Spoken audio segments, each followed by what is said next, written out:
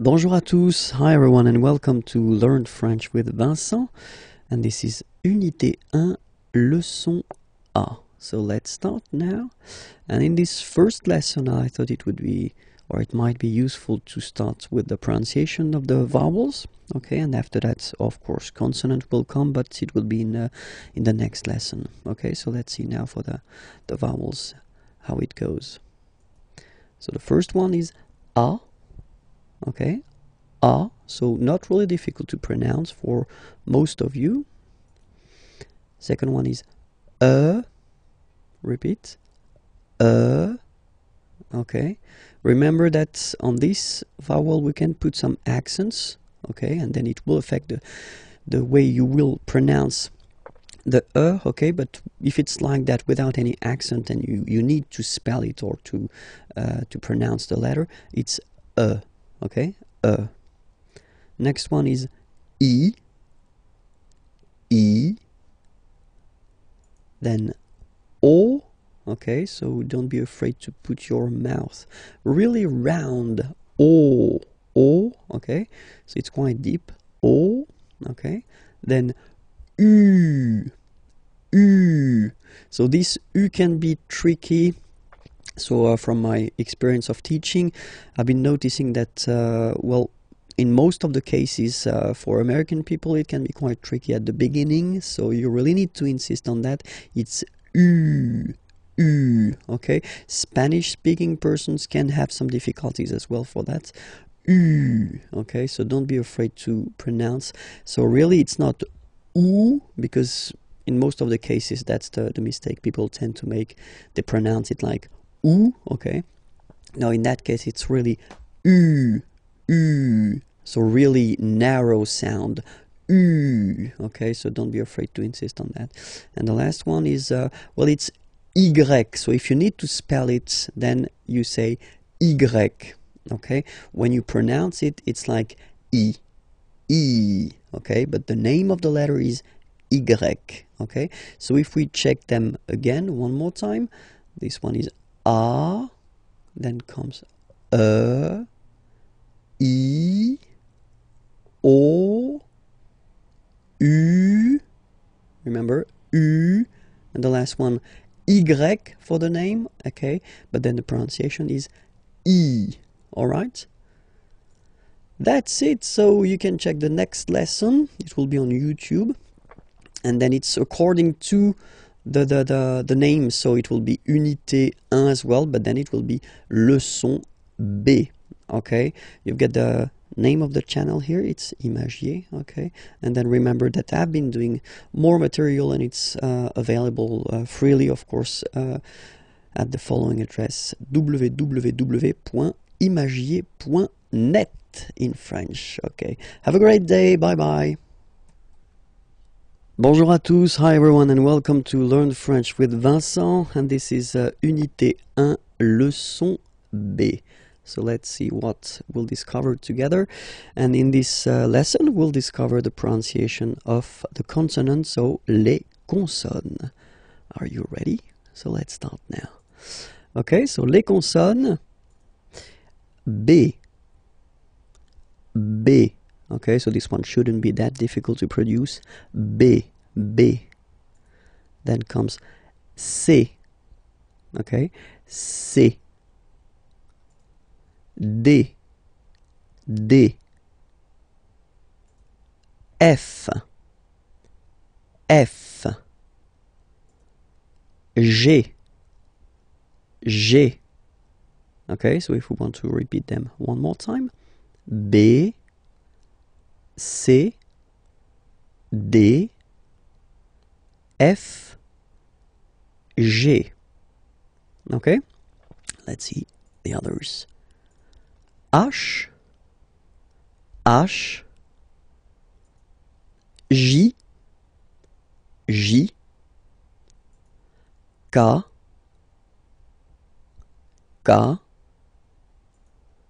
L,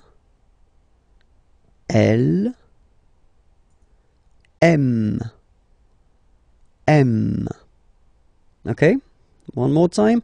H, J, K, L, M. Okay, and then of course it continues. N, N, P, P, Q, Q, R, R. So it's quite important because people tend to think that French people are making this R like that, really deep and really, well, it will hurt your throat if you try to insist too much on that. And if you listen to me, well, basically it's not that strong. R, R. Okay, so it's quite soft. R, R.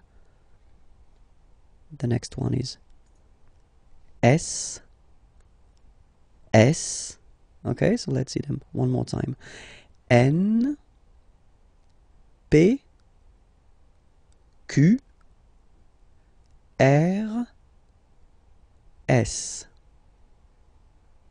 And the last consonant are T,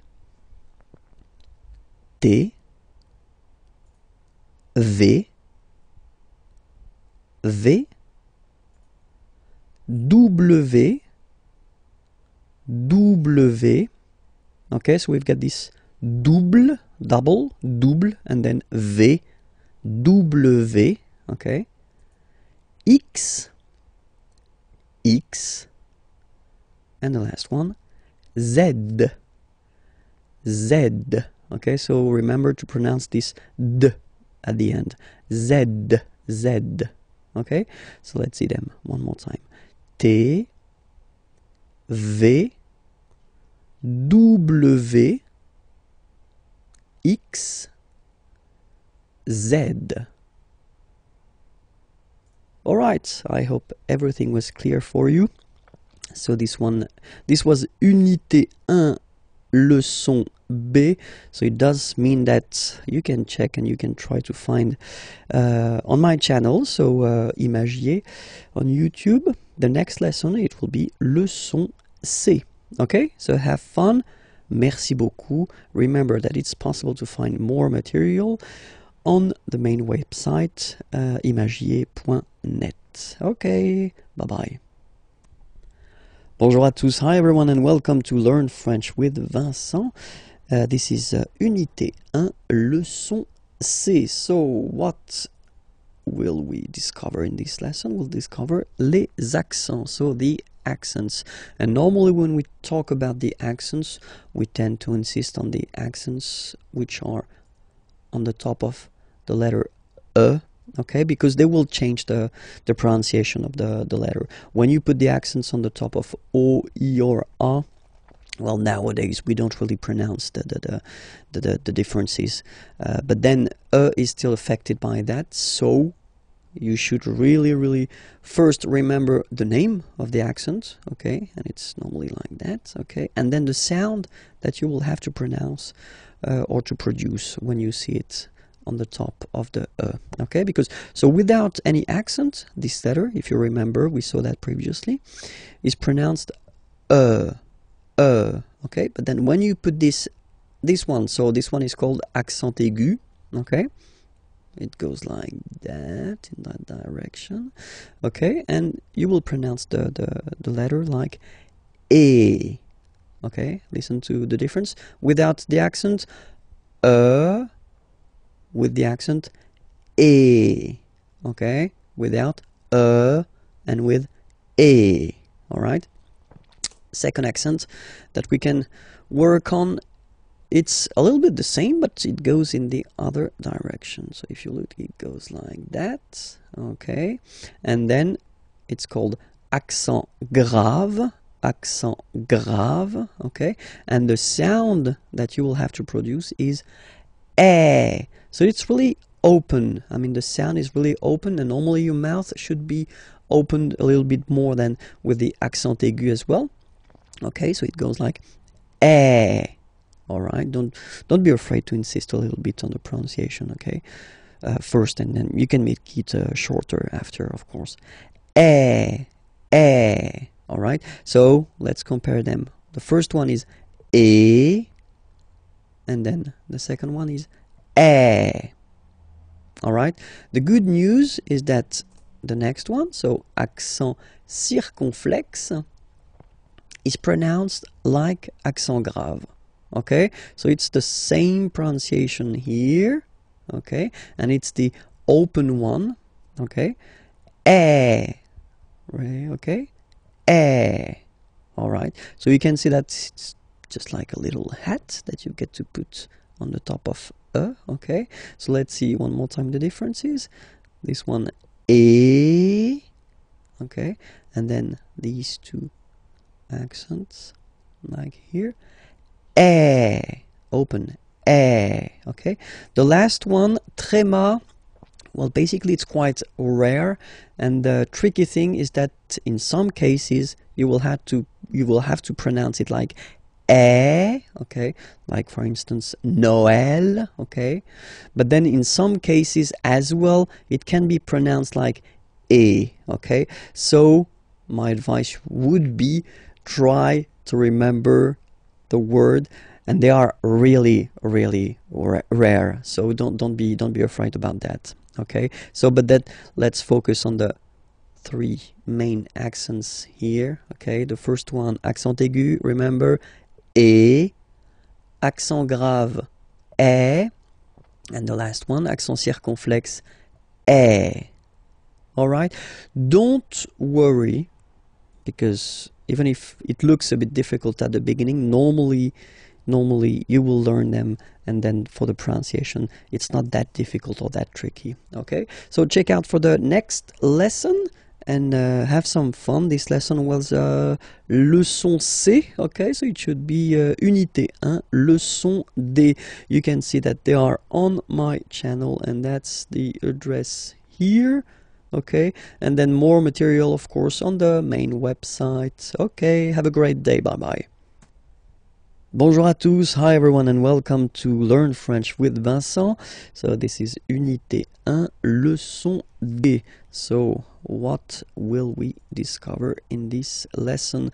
So we'll focus on les caractères spéciaux, so the special characters that maybe you will have to use if you want to, well, spell your name, or then if you want to give a web address or something like that. So because normally they can be quite useful, and at the really beginning, so it's quite useful to spend a little time on them. Okay, so let's start now. Les caractères spéciaux, the first one. Okay, if you look at it, it's here. Okay, and we called it tiret. Okay, tiret. All right, let's see the second one. Same thing, but it's, you know, the low one, so we call it tiret bas. Tiret bas. Okay, so remember the first one located in the middle is tiret, and the other one here is tiret bas. Okay, let's see the other one. So officially we called it arrobase, okay, but then, well, let's be honest, we can hear many French people or French-speaking people using this at, okay, but then the French way, of course, at, all right, but officially it should be arrobase. Okay, so don't be surprised if someone is using that, or then you can use it as well, because that's the way it should be used. So arrobase. Okay, here, so the dot, okay, because it's not always easy to spot here, we call it point. Okay, point. All right, so one more time, tiret, tiret bas, arrobase, point. Okay, and then it continues a little bit.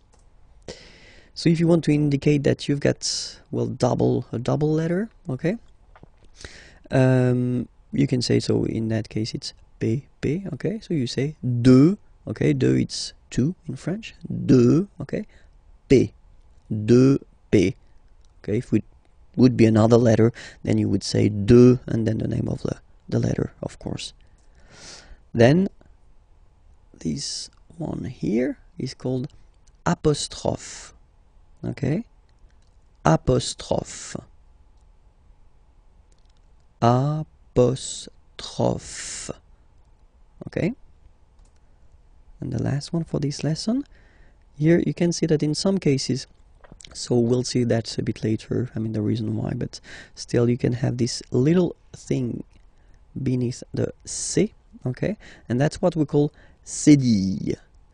Cédille, okay, cédille, yeah, cédille, okay. Alright, so that's it for this lesson.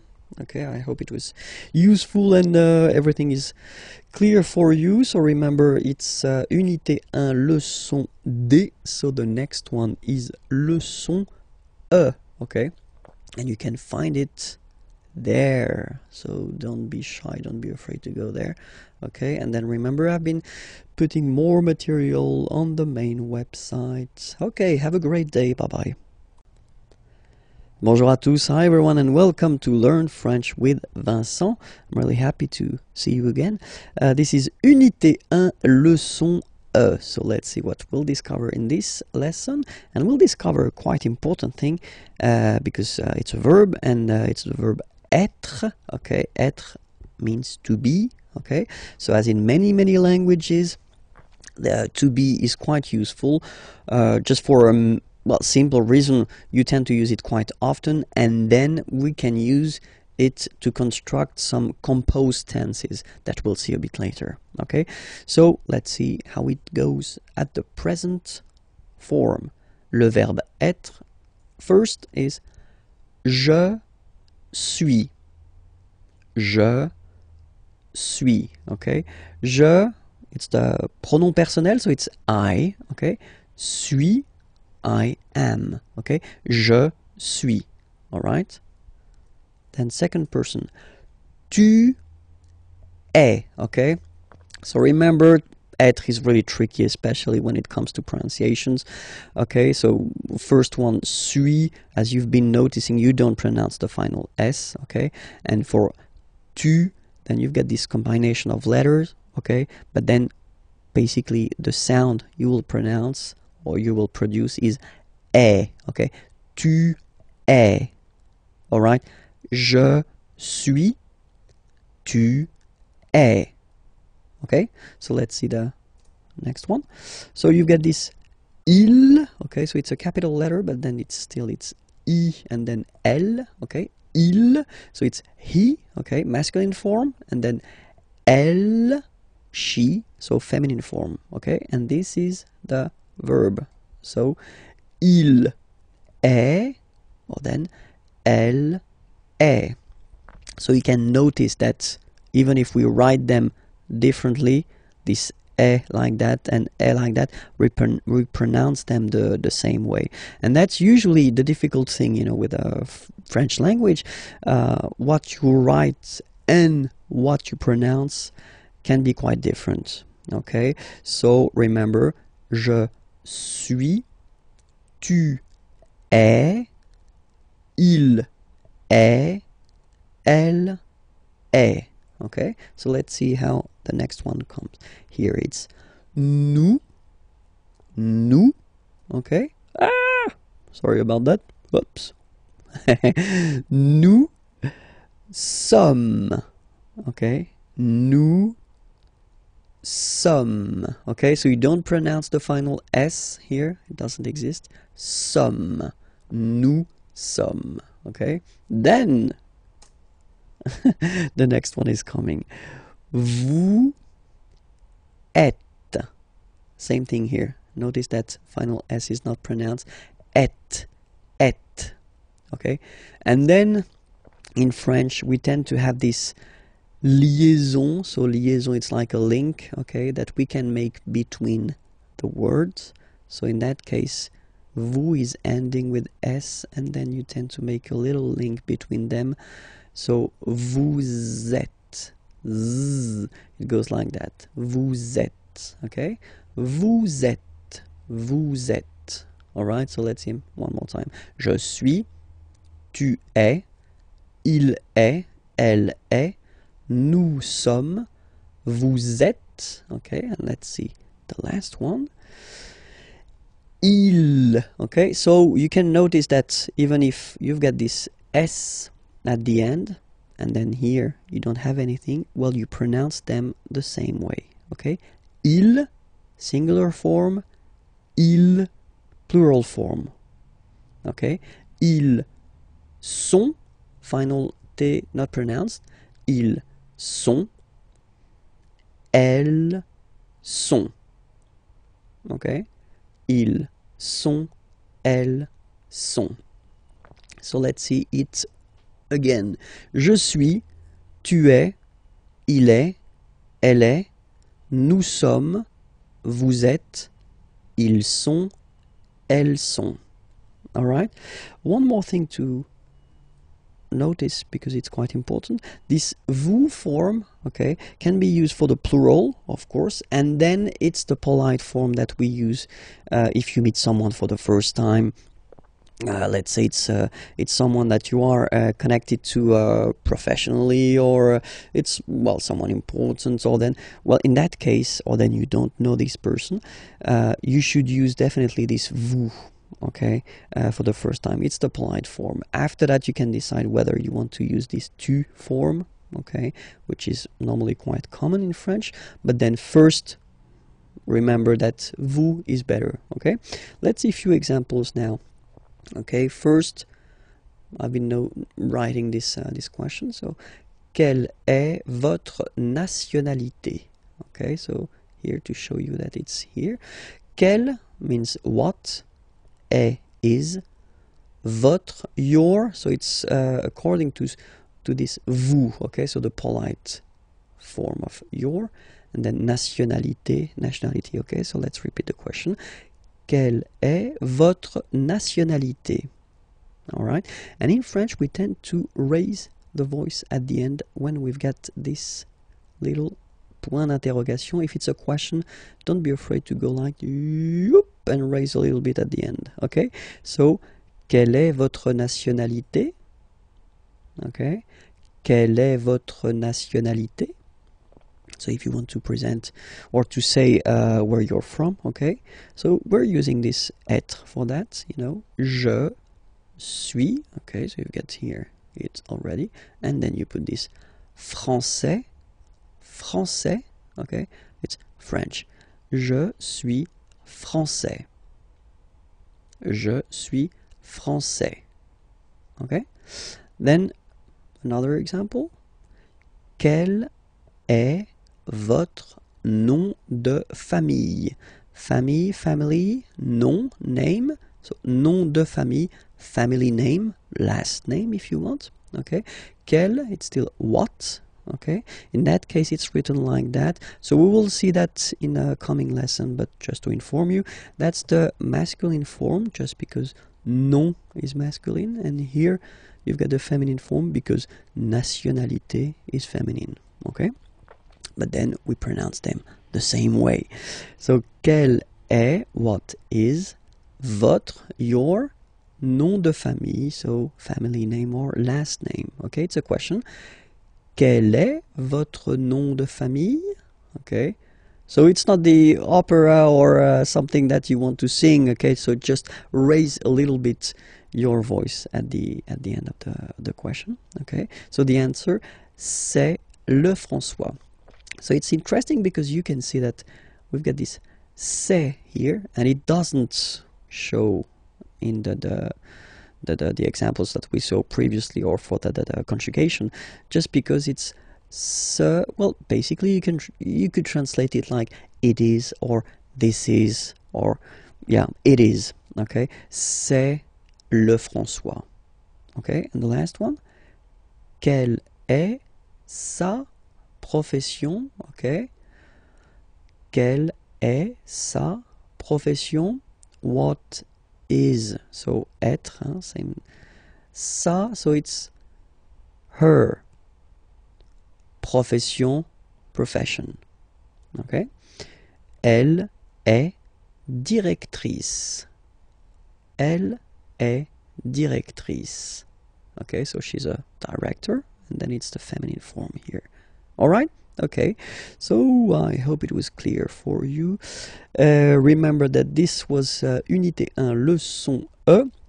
So the next lesson should be leçon F, okay? And then you can find it here on the channel in YouTube, and then of course more material on the main website imagiers.net. Okay, have a great day. Bye bye. Bonjour à tous, hi everyone, and welcome to Learn French with Vincent, Unité 1, leçon F. So let's discover together what we will see in this lesson. So the last lesson was introduction of le verbe être, okay, and I thought it would be more logical to continue with le verbe avoir. So avoir means to have, okay, and for the same reason as to be, okay, it's really useful and really used, so you should definitely know this verb avoir by heart if you want to master French language, okay. So let's see that, the verb avoir, okay, and so we'll see the different forms. So the first one is j'ai, okay, j'ai, all right. So if you remember correctly, we had this je, personal pronoun, and then when it comes near another vowel like a, for instance, then it tends to disappear, okay. So just to avoid pronouncing this je ai, because we think that in French it doesn't sound that beautiful, so we tend to take this e away, okay, so that you get this sound j'ai, j'ai, okay. So j apostrophe ai. Remember, when you combine this ai, you get the e sound, okay. Second one, tu as, okay. As usual in French, final s is not pronounced. Tu as, tu as, okay. First one, j'ai, tu as. Then comes il, so masculine form, he, okay, il, he, elle, she, okay, and then a. So as you can notice, second form as is pronounced a, and this is a, same pronunciation in both cases, okay. Then nous avons, final s not pronounced, avons, okay. And then we tend to make this little link, as I said previously in the lesson for être, you make this link between the two, so nous avons, okay, nous avons, that's it. Next one, same thing, the little liaison, little link between the two, okay. Vous avez, all right. And the last one, so same thing, if you can see, you get this final s and final s here, okay, and then you will have to make the little link between the two. Ils ont, okay, and then feminine form, elles ont, all right. Let's see the whole thing one more time. J'ai, tu as, il a, elle a, nous avons, vous avez, ils ont, elles ont. Okay, so let's see now, just to make it more clear. Remember, so I in French is je, you it's tu, he, il, she, elle, we, nous, you. So as in English, first use for the plural, a group of person, okay, and then second use the polite form for you, one person, okay. Vous, il, elle. One last time. Je, tu, il, elle, nous, vous, il, elle. That's it for this lesson. So it was leçon F. Oui, oui, oui, leçon F. So it does mean that the next lesson is leçon G. You can find it there, okay, on the channel, IMAGIERS channel of YouTube, okay, and remember that I've got a main website and it's called imagiers.net, so you can go there. Okay, bye-bye. Bonjour à tous, hi everyone, and welcome to Learn French with Vincent. This is Unité 1, leçon G. So what will we discover in this lesson? We'll discover le verbe aller. So the verb aller, aller means to go, so it's really useful because, well, we tend to use it like that, so for the main to go reason quite often. And we'll use it as also, like in many languages, for what we call the futur proche, so the near future. I am going to, and then you put a verb at the infinitive. So it is quite used, especially in the oral language. We tend to maybe use it a little bit more than the real future. Okay, so let's see how you conjugate this aller verb.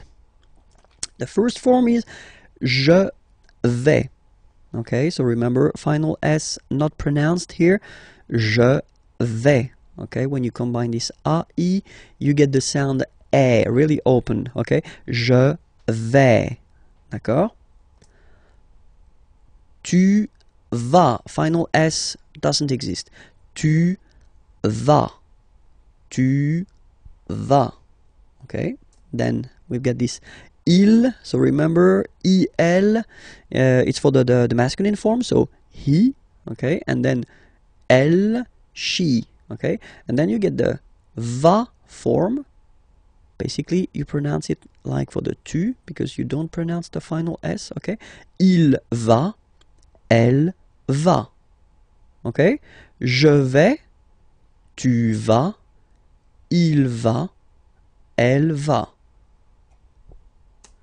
Then nous, so we, plural form, nous allons, okay, and if you, so final S not pronounced, and then if you are purist, and I'm sure you are, you want to make this beautiful and little liaison, so this little link between the words, so it does mean that you will have to pronounce this z sound, okay, listen to me, nous allons, nous allons. Okay, nous allons.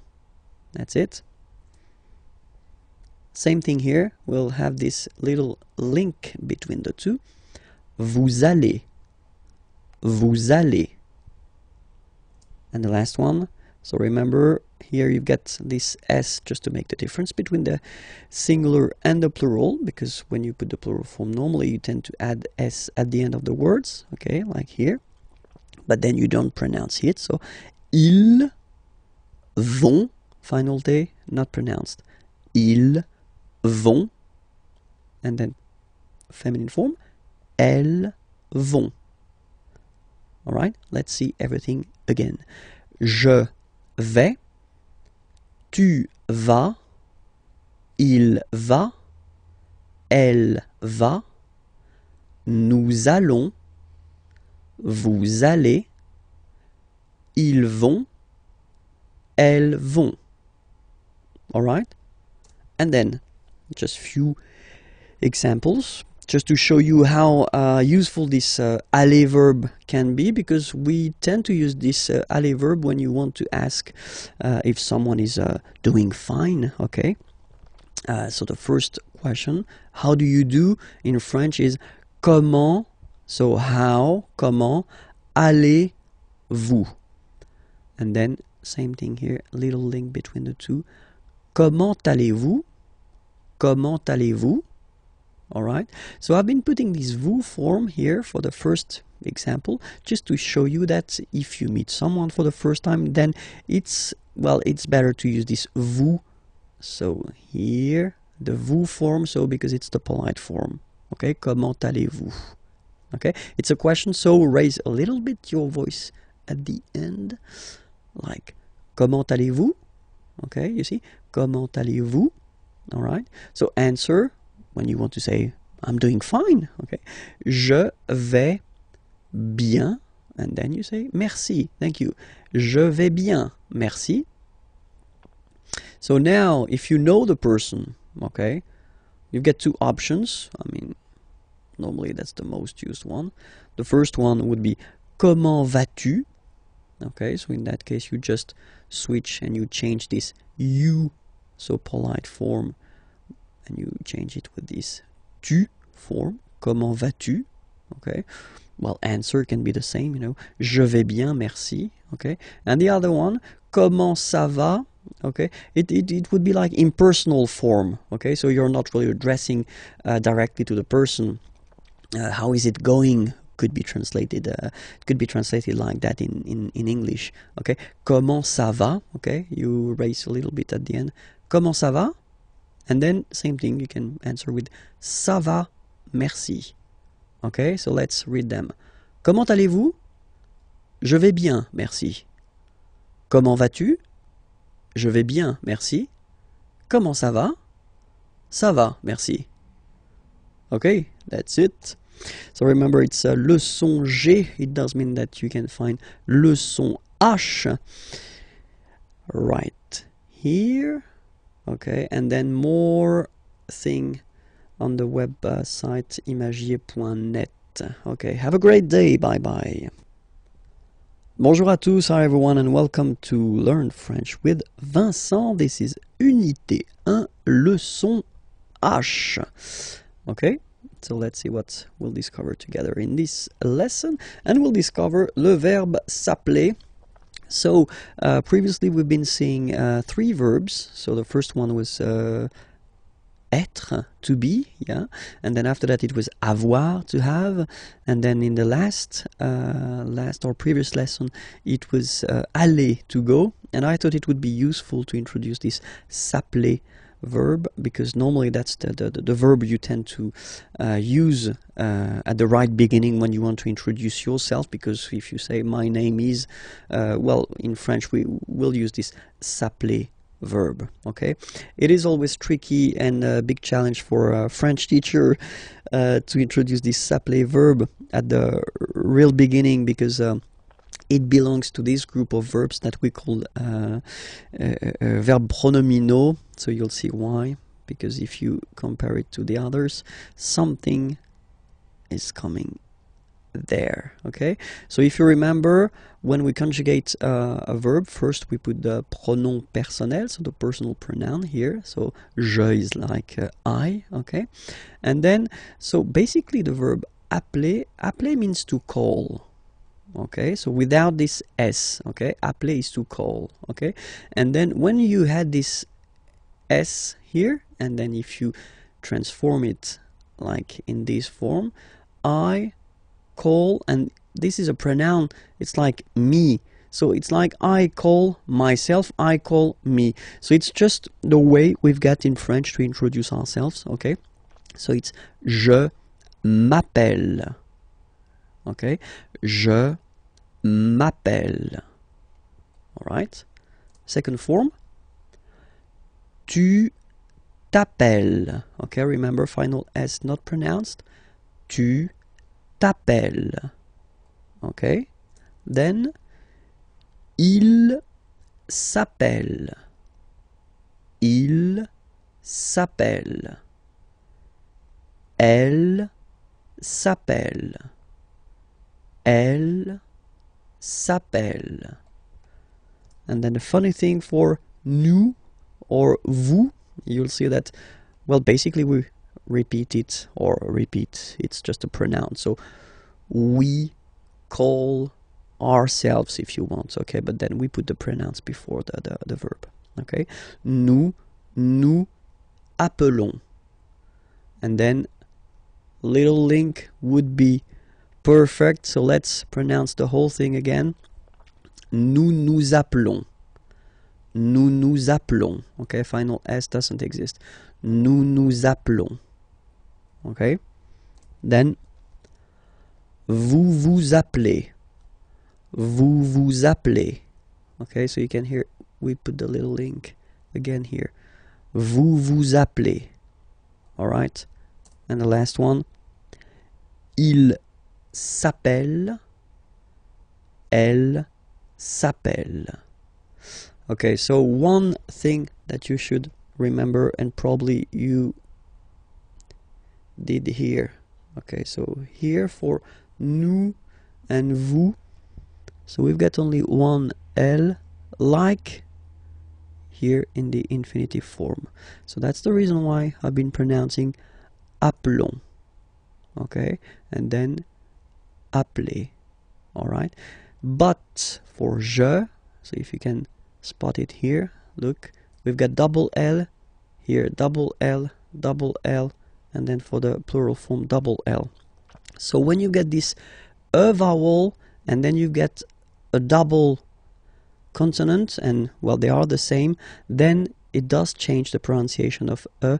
You tend to pronounce it like really open. That's the reason why you pronounce it appel, appel. Okay, appel, appel, appel, and appel. Alright, so as I said, that's the tricky thing with French language. I mean, you write them like here without S, here with S, and here with E and T. You pronounce them the same way. Je m'appelle, tu t'appelles, il, elle s'appelle, il, elle s'appelle. Okay? Alright. And now, a few examples. Comment vous vous appelez?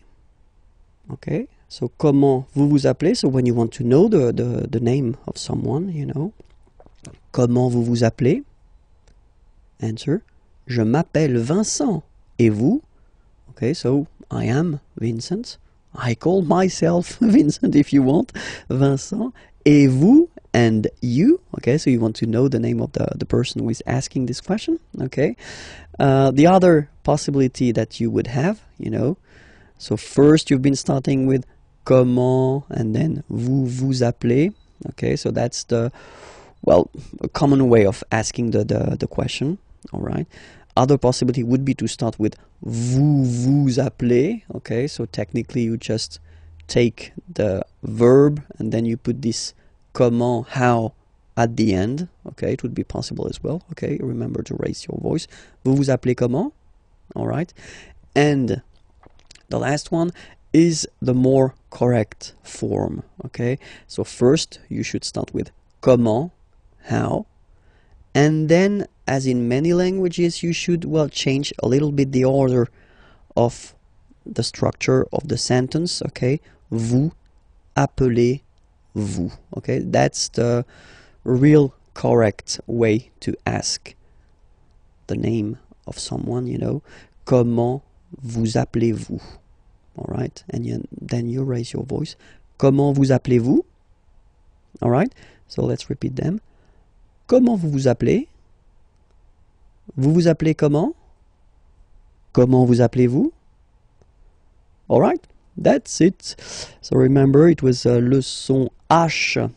It does mean that you can find le son I on the channel. It's here and it's on YouTube, and well, the main site IMAGIERS.net is here, and then you can find more material there. Okay, have a great day. Bye-bye.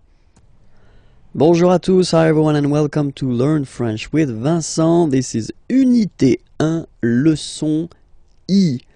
Okay, so let's see what we'll discover together, and together we'll discover in this lesson pour se présenter. So if you want to present yourself, okay, so it will be a really short lesson, but still quite useful, because, well, technically you will have to present yourself at one point when you speak with French people or French-speaking people. Okay, so let's discover how it goes. The first one, well, I tend to use this appeler verb, okay. Je m'appelle Vincent Lefrançois, okay.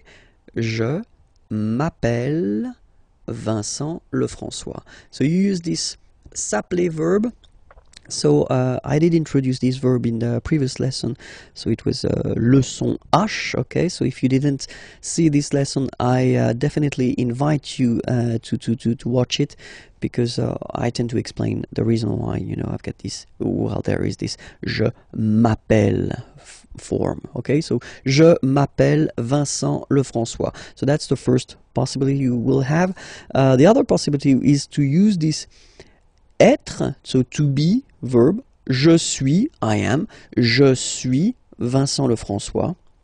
Okay, so the first one, je m'appelle, so basically s'appeler or je m'appelle, you could translate it directly, but well, it's not really interesting, but still, you know, I call myself, okay, so that's the verb we tend to use when we introduce ourselves. Je m'appelle Vincent Lefrançois, okay? And then the second one, I am, je suis Vincent Lefrançois. And the last option we will have is mon nom, my name, mon nom is Vincent Lefrançois, okay? First option, je m'appelle Vincent Lefrançois. Second, je suis Vincent Lefrançois.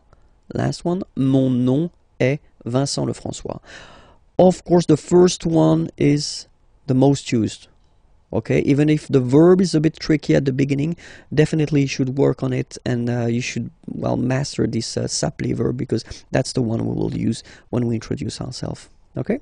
So I hope it was clear. Have a great day. Remember that the next lesson, leçon J, is online, and you can find it here. Okay, and then I've been making more material, and they can be found here on imagiers.net. Okay, have a great day. Bye bye.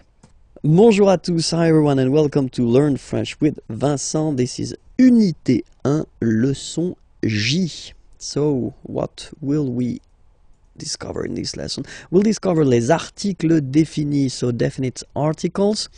In English, it would be the. Okay, but in French, of course, as usual, we've got the difference between the masculine form, the feminine form, and the plural form. Okay, and we start with the masculine form, so we've got le,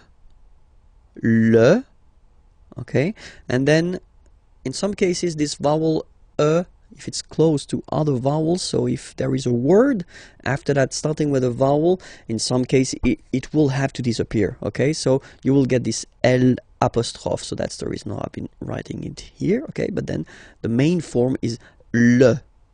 Okay, then la, feminine form, la, same for the same reason, you know, you will have this option L apostrophe as well. And then the plural form is les. Okay, so whereas in English you've got there is only this the form, in French we will have the difference between the masculine form le, the feminine form la, and then the plural form les. So of course, according to the word, you will have to choose the correct article. So we'll take a few examples here. The first one is chien. Chien is a dog. And in French, chien, like that, it's masculine, so le chien. So basically, you just put the article le and then chien, okay? In that case, second case, ordinateur, well, you can see that it starts with the vowel O, okay? And as I said, you know, and O, they don't get along that well, so you've got to take this away, and then you get this l'ordinateur, all right? And third example, so I took on purpose this hôtel, okay, because it starts with H, but remember that in French we don't pronounce H, okay, so basically the first sound of the word is the vowel O, okay, so for the same reason, needs to disappear. L'hôtel, okay, so if we repeat them, le chien, l'ordinateur, and then l'hôtel. Okay, feminine form, la famille. Okay, so no problem. So family, la famille. Okay, then we've got argent, money, argent. Same for the same reason. So l'argent. Okay, you get to take this A away, l'argent. And same thing as previously when what we saw for the masculine part, even if you've got this H, then the first sound you hear is A, okay, so for the same reason you will have to take this A away, and then you get this l'habitation. L'habitation. Okay, and then I've been taking, well, basically the example from here, chien, okay, and then I put S at the end, and it's the mark of the plural, okay, so you put les chiens, the dogs, okay, les chiens, and then you take famille, family, okay, just add this final S, and you get the plural form, les familles, okay, remember, chien, singular form, chien, same pronunciation, but you put this S, okay, final S, not pronounced, famille, singular form, famille, plural form, same pronunciation, S, not pronounced, okay, I hope it was clear. So it's leçon J, it does mean that you can find the leçon K right here, okay, and then more stuff there, imagier.net. Have a great day. Bye bye. Bonjour à tous. Hi everyone, and welcome to Learn French with Vincent. And this is Unité 1, Leçon K. Okay, so let's see what we'll discover in this lesson together. We'll discover les articles indéfinis. So indefinite articles. So in English there is only one, and it's or un.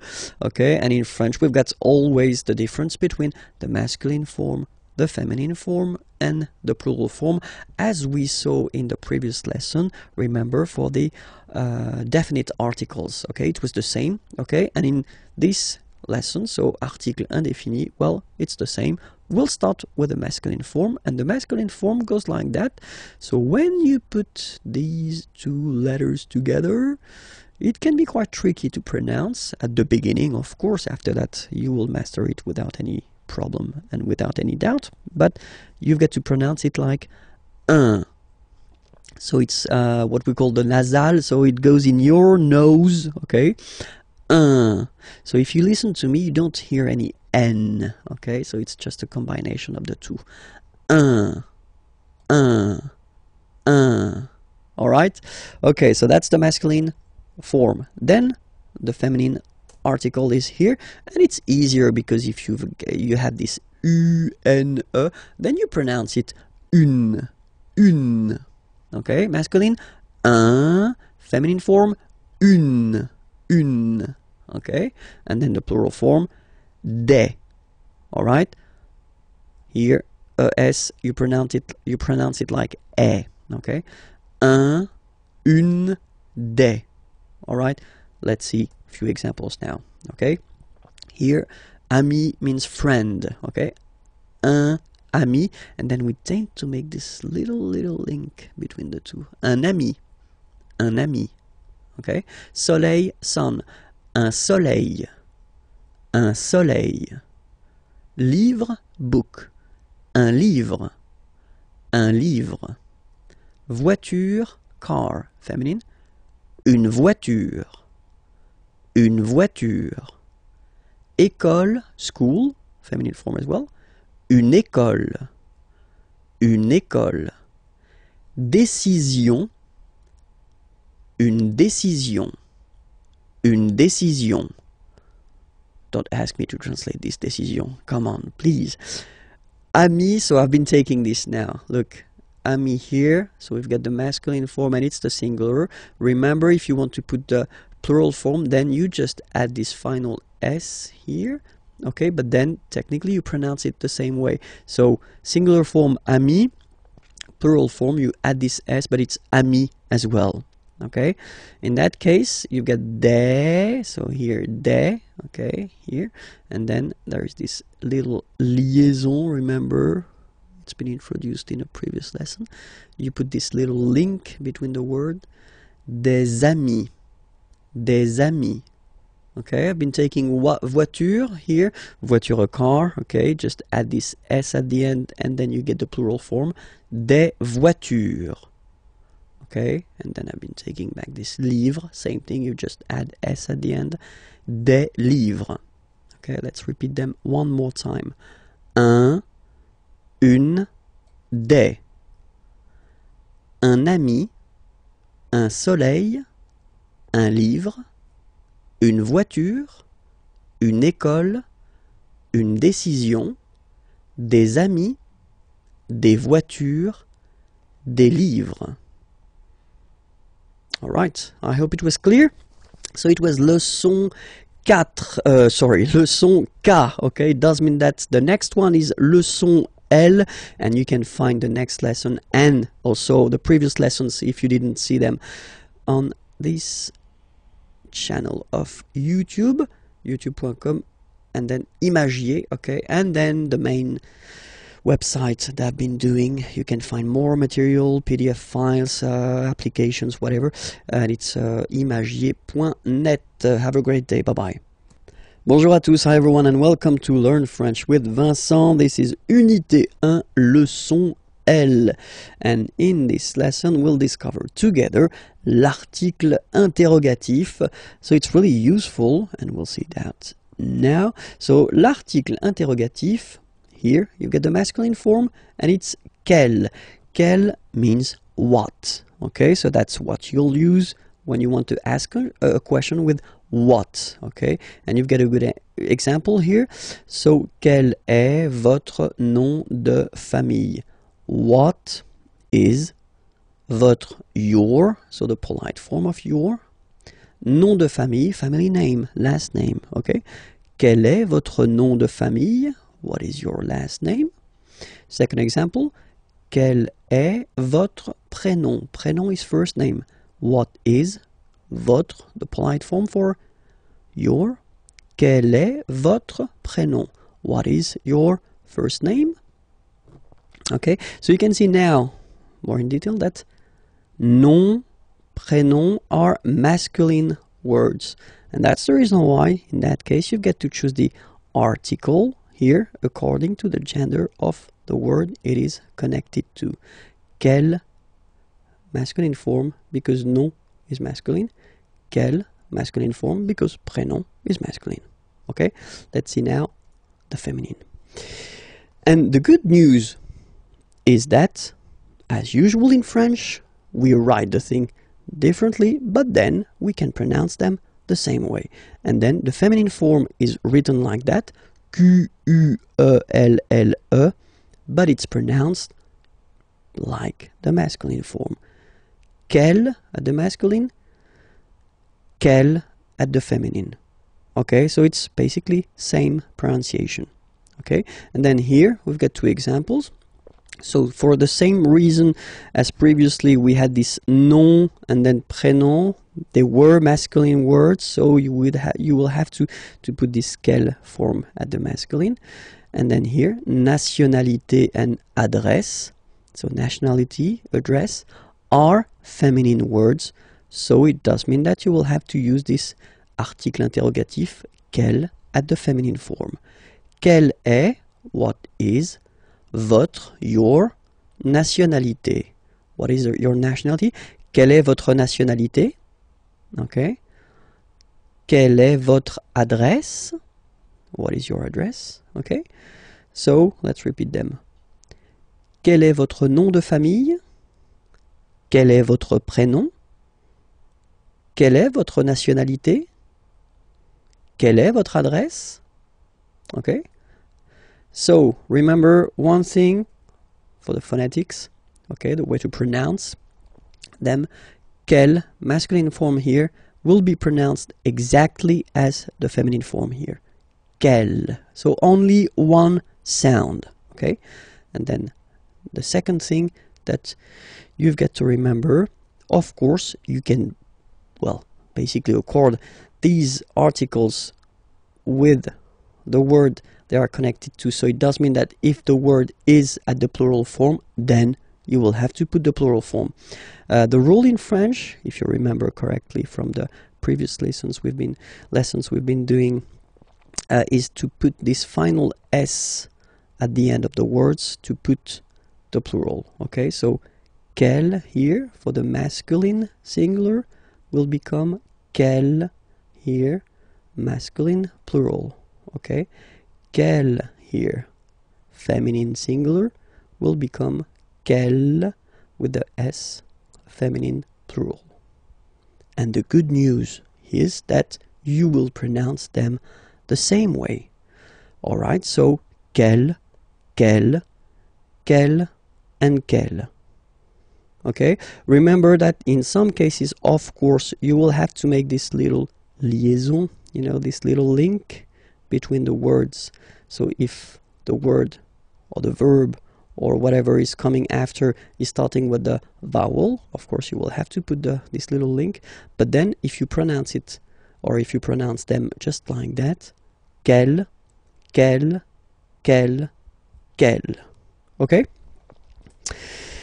That's it. So it was leçon L. Okay, it does mean that the next lesson is leçon M, and you can find this lesson or the previous lessons on the channel that you can see here on YouTube. Okay, and then the main website IMAGIERS.net, it's here.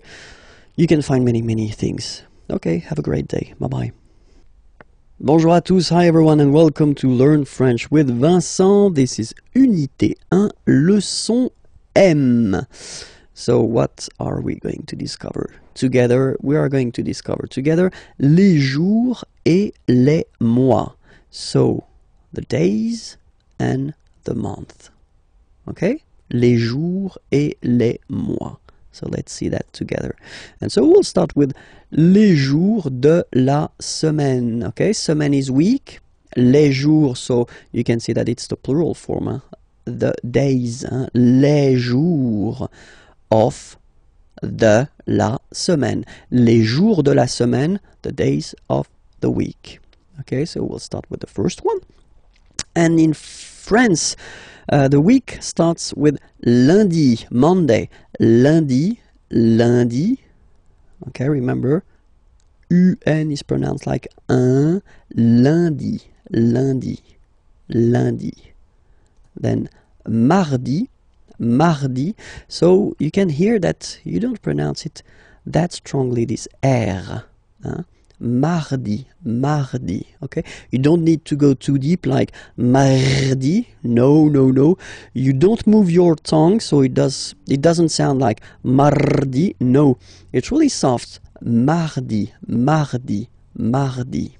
Okay? The next one is mercredi, mercredi, Wednesday. Mercredi, mercredi. Okay? Next one, jeudi. Jeudi. Remember, when you combine this U, you get the sound jeudi. Jeudi. So I insist a little bit, so make it softer. Jeudi. Jeudi. Then EN, nasal, and it's en. So remember, vendredi. Vendredi. Vendredi. Vendredi. Okay? Then samedi, samedi, don't insist on the huh? Samedi, samedi, all right? And the last one, dimanche, dimanche. You get the sh, and then an, en, dimanche. Okay, let's see them one more time. Lundi, mardi, mercredi, jeudi, vendredi, samedi, dimanche.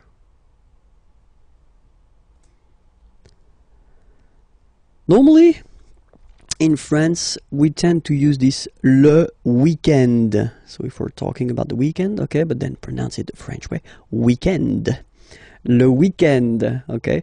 But then in other French-speaking countries, they tend to use this la fin de semaine, okay? But then in most of the cases, if you talk with French people, it will be le weekend, le weekend. if you want to talk about les mois de l'année, okay, année, year, mois, month, okay, les mois de l'année. So we'll see now the first one. The first one, January, so it looks, well, it looks a bit the same, no? No, wow, no. But anyway, janvier, so that's the way to pronounce it. Janvier, A-N, en, okay? And then, ye, janvier. Then comes février, février. Okay, remember when you have this accent aigu on the top of then you pronounce it e. Okay, there is a lesson regarding this topic, so don't be afraid, and if you're not sure about that, well, try to practice it. Février, février. Okay, then mars. Okay, so in a way it's an exception because normally final S is not pronounced in French. Okay, we've got some exceptions, and this one is one of them. So mars, pronounce the final S. Mars, mars. Okay, then avril, avril, avril. Nothing really tricky about this month, I mean, for the pronunciation. Avril. Okay, here be careful because people tend to try to pronounce it the English way. In French, remember, when you combine this A and then I vowels, you get the sound E, E. So really open E, okay? And then you pronounce it me, me. Okay, so don't pronounce I, don't try to pronounce it. No, it's me, me. So it's not my, it's me, okay? And then here, well, it's a bit tricky, but still, IN goes like un, okay? And then you get ju, juin, juin, juin. Okay, let's see them one more time. Janvier, février, mars, avril, mai, juin. Okay? Second round. Hop. Juillet. Okay, you get this double L here. Juillet. Juillet. Don't pronounce this final T, E-T here at the end.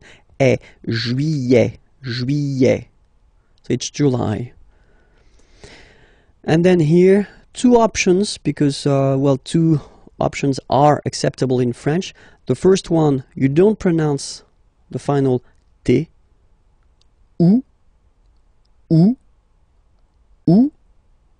Second one, you pronounce it. Août. Août. Août. Alright, so remember, first option, don't pronounce it. Ou. Second option, you pronounce it. Août. Août. Août. Okay? Then, well, it's quite simple normally for English-speaking persons, or then it's quite close to other languages as well. So, septembre, septembre, septembre. Remember this E-M en septembre. You don't insist on the final E. Septembre, septembre. Then, same thing here. Don't insist on the final E. Octobre, octobre, octobre. Novembre, novembre, novembre. Okay, E-M en novembre, novembre. And the last one, décembre, décembre, décembre. Same thing, E-M en décembre. Okay, so let's repeat them. Juillet, remember this, juillet. Août, first option. Août, second option. Septembre, octobre, novembre, décembre. Okay? The little gift. L'hiver, l'hiver, and it means winter. So I've been putting this M here just to tell you that it's masculine. L'hiver, le printemps, spring, l'été, l'été, summer, So I forgot to put it, but here I should put M because it's masculine. L'été, l'automne, l'automne. And same thing here, it should be M, automne, masculine, l'automne. Okay, so let's repeat it. L'hiver, le printemps, l'été, l'automne. And then, the last thing for this lesson, if you want to introduce the dates, okay, so if you want to tell what day it is today, so aujourd'hui means today. Aujourd'hui, today. Nous sommes, so we use the verb to be, okay, we are, nous sommes, le 8 juin 2012. Okay, so forget for the 2012, don't be afraid. We'll see that a bit later for the numbers. Okay, aujourd'hui, today, nous sommes, we are, le, you put the article, definite article, okay, and then you put the date here. Okay, you start with the number, the month, and then the year. Okay, or then, second option, aujourd'hui, so it doesn't change, it's here, today, c'est, it is, this is, and then you put the date, le 8 juin 2012. Okay? That's it. This is leçon M. It does mean that the next one is leçon N, and you can find it at the following address here, or then you can go as well at this address, imagiers.net, just to find more material. Have a great day. Bye-bye. Bonjour à tous, hi everyone, and welcome to Learn French with Vincent. This is Unité 1, leçon N. And we'll discover in this lesson le masculin et le féminin. So let's see how we will modify some words that are masculine into a feminine form here. Because, for instance, we're talking about, well, whether professions or occupations. Here, student, assistant, actor, dancer, baker, and then computer scientist. It looks quite nice in English. Informaticien is nice, but still in English. Computer scientist, it's really interesting. Okay, so the rule in French is to add a at the end of a word to put the feminine form. Okay, so for instance here we've got étudiant, and then we've got assistant here. Okay, you just take it back here, étudiant, and then you will add this a at the end without modifying the first part. Okay, so it will of course change a little bit the pronunciation, because you will pronounce it at the masculine form. Il est étudiant. Okay, A-N-T, étudiant. Okay, but then for the feminine form, elle est étudiante. Okay, t, t, t. Okay, you don't really insist on the E, but you insist quite much on the T. Elle est étudiante. Il est assistant. So don't pronounce the final T here. But for the feminine form, elle est assistante. Okay? Étudiant, étudiante. Assistant, assistante. Alright? Then we've got now the tricky ones. Il est acteur. Okay, so it's one of the irregular ones.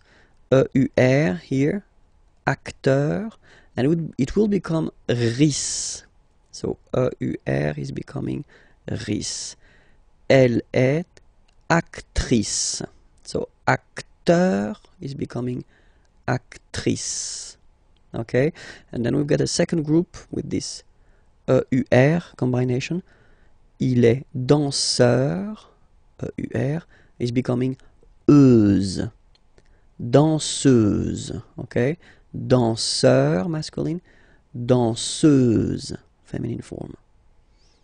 Il est danseur. Elle est danseuse, okay? Then we've got this group like boulanger, boulanger, ER. So if you add this final E at the end, then you will have to put this accent here, accent grave. Remember, when you get this E plus this accent grave, you pronounce it like E, really open E sound, okay? So boulanger, boulanger, and then feminine form, boulangère, boulangère. Same thing, don't insist too much on the final E, boulangère, okay? Il est boulanger, elle est boulangère, alright? And the last group is IEN, informaticien, yin, yin, yin. So that's the way to pronounce this IEN, yin, yin, okay? Informaticien, alright? And then, if you look carefully, then here, okay, you will have to double the N and then add this final E, okay? And you get the sound informaticienne, sienne.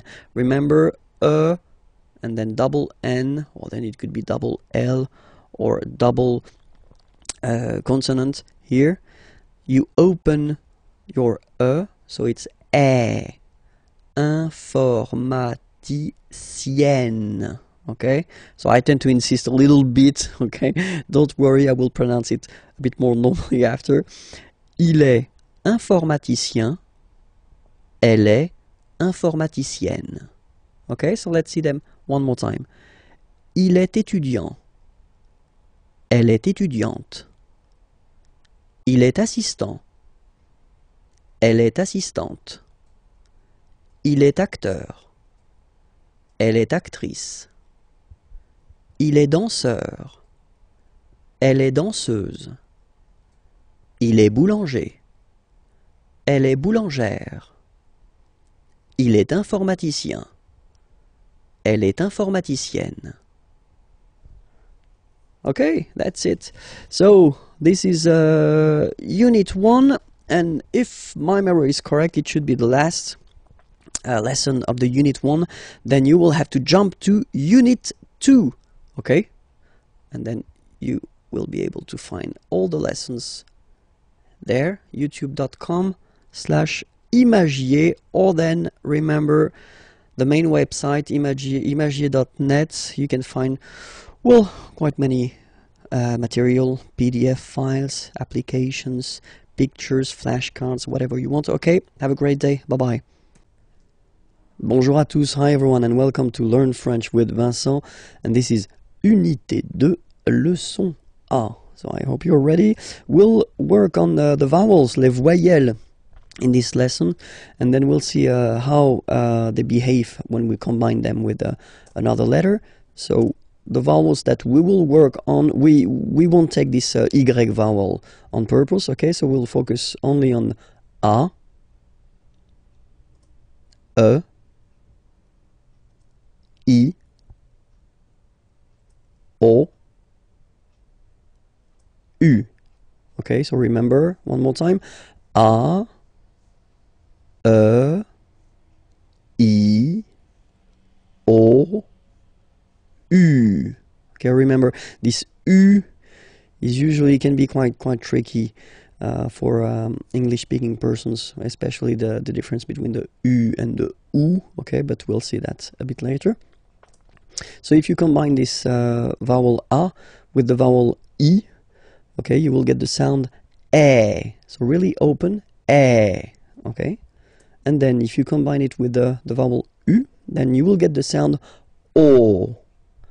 O. Alright, so, well, exactly the same sound as this O vowel here. So it's the same O. Okay, and then if you combine it with the letter N, in that case, you will get what we call a nasal, so it goes in your nose, and then you get the sound on.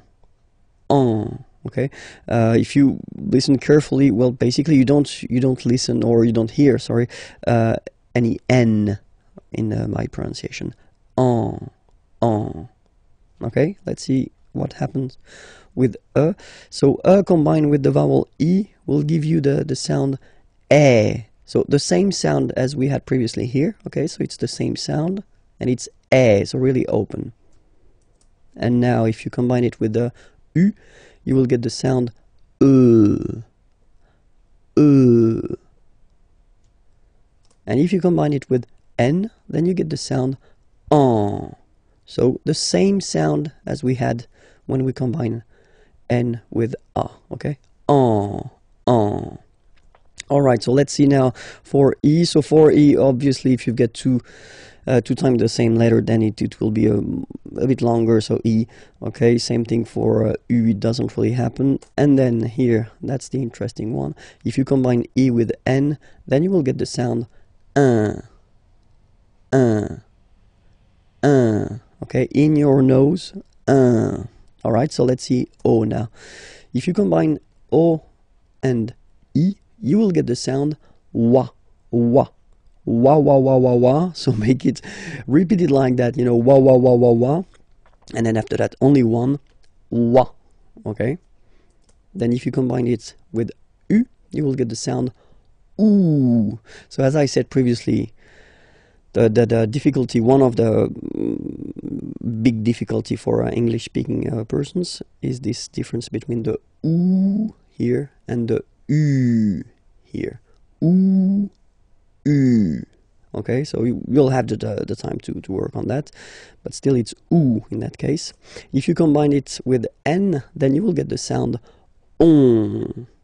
Same thing, nasal, so in your nose, on. Alright, and let's see the last one. So if you combine u and e, you get the sound oui. Alright, so really u, it's not oo, okay, so it's u, ui.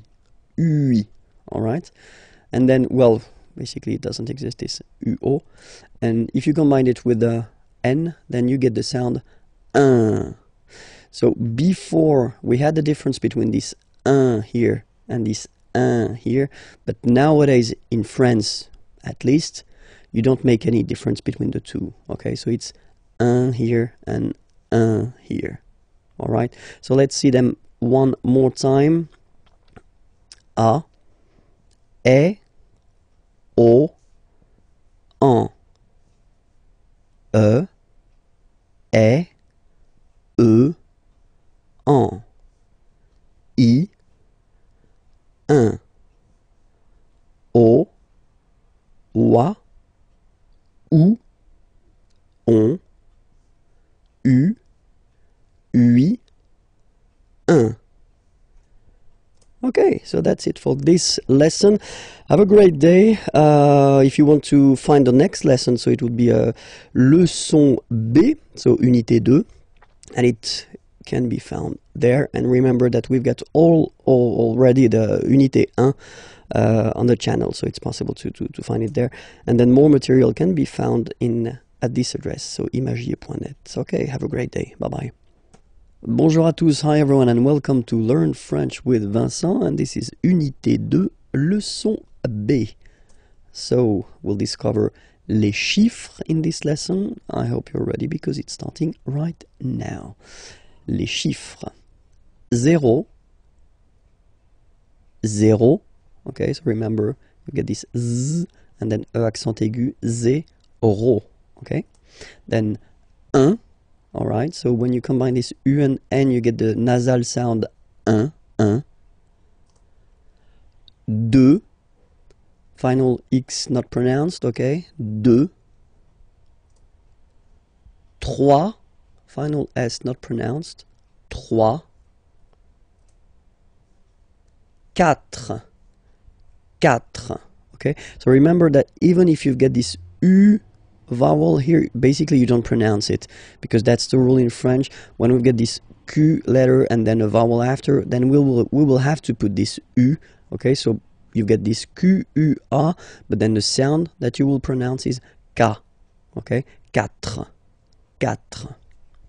alright, and next, 5, 6,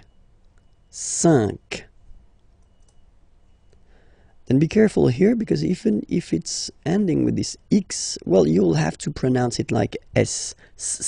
Okay? So you get the six pronunciation. Six. Six. Okay, so it's not six, it's six. Alright? Then here, remember, P is not pronounced. Okay, it doesn't exist, so you got this set sound. Set. Set. Okay? Then here, final T is pronounced, so huit. Huit. Remember in French, this H letter here, okay, doesn't exist phonetically, so we don't really pronounce it. Okay, so if you listen carefully, you will only listen or hear these vowels at the beginning of the word. Huit. Huit. Okay? And then neuf. Neuf. Neuf. Okay? That's it. It was a short one, but really, really important. Okay, so if you're not sure about your pronunciation, don't be afraid to practice. If you want to find the next lesson or the previous lessons, well, they are here, youtube.com/imagiers, and then more material can be found on the webpage imagiers.net. Okay, bye-bye. Bonjour à tous, hi everyone, and welcome to Learn French with Vincent. This is Unité 2. Leçon C. Okay, so let's see what we'll discover in this lesson. And we'll discover a quite useful thing, because in Leçon B, if you remember carefully, I did introduce the numbers till 9, and then we'll continue, so from 10 to 20. Okay, de 10 à 20. Okay, so let's start now. 10. Okay, so remember, final X here is pronounced like S. 10. 10, okay, then 11, 11, okay, so O plus N give you the sound on, 11, 11, okay, final E doesn't exist phonetically, 11, okay, 12, 12, O, U, the two together will give you the sound OU, okay, and then Z, 12, 12, alright? Then now if you combine this E and I, you get the sound E, really open. 13, 13. Final E, as usual, not pronounced. 13, 13. Okay? Then here, 14. So remember, Q and U here, well, basically you've got to put this U vowel, because that's the rule in French, even if you don't pronounce it, okay? So you will get the sound K here, K, 14, 14, okay? Same thing here, U doesn't exist, so 15, 15, 15, all right? IN, nasal, so it's 1, 1, 15, 15, okay? Then it continues, of course. Now you get this 16, 16. Same thing, final E doesn't exist. 16. E and I together, they give you the sound E, really open. 16, 16. Okay? Then it becomes logical now, because if you look carefully, you've got this 10, okay? 10, and then 7. So if you remember this, it's here, it's 10, and then 7, okay, so it's clear. But then for the pronunciation, 17, okay, so you don't insist on the S. 17, 17, 17, okay. Then 18, so you will make this little link between the two, the liaison. 18, 18, 18, okay. Then 19, 19, 19, okay, E-U-E, 9, 9, 9, 19. And the last one, so this G letter is here, but you don't pronounce it, okay, and then final T doesn't exist phonetically either, so basically you will only need to pronounce these 3 letters, so you've got V, V, and then you've got nasal, I-N, 1, 20, 20, okay? I hope everything was clear. Well, you can sorry, you can check for the next lesson on YouTube, and that's the place where you can go. And then the website is here as well. Okay, have a great day. Bye bye. Hi everyone, bonjour à tous, and welcome to Learn French with Vincent. And this is Unité 2, leçon D. So let's see what we'll discover together in this lesson. And we'll work on les adjectifs possessifs, so really useful. Well, in French, as usual, we will have the difference between masculine form. So for the masculine form, we'll have mon,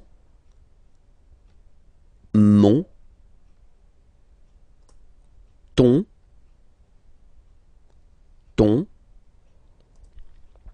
son,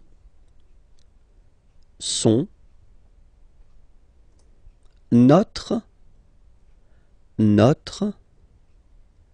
votre, leur. Okay, so let's be clear, you know, when we talk about les adjectifs possessifs, in English it will be my, your, his, our, your, their. Okay, but then in French, well, basically we'll have the difference between the masculine, the feminine, and the plural. And then keep in mind, we'll see that a bit later when I will give you some examples, that in French we don't decide whether it's masculine, feminine, or plural according to the subject, like in English, because in English you put whether the masculine or the feminine according to the subject, but we will in French put the masculine according to, or the feminine or the plural, according to the word it is connected to. Okay, so it's quite important to just remember that, because it will be really important for the decision whether you put the masculine or the feminine or the plural form. Okay, so we saw first now here the masculine form. Let's check the feminine form, and it's ma, ta, sa. Okay, so you can see well, of course differences, but then still, you know, it works like M, T, and then T, and S. Okay, so, well, mon, masculine, ma, feminine form, ton, masculine form, ta, feminine form, son, masculine form, sa, feminine form. And then the good news is that notre is the same, votre is the same, and then leur is the same. Okay, so you don't really have a difference between these three persons. You will have to use the same adjective possessive. Okay, so the only difference is there: mon, ton, son, ma, ta, sa. Okay, and now let's see the plural part here. Okay, so for the phonetical or pronunciation aspect of it, then remember that this es here combined will give you the sound e. Okay, so you'll pronounce it like me, okay, te, so logical, same pronunciation here, te, se, alright, so me, te, se, okay, and then for the plural, no, vos, and then leur. Okay, so remember, even if you've got this final S, you don't pronounce it, as it was the case already for this word, no, you don't pronounce the final S, vos, you don't pronounce it, leur. Okay, so if we see that one more time, it's me, te, se, and then no, vos, leur. Okay, so let's see a few examples now. So for the masculine, mon père. Okay, so père means father. Okay, so father is masculine, and so you will put mon père. So you will put here the masculine adjective possessive, my father, just because father is masculine. Okay, so the subject, the person who is actually talking about his father or her father, doesn't really affect the fact that you use the masculine or the feminine here. You put the masculine because father is masculine. Okay, so vélo, bicycle. If you want to say my bicycle, you will say mon vélo. Okay, just because vélo is masculine. Un vélo, and then mon vélo. All right, let's see now a few or two examples for the feminine. Mother, mother is feminine, and then you will have ma mère. Ma mère, my mother. Ma mère, okay? Here you've got voiture. Voiture means car, a car, okay? And it's feminine, so une voiture. Same thing here, you will put the feminine form, ma voiture. Ma voiture, okay? And let's see now for the plural. So parents, parents, mes parents, okay? Because it's the plural form here, okay? So you get the plural form here as well. Mes parents, okay? And then amis, friends, okay? It's the plural form, so it's mes amis, okay? And then let's be purist and make this beautiful liaison between these two words. Mes amis, mes amis, mes amis. All right? So, I hope it's clear, because, of course, as usual in French, we've got some exceptions. And the exceptions are for the feminine words, like identité, for instance. Identité, so it does mean identity, okay? If you look carefully at this word, you can notice that it is starting with a vowel, so I in that case, okay? And then for aesthetical reasons, we think that ma identité, so the way that normally you should put the feminine form, so ma identité, doesn't sound nice. So for that reason, we put the masculine adjective possessive. So remember, with the words, feminine words that start with a vowel like I here, identité, you will have to use les adjectifs possessifs masculins, so the masculine form. So it goes like mon identité, so my identity, mon identité, mon identité. Okay, another example, adresse, so same thing here, adresse is a feminine word, but then it starts with a, okay, same thing, you will have to use adjectif possessif masculin. Mon adresse, my address, mon adresse, okay? You can hear now this little link, so you get to pronounce this N. Mon adresse, okay? And the last one I took, same thing, opposition, well, basically feminine, but then it starts with the O. Mon opposition, you make this link, huh? Mon opposition. So let's repeat it one more time. Mon identité, mon adresse, mon opposition. Okay? I hope everything was okay with you. So it was leçon D. Okay, so remember to check for the next lesson and the previous lessons there, here. And then you get, of course, more material at the following website, www.imagiers.net. Okay, bye-bye. Bonjour à tous, hi everyone, and welcome to Learn French with Vincent, and this is Unité 2, leçon E. So let's see what we'll discover in this lesson, and we'll work on les pronoms toniques. So they're useful, and normally we tend to introduce them quite fast in French because you will have to use them.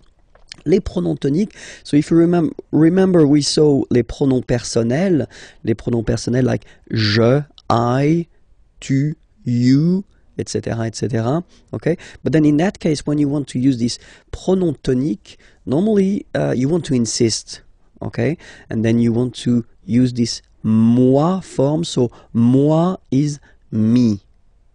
So that's the main difference between moi, me, and then je, I, because je, normally you will use that to construct a sentence as a subject, okay? Normally this moi is not a subject, so it's not possible to put that right before a verb.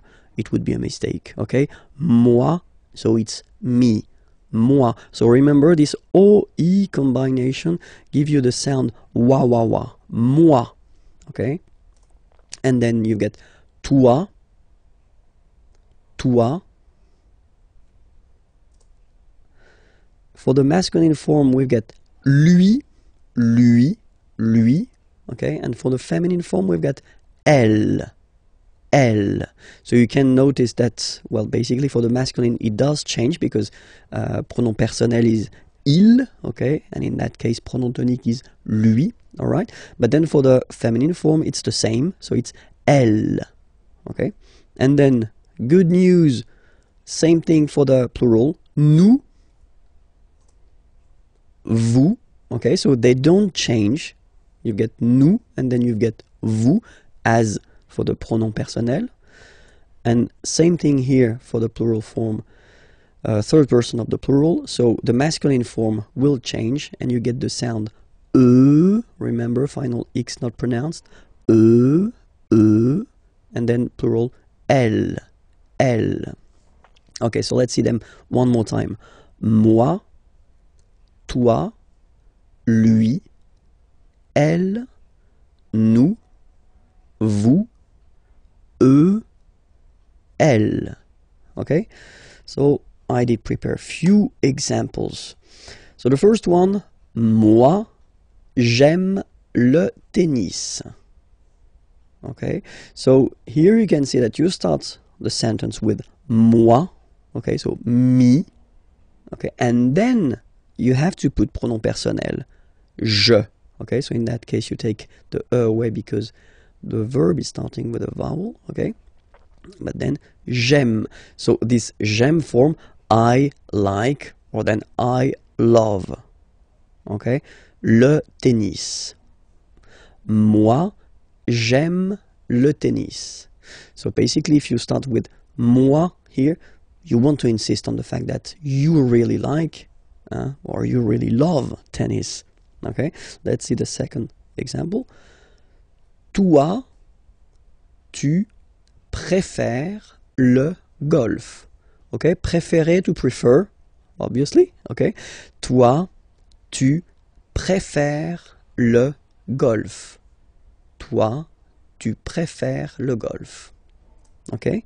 And then here, so we've got here the masculine form. And here we've got the feminine form. So let's see the masculine form first. Lui, il adore le foot. Lui, il adore le foot. Okay? So here, lui, pronom tonique, and then il, pronom personnel, adorer, to adore, le foot. We're talking about football here, okay? Elle déteste, détester means to hate, okay? Le basket, and we're talking about basketball here. Basket, okay?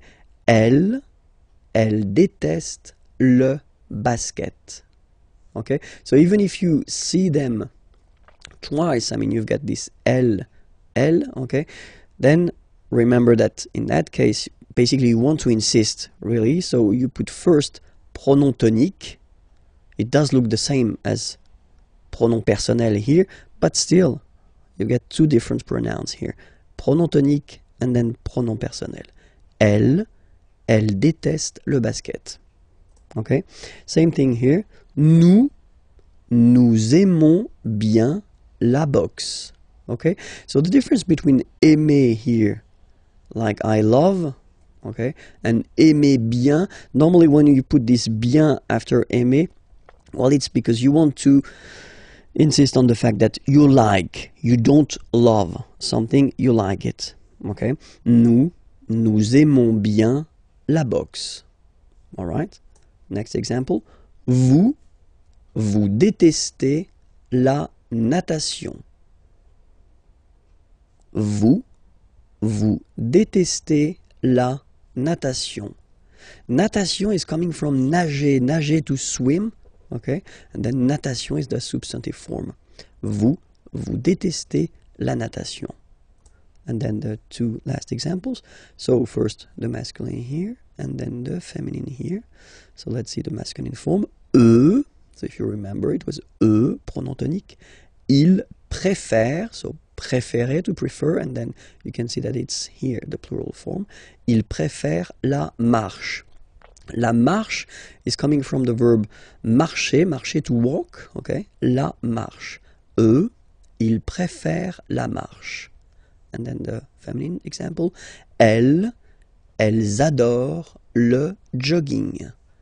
Elles, elles adorent le jogging. Okay? Let's read them one more time. Moi, j'aime le tennis. Toi, tu préfères le golf. Lui, il adore le foot. Elle, elle déteste le basket. Nous, nous aimons bien la boxe. Vous, vous détestez la natation. Eux, ils préfèrent la marche. Elles, elles adorent le jogging.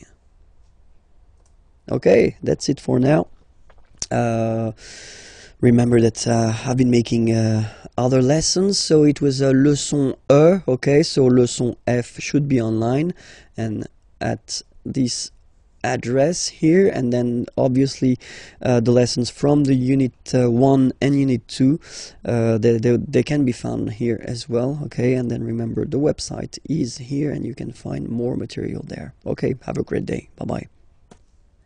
Bonjour à tous, hi everyone, and welcome to Learn French with Vincent. This is Unité 2, leçon F, and in this lesson we'll work on the questions, so les questions, and especially the little words that you will have to use or to put at the beginning of your questions.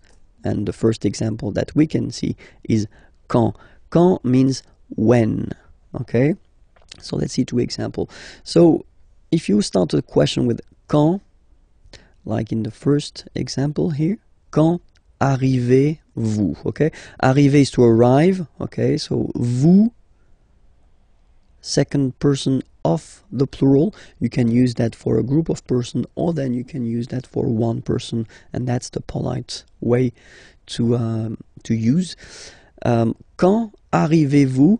And now you can see that we've been changing the order. So normally, of course, the subject is before the verb, okay? But then the correct way to make a question, if you start with this quand, is to change the order. So first to put the verb, then you put this pronom personnel, okay? Quand arrivez-vous? All right? And then the rule is like in French, you get to raise a little bit your voice at the end of a question. Quand arrivez-vous? Quand arrivez-vous? Okay, make this little link between the two. Quand arrivez-vous? Quand arrivez-vous? All right. And then, well, when we talk, then we normally have this option to drop this rule. So not to use this rule, so just to put the first, the verb, and then the subject after. And we tend to add this est-ce que form here, est-ce que, okay? So, and you'll get this question. So, quand est-ce que vous arrivez? It is exactly the same question, okay? It is quite long if you compare it to the first one. It is more spoken, okay? It is less formal, and that's normally what you'll hear if you talk with French people. Quand est-ce que vous arrivez? Quand est-ce que vous arrivez? Okay, and then here you see that because you've been using this est-ce que form, then you keep the normal order. So first the subject, vous, and then the verb. Okay, quand est-ce que vous arrivez? All right, and then don't be afraid to raise your voice a little bit at the end. Quand est-ce que vous arrivez? Quand est-ce que vous arrivez? You see, so it's not really the opera. You don't need to go really high, you know, but it's just a little bit. Quand est-ce que vous arrivez? That's it. And the next one is où. Où means where, okay? So quand, when, remember, où, where. Two examples. Same rule, okay? So the formal or the classic way, if you want to ask a question with où, would be to change the order. So first the verb, then the subject here. Où habitez-vous? Où habitez-vous? Where do you live? Habiter is to live. So you live like if you're talking about the place where you are living, okay? Où habitez-vous? Où habitez-vous? And then same possibility, you just add this est-ce que, and then you keep the normal order of the sentence, so subject and verb. Où est-ce que vous habitez? Où est-ce que vous habitez? All right. Next. Pourquoi? Pourquoi is really useful because it's why. Okay, so remember, quand, when, où, where, pourquoi, why. Same thing here, okay, pourquoi, you should change the order. Okay, so first the verb and then the subject. That's the correct or formal or classic way of asking a question. Pourquoi venez-vous? Venir is to come. So why do you come? Pourquoi venez-vous? Pourquoi venez-vous? All right. Same rule here. If you want to add this est-ce que, then you just keep the classic order like subject and verb. Pourquoi est-ce que vous venez? Pourquoi est-ce que vous venez? Okay. And then comment is how. How. Comment venez-vous? How do you come? Comment venez-vous? Comment venez-vous? Comment est-ce que vous venez? Comment est-ce que vous venez? And then the last one. Combien? How much, how many? So in French we use this combien, how much or how many. Combien de sucre? Sucre means sugar. And then voulez-vous? Okay, vouloir, to want. Okay, so how many sugar do you want? Combien de sucre voulez-vous? Combien de sucre voulez-vous?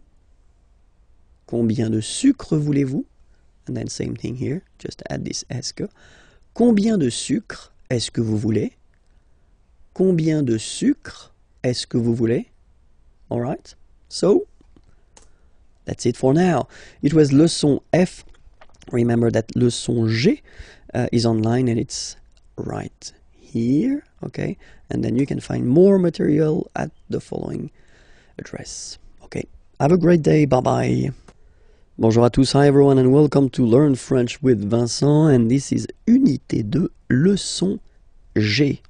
And in this lesson, we'll discover together le verbe faire, so the verb to do. Okay, so faire is really useful because we tend to use it quite much in French. Okay, so it's, well, usually quite important to discover this verb at the right beginning.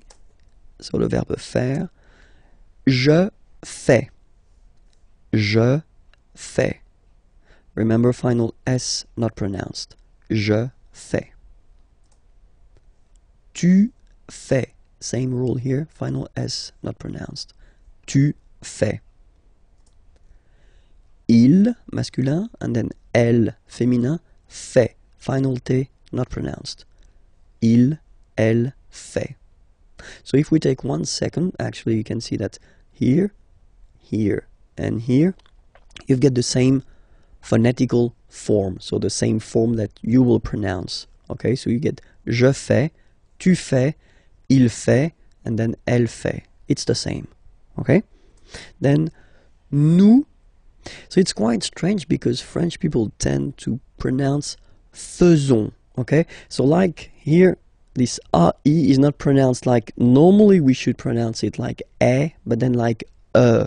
Okay? Nous faisons. Nous faisons. Okay? And then this one is a bit tricky, so you will have to remember that. And it's quite funny because many French people tend to make the mistake and tend to say vous faisiez, okay? But then no. It's vous faites. Vous faites. Okay? So remember, final S here is not pronounced, and then this is not pronounced either. So faites, faites. vous faites. And ils, plural, font, final T not pronounced, font, elles font. Okay, so I will repeat the whole thing one more time. Je fais, tu fais, il fait, elle fait, nous faisons, vous faites, ils font, elles font.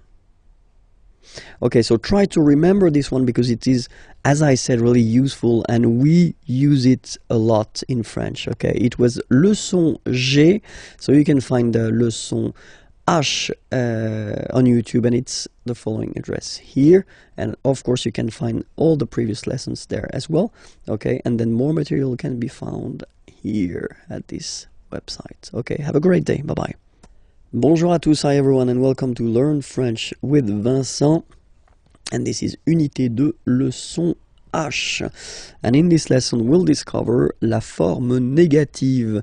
So if you want to say that you are not blah blah blah doing something, or so the negative form in French. And so the negative form in French is composed of two elements. The first one is ne, and then you get your verb, and right after your verb you will have to put this pas. Okay, so first ne, then the verb, and after that pas. Okay, we write it PAS, okay, but as usual final S is not pronounced, so it's pas. Okay, remember one thing, in some cases we will have verbs starting whether with a vowel or then with H, plus a vowel, and in French H is not pronounced. Okay, so for these verbs will have to disappear and it will be written like that, n. Okay, then will come the verb, and after that doesn't change, it will be pas. Alright, so let's see a few examples now. So for ne pas, so if you get a sentence like il parle avec moi. So il parle, he is talking, avec, with, moi, me. Okay, remember this moi, we introduced that in this unit, and it was a pronom tonique. Okay, il parle avec moi. So if you want to put the negative form of this sentence, so remember, first part ne, so before the verb, then you put your verb, parle, basically you don't change it, just put it there, parle, and after that you put the second part, pas. Okay, then you get the sentence, il ne parle pas avec moi. And that's it, you've got your negative sentence here. Okay, let's see now how it will go with N apostrophe pas. Okay, so nous allons en France. Okay, so in that case, if you look, you've got the verb aller. Aller means to go. Okay, nous allons, we are going. Okay, en France, to France. Here, first letter is A. Okay, remember the rule. If it's not with a vowel, like here it is the case, you will have to drop and take away this form, so that's the reason why we've got this N apostrophe like that. N'allons. Nous n'allons, and then you don't really need to think, you just put this pas after the verb, en France. Nous n'allons pas en France. Nous n'allons pas en France. And that's it.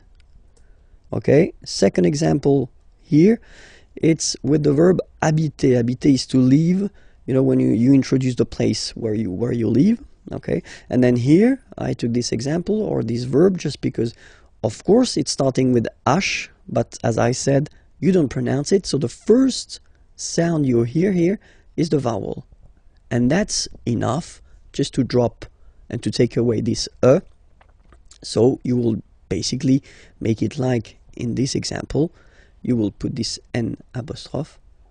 Elle n'habite pas dans cette maison. So elle habite, she lives or she is living, in this house. elle habite dans cette maison, and then negative form, elle n'habite pas dans cette maison. I hope it was clear. It was short, but really important. So it was unité 2, leçon H. You can find leçon I at the following address here, okay? And then the website is here. Okay, have a great day. Bye-bye. Bonjour à tous, hi everyone, and welcome to Learn French with Vincent. This is unité 2, leçon I. Okay, and in this lesson we'll work on les adjectifs démonstratifs. So les adjectifs démonstratifs, in English it would be this or these, okay? But then as usual in French we've got the difference between the masculine, the feminine and the plural, okay? So we'll see that. So for the masculine form it will be ce, and then it will be cette. Set, okay? So as usual in French, remember, it can be tricky if a letter, an adjective like that, for instance, is ending, or it could be an article, is ending with a, okay? Just because for some words starting with a vowel or with h plus a vowel, then we will have to modify it, okay? And that's the reason why here we've got set, okay? But then it's still the masculine form, ce, set. For the feminine it will be set, so only one, set. And then for the plural form it will be c'est. Okay, so let's see that again, ce, or then set. Féminin set, so you can notice that phonetically these two are pronounced the same way, okay? Set here and then set here. And for the plural, c'est, really open this, c'est, okay? So let's see a few examples now. The first one, so I did take this train is train, okay? So it's masculine, so it starts with T, so no problem. You will put this ce train, okay? It would be translated like this train, ce train, okay?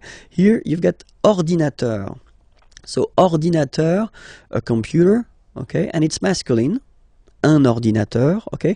But if you look carefully, it starts with O, okay? So vowel, and then you will have to take this set form, so the masculine form, but the one that we'll use with the words that start with vowels, or then H plus voyelle, okay? So, cet ordinateur, this computer, cet ordinateur, okay? And then here, we've got the word homme, man, okay? But then it starts with H, as in French, H is not pronounced, so the first sound that we hear is O, okay? And then it will follow the same rule. You'll have to use the masculine adjective démonstratif, but this form, cet homme, all right? Femme, woman, cette femme, this woman, cette femme, okay? And then the last one, personne, persons, pluriel, ces personnes, okay? So let's repeat them one more time.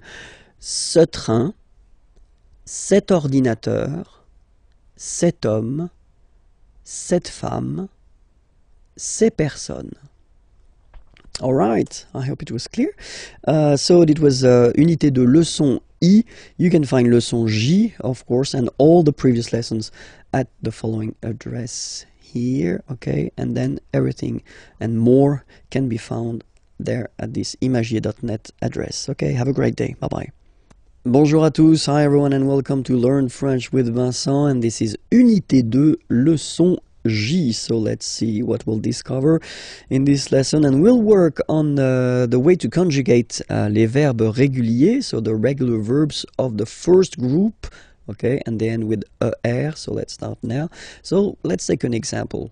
The example is parler. Parler is to speak or to talk, okay? And then if you have a look at it like that, you can basically divide this verb in two parts. The first part, parle, and then second part, er. So it does mean that this verb, ending with er, is belonging to the first group of verbs. In French, we've got 3 groups, okay? The 2 first are regular, and the last one, the third one, is irregular. So this is one verb ending with er. It does mean that it belongs to the first group, and it won't be tricky or so difficult to conjugate. So we'll see together how to conjugate this verb. The first person, like je here, so you will put this parle again, so remember, and after that you just put the ending e, and then the way to pronounce it is je parle, parle. So remember, we put it, okay, but then we don't really pronounce it, je parle, okay. Then for tu, you will have to put es, okay, phonetically tu parles. So you've got the 2 first forms, you pronounce them the same way. You write them differently, of course, because you've got here, and then you've got and s, okay, but then phonetically they are the same. Je parle, tu parles, okay. So let's see what you'll get for il and elle, and well, as you see, you've got il parle, elle parle. So it's the same form here. So if you really want to only speak and only use orally the language, well, it's quite easy to conjugate these verbs. Je parle, tu parles, il parle, elle parle. Okay? For nous, okay, we'll have, well, let's say the classical ending for nous, and it will be ons. Classical because you will see that with the other groups as well, it's quite common to have this ons for nous, okay? Nous parlons, okay? Remember, final S is not pronounced, okay? And then this on together, they will give you the sound on, okay? Nous parlons, all right? Let's see now for vous, vous parlez, okay? Remember, a Z, when you combine them together, you get the sound E. Vous parlez, all right? And the last one, so even if you've got this E-N-T, well, don't hate me, but you won't pronounce these letters, okay? You have to write them for the plural form, but you don't pronounce them, so you get il parle, elle parle. So the good news is that you've got here, je parle, tu parles, il, elle parle, and then if you check it here, il, elle parle. So it's the same phonetical pronunciation, or phonetical form, sorry, okay? And then you've got nous parlons, and then vous parlez, all right? So here, remember the endings, you will have to write them, okay? All right, so we'll take another example.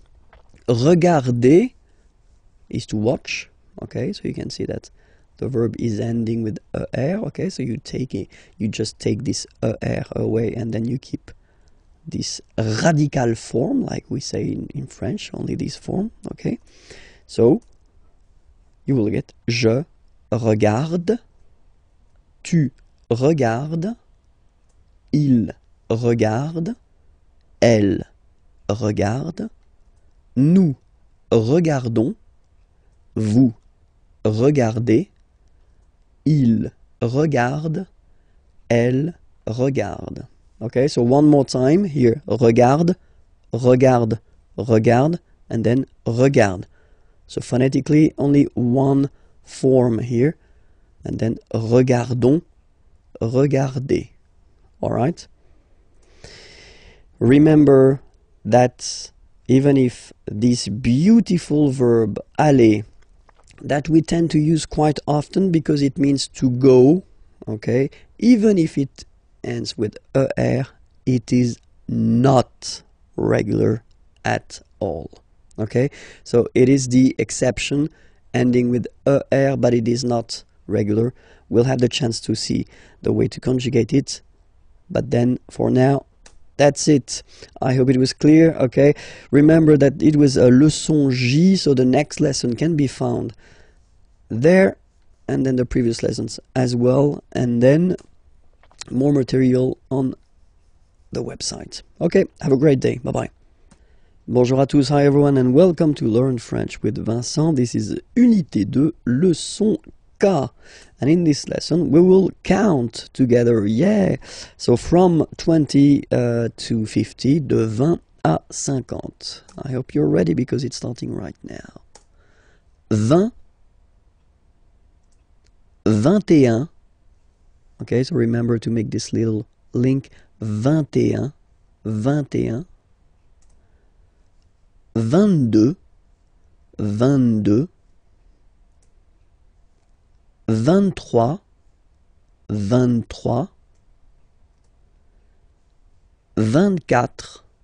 24,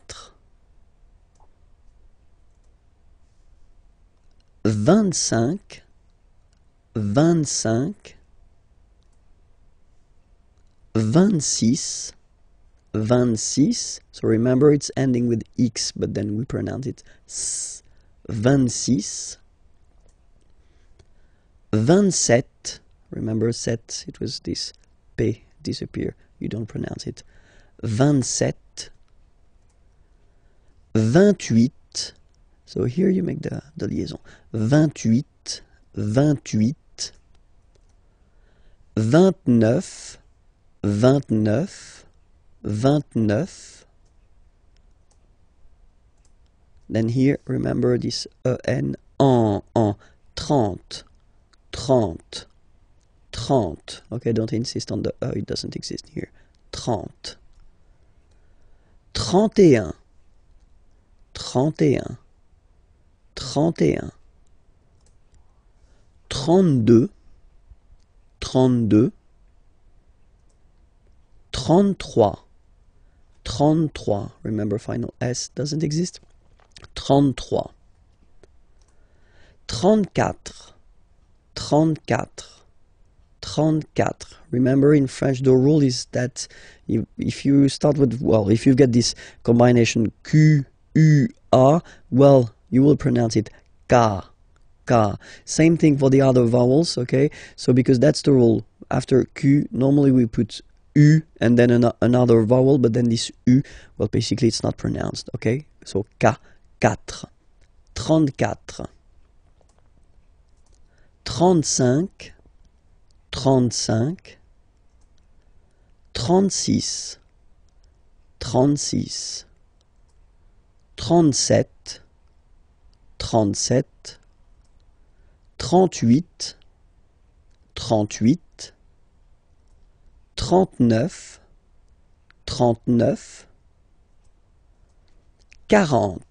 Okay, so same rule as previously, as for 4, okay? 40, 40, okay? 41, 41, 42, 42, 43, 43, 44, 44, 45,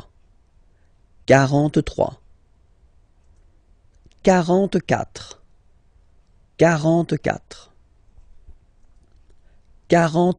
46, 47, 47,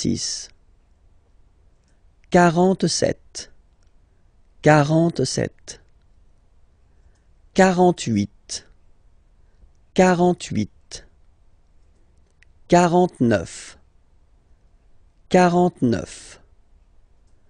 50, 50.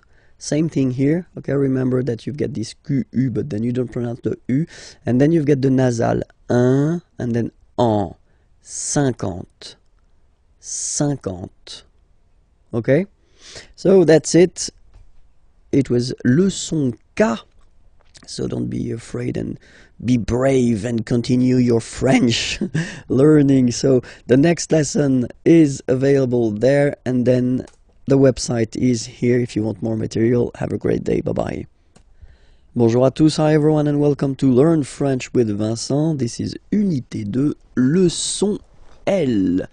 And in this lesson, we will discover together le verbe venir. Venir means to come. Okay, to come, so it's quite useful, and then you will have to use it quite often in French. So let's see how you conjugate this verb at the present form, okay, because this verb is not regular. Just wanted to tell you first, okay? So the first form is je viens. Je viens.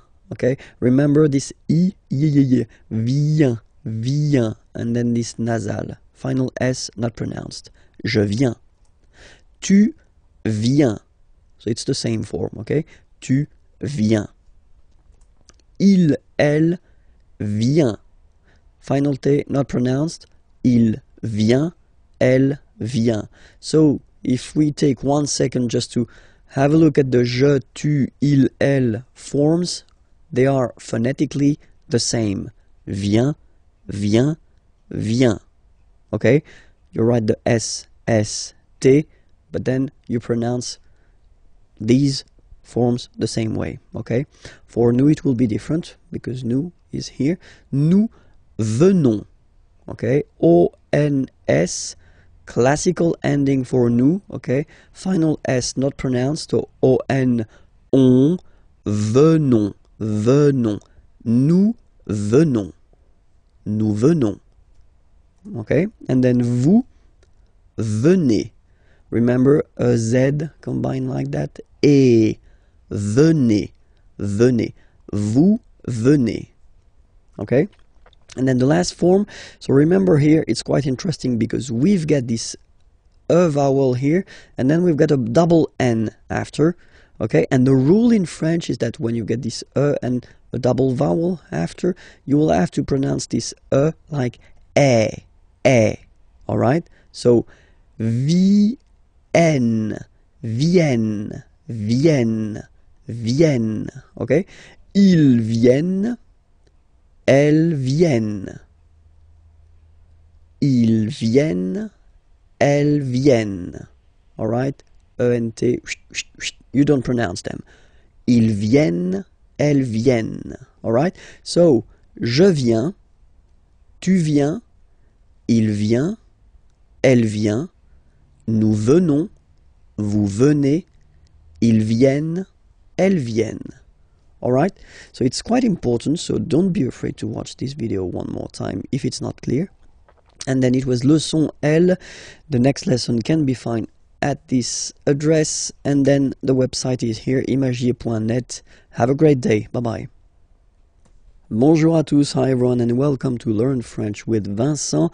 This is Unité 2, leçon M, and in this lesson we'll work on vocabulary, and then the vocabulary connected to la famille, so the family, la famille, and then we'll start with the grandparents, les grands-parents, les grands-parents. Remember, you don't pronounce this final S here, grands-parents, okay? So, le grand-père, grandfather, le grand-père, remember, accent grave like that, it's this open père, le grand-père, le grand-père. And then the feminine form, grandmother, la grand-mère, la grand-mère. Okay, so, les grands-parents, le grand-père, la grand-mère. Okay, so let's see now the parents. Les parents, le père, the father, le père, la mère, the mother, la mère. Okay, so les parents, the parents, le père, la mère. All right, so till now, I think that it's not really difficult to remember. Okay, let's see now. Les enfants. Okay, so first I don't make the liaison. Les enfants, just for you to see that we've got this en, and then we've got this en as well. Same pronunciation here. Enfant. Don't pronounce the T. You don't pronounce the S. Enfant. Okay, and now we can focus on the liaison here. So you should make the little link. Les enfants. Les enfants. Okay, enfants, children. Les enfants, the children. So let's see.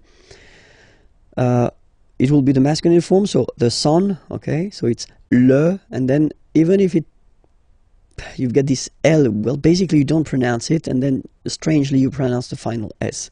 le fils, le fils, le fils, le fils. And then the feminine form, the daughter, la fille. Yeah. Okay, so this L here and E will give you the sound Y. La fille, la fille. Okay, so make the difference between the masculine form, le fils, and then the feminine form, la fille. Okay, so les enfants, le fils, la fille. Okay, and then the grandchildren, but then in French we use the petit. Petit is like small. Okay, so les petits enfants. Make this liaison here. Petits enfants, okay? Les petits enfants. So grandson would be in French petit-fils, okay? So le petit-fils,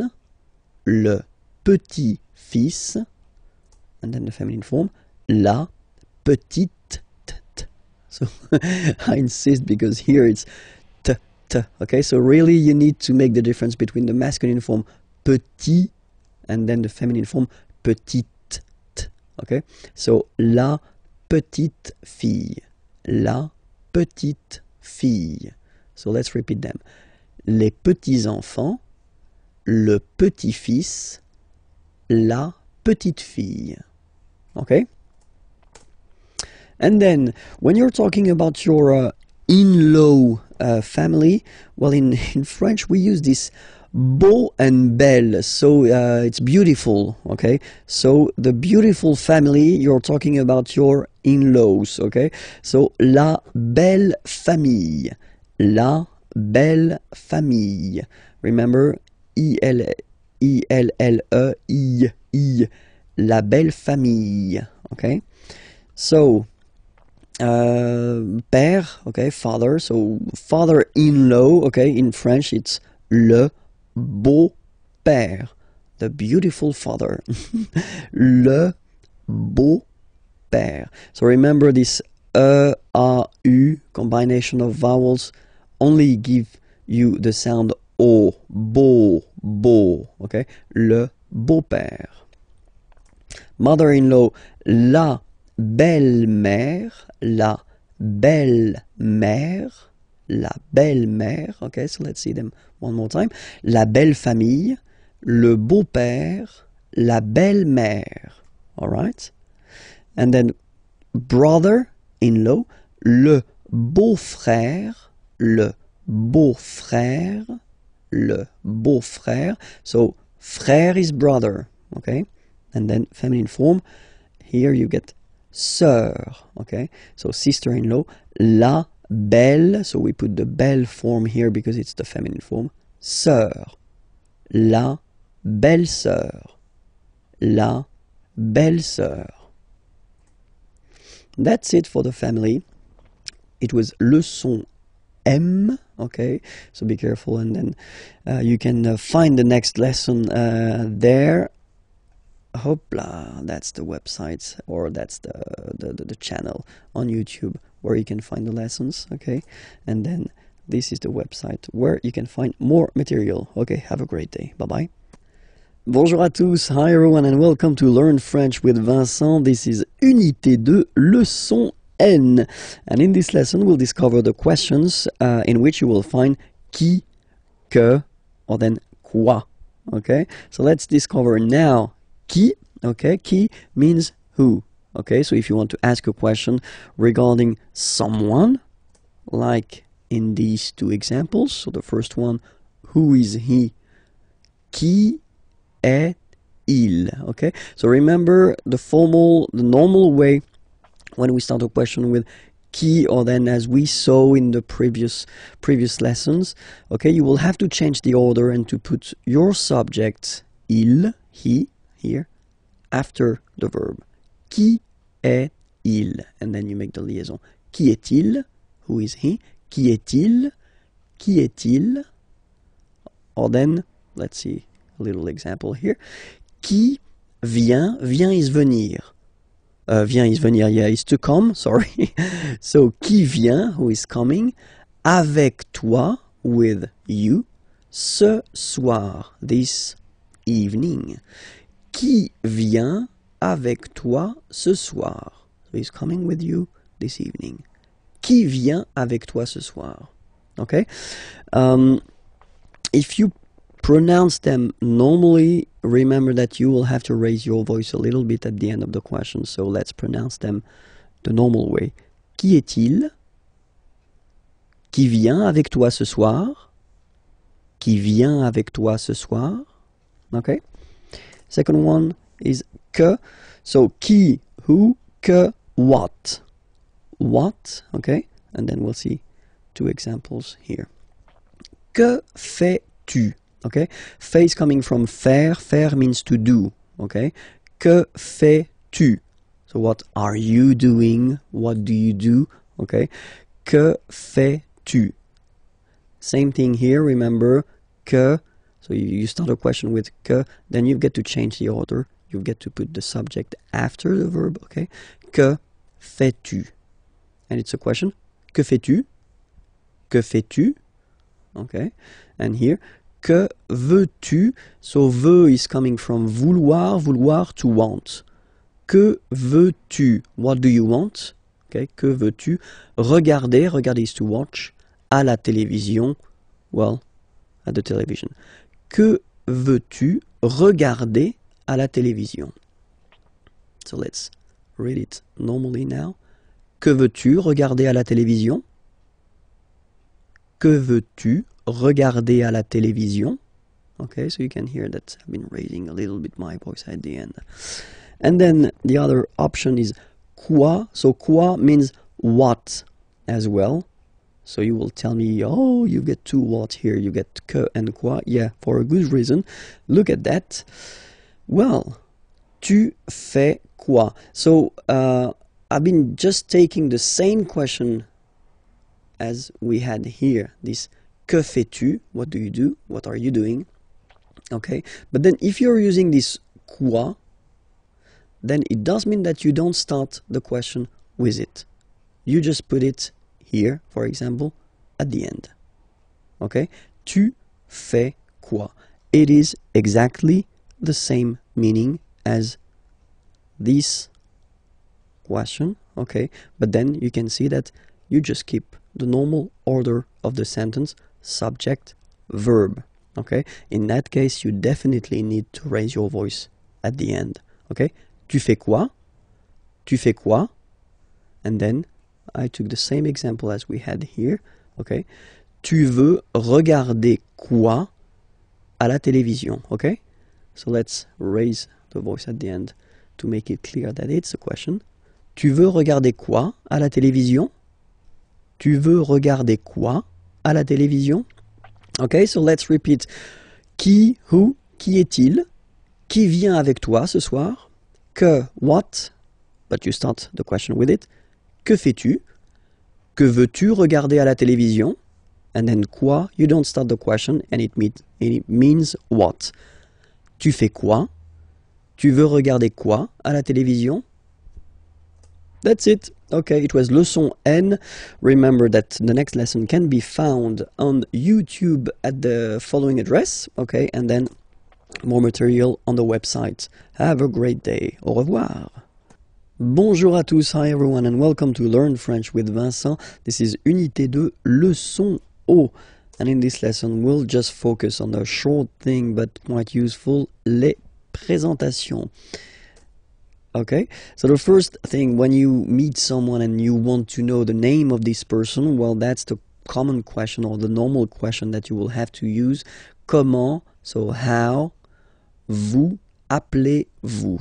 Okay, we've been seeing in Unit 1, if my memory is correct, the verb s'appeler, so to call oneself. Okay, when you introduce yourself, you use this s'appeler verb. Okay, so that's the reason why it will look this way. Comment vous appelez-vous? Okay, so comment vous appelez-vous? So what's your name? How are you calling yourself? If you want a direct translation, but it sounds a bit strange in English, but then that's the question. Comment vous appelez-vous? All right. The other possibility that we've got is to keep the normal order. So vous vous appelez, and then we put this comment thing at the end of the question. Okay, so in that case, remember to raise your voice at the end. Vous vous appelez comment? Vous vous appelez comment? Okay, so it is exactly the same question. Okay, it is a bit less formal, this second option. Okay, because the first one is the classic option that we've got. We start with how, and then we change the order. We put the subject after the verb. Okay, but then it is more, I mean, completely correct to ask a question like that. Vous vous appelez comment? Okay, and then the other possibility would be quel est votre nom? What is your, votre nom, name? What is your name? Quel est votre nom? Quel est votre nom? Raise a little bit. Quel est votre nom? Okay, so let's see them one more time. Comment vous appelez-vous? Vous vous appelez comment? Quel est votre nom? All right. In the first example, we've been using this vous form, so the polite form that normally we should use when we meet a person for the first time. Okay, but then let's be frank that if you're young and if you're meeting other young persons, then you can use this tu form, so the less formal way. Okay, so the question will look like that. Comment tu t'appelles? Comment tu t'appelles? Okay, or then same option that we've got. Tu t'appelles comment? So you put this comment at the end. Okay, don't forget to raise your voice because it's a beautiful question here. Tu t'appelles comment? Tu t'appelles comment? And then, quel est ton nom? What is your name? Quel est ton nom? Or other options. So I've been putting this option for this tu, okay, you, the less formal one, and not for the vous, because it is quite spoken this way. C'est quoi ton nom? Well, if you want to translate it directly, it's what your name. Okay, it looks really, or it sounds really strange in English, but still it's possible in French. It is not formal at all, of course. Okay, so don't use that if it's quite important or if the situation is quite formal. Okay, c'est quoi ton nom? C'est quoi ton nom? Okay, and then if you want to, well, present yourself, then remember we're using this appeler, s'appeler, okay, to call oneself, okay. Je m'appelle Vincent Lefrançois. Je m'appelle Vincent Lefrançois. Okay, I call myself Vincent Lefrançois, all right? But then that's the way we use to present ourselves. Okay. Other option would be to use, not to use this s'appeler to call oneself, but to use to be, which is totally possible. Je suis Vincent Lefrançois. Je suis Vincent Lefrançois. I am. Okay. Je suis Vincent Lefrançois. And then, third option, mon nom, my name. Okay. Mon nom est, mon nom est Vincent Lefrançois. Mon nom est Vincent Lefrançois. Okay, so let's see them one more time. Je m'appelle Vincent Lefrançois. Je suis Vincent Lefrançois. Mon nom est Vincent Lefrançois. Okay, so now you can present yourself or ask the name of someone. It was leçon O. You can find the next lesson at the following address, youtube.com/imagier, or then the website is here. You can find more material. Have a great day. Bye-bye. Bonjour à tous. Hi everyone and welcome to Learn French with Vincent. This is Unité 2, leçon P.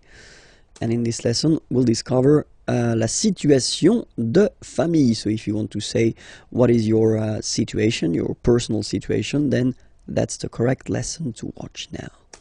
Let's start. Je suis célibataire. So I know that many of you will laugh when they will see this beautiful célibataire word.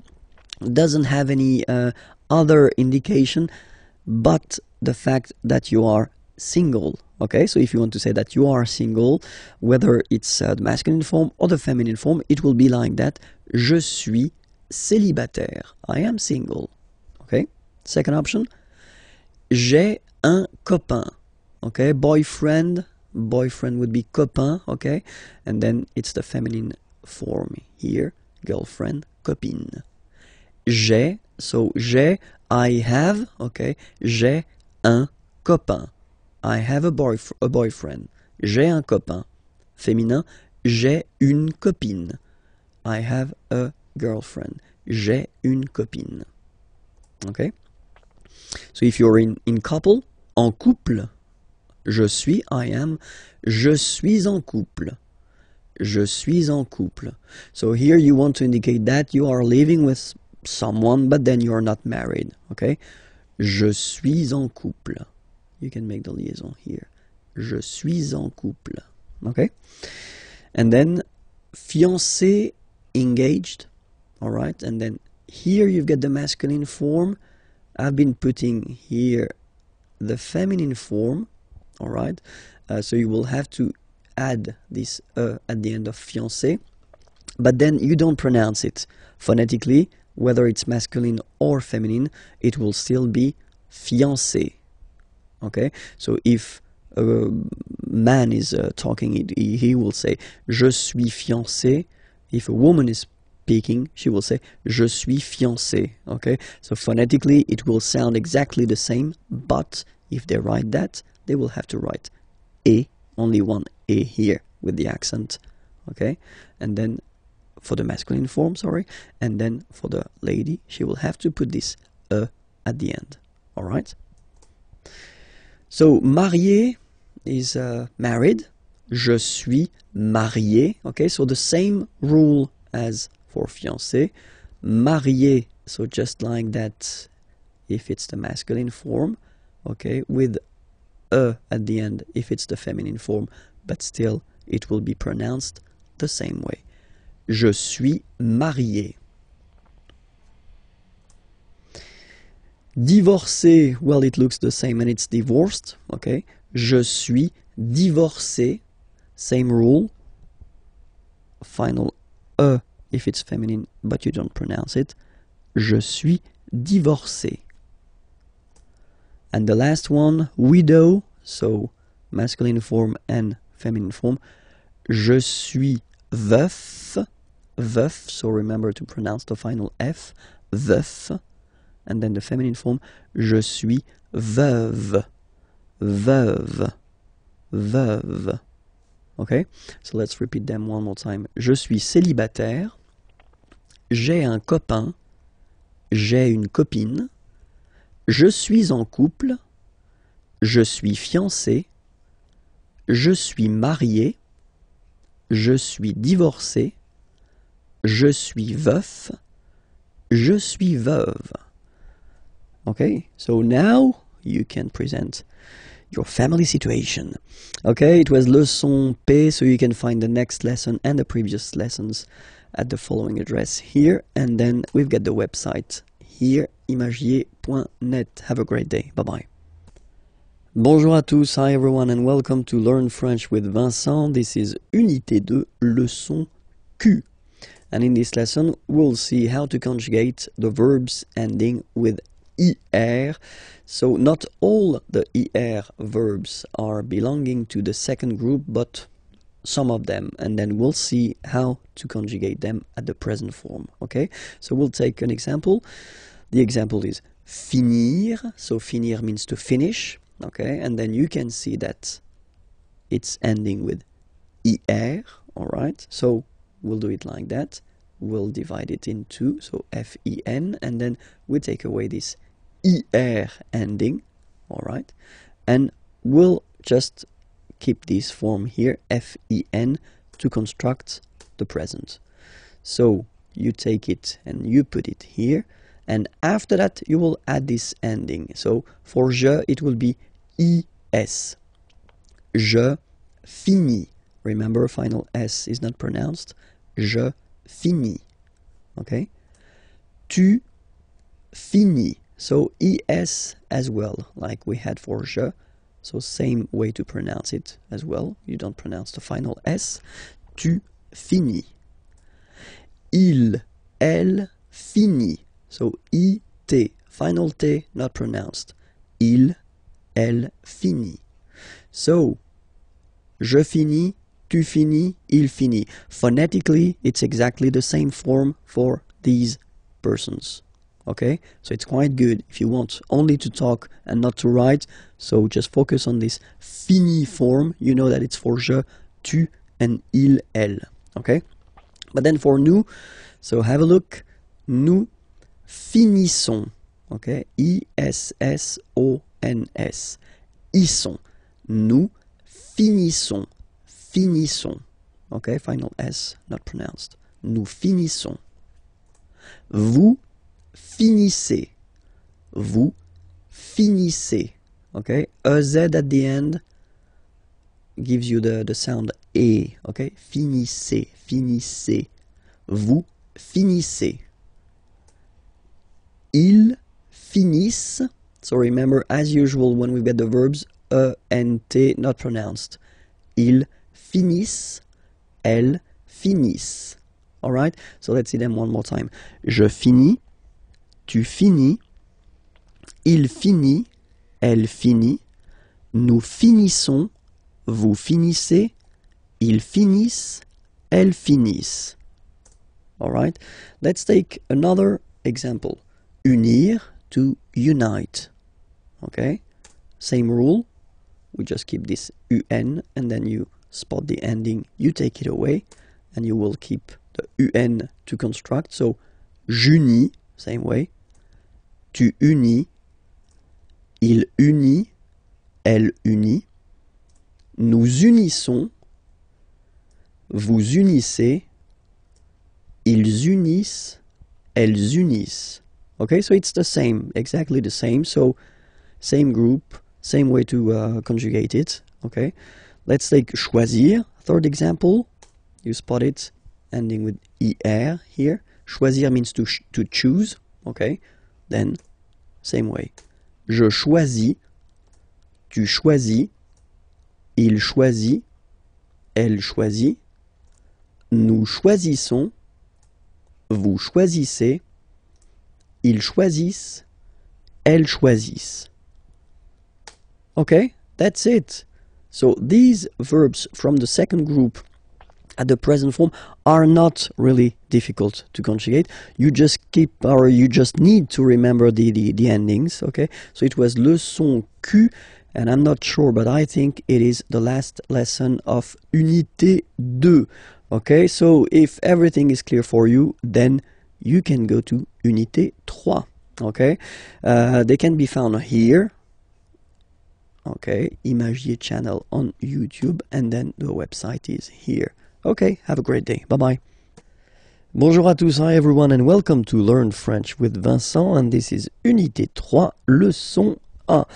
And in this lesson, we'll discover together, well, the plural form, how to construct or how to make a plural form. So it's le pluriel en français. So let's start now. So we'll take this example, okay, basic example. A friend, un ami, okay, un ami. Okay, so here you can see that we've got this article indéfini, un, the masculine form, singular form, and then we've got ami, friend, like that, at the singular form as well. So if we want to construct the plural form, well, obviously the article will change.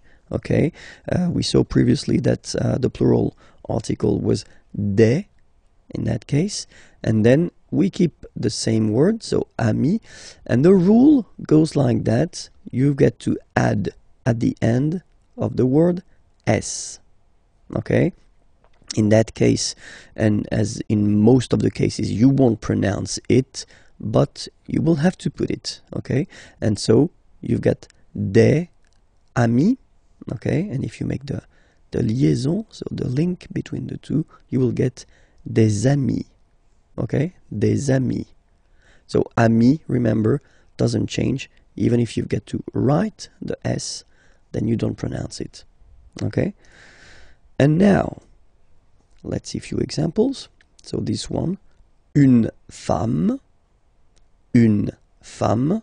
Okay, so if we think about the rule that we saw previously, then une is changing and then the article become des. Okay, femme, you write it like it was at the singular form, and then you just add this s at the end, and as we said, you don't pronounce it, so you get des femmes. Okay, des femmes. So une femme, singular, and then des femmes, right? And then un homme, if we make this little link between the two, un homme, un homme, un homme, and then we'll put this word at the plural form. So same thing here. So this article indéfini un is becoming des in that case, and then you rewrite the word homme, and after that you just put the s at the end. You don't pronounce it, so you get des hommes, des hommes, des hommes. Okay, un homme, singular form, des hommes, plural form. Okay, and then I took well, this example with this article défini le. Okay, so le livre, le livre. Okay, if you want to put the plural form, then the article here becomes les, so that's the plural form. Okay, les, and then same rule, you just write livre, and then you put s at the end, but then you don't pronounce it. Les livres, le livre, les livres. So it's quite interesting in this example here, because if you listen carefully, le livre, les livres, so the only way to know whether it's singular or plural is to pronounce correctly the article, in that case le, and here les. So it's really this le, and then les, that will make the difference between the singular form and the plural form. Okay, as usual in French we've got exceptions. So you get words that will end with this a, u, combination of vowels, like for instance une, o. So remember, when you get these vowels like that, then you get only the sound o. Okay, une o. So in that case, well, you won't add the s as like we saw previously, but then it will be, the rule is that you get to put x here at the end, but then same rule, you don't pronounce it. Des eaux. Okay, une eau, des eaux. All right. Second group, words ending with a, u. Here is an example. Un tuyau. Okay, same rule here, you won't add s at the end, but instead of s you will put x. Okay, des tuyaux. Same rule, you don't pronounce it. Des tuyaux. Okay, un tuyau, des tuyaux. So the only difference will be with the article, because the word will be pronounced the same way. And then the last group is the words ending with e, u, e. So let's take one example. Un feu, and basically the same rule. You don't put s, but you will put x instead, and then you don't pronounce it. Des feux, un feu, des feux. Okay, there is another group of words.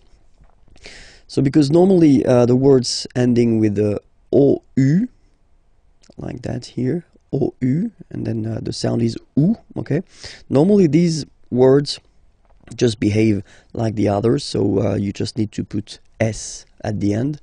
But of course, as usual in French, we've got few exceptions. So I've been listing all the exceptions of the ou ending, words that will, well, like we saw previously, not take s, but then take x at the end. Okay, but still, as usual, it's not pronounced, so it doesn't really affect the pronunciation, but it's just for you if you want to write them correctly at the plural form. Remember, it's not S, but it's X. Okay, so the first one, un bijou. Okay, so I did put the translation here. Pluriel, des bijoux. Okay, then un caillou, plural, des cailloux. Okay, remember, you don't pronounce it, the final X. Then, un chou. Okay, remember, when you combine this C and H, you get the sound sh, sh, sh. Chou, un chou. Pluriel, des choux. Okay. Un genou, des genoux. Un hibou, des hiboux, des hiboux. Un joujou, des joujous, des joujous. Un pou, des poux, des poux. Okay, so the good thing, if you remember carefully what I've been introducing so far, is that the main group of words are actually you only need to add S at the end, and then you, well, basically you don't pronounce the S. Or then the exceptions, you will, like these ones here, you will have to add this X at the end, but still you won't pronounce the X. Okay, but still, as usual, we've got exceptions. So a few exceptions, not that much, but then these exceptions are really strange, because it does mean that the pronunciation will change. Okay, so we'll take this one, un bœuf, and then at the plural, well, you just write it like we saw previously, so you just add this S, but then pronunciation changes quite much, because you get des bœufs, alright, un bœuf, des bœufs, alright, then un œuf, des œufs. Okay, and we'll make the liaison here to make it sound more beautiful. Des œufs, alright, un œuf, des œufs. And then the last one, this is probably the most strange one, un œil, des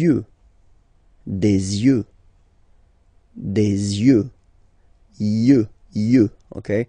Don't pronounce the final X as usual. Des yeux, alright? And that's it for this lesson. So it was the first lesson of Unité 3, Unit 3. If you want to discover the other lessons, well, it's here on YouTube, okay? And then the website is here if you want more material. Okay, have a great day. Bye-bye. Bonjour à tous, hi everyone, and welcome to Learn French with Vincent. This is Unité 3, leçon B.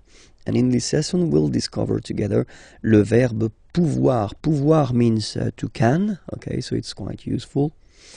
And then we'll discover it because, well, it's not a regular verb, so it's always quite interesting to take a few minutes to really work on it and try to remember the way it is conjugated at the present form, okay? So the first form that we'll have is je, as usual. So je peux, okay? Final X not pronounced here, okay? So you get the X, but you don't pronounce it. So basically you get the sound peut, je peux, okay? So I can, je peux, okay? Then tu peux, same pronunciation and same spelling or writing, okay? P-E-U-X, okay? Don't pronounce the final X. Tu peux, okay? Je peux, tu peux. Then, il, elle, peut. So you will put T at the end, you don't pronounce it. Il peut, elle peut, okay? So if you look carefully, you've got peut here, you've got peut here, and you've got peu here, okay? So for the three first, or four, because there is the feminine form as well, for the four first persons here, well, it's the same phonetical form. It's peu, okay? And then nous, so classic ending for nous, this ONS ending for nous, okay? Nous pouvons, okay? You don't pronounce the final S. Nous pouvons. Then vous pouvez, okay? Classic ending as well for the vous form. A Z like that, okay? Remember you pronounce it E, okay? Vous pouvez, vous pouvez.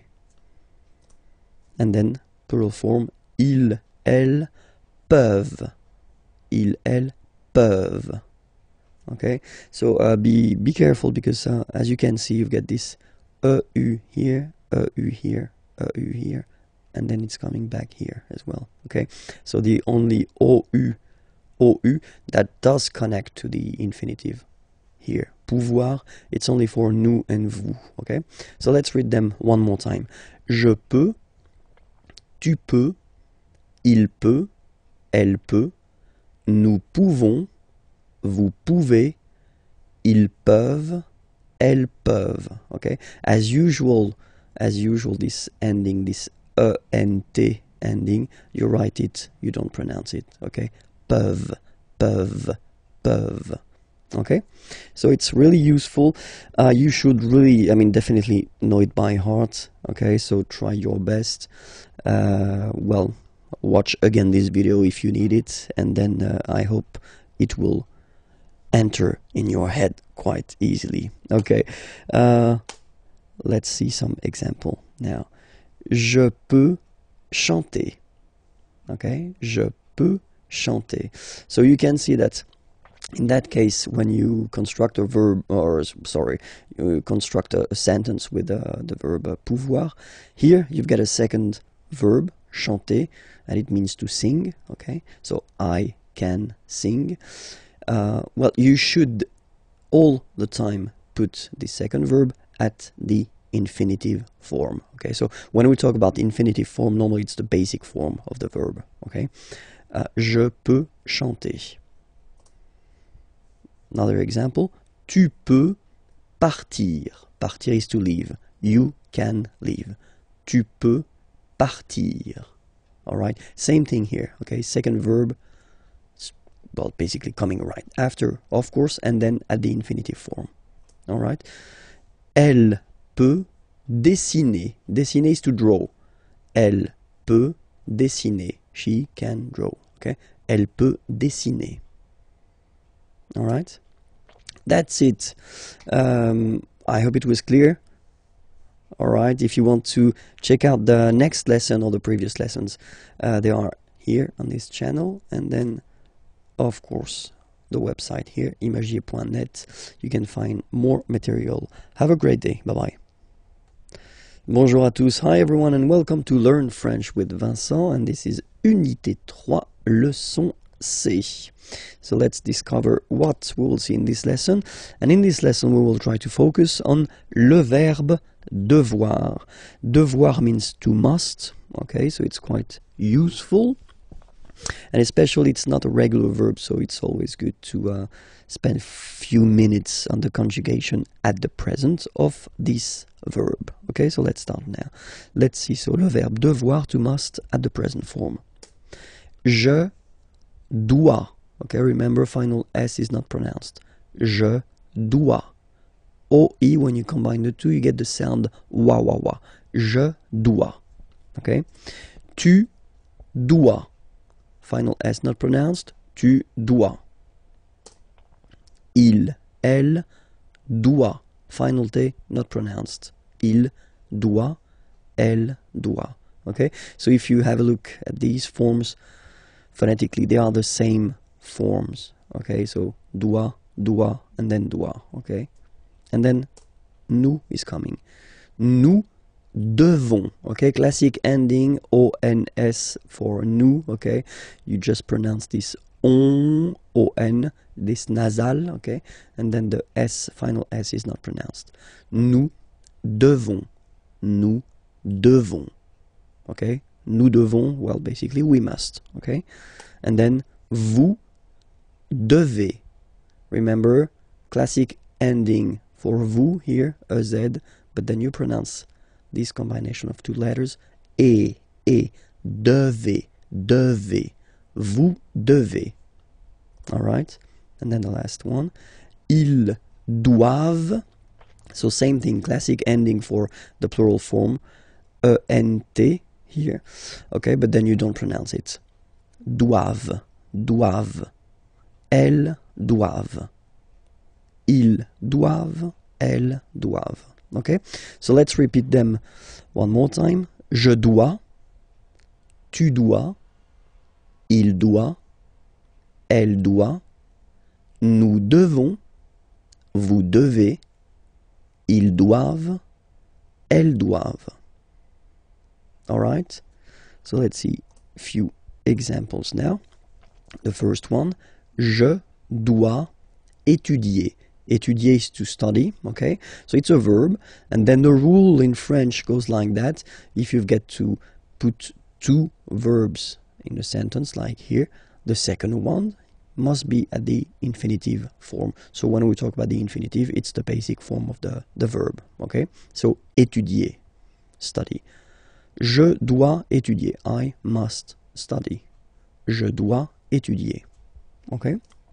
Then, il doit choisir. Okay? Same thing here. Choisir means to choose. Okay? And so, I did put here the infinitive form, so the basic form, IR form. Il doit choisir. Okay? He must choose. And the last example, nous devons répondre. Répondre is to answer. Répondre here, okay? Nous devons répondre. We must answer. Nous devons répondre. Okay? Well, that's it. It was leçon C. So you can check for the next lesson at the following address here, and then all the previous lessons are there as well, okay? And then the website imagiers.net if you want more material. Okay, have a great day. Bye-bye. Hi everyone, bonjour à tous and welcome to Learn French with Vincent. This is Unité 3, leçon D. Okay, so I hope you're ready because we are going to discover together European countries, so les pays européens. Okay, so let's start now with les pays européens. And the first one, la Grèce. La Grèce. Okay, so remember gr, gr. And then this accent grave like that, open. Grèce. Okay, la Grèce. Le Portugal. Le Portugal. L'Espagne. L'Espagne. Okay, don't insist on the final E because basically it's not pronounced. L'Espagne. Gna, gna, gna. L'Espagne. L'Espagne. L'Italie. L'Italie. L'Italie. Okay, so you can see that for these two countries here, as they are starting with a vowel, like here, okay, as we saw in a previous lesson, the article is modified and then it's L apostrophe, like that, okay? Le Luxembourg, okay, final G not pronounced, and then when you combine this M here, you get the sound en. You don't pronounce the M at all, it's this nasal en, okay? Le Luxembourg. Le Luxembourg. Okay? La France. La France. Okay? AN here, nasal en, la France. Okay, we continue. Les Pays-Bas. Final S here, not pronounced. Same thing here. Pays, pays, and then bas. Les Pays-Bas. Okay. Then l'Irlande. Remember, this is E, and it should be pronounced like E. Irlande. Irlande. Okay. A-N, en, D, and final E, not pronounced. Irlande. Le Royaume-Uni. Le Royaume-Uni. Le Royaume-Uni. Okay? L'Allemagne. L'Allemagne. Gna, gna, gna, gna. Remember this G and E, it can be quite tricky at the beginning to produce, I mean the sound ñ, okay? But really you should work on that because it's quite, well, it's not coming all the time, but it's not rare. I mean the sound is not rare in French, okay? Ñ. L'Allemagne. L'Allemagne. Okay? La Belgique. Okay, remember Q-U-E here, you will get only the sound K. Okay? Belgique. Belgique. So it's not Belgique, not at all, okay? Because it's only the K. Belgique. Okay? Le Danemark. So same sound here, this K and then this Q-U-E, well, they will produce the same sound here. Belgique, le Danemark. Okay? L'Autriche. Okay, remember, sh here. L'Autriche. L'Autriche. Okay? La Suède. La Suède. Suède. Remember, accent grave, it's really open. Suède. Suède. La Suède. La Finlande. I-N here, nasal, un. A-N, nasal, en. And then D, final E, not pronounced. La Finlande. Okay? L'Estonie. Final E, not pronounced. L'Estonie. L'Estonie.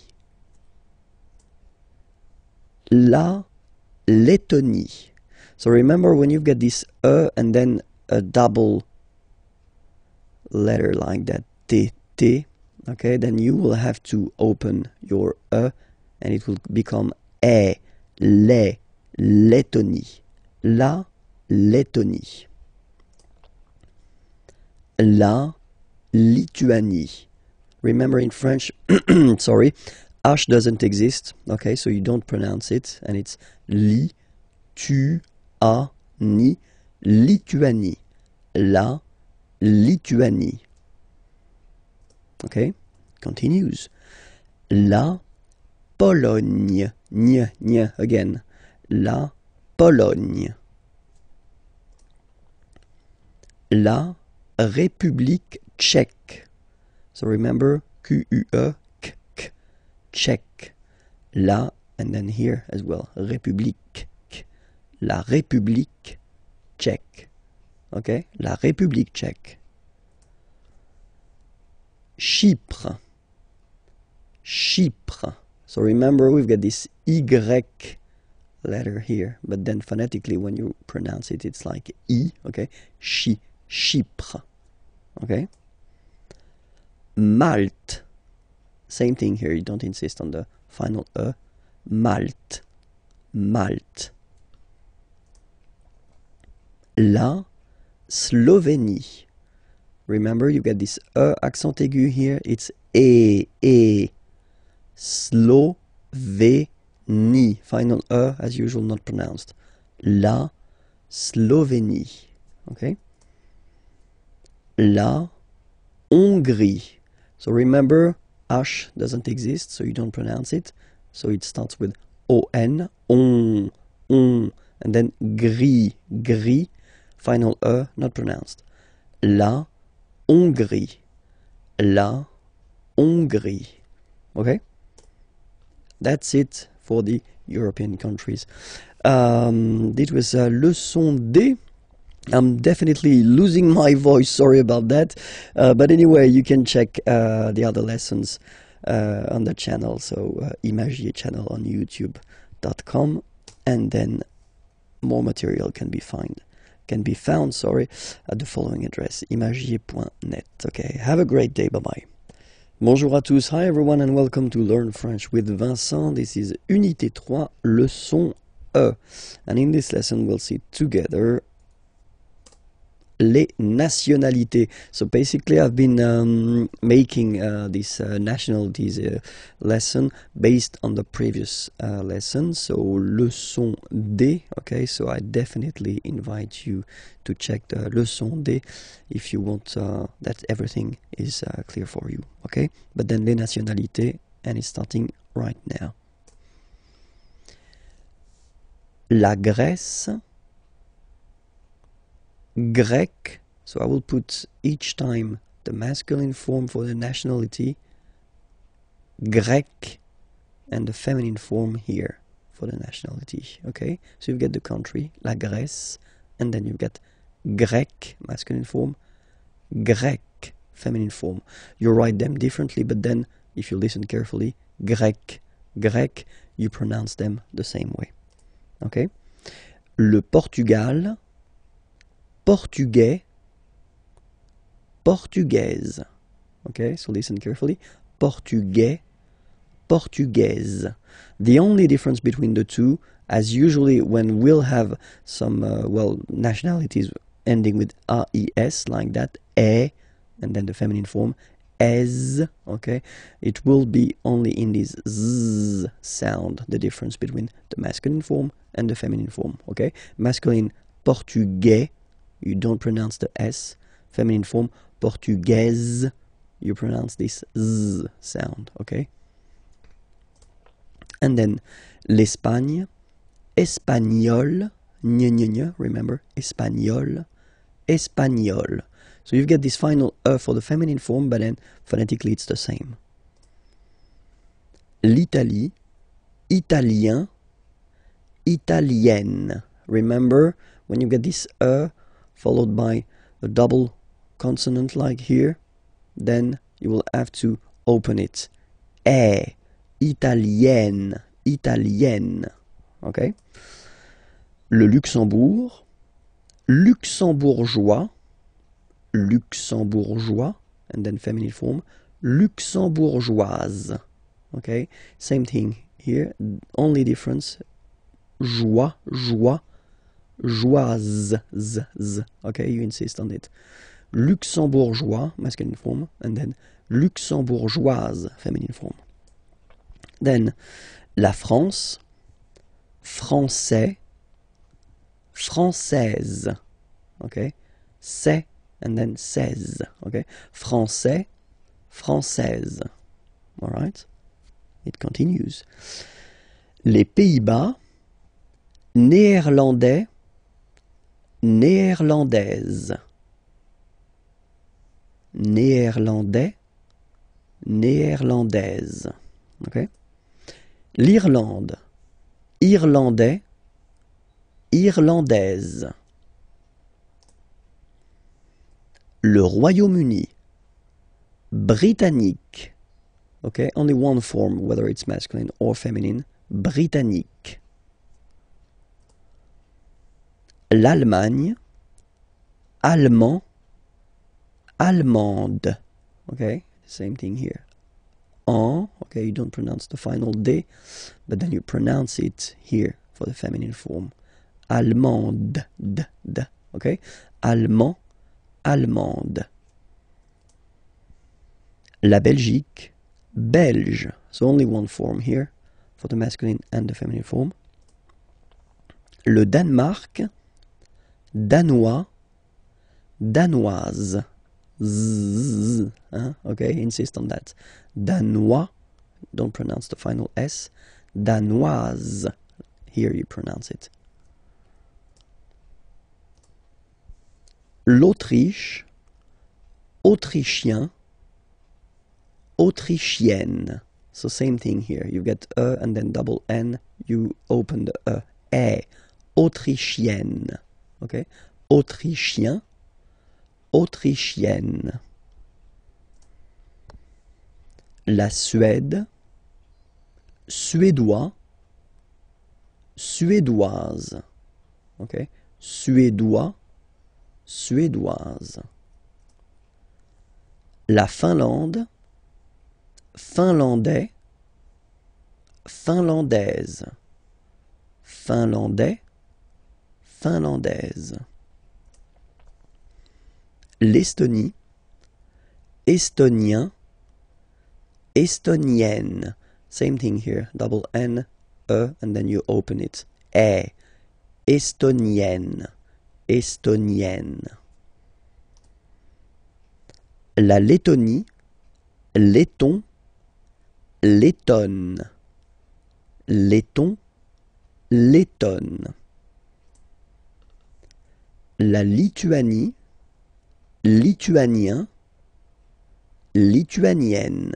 Same thing here. You open the E. Lituanienne. Okay? Lituanien, lituanienne. La Pologne, polonais, polonaise. Polonais, polonaise. La République tchèque, tchèque. Okay, so here as well, you get only one nationality. So whether for masculine or feminine form, it will be the same. Tchèque. Okay. Chypre, same thing here. Chypriote. Remember this Y is pronounced like I. Okay. Chypriote. Chypriote. Okay.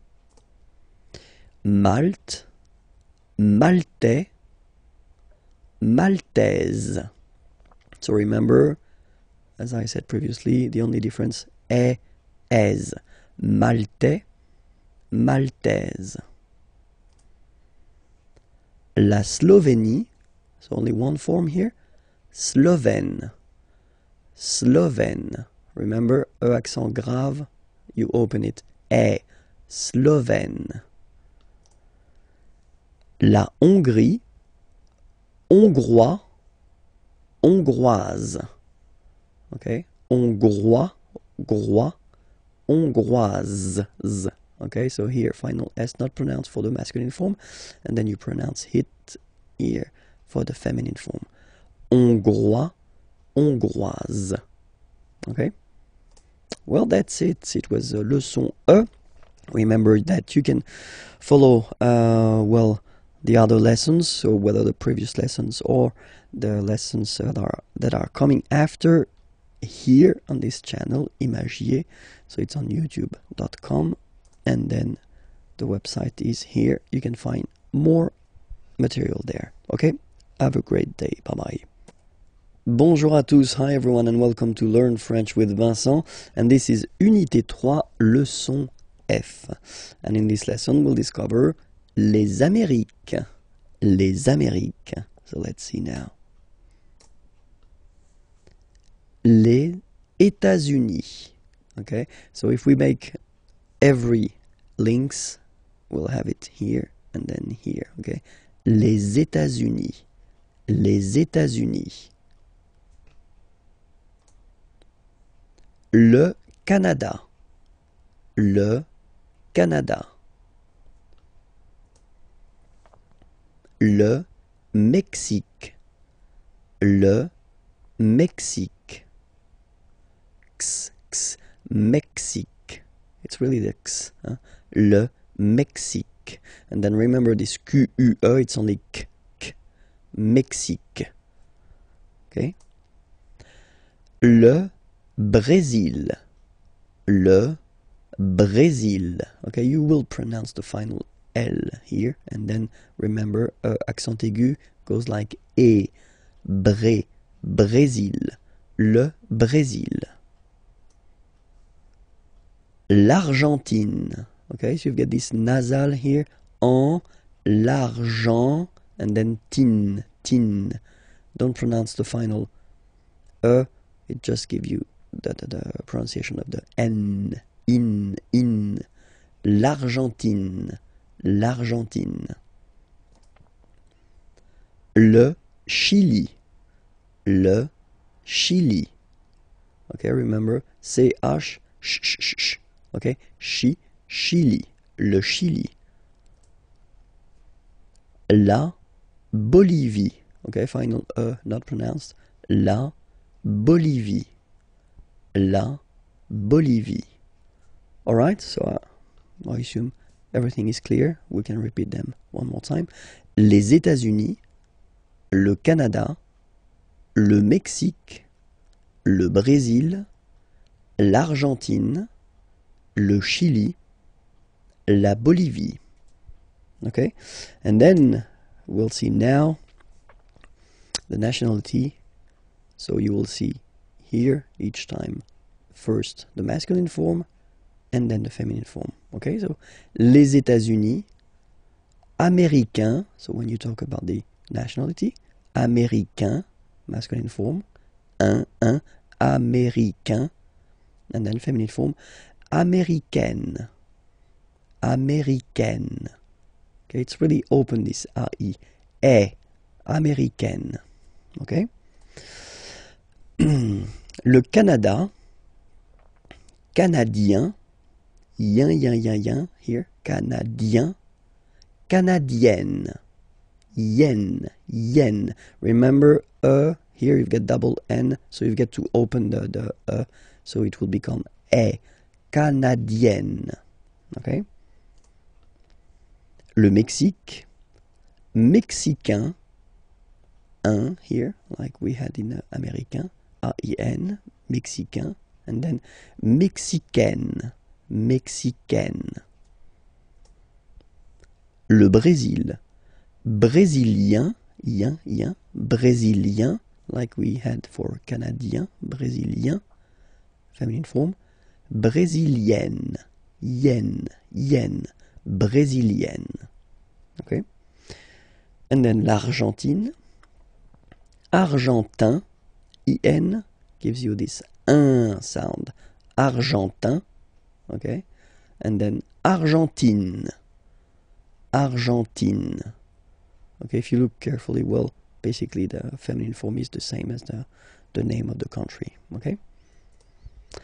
Le Chili, chilien, chilien, yin, chilien, chilienne, chilienne. Okay, and then la Bolivie, bolivien, yin, same, bolivien, and then feminine form, bolivienne, bolivienne. Okay, well, that's it for this lesson. I hope everything was clear for you. You can check on for the next lesson or the previous lessons on YouTube. Here is the name of the channel, IMAGIERS. Okay, and then more material can be found. On at this address, imagiers.net. Okay, have a great day. Bye bye. Bonjour à tous, hi everyone, and welcome to Learn French with Vincent. So this is Unité 3, leçon G. So let's start now. And in this lesson, we'll discover together le verbe attendre. So attendre means to wait, okay? So it belongs to the third group of verbs, so not the regular one, the irregular. So that's the reason why it's quite important to take a few minutes to discover together the way to conjugate this verb at the present form, okay? So let's see now how it will go. So the first form will be j'attends, j'attends, okay? You get D and S, well, basically you don't pronounce them, okay? And then you get only the sound attends, nasal here, en, j'attends, okay? Second form, tu attends, okay? You can see that, well, it is exactly the same one, so same way to pronounce it. Attend, okay? Il attend, elle attend. So the only difference between this one, so this il form and the tu or je form, Okay, if you want to write, it's just that if you look carefully, you don't have the final S here, okay? But then basically, if you want to only pronounce or only speak, then, well, it's exactly the same way to pronounce these forms, okay? J'attends, tu attends, il attend, elle attend, okay? But then, nous is coming here, all right? And then we've got the classic ending for nous, so O-N-S, okay? You don't pronounce the S, so you get only this on sound, okay? Attendons, nous attendons, so we'll make the link between the two, la liaison. Nous attendons, nous attendons.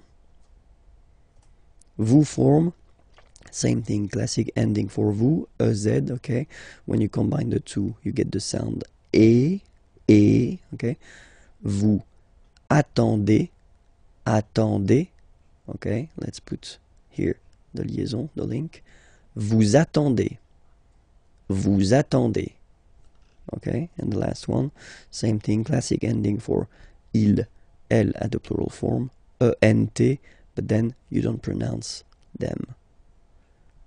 Ils attendent, okay? So remember, you get to pronounce this, d at the end, okay? Elles attendent, all right? If you make the link, ils attendent, elles attendent, okay? So let's read them.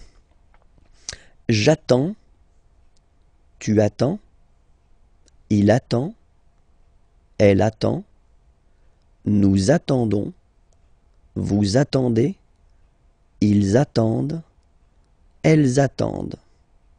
Okay? So I've been making few sentences just to show you how it works, or the meaning. J'attends le train. So le train, the train, I wait. Okay? I wait for the train, but then j'attends le train. Okay? Tu attends avec moi. So you wait, and then avec means with, moi, me. You wait with me. Tu attends avec moi.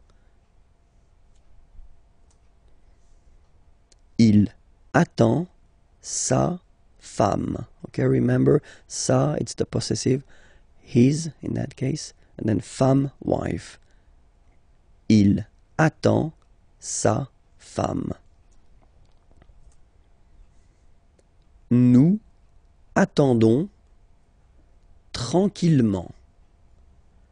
Nous attendons tranquillement. So here, I wanted to show you how it could work if you put this tranquillement. So tranquillement is quietly, and it's an adverb. Okay, it's ending with ment like that, which is one of the classic ending for the adverbs. We'll have the time to see that a bit later. But then, yeah, quietly is tranquillement. Nous attendons tranquillement. So basically you put this adverb after your verb, okay? Nous attendons tranquillement. Vous attendez les enfants. Okay, children, les enfants. Vous attendez les enfants.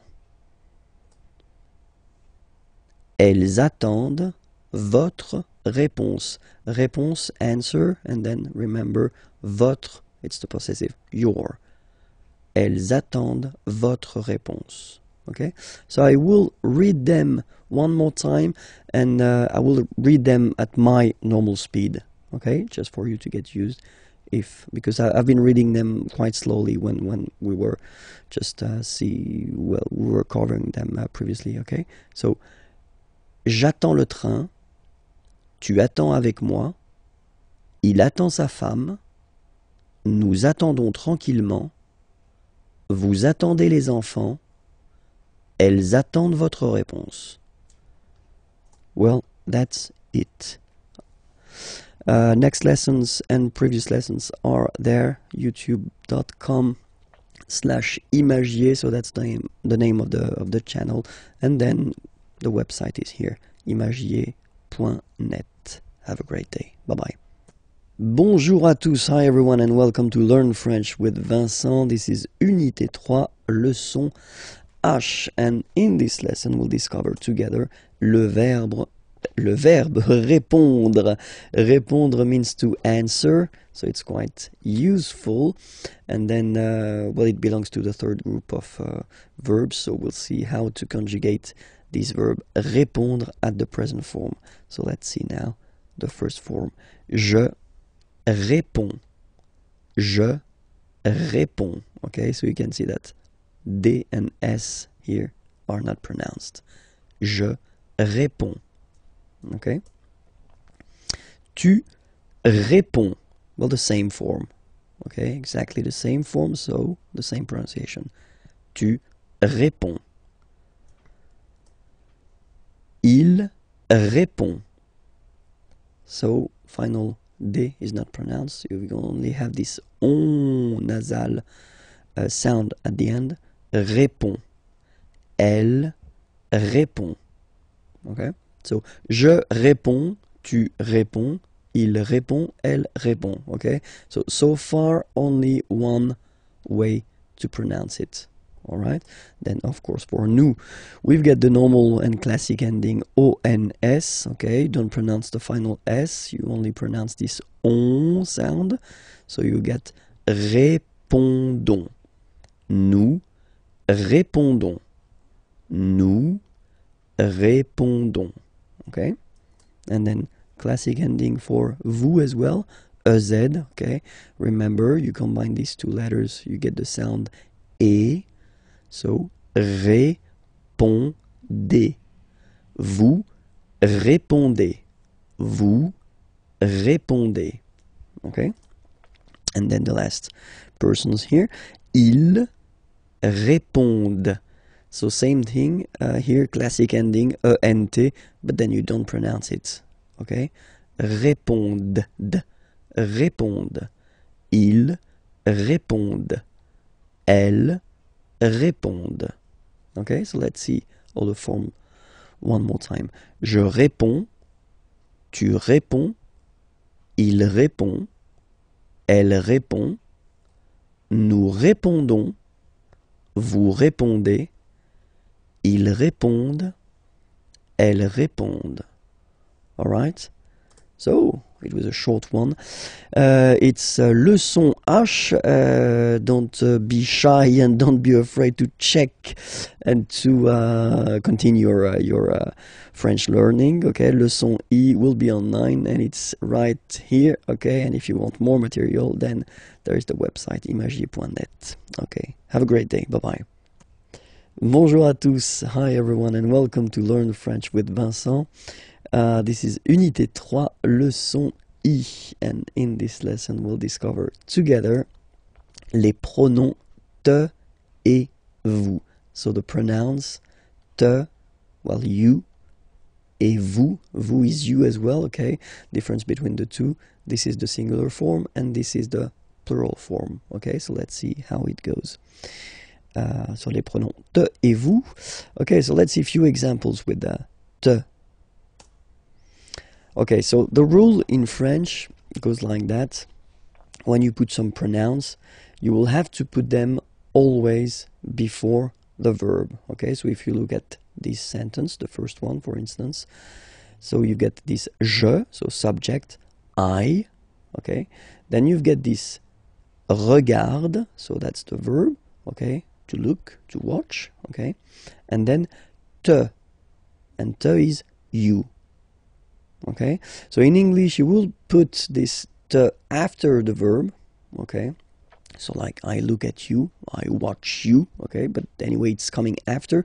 In French it will always come before the verb, okay, je te regarde, okay, je te regarde. All right, second example here. Nous te parlons. Remember, parler is to talk. So parlons is the form for nous. Okay. Nous te parlons. Okay. So if you want to translate these sentences, it would be we talk to you. Okay. Nous te parlons. Okay. And then last example for te, okay, and I did choose on purpose a verb inviter, to invite, okay, and if you look carefully, it starts with a vowel, I in that case, okay, and as usual in French, you know, when you get this and then another vowel, well, basically the will have to disappear, and then you will put it like that. Elle t'invite. Elle t'invite. So she invites you, okay? Elle t'invite.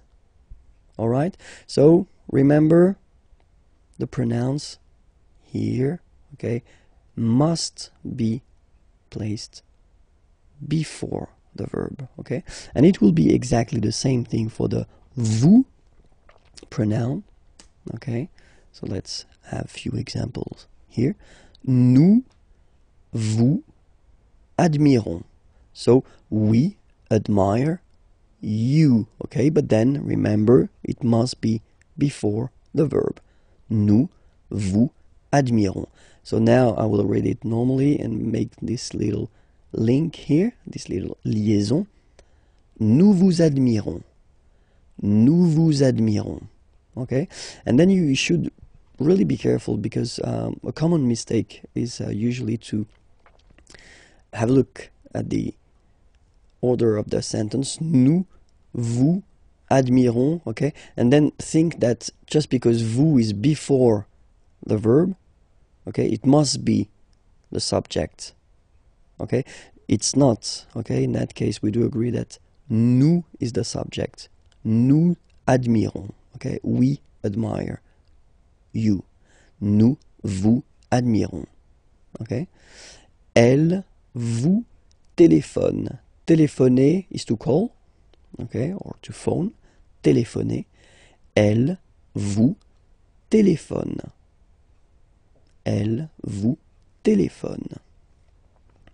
Je vous écris. Okay? Écrire means to write. Okay? So I write to you. Je vous écris. I will make this little liaison between the two. Je vous écris. Okay? So I will read them one more time. Je te regarde. Nous te parlons. Elle t'invite. Nous vous admirons. Elle vous téléphone. Je vous écris.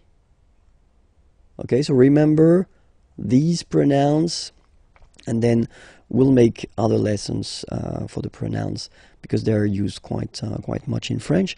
But then that's a rule. That's a rule that the pronouns will always come before the verb. Okay, so remember that, because it will be quite useful for you. That's it for this lesson. It was lesson leçon I, and then you can check for the next lesson on YouTube. The name of the channel is IMAGIERS, and the website is here. Okay, have a great day. Bye-bye. Bonjour à tous. Hi everyone, and welcome to Learn French with Vincent. This is Unité 3, leçon J. And in this lesson we'll see, let me click on it, hier, yesterday, aujourd'hui, today, demain, tomorrow. Okay? Hier, yesterday, aujourd'hui, today, demain, tomorrow. So let's see now.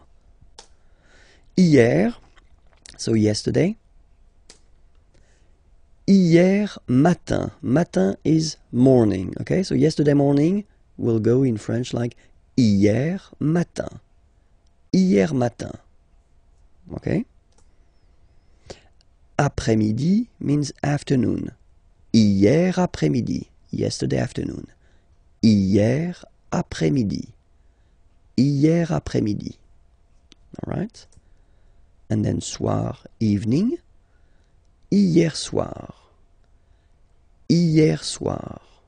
Okay, so let's repeat that. Hier. Hier matin. Hier après-midi.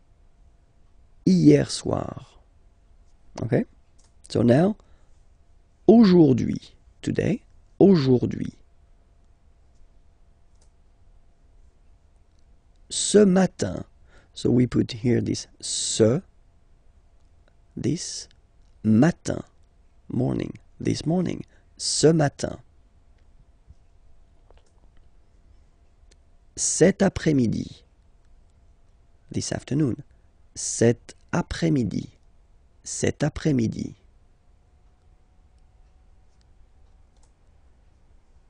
Ce soir,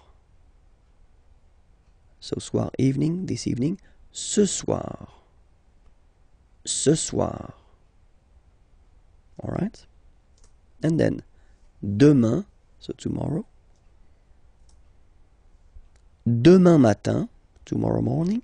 Demain matin. Demain après-midi, tomorrow afternoon. Demain après-midi. Demain soir. Demain soir. Tomorrow evening. Demain soir. So one more time. Hier. Hier matin. Hier après-midi. Hier soir. Aujourd'hui. Ce matin. Cet après-midi. Ce soir. Demain. Demain matin. Demain après-midi. Demain soir. It doesn't look like much, okay, but it's really useful, okay, so take the time and make sure that everything is clear in this lesson, okay. It was leçon J, okay, check out for the next lesson, and it's on YouTube, and it's here, the name of the channel, and the website is here if you want more material, okay. Have a great day, bye bye. Bonjour à tous, hi everyone, and welcome to Learn French with Vincent. So this is Unité 3, leçon K. And in this lesson, so we'll continue with the numbers a little bit because we've been making a break. We stopped in Unité 2, okay, and now we'll continue from 50, de 50 à 75 till 75, de 50 à 75. So let's see how they go. 50, 50, 51, 51, 52, 52, 53, 53, 54, 54, 55, 55, 56, 56, 57,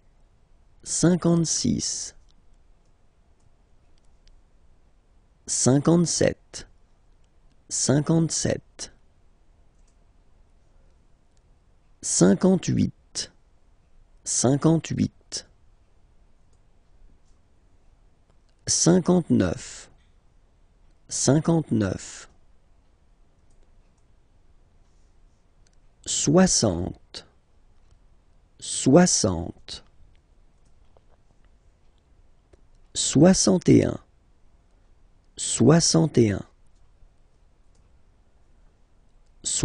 62, 62, 63, 63, 64, 64, 65, 65,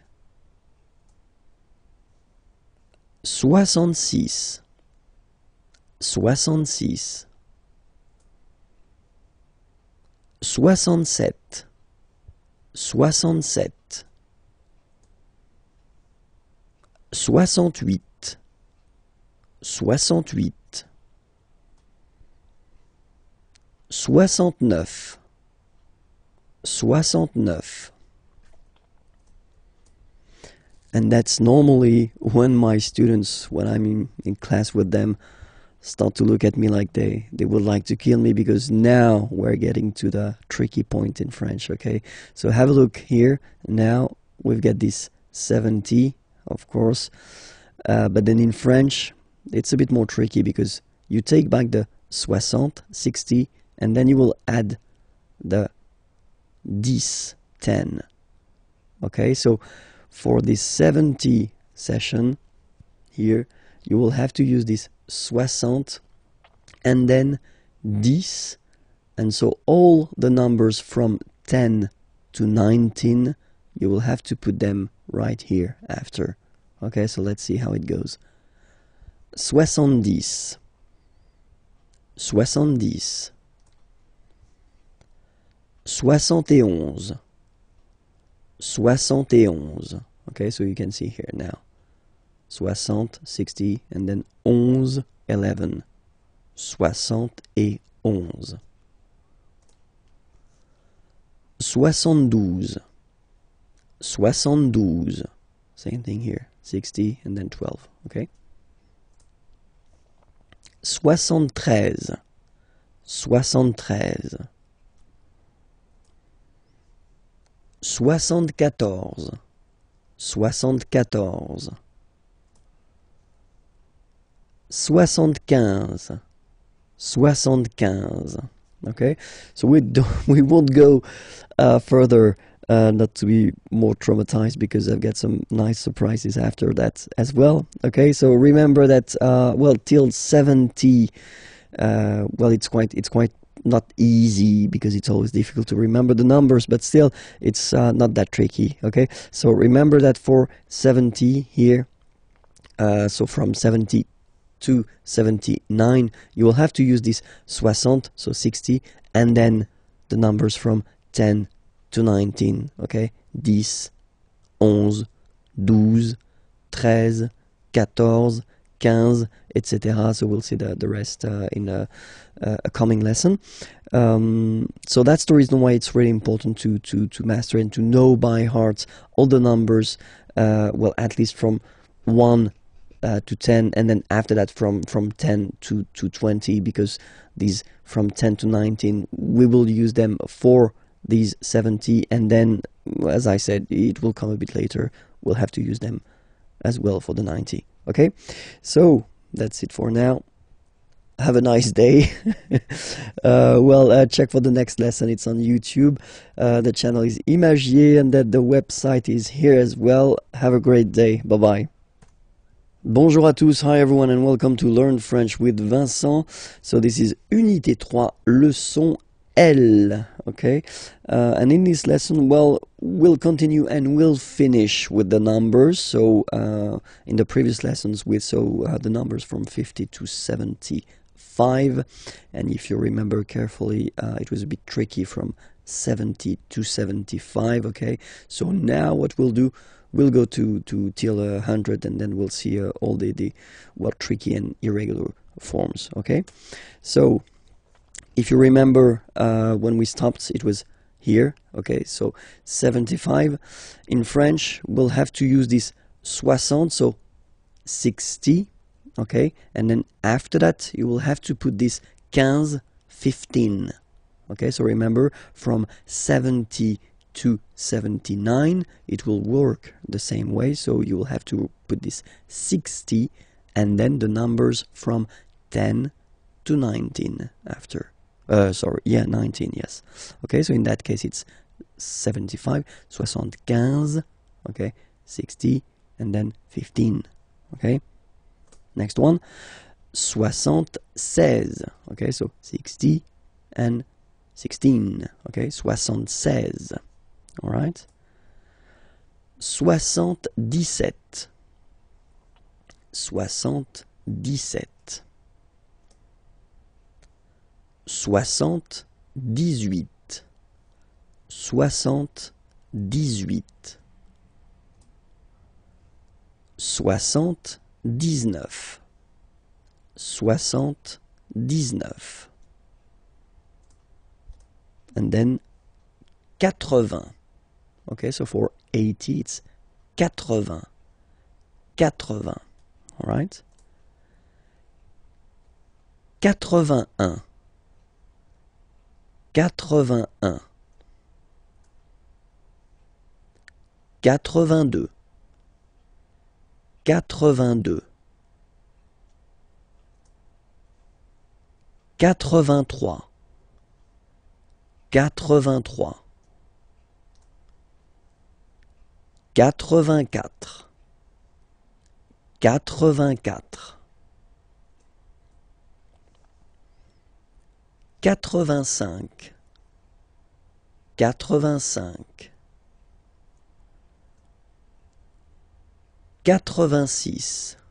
85,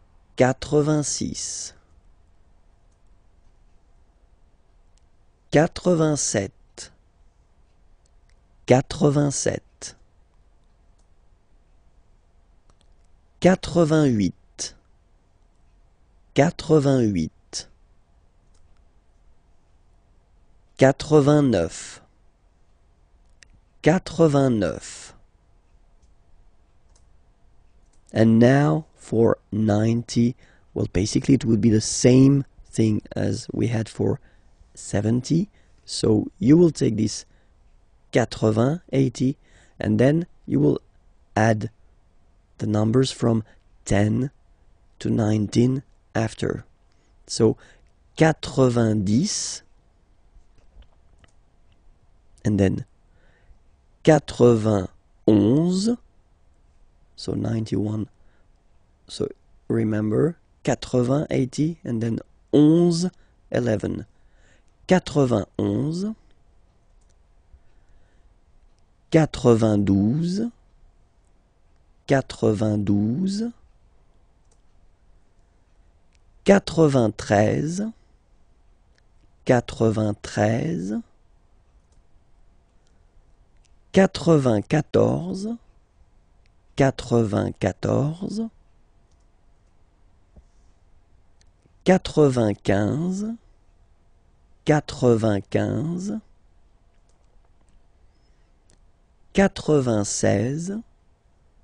94, 94, 95, 95, 96, 96,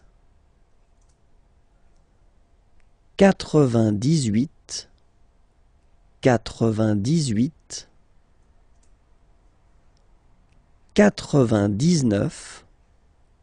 99, 99, and the last one, 100. Remember, final T not pronounced. 100. Okay? That's it for this lesson. Well, I hope you're not traumatized by the numbers. Check for the next lesson, and it's on youtube.com/imagier, or then the website is here if you want more material. Have a great day. Bye-bye. Bonjour à tous. Hi everyone, and welcome to Learn French with Vincent. So this is Unité 3, leçon M. And in this lesson, we'll discover this parce que form. So parce que means because, okay, and it's really useful. So we'll see how to use it, okay. So parce que here. So the first use of parce que is when you want to introduce the reason, okay. So we've got two examples here. Il ne mange pas tout de suite, okay. So here you've got the negative form, remember, ne, and then pas. Manger means to eat. Il ne mange pas, so he doesn't eat. Tout de suite, well, basically it means right now. Parce qu'il, okay, préfère attendre. So in that case, because he prefers to wait. Il préfère attendre. Okay? Préférer, to prefer.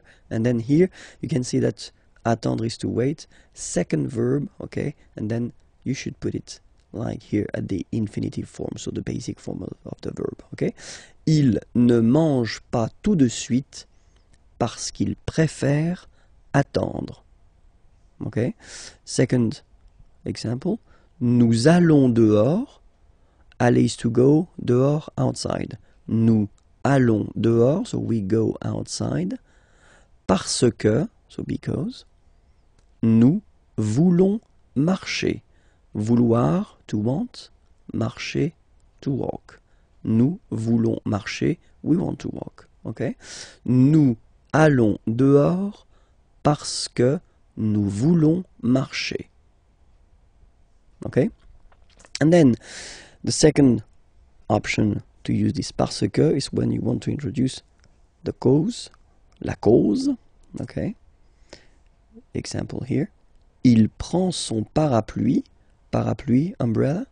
Prendre is to take. Il prend son, his.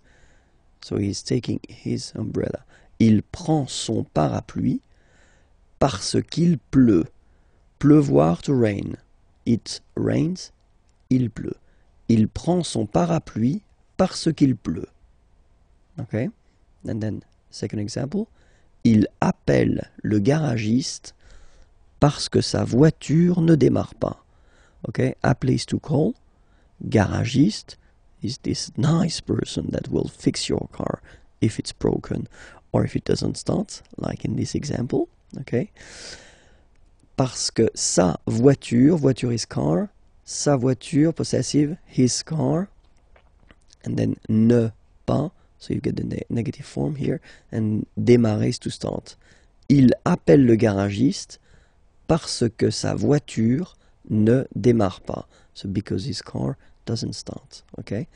Il appelle le garagiste parce que sa voiture ne démarre pas. Alright? So you can see the two main way of using this parce que. So the first one, the reason. In that case, well, it's something that refers to the person. Okay? Actually, in that case, he doesn't eat because he prefers to wait, and then we go outside because we want. Okay? And then the second possibility, when you talking about la cause, in that case, something that doesn't really, it's not the results of what someone is doing, but it's raining in that case, and then the car doesn't start. It doesn't really, it's not the result of the action of someone. Okay? So that's the two main use of parce que. Okay? I hope it was clear, and it was leçon M, so check out for the next lesson on YouTube, and it's IMAGIERS, the name of the channel, and then the website is here, imagiers.net. Have a great day. Bye bye. Bonjour à tous, hi everyone, and welcome to Learn French with Vincent. This is Unité 3, leçon N. So let's discover now what we'll see in this lesson, and we'll work on le Moyen-Orient, the Middle East. Okay, let's start. Le Moyen-Orient. So it's interesting here because normally if you would have only this word here, you would pronounce it moyen, moyen. Okay, but then as you've got this vowel after, okay, you get to make the liaison between the two. Le Moyen-Orient, Moyen-Orient. Okay, let's start now. Israël, Israël. La Palestine, la Palestine. Le Liban, le Liban. La Jordanie, la Jordanie. Okay, so let's repeat them one more time. Le Moyen-Orient, Israël, la Palestine, le Liban, la Jordanie. Okay, and now we'll see the nationalities. Okay, so Israel, and then I will put the masculine form here and the feminine form here. Israélien, Israélien, so masculine form, and then feminine form. Israélienne, Israélienne, okay? Yen, yen, okay? And then Palestinien, Palestinien, feminine form. Palestinienne, Palestinienne. Le Liban, Libanais, Libanais, Libanaise, okay? Z, Libanais, libanaise. And then Jordanie, jordanien, jordanienne. Okay, yen, yen. Jordanien, jordanienne. Okay, so let's see them one more time. Israël, israélien, israélienne. La Palestine, palestinien, palestinienne. Le Liban, libanais, libanaise. La Jordanie, jordanien, jordanienne. Okay, and that's it for this lesson. So remember that I've been making quite many lessons on YouTube, and then you can check them on this channel here, IMAGIERS, and then more material on the website. Okay, have a great day. Bye bye.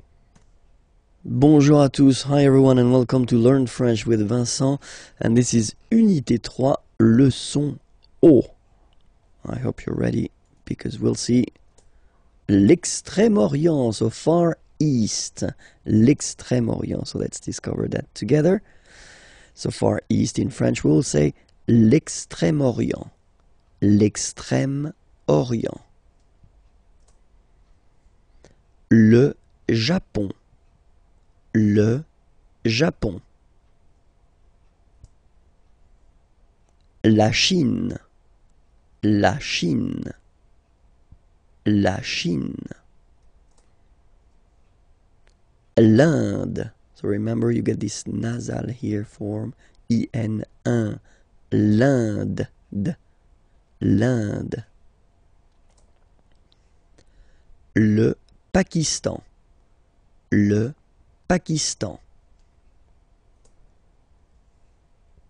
Hong Kong, Hong Kong. Okay, so let's see everything one more time here. L'Extrême-Orient, le Japon, la Chine, l'Inde, le Pakistan, Hong Kong. Okay, and now for the nationalities, so each time I will put the masculine form and the feminine form. Okay, le Japon, japonais, japonaise. Okay, so the only difference is there, est. Japonais, japonaise. La Chine, chinois, so it's really this wa sound, remember? Chinois, chinoise, z, was, chinoise. So chinois, chinoise. L'Inde, indien, indien, indienne. So remember this double N, you open it, indienne. Le Pakistan, pakistanais, pakistanaise.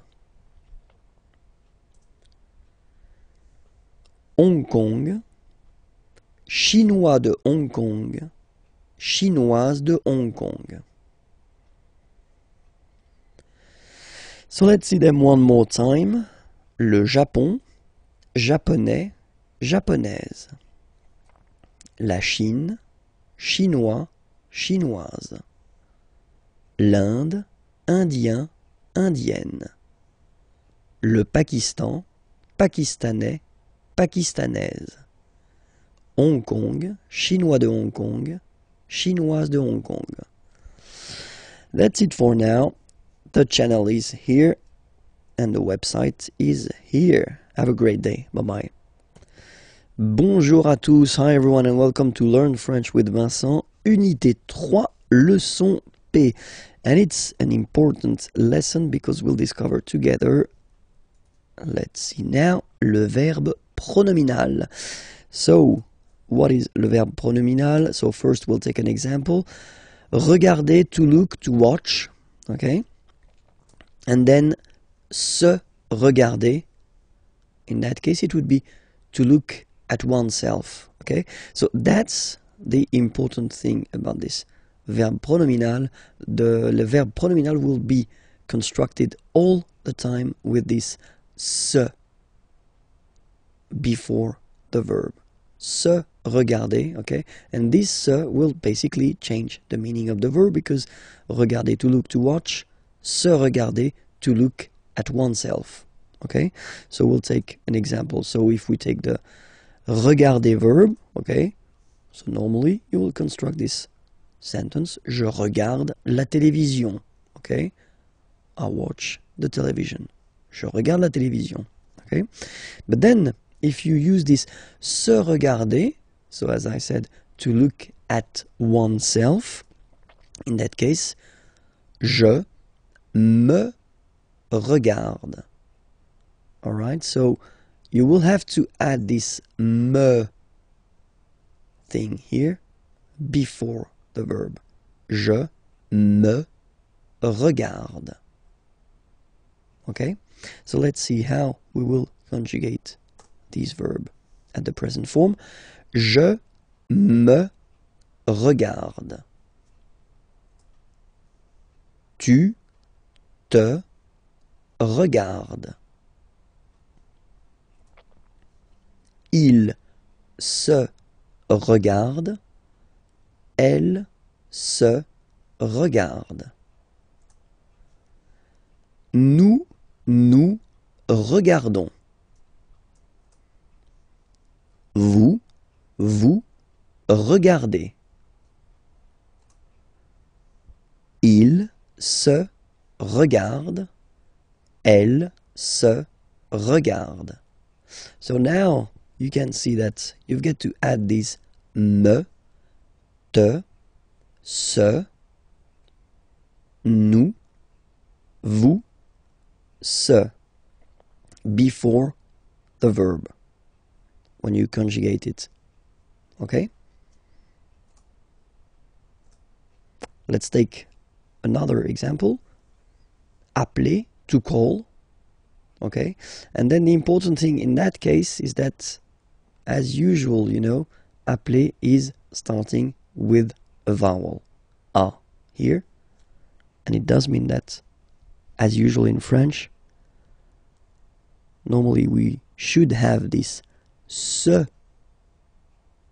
but then e will disappear and it will look like that. S'appeler. So appeler, to call, and then s'appeler, to call oneself. Okay, so let's see how we will conjugate this verb. Je m'appelle. So same thing here, the e that we had previously disappeared. Je m'appelle. So remember, that's normally the verb that you use when you introduce yourself. Like I call myself, so my name is, of course, but then in French it's like I call myself. Okay, je m'appelle. Tu t'appelles. Tu t'appelles. Il s'appelle. Elle s'appelle. Nous nous appelons. Okay, so I will make the liaison. Nous nous appelons. Vous vous appelez. Il s'appelle. Elle s'appelle. Sorry. So if you look carefully here as well, so you will have to add this m, t, s, okay, and then nous, vous, s, okay. So remember, it's just because the verb is starting with a vowel. It would be the same if the verb would start with the letter h plus a vowel, because we don't pronounce h, so that's the reason why. My God, I'm losing my voice. Let's hope I will finish. Be careful, because in some cases when you will add this se in front of the verb, then le sens, so the meaning of the verb, will change. So I will put a few examples here. Trouver is to find, okay, and then se trouver means to be, être. Okay, trouver, to find, but then se trouver is to be, être. Passer, to pass, se passer, avoir lieu, so to take place. Se passer, to take place. Passer, to pass. Okay? And then mettre, to put. Se mettre, well, it's to start. Commencer, to start something. Okay? So remember, trouver, to find. Se trouver, être, so to be. Passer, to pass. Se passer, avoir lieu, to take place. Mettre, to put. Se mettre, commencer, to start something. Okay? That's it. I did survive it. So it was the last lesson of Unité 3. Okay? Unité 4 will come, and when it will come, it will be there on this channel IMAGIERS on youtube.com. And then the website is here. Okay? Feel free to send me some comments if you want some special things, or then tell me that you've been appreciating or not the lessons. Okay, have a great day. Bye-bye.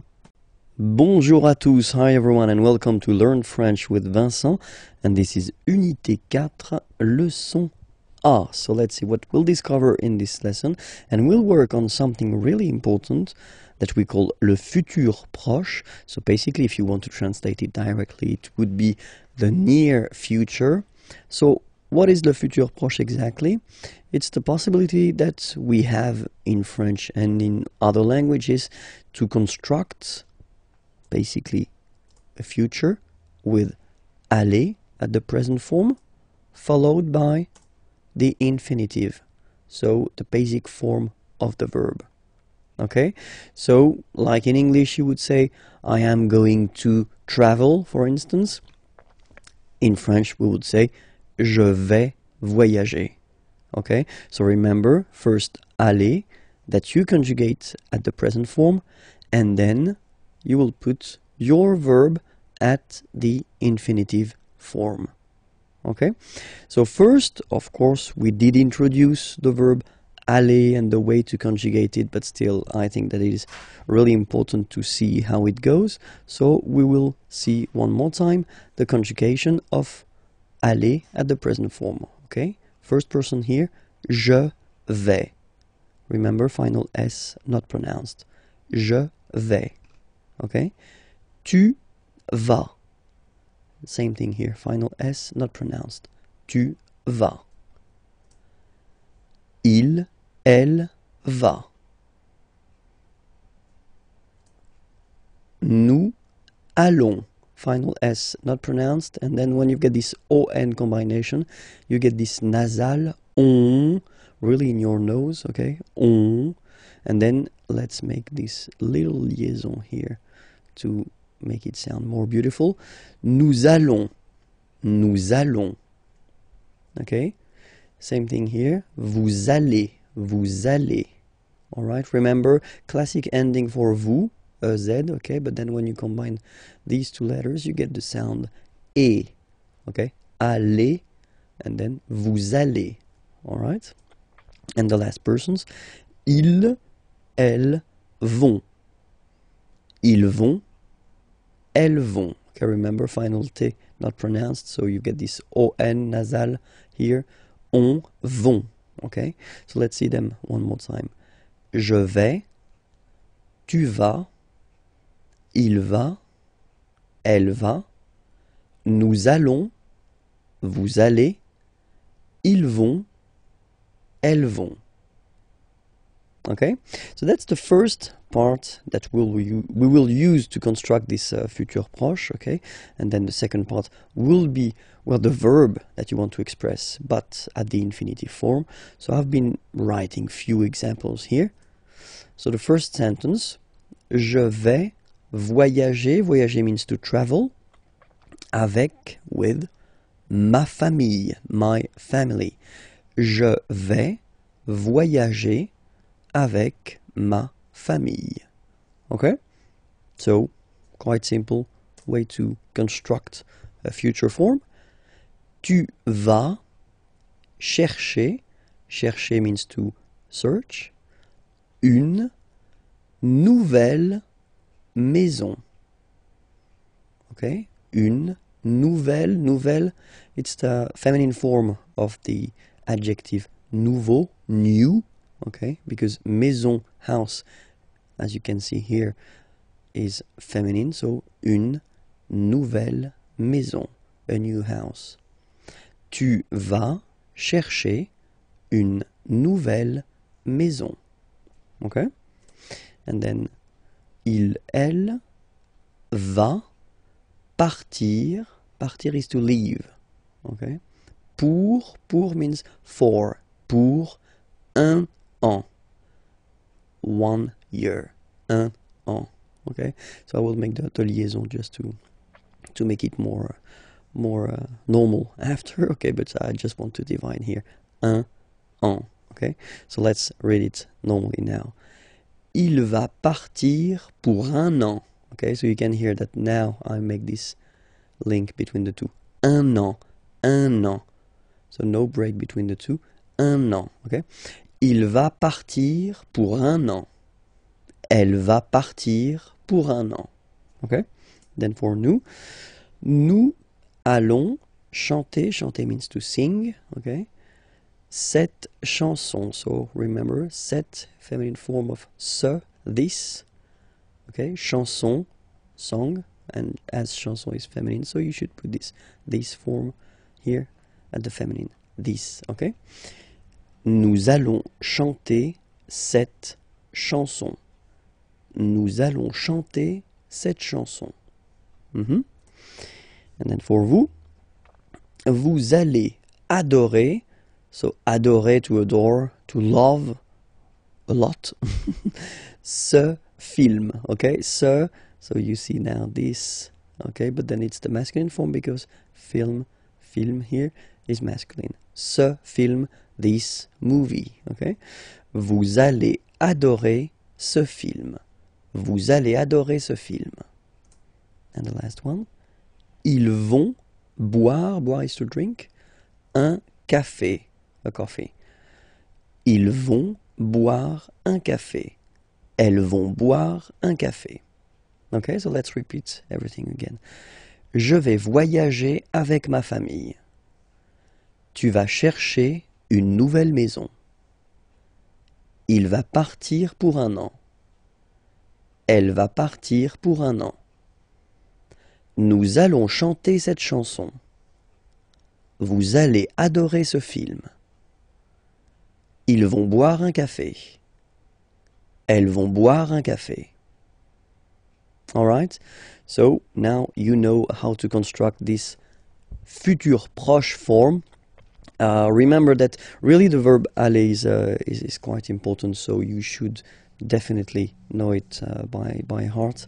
Okay, but then it was leçon A. Remember that you can check for the next lesson right here, okay, on YouTube, and the channel is Imagier, and then the website here, imagier.net. You can find more material. Okay, have a great day. Bye-bye.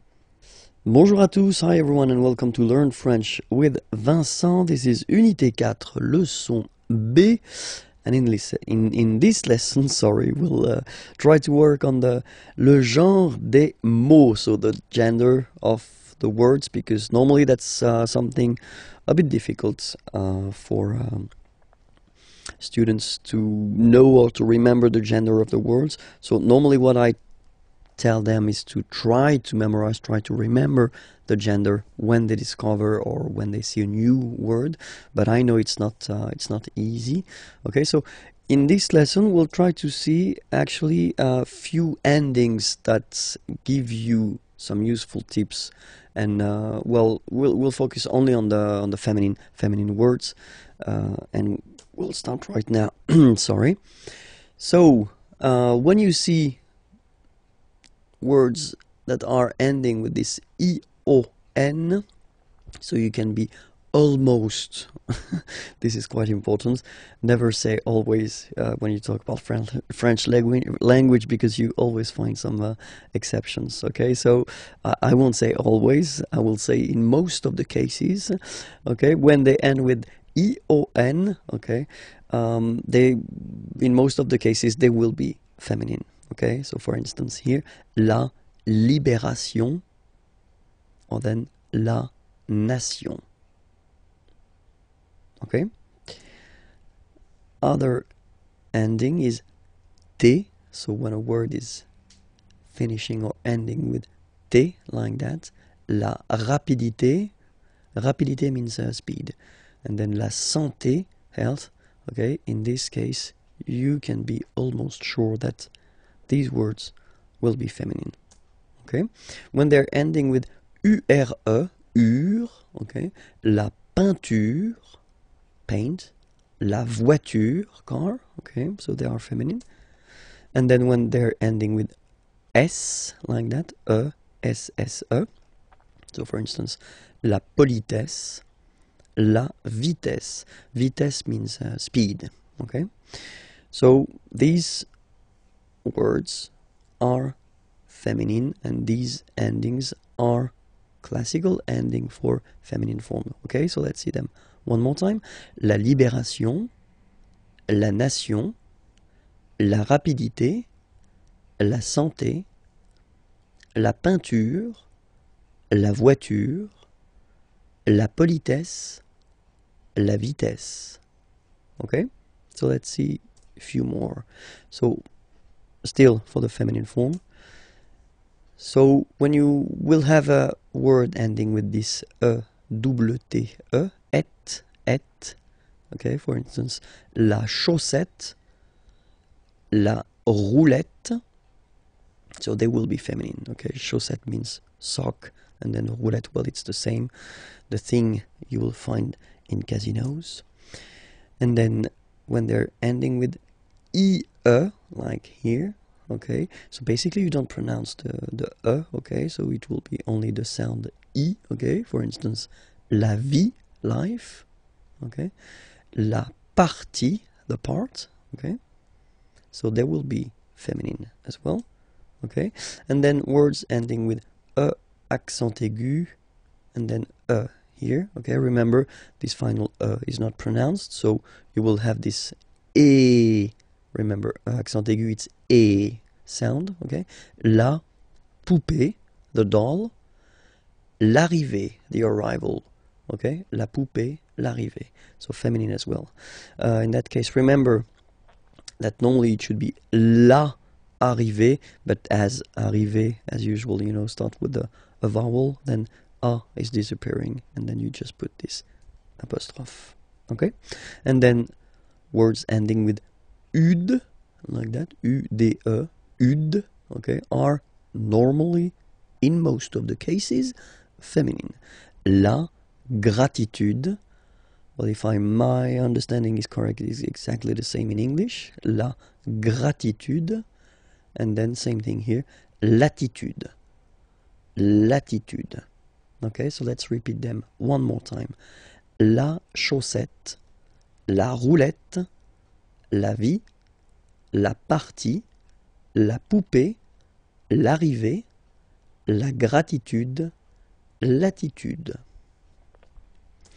Okay, I know it's not the key, it's not the magic key that will help you forever and that will give you all the time the correct gender of the words, but still you've got some tips now. Okay, it was leçon B. Okay, remember that I've been doing many lessons, so they can be found there on youtube.com/imagier. Okay, and then the website is here, imagier.net. You can find more material there. Have a nice day. Bye bye. Bonjour à tous, hi everyone, and welcome to Learn French with Vincent. This is Unité 4, Leçon C, and the good news is that I'm recovering my voice little by little. In this lesson, we'll discover together l'article partitif. So what's l'article partitif? Well, basically it's when you want to say that you want some sugar, for instance, so you don't want to specify the quantity, okay, just want to say that you want some, but you don't want to say 1, 2, 3, okay, then as usual we will have the difference between the masculine form and the feminine form, okay. So for the masculine form it will be du, okay, du, simple thing, d, u, this is u, this is d, du, alright. And then for the feminine form it will be de la, okay, de la, alright. Masculine form du, feminine form de la, alright. Let's see few examples now. Je bois, boire is to drink, okay, so je bois du café, alright. So you can see the difference here. It would be possible to say je bois un café, okay. In that case you would translate it je bois un café by I drink one coffee or I drink a coffee, okay. In that case, when you put this du café, so first you put the masculine form because café is masculine, okay, and then you want to say, you don't want to specify the quantity, you want to say I drink some coffee, okay, je bois du café, okay. The other option as well would be to say je bois le café, so if you want to put this article défini, but then you would have to put more information after, le café de ma mère, the coffee of my mother if you want, okay. So in that case, in this lesson we'll only focus on l'article partitif, so it's some, okay, je bois du café, alright.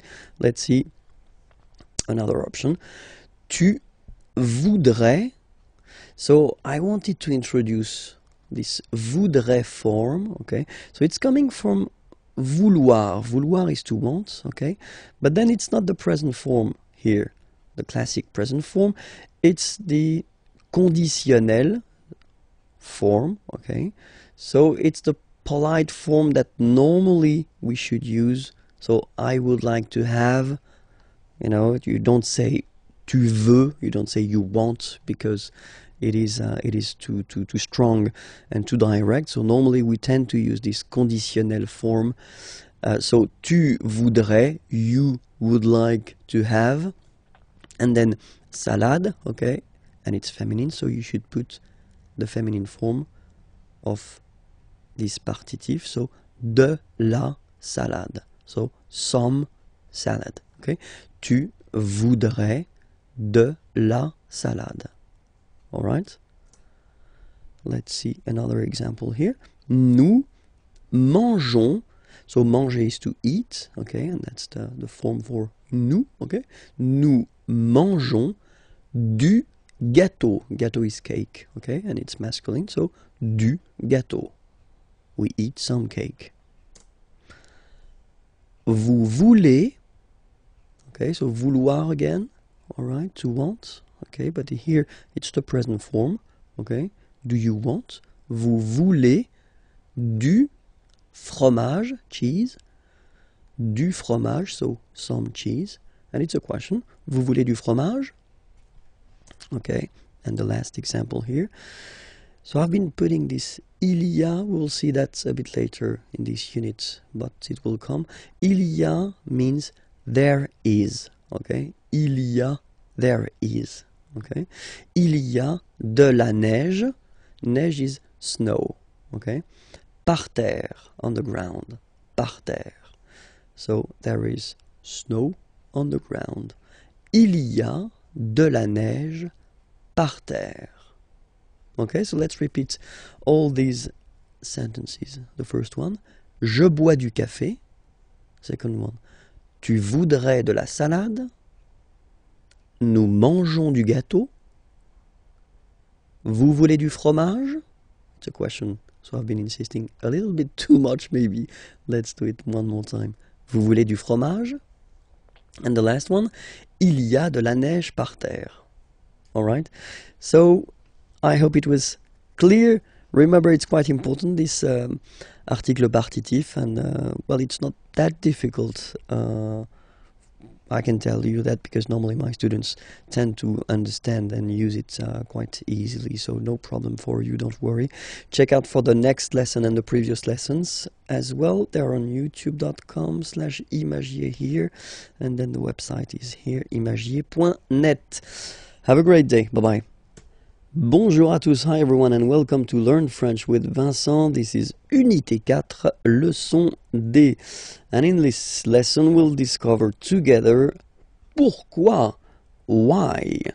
Pourquoi, why. Okay?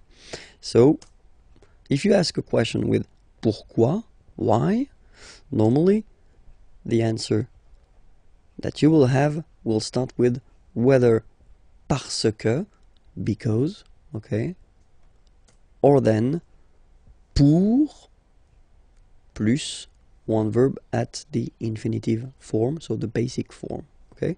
So whether parce que, and then you just start a sentence, or then pour plus a verb at the infinitive form, okay? Let's see now some examples. First question, pourquoi es-tu ici? Pourquoi es-tu ici? Okay, ici means here. Es-tu, are you? Why are you here? Pourquoi es-tu ici? So the first answer, parce que, so because, je suis invité, I am invited, by Nicolas. Because I am invited by Nicolas. Parce que je suis invité par Nicolas. Okay, so normally when you start with the parce que, so you want to express the reason why, okay? Parce que je suis invité par Nicolas. Alright? And then, other option would be pour passer la soirée. So in that case, passer should be translated like spend, okay? Pour, to spend, pour passer la soirée, the evening, avec, with, vous, you. Pour passer la soirée avec vous, to spend the evening with you. And in that case, when you will start your answer with pour, okay? So you will express what will you will do after that, okay? Pour passer la soirée avec vous, okay? And in that case, parce que, you want to introduce the reason why, okay? So that's the way we will construct answers when you will ask a question with pourquoi, okay? I hope it was clear. It was a short one, but still quite useful, okay? And it was leçon D, so you can find the next lesson there at IMAGIERS, so that's the name of the channel on YouTube, and then the website is here, okay? Have a great day, bye-bye. Bonjour à tous, hi everyone, and welcome to Learn French with Vincent. This is Unité 4, leçon E, and in this lesson we'll try to answer this question, où est le cube? Where is the cube? Où est le cube? Okay, so let's see that together. So here, first situation, here, okay, so this is le cube and this is le cylindre, okay, so just to make it clear, because that's the things we'll use to introduce, well, the prepositions. Le cube est sur le cylindre. So you can see it's on, okay, so sur le cylindre, okay, and there is contact here, okay, it's quite important. Second option, same thing, but it's basically under here. Le cube est sous le cylindre, okay, le cube est sous le cylindre. Don't pronounce the final S, and then this OU combination of vowels is pronounced OU, okay? Sous, sous. Le cube est sous le cylindre. Alright? Then, here, no contact, and that's really important, okay? Le cube est au-dessus du cylindre. So let's repeat it. Le cube est au-dessus, final S not pronounced here, au-dessus du cylindre. Okay? Then, same situation, sorry, but then the opposite, so it's here and no contact here. You can see no contact. Le cube est au-dessous du cylindre. Okay? Au-dessous, final S not pronounced, du cylindre. Le cube est au-dessous du cylindre. Alright? So here, I've been putting the plural form because we've got two here. Les cubes sont à côté du cylindre. So next to, okay? Les cubes sont à côté du cylindre. Le cube est à gauche du cylindre. Okay, gauche, left. On the left of le cylindre. Le cube est à gauche du cylindre. Okay, then the next one. Droite, obviously it's right, on the right. Le cube est à droite du cylindre. Le cube est à droite du cylindre. Okay? In front of. Le cube est devant le cylindre. Le cube est devant le cylindre. And now, behind, it's not possible to see it, that's the reason why. Le cube est derrière, so behind, le cylindre. Le cube est derrière le cylindre. So I've been taking away the color just to show you that it's inside, okay? So in, le cube est dans, so in, le cylindre. Le cube est dans le cylindre. That's it. Take the time to watch it one more time if it's not clear for you. It was leçon E. Remember that the next lesson can be found on YouTube, and it's the name of the channel here, IMAGIERS, or then the website imagiers.net if you want more material. Have a great day. Bye bye. Bonjour à tous, hi everyone, and welcome to Learn French with Vincent. This is Unité 4, leçon F. And in this lesson, we'll discover les adverbes de lieu. So really useful, and we're starting right now.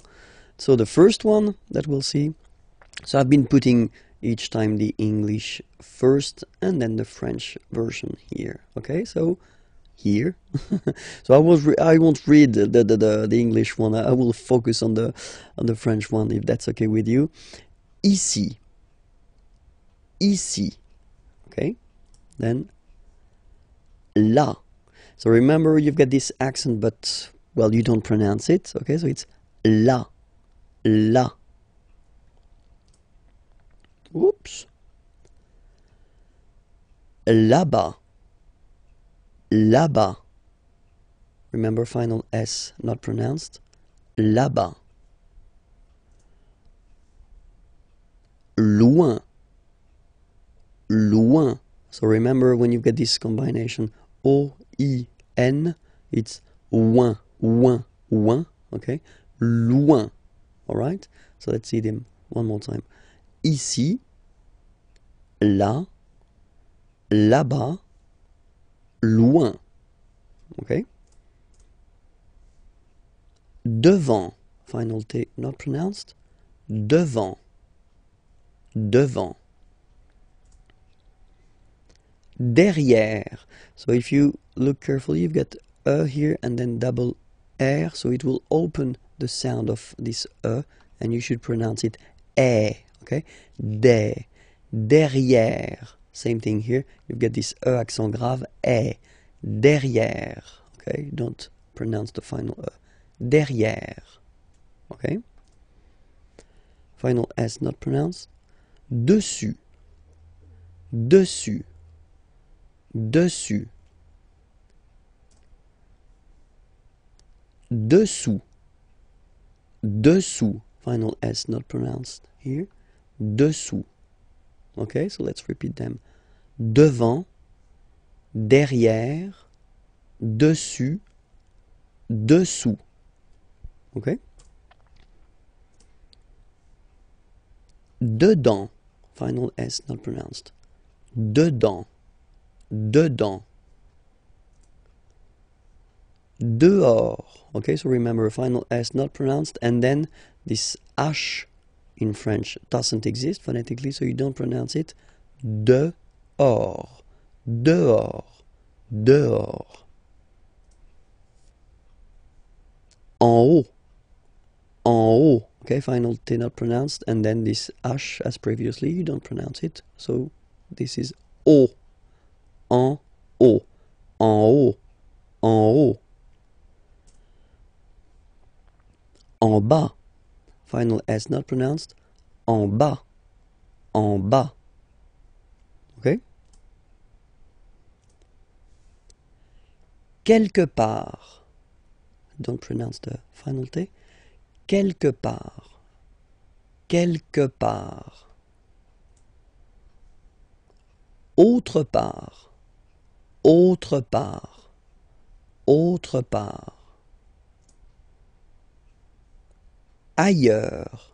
Look, final S not pronounced, and then you've got this y sound. Ailleurs. Okay, so sorry, I insist a little bit too much maybe, but still, let's read it normally now. Ailleurs. Ailleurs. Okay? Autour. Autour. Autour. Okay, so repeat them one more time. Quelque part. Autre part, ailleurs, autour. So now you are well equipped with l'adverbe de lieu. Okay, it was leçon F. If you want to check for the next lesson, it's here, youtube.com/imagier, or then the website is here as well, imagier.net, if you want more material. Have a great day. Bye-bye. Bonjour à tous, hi everyone, and welcome to Learn French with Vincent. This is Unité 4, leçon G. And in this lesson, we'll try to see together how to express, comment exprimer l'obligation. So when you must do something, well, there is a verb for that, to express must, and this is falloir. Falloir. Okay, falloir. And then you will have two options. The first one will be il faut. So you get to remember that falloir is what we call verbe impersonnel. Okay, because there is only one form, and it's il, third person of the singular. Il faut. Okay, so je, tu, nous, vous, etc. They don't exist for falloir. It's only il. Okay, il faut, and then the verb coming after will be at the infinitive. Okay, so that's the way to express to must. Okay, and then, or to have to if you want, il faut. Okay, same form, but then you will add after that un nom, a noun. Okay, so whether a verb at the infinitive form or then a noun. So we'll see a few examples now. So the first scénario, as we would say in French, is falloir plus infinitif. Okay, so here, il faut respecter les règles. All right, il faut respecter, so to respect, les règles, the rules. Il faut respecter les règles. All right, and then another option. So I've been putting here and here the two parts of the negative form. Il ne faut pas fumer, fumer is to smoke, ici, here. Il ne faut pas fumer ici. Okay, so now we'll see the way it works with noun, a noun. And here, for instance, il faut. So still il faut, remember, as I said, it's only il faut, so it's a verbe impersonnel, okay? Une carte d'identité. Il faut une carte d'identité. Second example here. Il faut un parapluie, umbrella, un parapluie, car, because, il pleut. It's raining. It rains. Il faut un parapluie, car il pleut. Alright? So, it was short and I hope clear. It was Unité 4, leçon G. Remember that here, that's the name of the channel, IMAGIERS on YouTube. You can find the next lessons, of course, and then the previous lessons. And if you go on the website, you can find more material. Have a great day. Bye bye. Bonjour à tous. Hi everyone and welcome to Learn French with Vincent. This is Unité 4, leçon H. And in this lesson, we'll discover les adjectifs ordinaux. Les adjectifs ordinaux, so in English it would be first, second, third, fourth, etc., etc. So we'll see how they go in French. And so we'll start with the first, okay? And as usual in French, remember, we've got the difference between the masculine form and the feminine form, okay? So each time we'll have here and here the masculine form and the feminine form. Here, that's the way you can see them written when you get to make them short, okay? So they can be written like that, okay?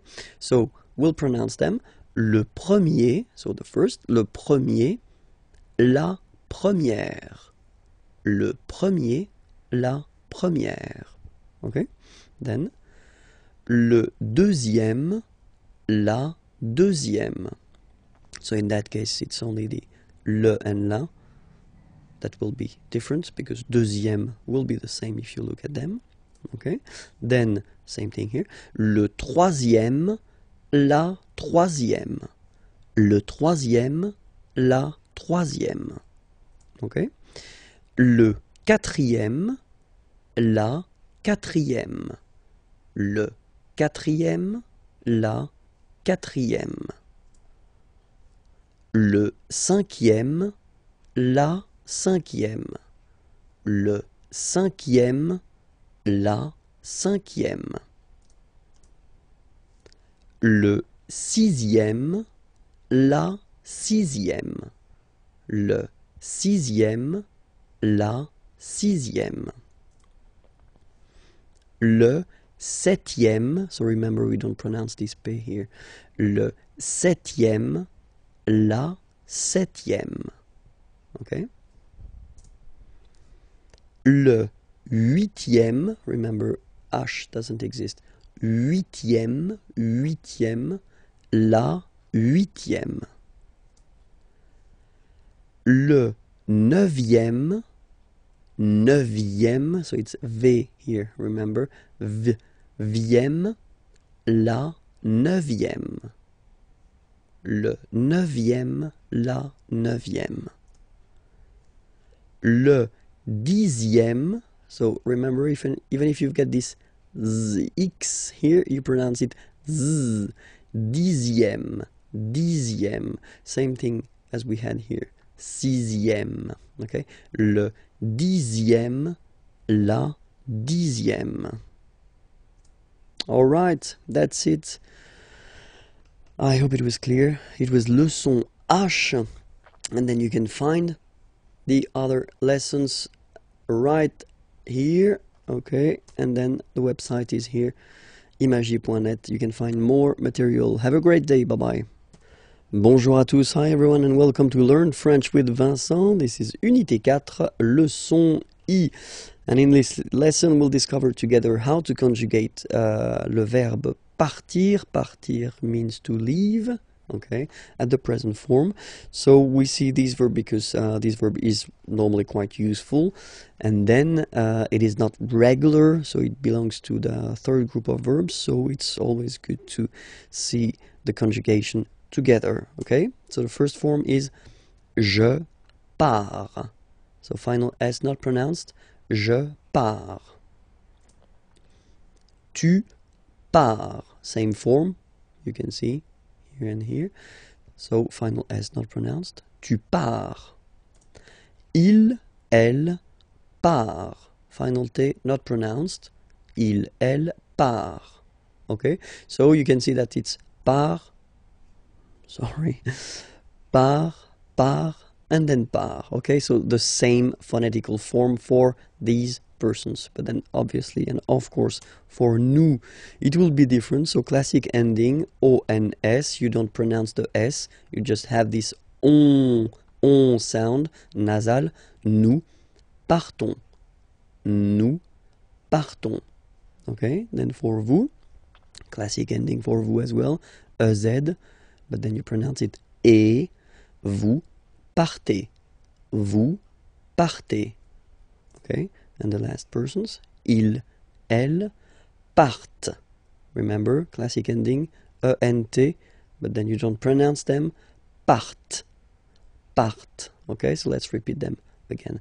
Je pars, tu pars, il part, elle part, nous partons, vous partez, ils partent, elles partent. Okay, so that's it for the verb partir. If you want more lessons, then you can find them at the following address, and then the website is here, imagiers.net, if you want more material. Have a great day. Bye bye. Bonjour à tous, hi everyone, and welcome to Learn French with Vincent.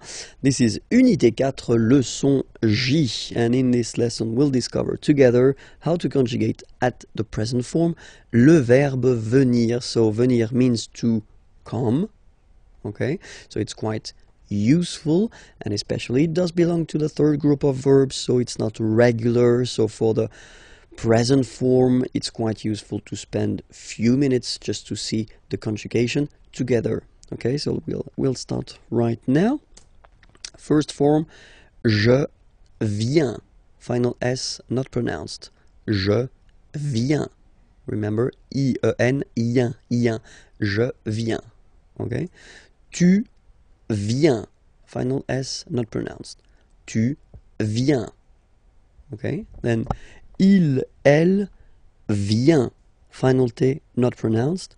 Il, elle, vient. Okay. So, je viens, tu viens, il, elle, vient. Phonetically, it's the same form. Okay. But then for nous, it will be a bit different. ONS, remember, classic ending for nous at the present form. Final S not pronounced. So you will get the sound venons. Nous venons. Nous venons. Okay. Then classic ending for vous, EZ here, and then you pronounce it et, vous venez. Vous venez. Okay. And the last one here. So you've got this double N just after the E, so it will change a little bit your pronunciation. You will have to pronounce this E like eh. Okay.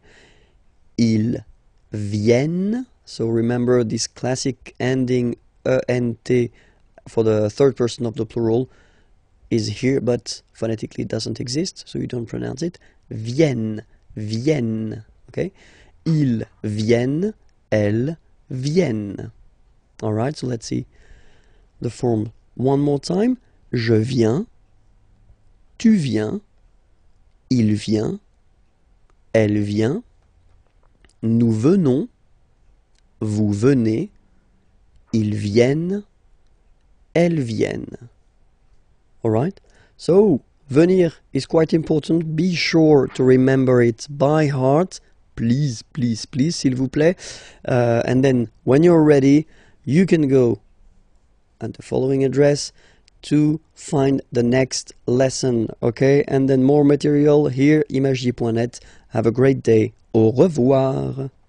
Bonjour à tous. Hi everyone and welcome to Learn French with Vincent. This is Unité 4, leçon K. And in this lesson, we'll discover a big thing. So it's les pronoms COD. Okay, so no stress, but still it will be quite important. Okay, les pronoms COD. So we'll take first a sentence. Okay, so it's a question and it's tu regardes la télévision. Okay, so tu regardes, regarder is to watch, la télévision.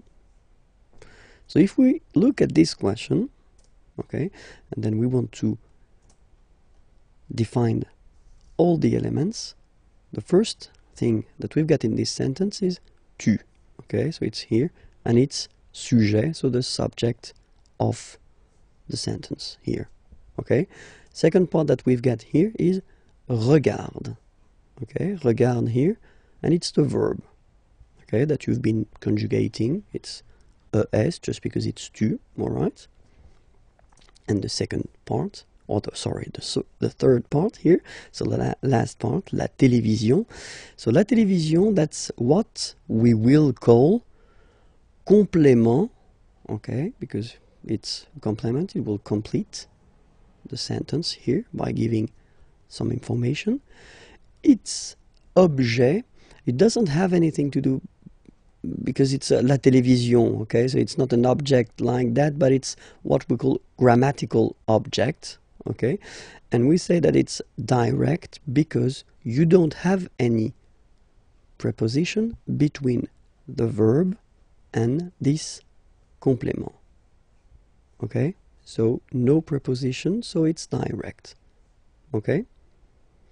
So why do we say that it's quite important to use les pronoms COD?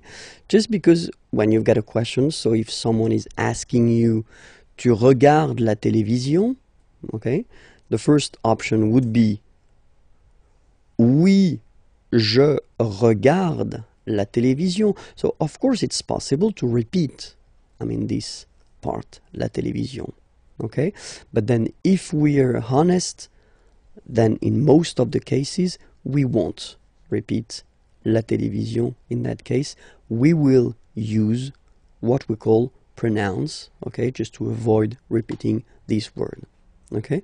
So let's see these pronouns together.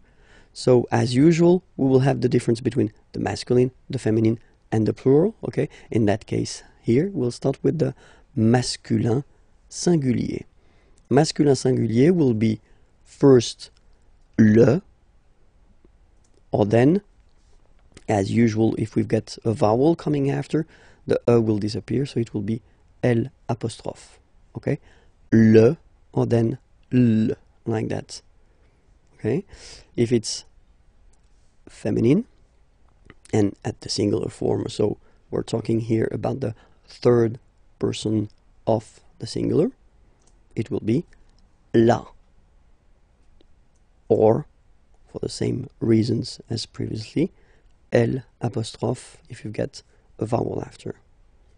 Okay? And then for the plural form, so here we're talking about the third person of the plural, then it will be les. Okay, so let's repeat them one more time. So for the masculine singular form, it's le. For the feminine singular form, it's la.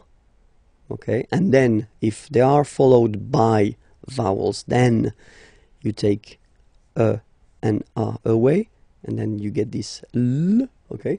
And for the plural form here, it's les. All right? So let's see that in action now. So if you get the same question, tu regardes la télévision. All right? So now we've got all the elements. So we know that tu was the subject, regarde the verb, la télévision, complément d'objet direct, and that's the thing we want to replace. We don't want to repeat la télévision, okay? So first, what do we need to do is first to spot the gender of the word. We know that la télévision is feminine. Okay, so we've got all the keys necessary. Oui, je la regarde. So, as I said a long time ago in a lesson, remember that in French, the pronouns, like this one for instance, are coming before the verb. So that's the reason why you will have this la here before the verb. Oui, je la regarde. Okay? Let's take another question. And here you've got tu vas regarder la télévision. So what's the difference between the previous question and this question? Well, this is, and we saw that in a previous lesson, I guess it was on this unit, so you can check it if you're not sure about that. That's what we call the futur proche, so the near future. Tu vas regarder la télévision, you are going to watch. Okay, so that's the near future. Tu vas regarder la télévision. Okay, and then here, if you look carefully, well, you've got two verbs. And that's the important thing here. So if you will have a structure with two verbs, and then you want to use a pronoun, this pronoun will come always before the second verb. Like here, oui, je vais la regarder. Okay? So I'm not telling you that it will come between the two verbs, because you can have many things between these verbs. Okay? So focus on this idea that it will come before the second verb. Oui, je vais la regarder. Okay? So we'll see that les pronoms complément d'objet direct can replace all the persons. So for the first person it will be me, second person it will be te, third person of the singular, so the one we saw, le for the masculine form, and then la for the feminine form. First person of the plural, nous. So basically it's quite easy to memorize this one, to remember it. Same thing here. Second person of the plural, vous. And then third person of the plural, les. Alright, so me, te, le, la, nous, vous, les. Alright? So we'll see now a few examples. So the first one, il me regarde. So if you want to say that he is looking at me, il me regarde. Okay? So remember, as I said previously, these pronouns are coming before the verb. Okay? Il me regarde. Present form, only one verb, you just put it before. Il me regarde. Il te regarde. So he's looking at you. Il te regarde. Il le regarde. Il la regarde. He's looking at him, he's looking at her. Il nous regarde. Il vous regarde. Il les regarde. Okay, it's not that difficult when you try to remember. Well, first, of course, the pronouns, and then this idea that it will come before the verb. Well, honestly, it's not that tricky. Okay, I've been putting the same sentence, but then at this near future form. Okay, so just to show you, if you forgot it, that it should come before the second verb. Okay, so il va me regarder. So he's going to watch me, or to look at me. Okay, il va me regarder. il va te regarder, il va le regarder, il va la regarder.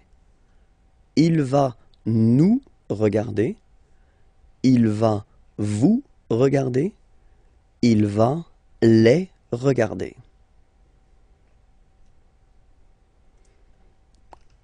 Okay, that's the end of les pronoms compléments d'objet direct. You can check for the other lessons that are on YouTube, and it's IMAGIERS, the name of the channel, and then the website imagiers.net is here. Okay, you can find more material. Have a great day. Bye bye. Bonjour à tous, hi everyone, and welcome to Learn French with Vincent. This is Unité 4, leçon L, and in this lesson we'll have the pleasure to see together what we call les pronoms COI. Okay, les pronoms COI. So, well, let's say that it's the second part of les pronoms CO, complément d'objet. Okay, so if you didn't watch the previous lesson, well, maybe it would be better to do so that you could understand maybe more clearly the whole thing. Okay, but then still we're starting right now. So, les pronoms complément d'objet direct. So we'll start with une question, a question. Okay, so we'll see. It's a basic question. Okay, you get tu parles à ton frère. Okay, parler is to talk. Tu parles, you talk to your brother, à ton frère. Okay, so if we have a look at the elements in this sentence, the first part or the first element is tu, okay, and that's the subject of the sentence, tu, all right. Then the second element is parle, okay, and that's the verb. So it's ending like that because you've been conjugating this verb according to tu, okay, but it's a verb here. And then we've got this last part here, à ton frère. So that's what we call complément, so it will come to complete the sentence, okay, and it's objet, okay, so be careful, it's really what we call a grammatical object. So it's not an object because in that case it's a good example because it's a person, okay, but then it's a grammatical object and it's indirect because you've got this preposition à here, okay. So in the previous lesson we saw the direct ones, okay, they were without any preposition, okay, but then in this lesson it's indirect because you've got the preposition à here, okay, and it will change the things. So let's see the question. You can ask the question, so it's the same, tu parles à ton frère, okay, and then the answer that you could give, of course, would be oui, je parle à mon frère.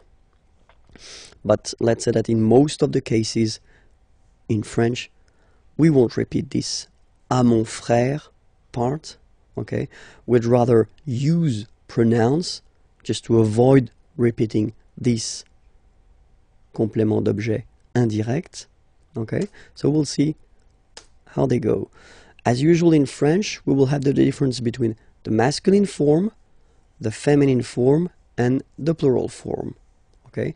And here, just to start, we'll start with masculine singular, okay. Masculine singular form will be lui, okay, ui, lui, lui, all right. Féminin singulier, so feminine form and the singular form here, it will be lui. So it's quite easy to memorize, to remember, okay, because it is the same form for the masculine and the feminine form, okay. And then for the plural form, so third person of the plural, to be more precise, it will be leur, okay. So masculine singular, third person of the singular, lui. Féminin singulier, feminine singular form, third person of the singular, lui. And then the plural form, third person of the plural, leur, okay. Let's see now the same question, okay. Tu parles à ton frère, okay. And the idea in that case, of course, is to avoid repeating this part here, so complément d'objet indirect, and to replace it with the pronoun. Okay, so first we know that it's indirect because we've got the preposition here. We know here that it's masculine because it's brother. Okay, and then we've got the information here because it's ton. All right, so we've got all the elements just to reply using the pronoun. Oui, je lui parle. Okay, so the only thing you should really think about here is the position. So you should remember, as I said previously, that the pronouns in French will be placed before the verb.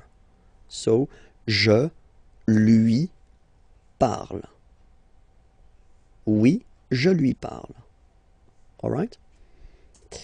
And then we could have, well, basically the same question, but then this question would be like it is here at the near future. So if you didn't see the lesson regarding the near future, maybe it would be more useful for you to watch it, but still the near future, it's a way to construct the future, but at the present tense with the verb aller, to go. You are going to speak or talk, okay, to your brother.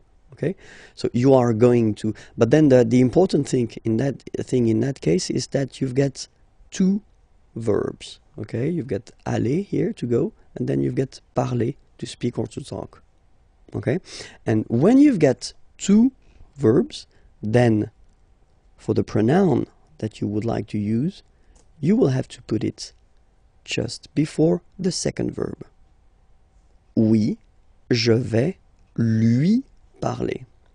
Okay, so I'm not telling you that it should be between, because that's the case here, but then between these two verbs you could put many things, okay, like adverbs or other things. Okay, so remember that this pronoun lui should be before the second verb. All right, so now we'll see these pronouns, but then for all the persons. Okay, for the first person of the singular, it will be me. Second person of the singular, te. Then third person, like we saw, so masculine and feminine, I only put one, so lui, because it's the same. First person of the plural, nous. Second person of the plural, vous. Third person of the plural, leur. Okay, me, te, lui, nous, vous, leur. All right, so let's see examples now. So he's talking to me. Il me parle. Okay, remember, me, and then before the verb, il me parle. He's talking to you. Il te parle. Il lui parle. I don't know why lui is still white. Well, maybe it was a mistake from my... Yeah, it is a mistake. It should be orange, but then still. Il lui parle. Okay. Il nous parle. Il vous parle. Il leur parle. All right? Il me parle. Il te parle. Il lui parle. Il nous parle. Il vous parle, il leur parle. Okay, so these examples are with one verb, okay, and then I've been rewriting the same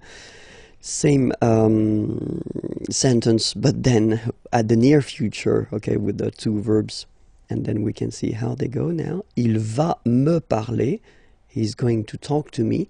Il va me parler, so remember, you know, me before the second verb. Il va te parler, he's going to talk to you. Il va lui parler, he's going to talk to her, or he's going to talk to him, okay? Il va nous parler, he's going to talk to us. Il va vous parler, he's going to talk to you. Il va leur parler, he's going to talk to them, okay? Il va me parler, il va te parler, il va lui parler, il va nous parler, Il va vous parler. Il va leur parler. That's it. Congratulations if everything is clear. It was leçon L. Be sure to find more lessons there on youtube.com/imagier, and then the website is here and it's waiting for you. Okay, bye bye. Bonjour à tous, hi everyone, and welcome to Learn French with Vincent. This is Unité 4, leçon M. And in this lesson we'll see how to conjugate together le verbe vouloir. Vouloir means to want, and it belongs to the third group of verbs in French, so irregular. So that's the reason why I think it's quite good to see the conjugation at the present form together. So here it goes.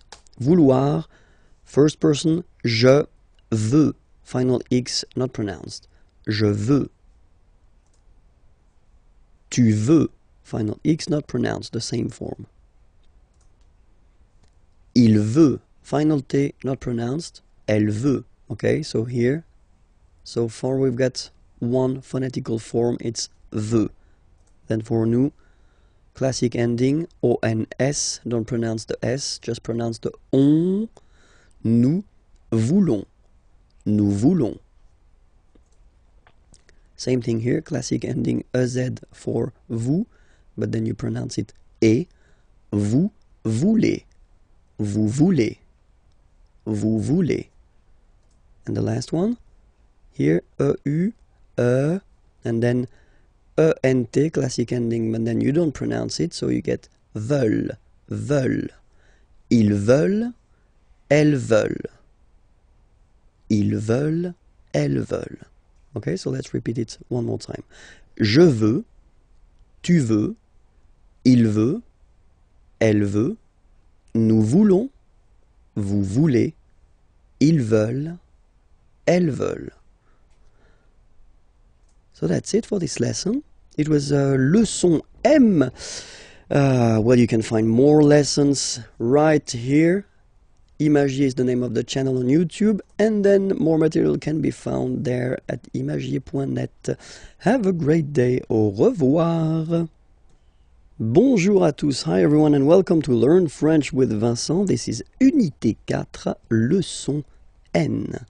And in this lesson we'll discover together le verbe savoir. Savoir means to know, and it's quite useful, and but then it is irregular, so it belongs to the third group of verbs, so it's quite good to see the way to conjugate it together, okay, at the present form, and we'll see it right now. Okay, so let's start now.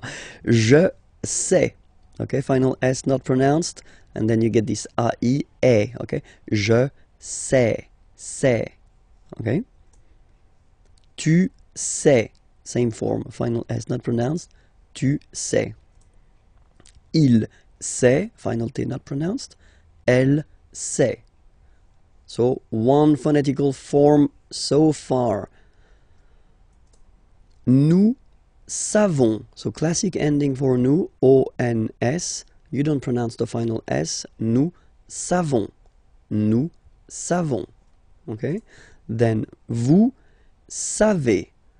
Classic ending for vous, EZ, but then phonetically it's et. Vous savez. Savez. And then il.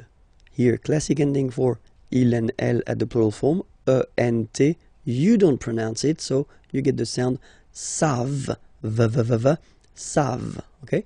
Ils savent, elles savent.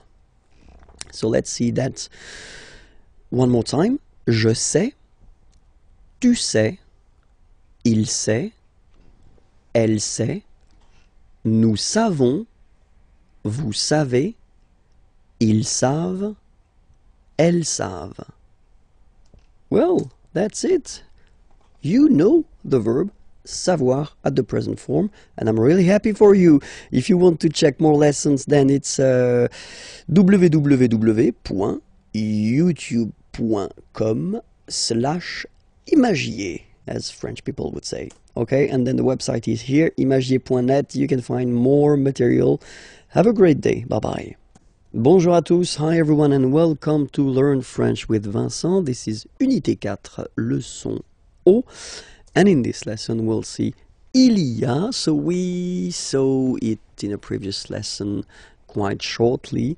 So il y a means there is or there are, but then in French we will have only one form, il y a. Okay, so let's see, for instance, here a question. Est-ce qu'il y a un magasin dans le quartier? Okay, est-ce qu'il y a, so is there un magasin, a shop, dans le quartier, in the neighborhood? Okay, est-ce qu'il y a un magasin dans le quartier? All right, so the answer would be oui, il est juste ici. Yes, it is right here. Oui, il est juste ici. Okay, so in that case we've been using this il y a, there is, okay, just because un magasin, well, it's singular.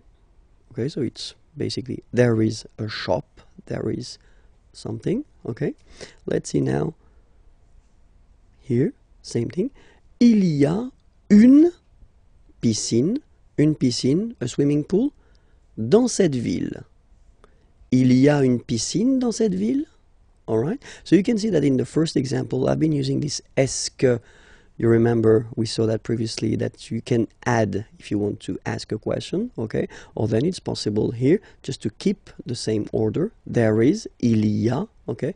Une piscine, a swimming pool, dans cette ville, in this town, okay? But then don't forget to raise your voice at the end because it's a question. Il y a une piscine dans cette ville? Il y a une piscine dans cette ville?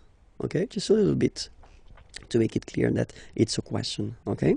So answer, oui, elle est à côté de la mairie. À côté, remember it was next or near, okay? And then la mairie, city hall. Oui, elle est à côté de la mairie. All right? So in both cases here, il y a, just because it was masculin singulier, okay? And then here, il y a une piscine, féminin singulier. All right, and we'll see now the other option that we would have to ask correctly the question. So first, look at it. Il y a, actually, you should change the order and put it like that. And the way you will pronounce it is y a-t-il, y a-t-il. Okay, so that's the correct form to ask a question with il y a, so the formal form if you want. And then des toilettes, here it's the plural form, okay, toilets, okay. So it doesn't really change because it will stay il y a, okay, but then here, of course, the order is changing, so that's the reason why it can be a bit tricky to notify the fact that basically it doesn't change even if it's plural here, okay. Dans ce restaurant, in this restaurant. Y a-t-il des toilettes dans ce restaurant? Y a-t-il des toilettes dans ce restaurant? Okay, and then the answer, oui, elles sont juste à droite. Okay, droite, remember, it was on the right. À droite, on the right. Just on the right. Oui, elles sont juste à droite. Okay, so to resume the whole thing, remember this il y a will be used so for there is, so like here, un magasin, a shop, so it's the singular form, okay? Or then here as well, il y a, there is, une piscine, a swimming pool, but still it will be also used as like that, il y a, okay, or then in the other order here, for the plural form, okay? It doesn't change. So that's one interesting thing in French. For once, it's easy. It doesn't change. Il y a plus singulier or then il y a plus pluriel. Okay? I hope it was clear. Okay? Because it's quite useful, this il y a form. So then, if you're not sure about that, well, you can watch the video again or then leave a comment on YouTube, and that's the name of the channel, IMAGIERS, okay, and then the website is here, imagiers.net. Have a great day. Bye-bye. Bonjour à tous and welcome to Learn French with Vincent. This is Unité 5, leçon A. And in this unit, we'll discover together le passé composé. So le passé composé is a past tense, and it's probably the one that you will use in most of the cases, because that's the past tense that we tend to use to express what we've been doing for the weekend, or normally the past that is not that far. If you're talking about your childhood or something really far, we will normally use another tense that's called l'imparfait, that we'll see a bit later. So now in this lesson we'll focus on le passé composé. So we'll have now few examples here just to show you first how it goes. Okay, so in this first sentence, so I took this manger, to eat verb. Okay, je mange au restaurant. And so if you look carefully, you can see that this sentence is at the present tense. Okay, je mange au restaurant. So I eat at the restaurant. Okay, and then here I wanted to show you what this passé composé form looks like. Okay, so you can see that you've got first here the verb avoir at the present form. Okay, so it goes like j'ai, and then the second part, so because that's the main concept of this passé composé. Composé means composed, so you will have two parts, okay? And this is the second part here, and that's what we call participe passé, so past participle, and it goes like manger with an accent here at the end, okay? So we'll see why in a few minutes, okay? So the rest doesn't change, okay? And then you've got this j'ai mangé au restaurant. Well, it's the sentence, same sentence, but it's at the past tense. So it could be like yesterday, maybe last weekend. Okay. Another example here. Tu regardes la télévision. Okay. Remember, regarder is to watch. Okay. So you are watching the television.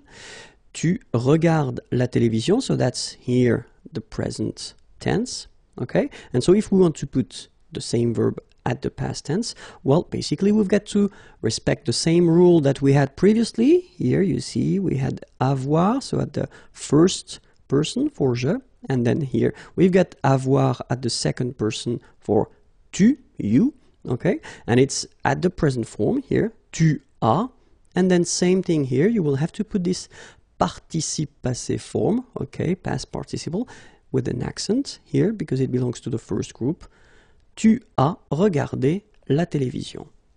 Okay? So of course, I know that many of you will say, it looks so simple, it's not possible to be so simple in French. And that's true. We will have exceptions. And here we've got a good example. So, il va au travail. Okay, remember, va, it's the form at the present tense. For the verb aller, aller is to go, okay? And so we will see that few verbs, we will have to change a little bit the way to construct the passé composé, because here you can see that in the past tense sentence here, we don't use avoir as we did previously, like with manger, j'ai, tu as, with regarder, okay? But we will use être. Okay, il est, and then you can see here, aller, so participe passé, au travail, at work. Il est allé au travail. Okay, and this will be, well, the first difficulty of the passé composé form.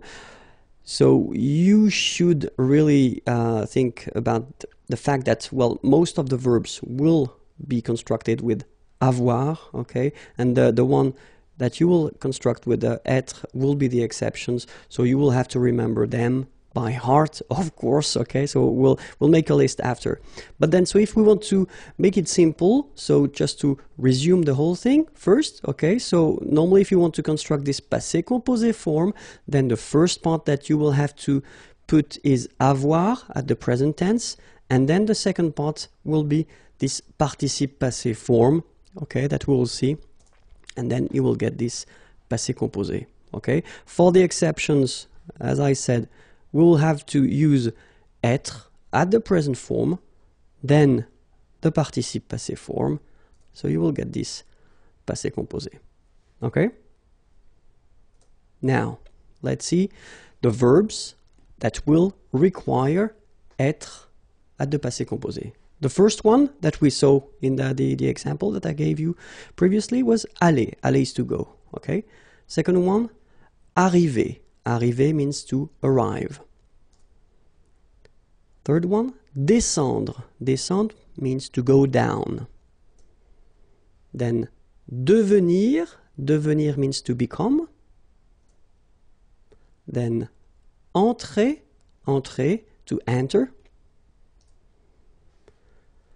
Monter. Monter, to go up. Mourir. Mourir, to die. Naître. Naître, to born. Partir. Partir, to leave. Rester. Rester, to stay. Retourner. Retourner, to return. Sortir. Sortir, to go out. Tomber. Tomber, to fall. Venir. Venir, to come. Okay, so remember that all these verbs here that we saw will require the verb être at the passé composé form. Okay, so the others will require avoir. Okay, so you can see now that, I mean, most of the verbs will require avoir. Okay, and then these verbs will require être. Okay, so let's repeat them one more time. Aller, arriver, descendre, devenir, entrer, monter, mourir, naître, partir, rester, retourner, sortir, tomber, venir. Okay? So, let's see the other group of verbs that will all the time require être. And these verbs are, well, what we call this réfléchi, sorry, verbe réfléchi, so I was thinking about the reflexive in English, okay? So, se regarder, for instance, okay? So remember that we've got these verbs, like, so regarder is to watch or to look, and then when you put this se regarder, well, basically you will have the meaning like to look or to watch at oneself, okay? And all these verbs will require être, okay? S'appeler as well, to call oneself. Se présenter, to present oneself. So all these verbs, but then more generally, all the verbs constructed with this se form, okay, so to have this reflexive form, will require être. Okay? So now, let's see again one more time, if that's okay with you, the conjugation at the present form of avoir and être, because that's the verbs you will have to use, okay? So avoir, remember, it goes like j'ai, tu as, il a, elle a, so remember, masculine, feminine. Nous avons, so you can put this little liaison, link between the two. Nous avons. Vous avez, same thing here, little link between the two. And then ils ont, so the link as well, the liaison. Elles ont. Alright, so j'ai, tu as, il a, elle a, nous avons, vous avez, ils ont, elles ont. Okay, so it's avoir at the present form, so the form you will have to use for the first part of the passé composé, and then être, je suis, tu es, il est, elle est, nous sommes, vous êtes, okay, little liaison here, little link, vous êtes, ils sont, elles sont. Okay, so one more time. Je suis, tu es, il est, elle est, nous sommes, vous êtes, ils sont, elles sont. All right? And so for the second part, so what we call this participe passé, so the past participle, you get to remember that the first group of verbs, so if you remember, they end with this er, okay, so we had parler, regarder, etc. So the infinitive form like er will give you accent aigu at the participe passé. So for example here we've got parler. Parler is to talk or to speak. So it ends like here with er. You can see that. First group of verbs, so it will go like parler, like that.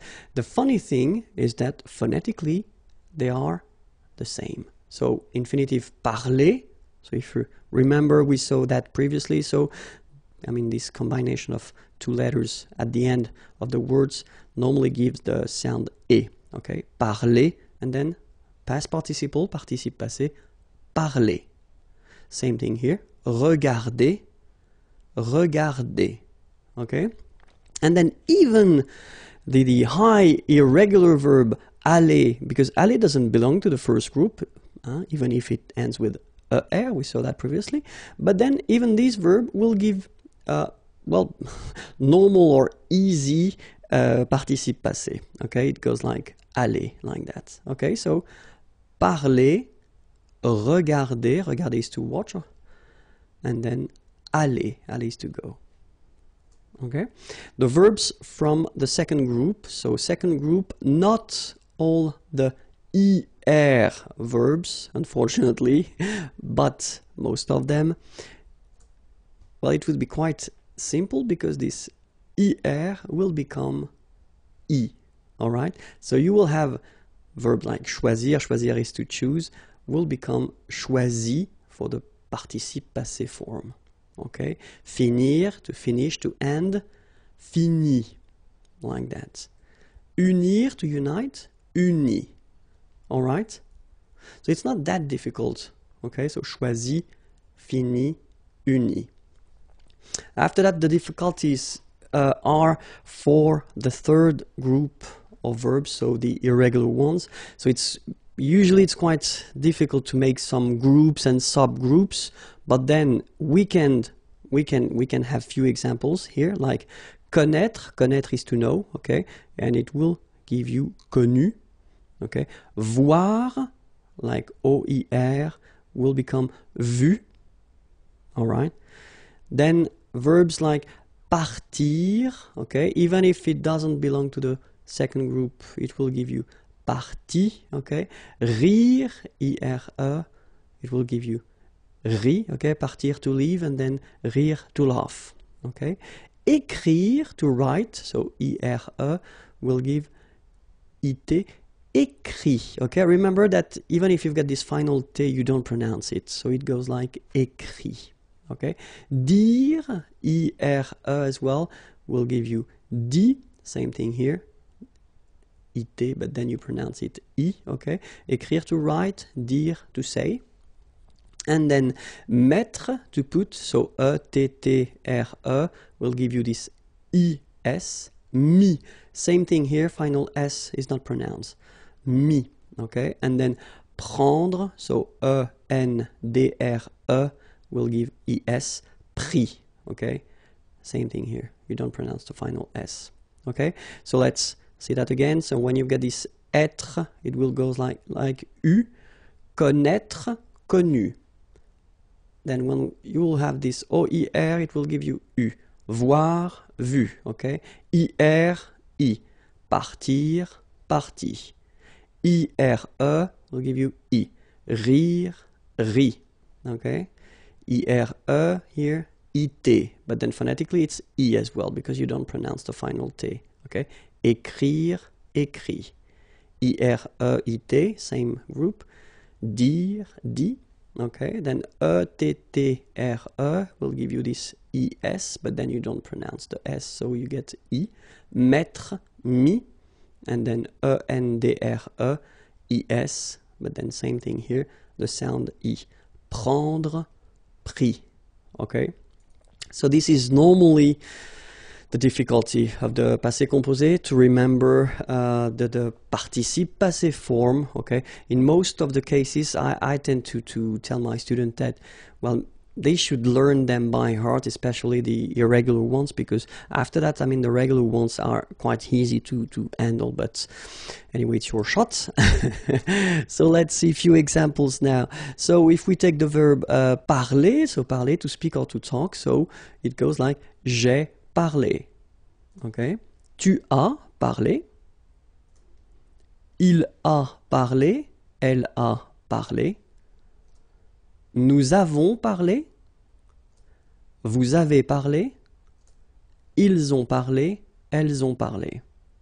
So if you look at it, it's not that difficult, you know. As I said, the only thing first that you should really remember, it's the verb avoir, but then I assume that at this level now, it should be okay for you. And then you get to, after that, construct it and put this participe passé form.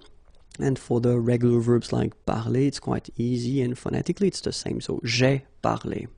Okay? Let's see now a few things that you get to remember. So if you construct the passé composé form with the verb être. Okay, so we saw the exceptions, I mean the verbs that are constructed with être. Okay, you will have to remember one important thing.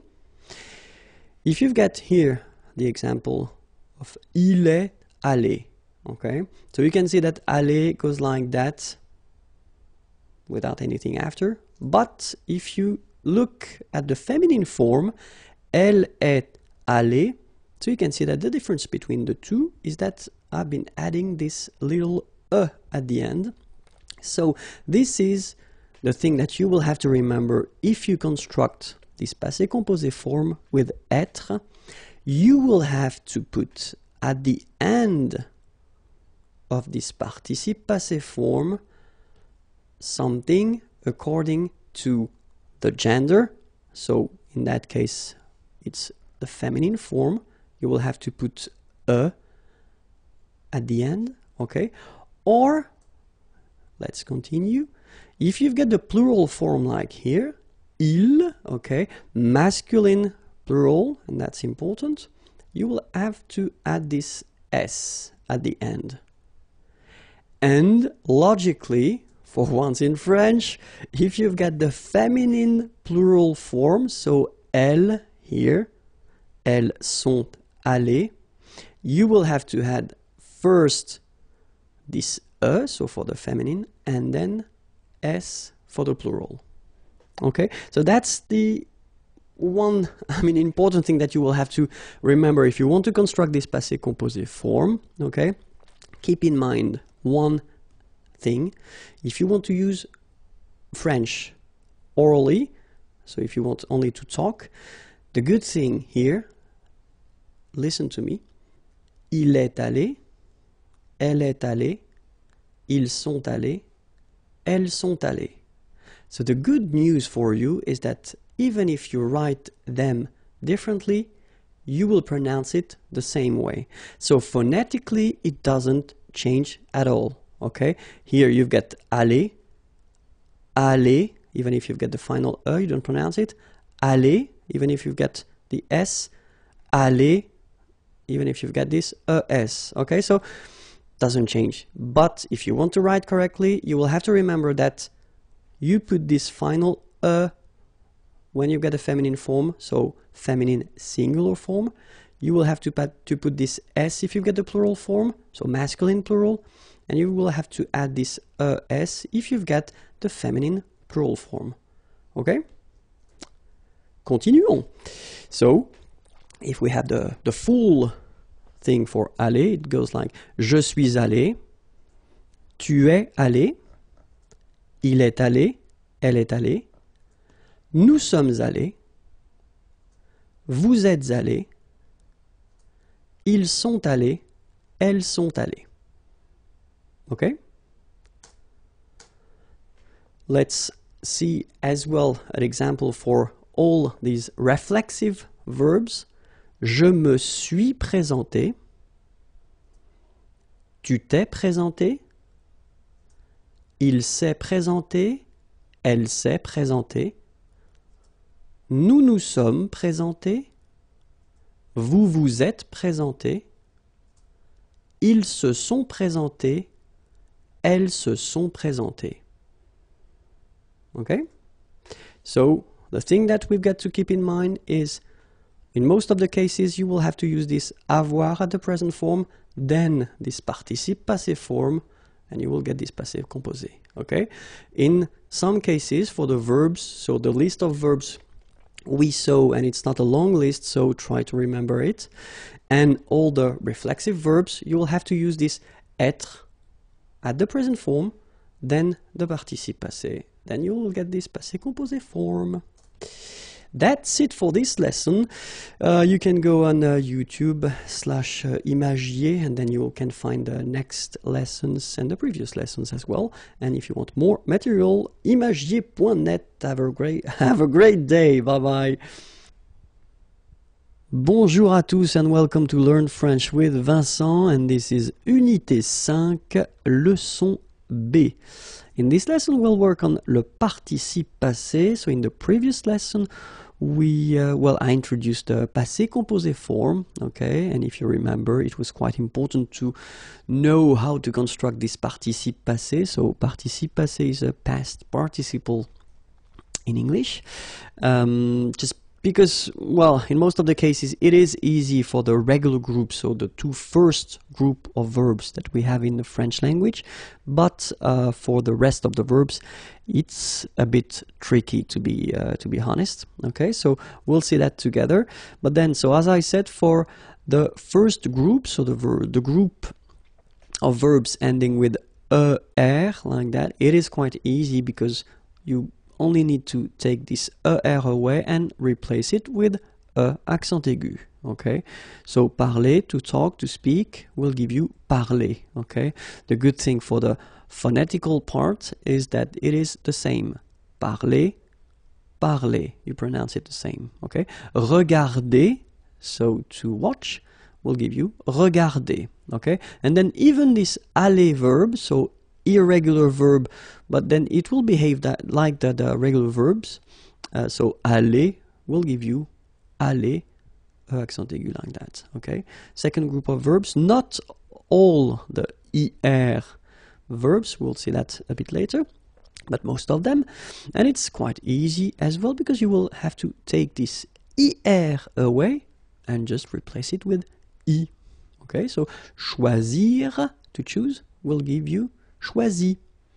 Finir will become fini. Unir, uni. Okay, choisir, to choose, finir, to finish or to end, unir, to unite. Okay, so the two first group of verbs are quite easy to modify just to make this participe passé form. Okay, but then the third group is a bit more tricky, so we saw a few examples. So like this one, A-I-T-R-E will become U, connaître, to know, connu. O-I-R, voir, to see, will become U, vu. Okay, I-R, so even if partir doesn't belong to the second group, then it will behave the same way, it will become I, partir, to leave, parti. Rire, I-R-E, same thing here, will become I. Rire, ri. Okay? I-R-E will become I-T. Okay? Écrire, to write, will become écrit. Okay? Remember that phonetically this final T doesn't exist. Okay? So the sound will be only this I. Écrit. Alright? Dire, I-R-E, will become I-T. Dit. Okay, phonetically, same thing here. You don't pronounce the final T. Mettre, E-T-T-R-E, will become I-S. Final S not pronounced, so mettre, to put, mis. Prendre, so E-N-D-R-E, will become I-S. Same thing here. Final S not pronounced, so prendre, prix. Okay? So we will work now on the two main verbs of the French language. So avoir, to have, and obviously it will be a bit strange. It will become eu, so you will have to write this participe passé form like that, okay? But you will have to pronounce it u. So remember, main difference or big difference between what you write and what you pronounce. So you write it like that, u, but then you pronounce it u, okay? And then être is, well, it's a bit more simple in a way. So it's été, okay? Accent aigu, t, accent aigu, été. All right, so u and then été. All right, so let's see, or let's discover few groups of verbs. So verbs ending with RIR, okay, will become RU for the participe passé form. So we'll see few verbs. Courir, couru. Accourir, accouru. Concourir, concouru. Parcourir, parcouru. Now a new group, so NER, so verbs ending with NER, and it will become NU, okay? Tenir, tenu. Appartenir à, appartenu à. Contenir, contenu. Entretenir, entretenu. And then it continues. Maintenir, maintenu. Obtenir, obtenu. Retenir, retenu. Okay? So now another group, so verbs ending with UIRE, and they will become UIT, okay, for the participe passé. Let's see. Conduire, conduit. Construire, construit. Cuire, cuit. Détruire, détruit. Instruire, instruit. Okay, so you can notice that even if I put this final T, so as usual, I don't pronounce it. Okay, conduit, construit, cuit, détruit, instruit. Okay, so a few more verbs. Introduire, introduit. Produire, produit. Réduire, réduit. Séduire, séduit. Traduire, traduit. Okay, so the same rule, because, well, basically it's the same group, and then same rule, final T not pronounced, so introduit, produit, réduit, séduit, traduit. Okay?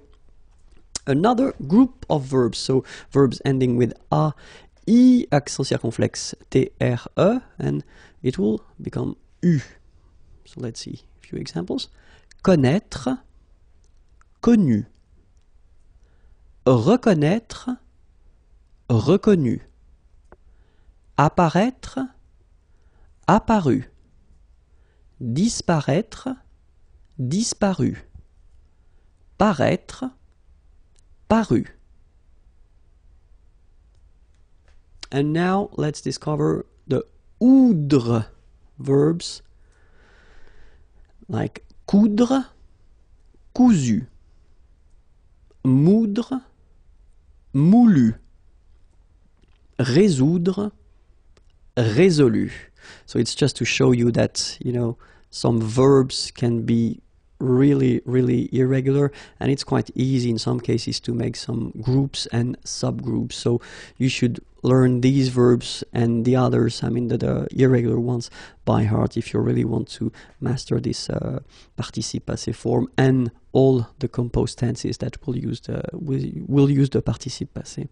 Okay, so but then let's continue the groups. So group of verbs ending with A, I, N, D, R, E, and they will become A, I, N, T. Okay, so a few examples.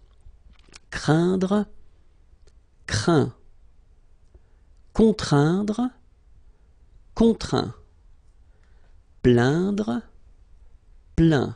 Okay, and as usual, final T here is not pronounced, so you get craint, contraint, plein. Okay, another group, so E-I-N-D-R-E, and it will become E-I-N-T. Okay, so let's see. Atteindre, atteint. Éteindre, éteint. Feindre, fin. Peindre, peint. Teindre, teint.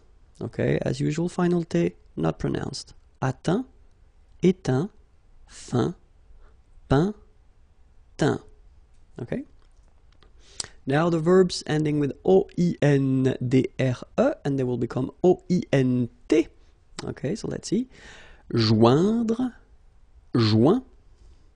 Rejoindre, rejoint. Okay, same thing. Final T not pronounced. Joint. So when you get this O-I-N combination of letters, you get the sound ouin. Okay, joint, and then rejoint. Another group, so verbs ending with O-I-R, so it will become U, or then U accent circonflexe. So even if you put this accent circonflexe, you don't pronounce it, okay? It doesn't change the sound of the letter U, so it's the same phonetically, it's U and then U, okay? A few examples. Décevoir, déçu. Apercevoir, aperçu. Concevoir, conçu. Recevoir, reçu. Devoir, dû. Mouvoir, mu. All right? And now another group, so I-R-E, and they will become I for the participe passé form, okay? Rire, rit. Sourire, sourit. Suffire, suffit. Okay? That's it for the irregular and regular participe passé form. So you can find other lessons on YouTube at the following address here. And then if you want more material, well, check my website here, imagiers.net. Have a great day. Bye-bye.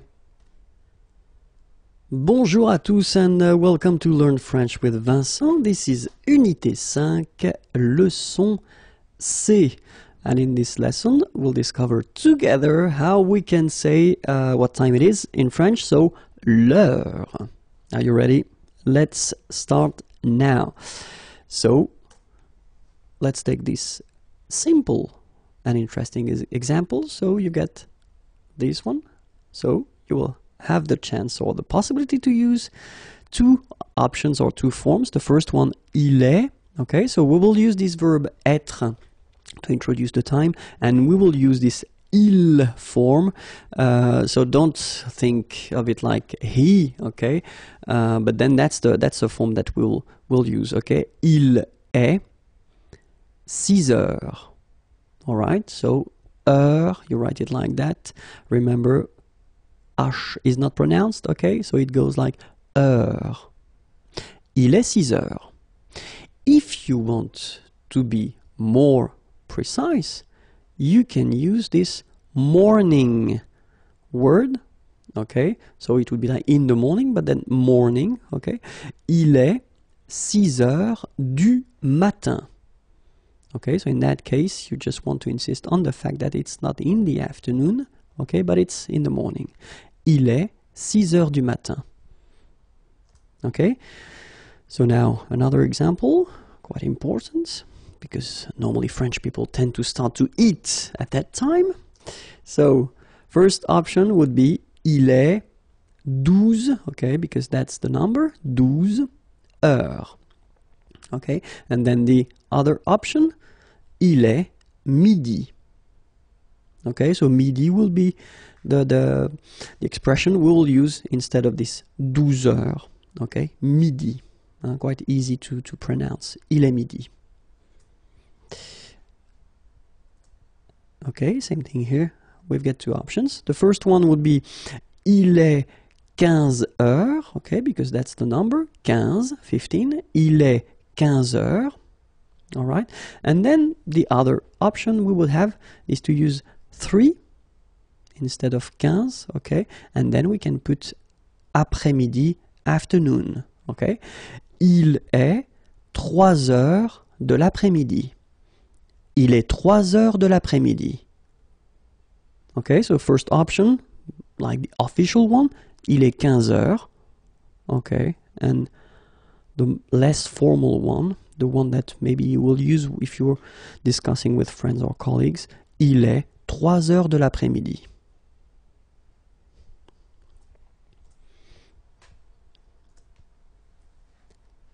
Il est 18 heures.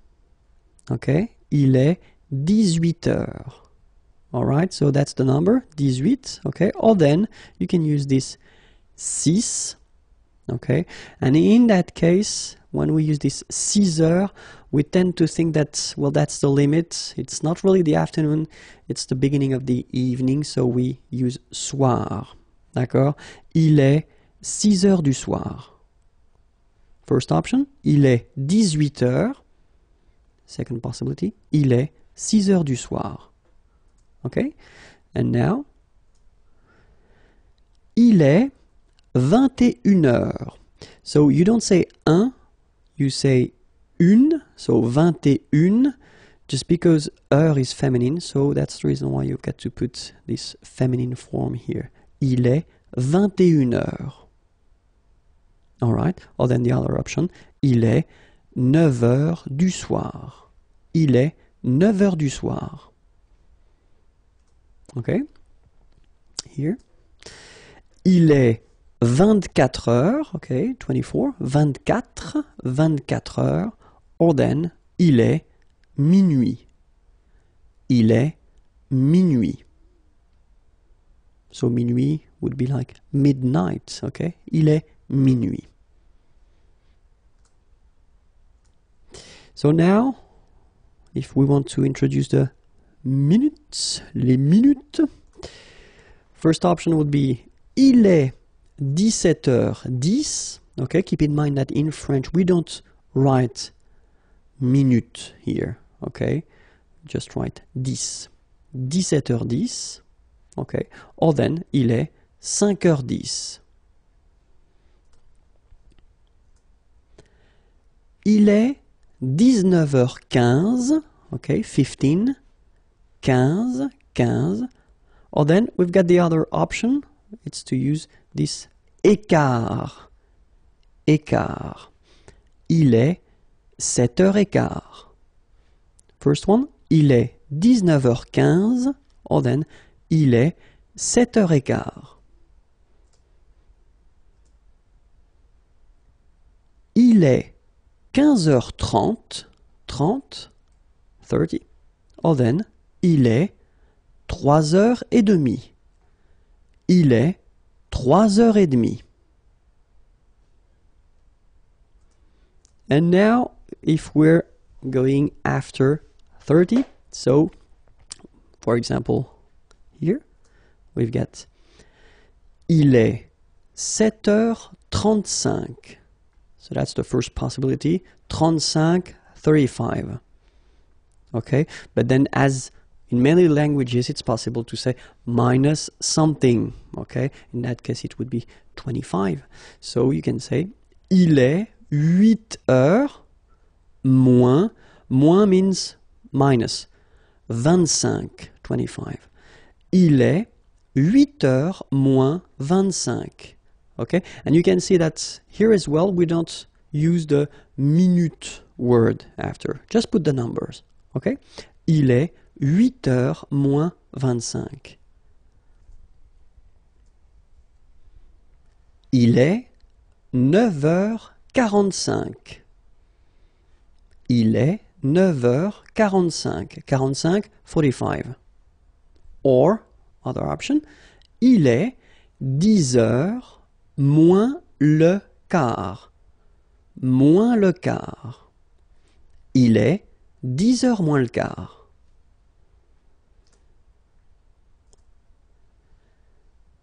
Il est 11h55. 55, 55. Or then, il est midi, remember, noon, il est midi moins 5. Il est midi moins 5. I hope it was clear for you. You can check on YouTube. I've got many lessons. So the next and the previous lessons are here. Okay, and then more material can be found at the following address. Have a great day. Bonjour à tous and welcome to Learn French with Vincent. This is Unité 5, leçon D. And in this lesson, we'll see vocabulary and then vocabulary connected to la maison, the house. So let's start now. La maison, l'appartement, l'appartement, l'étage, l'étage, l'escalier, l'escalier, la porte d'entrée, la porte d'entrée, le garage, le garage. Okay, so one more time. L'appartement, so it's the masculine form, by the way. L'étage, same thing here, masculine word. L'escalier, same thing here, masculine. La porte d'entrée, le garage. Okay, so let's continue now. La cave, les poubelles, la cheminée, l'ascenseur, le portail. Okay, so la cave, les poubelles. So here you've got the plural form, but then if you want to put the singular form, it would be la poubelle. Okay, so you know that, you know now, sorry, that it's a feminine word. La cheminée, l'ascenseur, okay, and it's masculine. Le portail. Let's continue. La sonnette, le balcon, le toit, la fenêtre, le grenier. Okay, so la sonnette, le balcon, le toit, remember final T not pronounced, la fenêtre, le grenier. Remember this R here at the end will give you the sound E, nier, grenier. Okay? Okay, that's it for this lesson. It was a short one, but quite useful. If you want to check for the next lessons and all the lessons, you can find them here, youtube.com/imagier. I'm going too fast. And then if you want more material, then you can find them here. Okay, have a great day. Bye-bye. Bonjour à tous and welcome to Learn French with Vincent. This is Unité 5, leçon E. And let's discover what we'll see today. Today we will work on les adjectifs qualificatifs. So adjectives that are really useful, and we'll see that in most of the cases, well, we will put this adjective after the name. Okay, so let's see a few examples now. The first one, travailleur, travailleuse. So when it comes to adjective, you've got to keep in mind that, of course, as usual in French, we will have the difference between the masculine form and the feminine form. And after this page, we'll see the same page, but then for the plural version, because, of course, we will have the difference between the singular and the plural form. Okay, so travailleur, masculine, so I will put always the first form here at the masculine form and then the feminine form here, travailleuse. Okay, so let's see another example. Heureux, heureuse. aventureux, aventureuse, merveilleux, merveilleuse, sérieux, sérieuse, joyeux, joyeuse, paresseux, paresseuse, naturel, naturel. So here you can see that we write them differently, but then phonetically they are the same. Listen, naturel, naturel. Okay, same way of saying them. Léger, légère, régulier, régulière, blanc, blanche. And so for these adjectives and others as well, you should put them after the name, après le nom. Okay, so let's see now the same, exact same adjective, but then at the plural form. Okay, so you can see that travailleur, you will only need to add this final S here. So phonetically it's the same, travailleur singular form without the S, and then travailleur plural form with the S, it's the same. Feminine form, travailleuse, same rule and same phonetical thing, you don't pronounce the final S, so you get travailleuse. Okay, travailleur, travailleuse. Then heureux, doesn't change, heureuse, final S, not pronounced. Aventureux, doesn't change, aventureuse, final S, not pronounced. Merveilleux, doesn't change, merveilleuse, so final S, and then, what a surprise, you don't pronounce it. Sérieux, sérieuse. Joyeux, joyeuse. Paresseux, paresseuse. Naturel, naturel. Léger, légère. Régulier, régulière. Blanc, blanche. Okay, so remember, they will come after the name, après le nom. Okay, but then, so, oh, sorry, we've got some examples now. C'est un homme travailleur. J'aime la viande froide. Voici une femme heureuse. Nous prenons un repas léger. All right, so if we take 1 minute to look at it, you've got here travailleur, froide, heureuse, léger, so they are adjectives, okay, and then you've got to keep in mind that you will have to put whether the masculine or the feminine, singular or plural form according to the word it is connected to. In that case here, you've got un homme, it's a man, okay, so masculine. You can see here that it's the singular form, it's un, so you've got to put this adjective at the masculine singular form, travailleur, like that, okay? In that case here, you've got la viande, the meat, sorry. So you can see here that it's singular and it's feminine because it's la, the article la, okay? So you will put froid, so it's cold, okay?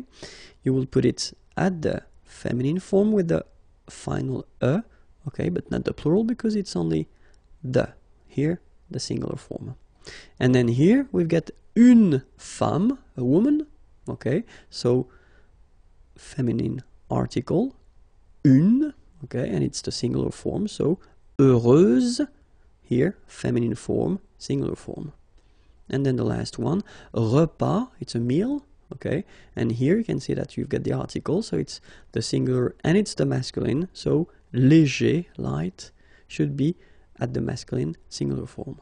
All right? So let's see now adjectives that will come before the word, the name, or the word, if you want. Okay, so let's see them. And we've got beau, belle, bon, bonne, grand, grande, gros, grosse, jeune. So it's interesting here because you've got only one form. For the masculine and the feminine, it doesn't change. Joli, jolie. Mauvais, mauvaise. Nouveau, nouvelle. Petit, petite. Vieux, vieille. Autre, same thing here as for jeune, only one form. Okay, so these adjectives will come before the word or before the name. Okay, so we'll see now the plural version, and it's beau. Okay, so you put this X at the end, but then you don't pronounce it, so it's beau. All right, belle, bon, bonne. Final S not pronounced. Grand, grande. Gros, grosse. Jeune. Joli, jolie. Mauvais, mauvaise. Nouveau, nouvelle. Petit, petite. Vieux, vieille. Autre. All right, so let's see now. Important thing, so we've got some adjectives like beau, so the one we just saw previously, so beau, and then we will have this belle form as well for the masculine form. So let's see here the reason why. So in the first sentence, merci pour ce beau cadeau. So thank you for this beautiful gift. Okay, merci pour ce beau cadeau. So in this sentence, so as we saw previously, we've got to put it beau, so the adjective before the word, so cadeau here, gift. And then cadeau is masculine, so we should put the beau form that we saw previously. In the second example here, voici un bel homme. So you could ask me the question, why do you put this belle form instead of beau? Because homme, well, it's masculine, yes. The reason is that it starts with the sound O, because if you remember carefully, H is not pronounced, so H doesn't exist phonetically. And then, for aesthetical reasons, of course, we tend to think that if we would have this beau here and then homme, we would get this sentence, voici un beau homme.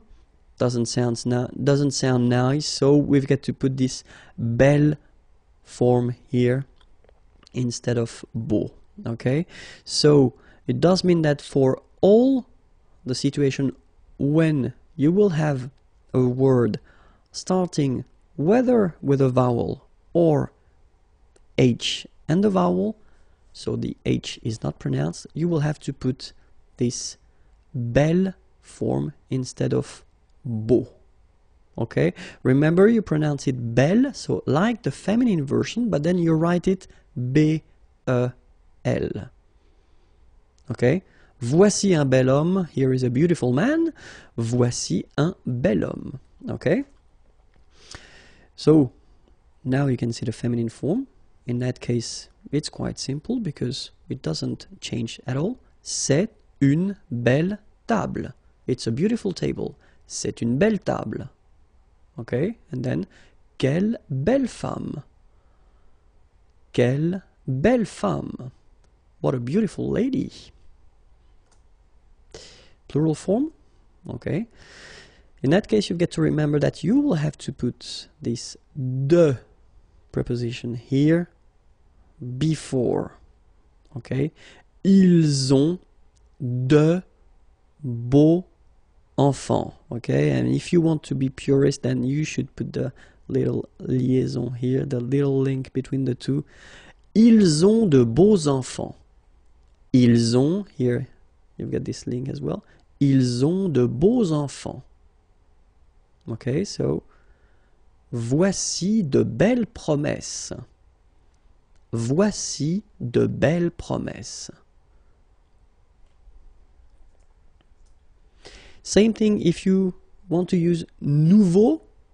Okay, you will have two versions for the masculine form. So you will have nouveau and then nouvelle. So remember, if you have words, like in that case, ordinateur, masculine words starting with a vowel or the sound of a vowel. Okay? Example here, voici le nouveau chef. Okay, in that case, chef, masculine, doesn't start with the sound of a vowel, so you just put the normal nouveau adjective. Voici le nouveau chef. In the second sentence here, you've got ordinateur. Okay, remember, it starts with O, so the sound of a vowel. J'aime mon nouvel ordinateur. Nouvelle, phonetically you pronounce it like the feminine version, but then you write it N-O-U-V-E-L. Okay, we'll see. This is the feminine version, so it goes like double L-E. Okay, phonetically it is the same, but you write it differently. For the feminine version, it's quite easy because it doesn't change. Elle a acheté une nouvelle voiture. Elle a acheté une nouvelle voiture. C'est la nouvelle copine de mon frère. C'est la nouvelle copine de mon frère. And then for the plural form, encore de nouveaux problèmes. Encore de nouveaux problèmes. Ils veulent de nouvelles explications. Same thing here, if you want to make the little liaison. Ils veulent de nouvelles explications. Alright, remember, it was exactly the same thing. You've got to put this de, and you don't put des. Okay, but you put de in both of the cases, if it's for the plural form, whether masculine or feminine, you don't put des, but you put de. Okay? So let's see now vieux. So vieux behaves like the two previous adjectives we saw. So you will have one version for the masculine form, or two versions, sorry, for the masculine form. So this one, the official way. And then the second one for the verbs or for the words who are starting with the sound of a vowel, like here, arbre. Okay, so for normal word, so like chien here, dog, so you don't have the sound of a vowel at the beginning. So il a un vieux chien. Okay, and here, c'est un vieil arbre. C'est un vieil arbre. Feminine form, vieille. Okay. J'ai une très vieille voiture. J'ai une très vieille voiture. C'est une vieille table. C'est une vieille table. And then for the plural form, voici de vieux journaux. So same rule, remember, if you want to put this des, you shouldn't put des but de instead. Okay, voici de vieux journaux. Okay, when you put the article les, it doesn't change and it's not a problem. J'aime les vieilles maisons. J'aime les vieilles maisons. All right. So it was a first step, but quite important, into this adjective qualificative world. If you want to check for the next lesson, well, it's here in YouTube, and it's IMAGIERS, and the website is here, imagiers.net, if you want more material. Have a great day. Bye bye. Bonjour à tous and welcome to Learn French with Vincent. This is Unité 5, leçon F. Okay, and in this lesson we'll try to see together, well, les questions, the questions, the way to ask things, and especially I would like to see or to show you the difference between, well, what we could call conversation courante, so the two options, and then the last one, it would be the langue officielle, or the written way you could well, produce these questions. So as in many languages, we've got well, difference between what you can produce orally and what you will have to write. Okay, so if we tend to think that the last option would be the formal or the official way to ask a question, and then the two first options would be less formal, so the way you could ask questions if you're talking to friends, colleagues, or persons you are connected to. Okay, so let's start with the first example. So the first one, if you want to know, well, the name of who is the teacher of someone, okay, so the first option would be ton prof c'est qui? Second option, so you can say that it's a bit longer, so we tend to use this qui est-ce qui, you know, this est-ce qui that we tend to add, especially at the oral form. Okay, qui est-ce qui est ton prof? All right. So the important thing here for the oral and the less formal questions is that you will have to raise your voice at the end. So clearly it should go like do do do do do do do, and then at the end, hop, you raise a little bit your voice. Okay. Ton prof c'est qui? All right. You can hear ton prof c'est qui? Qui est-ce qui est ton prof? Qui est-ce qui est ton prof? And the official or the formal way, and it's, well, basically it's not that difficult or that long, okay? But then normally, if you want to ask a question correctly, the official way, it should go like you start with the question. So qui, okay, who, and then verb est ton prof. Qui est ton prof? Qui est ton prof? Okay, first one. Ton prof c'est qui? Qui est-ce qui est ton prof? Qui est ton prof? All right. Let's see another one. So if you want to ask where someone is living, il habite où? So technically you just put the words in the normal order. So il, he, habite, lives, où, where. So in that case, you will have to raise your voice as well. Il habite où? Il habite où? Second option, you will have to add, as we had previously, this est-ce, okay? Où est-ce qu'il habite? Où est-ce qu'il habite? Okay, first one. Il habite où? Où est-ce qu'il habite? And the last one, the official one. So we start with où, where, then we put the verb, okay? Here, habiter, to live, and then after that we put the subject, il, okay? And as we've got here a vowel and here a vowel, we will have to add this T letter and then trait d'union or tiret, ir, okay? So you've got this où habite-t-il? Où habite-t-il? Okay, this is the more formal one. First one, il habite où? Second one, où est-ce qu'il habite? Last one, où habite-t-il? All right, so let's see another one. So if you want to know what someone is doing in the evening, tu fais quoi? So you do, and then quoi? What? Ce soir, this evening.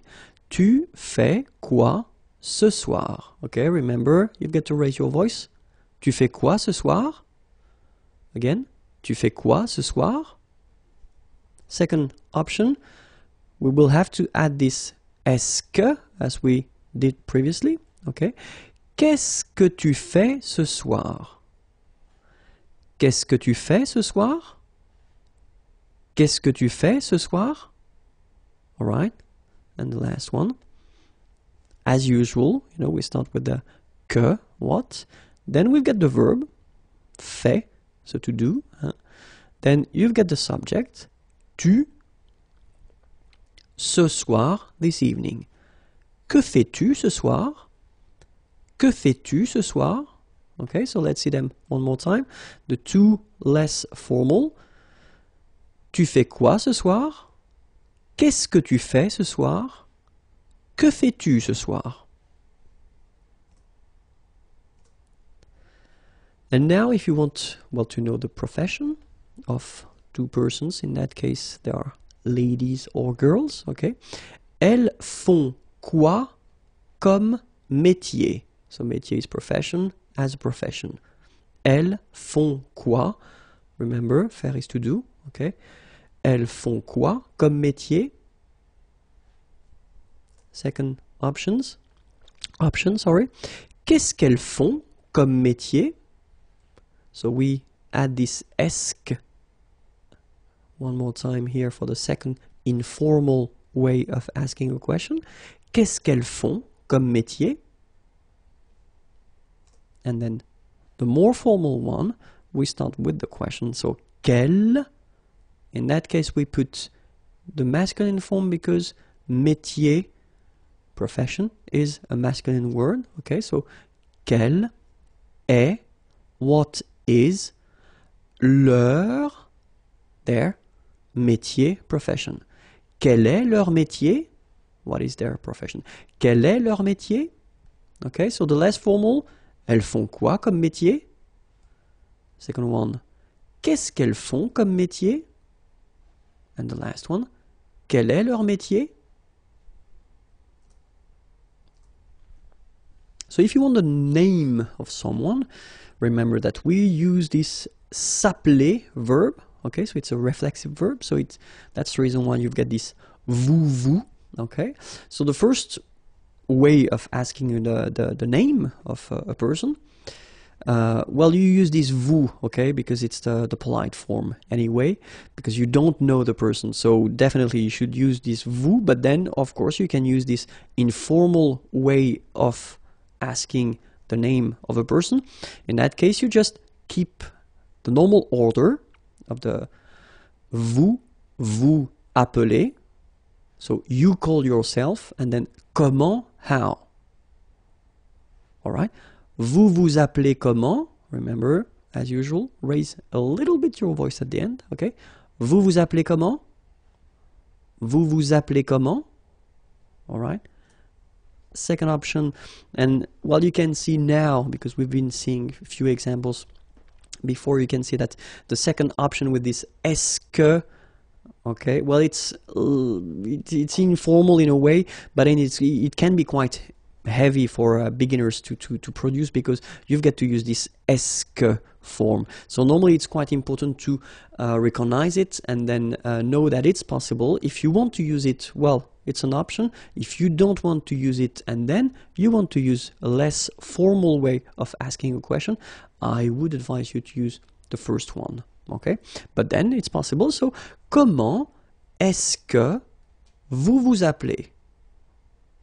Comment est-ce que vous vous appelez? Comment est-ce que vous vous appelez? Okay, and then the last one. So the last one, the more formal one, as usually we start with the question, comment, how, okay? And then here you can see that you will have this vous, and then you will have the verb, appeler, and then you will have the vous here. So it's a bit tricky at the beginning, but then just try to remember that, because it will be always the same way to produce or to create a question when you will have these impersonal verbs. Okay? Comment vous appelez-vous? Comment vous appelez-vous? Okay, first one. Vous vous appelez comment? Second one. Comment est-ce que vous vous appelez? Last one. Comment vous appelez-vous? Okay? So it was a first step into the questions. We'll have the chance to work on that a bit later. If you want to check the channel, it's here. Okay, and then the website is here if you want more material. Have a great day. Bye bye. Bonjour à tous and welcome to Learn French with Vincent. This is Unité 5, leçon G. And in this lesson, we'll see together the passé composé form of the verb avoir. Avoir is to have, so it's quite important. So let's discover it together. First form is j'ai eu. Okay, remember the difficulty with avoir at the past form. So first, remember that we saw in the previous lesson how to construct this passé composé form. So you've got to use whether avoir or être here. In that case, it's avoir at the present form. And then the second part, it's what we call the participe passé. Okay. And then, of course, for avoir, it's a bit tricky.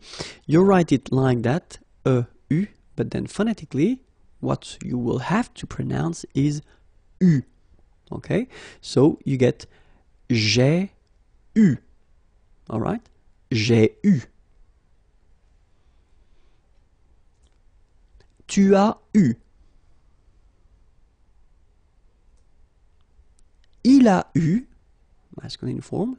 Il a eu, feminine form. Elle a eu. So here, let's make the little liaison, the little link between everything. Nous avons eu. Nous avons eu. Vous avez eu. Vous avez eu. Ils ont eu. Elles ont eu. Okay, so let's see them one more time. J'ai eu. Tu as eu. Il a eu. Feminine form. Elle a eu. Nous avons eu. Vous avez eu. Ils ont eu. Elles ont eu. All right. It was a short lesson, I know, but it is really, really important. So definitely you should know this verb avoir by heart, okay?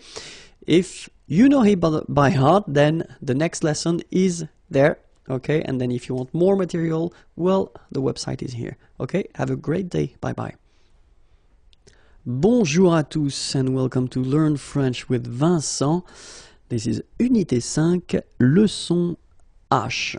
And in this lesson, we'll work on le passé composé and especially the form for être, the verb être. Être is to be, remember. So we saw previously how to construct this passé composé form, okay? So I won't explain that again. If you don't know how to make it, then check the previous lessons because you can find the passé composé lesson, okay? So we'll only focus on this form of être. Être is to be, okay? And the first form is j'ai été. J'ai été. Tu as été. Tu as été. So masculine form here. Il a été. Feminine form. Elle a été. And then here, we'll make some liaison. Nous avons été. Nous avons été. Vous avez été. Vous avez été. Ils ont été. Okay, so you make the little liaison here as well, between the ont and été with the t.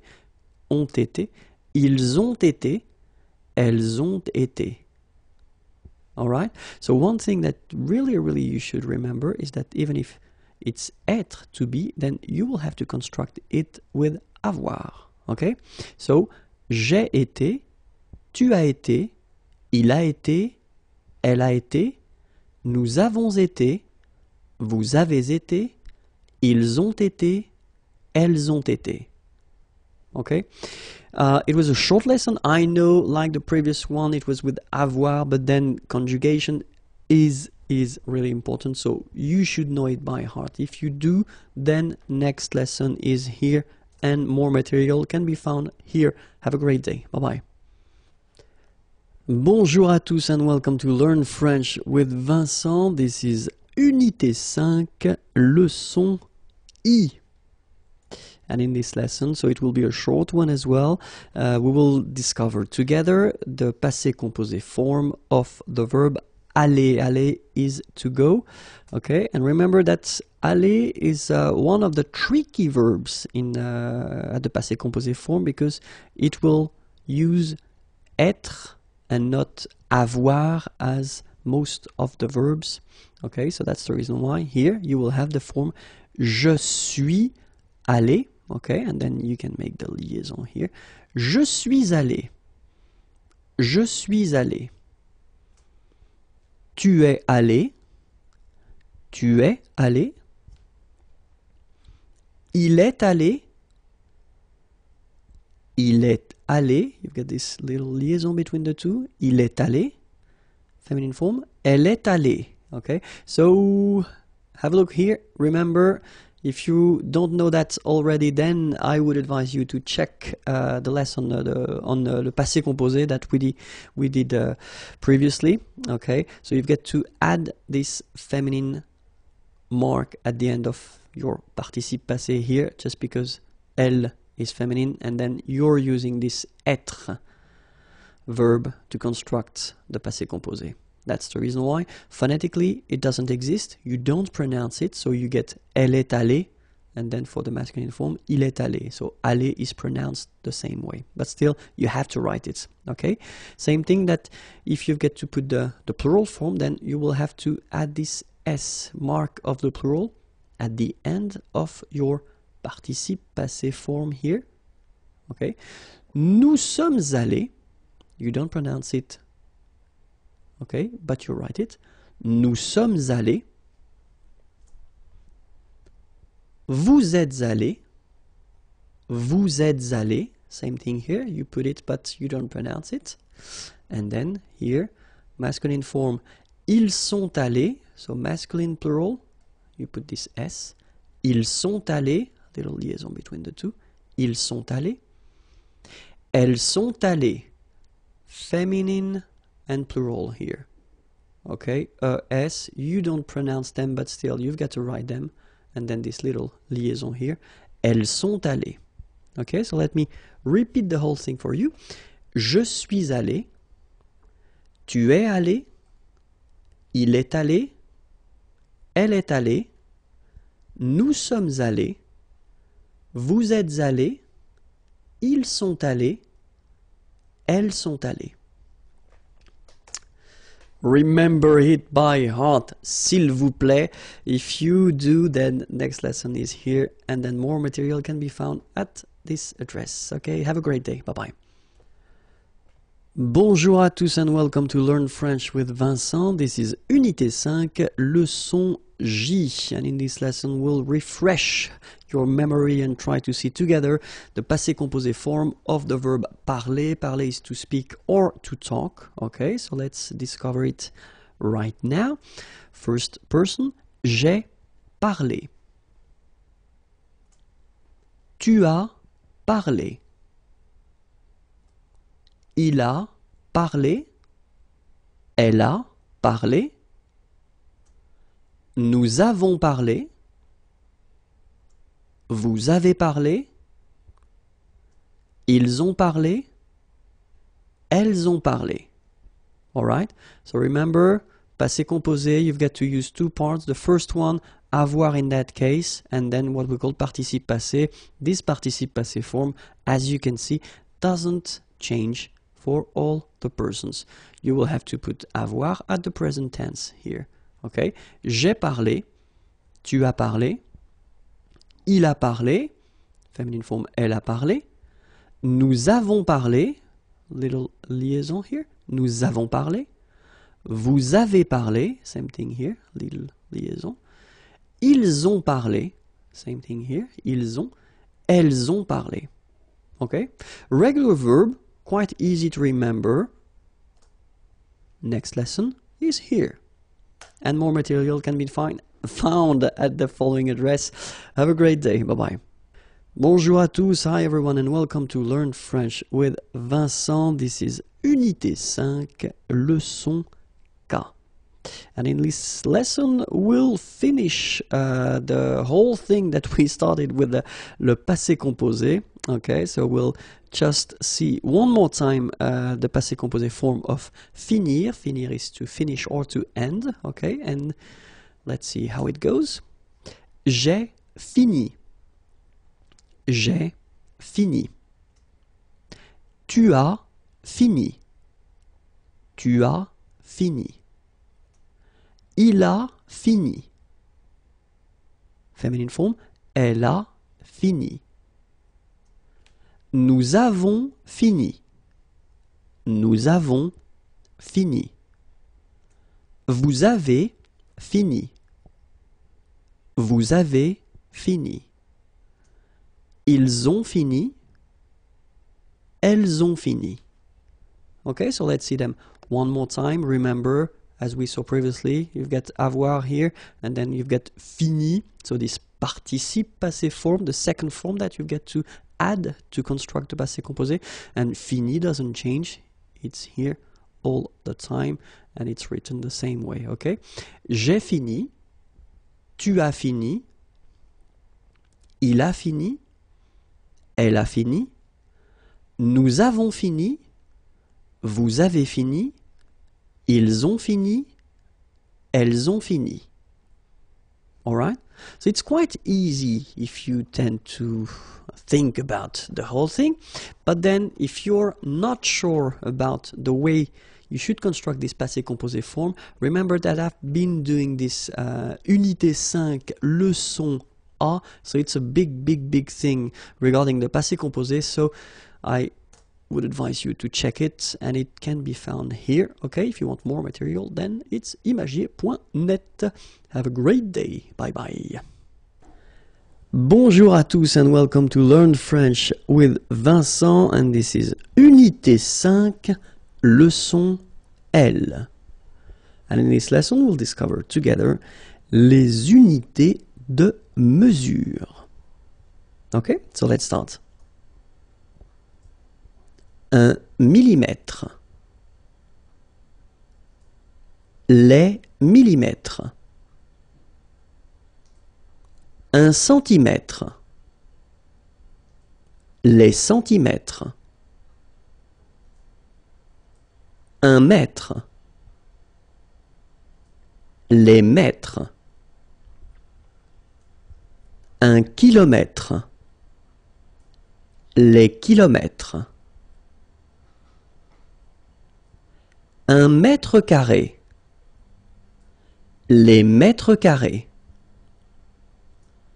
1 litre. Les litres. 1 gramme. Les grammes. 1 kilo. 1 kilogramme. Les kilos. Les kilogrammes. Okay, so that's it for this lesson. I just wanted to put well, the singular form and the plural form just for you to know whether it's masculine or feminine at the singular, and then just to check and to remember that you notice that at the plural form you will have to put this final S, but then you don't pronounce it. Okay, so you can check for the next lesson or the previous lessons on YouTube, and it's right here. Okay, and then the website imagiers.net waits for you. Bye bye, have a great day. Bonjour à tous and welcome to Learn French with Vincent. This is Unité 5, leçon M.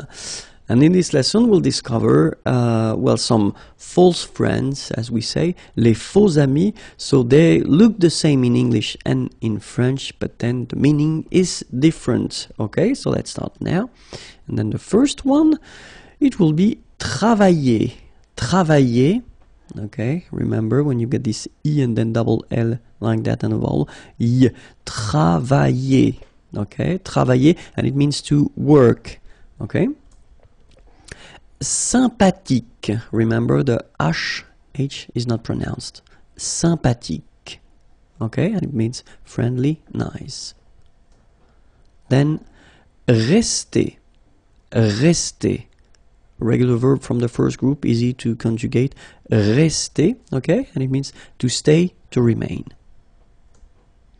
Then la monnaie, monnaie, okay, final not pronounced, la monnaie, okay, and it means small change.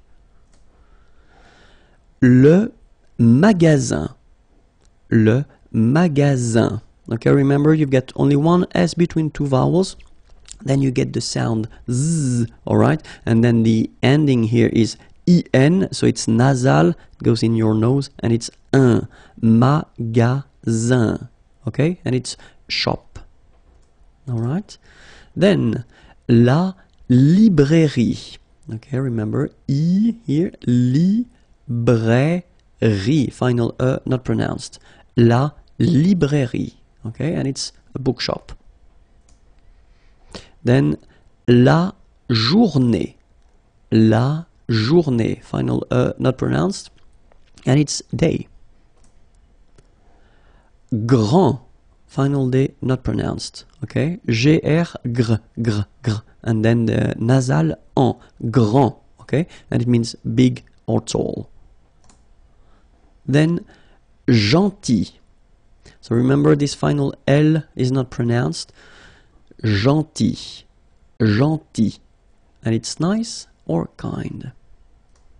Then attendre, attendre, remember final you don't insist on it, it just gives you the possibility to pronounce the dr, dr, okay, so attendre, attendre, alright, and it's to wait. That's it for the introduction for this false friends, okay, les faux amis. If you want more, it's here, youtube.com/imagiers, okay, and more material can be found here. Okay, have a great day. Bye-bye.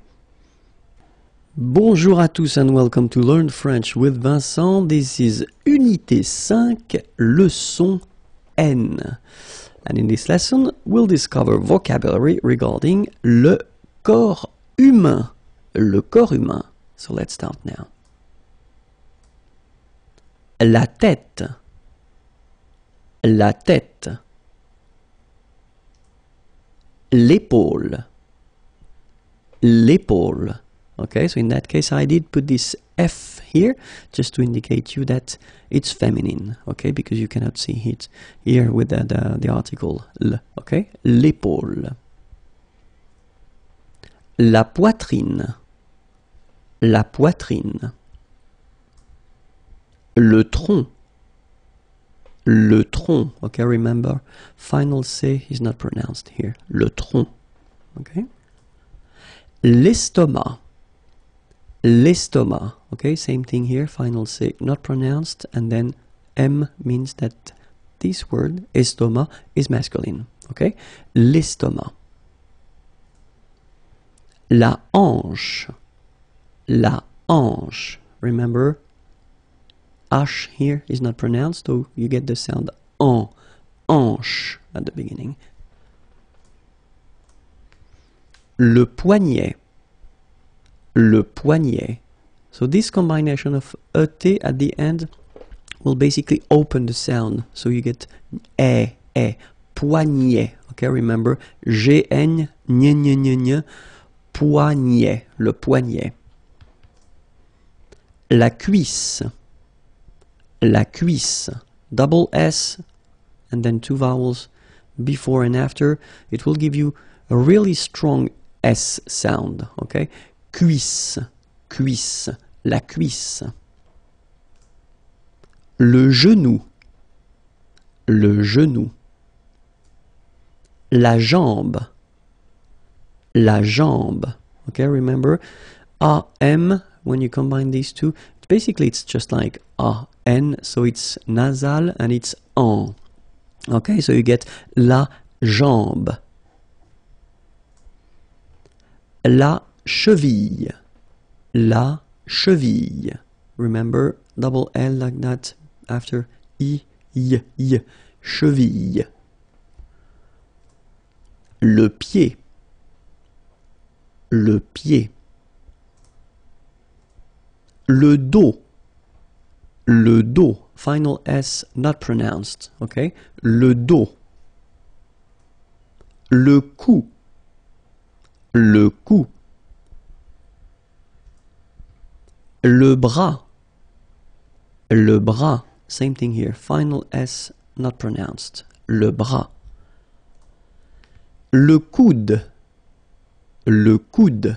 So it's actually quite funny because the only difference between these two is this d at the end. Okay, so here in this one you've got le cou, okay, and then the second one here is le coude. Okay, remember you don't insist on this final e, it only gives you the sound of d at the end. Le coude, okay. Le nombril. Le nombril. Le doigt de pied. Le doigt de pied. La main. La main. So this combination R-E-N is quite interesting because it will give you the sound un. So it's really a nasal, it goes in your nose, okay? And it's un. Main. La main. Le doigt. Le doigt. Okay, so don't be frightened by this G because basically you don't pronounce it and then the final T you don't pronounce it. So the only thing you've got to pronounce is this combination of three letters, sorry, here. D, O, I, okay? O, I, it's wa and then D, doigt. That's the only thing. Doigt. Le doigt. Okay? Le pouce. Le pouce. L'ongle. L'ongle. Okay, I forgot to write it, but it's masculine. Okay, l'ongle. La peau.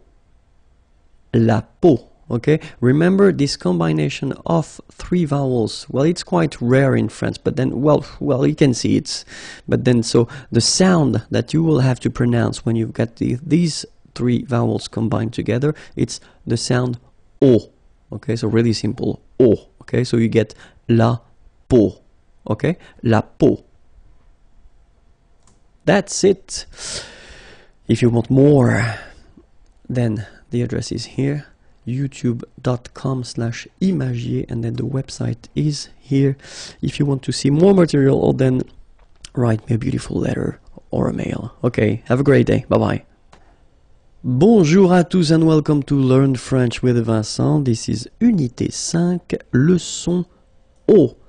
Okay, and in this lesson we'll discover le visage, the face. So we just saw the human body previously, and so we'll continue with le visage, if that's okay with you. Let's hope so. So let's start now. Les sourcils. Les sourcils. Okay, so it's quite strange because you get this LS at the end, but then, well, you don't pronounce them. Les sourcils. L'œil. L'œil. Strange combination of vowels here, okay, and then you will get the sound and then y. Oeil. Alright, and it's masculine, by the way. Un oeil. L'œil. Okay. Plural form, les yeux. Okay, so that's the tricky thing when you compare the singular form and the plural form. Okay, so l'œil, singular, and then the plural, les yeux. Okay, you make this liaison between the two. Les yeux. Okay, final X not pronounced. Les yeux. Les cils. Les cils. Final S not pronounced. Les cils. La joue. La joue. Final E not pronounced here. La joue. La gorge. La gorge. Okay, remember when you've got this combination G and O, you get the sound go, go. Okay, so gorge, and then G and E gives J. La gorge. La gorge. Le front. Final T not pronounced. Le front. Okay, remember this nasal on, on. Le front. Le menton. Okay, same thing here. So you get two nasal. The first one here, en, and then the second one here, on. Le menton. L'oreille. Remember, when you get this I, L, L, and then a vowel, it's I, I. L'oreille. Alright? And it's feminine, by the way. Une oreille, l'oreille. Le nez. So remember, when you get this combination, EZ, here at the end of a word, it's E. Le nez. Le nez. La bouche. So remember, CH combined together will give you this sh sound. La bouche. Okay? La lèvre.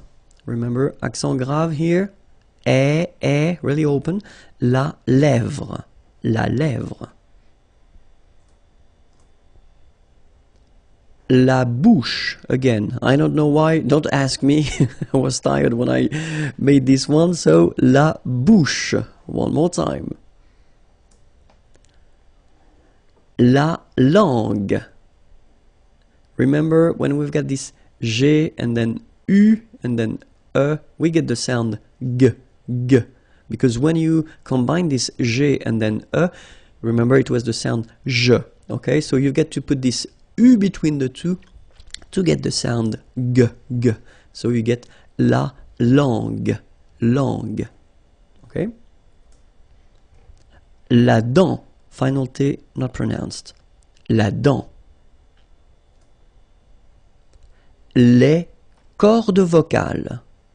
Les cordes vocales. So you can notice that as usual in French, you've got this mark of the plural at the end, S, and then S here as well, but you don't pronounce them, okay? Les cordes vocales.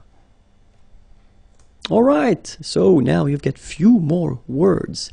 If you want more, it's here, and then more material can be found on the website imagiers.net. Have a great day. Au revoir.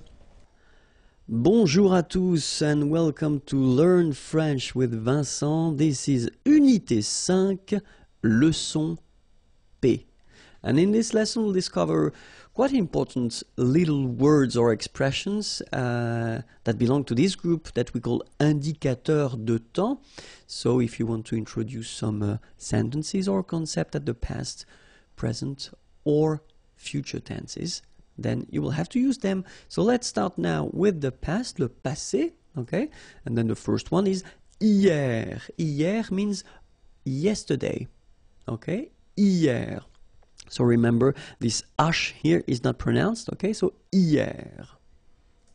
Then la semaine dernière, okay? So it's last week, okay? But then if you look carefully, we've got la semaine, so semaine means week, okay, and then dernière is coming after, okay, so la semaine dernière.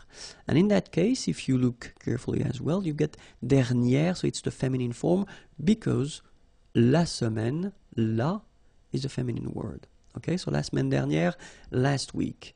And then we've got this autrefois, so it could be translated like in olden days or in olden times, okay, autrefois, so A-U, autrefois, final S not pronounced, okay, autrefois. Then for the present now, we've got aujourd'hui means today, okay, so don't be afraid by this word because it looks a bit scary if you look at it like that, but take the time to, well, divide it. So the first one, A-U-O, jour, and then dui, okay? H is not pronounced, so you only get this dui thing. Aujourd'hui. Aujourd'hui. And it means today, okay? Then, cette semaine, okay? So we've got here what we call adjective démonstratif, okay? This, cette, okay, and it's at the feminine form, cette, and then semaine, week, this week, cette semaine. All right, and then maintenant, okay, normally we tend not to pronounce this okay, so we get this maintenant, maintenant, okay, now. For the future now, we've got demain, and it means tomorrow. Demain, remember, when you combine this R-I-N, you get the sound un. Demain, demain, okay. Then, la semaine prochaine, so it's next week, okay. And as we had for the past tense here, we had la semaine dernière, okay, so last week, and dernier was coming after semaine, exactly the same concept, so you will have to put prochaine, so it's the feminine form here, after la semaine, okay? So next week, la semaine prochaine. And then bientôt, okay? Remember, you put this accent circonflexe, but you don't write it. You write it, but you don't pronounce it. And then the final T is not pronounced. Bientôt, okay? And then you could translate this bientôt as soon. Okay, so something that will happen in the future. All right, so let's see them one more time. First one, hier. Second one, la semaine dernière. Then, autrefois. Aujourd'hui. Cette semaine. Maintenant. Or then, maintenant. Okay. Demain. La semaine prochaine. And then, bientôt. Alright, so that's it for this lesson. The channel is here, youtube.com/imagier, and the website is here, www.imagier.net. Have a great day. Bye-bye. Bonjour à tous and welcome to Learn French with Vincent, and this is Unité 5, leçon Q.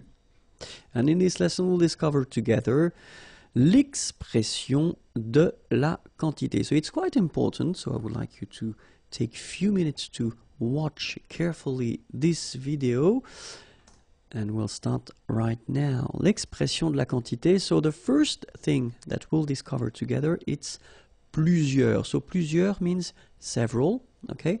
And so the way you will have to construct it is that after that you will have to add a noun, a noun, okay, but then keep in mind that it should be at the plural form, okay, so several, and then followed by a noun at the plural form. So let's see a few examples now. J'ai invité plusieurs amis. J'ai invité plusieurs amis, okay, so remember, j'ai invité, so it's the past form of inviter, to invite, okay, plusieurs, and then amis, friends. Okay, j'ai invité plusieurs amis. Second example, il y a, there is, plusieurs enfants, kids, dans le jardin, in the garden. Il y a plusieurs enfants dans le jardin. Okay? And then, elle a fait plusieurs gâteaux. So, faire here at the passé composé form. Plusieurs, faire, sorry, it means to do, okay? Plusieurs gâteaux, cake, okay? So what you can see here is that ami here is with S, so it's the plural form, okay? Here, right after plusieurs, you've got enfant with S at the plural form, and then here you've got that gâteau with X, so it's the plural form, all right? So let's see now the second one. Quelques, you don't pronounce the final S here.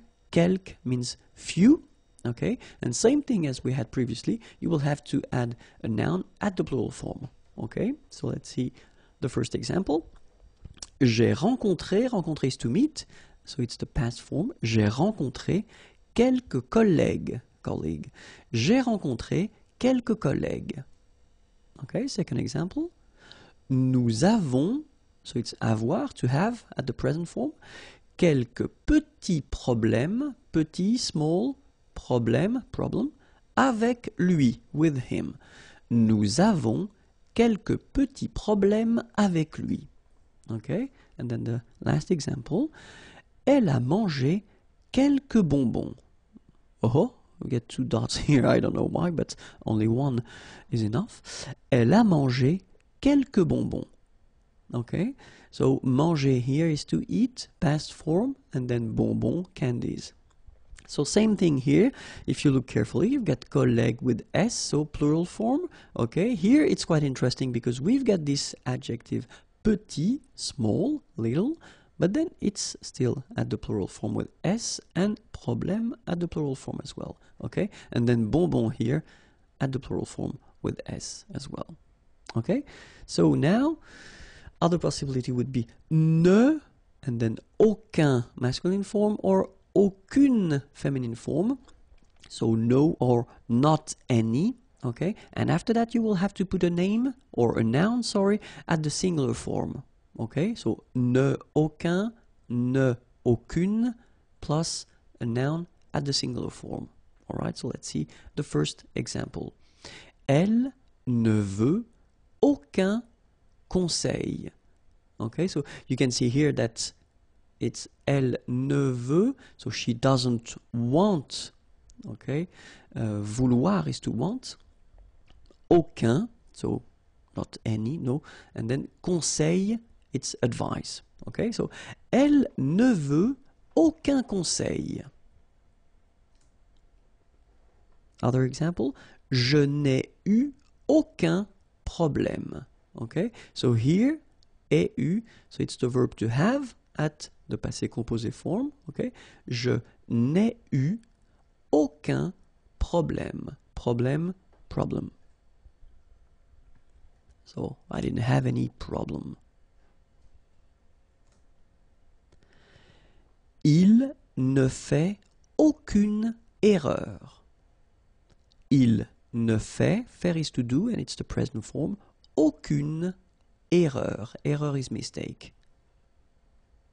Alright? So if you look carefully here, you've got ne and then aucun. Okay, so that's the masculine form because conseil is a masculine word. Here, it's quite interesting because as usual in French, when we've got this ne and then we've got a vowel after, so it can be quite tricky. So in most of the cases, this will disappear. Okay, so you take it away, but then still aucun is coming here. All right, and then it's at the masculine form because problème is a masculine word. All right, and then the last example, well, you've got the first part, ne, okay, not modified because faire starts with F, so no problem. But then here you've got this aucune, okay, aucune, so because erreur is a feminine word, so you will have to put this aucune. All right, so let's proceed now. Un peu, or peu, and it means a few or few, okay? So will be constructed with la préposition de, so you will have to put this de after, and then you will have to put the noun without the article. Okay, so if you want to construct this sentence with a few or few, so remember, un peu or then peu, then don't forget to put this de, and the noun without the article. Okay? Then if you want to use this autant, it means as much. Same construction, you will have to put this de and the name, or the noun, sorry, without the article. Alright, so as much, we use this autant de and the noun without the article. Alright? If you want to use moins, moins means less. Same thing here, you will have to use de after and the noun without the article. Alright, so remember, less, in French it's moins, de, and the noun without the article. If you want to use plus, more, okay, in some cases you will have to pronounce it plus, okay, so you will see that a bit later. De, and then the noun without the article. Alright, remember, more, plus, or then plus, de, and the noun without the article. If you want to use beaucoup, beaucoup means a lot of. It looks a bit strange, huh? Beaucoup, like that. Remember, you don't pronounce the final P, okay? And then you get this combination of vowels, E, A, U, and you get the sound O. So technically it's beaucoup, okay? So it's not difficult to produce orally. Beaucoup, a lot of, okay? Same construction, you will have to put de after, and then the noun without the article, okay? A lot of, beaucoup de, and the noun without the article. If you want to use trop, and trop means too many, okay? Then you will have to put de and the noun without the article, okay? Remember, too many, trop, don't pronounce the final P. Trop, de, and the noun without the article. All right? And then assez. Assez means enough, okay?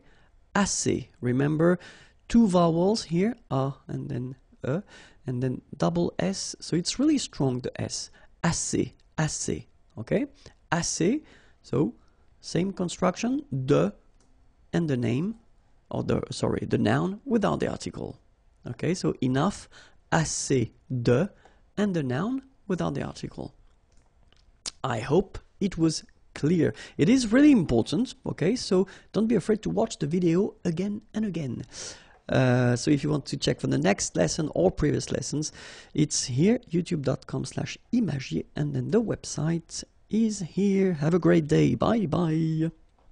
Bonjour à tous. Hi everyone, and welcome to Learn French with Vincent. This is Unité 5, leçon R.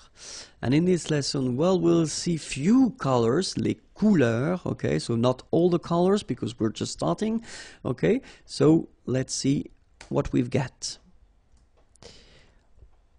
Blanc, blanche. Okay, so I wanted to put for each color the masculine form here and then the feminine form here.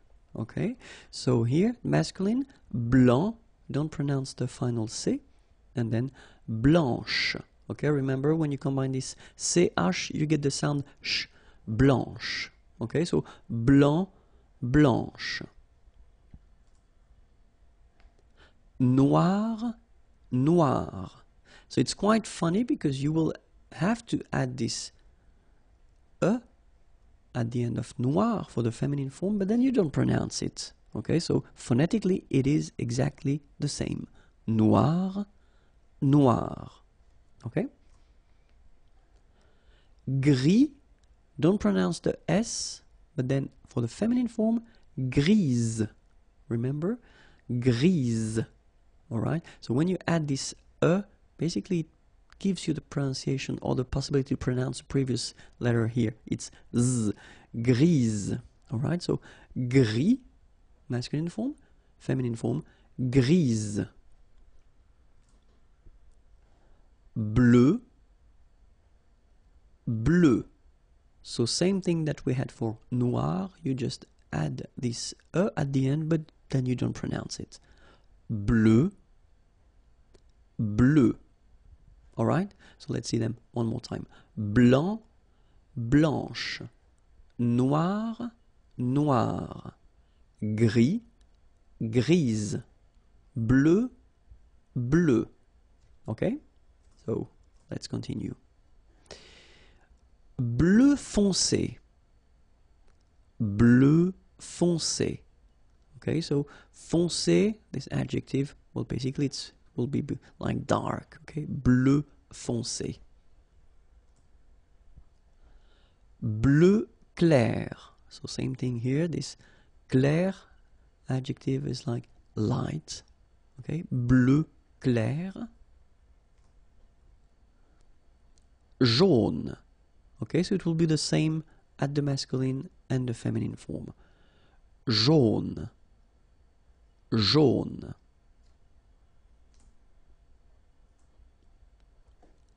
Rouge. So same thing here, same form for the masculine and the feminine. Rouge. Remember, G-E, je. Rouge. Vert. So masculine form, you don't pronounce the final T. Vert. Feminine form, verte. So listen carefully. I don't say te, but it's t. Verte. Verte. Okay, so as usual, this final E only gives you the possibility to pronounce this t. T. Verte. Okay? Marron. Same thing for the masculine and the feminine form. Marron. Marron. Okay, it was a start, but it's quite important. If you want to check for the next lesson, it's here, and then the website is here, imagiers.net. Have a great day. Bye bye. Bonjour à tous. Hi everyone, and welcome to Learn French with Vincent, and this is Unité 5, leçon S, and it's quite important, because it is the last lesson for this unit. Okay, so in this lesson we'll discover together les verbes impersonnels. So they are really useful and it's quite important to see them. And so we'll focus on 3 verbs. The first one, être, to be. Second one, faire, to do. And the last one, avoir, to have.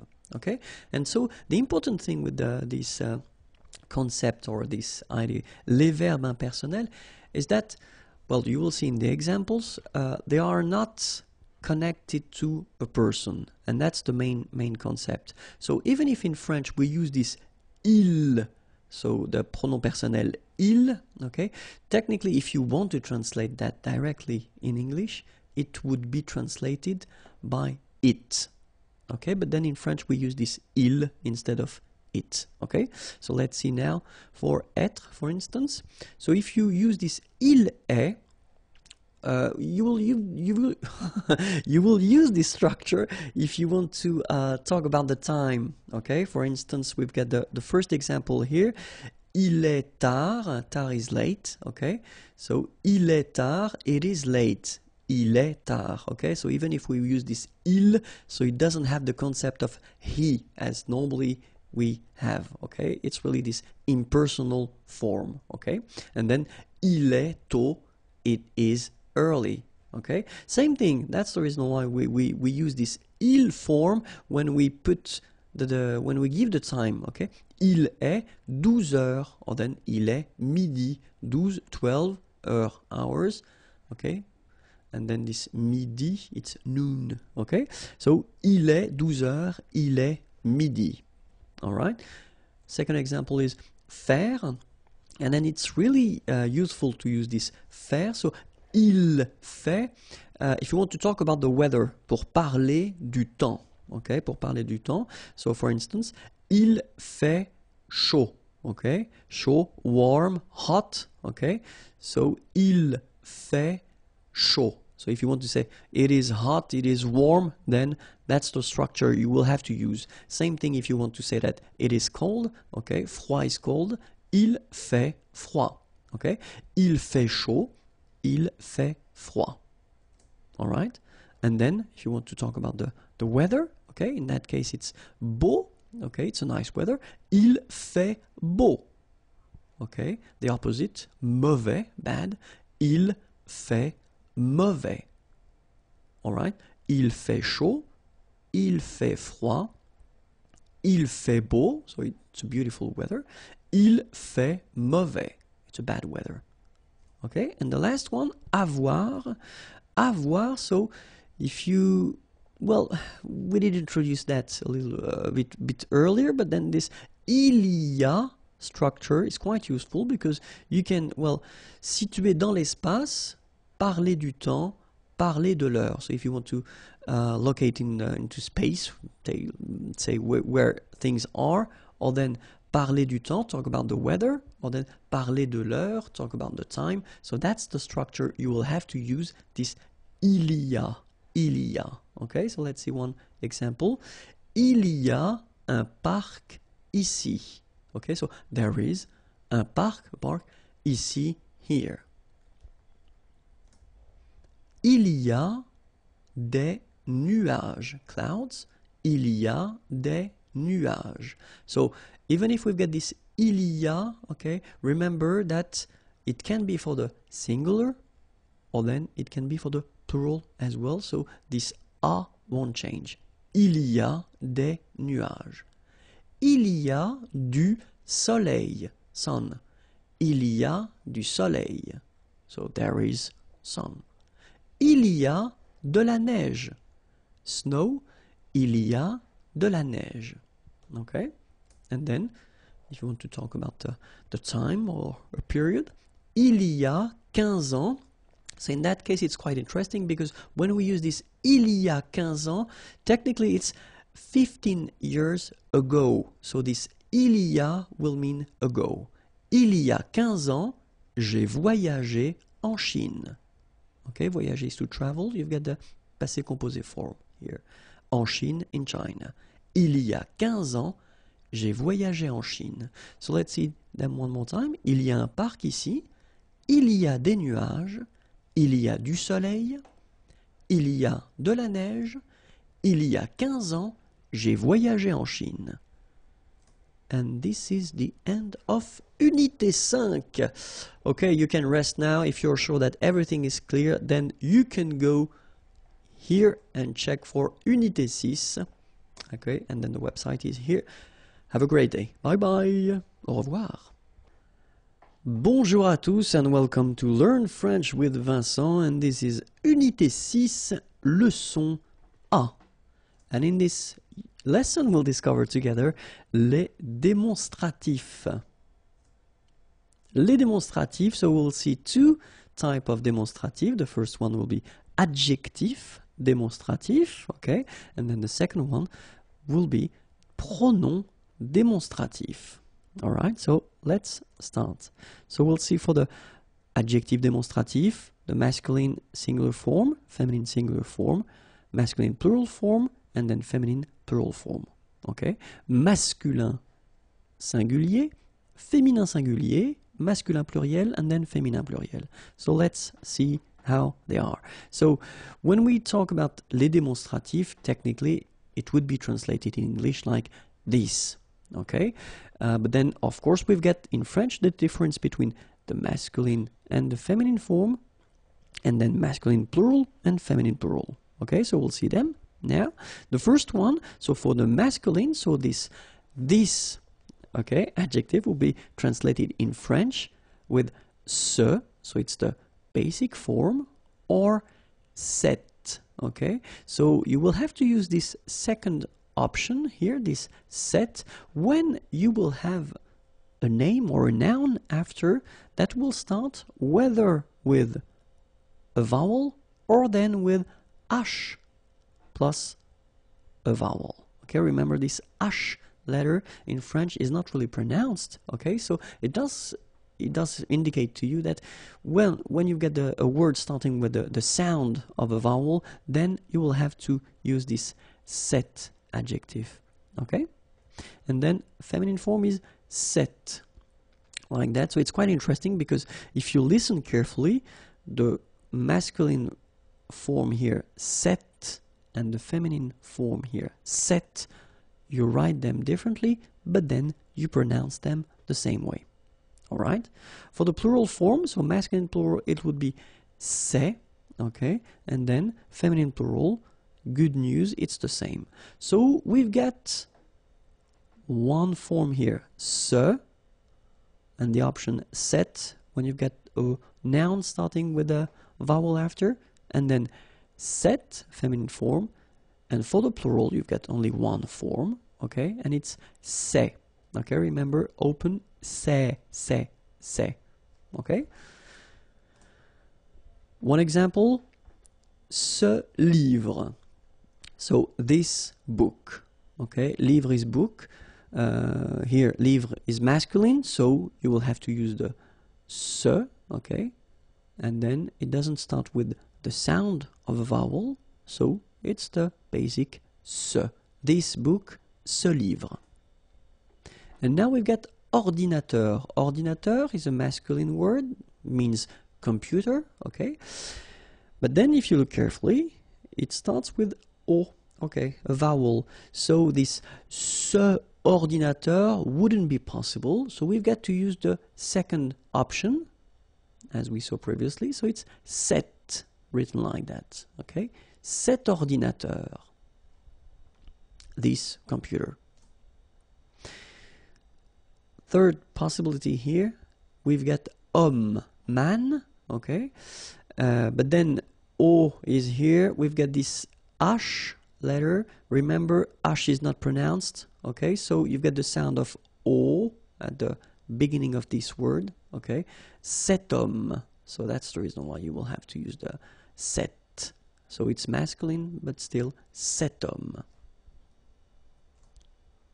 So now, feminine word, femme, woman, no problem about that because we've got only one option for this at the feminine form, and it's cette, written like that, cette femme. Same thing here, if you've got a word like organisation, well, it's the same in English, so it starts with a vowel, but it doesn't change anything for the feminine demonstrative here. Okay, cette organisation, cette organisation. And then plural, so whether it's masculine, so we've got friends here at the masculine form, so masculine plural, and then friends here at the feminine plural form, okay, but then the adjective demonstrative here, as you can see, will be the same, ses amis, ses amis. All right, and it's quite funny in a way because if you only listen to these two things here, ses amis and then ses amis, you don't have really any phonetical information regarding the fact whether it's masculine or feminine. That's the way it is. Sorry about that. But, so let's continue now with le démonstratif. So we'll see now the pronouns, okay, so same thing, we'll see the masculin singulier, then féminin singulier, then masculin pluriel, and then féminin pluriel, okay. So pronouns, okay, so it does mean that you will have to use these pronouns instead of the name, okay. So for the masculine form, we will have celui-ci and then celui-là. Okay, so we'll see the difference of use, but then celui-ci, celui-là. In English, it would be directly translated as this one. Okay, so you don't want to repeat the name or the thing that was previously stated, so you use this one. Okay. In English, it's easier. In French, it's a bit more tricky because we will have this celui, okay, and then ci and là. So you'll see that normally ci is coming first and then là is coming next, okay. Celui-ci, celui-là, this one, all right. Same thing with the feminine form, celle-ci, celle-là, all right. And then for the masculine plural, ceux-ci, okay, remember final X is not pronounced, so you get the sound ce, ceux-ci, and then ceux-là. Alright, feminine plural, celle-ci, okay, don't pronounce the final S, celle-ci, celle-là. Alright, so let's see a few examples now. So if you ask a question, quel est mon livre? Okay, what is my book, or which one is my book? All right, and then the answer could be votre livre, your book, c'est celui-ci, this one. Okay, votre livre, c'est celui-ci. Okay, and then normally when you talk or when you say that, you tend to indicate that with your finger as well. So you point the book. Votre livre, c'est celui-ci. Où est ma place? Where is my seat? Où est ma place? C'est celle-là. Okay, same thing. You tend to point it at the same time. Okay, c'est celle-là. All right. So you've got to remember that we will have the difference between the masculine, the feminine, okay, so singular and plural, and then we'll have the difference between this ci, okay, the first option, the nearest one, okay? And then this la, second option, so it's not the nearest one, okay? So let's see and practice. If it's okay with you, then you can go to the next lesson, and it's right here, okay? The website is here, www.imagiers.net. Have a great day. Bye bye. Bonjour à tous and welcome to Learn French with Vincent. This is Unité 6, leçon B. And in this lesson, we'll see together la description avec c'est. So let's start. So if you want to use this c'est option to make a description, so c'est technically would be directly translated as it is or this is, okay? But then in French, you will have to add after that the adjective, but the adjective should be all the time at the masculine form. Okay, so remember, if you want to describe something, okay, you can use this c'est, and that's really, you know, a common way to describe things. Okay, it is, this is, but then remember, the adjective that will come after should be at the masculine form.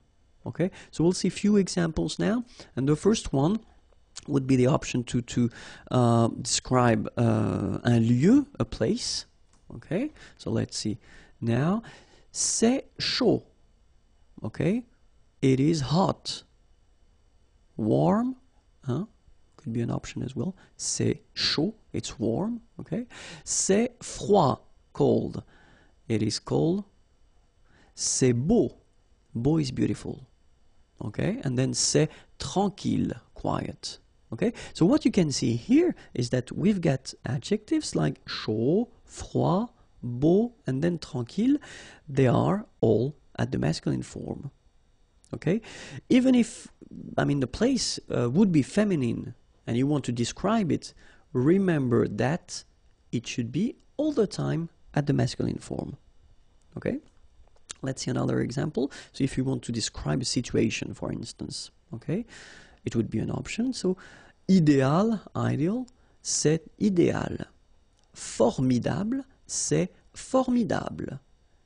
C'est parfait. So it's perfect. And then c'est injuste.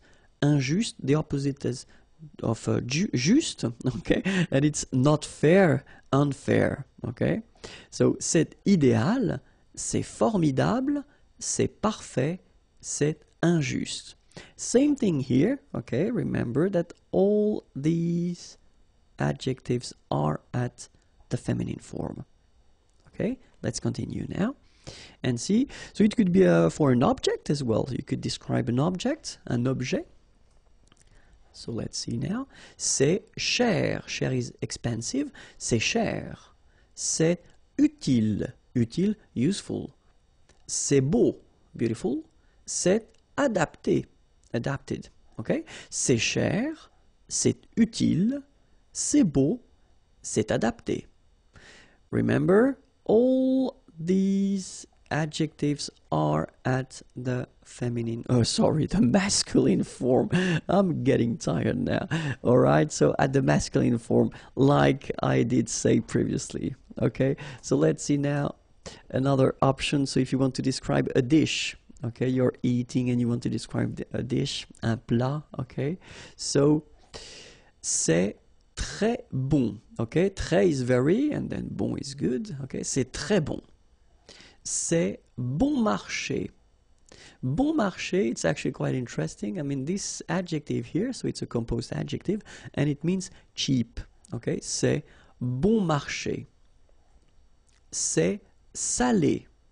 So remember, it's quite important because we've got the same adjective here without the accent. So if you don't put the accent, it means dirty, and then you pronounce it sale. But in that case here, okay, you put the accent, and it's quite important because in that case it means salted. Okay, salé. Okay, c'est salé. C'est délicieux. C'est délicieux.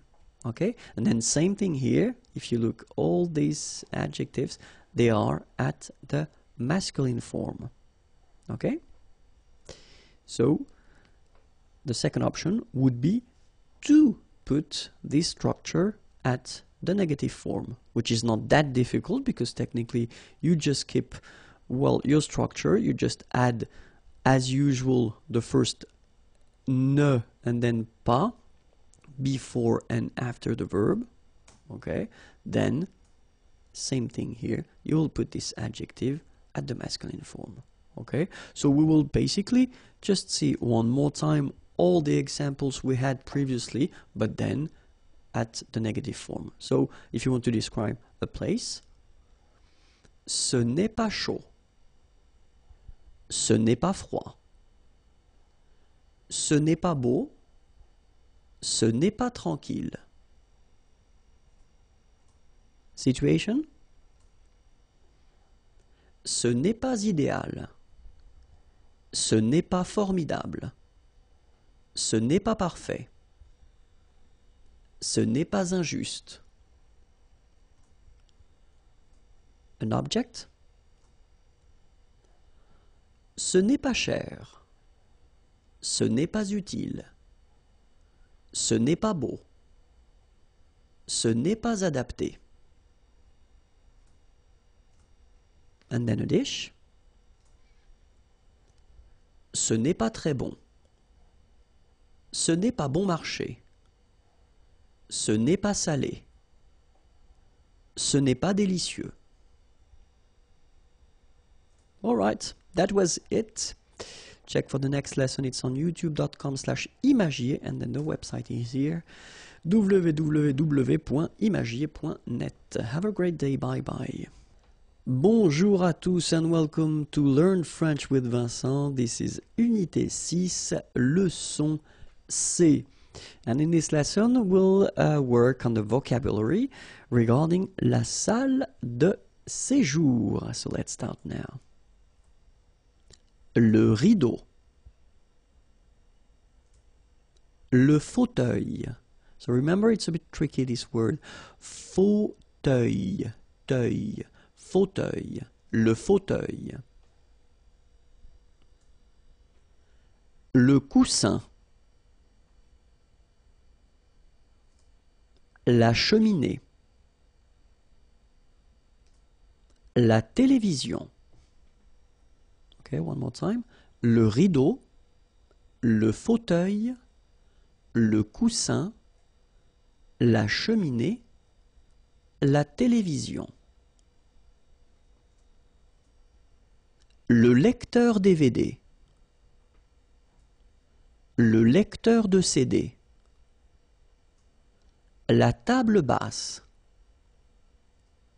Le lustre. Le cendrier. Okay, one more time. Le lecteur DVD. Le lecteur de CD. La table basse. Le lustre. Le cendrier. Le sol. La table. Le tapis. Le canapé. La bibliothèque. One more time. Le sol. La table. Le tapis. Remember, final S not pronounced. Le tapis. Le canapé. La bibliothèque. That's it for la salle de séjour. Okay, if you want more, then it's here and then the website is right here. Have a great day. Bye bye.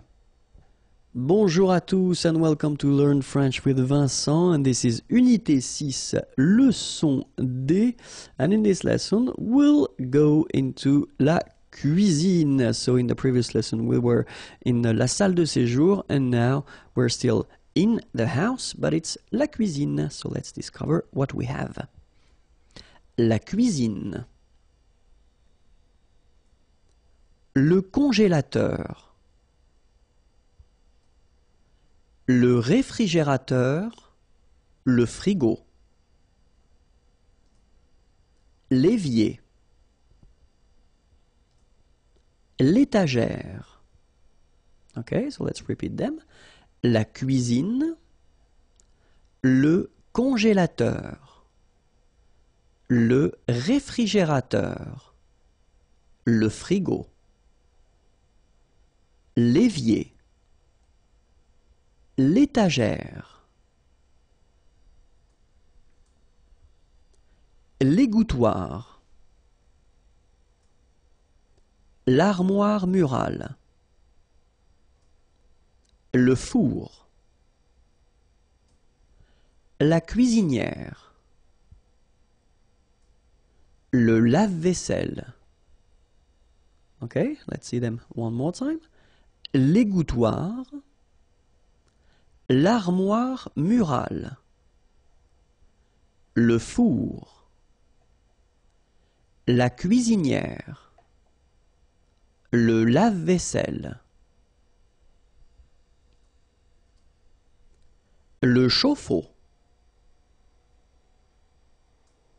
la théière, la cafetière, la louche, l'entonnoir.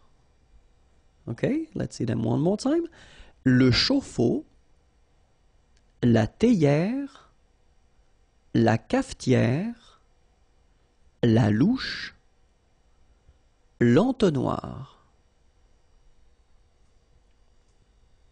Le décapsuleur, l'ouvre-boîte, le tire-bouchon, le presse-citron, la passoire. All right, let's repeat them together. Le décapsuleur, l'ouvre-boîte, le tire-bouchon, le presse-citron, la passoire.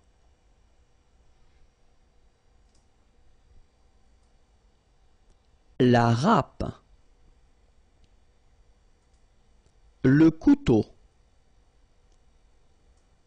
le casse-noix, le hachoir, le rouleau à pâtisserie. Okay, let's see them. La râpe, le couteau, le casse-noix, le hachoir, le rouleau à pâtisserie. That's it. You've got many words. So I hope you remember them. If that's not the case, well, try to watch the video one more time. And then if you want more, then it's here. And the website, oops, is here. And that's imagiers.net. Have a great day. Bye-bye. Bonjour à tous and welcome to Learn French with Vincent. This is Unité 6, leçon E. Okay, and it's a quite important lesson because we'll see vocabulary and we'll see les fruits et légumes, so fruits and vegetables. So I hope you're ready because we are starting right now. Les fruits. L'orange. So I did put this little F just to indicate you that it's feminine. Okay, l'orange. La pomme, la pêche, le melon. Okay, so les fruits, l'orange, la pomme, la pêche, le melon. L'ananas, le pamplemousse, la pastèque,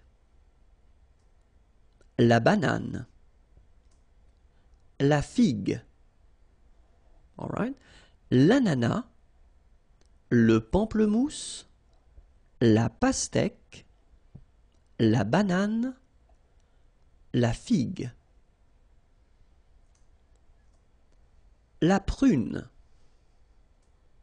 la mandarine, le citron, l'abricot, la cerise,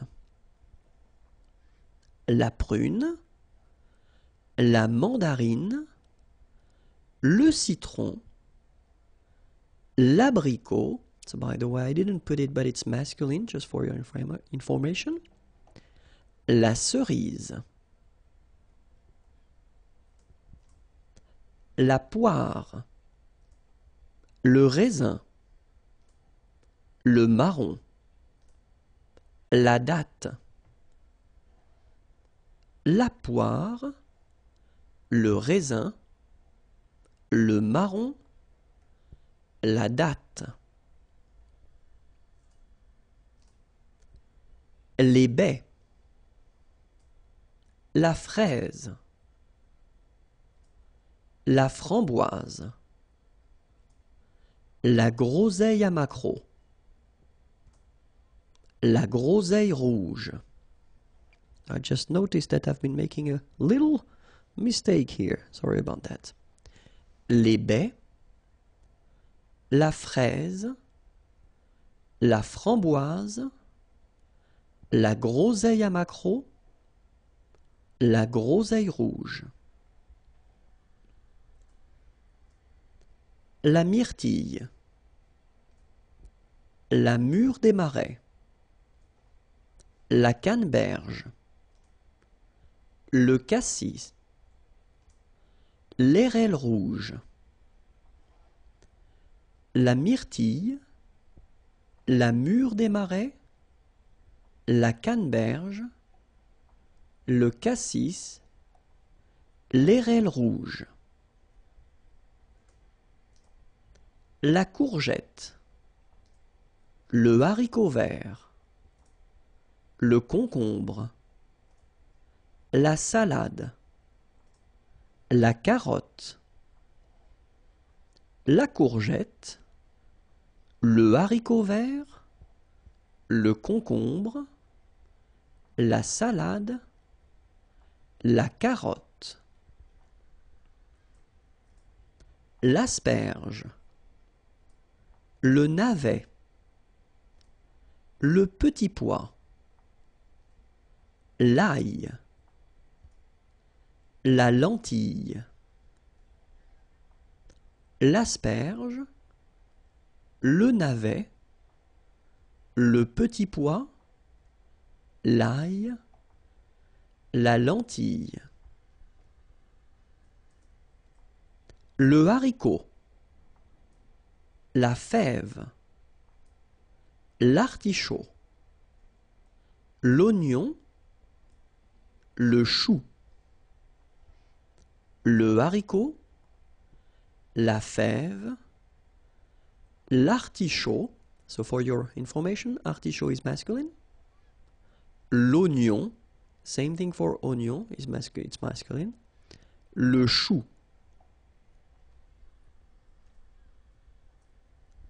la tomate, le chou-fleur, la pomme de terre, le poivron, l'aubergine, la tomate, le chou-fleur, la pomme de terre, le poivron, l'aubergine. For your information, aubergine is a feminine word. L'épinard, le fenouil, le champignon. L'épinard, so it's masculine, le fenouil, le champignon. That's it, and you do have many words to remember. Especially they are quite useful. I mean, you're talking quite often, I think, about vegetables or food in general, fruits. So if you're not sure, if you want to review this video or to watch it again, don't be afraid. And then if you want to continue, then the next lesson is here. And the website is here. Have a great day. Bye-bye. Bonjour à tous, hi everyone and welcome to Learn French with Vincent. This is Unité 6, leçon F. And in this lesson we'll discover together les comparatifs. So if you want to compare in French, well, this is the lesson you should definitely watch. So in this structure, in this lesson, we'll discover three types of structures. The first one, avec un nom, with the noun. Second one, avec un adjectif, with an adjective.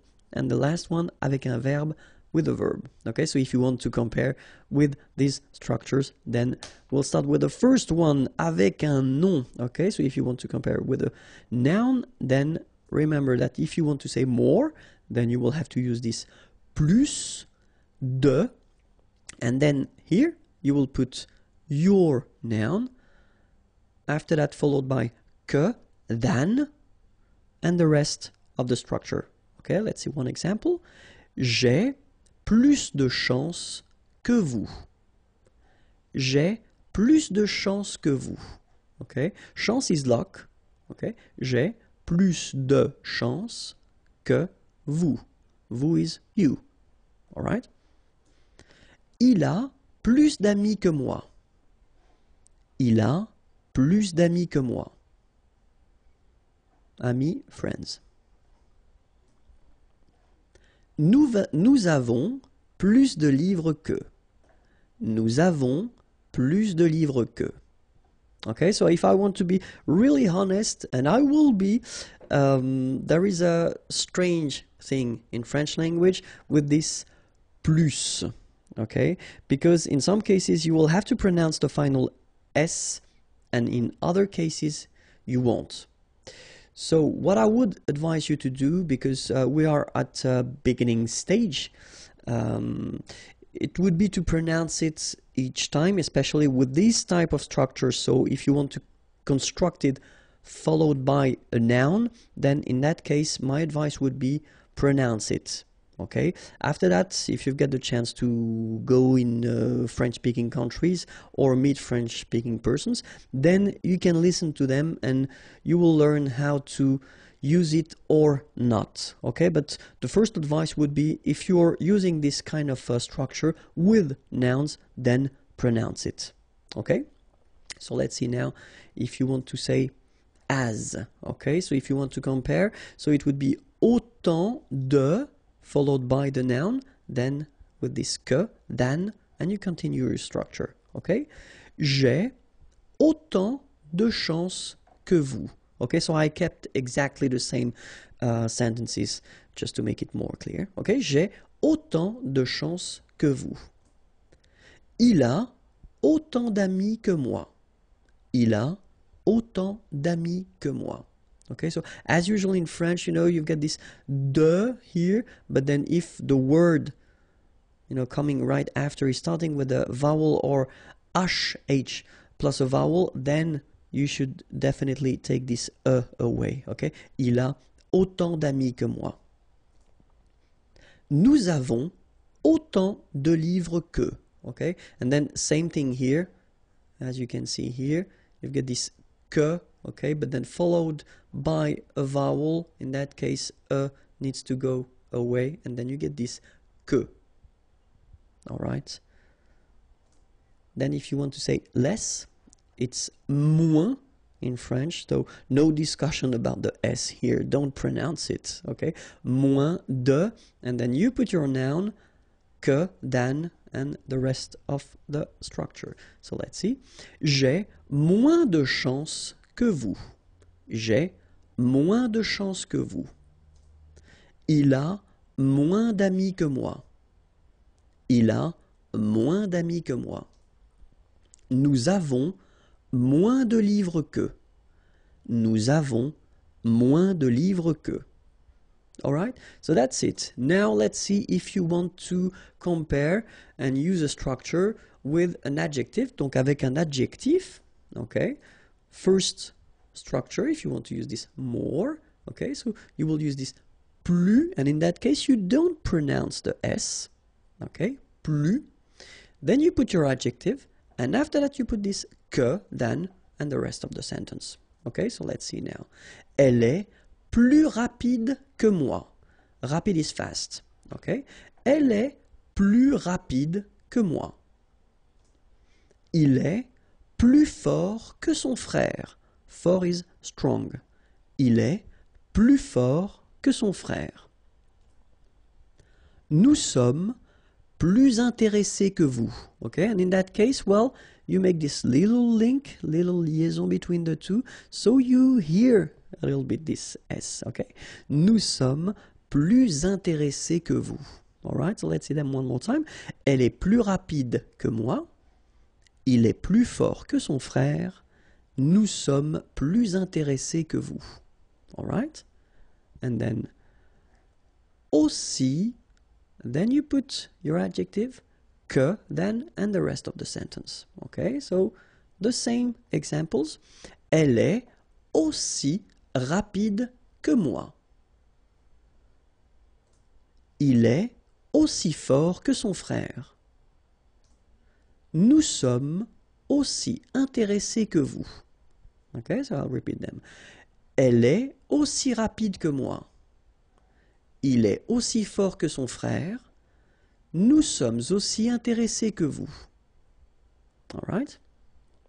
And then, moins, same thing here. Remember, we don't pronounce the final S.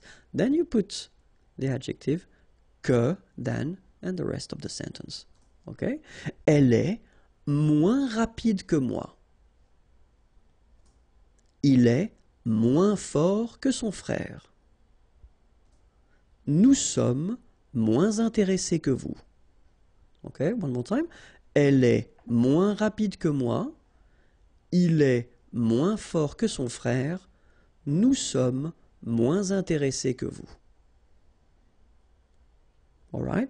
And so the last structure, if you want to compare with a verb, then in that case, remember, plus will be with the S. So pronounce it plus que. Okay, let's see now. Elle parle plus que toi. Elle parle plus que toi. Il mange plus que son frère. Il mange plus que son frère. Nous voyageons plus que vous. Nous voyageons plus que vous. Okay, so let's repeat them. Elle parle plus que toi. Il mange plus que son frère. Nous voyageons plus que vous. And then, autant que. All right? So it goes like, elle parle autant que toi. Il mange autant que son frère. Nous voyageons autant que vous. All right, so let's repeat them one more time. Elle parle autant que toi. Il mange autant que son frère. Nous voyageons autant que vous. And the last one. Moins que. Elle parle moins que toi. Il mange moins que son frère. Nous voyageons moins que vous. One more time. Elle parle moins que toi. Il mange moins que son frère. Nous voyageons moins que vous. And this is it. Okay, the next lesson is here on YouTube/Imagier, and then the website is here, imagier.net. Have a great day. Bye bye. Bonjour à tous and welcome to Learn French with Vincent. This is Unité 6, leçon G, and in this lesson we'll see together, let me click, le passé composé of the verb faire. Faire is to do, and then we'll see together the passé composé form. So we did introduce the passé composé in the unit 5, okay, but I just want to check and make it clear that everything is okay for you. So we'll start with faire. It will be quite fast, but still quite useful. Let's start. J'ai fait. Tu as fait. Il a fait. Elle a fait. Nous avons fait. Vous avez fait. Ils ont fait. Elles ont fait. Alright, so to make it clear, one more time, remember that in most of the cases for the passé composé, you will have to use avoir at the present form, followed by this participe passé form. So if you're not sure how to construct that, check unité 5 and then you will see the lesson that explains everything, okay? But then we'll repeat it one more time. J'ai fait. So remember, final T is not pronounced. J'ai fait. Tu as fait. Il a fait. Elle a fait. Nous avons fait. Little link between the two. Nous avons fait. Same thing here. Vous avez fait. And same thing here. Ils ont. Ils ont fait. Elles ont fait. Alright? So that's it. It was the verb faire at the passé composé. Really important. If that's okay with you and if it's clear, then you can continue. And the website is youtube.com/imagier. Or then more material, imagier.net. Have a great day. Au revoir. Bonjour à tous and welcome to Learn French with Vincent. This is Unité 6, leçon H. And in this lesson, we'll continue our little review of le passé composé. Well, basically, it's for important verbs, and this one, venir, to come, is quite important, especially because it's a bit tricky in a way, so we'll see why. Je suis venu. Tu es venu. Il est venu. Elle est venue. Nous sommes venus. Vous êtes venus. Ils sont venus. Elles sont venues. Okay, so if you remember carefully when we introduced the passé composé construction in the Unit 5, I told you that most of the verbs were constructed with avoir, but then we had the list of the verbs that requires this être verb. Venir is among them, okay? So that's the reason why you put être here at the present form, okay? And then remember that if you get to put être, then have a look at the feminine form here. You will have to add this final e, okay? Feminine singular. But then for the plural form, you will have to add this s here, here, okay? And then for the feminine plural, you will have to add this es. All right, but then the good news, there is a good news, yes. It's that you don't pronounce them. So basically you get the pronunciation venu, venu, venu, and then the same thing, venu, you don't pronounce this final Venu, you don't pronounce the final S.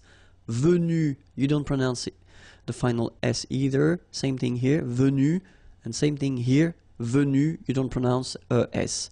So phonetically, you only have one way to pronounce it. But remember, if you want to write correctly, you will have to put E for the feminine, S for the plural, ES for the feminine plural. Okay, let's repeat them one more time. Je suis venu. Tu es venu. Il est venu. Elle est venue. Nous sommes venus. Vous êtes venus. Ils sont venus. Elles sont venues. That's it. Okay. Well, the next lesson is here. And then the website imagier.net is waiting for you. Have a great day. Bye-bye. Bonjour à tous and welcome to Learn French with Vincent. This is Unité 6, leçon I. And we are continuing our things regarding le passé composé. So we'll see together le passé composé form of pouvoir, pouvoir, can. And then we'll see how it goes at the past form, this passé composé form. Okay? So, j'ai pu, tu as pu, il a pu, elle a pu, nous avons pu, vous avez pu, Ils ont pu, elles ont pu. Okay, so if you remember carefully, as I said, in Unit 5, when I introduced this passé composé form, most of the verbs are using avoir at the present form, so that's the case here. And then after that, you've got to put the participe passé. Same thing, it was introduced in Unit 5, so check it if you want. And then for pouvoir, it's a bit tricky because pouvoir becomes pu, like that. Only 2 letters, okay? But then it doesn't change. If you look carefully, then it's always the same form. Okay, so let's see them together. J'ai pu. Tu as pu. Remember, you don't pronounce the S here. Il a pu. Elle a pu. Nous avons pu. Little link, little liaison between the two. Nous avons pu. Vous avez pu. Same thing here. Little liaison between the two. Ils ont pu. Same thing here. Elles ont pu. Alright, so that's it. It was quite short but quite important. Okay, so if you want to check for the next lesson, it's here and then the website is waiting for you, imagiers.net. Have a great day. Bye bye. Bonjour à tous and welcome to Learn French with Vincent. It's Unité 6, leçon J. I was not sure about that, but still it's written on the screen. Unité 6, leçon J, and in this lesson we'll discover together le passé composé, and the verb is attendre. Attendre is to wait, okay? And so we'll see the past form. So it's just some reviews that we are doing, but they are really important. So let's see how it goes now. J'ai attendu. Tu as attendu. Il a attendu. Elle a attendu. Nous avons attendu. Vous avez attendu. Ils ont attendu. Elles ont attendu. Alright, so if you remember, when I introduced the passé composé form, I told you that most of the verbs are using this avoir verb at the present form and then the participe passé. Okay, in that case, attendre becomes attendu at the participe passé, and then that's the form you will have to add at the end, and it doesn't change here, as you can see. J'ai attendu, tu as attendu, il a attendu, elle a attendu, nous avons attendu, so 2 liaisons here, nous avons attendu, nous avons attendu, vous avez attendu, same thing here, vous avez attendu, okay, vous avez attendu, then same thing here, ils ont attendu, okay, liaison here as well, ils ont attendu, okay, but make it fast, ils ont attendu, elles ont attendu. That's it for attendre at the passé composé form. If you want to check for the next lesson, it's right here, and then the website is here, imagiers.net. Have a great day. Bye bye.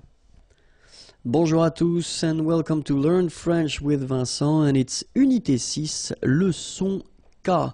And in this lesson, we'll see together le passé composé of répondre. Répondre is to answer, and it's quite useful.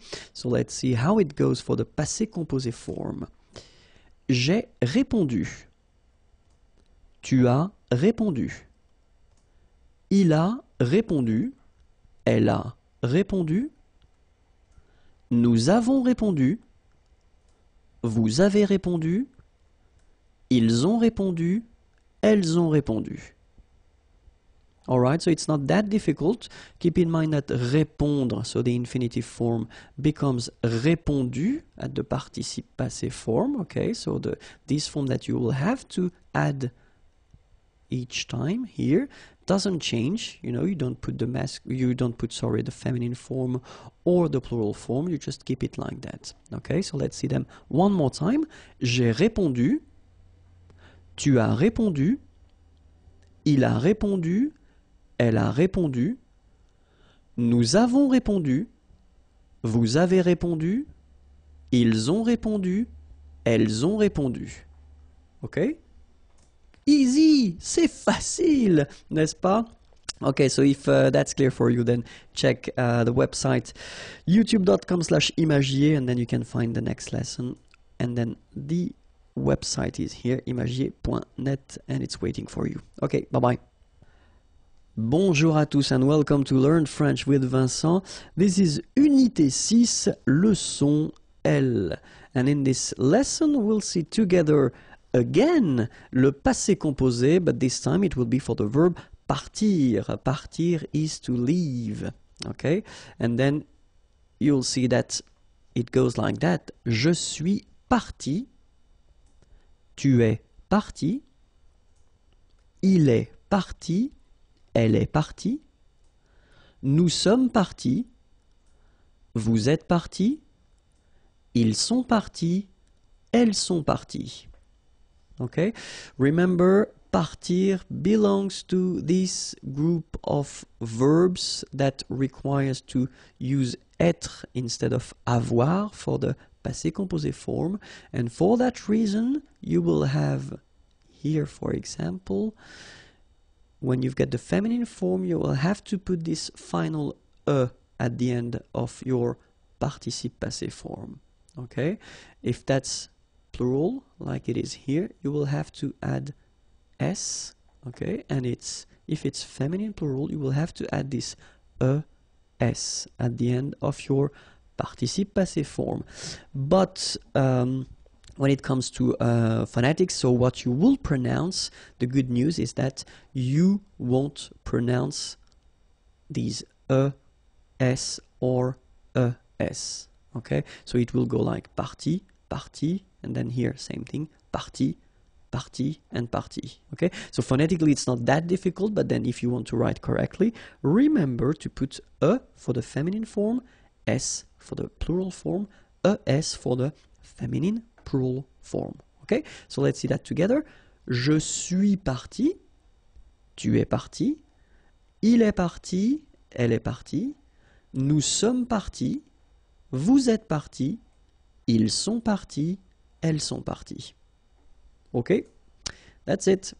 youtube.com/imagier. Next lesson is waiting for you, and then the website is here, www.imagier.net. Au revoir.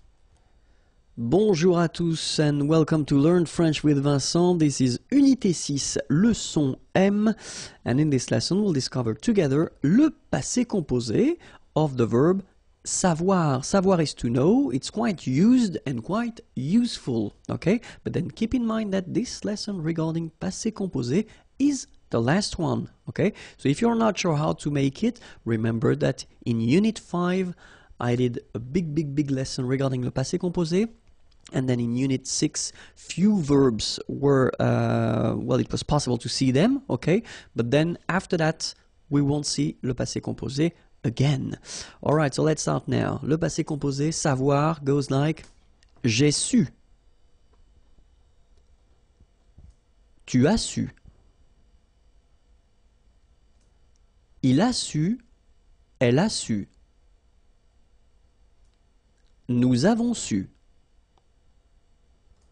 Vous avez su. Ils ont su. Elles ont su. Alright, so for the last time, in most of the cases for the verbs, we will use avoir and then we'll use the participe passé form. In that case, savoir becomes su. Okay, so that's the reason why that's the form that you will see at the end of each forms here. Okay, and then avoir should be at the present form. Alright, j'ai su, tu as su, il a su, elle a su, nous avons su, vous avez su, ils ont su, elles ont su. That's it for le passé composé. So now if you want to see something new, then youtube.com/imagier is waiting for you, and then the website is here. Au revoir. Bonjour à tous and welcome to Learn French with Vincent. This is Unité 6, leçon N.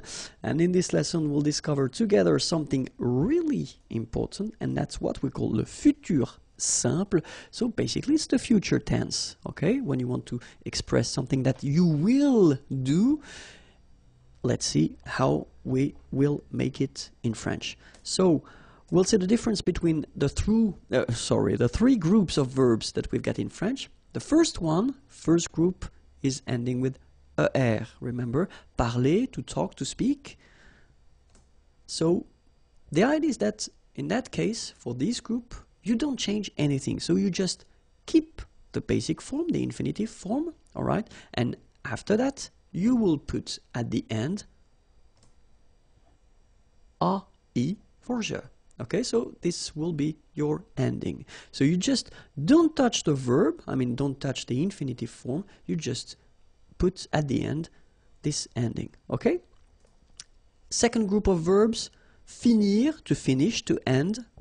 Well, the good news is that it will behave the same way as for the first group of verb. You don't modify anything, you just keep your infinitive form and you will put the ending ai here as well. So you get je parlerai and then you will get je finirai. So it's not that difficult for these two first group, okay? The third group, it's a bit more tricky, of course, as usual, because we're talking about irregular verbs, okay? But still, I took this lire. Lire is to read, okay? And then you can see that it's ending with this so the vowel okay? As usual, what we'll do, we'll take this away. So we get now L-I-R, and after that, we just put the ending. Je lirai. Alright? So it will apply for most of the verbs. Of course, because it's French language, it's not all the verbs. We've got exceptions, but we'll see the exceptions a bit later in this lesson. But still, that's the idea of constructing it. If it's ending with this vowel, take it away. Alright? You get that. And after that, you just put the ending. Alright? So, let's see. The ending for je will be ai. Alright? And you pronounce it e. Remember, open e. Okay? The ending for tu will be as. You don't pronounce the s, so you pronounce a. Alright? The ending for il, elle will be a. Okay? Phonetically, exactly the same thing as for tu. Okay? A. The ending for nous will be ons, as usual. Okay? Remember, you don't pronounce the final s, you get the on sound. Okay? Nasal in your nose, on. Alright? The ending for vous will be, as usual, a z, but then you pronounce it e. Okay? And then the ending for il, elle will be ont. You don't pronounce the final t, so you get the nasal on. Alright? So, e, a, on, et, on. Okay? So let's see how it will go with parler, parler, to speak, to talk. Okay? Je parlerai. Tu parleras. Il parlera. Elle parlera. Nous parlerons. Vous parlerez. Ils parleront. Elles parleront. Alright? So as I said, just keep your basic form and just put your endings. Okay? E, a, on, et, on. That's it. Let's see now. Choisir, to choose. Second group of verbs. Je choisirai. Tu choisiras. Il choisira. Elle choisira. Nous choisirons. Vous choisirez. Ils choisiront. Elles choisiront. Same thing. Remember, just keep the infinitive form, the basic form, and just put your endings at the end. E, a, on, et, on. Okay? Let's see now. Écrire. Écrire is to write. Okay, so third group, but then remember, as we saw with lire, lire, we took away this final okay? And only with the first part, we just add after that the endings. So, j'écrirai, tu écriras, il écrira, elle écrira, nous écrirons, vous écrirez, ils écriront, elles écriront. Alright? So it's not that difficult, okay? As I said, you take away the and after that, a, on, et, on. Alright? So, of course, we've got some exceptions, as I said. The first one is être. Être will become ser. So the important thing with the futur simple is that the verb will change, but the endings will be the same. Okay, so the endings we saw previously will be exactly the same. Okay, so the only thing that you've got to remember is that être will become ser.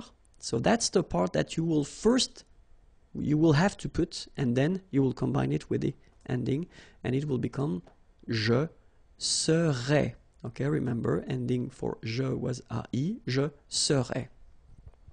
Okay, avoir is becoming or. Okay, so tu auras. Aller will become ir. Il ira, elle ira. Faire will become faire, F-E-R. So you will get nous ferons. Savoir will become saur, S-A-U-R. Vous saurez. Voir will become ver. Ils verront, elles verront. Alright, so remember, être is becoming ser, avoir becomes or, aller, ir, faire, faire, savoir, sort, voir, ver. Okay, but then after all these forms, you will just put the normal endings that we saw previously. So AI for je, AS for a, ONS, EZ, ONT. Other exceptions, pouvoir will become pour. Je pourrais. Vouloir, voudre. Tu voudras. Pleuvoir, pleuvre. Il pleuvra. Devoir, d'œuvre. Nous devrons. Venir, viendre. Vous viendrez. Courir, court. Il, elle, courront. Okay? So pouvoir is becoming pour, and it means can. Vouloir, voudre, to want. Pleuvoir, to rain, pleuvre. Devoir, to have to, d'œuvre. Venir, to come, viendre. Courir, to run, court. Okay? And then, as we saw previously, you only add after the endings. Alright? So, remember one more time. Je, ending for je is AI. Tu, ending for tu is AS. Il, elle, A. Nous, ONS. Vous, EZ. Il, elle, ONT. Okay? So, est, a, on, et, on. That's it. Now you can construct un futur simple. Congratulations. The next lesson is here, youtube.com/imagier, and that the website is waiting for you, imagier.net. Au revoir. Bonjour à tous and welcome to Learn French with Vincent, and this is Unité 6, leçon O. And in this lesson we'll discover together le pronom complément en. So let's see now. We can use this pronom complément en whether with an article partitif, so this some concept, or then it can be an article indéfini, a. In English it would be a, un, une, or then it can be at the negative form, so that's what we'll see, and then we'll start first with l'article partitif. Okay, so let's see now how we can make it. So if you have a question like Nicolas mange du pain, so of course, first possibility that you could have would be to answer oui, Nicolas mange du pain. So manger is to eat, du pain, some bread. Okay, in that case, that's really the partitive form. Okay, so you don't want to specify the quantity, but it's some. Okay. So, of course, the first option that you would have would be to answer like that. Oui, Nicolas mange du pain. So you repeat everything. Normally, that's not the way we will do, because we tend to replace things with pronouns when it's possible. Okay, so the first option would be to replace Nicolas in that case. You don't want to repeat Nicolas, so you can say oui, il, he, instead of Nicolas because it's masculine, mange du pain. So that's the first step.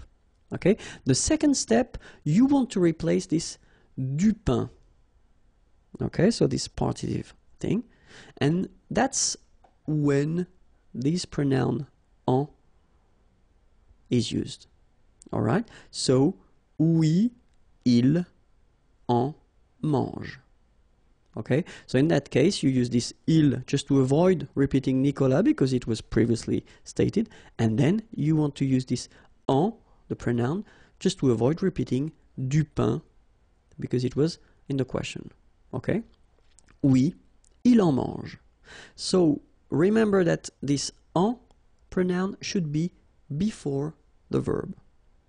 Okay, so let's see now another example. In the first example, we had the masculine form, and now I wrote same sentence, but then here we've got de la salade. Okay, salade is feminine word, so in that case it's not du, but then it's de la. Okay, but still it's the partitive form, some. Okay, Nicolas mange de la salade. Okay, so as we saw, first option would be oui, Nicolas mange de la salade, so you repeat the whole sentence.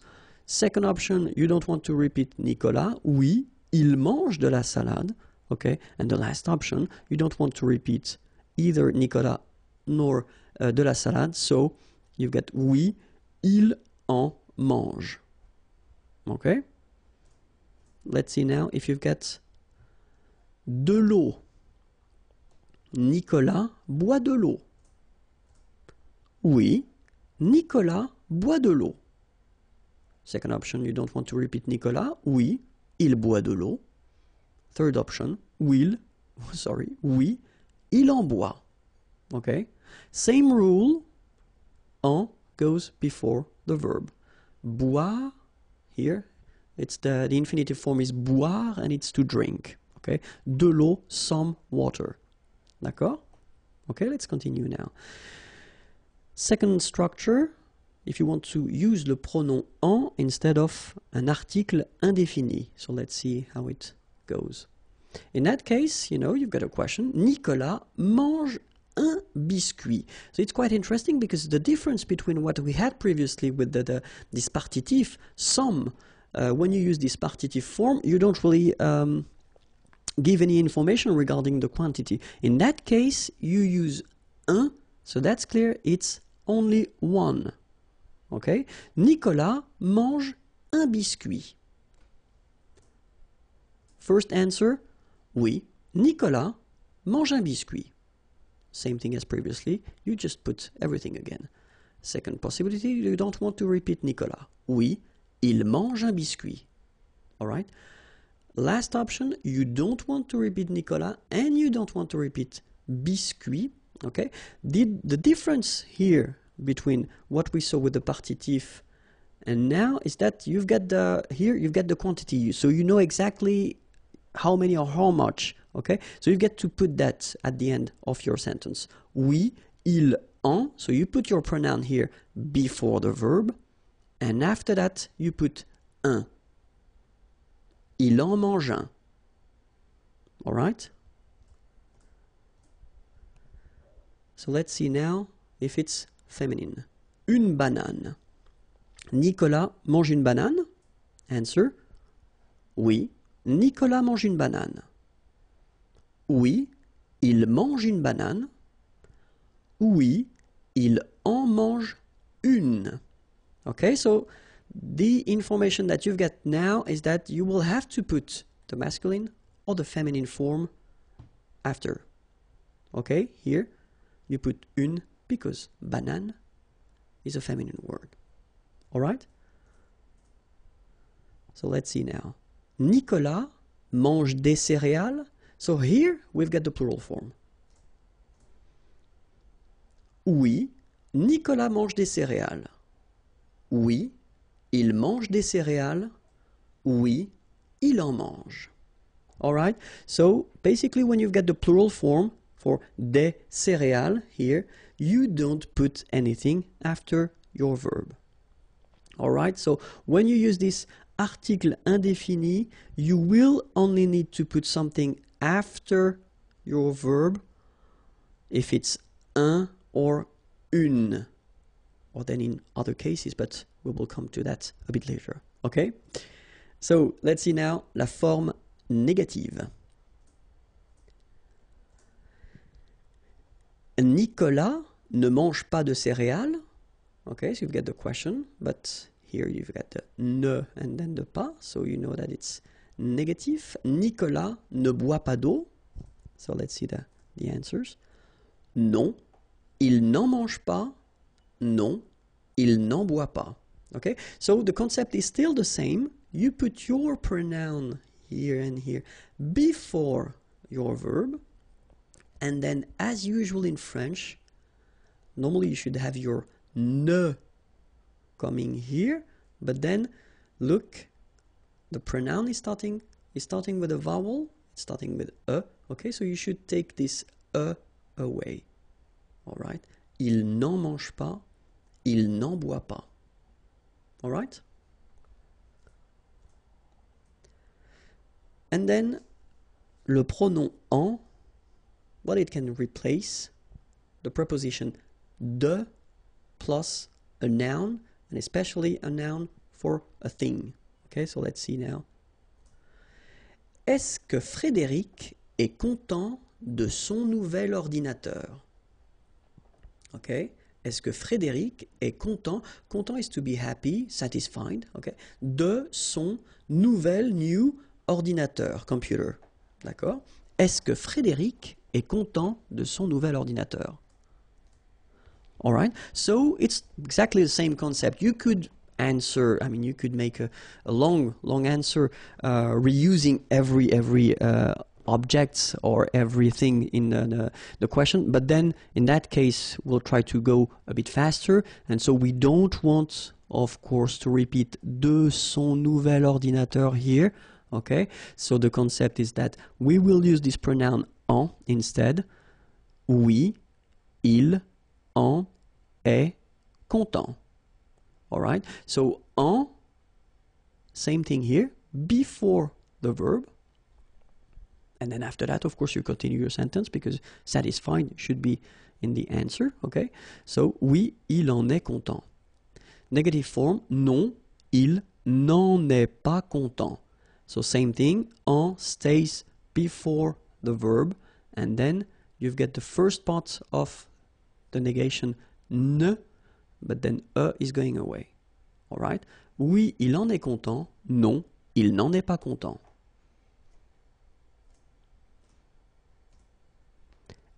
Est-ce que Frédéric parle de son chef? Oui, il en parle. Non, il n'en parle pas. Okay, so same thing, same concept, just put it before the verb. Okay, when you've got the negative form, then you should take this away from the first part of your negative form. Il n'en parle pas. Est-ce que Frédéric a besoin de notre aide? Okay, avoir besoin, it's to need. Okay, notre aide, our help. Est-ce que Frédéric a besoin de notre aide? Same thing here. We don't want to repeat de notre aide. So, oui, il en a besoin. Non, il n'en a pas besoin. All right? And now, let's see how it goes when you construct it with one verb, avec un verbe, with two verbs, avec deux verbes. And then if you construct it with one verb composed, like for the passé composé, for instance. So let's see now, avec un verbe, with one verb. So you've got a question. Laurent prend un biscuit. Oui, il en prend un. Non, il n'en prend pas. So remember, we saw that previously. Huh? If you've got un biscuit, in that case you've got to state the amount here, un. Okay, so in that case it's masculine, un biscuit, so it's un. Oui, il en prend un. Okay, so you put en before the first verb. Non, il n'en prend pas. Laurent prend deux biscuits. Oui, il en prend deux. Okay, so in that case you've got to put the amount. Il en prend deux. So it would be the same if you would have trois biscuits, three. In that case you would put oui, il en prend trois. But then keep in mind that if you put the negative answer, non, il n'en prend pas. So you don't need to state the amount. Okay, il n'en prend pas. Now we'll see the same structures but with two verbs. And so the best way to construct with two verbs, if you want to make examples like that, is to construct that with the near future. Laurent va prendre un biscuit. Is going to take a biscuit. Laurent va prendre un biscuit. Oui, il va en prendre un. So the interesting thing here is that if you look carefully, you've got first aller here, so the first verb is here, and then you've got the second verb here. So it's at the infinitive form because that's the rule in French. When you construct with two verbs, the second one will be at the infinitive. And keep in mind that your pronoun, en here, should be before the second verb. Okay? So I'm not going to tell you that it should be between the two because you could have other things between the two. Okay? It should be before the second verb. Oui, il va en prendre un. Okay, and you get a good example here for the reason why I told you it should be before. Non, il ne va pas en prendre. All right, because here you've got your aller verb, va, but then you've got the negative form, ne va pas. But then your pronoun should be before the second one. Okay, il ne va pas en prendre. Let's see now. Laurent va prendre deux biscuits. Answer. Oui, il va en prendre deux. Non, il ne va pas en prendre. Okay? So let's see now when you've got a composed verb. So we just need to put the same sentence at the passé composé form. Laurent a pris un biscuit. Oui, il en a pris un. Okay, so the important thing now is to try to remember that when you've got this form, a pris, even if you've got two parts, well, technically you don't have two verbs, you've got one verb. Okay, so your pronoun en should be before the verb, so it means before a here. Okay, one common mistake is to put this en between the two. Okay, because you tend to think that maybe you've got two verbs, but no.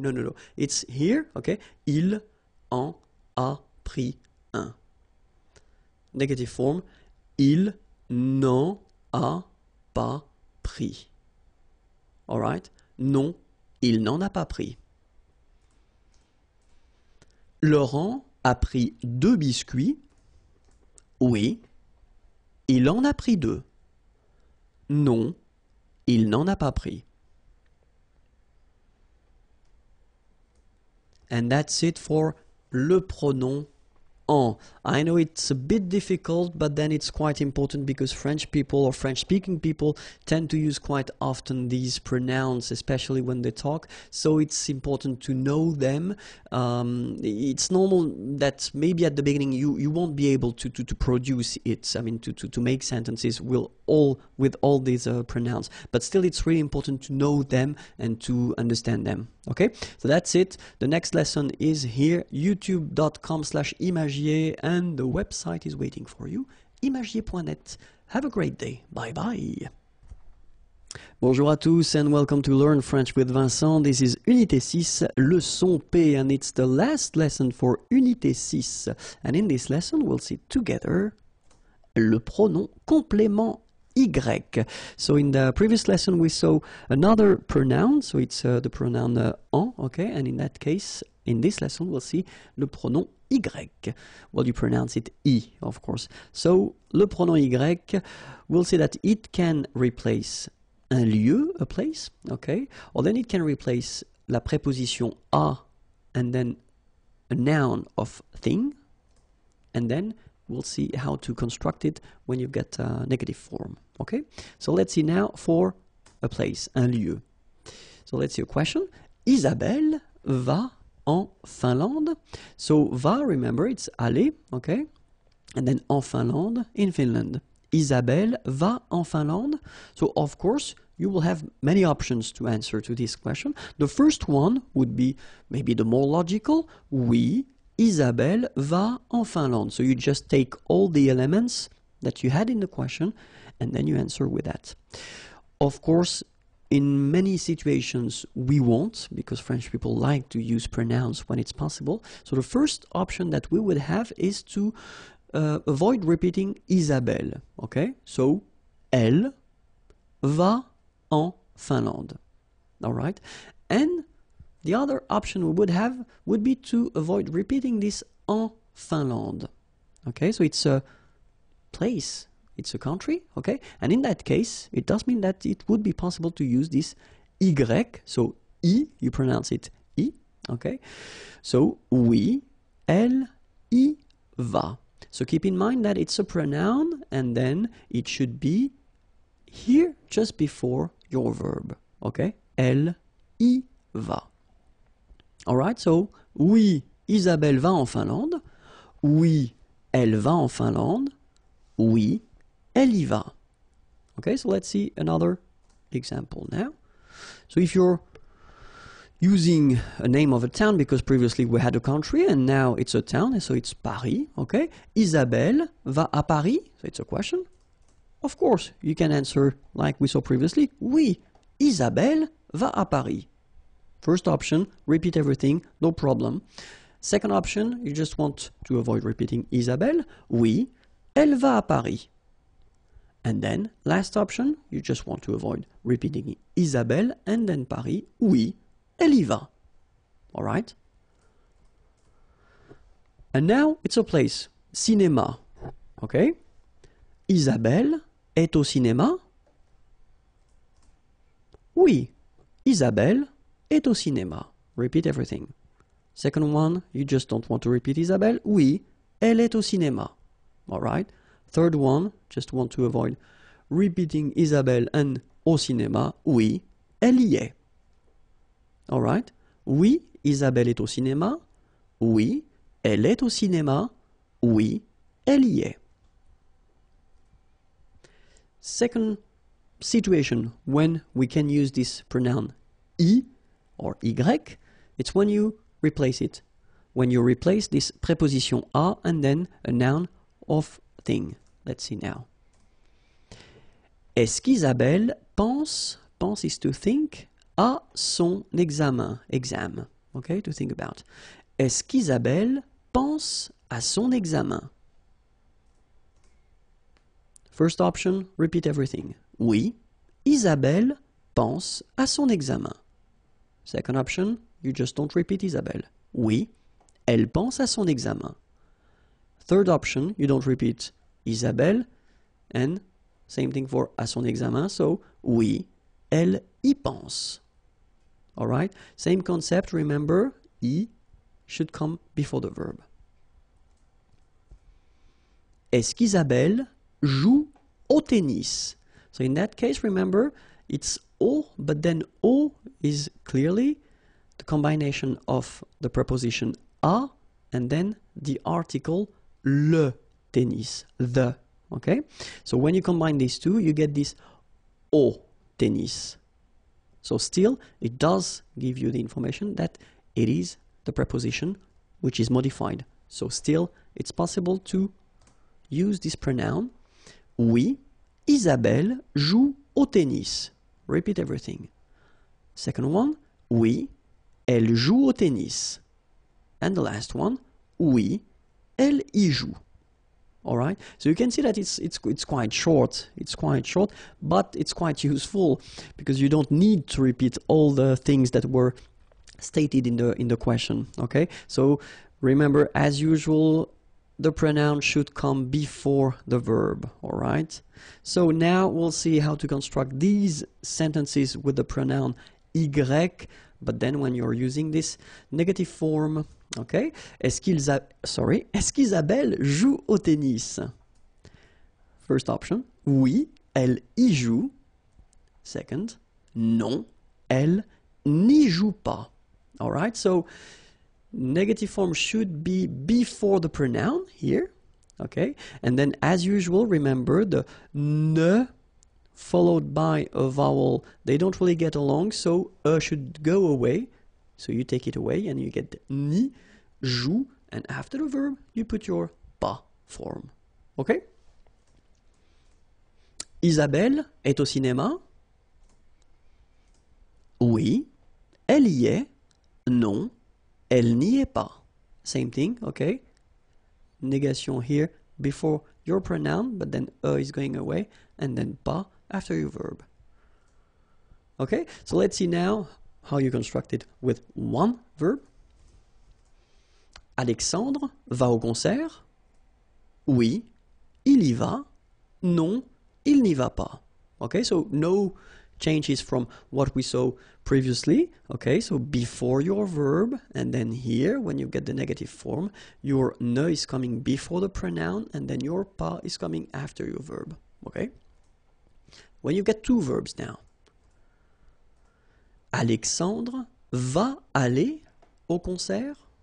So it looks a bit strange, sorry about that. He's going to go at the concert. I know, I know, but it's just to show you how it works, and I don't want to change the sentence, okay? So, oui, il va y aller. Okay, so you can see here now that this pronoun y should be before the second verb, okay? Il va y aller. Negative form, non. Il ne va pas. Okay, so your negative form is before and after the first verb, and that's the key thing. Okay, and then your pronoun is coming before, sorry, your second verb. Okay, so your pronoun y should be always before your second verb.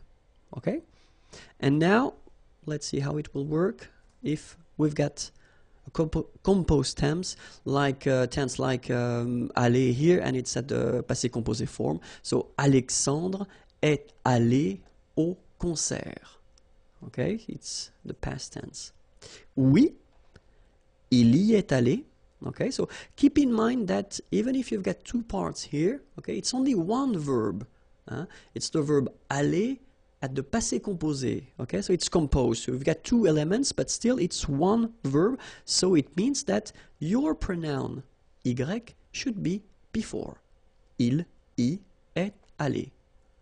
All right, and then the tricky thing, normally it's the negative form at the passé composé. Look, non, il. So you put first the negative part. So ne.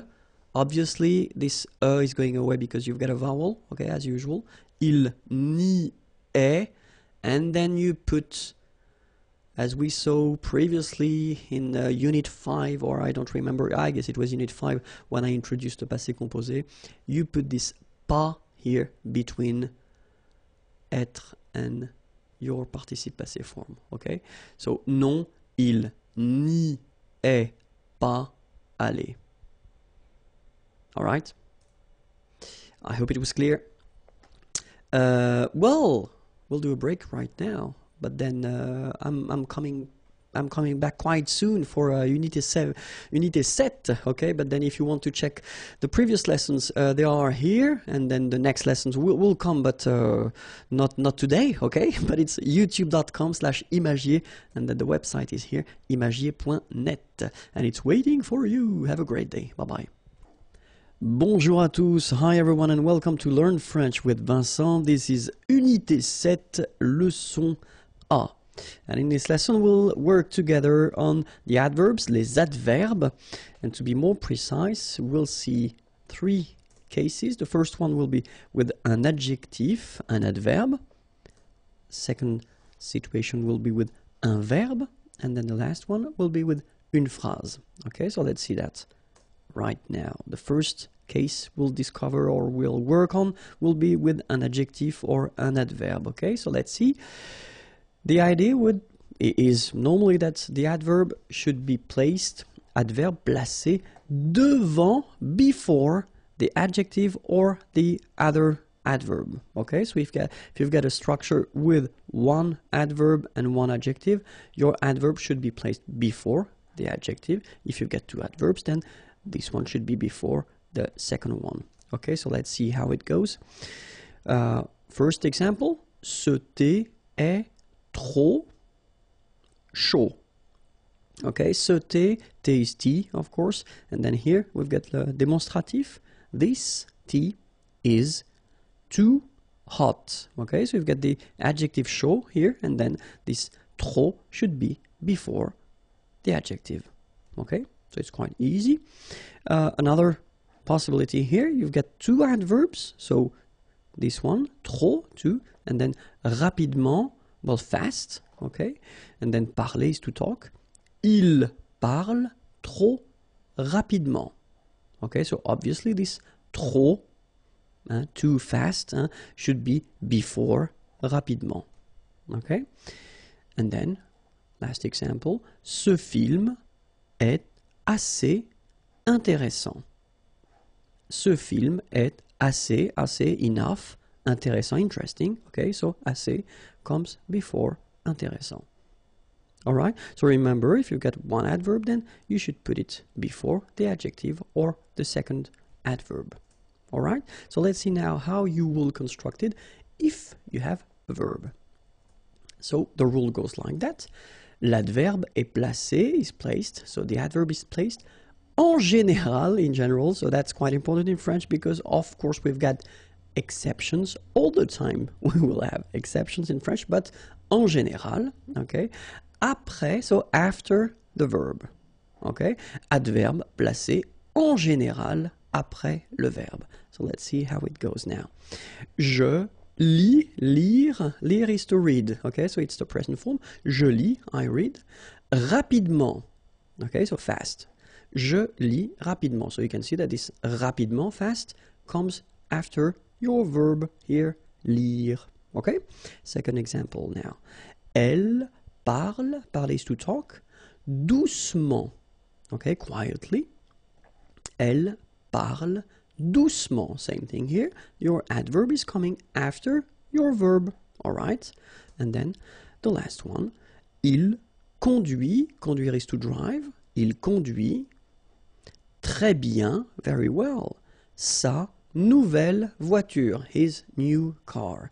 Il conduit très bien sa nouvelle voiture. So as you can see here as well, this très bien, very well, is coming after the verb conduire, to drive. All right? So remember, the adverb is placed in general after the verb. Okay?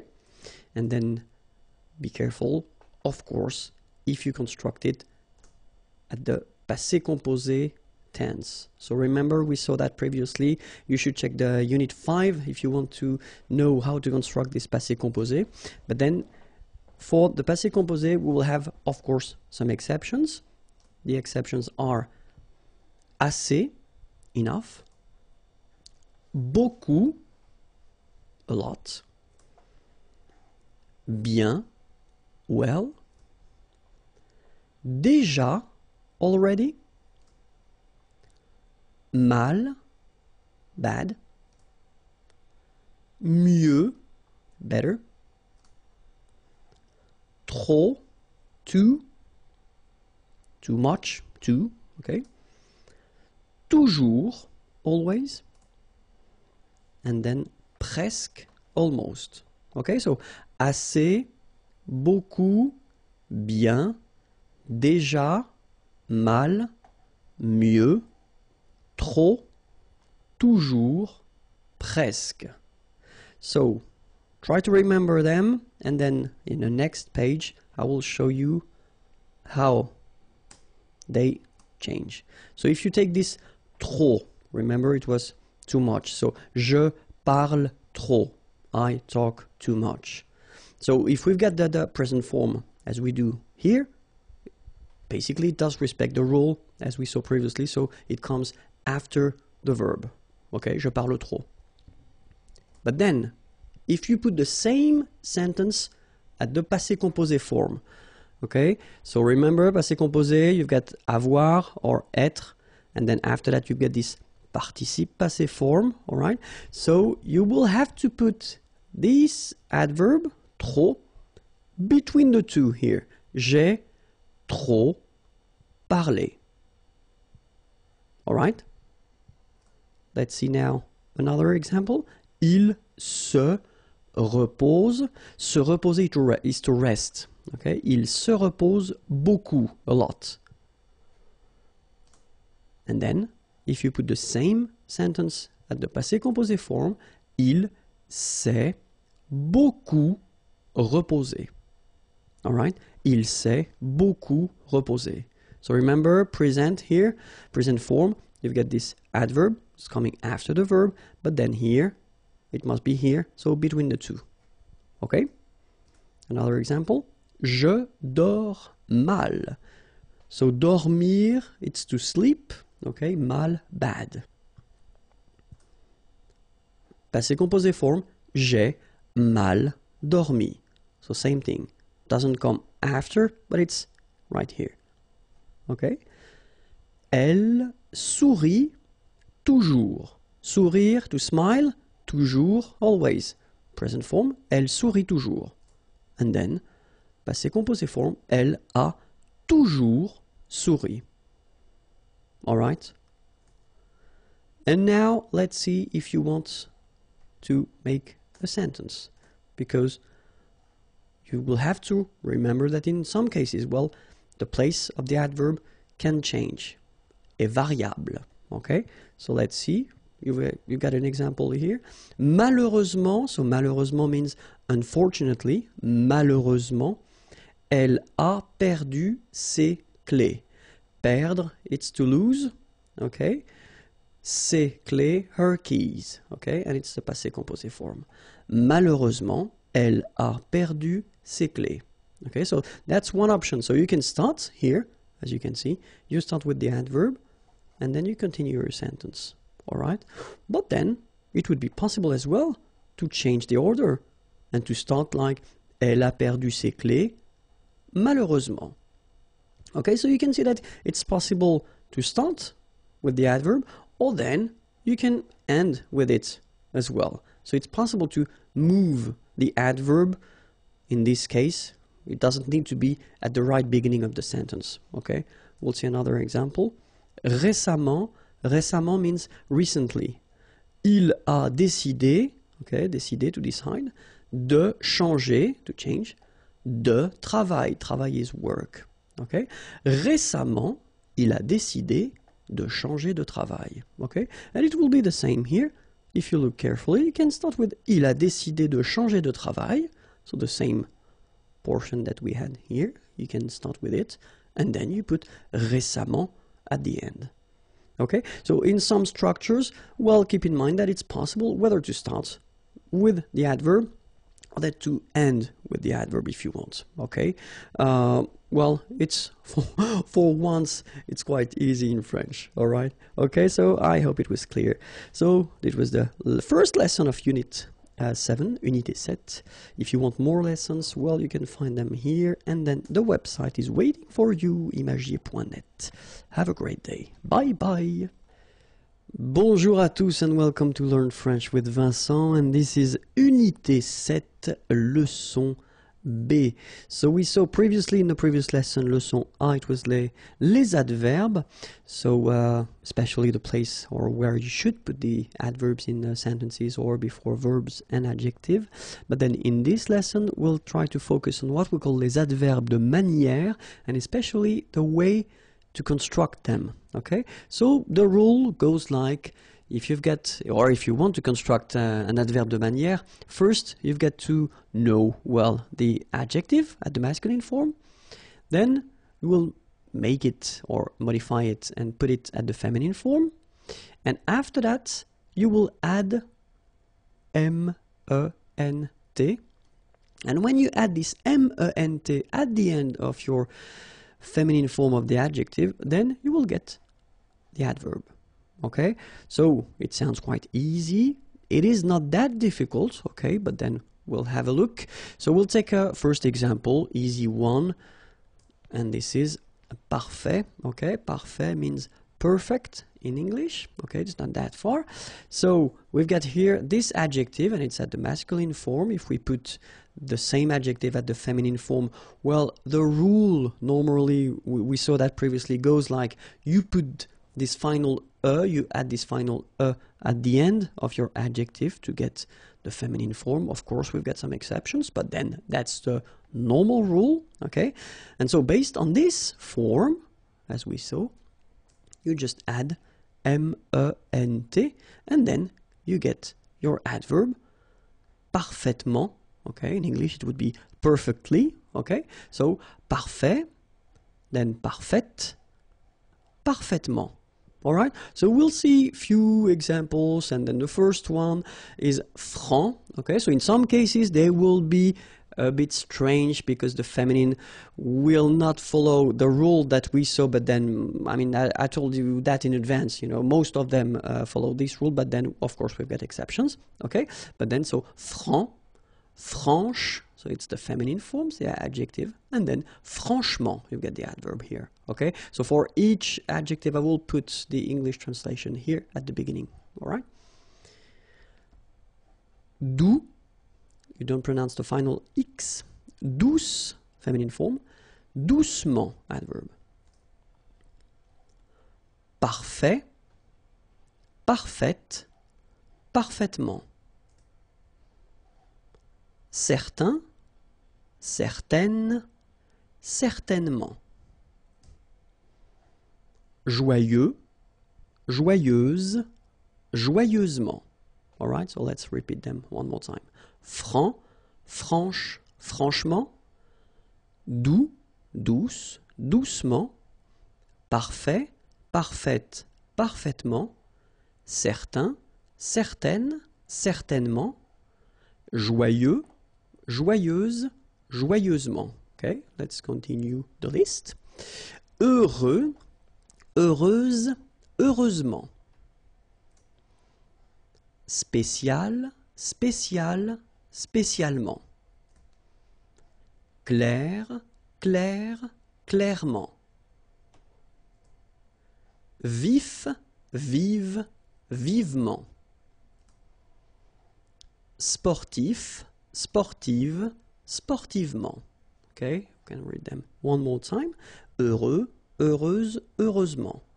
Spécial, spécial, spécialement. Clair, clair, clairement. Vif, vive, vivement. Sportif, sportive, sportivement. Okay, and then we can see some subgroups. Okay, so it does mean that here you will have the ending of your adjective at the masculine form, then here the ending of the adjective at the feminine form, and here you've got the ending of your adverb. So it takes back this ending here, accent grave RE, and then you add this MENT. Okay, so this subgroup follow the rule that if it ends with ER, then the feminine form will be accent grave, it goes like that, RE. Okay, so let's see a few examples now. Entier, entière, entièrement. Premier, première, premièrement. Dernier, dernière, dernièrement. léger, légère, légèrement. Okay? One more time. Entier, entière, entièrement. Premier, première, premièrement. Dernier, dernière, dernièrement. Léger, légère, légèrement. Okay? And then second subgroup. So if it ends with ET, then it will go like accent grave, TE, and then for the adverb, accent grave, TE, and you add this MENT here. Okay? Let's see. Secret, secrète, secrètement. Okay, so I tend to insist a little bit on it just to make you hear the difference between the masculine. Secret, secrète. Okay, you're pronouncing the T. Okay? Complet, complète, complètement. Discret, discrète, discrètement. Okay, so one more time. Secret, secrète, secrètement. Complet, complète, complètement. Discret, discrète, discrètement. Okay, so let's see another subgroup. So actually you've got two things here. The first one, so if your adjective is ending with ENT, then it will be transformed for the adverb, like EMMENT. And if it ends with ANT, it will be transformed like AMMENT. Okay? But then I did put them in the same group because phonetically, and that's the important thing, phonetically you will pronounce them the same way. So you will pronounce amant, and here it will be the same, you will pronounce amant. Okay, so let's see how it goes. Patient, and then patiemment. So as I told you, even if you write it E-M-M-E-N-T, phonetically it goes like amant, patiemment. All right? Récent, same rule, récemment, récemment, récemment. Okay? Then, suffisant, suffisamment. And the last example, élégant, élégamment. All right, so let's repeat them one more time. Patient, patiemment, récent, récemment, suffisant, suffisamment, élégant, élégamment. Okay, and another subgroup, so if your adjective is ending with EL, then feminine form of the adjective will be E-double-L-E, and then the adverb E-double-L-E-M-E-N-T. Okay? Réel, réellement. Okay, so remember when you've got this here and then it's followed by two consonants and then they are the same consonant like here, the sound of the changes and it's open, it's E. So that's the reason why you've got this réel. Okay? Réellement. Alright? Then manuel, manuel, manuellement. Annuel, annuel, annuellement. Naturel, naturel, naturellement. Okay, one more time. Réel, réel, réellement. Manuel, manuel, manuellement. Annuel, annuel, annuellement. Naturel, naturel, naturellement. So now, with the previous lesson, and this one, you can master les adverbes, or at least you can be quite gifted with them. And then if you want to check for the previous lessons and the next lesson, you can find them on youtube.com/imagier, or then the website is here, imagier.net. Au revoir. Bonjour à tous and welcome to Learn French with Vincent, and this is Unité 7, Leçon C. And in this lesson we'll see some vocabulary for a change, and then the topic will be dans la ville, so in the town, dans la ville. Okay, so let's start now. Une rue. Okay, remember final not pronounced. Une rue. Une voie ferrée. Final here not pronounced, and then this one is not pronounced either. Une voie ferrée. Une autoroute. Une autoroute. Un boulevard. Final D not pronounced. Un boulevard. Un lampadaire. Final E not pronounced. Un lampadaire. Une aire de stationnement. Une aire de stationnement. Un musée. Final E not pronounced. Un musée. Un immeuble. So you can see I'm making this little liaison between the two. Un immeuble. Final E not pronounced. Un immeuble. Un stade. Same thing here. Final E is not pronounced. Un stade. Un gratte-ciel. Un gratte-ciel. Un restaurant. Final T not pronounced. Un restaurant. Un hôtel. So you can see that I'm making this little liaison, this little link between the two. Un hôtel. Un hôtel. All right? Un terre-plein. Un terre-plein. Remember this E-I-N nasal. So it goes in your nose and it's un plein, plein. Un terre-plein. Une gare. Okay, remember when you get these G and A together, the sound is g, ga, ga. Une gare. Final E not pronounced. Une gare. Une tour. Okay, O-U, ou, une tour. Un palais des congrès. Final S here and here are not pronounced. Un palais des congrès. Un parc. Un parc. Un espace vert. First thing, you've got this little link between the two. Un espace vert. Final E not pronounced, and then final T not pronounced. Un espace vert. Un trottoir. Un trottoir. Une borne d'incendie. Okay, final E here not pronounced, final E here not pronounced. Une borne d'incendie. And then you get the nasal. Un, en, incendie. Une borne d'incendie. Un égout. Okay, little link between the two. Un égout. Final T not pronounced. Un égout. Une conduite d'eau potable. Une conduite d'eau potable. Final E here and here are not pronounced. And then when you combine these two, or sorry, these three vowels E, A, U, you get the sound O. Only O. Okay? Une conduite d'eau potable. Okay? Une conduite de gaz. Final E not pronounced here.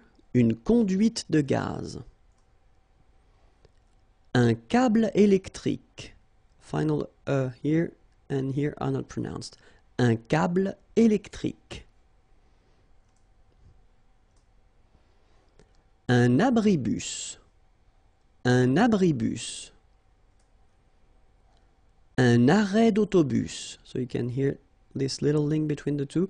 Un arrêt d'autobus. Un passage pour piétons. Un passage pour piétons. Final S here not pronounced and then final E not pronounced. Un passage pour piétons. Des feux de circulation. So here final X not pronounced. Des feux de circulation. Une chaussée. Okay, here final E not pronounced, and then you get the double S between two vowels, so it's really strong. I mean, the S is s. Okay, so une chaussée. Un réverbère. Final E not pronounced. Un ré. So here you've got this accent aigu, et, and then here you've got this accent grave, é, okay? Et, é. So it goes like ré, vers, ber, okay? Un réverbère. Une maison individuelle. So remember, when you get this and then double consonant, and especially here, it's the same one, that's the idea. It will open the sound of so you will pronounce it like é, okay? Individuel, uel, okay? Une maison individuelle. Une maison individuelle jumelée. Final here, not pronounced. Une maison individuelle jumelée. Des appartements en copropriété. Remember, final S and final T are not pronounced here. Des appartements, little liaison here, des appartements en copropriété. Des maisons en rangée. Final E and final S are not pronounced. Des maisons en rangée. Une tour d'habitation. Remember, H doesn't exist in French, well, in most of the cases, so it does mean that you don't pronounce it, all right? So, d'habitation. Une tour d'habitation. That's it. Now you know many words, and especially you can pronounce them correctly. Next lesson and previous lessons are here, and then the website imagiers.net is waiting for you. Okay, bye. Bonjour à tous and welcome to Learn French with Vincent, and this is Unité 7, leçon D. And in this lesson we'll see the vocabulary regarding the house, so in the house, dans la maison. So let's start now. Une entrée principale. Un vestibule. Un vestiaire. Un couloir. Un escalier. Une buanderie. Okay, so one more time. Une entrée principale. Un vestibule. Un vestiaire. Un couloir. Un escalier. Une buanderie. Un salon. Une cheminée. Une salle à manger. Une cuisine. Des WC. Une salle de séjour. So one more time. Un salon, une cheminée, une salle à manger, une cuisine, des WC, une salle de séjour. Un rez-de-chaussée. Un étage. Un palier. Une chambre principale. Une garde-robe. Une chambre. One more time. Un rez-de-chaussée. Un étage. Un palier. Une chambre principale. Une garde-robe. Une chambre. Une fenêtre. Une porte-fenêtre. Une salle de bain. Une douche. Une baignoire. Une porte pliante. So one more time. Une fenêtre, une porte-fenêtre, une salle de bain, une douche, une baignoire, une porte pliante. une table, une desserte, un fauteuil, un canapé, un banc, un tabouret. One more time. Une table, une desserte, un fauteuil, un canapé, un banc, un tabouret. Une chaise, un lit, une armoire, un coffre, une commode, un rideau, okay? Une chaise, un lit, une armoire, un coffre, une commode, un rideau.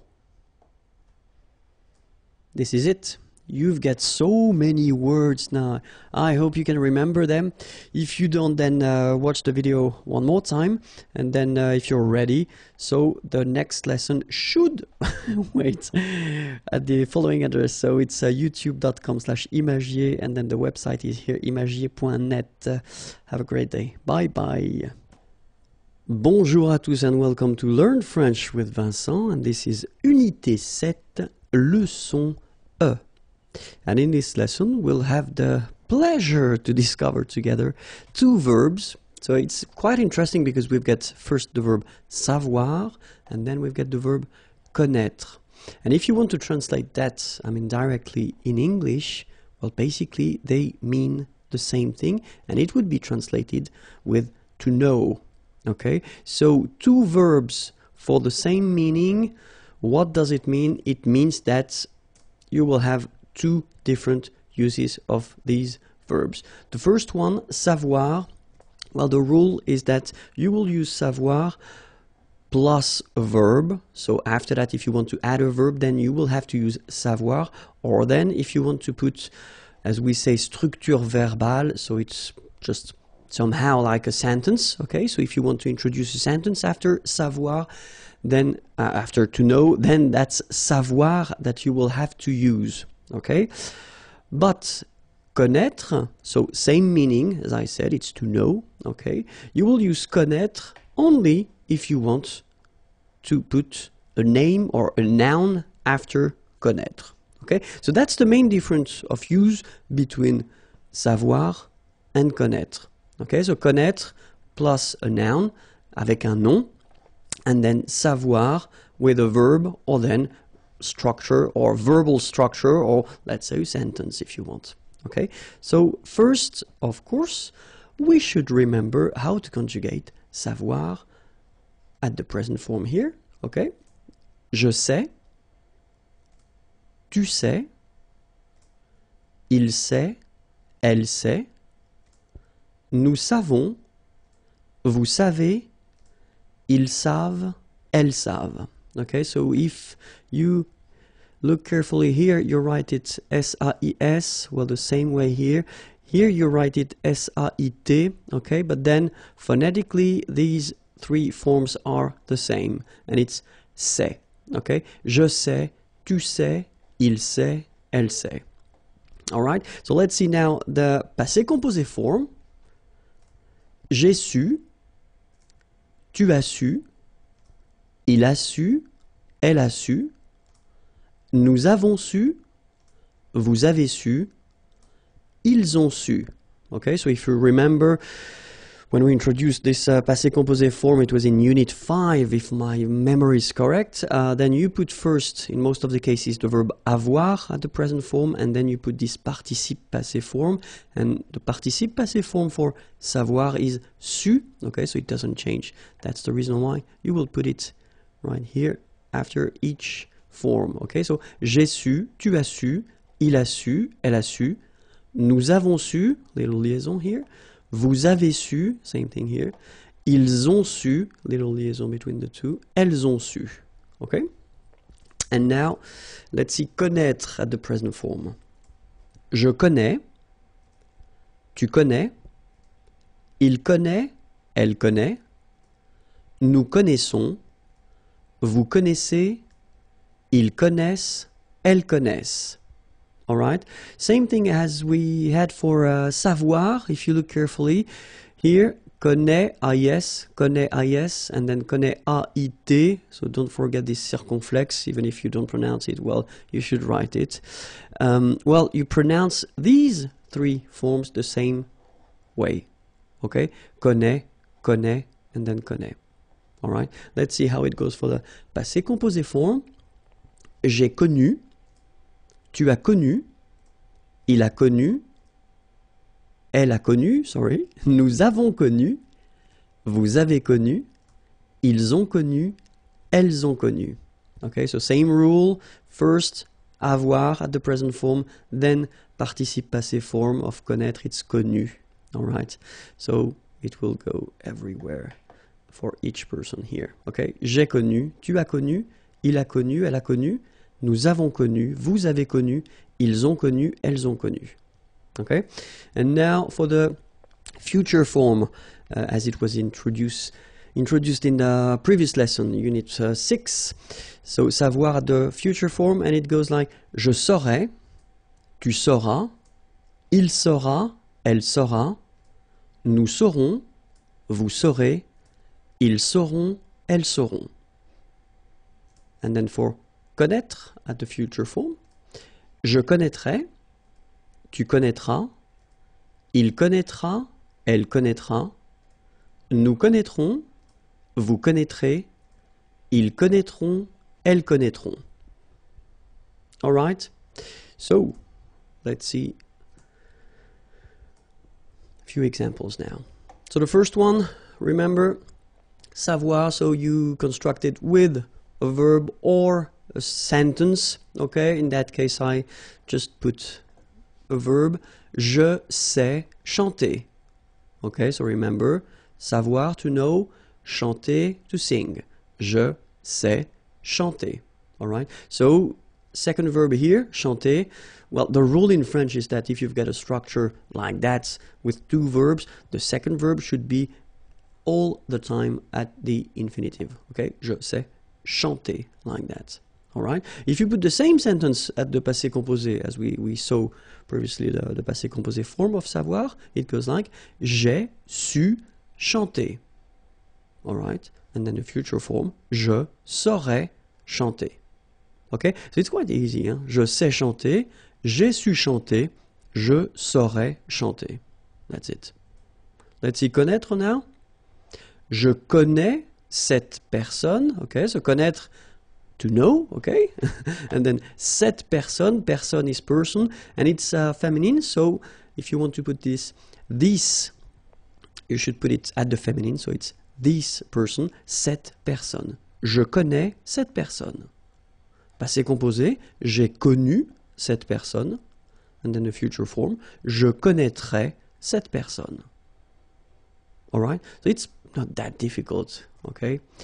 But, of course, there is one exception, and the exception is savoir plus a noun. Okay, so you will use this structure only if you want to introduce this concept that we call in French par cœur, so by heart. Let's see one example. Je sais ma leçon. So in that case, savoir, to know, ma leçon, my lesson. Okay, so in that sentence, when you use je sais ma leçon, you really want to say that you know your lesson by heart. Okay, that's the reason why we use savoir in that case. Okay, same thing for the second example. Je sais mon texte, my text, or then my lines if you want. Je sais mon texte, okay, so it's the same. You want to introduce this idea that you know your text or your lines by heart. Okay, and that's the only exception when we will use savoir plus a noun. All right? I hope it was clear for you. Have a great day. If you can, you can find the video lessons, the previous and next, here, and then the website is waiting for you. Have a great day. Bye-bye. Bonjour à tous and welcome to Learn French with Vincent. This is Unité 7, leçon F. And in this lesson, we'll see a really important thing, and it's le conditionnel présent. So basically the conditionnel is, as in English, this conditional form, so would, could, okay? But of course, as in English, we've got different tenses for that. And the first one that we will see, so the more classic tense that we usually use, when we talk about the conditionnel, it's the present form. Okay, so let's start now. Le conditionnel présent. So in this lesson, we'll see first la formation, so the way to build it, to make it, and then, of course, l'emploi, so when you should use this conditionnel présent form, okay? So let's first start, if that's okay with you, with the formation, the way to make it. So you'll see that it's quite easy in a way, and normally that's the reason why we introduce it right after the future tense. So if you didn't see the video regarding the future tense, I definitely advise you to do it because it will be more clear for you. So it's Unit 6, I don't remember the lesson, but check Unit 6, and then le futur, and you'll find it, okay? Because the way we construct this conditionnel présent is the same way that we construct the future, okay? The only difference will be the endings, all right? So let's take the first example that we've got here. Parler belongs to the first group of verbs. Remember, we've got 3 in French. And the first group of verb is ending with er, like here. Okay, so these verbs are regular. So that's a good news, and normally that's the reason why we start with them. So you don't have to change your verb. So parler is like that. You will keep it like that, and based on this form, after that you will add the endings, okay? And for je, the ending will be AIS, okay? So you don't need to modify your infinitive form. The basic form is like that, it goes there, and right after you just add the ending AIS, and you get je parlerai. All right? So it's quite simple. Second group, so verbs ending with ER. Be careful, not all the verbs ending with ER, but a quite decent amount of them belongs to the second group, but then still it will be quite easy because it is exactly the same way. You don't modify your infinitive form, you just keep it like that, all right? And after that, you add your ending. Je finirai. So AIS. Je finirai. All right, so it's quite easy. You keep your basic form, your infinitive form, and right after, you just put the ending. Okay? For the third group of verbs, so of course, we will have some exceptions. So we'll see that a bit later in this lesson. But still, the main rule is if it's ending like lire to read, okay, with this well, the idea is that you will take this away, as we quite usually do in French, okay, and after that you will add your ending. Je lirai. All right, so the rule goes like, if you've got final then you take it away, you've got your form here, L-I-R, and then you add your ending, A-I-S, je lirai, okay? So you've got 3 forms here, and they're actually the, well, conditional présent forms. Je parlerai, je finirai, je lirai, okay? Parler is to talk or to speak, finir to finish or to end, lire to read, okay? So the endings now. So we saw that previously that, well, the ending for je will be, the ending for je will be AIS. Okay, the ending for to will be, well, the same, AIS. The ending for il, elle will be AIT. Okay, the good news is that even if we write them differently, like you see here, we pronounce them the same way. And it goes like e. Alright? So as usual in French, what you pronounce, well, it's not that difficult in a way, but then remember how to write them. AIS for je, AIS for tu, AIT for il, elle. So now let's see nous, and nous goes like IONS, okay, and it should be pronounced ion. Remember, final S is not pronounced. Ion, okay. Then for vous, it goes like IEZ, and it goes like IE, okay. Remember when you get this I before, it goes like ye, okay, ye. So that's the reason why we had this ion here, and then ye. All right, and the last one, so even if it looks scary because you've got three vowels here and then NT, okay, A-I-E-N-T, so as usual, that's the way you should write it, but then phonetically, the good news is that you pronounce it E. So the same way that we had here, E here, E, and then E. Okay, so let's pronounce them, E, yon, ye, e. So if you look carefully, you've got only three phonetical pronunciation. The first one is here and here. It's the same. So it's e. After that, we've got this yon. And after that, we've got this ye. All right?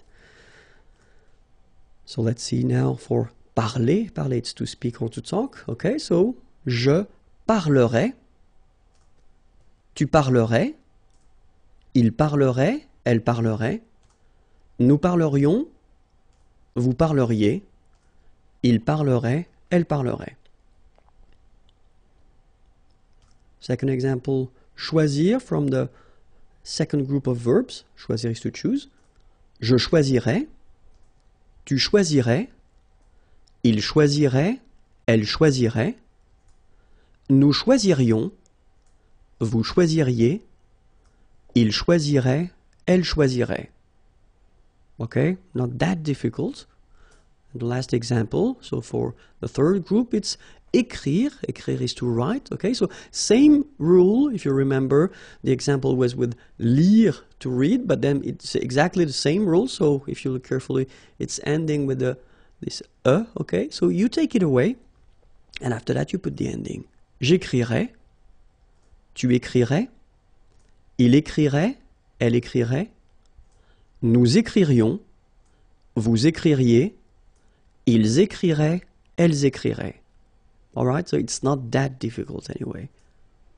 But of course, we've got some exceptions, as I said in the beginning. So the idea for these exceptions is that the verb will change. So endings will be the same, so that's one good news. So all the endings that we saw previously, well, they will be the same, but then you've got to remember the way the verb will change. So if you saw, that's the reason why I spoke about the future lesson. If you saw the future lesson and you remember the way these verbs are changing for the future, the good news is that they will be changing the same way. So être will become sœur. All right? And then after that, you will have to put the endings. Je serai. All right? So you will keep this sœur all the time for your conjugation. And after that, you will add all the endings that we saw. Okay? Avoir will become or. Same thing here. After that, you will add all the endings. So, tu aurais. Aller will become ir. And you'll get il irait, elle irait. Faire will become faire. Nous ferions. savoir will become sort.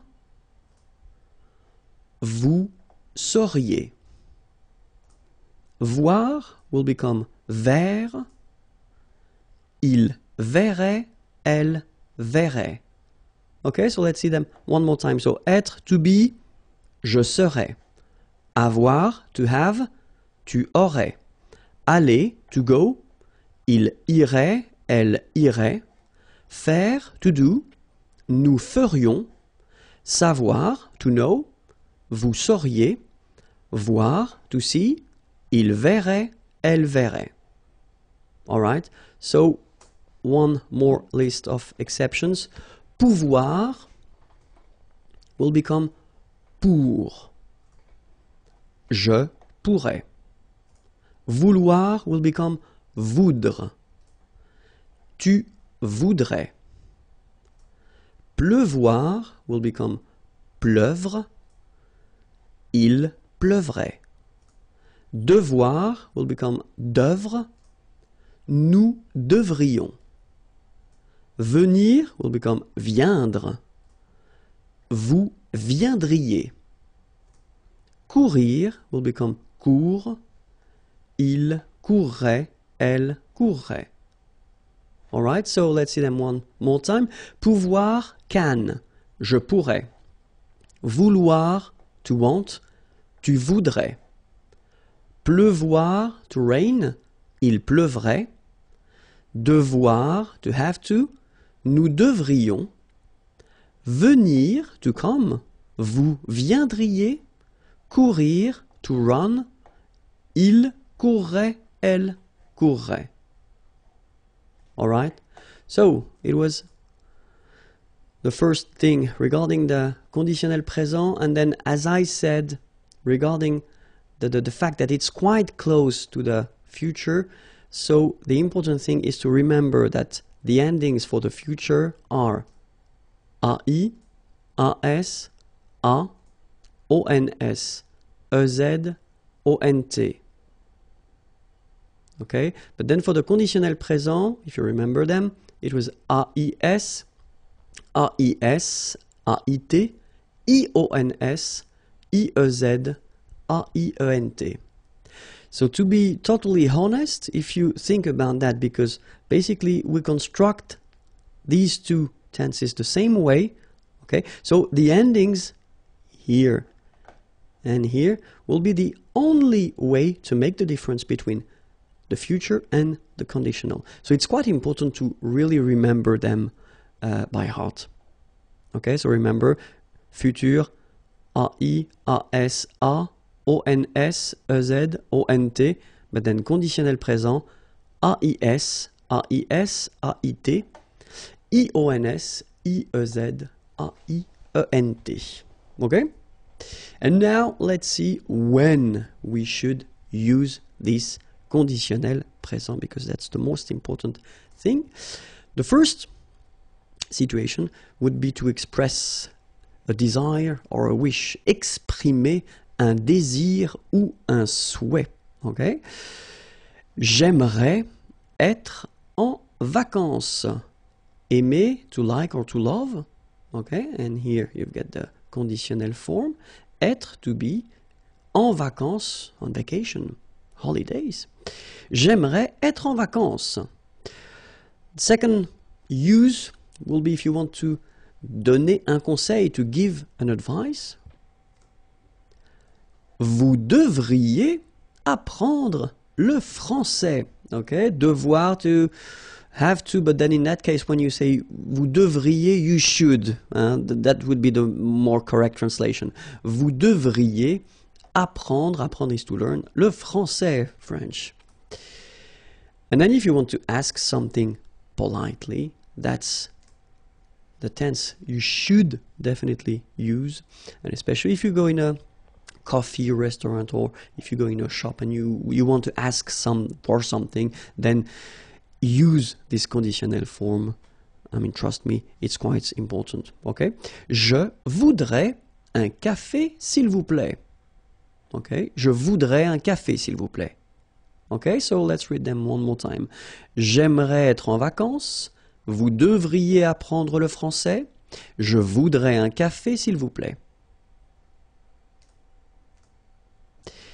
Another use of this conditionnel présent is if you want to construct a sentence, like in English, for instance, with this if.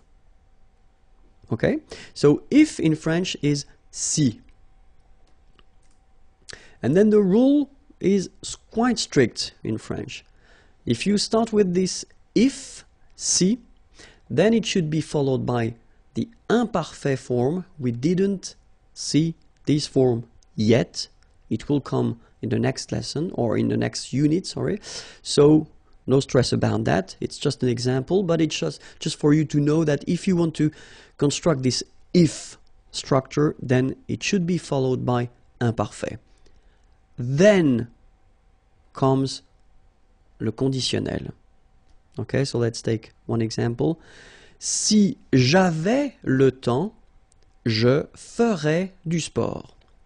Okay, so si j'avais le temps, so if I had, it's the same in English. You put this I had. Si j'avais le temps, so time, je ferais. Remember, it was faire, to do, but then at the conditionnel form, du sport. Okay. Another example. Si j'étais riche, so riche, rich, était, it's to be, remember. Je voyagerais, voyager is to travel, autour du monde, around the world. Oops. And then the last one. Si elle était là, so être, to be, là, here, nous irions, so remember it was to go, aller, and it becomes ir, irions, nous promener. Okay, so se promener, to have a walk.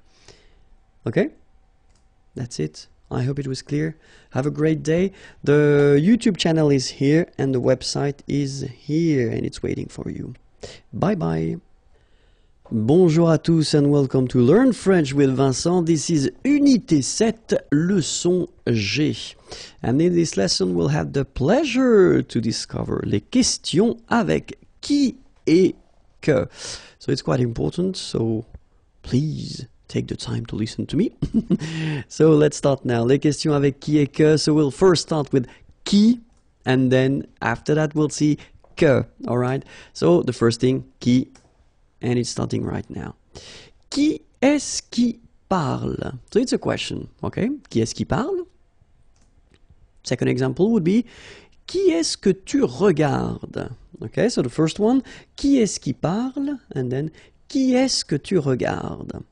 So in both cases, well, these questions are mostly for oral use, because when we add this est-ce qui, est-ce que, normally it's when you talk, okay? If you write, you don't really need to put them. We've got some more formal way to write questions. We saw that previously, okay? But still, it's possible orally to use these structures. So the question is, why do we use qui here and qui here, and then qui here and que here, okay? Because it can look a bit messy at the beginning, especially if you don't really know how to use or how to structure that. So the first thing that we've got to remember, yes, it's here. So the first part here, this qui, well, we will use this qui here just because we want to have the information and it concerns a person. Who, okay? Qui means who when we start the question with it, okay? Qui est-ce qui parle? Qui est-ce que tu regardes? And then we've got the second part here, as we saw, and it's quite interesting because we've got two options here, the first one and the second one. So the first one, you will use qui just because you will ask the question regarding the subject of the verb. You get the verb here, parler, okay? And the information that you want to have concerns the subject of this verb. And then here we will use que just because we want to have the information concerning the object of the verb. So you've got regarder here, but then if you look carefully, you already have the subject. It's tu regardes, okay? So, qui est-ce qui parle? So if you want to translate it directly, you could translate it like, who is talking? Okay? Qui est-ce qui parle? Alright, so here you want to have the information regarding the person, and then here you want to have the information regarding the subject of the verb, parler. Okay? And here, qui est-ce que tu regardes? So, who are you watching? So first thing here, because you want to have this information, the information regarding a person, qui est-ce que, and here it will be the object of the verb, so you are watching someone. Okay? So, let's see a few examples.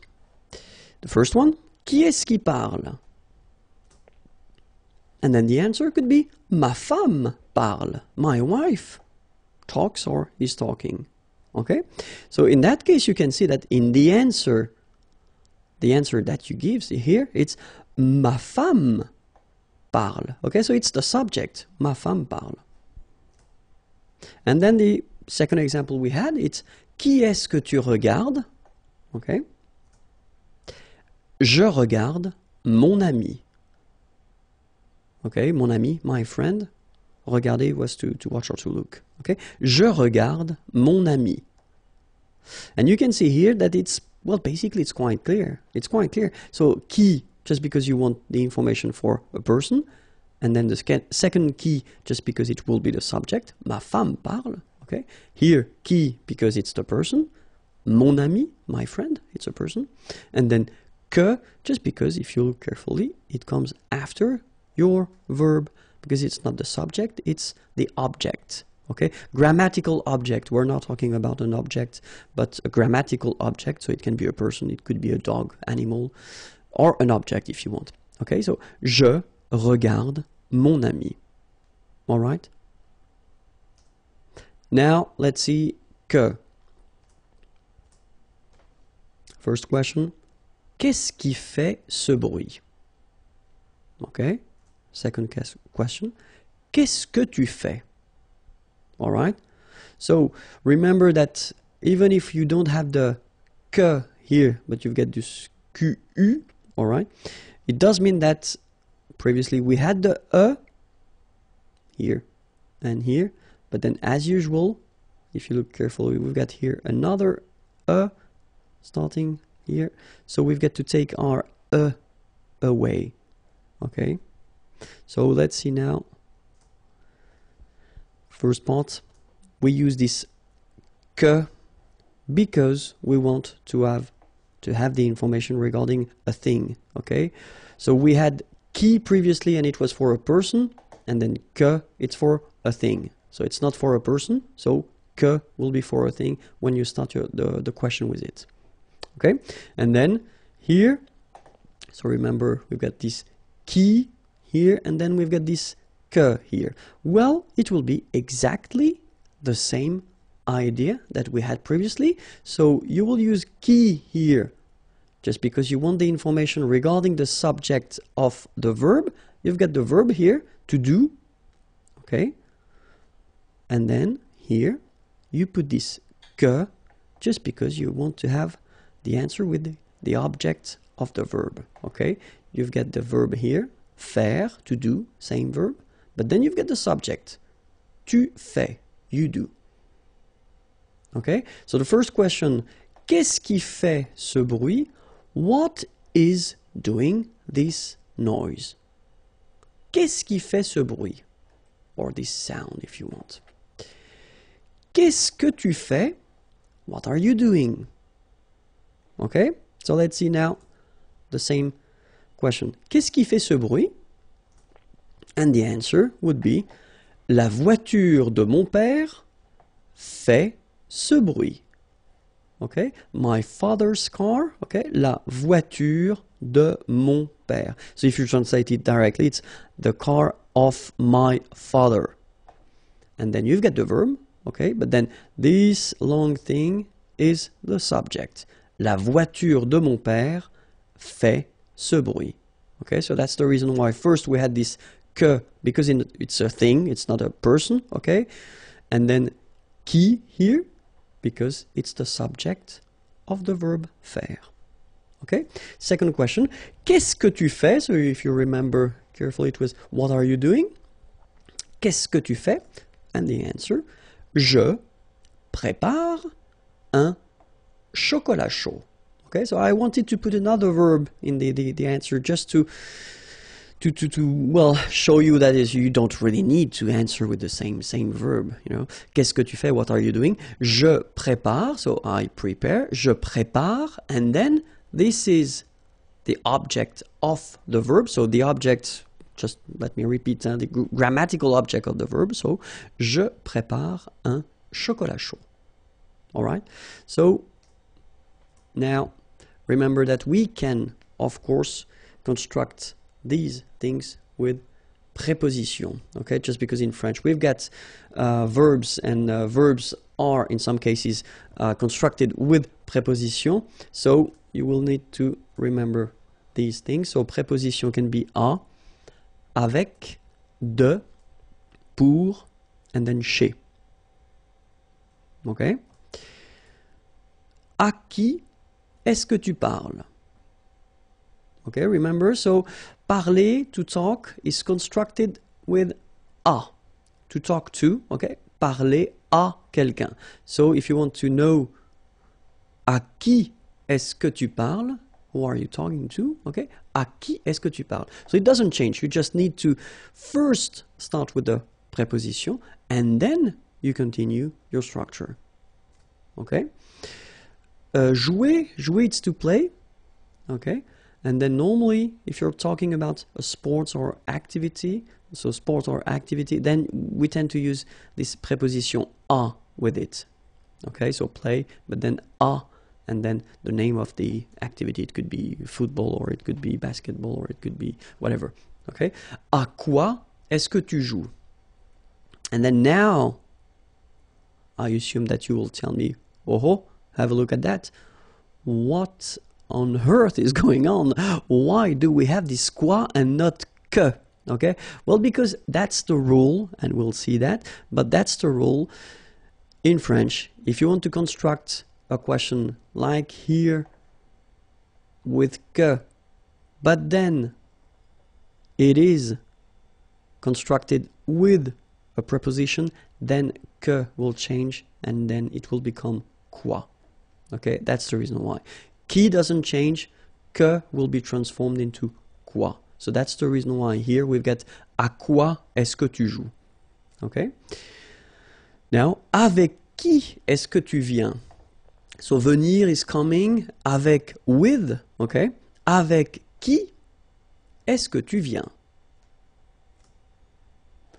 Avec quoi est-ce que tu écris? Écrire is to write, okay? Same thing, with. Okay, and then it's exactly the same rule. Remember, I told you that que becomes quoi here. That's it. Avec quoi est-ce que tu écris?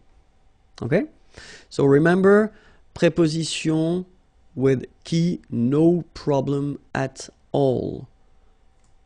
But then preposition plus que, no. You will have to use quoi. Okay, so remember that's quite important because it can sound a bit strange if you're using this que instead of quoi with the preposition. Okay, so I hope it was clear. The channel is here, youtube.com/imagier, and then the website is here, imagier.net. Have a great day. Bye bye. Bonjour à tous and welcome to Learn French with Vincent, and this is Unité 7, leçon H. So let's start, and in this lesson we'll discover together what we call les nombres ordinaux. Les nombres ordinaux, premier, première. Okay, so you've got here the English version, so first, okay? But then as usually in French we've got the difference between the masculine form and the feminine form, okay? So I will write here first masculine, then feminine, and I will read both, okay? So premier, première. Deuxième, second, seconde. Okay, so it's quite interesting because here you've got deuxième and then it doesn't change. It's the masculine or the feminine form is exactly the same. So that's a good news. And then we've got here another option, second or seconde. Okay, in that case it does mean that nothing is coming after. Okay, so deuxième usually means that you've got after that third, fourth, etc. Okay, but then second normally it's the end. Okay, it's the second one. Okay, troisième. Okay, masculine form, feminine form, the same.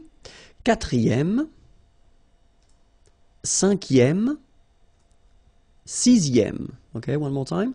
Premier, première, deuxième, second, seconde, troisième, quatrième, cinquième, sixième,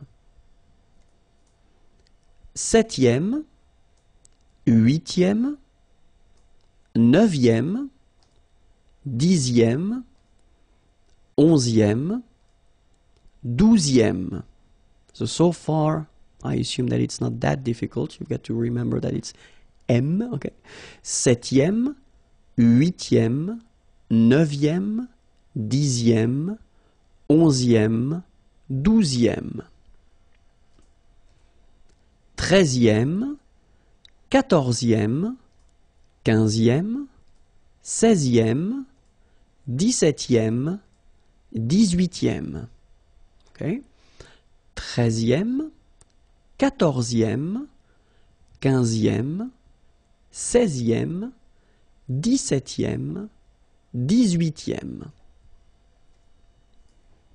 Dix-neuvième, vingtième, vingt-et-unième, centième, millième, mille-et-unième. Ok? Dix-neuvième, vingtième, vingt-et-unième, centième, millième, mille-et-unième. A short lesson, I know, but quite useful. Okay, so next lesson and previous lessons are here, and then the website is here, and it's waiting for you. Okay, have a great day. Bye-bye. Bonjour à tous and welcome to Learn French with Vincent. This is Unité 7, leçon I. And in this lesson, we'll continue our introduction that we did in this unit, so regarding le conditionnel présent, and in this lesson, we'll only focus on the verb être. Okay? So it will be a short one, but still quite important. Je serai, tu serais, il serait, elle serait, nous serions, vous seriez, il serait, elle serait. Alright, so remember, conditionnel présent, so if you want to translate directly this je serais, it's I would be. Okay, but then in French we've got only one form like that. Remember, so AIS, but then you don't pronounce the final S. Je serai. Same rule here, no pronunciation of the final S. Tu serais. Phonetically, it is the same. And then the good news here, it will be exactly the same. So final T is not pronounced. So phonetically, you've got the same form as we had previously. Il serait, elle serait. Okay, so one more time. Je serais, tu serais, il serait, elle serait. Alright? So then, final S not pronounced, and then this is this yon, yon. Remember, it goes in your nose, it's nasal. Yon, nous serions.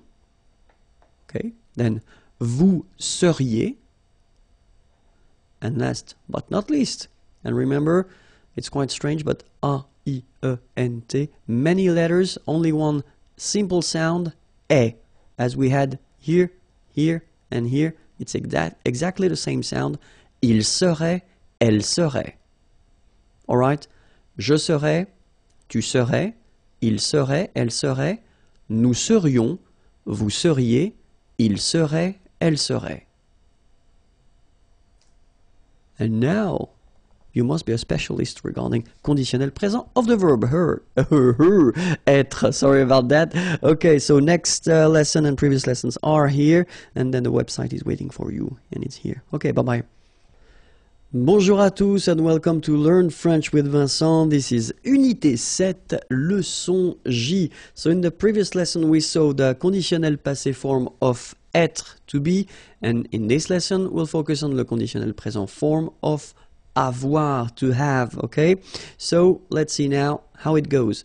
J'aurais, tu aurais, il aurait, elle aurait, nous aurions, vous auriez, ils auraient, elles auraient. Alright, so if you remember carefully, this conditional present form, so it was introduced in this unit, so check the unit 7 and then put conditional present, you will find the whole description and the whole lesson of conditional present, but still, here, you can see that j'aurais, well, if you want to translate it directly, it would be I would have, okay, but then in French we've got only one form here, and then take a good look at the endings, RES, RES, RIT, IONS, IEZ, IENT, okay, the endings for the conditionnel present form. Okay, so let's see how you pronounce them now. J'aurais, so final S, not pronounced, j'aurais. Then same thing here, tu aurais, you don't pronounce the final S. Il aurait, same thing here, final T is not pronounced, elle aurait, okay? So you've got the same pronunciation here for the three first forms. J'aurais, tu aurais, il aurait, elle aurait, okay? Then, nous aurions, so this little link between the two, this liaison, nous aurions, final S not pronounced. Vous auriez, little link between the two, vous auriez, and then ils auraient, little link, but then look, R-E-E-N-T like that, and you only pronounce E, like we had here. It will be exactly the same pronunciation here. Ils auraient, elles auraient. Okay, so let's see that one more time. J'aurais, tu aurais, il aurait, elle aurait, nous aurions, vous auriez, ils auraient, elles auraient. Alright, so it was a short lesson, I know, but it's really, really important to know at least être and avoir by heart at the conditionnel présent form. Okay, if you're not sure, if you've got a doubt, then watch the video again and try to remember them by heart. Okay, the website or the channel is here, youtube.com/imagier, and then the website is here, imagier.net, as we would say in French. Okay, have a great day. Bye bye. Bonjour à tous and welcome to Learn French with Vincent, and this is Unité 7, leçon K. And in this lesson we'll discover together the verb aller, so aller means to go, and especially the conditionnel présent form of this verb. Okay, so let's start right now. The first form goes like j'irai, tu irais, il irait, elle irait, nous irions, vous iriez, ils iraient, elles iraient. Okay, so let's check them one more time. The first one, j'irai. Okay, remember, final S not pronounced. J'irai. Tu irais. Same thing here, final S not pronounced. Tu irais. And then, il, masculine form, irait, final T not pronounced. So what you can see is that this form, and this form are actually pronounced the same way. Okay? So, il irait, elle irait. Okay, then, nous irions. Okay, so let's make this little liaison between the two. Nous irions. Final S not pronounced. Nous irions. Then, vous iriez. So same thing here, make the liaison. Vous iriez. Remember, when you get this EZ at the end, you get the sound E. Okay? Iriez. Iriez. And then, vous iriez. Alright? And the final form, ils iraient. Okay, so remember, make the liaison as well. You get this S and then the vowel after. So, ils iraient. And then if you look carefully, you've got A-I-E-N-T, okay? But then phonetically it goes like E, okay? So technically these form and these forms here are pronounced the same way, and it goes like irait, okay? So ils iraient, and then the feminine, elles iraient. All right, so j'irai, tu irais, il irait, elle irait, nous irions, vous iriez, ils iraient, elles iraient. Okay, so that's it for the conditionnel présent form of the verb aller. Aller, remember, it was to go, and then you've got the YouTube channel here, and it's youtube.com/imagier if you want more videos, and then the website is here and it's waiting for you, imagier.net. Have a great day. Bye bye.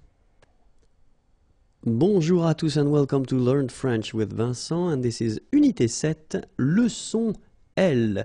And in this lesson we'll discover together a quite important thing, and it's lequel and laquelle. Okay, so first thing, well, let's see what lequel is. Lequel, well, basically it's when you want to replace this quel. So the meaning of quel is what, okay, then plus a noun. D'accord, so quel plus un nom, okay? And when you want to replace this group, so what plus a noun, then you can have the lequel instead. Okay, remember that in that case, we'll see that a bit later in this lesson, but lequel, it will be for the singular masculine. Okay, then let's see how it goes for the feminine form, singular as well. So it will be laquelle, okay, and then it will replace this quel, so what, but in that case, as you remember probably, we've got the feminine and the masculine form plus a noun, so plus un nom, okay? So if you want to replace quel plus un nom, then you will have to use laquelle. So this is the feminine form and this is the singular feminine form, okay? So let's see now the singular form and the plural form. So the first form that we'll see will be the masculine, so it will be, as we saw, lequel, okay? So remember, you've got to pronounce it lequel. Even if you've got this QU, okay, remember that this U phonetically doesn't exist, so lequel. Then for the plural form, you will add this S here and then S at the end, okay? And it will give you the pronunciation lesquels, all right? So final S is not pronounced. So here, when you get this L-E-S, okay, it's just like the article, if you remember, les, okay? So it goes like lesquels, all right? And then the feminine form, so singular, we saw it laquelle, okay? So basically same rule, Q-U, U is not pronounced here. And then you've got this E, double L-E, well, phonetically here, it is the same as what we have here. So laquelle. So the only difference between the feminine and the masculine form is this first part, okay? Laquelle, lequel. All right, phonetically, I mean, now of course, if you write them, you've got to put this double L here. And then let's see for the plural form. So it will be quite logical in a way because we will have this plural form. So les, okay, as we had here, les, okay? And then quel, you just add this final S at the end, okay? And the good news is that phonetically, it's lesquels here for the masculine form and then lesquels for the feminine form, all right? So phonetically, it's exactly the same when we talk about the plural form here, but then if you want to write it correctly, remember that for the masculine, it will be E-L-S at the end here, and then E-L-L-E-S at the end for the feminine. All right, so let's see a few examples. So the first one, il y a deux cafés. Okay, so if you want to translate directly, it would be there are two coffees. Lequel veux-tu? So of course you could ask the same question and you could put this quel café veux-tu? What? Let's translate it straight, it would be more clear. quel café veux-tu would be translated like what coffee do you want? Okay? In that case, okay, when you use this lequel, well, technically you could translate it directly like which one, okay? Which one do you want? Okay, so il y a deux cafés, lequel, so in that case, just to avoid repeating quel café, okay, veux-tu, so remember, vouloir is to want, tu, you, okay, do you want? So, lequel veux-tu? Il y a deux cafés, lequel veux-tu?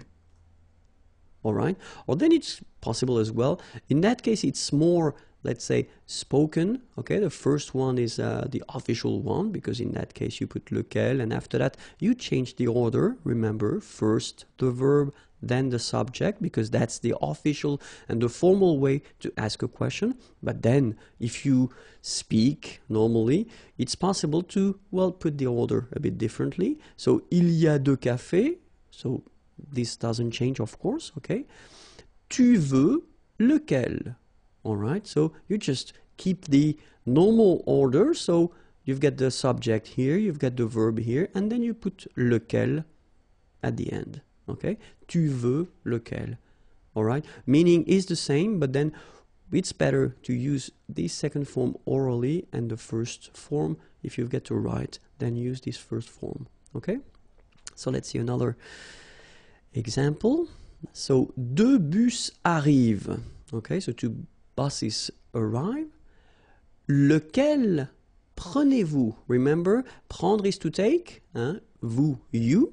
Okay, so you could be the plural form, or then it could be the polite form for you. Okay, so lequel prenez-vous? Which one do you take? All right. Or then it could be as well as we saw in the previous example. You just keep the normal order, so subject, verb, vous prenez lequel. All right? And then another example. Voici les pâtisseries. Laquelle choisissez-vous? Okay, choisir, to choose. Voici les pâtisseries. Laquelle choisissez-vous?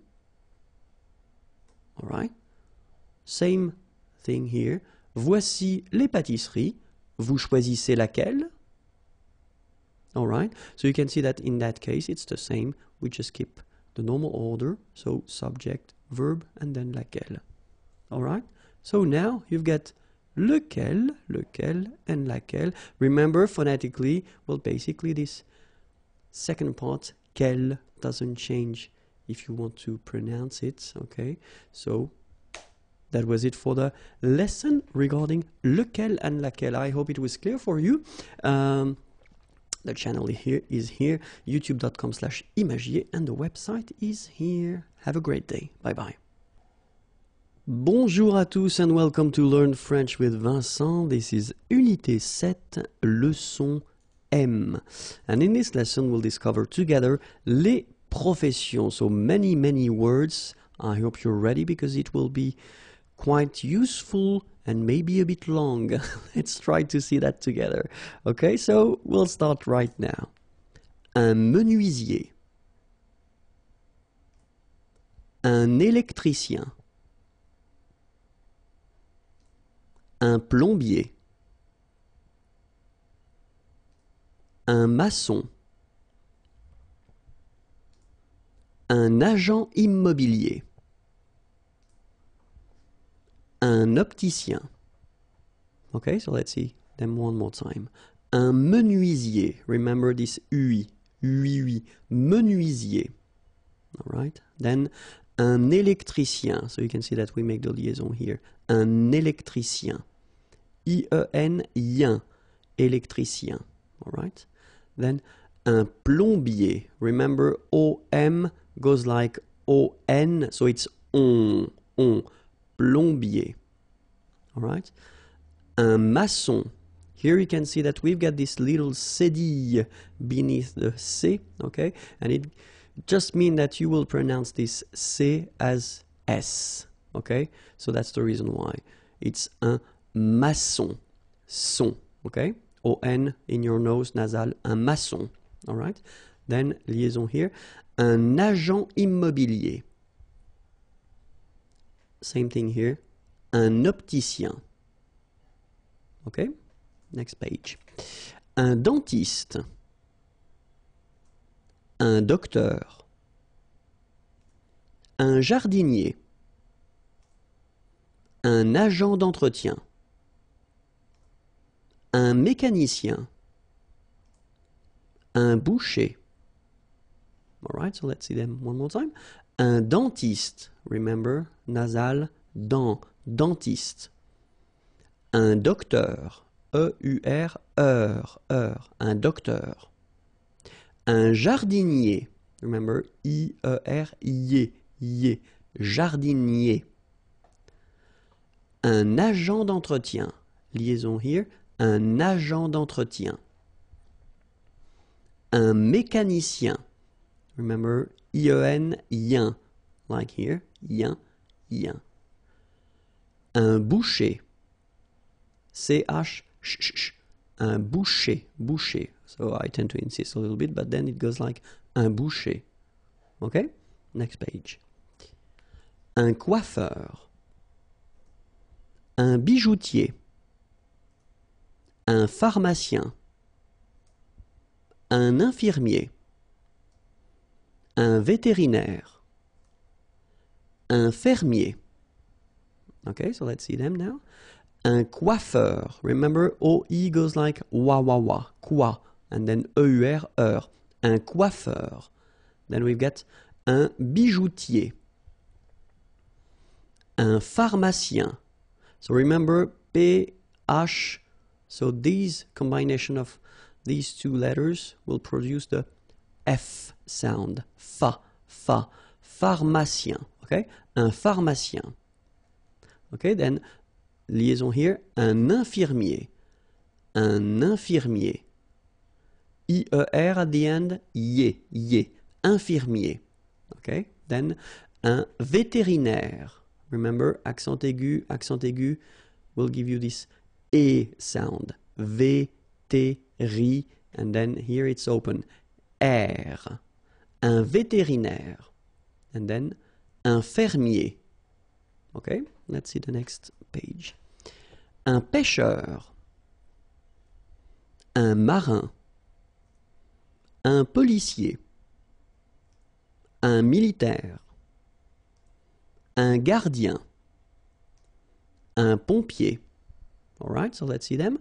Un pêcheur. So remember, when you get this accent circonflexe, you know that's the name of this accent. On the top of E, it will open the sound. So you get really open. Okay, so pêcheur, and then EUR, heure. Okay, un pêcheur. All right, then un marin. I-N nasal, un. Okay, un marin. All right, then un policier. I-E-R, I-E, un policier. All right, then un militaire. Remember, A-I, it's this E sound as well. E, militaire. All right, then un gardien. I-E-N here, yen, un gardien. All right, then un pompier. So remember what I told you, when you get this O-M here, it will give you the sound on. So exactly the same sound as this O-N. All right, so in your nose, pompier. All right, next page now. Un avocat, un comptable, un architecte, un scientifique, un instituteur, un bibliothécaire. All right, so let's see them. Un avocat, so remember, liaison here and then final T not pronounced, okay? Un avocat. Un comptable, so OM, remember, it goes like on, all right? And then, strangely, this P is not pronounced. Un comptable, all right? Then, un architecte. Same thing here, liaison, okay? Un architecte, all right? And then CH, architecte, all right? Then, un scientifique, un instituteur, okay? So liaison here, and then remember this EU, it goes like heure, heure, with the R, instituteur. Then un bibliothécaire, bibliothé, remember in French the H doesn't exist, so you don't pronounce it. Bibliothécaire, un bibliothécaire. All right, so let's see the others. Un réceptionniste, un facteur, un conducteur, un camionneur, un chauffeur de taxi, un pilote. Okay, so let's see them. Un réceptionniste.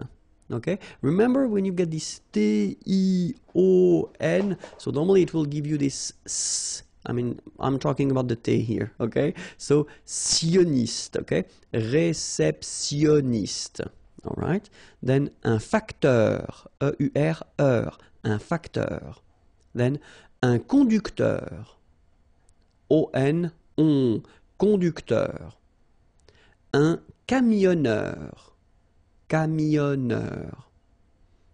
Un chauffeur de taxi, okay? A-U-O, then E-U-R, heure, chauffeur, un chauffeur de taxi, un pilote. Okay, this one is quite easy. Un chef, un musicien, un danseur, un comédien, un chanteur, un serveur. Okay, so let's see them.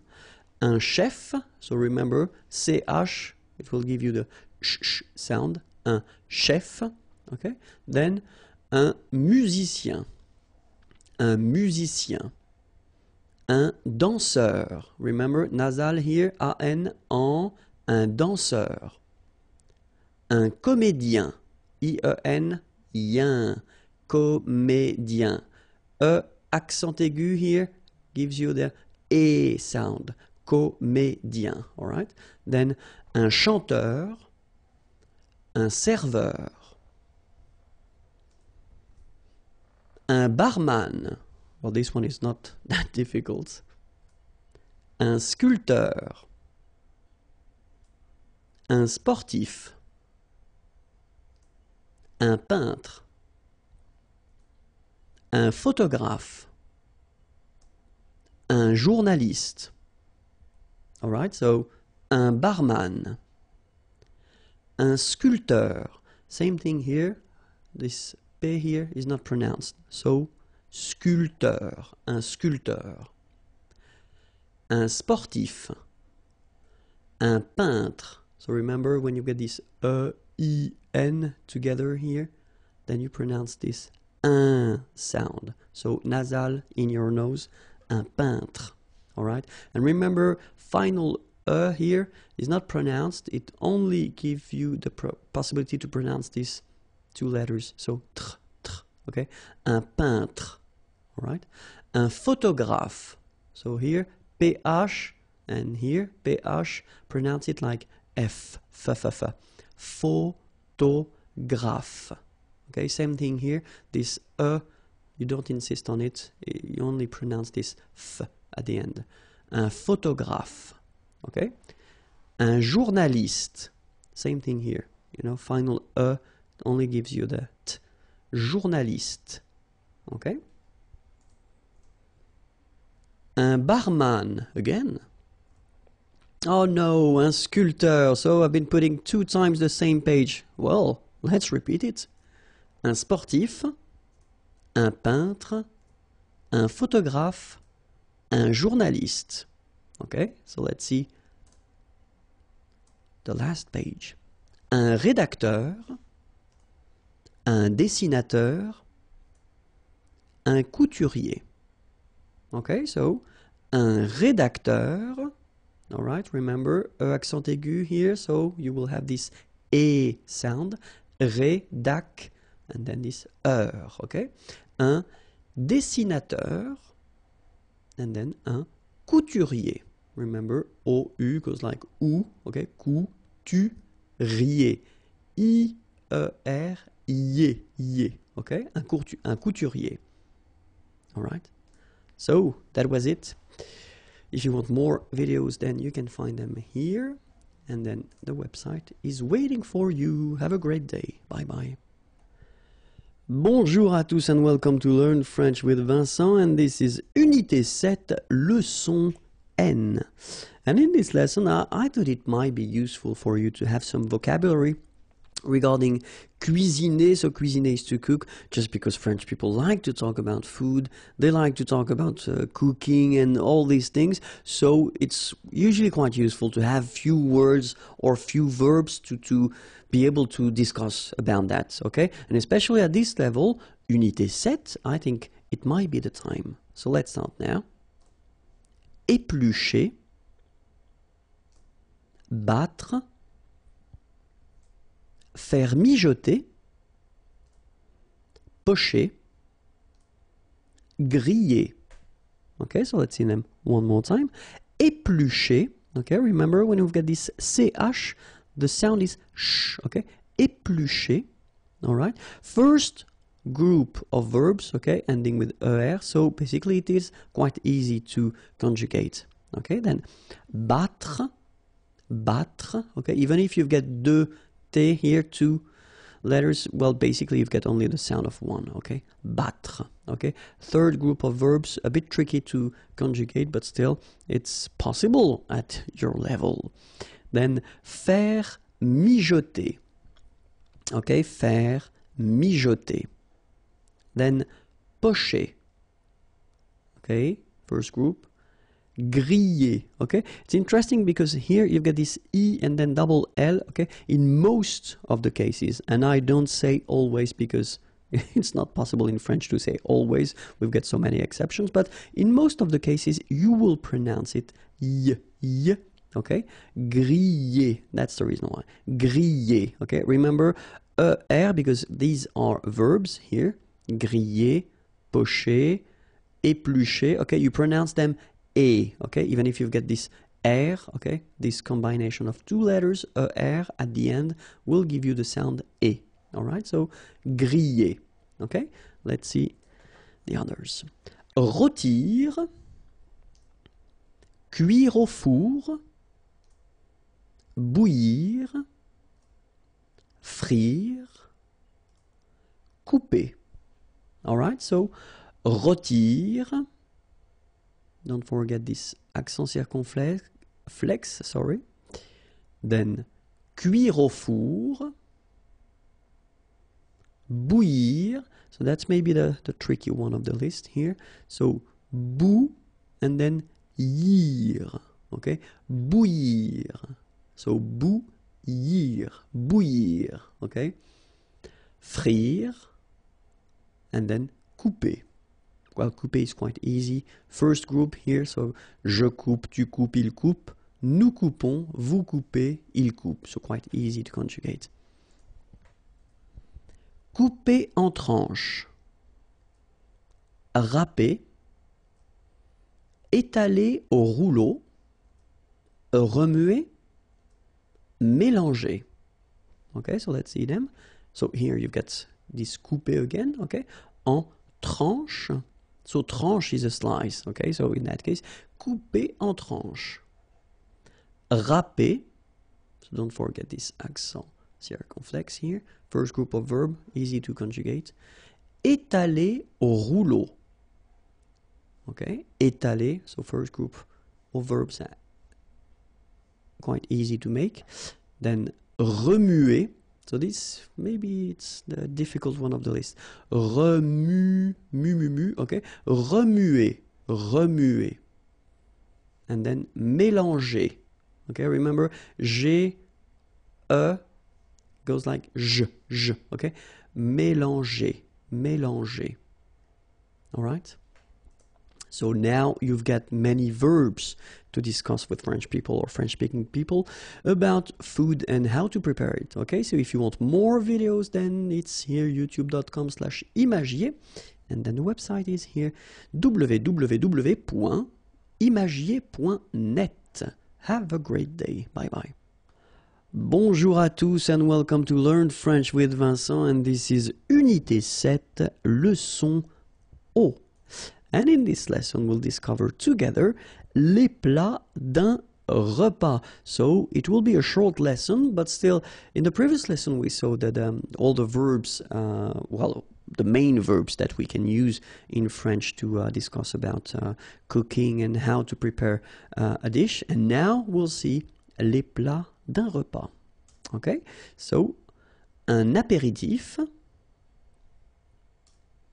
une entrée, un plat principal, un fromage. Okay, so let's see that. Un apéritif. So here you get the liaison between the two. Un apéritif, okay, and then you get the accent aigu, so it goes like et. Un apéritif. Then une entrée. Une entrée. Okay, remember, well, technically this final here is not pronounced, so phonetically it doesn't exist, so it's et.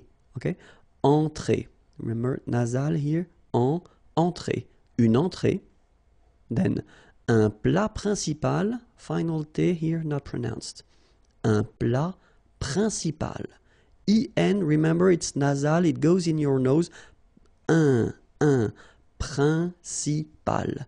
Un plat principal. All right? Then, un fromage. Okay, remember, G-E-J. Okay, in that case, you don't insist on the final J. Fromage. Un fromage. All right? Then, une salade, un dessert, un café. All right, so une salade, same thing here. Final you don't insist on it. It only gives you the pronunciation of the previous letter. So d, salade, salade. Okay, une salade, un dessert. Okay, so remember that we've got here two S. Okay, that's the reason why you pronounce it S. And then it opens the dessert, un dessert. So you don't say un dessert, okay, but you say un dessert. Final T not pronounced. Un dessert. All right. Un café. Okay, remember accent aigu here. Un café, un café. Okay, so you get everything now to talk about les plats. Okay, have a great day. YouTube.com/imagier, that's the channel, and then the website imagier.net. Bye bye. Bonjour à tous and welcome to Learn French with Vincent, and this is Unité 7, leçon P. And in this lesson, we'll discover together le conditionnel passé.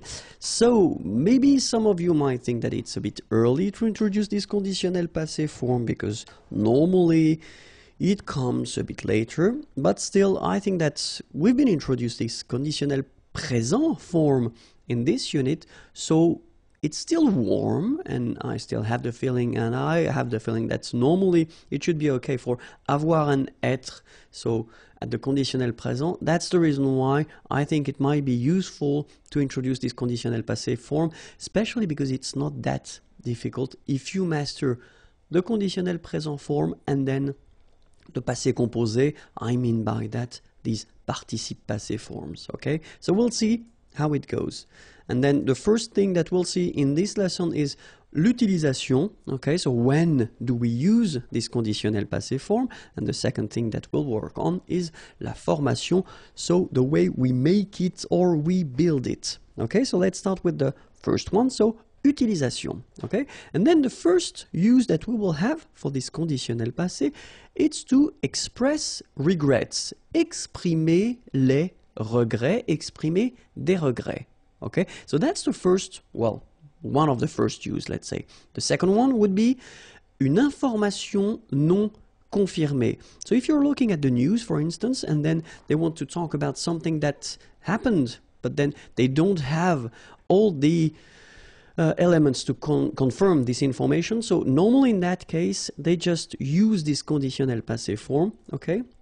And then something, I mean the last one would be imaginer des situations irréelles dans le passé. So you want to imagine some situations that, well, technically are not real and they take place in the past. So that's the use of le conditionnel passé. Okay, so first one, exprimer des regrets here. Second, use information non confirmée. And then the last one, imaginer des situations irréelles dans le passé. Okay, and now let's see how we make this conditionnel passé. All right, so first example I wanted to put is je mangerai au restaurant. Okay, so this sentence, if you remember, we saw that in well, these units anyway when we introduced this conditionnel présent form. Okay, so you've got the verb is manger, je mangerai au restaurant. And then if you look at the conditionnel passé, well, it will go like j'aurais mangé au restaurant. Okay, second example, tu regarderais la télévision. Tu aurais regardé la télévision. Okay, so same thing here. The first one is at the conditionnel présent form. Second one, conditionnel passé form. And then, il irait au travail would become il serait allé au travail. All right. So if you look carefully, then what you can see? I mean, you can see first that it is composed. So you've got two parts. The first one here is avoir. Then you've got what we called and what we saw previously for the passé composé form. This is participe passé, okay, past participle. Here the same way, have a look. It's avoir and then it's the past participle, regardez. And here we've got être and here we've got the past participle. So maybe if you want to construct this conditionnel passé form, you will have first to use avoir, like we saw, but then avoir should be at the conditionnel présent form. Okay? Then you will put after this participe passé form that we saw previously when we introduced the passé composé, because that's the second part that we use for the passé composé as well. Alright, so first, avoir at the conditionnel présent form plus participe passé, past participle, then you will get your conditionnel passé form. Okay? But we saw as well that in some cases we'll use être, but then same thing, it should be at the conditionnel présent form. Whoops! Plus participe passé, so it doesn't change, and it will give you conditionnel passé. Okay, so you've got to remember that in most of the cases, you will use avoir. Okay, so if you're not sure, if you've got a doubt, then put avoir. Okay, if you know that it should be constructed with être, then put être, of course. Okay, in both cases, remember that they should be at the conditionnel présent form. All right, so we'll see. So the verbs that will require être will be the following: aller, to go; arriver, to arrive; descendre, to go down; devenir, to become; entrer, to enter, to come in, to go in; monter, to go up; mourir, to die; naître, born; partir, to leave; rester, to stay; retourner, to return; sortir, to go out; tomber, to fall; venir, to come. Okay, so all these verbs will require être for this conditionnel passé form. And then if you remember what we've been seeing for the passé composé, well, they are exactly the same verbs that will require être, whether for the passé composé or then for the conditionnel passé. And the good news is that we've got other composed tenses in French, and this list will be always the same. So it means that this list of verbs that will require être will be the same for all these composed tenses. Okay? So remember, one more time, aller, arriver, descendre, devenir, entrer, monter, mourir, naître, partir, rester, retourner, sortir, tomber, venir. Okay, so remember, you will have to use être with these verbs. Okay, so as I said, être, but then for the conditionnel passé, être should be conjugated at the conditionnel présent. All right, so let's see that. But then the other group of verbs that will require all the time être will be what we call les verbes réfléchis, so reflexive verbs, okay? And they usually goes like se regarder, okay? Se regarder, s'appeler, se présenter. So they will use être for this conditionnel passé form, but then, well, I mean, they are exactly the same verbs, you know, as we saw for this passé composé, so it is always the same rule, okay? So, se regarder, s'appeler, se présenter, so all the reflexive verbs will require être at the conditionnel passé. Okay, so let's see now how avoir and être, how they go at the conditionnel présent, because that's the first part that you will have to put. So it's j'aurais, tu aurais, il aurait, elle aurait, nous aurions, vous auriez, ils auraient, elles auraient. Okay, so that's what you will use in most of the cases. Okay, so let's see that. Let's see it one more time. J'aurais, remember, final S not pronounced. Tu aurais, same thing here, final S not pronounced. Il aurait, elle aurait, final T not pronounced. Nous aurions, liaison here, this little link. Nous aurions, final S not pronounced. Vous auriez, liaison here, and then EZ will go like E. Vous auriez, okay, and the last one. Ils auraient, so liaison here. Elles auraient. And then look, if you've got A-I-E-N-T, then phonetically it goes like aurait. Okay, so phonetically you've got aurait here, aurait, aurait, and here as well, aurait. Okay, so it's quite easy to produce orally.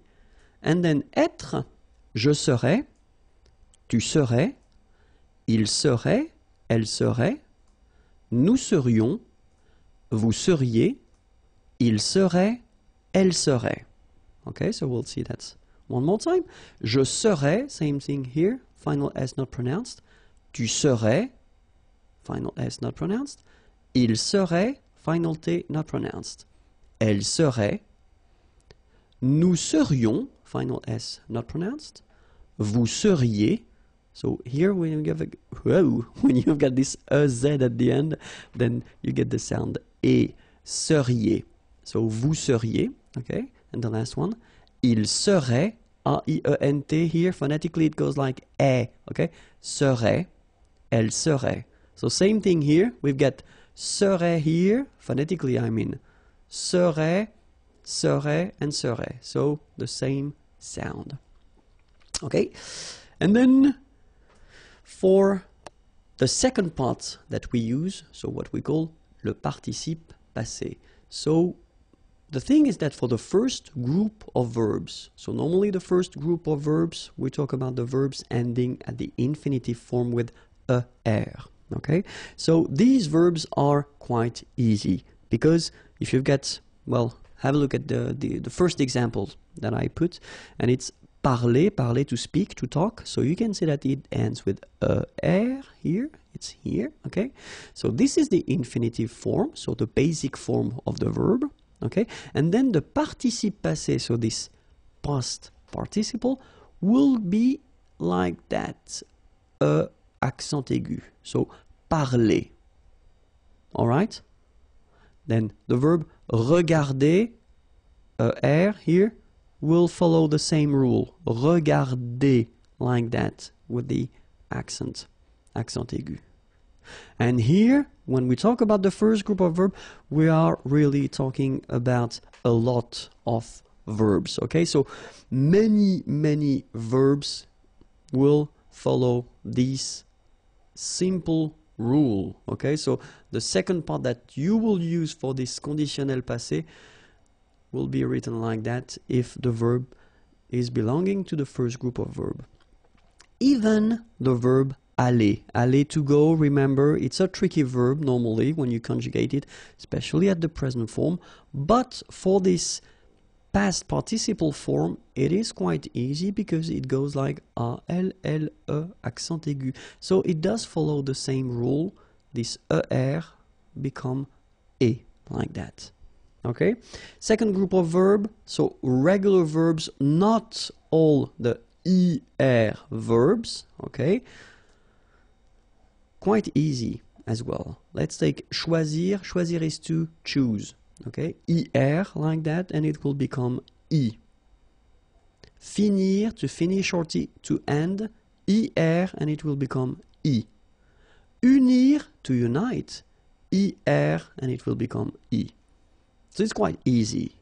Okay, choisir, choisi, finir, fini, unir, uni.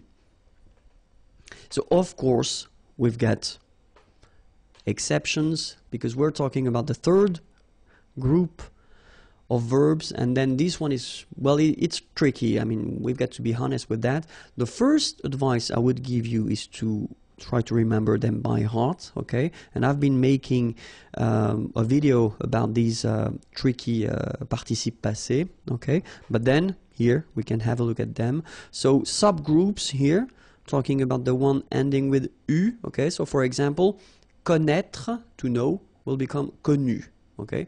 Voir, to see, will become vu, okay? Ending with I, partir, will become parti. Partir is to leave. Rire, to laugh, will become ri, okay? The one ending with ite, like here, écrire, to write, écrit.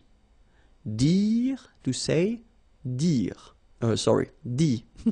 Getting tired. And then es, mettre, will become mis. Mettre means to put. Prendre, to take, will become prix. Okay? So here you've got the past participle, so les participes passés of these verbs here. Okay? So we'll take one example. The example will be parler. Parler is to talk or to speak. Okay? So we will have at the conditionnel passé form, if you remember. So first part here is avoir at the conditionnel présent. Then here we've got the participe passé of parler. And it will give you j'aurais parlé. Tu aurais parlé. Il aurait parlé. Elle aurait parlé. Nous aurions parlé. Vous auriez parlé. Ils auraient parlé. Elles auraient parlé. Okay, so I wanted to put this E like that in another color just to tell you that if you've got a normal structure like that, so you've got the subject and then you've got the verb, okay, nothing in between, so subject, verb, then if you use avoir, exactly the same rule as we saw for the passé composé, so if you use avoir here, you won't have to modify your participe passé. So it will change, it won't change, sorry, it will stay like a accent aigu, okay? Even if it's the singular, the plural, or then the feminine. Okay, it doesn't change, so it will stay like parler. Alright? But if you use être, like here, il serait allé, okay? So remember, aller was belonging to this group of verbs that require être, okay, to construct this conditionnel passé, all right? Il serait allé. So in that case, you can see that at the end, it's allé like that without anything after. But then, if we look at the feminine form, elle serait allée, you will have to add this e at the end, okay? Remember, in most of the cases, when you have to add something, it's the mark of the feminine, Okay, so elle serait allée. Okay, but then phonetically it doesn't exist. All right, so it's aller here and then aller here, the way you pronounce it. But if you want to write correctly, you should put it. And then the same thing for the plural. We will have to put the plural, and then the mark of the plural, the thing that we've got to add at the end, will be S. The good news, as well, you don't pronounce it as usual in French. You write it, you don't pronounce it. Okay, so it doesn't change. It's aller here, aller, and then aller. Okay, phonetically the same thing, but remember it's just a question of, well, being correct if you want to write it. Okay, and then logically, feminine plural, then you should add a mark of the feminine, as we had previously, and S mark of the plural. And guess what? You don't pronounce it. Okay, so phonetically it's aller, aller, aller, and aller. All right, but you need to write them. Okay, so let's see now the full thing. So je serais allé. Okay, and then if you want to make the liaison, it would be more beautiful. Je serais allé. Tu serais allé. Il serait allé. Elle serait allée. Nous serions allés. Vous seriez allé. Il serait allé. Elle serait allée. All right, so that's it. And then one example with these reflexive verbs that we saw, and then, well, I just wanted to use this se présenter. Okay, so je me serais présenté. Tu te serais présenté. Il se serait présenté. Elle se serait présentée. Nous nous serions présentés. Vous vous seriez présenté. Il se serait présenté. Elle se serait présentée. All right, so if it's not really clear yet for these reflexive verbs, I mean the way you should conjugate them, I definitely advise you to check the lesson regarding these reflexive verbs, because I've been making one video regarding that, so it would be easier for you to understand the way we construct it, especially in that case, why we put this je, me, tu, te, etc. Okay? All right, so remember, the last thing that you should remember before ending this lesson is that when you construct this conditionnel passé, so in most of the cases you will have to use avoir at the conditionnel présent form, then the participe passé, and it will give you conditionnel passé. Okay, in some exceptions, so we saw the list of verbs. You should really try to remember them by heart. I know it's not easy, but you know, try your best. And then the reflexive verbs. Okay, so for these exceptions, we will use être at the conditionnel présent form, then the participe passé, and it will give you this conditionnel passé form. Okay, I hope it was clear. youtube.com/imagier, that's the place where you can find all the videos, and then the website is here, imagier.net. Have a great day. Bye bye. Bonjour à tous and welcome to Learn French with Vincent, and this is Unité 7, Leçon Q. And in this lesson we'll discover some vocabulary, and it will concern beauté et hygiène. So let's start now. La beauté. Une brosse. Un démaquillant. Un peigne. Un poudrier. Okay, so let's see them one more time. La beauté. Remember, we've got this combination of a, u here, of the vowels, okay? But then it will give you the sound o, beauté, okay? La beauté. All right, then une brosse. Remember, don't insist on this final brosse. Un démaquillant. So we've got this Q-U, but then U is not pronounced. So you get the sound qui. Okay, and then remember, double L after E will give you the sound y.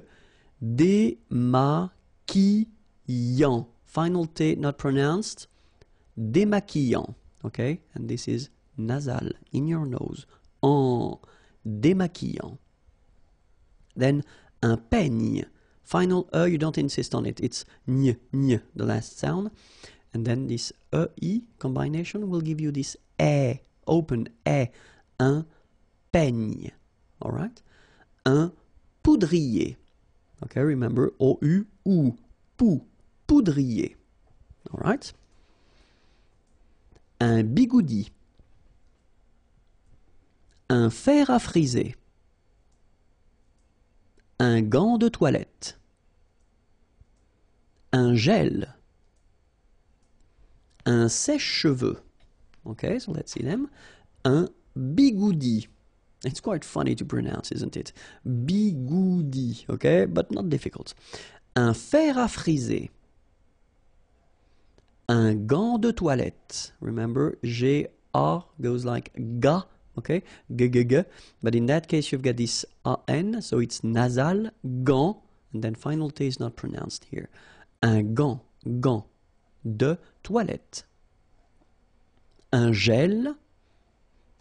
Un sèche. So this one is a bit tricky. So remember, we've got this E accent grave here, so it's really open. Sèche, okay, sèche, and then cheveux.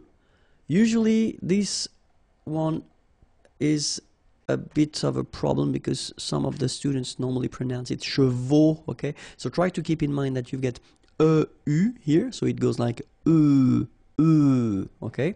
And then final X not pronounced, sorry, final X, should pronounce it the French way. Final X is not pronounced, so you get che, and then you get veux, okay? Cheveux, okay? And the full thing, un sèche-cheveux. All right?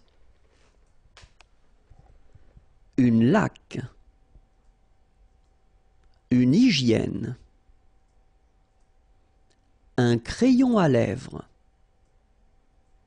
Un rouge à lèvres. Un maquillage. All right, so let's see them. Une laque. Remember the rule? When you get this Q-U, well, U is not pronounced, so you get K, like that. Une laque. Une hygiène. So remember, we've got this Y here, vowel, and it's pronounced like I, okay? Hygiène. H doesn't exist, H doesn't exist in French, so hygiène. Un crayon à lèvres. Final S not pronounced. Lèvres, okay? And then when you get this Y between two vowels, then you will have this cré. So like if you would have I here, A-I, cré, and then another I here, ion. Crayon. Un crayon à lèvres. Un rouge à lèvres. Same thing here, final S not pronounced, and then this E accent grave here, it gives you the E, really open sound. Lèvres. All right? Un maquillage. Okay, so here, same rule. Q-U, but then U is not pronounced, so qui, and then y. Maquillage. Une crème hydratante. Un coupe-ongles. Un vernis à ongles. Un parfum. Un shampoing. Okay, so let's cover them together. Une crème hydratante. So remember, H is not existing, and then this Y is pronounced like I. Hydratante. Okay, don't insist on the final E, and this is nasal. Hydratante. Un coupe-ongles. Okay, O-N, remember, nasal, ongle. Un coupe-ongles. Un vernis à ongles. Final S here not pronounced. Same thing here. Vernis à ongles. Un parfum. So remember, even if you've got this UM like that, phonetically it's exactly the same thing as if you would have UN. So it's nasal and it's un. So it really goes in your nose. You don't pronounce the M at all. Un. Okay? So par, fin, parfum. Okay? Un parfum. And then, un shampoing. Okay, this is a strange one, really.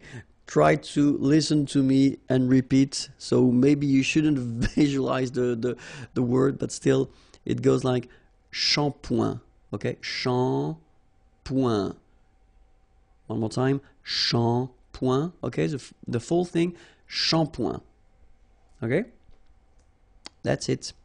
If you want more videos, then youtube.com/imagier, and the website is here, imagier.net. Have a great day. Bye bye. Bonjour à tous and welcome to Learn French with Vincent. This is Unité 7, leçon R. And I've been thinking that I could make maybe 2 videos, so it would be the first one regarding the verbs, okay?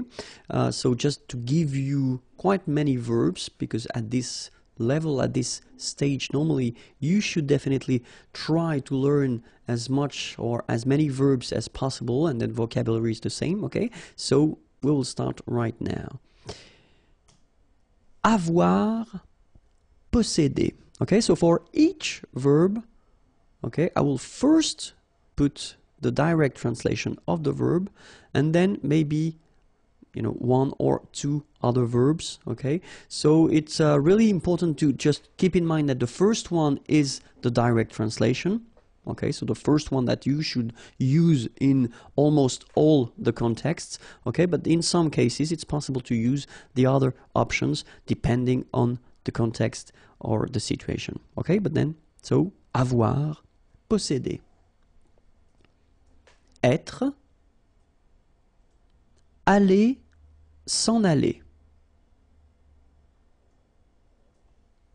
Obtenir, recevoir, avoir. Pouvoir. Okay, one more time. Avoir, posséder, être, aller, s'en aller, obtenir, recevoir, avoir, pouvoir. Voir, regarder, venir, faire, fabriquer, savoir, connaître, prendre, saisir. So let's repeat them one more time. Voir, regarder, venir, faire, fabriquer, savoir, connaître.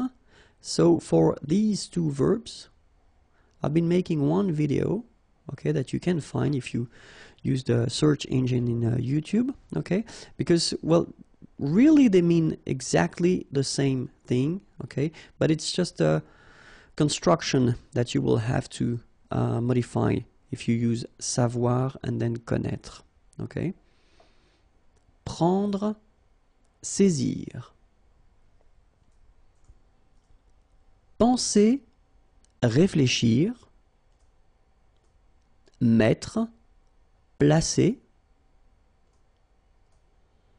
Vouloir, avoir envie de, désirer.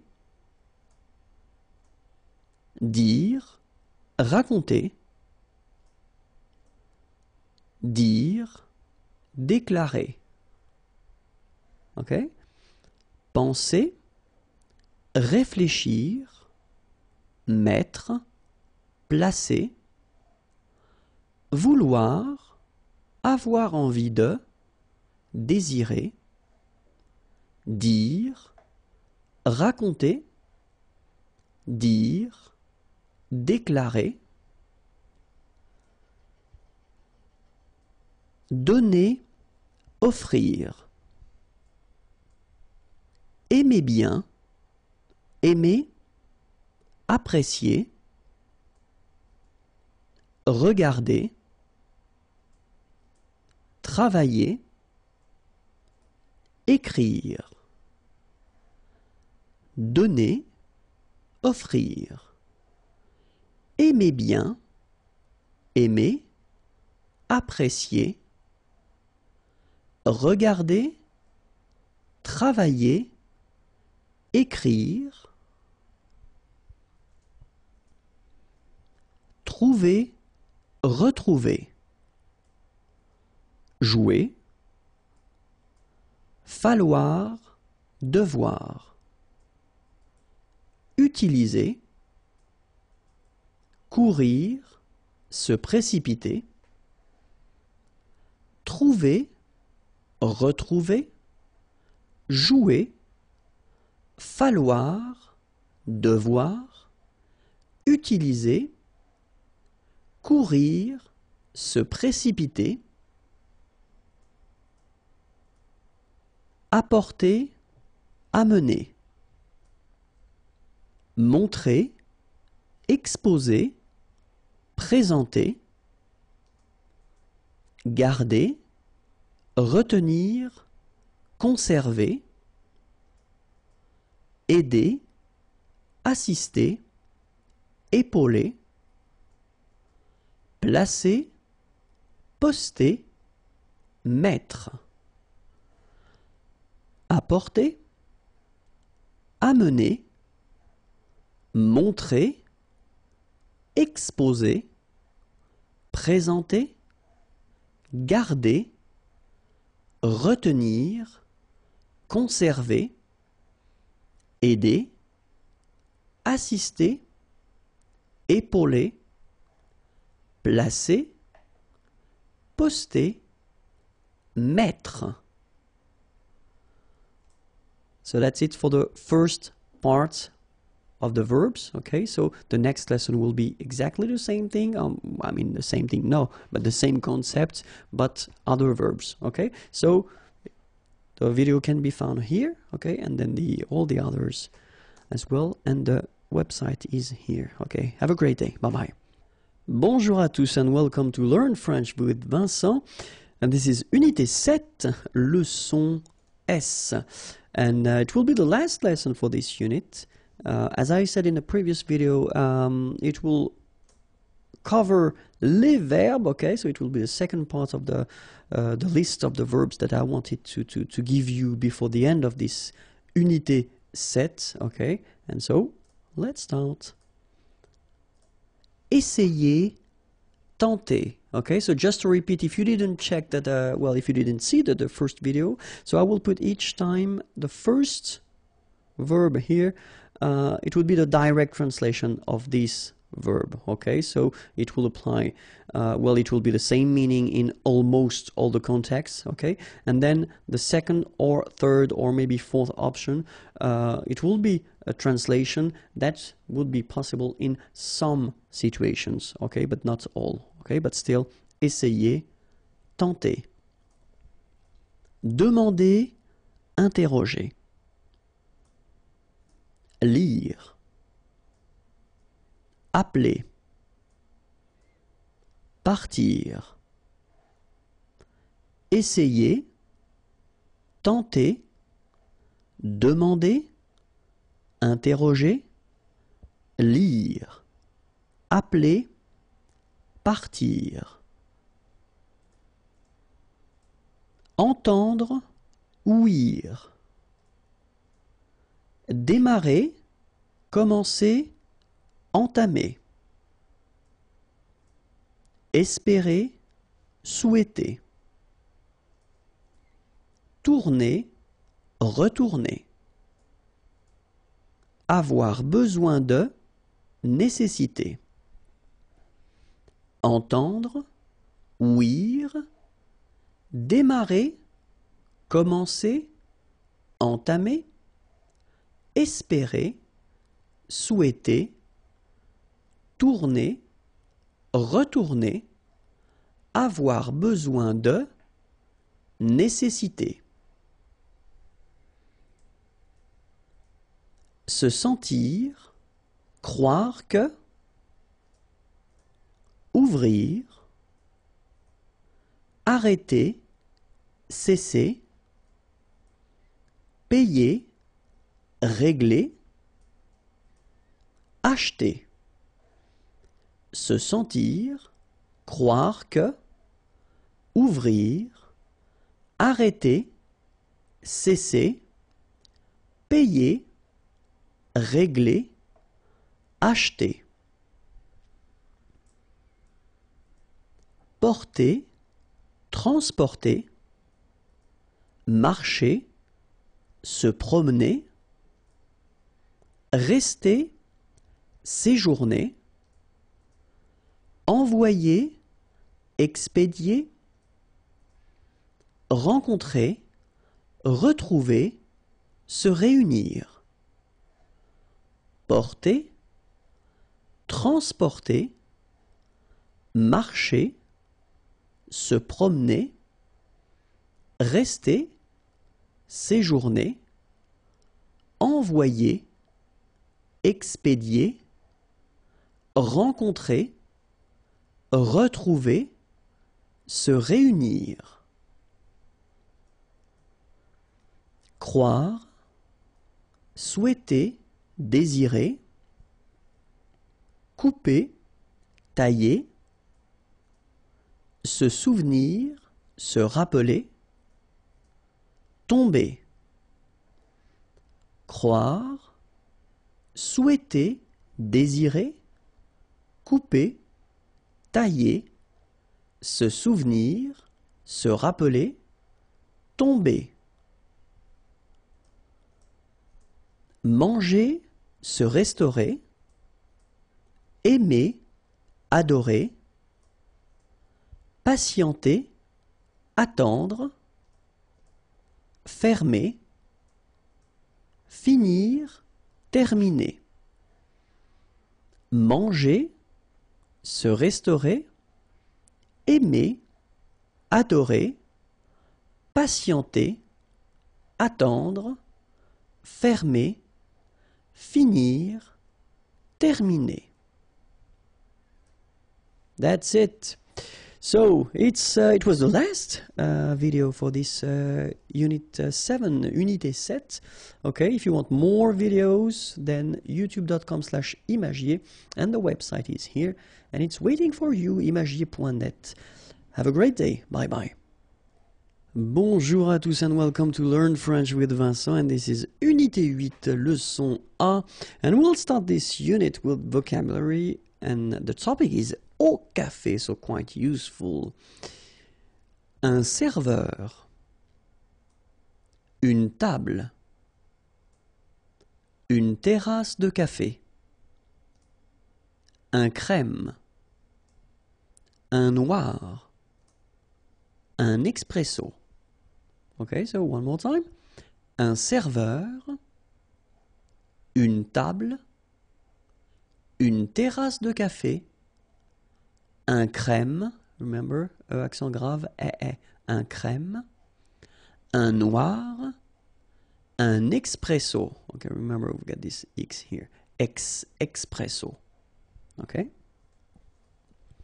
Un cappuccino, un chocolat chaud, un café glacé, un thé vert, un thé blanc. All right, so un cappuccino, not really difficult to produce, un chocolat chaud, remember CH, chaud, chocolat, and then final T not pronounced, chaud, final D not pronounced, un café glacé, un thé, remember H is not pronounced, un thé vert, final T not pronounced, un thé vert, un thé blanc, final C not pronounced, un thé blanc, ok? Un thé nature, une tisane, une camomille, un thé au lait, un thé au citron, un thé glacé. Un thé nature, une tisane, une camomille. So remember when we get this E and then double L, it goes like y. Mille, camomille, une camomille, un thé au lait, final T not pronounced, un thé au citron, un thé glacé. un jus d'orange, un jus de pomme, un jus de tomate. All right? Un jus d'orange, un jus de pomme. In most of the cases, French people will pronounce it like un jus de pomme. Jus de pomme. All right? And then same thing here, un jus de tomate. Okay, so you don't insist on the de. Jus de tomate. I know it's quite difficult to produce, but still try. So, un jus d'orange, here it's not difficult. Un jus de pomme, un jus de tomate. Okay? That's it for this short but useful lesson. If you want more videos, it's here, youtube.com/imagier. And then the website is waiting for you, imagier.net. Have a great day. Bye-bye. Bonjour à tous and welcome to Learn French with Vincent, and this is Unité 8, Leçon B. And in this lesson, so previously we just saw in the Leçon A at the café, au café, and then, well, logically we'll see for this second lesson, au restaurant. Okay, so let's start now. Une table, un verre, une assiette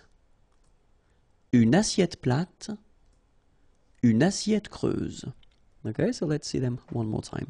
Une table, un verre, une assiette plate, une assiette creuse.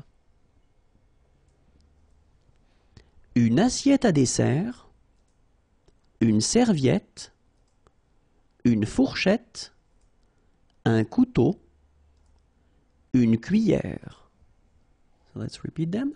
Une assiette à dessert, une serviette, une fourchette, un couteau, une cuillère.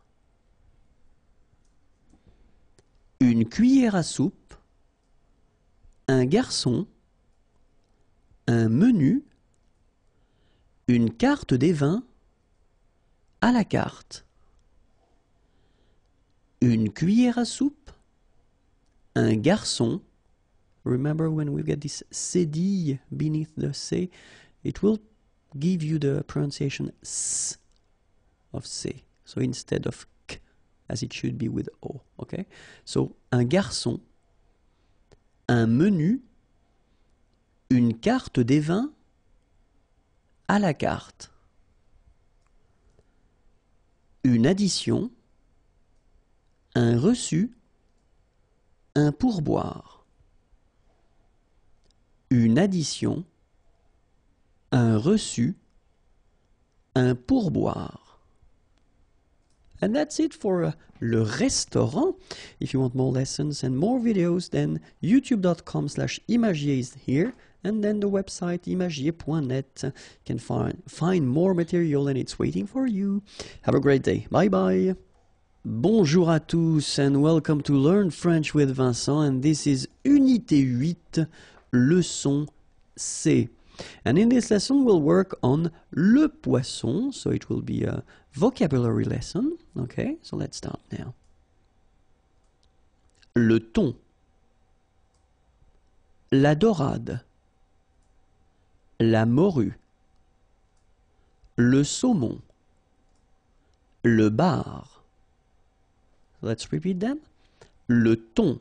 Remember, H here is not pronounced. Le thon. La dorade. La morue. Final not pronounced. Le saumon. O-N, remember, nasal in your nose. Saumon. Le bar. Le merlan. La raie. La sardine. L'aigle fin, la limande sole. Okay, so le merlan, la raie, final E not pronounced. La sardine, you don't insist on the final E, it only gives you the N pronunciation. Sardine. L'aigle fin, la limande sole. La sole. L'espadon, la truite, le maquereau, la lotte,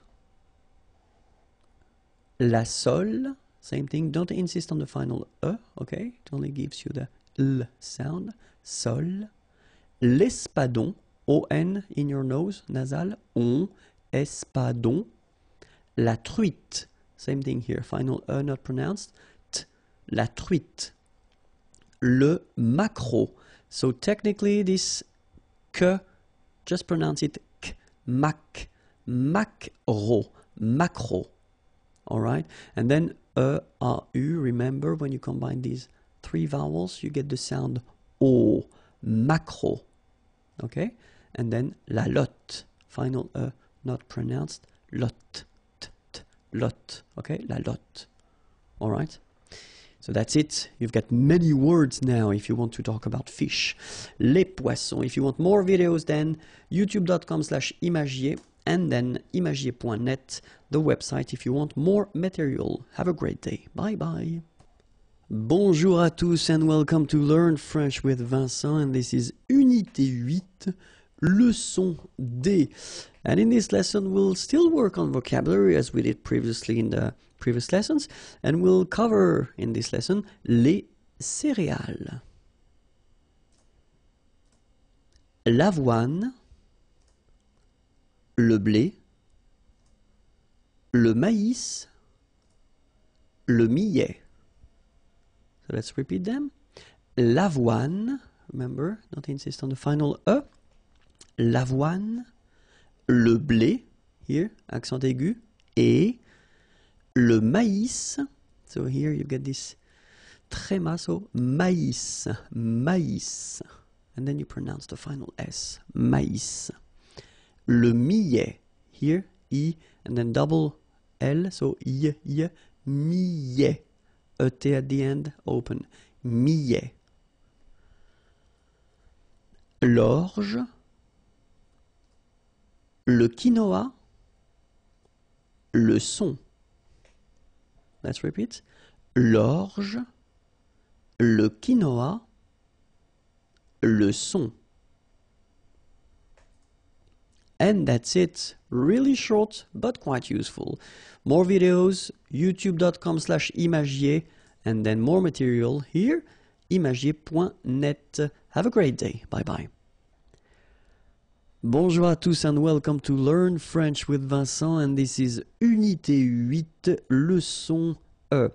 And in this lesson we'll discover together l'imparfait. So we saw previously le passé composé, so this past tense that we use quite often, and this is the second one, so l'imparfait. And in this video we'll see together the first part, l'utilisation, so when do we use l'imparfait. Okay, and then the second part will be la formation.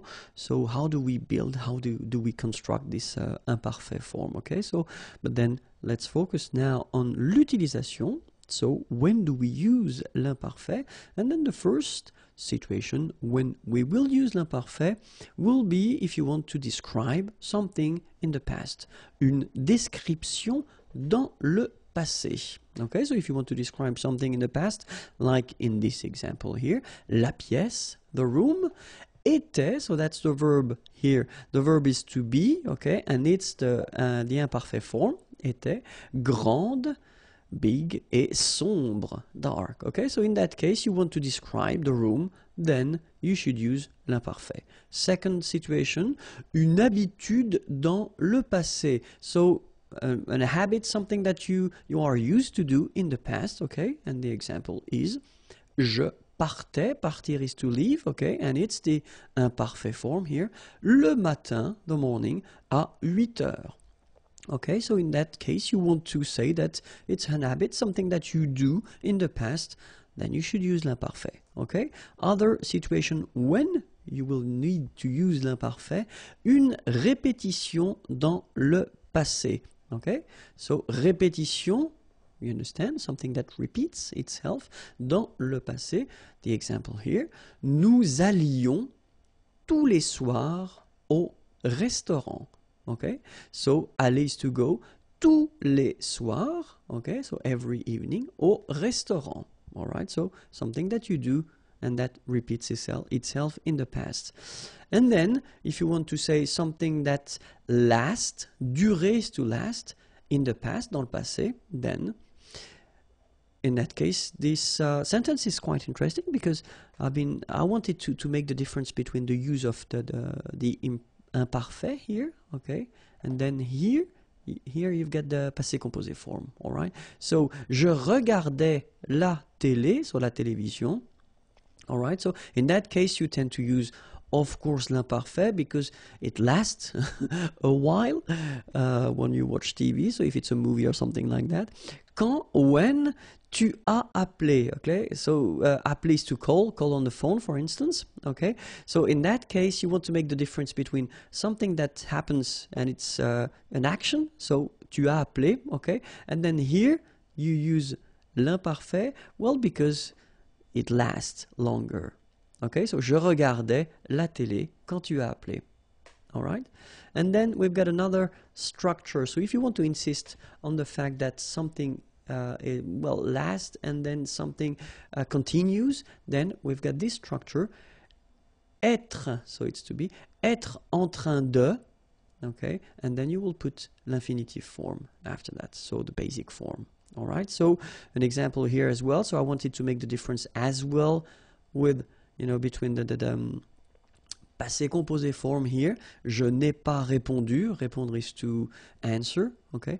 Car, because, j'étais en train de faire mes devoirs, okay? So, faire mes devoirs, to do my homework, okay? And then in that case, you use this structure, j'étais en train de, because you want to say that, well, it lasts, okay? It's quite long. It's not something that will take 1 minute or 2 minutes, but it's longer than that, okay? So that's the reason why we use this j'étais en train de faire, so était en train de, as we saw here, okay? So you will have to use this verb être, okay? But then at the imparfait form, of course, okay? So, and then one thing that you should keep in mind is that être, so to be, croire, to believe, penser, to think, savoir, to know, are often, and it's quite important, souvent, often, so it's not always, okay, because it's not possible to say always, especially if you're talking about French grammar, okay, but often you use them at l'imparfait form, okay. Now let's see how to construct this imparfait, okay. So I've been taking some verbs from the first group and then the second and the third group, okay. If you remember, we've got 3 groups of verbs in French. So the first one, regarder, so is to watch, okay. And then I've been putting this nous form at the present. For a good reason, you will see why a bit later. So you should know the present form of regarder, and it goes like nous regardons, so that's the present form, nous regardons, okay. For the second group, I've been taking finir, to finish, to end, okay. Same thing, you will put this nous form at the present, nous finissons, okay. And then for the third group of verbs, I took prendre. Prendre is to take, okay? And it goes like nous prenons. All right, so nous regardons, nous finissons, nous prenons. So the reason why I wanted you to see the nous form is just because that's the form we will use to construct the imparfait, okay? So the thing will be to take away the ending of nous.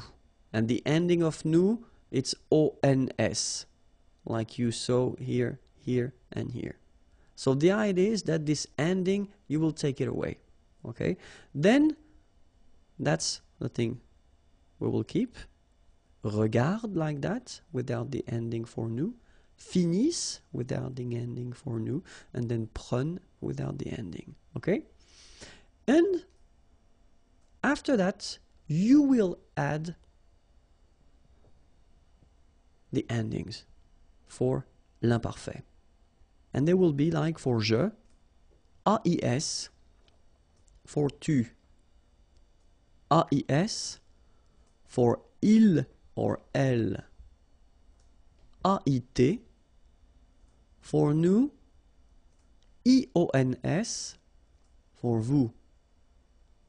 IEZ and for il, elle at the plural. AIENT. All right.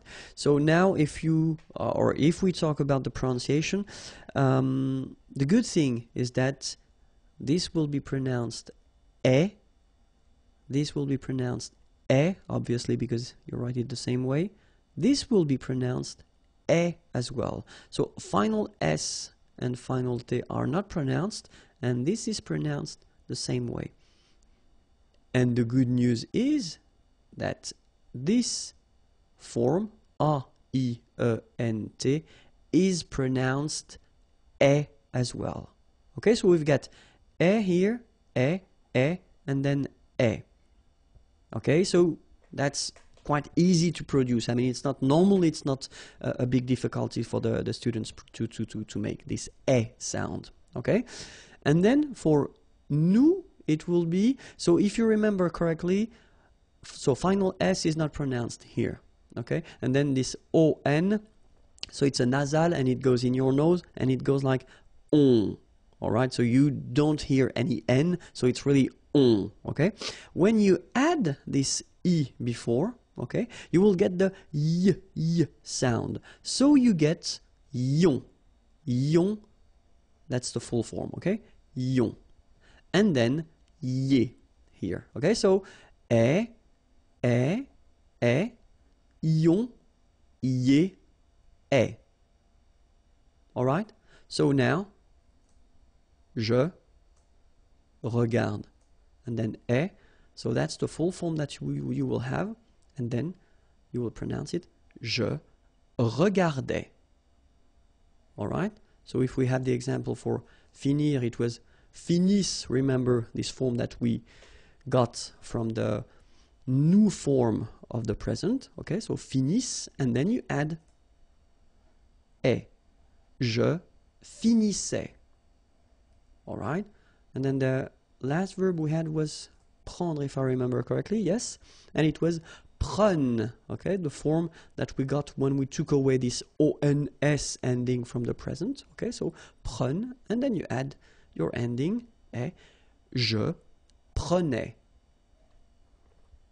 Okay, so let's see how it goes for all the forms. So, je regardais, so it's regarder, to watch. Tu regardais. Il regardait. Elle regardait. Nous regardions. Vous regardiez. Il regardait. Elle regardait. Okay, so remember, regardait, regardait, regardait, and then as well, regardait. And after that, you've got this yon, as I said, regardions, and then ye, regardiez. All right? Let's see finir now. Je finissais, tu finissais, il finissait, elle finissait, nous finissions, vous finissiez, il finissait, elle finissait. Okay, so same thing here. Have a look. Finissait, finissait, finissait, same form. And then finissait here, same form. I mean phonetically, okay? And then yon, finissions, and then finissiez. All right? And the last verb we had with to take, prendre. Je prenais, tu prenais, il prenait, elle prenait, nous prenions, vous preniez, il prenait, elle prenait. Okay? So remember that in that case you will have to really pronounce the like a prenait. All right? So same thing here, final S not pronounced. Je prenais, tu prenais, il prenait, final T not pronounced, so the same form, okay? And then plural, as I said, prenait as well, okay? And here, prenions, preniez. Okay? And then of course, avoir and être can be in some cases quite tricky. So that's the reason why we'll take a few minutes to watch or to have a look at them. The first one, avoir, and well, it's not that tricky at all because it goes like that. J'avais, tu avais, il avait, elle avait, nous avions, vous aviez, ils avaient, elles avaient. So it is quite easy. Honestly, it is quite easy. Just try to remember, especially if you want to use it only orally, then it's quite easy because it's avait, and avait, remember, okay? So, j'avais, final S not pronounced. Tu avais. Il avait, final T not pronounced. Nous avions, let's make this beautiful liaison here. Nous avions, okay? Vous aviez, same thing here, a little liaison. Ils avaient, elles avaient, okay? And then let's have a look at être. J'étais, tu étais, il était, elle était. Nous étions, vous étiez, ils étaient, elles étaient. Okay, same thing, not that difficult at all, and especially if you want to pronounce it, it's not really difficult. J'étais, okay. Remember here we've got accent aigu, so it goes like et. All right. J'étais, okay. Tu étais, il était, elle était. Nous étions, little liaison here to make it more beautiful. Nous étions, okay. Final S not pronounced. Remember. Vous étiez. Same thing here, little liaison. And then, ils étaient, liaison as well, elles étaient. All right?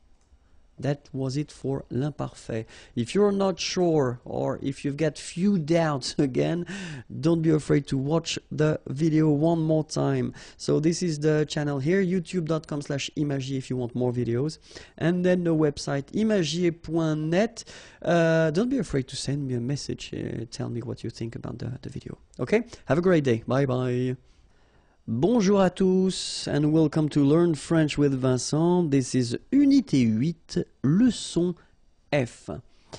And in this lesson, we'll work together on le passé composé et l'imparfait. So, I just introduced this imparfait form in the previous lesson, and we saw the passé composé, well, a long time ago in a way, though still, the thing is that normally with students, when they've got these two forms, so after having introduced this imparfait form, it's usually quite tricky and difficult to know exactly when to use le passé composé and l'imparfait. Okay, so that's the reason why I thought it might be useful to just spend a few minutes with this video and just try to work a little bit on that and see if things and uses are okay with you. Okay, so let's start now. So in this video, first I will focus on l'imparfait, so when should we use l'imparfait, and then after that le passé composé. Okay, so the first thing that will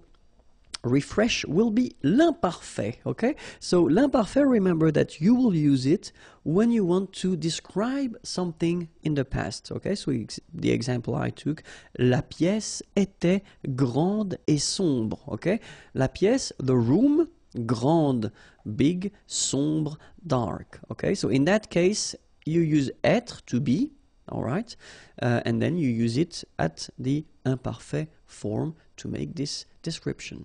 Okay, the second use will be something that you have, so une habitude, it's an habit or something that you are used to do. Okay, so une habitude dans le passé. So the example, je partais le matin à 8 heures. Okay, so in that case you want to insist on the fact that it's something that you tend to do every morning. Maybe je partais le matin à 8 heures. Okay, so not so far from this habit concept is something that will repeat or that did repeat itself in the past. Okay, une répétition dans le passé.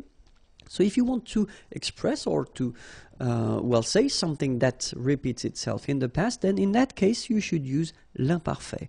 The example, nous allions, okay, so aller, to go, tous les soirs, okay, so every evening, au restaurant. Okay, so in that case, you should definitely use the imparfait form. Okay, nous allions tous les soirs au restaurant. All right. Another use would be une situation qui dure dans le passé. Durer is to last. Okay, so in that case, I did write this sentence with the two forms. So here you've got the imparfait form, and here you've got the passé composé form. Okay, and then we tend to use both here just to make, well, clearly the difference of use of them. So the first one, je regardais, regarder is to watch, la télé. Okay, so je regardais la télé quand, when, tu as appelé. Appeler is to call, okay, on the phone. Quand tu as appelé, all right? So we want here, with this sentence, here to use the imparfait form because it lasts in the past, okay? So when you watch TV, maybe it won't last 1 minute or two, but a bit longer than that, okay? And then tu as appelé, well, it's an action, something that doesn't take too long if you compare it to the previous verb here. Je regardais la télé, okay? So that's the reason why here, je regardais la télé will be used at the imparfait form because it lasts longer than the other one, okay? Tu as appelé. All right, and then another structure that we can use as well if we want to insist on the fact that something lasts and something continue, okay?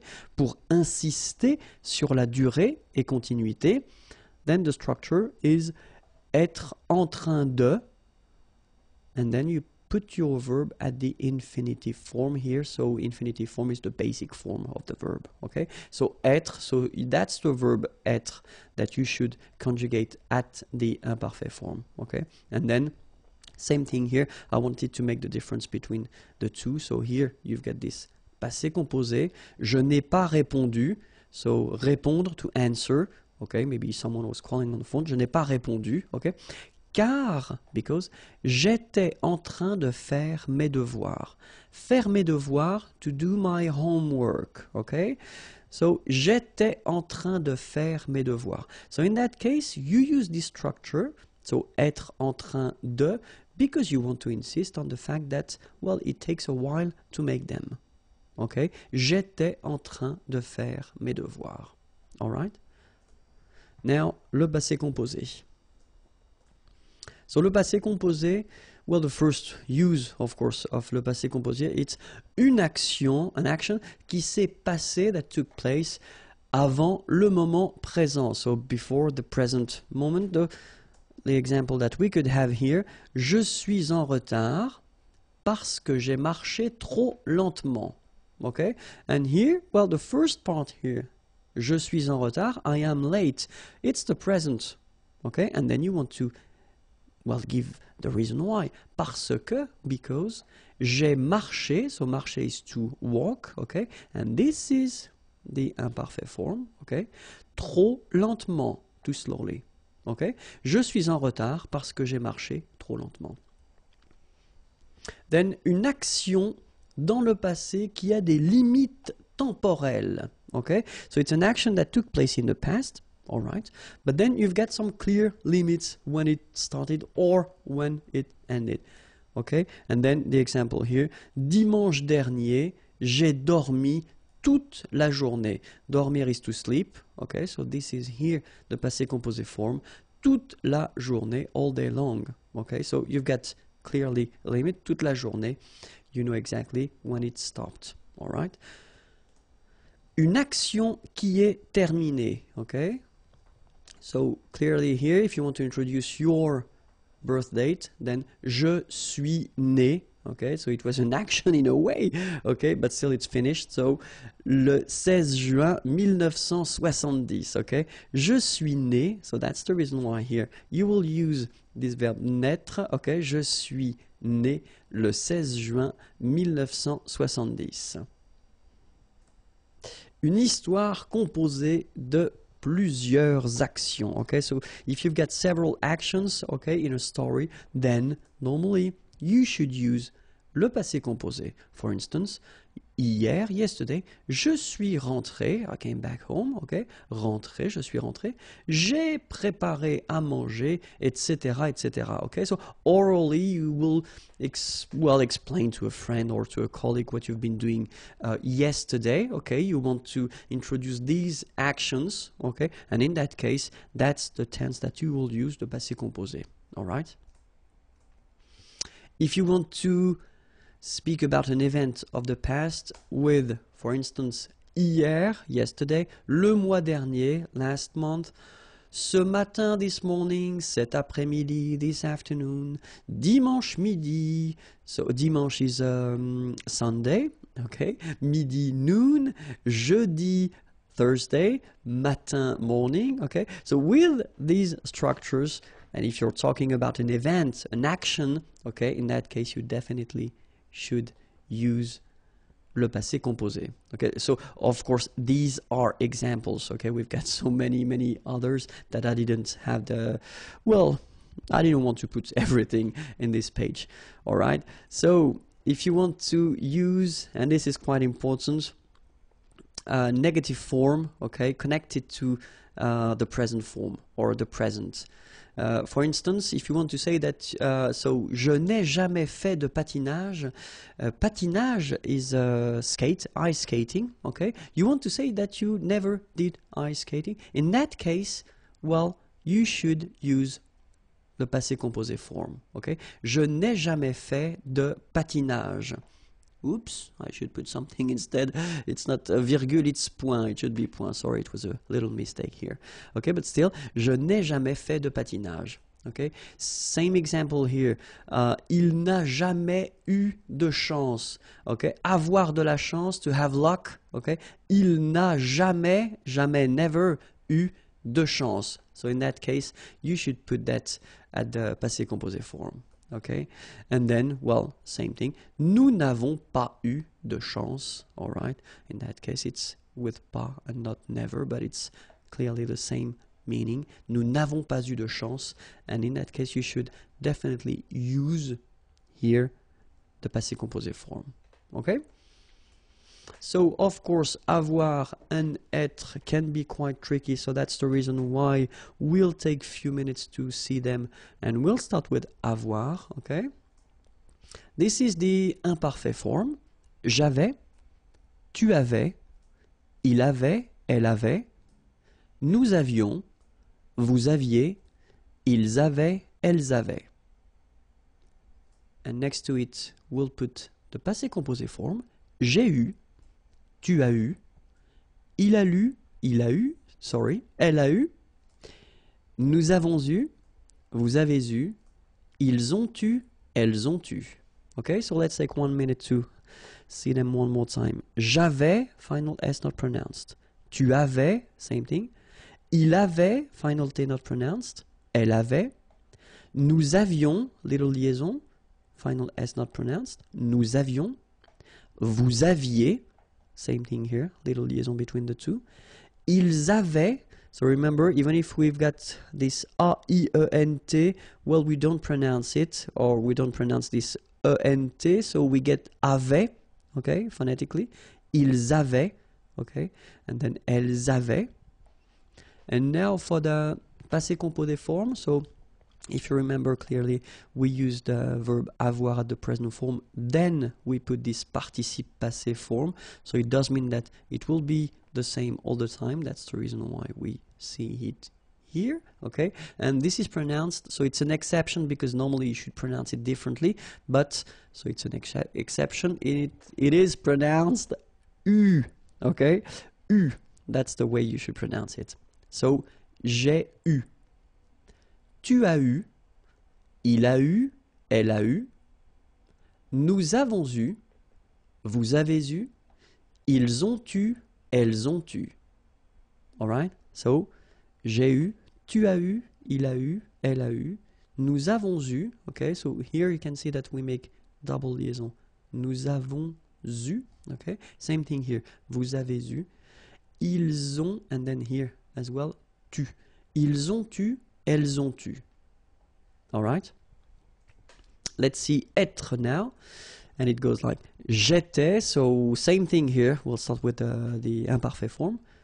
Tu étais, il était, elle était, nous étions, vous étiez, ils étaient, elles étaient.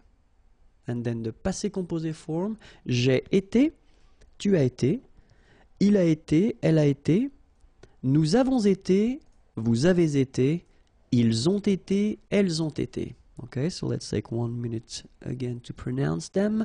J'étais, so final S not pronounced. Tu étais, same form. Il était, elle était, final T not pronounced. Here, little liaison and final S not pronounced. Nous étions, vous étiez, ils étaient, liaison as well here. And then remember, this is not pronounced. Elles étaient. Okay? Then, so same rule as we saw for avoir. So you've got avoir here at the present form, and then you've got this participe passé form, so that will repeat itself every time, and it's pronounced like été, été. Alright, so j'ai été, tu as été, il a été, elle a été. So here, double liaison, nous avons été. Vous avez été, same thing here, double liaison, vous avez été. Ils ont été, so same thing here, you get first the liaison z, and then you get the t, okay? Ils ont été, alright? Ils ont été, elles ont été. Okay, I hope it was clear. If you want more videos, then youtube.com/imagier, and then if you want to send me a little message and check more things, more material, it's here, imagier.net. Have a great day. Bye-bye. Bonjour à tous and welcome to Learn French with Vincent. This is Unité 8, leçon G. And in this lesson, we'll discover together la forme passive. So it's quite important. Take the time to relax and we'll start right now. So I wanted to put an example, simple sentence, okay, here. We've got Jean mange une pomme, okay? So Jean, that's the name of the person. Mange, manger, to eat, and it's the present form. Une pomme, an apple, okay? So if we have a look at this sentence, of course, Jean is the subject of the sentence. Then we've got mange, manger, so it's the verb, okay? Then we'll have une pomme, so that's what we call complément d'objet direct. I know it's a bit scary, so complément just because it will complete the sentence, it will give more information, okay? Then objet direct, so objet, it's not because it's an apple, okay? It could be a person, it's grammatically, it's an object, okay? So, and then direct, just because between your verb and this complément, you don't have any preposition. Okay, so normally we tend to write it like that, COD, okay, complément d'objet direct, all right? And then, if you think about the sentence, normally, when you've got a sentence like that, so Jean mange une pomme, well, the important thing in this sentence is the subject, okay? For one good reason, it's just because we start with it. And as it's here in the first place, well, we tend to think that this is the most important thing of the sentence, okay? So if we would like to put the focus on le complément d'objet direct, so if we would like to have une pomme as the main thing of the sentence, okay? So it would be actually the whole idea of this form passive, okay? So what could we do? We could first take une pomme, okay, and then of course put it in the first place, because, well, the focus will be on the first word or first thing that will come in the sentence. Then we take Jean, and then of course Jean is not coming right after because the verb should come between the two. So it will be here, okay? And after that, manger, so the verb mange here, should be transformed. And that's the whole thing of the passive form, okay? You will have to use être, so you will have to conjugate être, plus le participe passé of your verb. Okay, in that case it's quite easy because manger belongs to the first group of verbs, so regular verbs, and then when we talk about the participe passé form, it will be manger like that with the accent on the top of the here. Okay, so let's have a look how it will go. Une pomme est, so the verb être at the present form, because here we've got a sentence at the present form. Manger, okay? So as I said, you've got this accent aigu, okay? And the important thing here is that because we construct this passive form with être, then we should, at the end of the participe passé, add something if it's feminine or if it's plural. In that case, une pomme, an apple, you can see here that it's feminine, une pomme. So we will add this so the mark of the feminine. Okay, so une pomme est mangée, Jean. And obviously something is missing here, okay? And the thing that we will put or we will add to construct this passif will be par. All right, so now we've got this sentence, une pomme est mangée par Jean. And it's the passive form, okay? Forme active, Jean mange une pomme. Forme passive, une pomme est mangée par Jean. All right? Let's take another example. I did put this la pomme instead of une pomme, but well, technically it's the same. The important thing is that this passive form will be, it will be possible to make it at the present form or even at the future, at the passé composé, at the imparfait, because the only thing that will change will be être. Okay? So in that case, example for le présent, Jean mange la pomme. You change it and you get la pomme est mangée par Jean. Okay, so that's the one we saw, so it's actually quite easy. But then now, let's see if we've got le futur.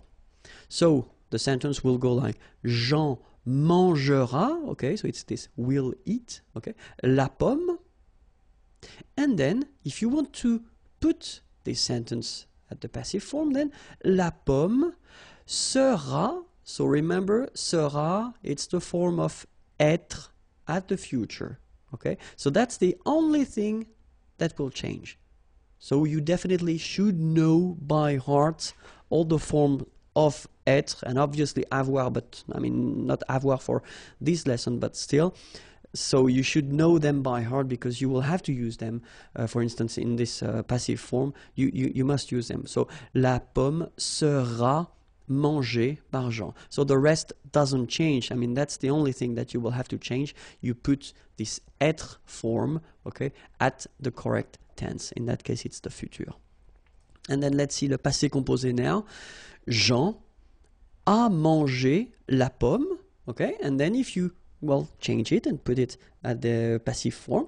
So, la pomme a été, remember this a été is the passé composé form of être, okay? Mangé par Jean. The rest doesn't change. Okay? So let's have a look at the conditionnel présent because we saw it already in the previous unit. Jean mangerait la pomme, okay, would eat, okay, c'est mangerait la pomme.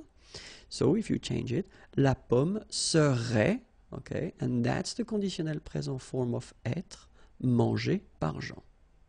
Okay, then imparfait, Jean mangeait la pomme était mangée par Jean.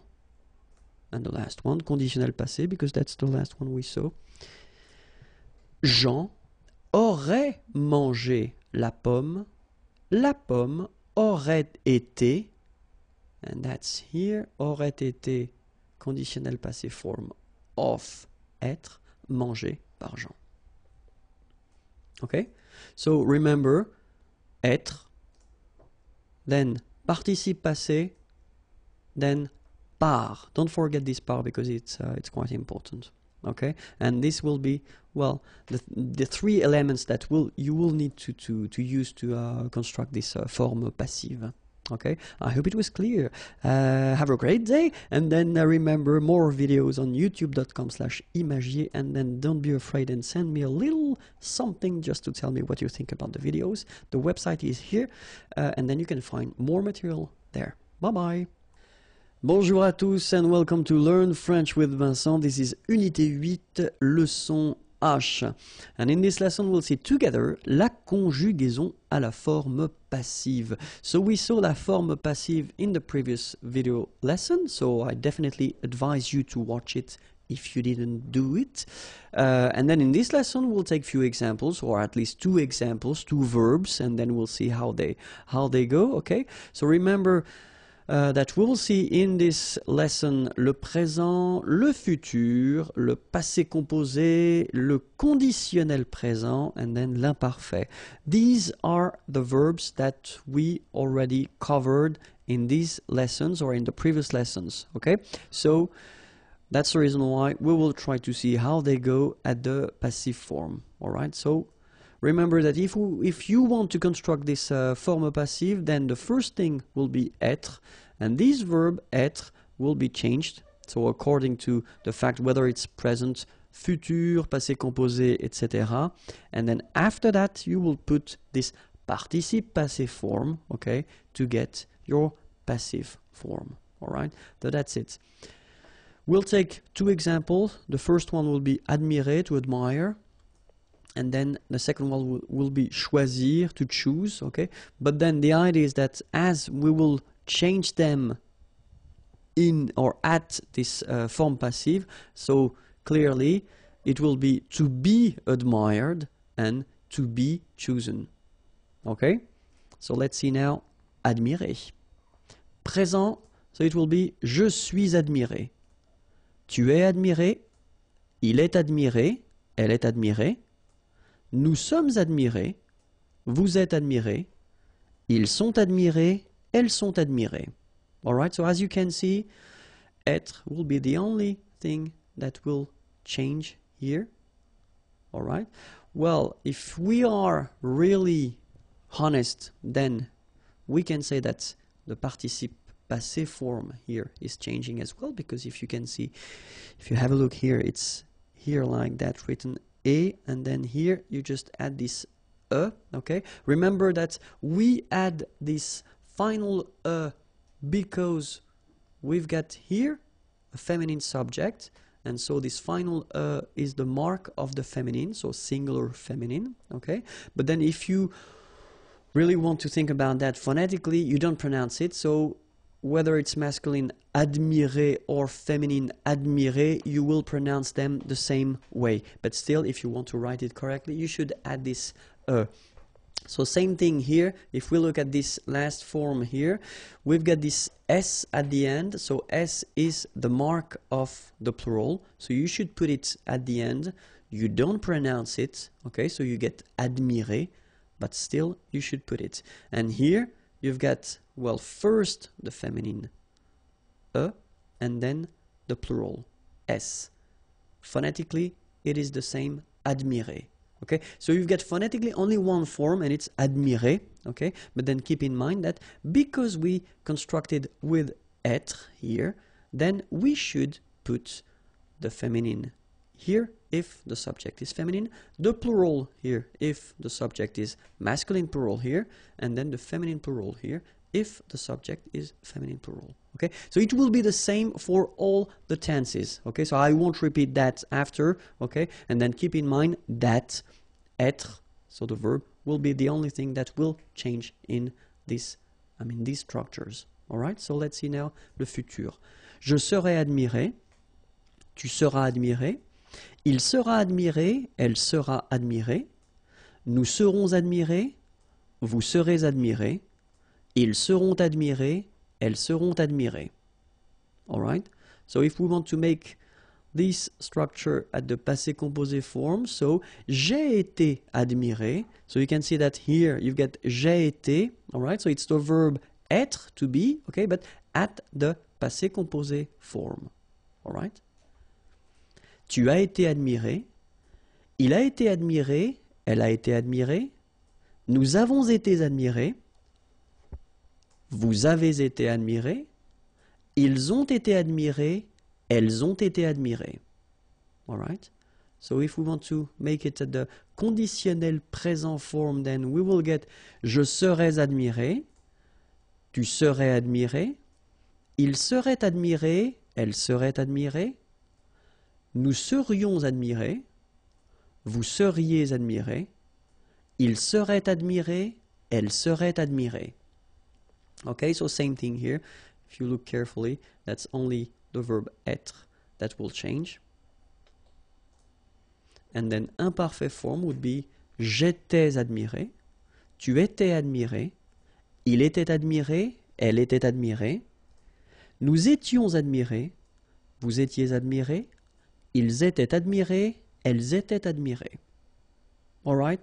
So clearly it's not that difficult. The only thing that you should definitely remember by heart is the verb. It's the verb être at all the forms that we already covered, okay? And then you will have to use it, well, clearly to make this passive form, all right? So the second verb that I wanted to introduce was choisir, okay?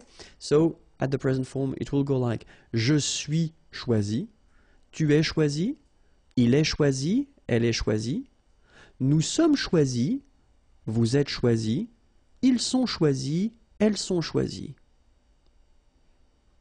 So same thing here that we had for admirer.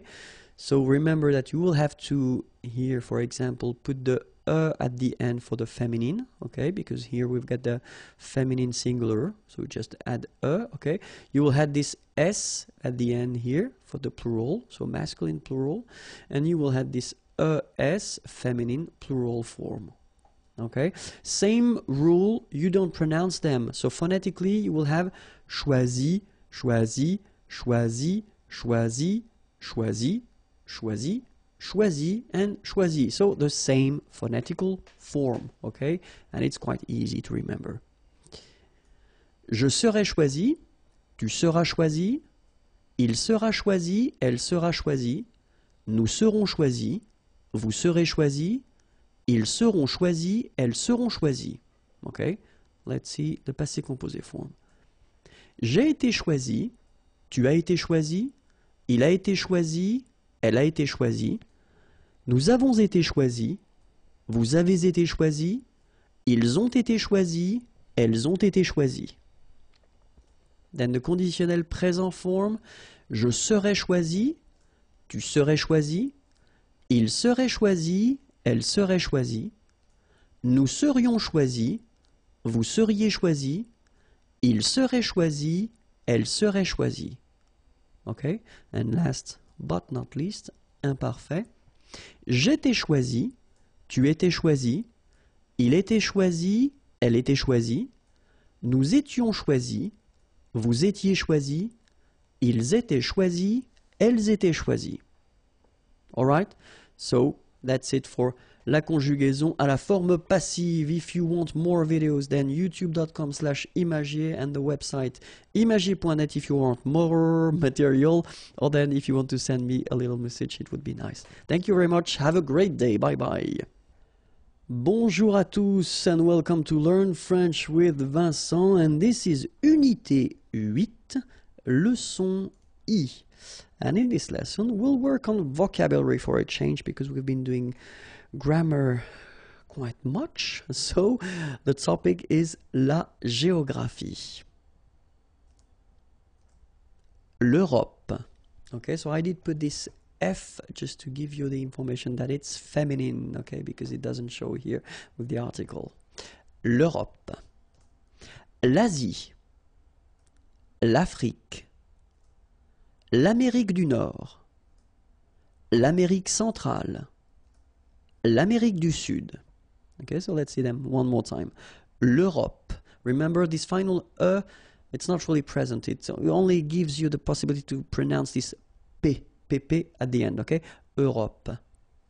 L'Asie. Same thing here. Final is not pronounced. L'Afrique. Same thing here. Final it's only the k at the end that you will hear. L'Afrique. Okay? Amérique, same thing as Afrique. Amérique du Nord. Final D not pronounced. L'Amérique du Nord. L'Amérique centrale. Same thing here. Centrale, remember, E-N, nasal, so it goes in your nose. En. Centrale. All right? L'Amérique centrale. L'Amérique du Sud. Here you should pronounce the D. Sud. Okay? L'Amérique du Sud. All right? So one more time. L'Europe, l'Asie, l'Afrique, l'Amérique du Nord, l'Amérique centrale, l'Amérique du Sud. L'Australie, l'Océanie, l'Antarctique, l'Eurasie, l'océan Atlantique, l'océan Pacifique. Okay, so let's see them one more time. L'Australie, final E not pronounced. L'Océanie, final E not pronounced. Remember, Q-U-E here, it's K. Okay, so tic. L'Antarctique, l'Antarctique. L'Eurasie, final E not pronounced. L'Eurasie. Okay, same thing here for the ic. Okay, l'océan Atlantique. Atlantique. Atlantique. L'océan Pacifique. L'océan Indien. L'océan Arctique. La mer du Nord. La mer de Chine. La mer des Antilles.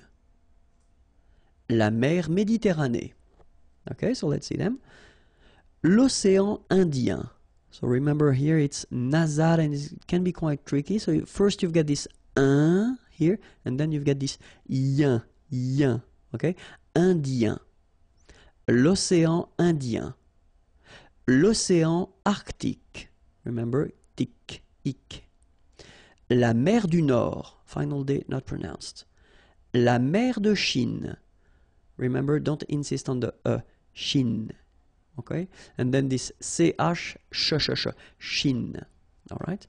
La mer des Antilles.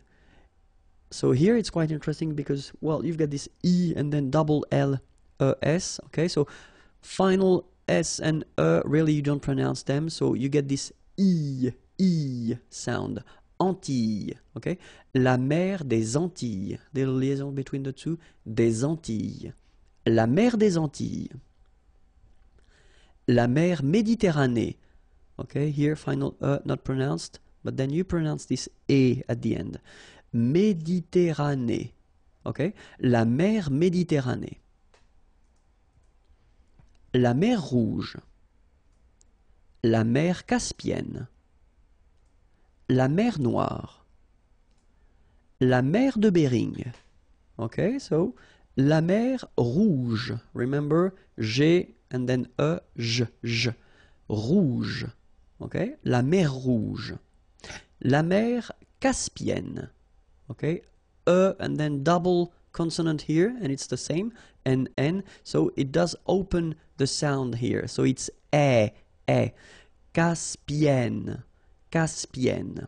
Okay?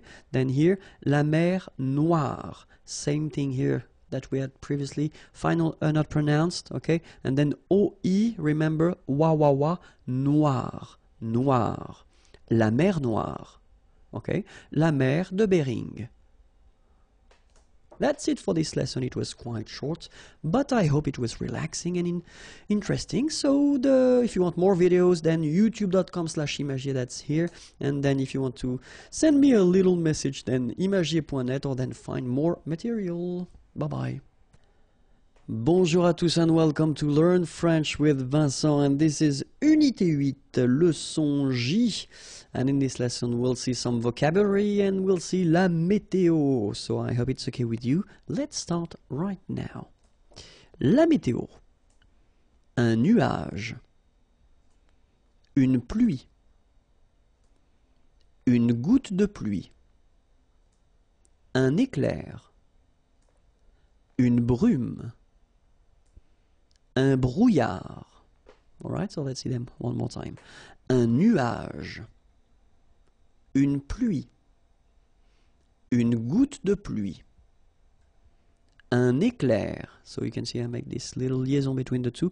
Un éclair. Une brume. Un brouillard. Final day not pronounced. Une rosée. Un verglas. Un ciel clair. Un ciel couvert. Un ciel nuageux. Une bruine. So let's see them. Une rosée, final E not pronounced. Un verglas, final S not pronounced. Un verglas. Un ciel clair. Un ciel couvert, final T not pronounced. Un ciel couvert. Un ciel nuageux. This can be quite tricky, but take the time to nuageux. Remember, final X here, not pronounced. Nuageux, okay? Nuageux. Un ciel nuageux. Okay? Une bruine. Une pluie. Une neige. Une averse. Un orage. Un ouragan. Une averse de grêle. Une pluie. Final E not pronounced. Une neige. Une averse. So same thing here. A neige. Final E not pronounced. You only pronounce this j. Same thing here. Averse. Okay. S is pronounced. The E is not pronounced. Un orage. Same thing here. J. Okay. Not the E. Un ouragan. So liaison here, like we had here as well. Une averse de grêle. All right. So I wanted to put them with the article un ou une to make it more clear, but it's clear that in some cases, well, you will have to use the instead of so le or la, okay, instead of un ou une, but it was just to make it more clear that I wanted to use only un ou une, and after that you can decide whether you want to use this article or the other one, okay? So this is it for this lesson. youtube.com/imagier is the place where you can go to find more videos, and the website is here, more material, and then you can send me a little message. Thank you, bye-bye. Bonjour à tous and welcome to Learn French with Vincent, and this is Unité 8, Leçon K. And in this lesson, we'll discover together, if it does arrive, yes it does, les climats. Okay, so it will be a short one, vocabulary one, but still it's quite interesting. Let's see that. Les climats. Les climats tropicaux. Les climats tempérés. Les climats polaires. Okay, so les climats tropicaux. So you can see that even if we've got the plural form here, S, we don't pronounce the S, and then we don't pronounce the T either. Les climats tropicaux. Final X not pronounced. Les climats tempérés. Final S not pronounced, but then you should definitely pronounce the accent. Tempéré. Okay? Les climats polaires. So same thing here. E and S are not pronounced. Polaire. Okay? Les climats continentaux.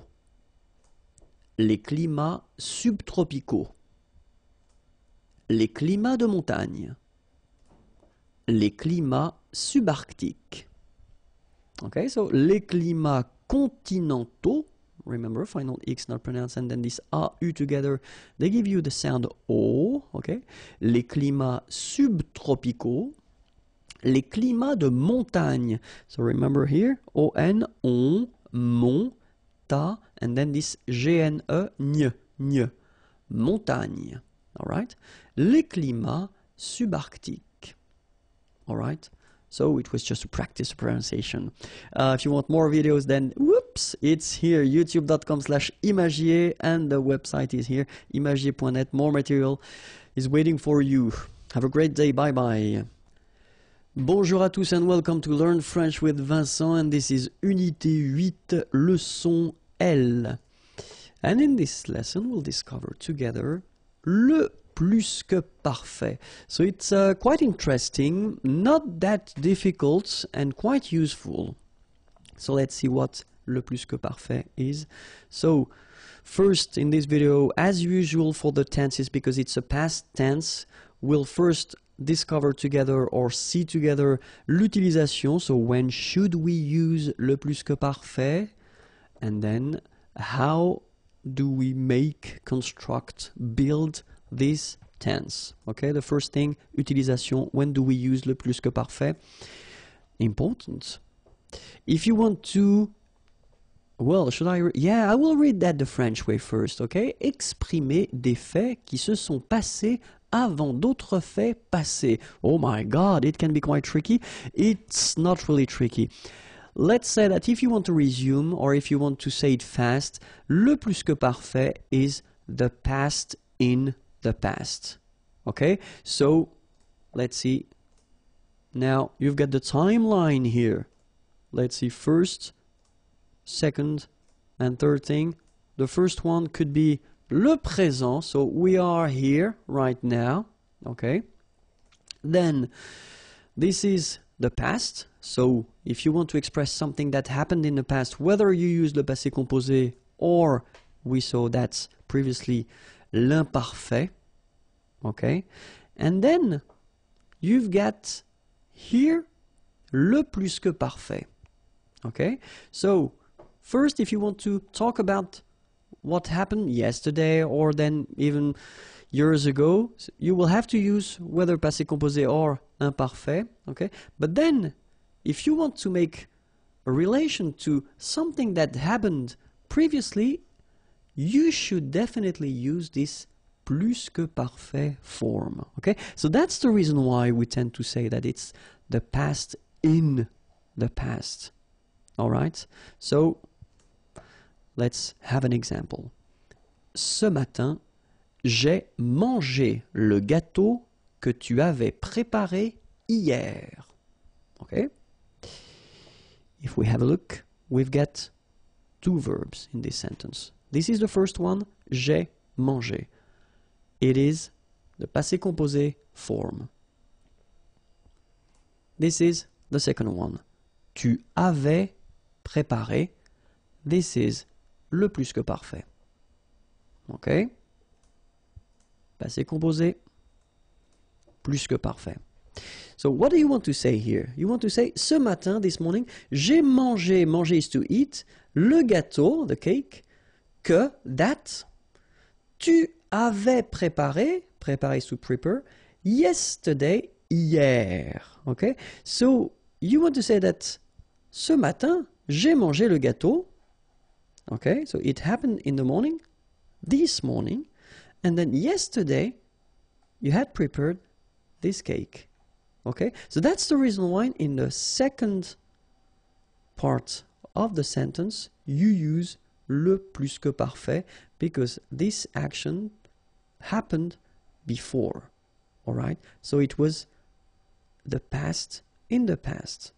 Okay, so let's see now how to construct it. And it's not that difficult, because first, if you have a look, so I did put some regular verbs here. First one, je mangeais au restaurant. So this form here is the imparfait. Okay, so why did I put the imparfait? Just for you to have a look at the ending of this verb. This is avoir. Okay, so you can see that they end actually the same way, AIS, AIS, okay? And then if you have a look here, you've got manger, manger, so you can notice that this is the participe passé form of the verb manger. Manger is to eat, okay? So first you've got avoir, then you've got the participe passé, okay? Maybe it rings a bell for you. Second example, tu regardais la télévision, okay? Tu avais regardé la télévision. So if you have a look, well, it looks the same. You've got first avoir, then you've got participe passé here, okay? And then, so I took this verb aller. Aller is to go, and remember, when we've got these composed tenses, it's a bit tricky because it doesn't use avoir as most of the verbs, but it uses être, and look here, it's the same. Il était allé. So it does use être here, and then we've got the participe passé form. Alright? So the rule is that if you want to construct this plus que parfait form, then you should use first avoir at the imparfait, then the participe passé, and you will get your plus que parfait form. Okay? In some cases, you will use être at the imparfait form, then the participe passé, and you will get le plus que parfait. Okay? We've been covering already few composed tenses in French, and well, it does follow exactly the same rules. Okay? So that's the reason why it will be quite familiar for you, because the following verbs, aller, to go, arriver, to arrive, descendre, to go down, devenir, to become, entrer, to enter, to come in, monter, to go up, mourir, to die, naître, to born, partir, to leave, rester, to stay, retourner, to return, sortir, to go out, tomber, to fall,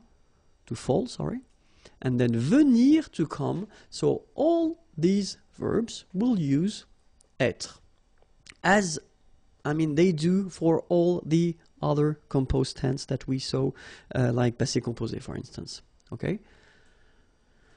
And then all the verbes réfléchis, so reflexive verbs like se regarder, s'appeler, se présenter. So all these verbs will also require être, okay, for the plus que parfait. Okay? So let's see one more time the imparfait form of avoir and être as well, but we'll start with avoir, just because that's the form, these are the forms that you will have to use when you want to construct this plus que parfait. So it goes like j'avais, tu avais, il avait, elle avait, nous avions, vous aviez, ils avaient, elles avaient. Okay, and then for être, j'étais, tu étais, il était, elle était, nous étions, vous étiez, ils étaient, elles étaient. Alright, so you can see here that we've got this AIS ending and AIT ending. You pronounce them the same way, okay? J'avais, tu avais, il avait. And then you saw probably that we've got also here A-V-A-I-E-N-T, but then you pronounce it avait. So the same way as we pronounce here, okay? J'avais, tu avais, il avait, nous avions, vous aviez, ils avaient. Okay? The only difference is that you will have to make the liaison between the two. Elles avaient, ils avaient. Okay? Same thing here. Était, était, était. And the last one, était. So you pronounce them the same way. J'étais, tu étais, il était, elle était. Nous étions, vous étiez, ils étaient, elles étaient. Alright?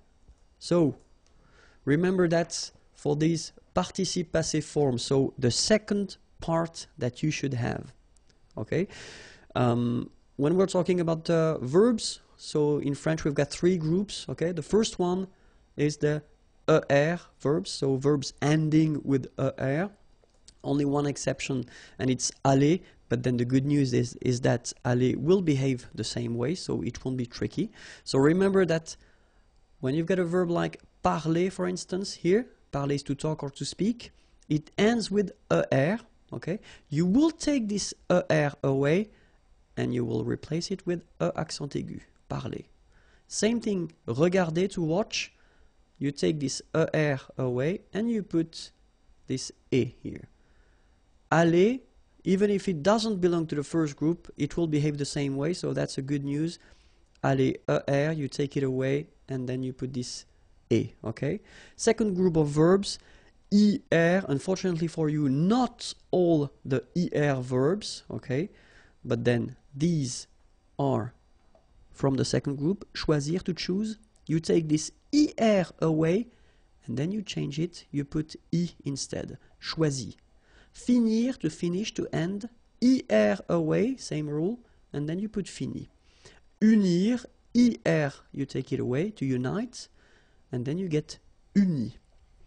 Okay, after that, when we talk about the third group, it's quite tricky, and my advice would be to try to learn them by heart like in many languages, but still we have some subgroups. Okay, so you've got a list here. So the one that will end with U, for instance, connaître, to know, être will become U, connu, all right, voir, to see, voir will become U, vu.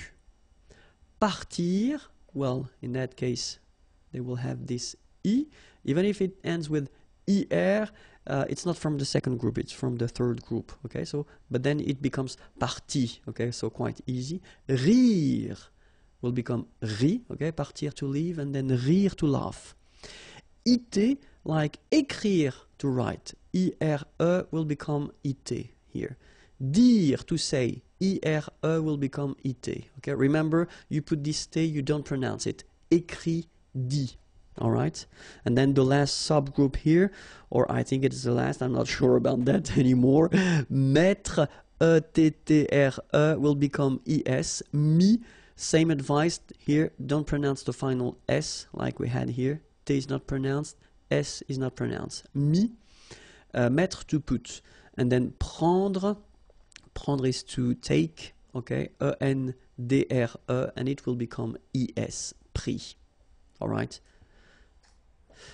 An example for parler, so parler will go like that for the plus que parfait. J'avais parlé, tu avais parlé, il avait parlé, elle avait parlé, nous avions parlé, vous aviez parlé, ils avaient parlé, elles avaient parlé. Okay, so if you look carefully, I did put this E in orange just to show you that when you construct, I mean, a normal structure or simple structure like subject, verb, okay, nothing in between, then if you have avoir, you don't put anything at the end. So you don't need to add this E for the feminine or S for the plural. Just keep your participe passé like that. If you constructed with avoir. But, have a look here. Aller, you write it like that, aller. This is the masculine singular form, so basic form. Feminine singular form, you will have to add this E for the feminine. Masculine plural form, you will have to add this S for the plural. And then here, feminine plural form, you will have to add this S, so for the feminine and S for the plural. The good news is that phonetically they go the same way, aller, aller, aller, aller, all right? But if you want to write correctly, remember to put for the feminine, S for the plural, and obviously S for the feminine plural. Okay, so let's see aller now. J'étais allé, tu étais allé, il était allé, elle était allée, nous étions allés, vous étiez allés, ils étaient allés, elles étaient allées. All right, so you can hear that here, for instance, I make here a liaison, ils étaient, and then here I make a liaison as well. Ils étaient allés, elles étaient allées. All right, and then remember, aller, aller, aller, aller, aller, aller, aller, and then aller. So the same phonetical form, okay? If you want to construct this plus que parfait, so I took this example with a verbe réfléchi, okay? Je m'étais présenté, tu t'étais présenté, il s'était présenté, elle s'était présentée, nous nous étions présentés, vous vous étiez présenté, il s'était présenté, elle s'était présentée.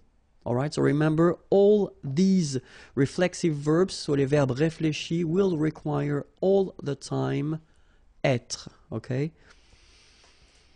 Remember, avoir at the imperfect form, and then participe passé, and you will get a beautiful plus que parfait, and in some cases, être at the imperfect form, plus participe passé will give you another beautiful plus que parfait. that was it for the Plus que Parfait. If you want more videos, then youtube.com/imagier, and then the website is here, imagier.net. Have a great day. Bye bye. Bonjour à tous and welcome to Learn French with Vincent, and this is Unité 8, leçon M. And in this lesson we'll work on les pronoms relatifs. So pronouns, one more time, yes, because we've got quite many pronouns in French and we use them quite often, okay, but in that case we're going to work on les pronoms relatifs, and we'll see first qui, then que, after that dont, and finally où. Okay, so the first one that we'll work with will be qui.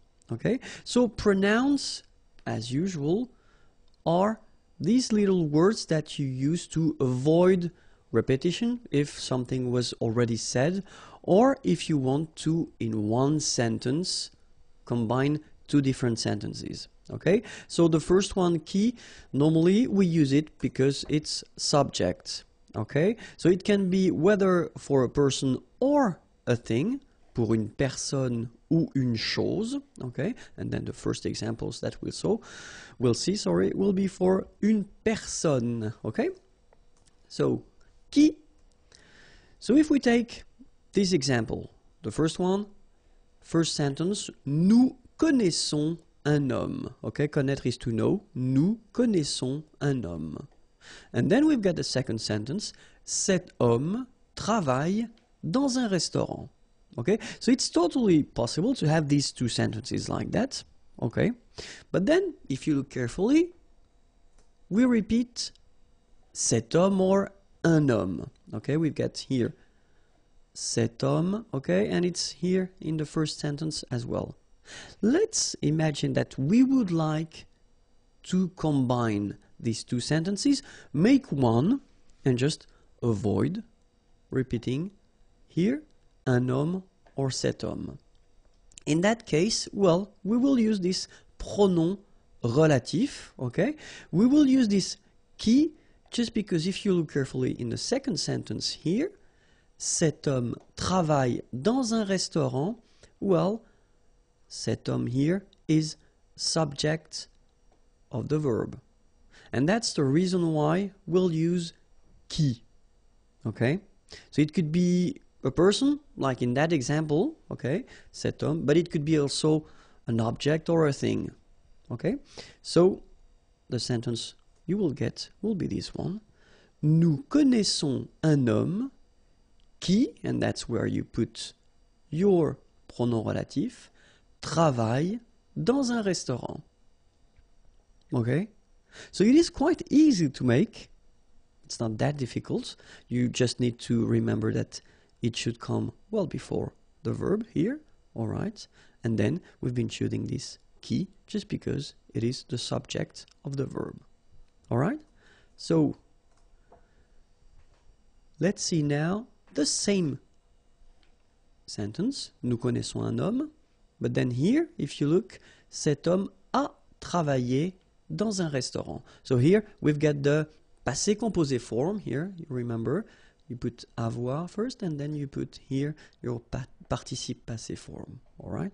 So of course, cet homme, we would like to avoid repeating this one. So we'll get this sentence. Nous connaissons un homme qui a travaillé dans un restaurant. So basically it is quite simple because it doesn't change that much. You only need to use, again, one more time, this pronom relatif qui, okay, before the verb. So keep in mind that even if you've got two forms here, it's only one verb, okay? It's composed. You've got first avoir and then participe présent, participe passé, but still it's only one verb here, so that's the reason why qui should come before, okay? And then we'll see a third example. Nous connaissons un homme. Cet homme va travailler dans un restaurant. Okay? So in that case, what do we have here? We've got a second sentence in which we've got this is going to work. Okay? So va, it's aller. Okay? So that's what we call futur proche. Okay? So this man, cet homme, is going to work, va travailler, all right? So, of course, same thing here. We don't want to repeat cet homme or un homme, okay? So, we will get this. Nous connaissons un homme qui va travailler dans un restaurant, all right? So, just before the verbs here, all right? So, it's quite simple, okay? Let's see now if we replace une chose, a thing, okay, with qui. So, je regarde une voiture, cette voiture est rouge, okay? Regarder is to watch, une voiture, a car.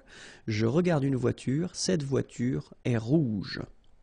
So, of course, in that case, we would like to avoid the repetition of une voiture, okay? And then, je regarde une voiture qui est rouge, all right? So, je regarde une voiture qui est rouge. So, exactly the same thing here. You just put this qui, and then you get the verb after that, est rouge. All right? Let's see the same sentence, but then let's put here the passé composé. J'ai regardé une voiture. Cette voiture était, imparfait, rouge. Okay? J'ai regardé une voiture. Cette voiture était rouge. So, same thing here. We don't want to repeat voiture, then we will get the simple sentence. J'ai regardé une voiture qui était rouge. So just before the verb. Let's put that at the future. So, je vais regarder une voiture. So, I am going to watch une voiture. Okay. Cette voiture sera, so here you've got the real future, what we call futur simple, okay? So it's will be, sera rouge. Exactly the same thing, we don't want to repeat une voiture, so je vais regarder une voiture qui sera rouge. Alright, so it's really simple. You should keep in mind that first thing, well, of course, you get to spot the word you want to replace, and if it is subject like we have here, then you should put qui. So whether it's a person or an object or a thing, so it will be qui, just because it's the subject of the sentence, okay? And you have to put it here before the verb, okay? Now we'll have a look at que, okay? So que, you should remember that it will replace what we call complément d'objet direct. So complément, it's because it will complete the sentence. Objet, because it's what we call grammatical object. Okay? And then direct, just because we don't use or we won't use any preposition between the verb and this grammatical object. Okay? And then normally we tend to write it shortly, COD. Okay, so if you see this COD written somewhere, it's just because we want to say complément d'objet direct. Okay, and then the same thing will work first with the persons, so example with persons, and then choses, things, and then let's start now. So que, c'est l'acteur, tu admires cet acteur. Okay, so in that case, of course, if we look carefully, we would like to avoid repeating acteur, because it's in the first sentence and then it is in the second sentence as well.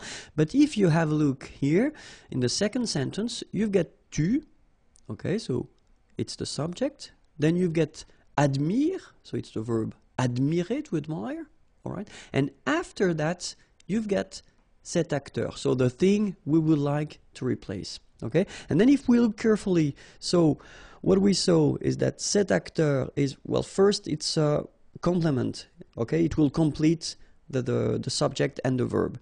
Then it is what we call grammatical objects, and if you look carefully between admirer and cet acteur, we don't have anything, so we don't have any preposition.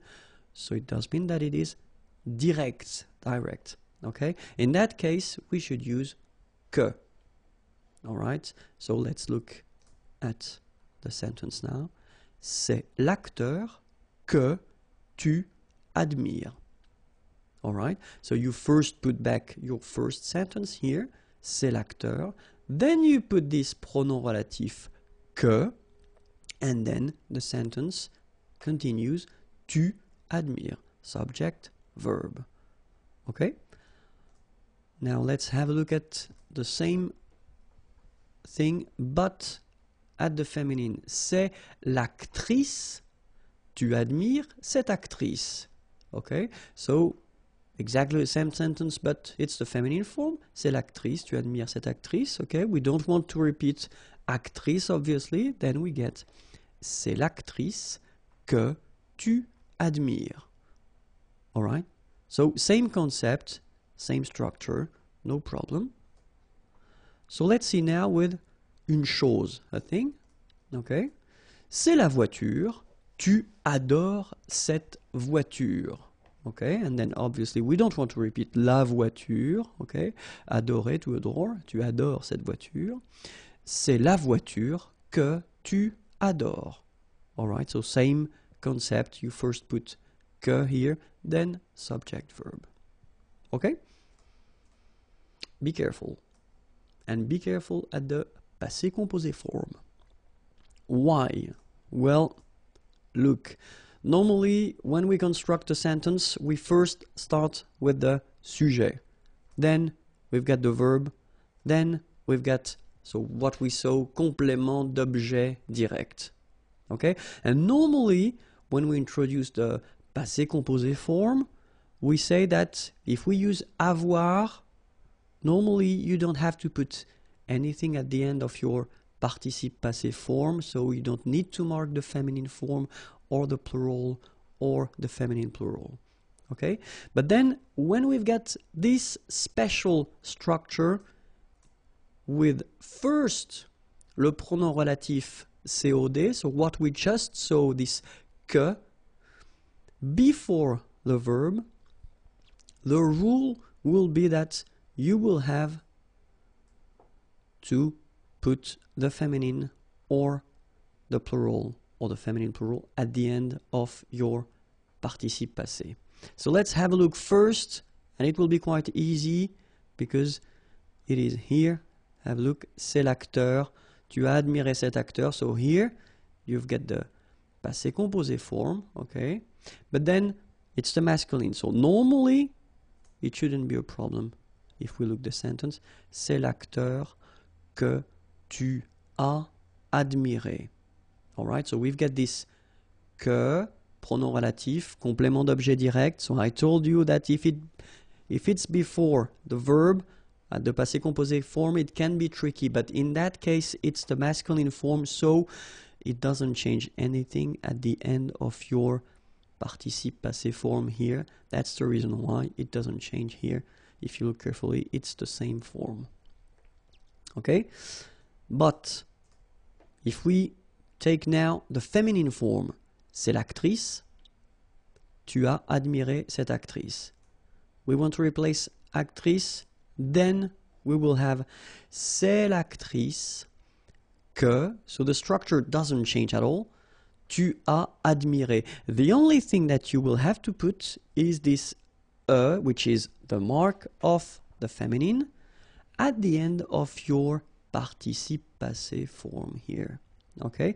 The good news is that phonetically here you don't pronounce it. Okay? But in some cases you will have some participe passé ending with maybe te or something like that, and then if you put the feminine form you will have to pronounce it. Okay, so it's really important to remember that with this kind of structure, when you've got this pronom relatif and then the que, complément d'objet direct, at the passé composé form, and you've got the feminine form, you will have to add at the end of your participe passé here. Okay, if we've got the plural, like here. So, masculine, but then the plural form. Ce sont les acteurs. Tu as admiré ces acteurs. Okay, so we just don't want to repeat les acteurs. Ce sont les acteurs que tu as admiré. And then have a look here. We've got the mark of the plural, and it's S at the end. Okay, so same thing as usual in French, you don't pronounce it, okay, but it's really important to remember that you should put at the end of your participe passé here the S. Okay, if we have like here the feminine plural form, ce sont les actrices. Tu as admiré ces actrices. Okay, we don't want to repeat les actrices. Then, ce sont les actrices que tu as admirées. Okay, so remember here, admirer, well, first you've got this mark of the feminine. Then you've got this S at the end, mark of the plural. Okay, phonetically you don't pronounce it, but still remember you've got to put it. Okay, S.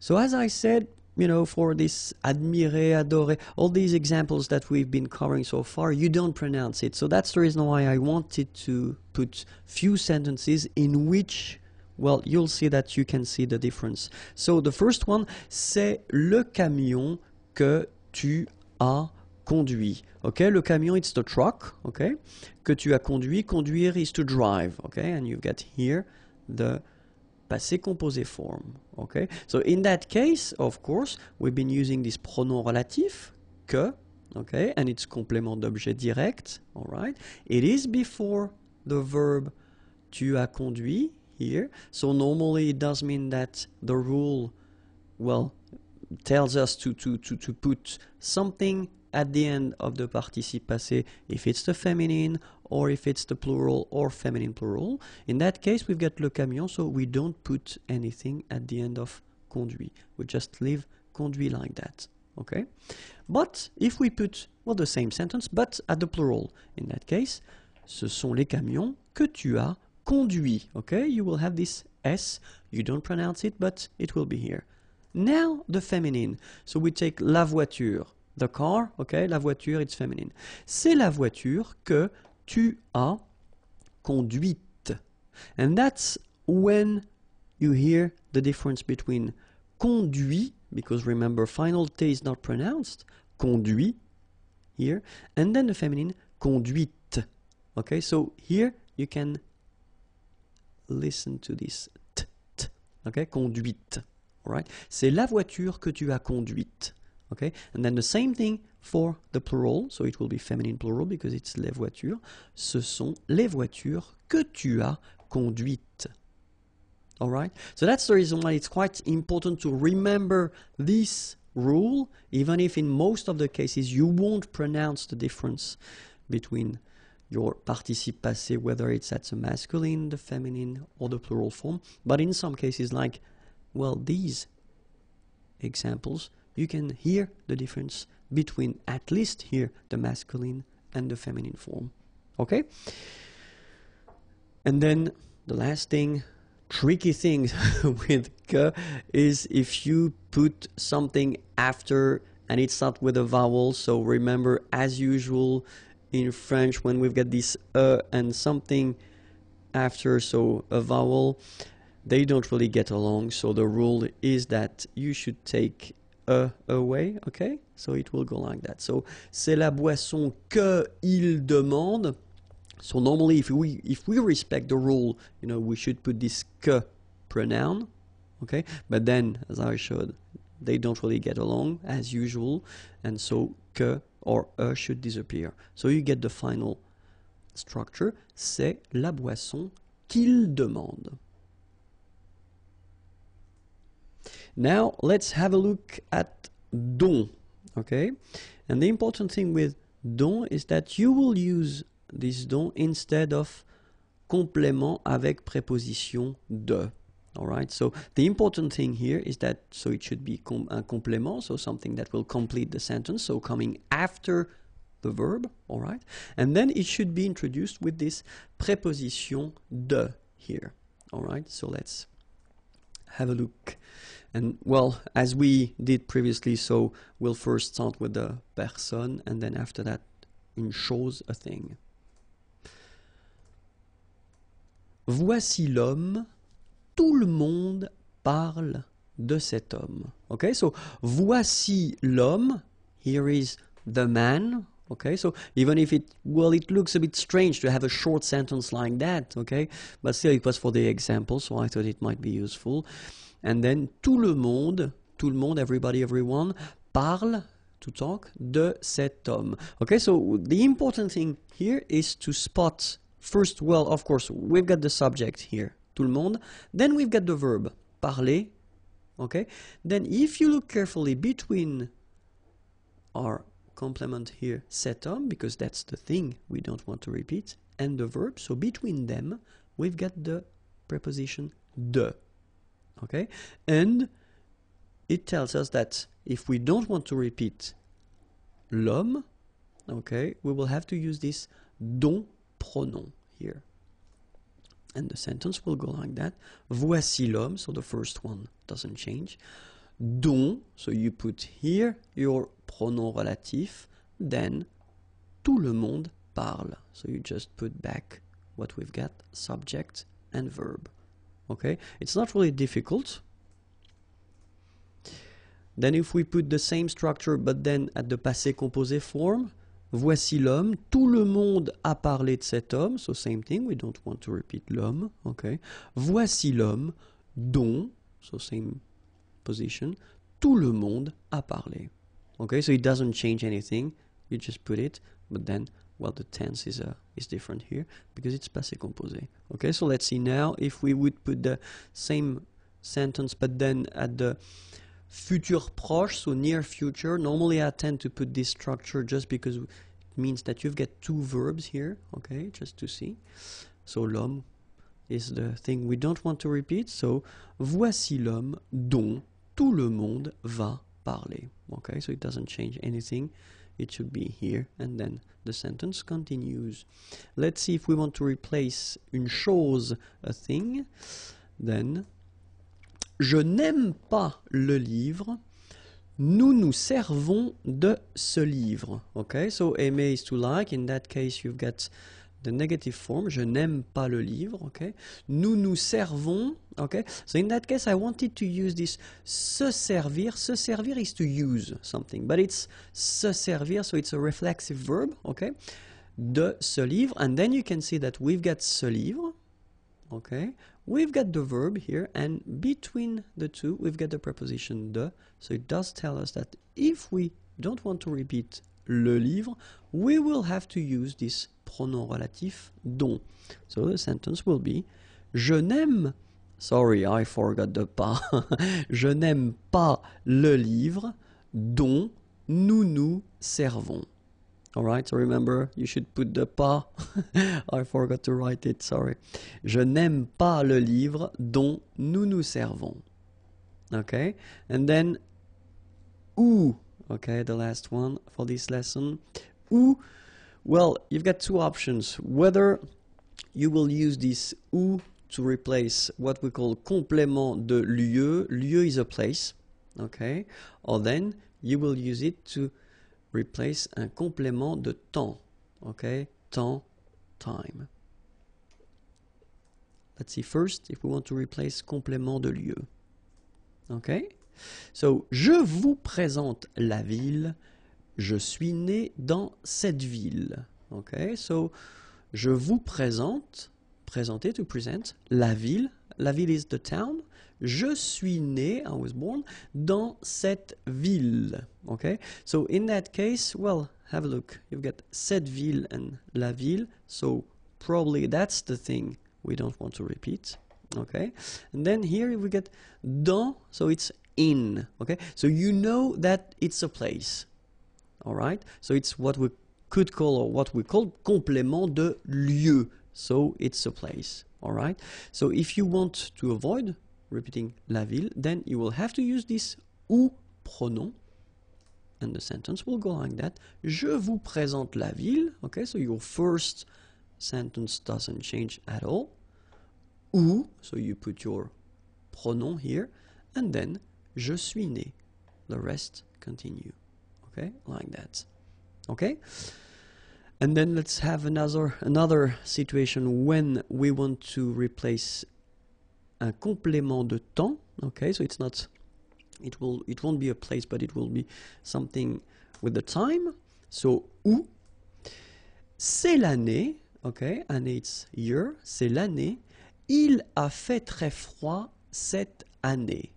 Okay, so you can see here, well, you've got this passé composé form, okay, faire froid when it's cold, okay, so it was cold, or cette année, and then, well, obviously we don't want to repeat année because it's here and it's here, okay, and in that case, well, you tend to use cette année just to indicate the time or when it was, okay, so c'est l'année où il a fait très froid. Alright, so quite simple. First part doesn't change. Then you put your pronoun où, then the sentence continues like that. Il a fait très froid. Alright? Few other examples for this time concept, because normally, obviously, in many cases, people tend to think that où, it's only for a place, so that's the reason why I thought it might be useful to give you few examples just to see how to use it. So the first one, for instance, c'est le jour the day, c'est le jour où elle est venue. Okay, venir is to come. C'est le jour où elle est venue. Second example, ils arrivent le jour où tu seras absente. Okay, arriver, to arrive. Sera, so remember, it's the verb être, to be. Okay, but it's the future form. Tu seras absente, absente, you won't be here. C'est le moment où le bébé va dormir, le moment, the time, où le bébé, the baby, va dormir, is going to sleep. C'est le moment où le bébé va dormir.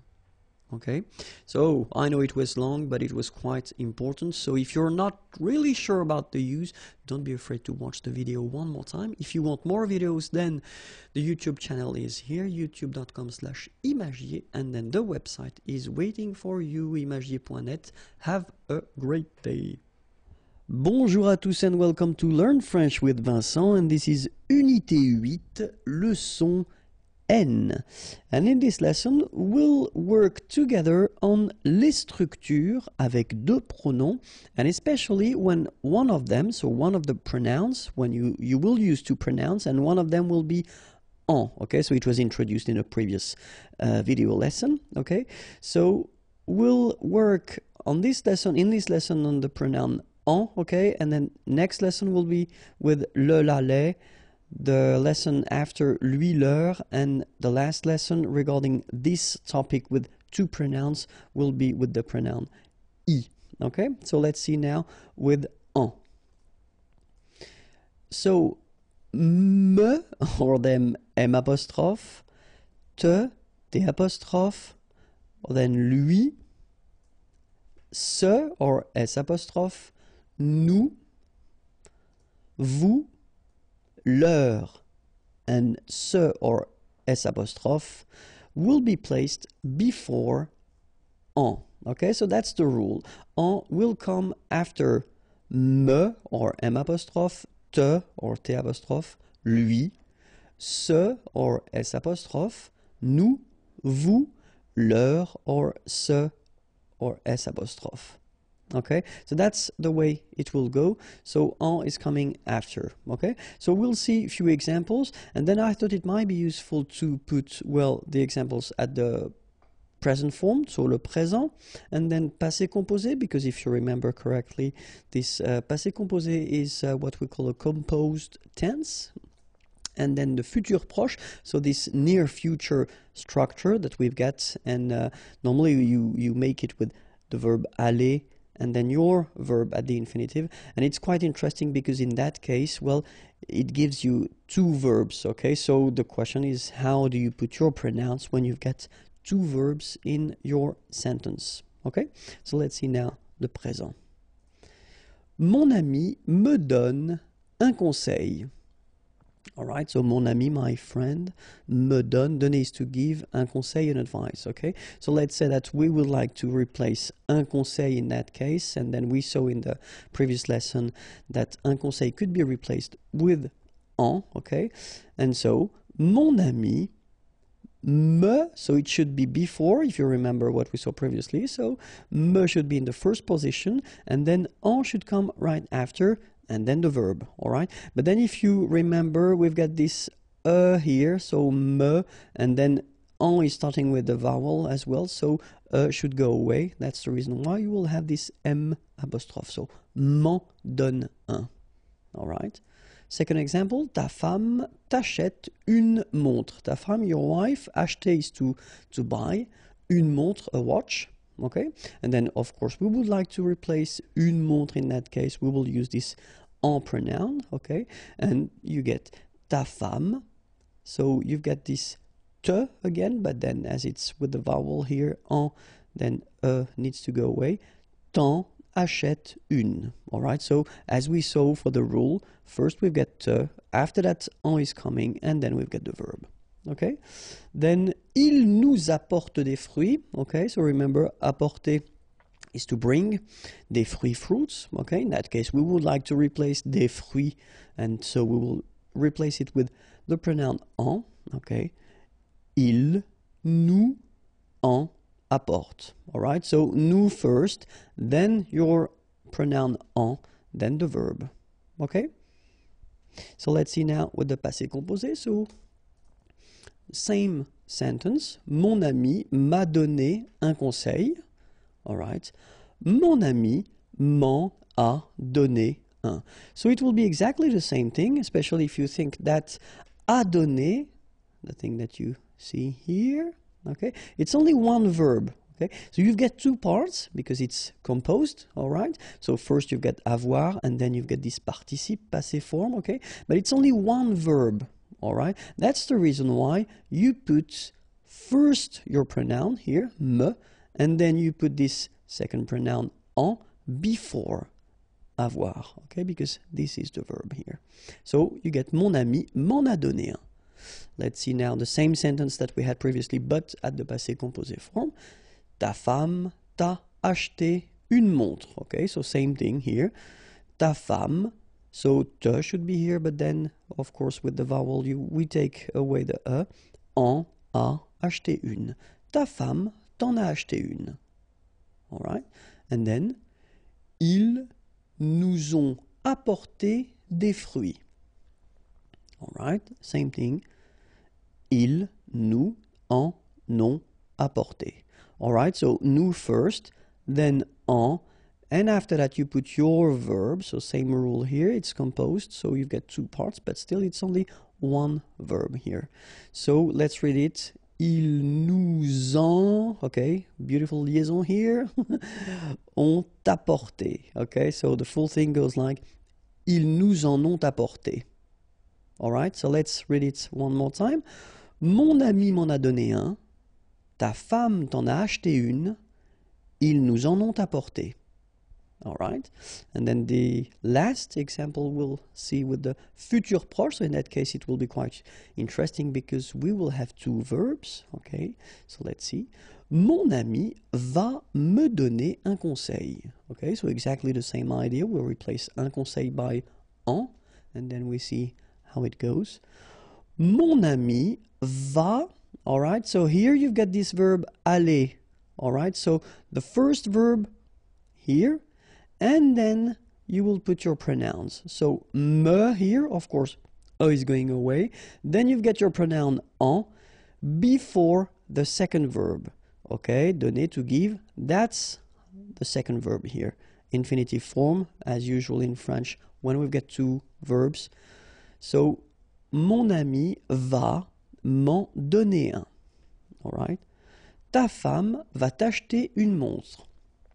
Exactly the same rule. Ta femme va. So you've got first your verb here, then te, but then e is going away, en, and the second verb, acheter une. All right. Ils vont nous apporter des fruits. Ils vont nous en apporter. Okay, so that's the only thing that you should remember. So when you've got one verb, whether it's simple or composed, then it is before the verb. When you've got two verbs like here, so with these first aller, then your verb, so donner here, remember that your pronouns will come before the second verb, okay? But then the order will stay the same, all right? So I hope it was clear for you. Have a great day. If you want more lesson, and then the next or previous lessons can be found here, youtube.com/imagier, or then the website www.imagier.net. Have a great day. Bye bye. Bonjour à tous and welcome to Learn French with Vincent, and this is Unité 8, leçon O. And in this lesson we'll discover together les structures avec deux pronoms. And if we're more precise, if you've got one of these two pronouns, if it is le, la, or les, okay? So we saw in the previous video the same concept, so when you've got two pronouns in the same sentence, but then one of them is en, okay? So if you want to check it, then it is the previous video, and then after that we'll see lui, leur, and we'll work with y, okay? But then in that video we'll work on le, la, ou les, okay? And then the rule is quite simple. If you've got first me, te, nous, vous, they will come first, and after that you will put le, la, and les, okay? That's the rule. If you've got le, la, and then les, it will come all the time after me, te, nous, and vous.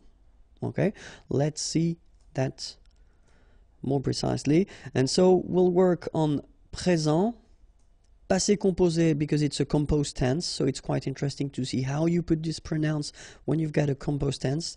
And then the futur proche, so this near future, so I am going to, like in English, so aller plus infinitif, okay?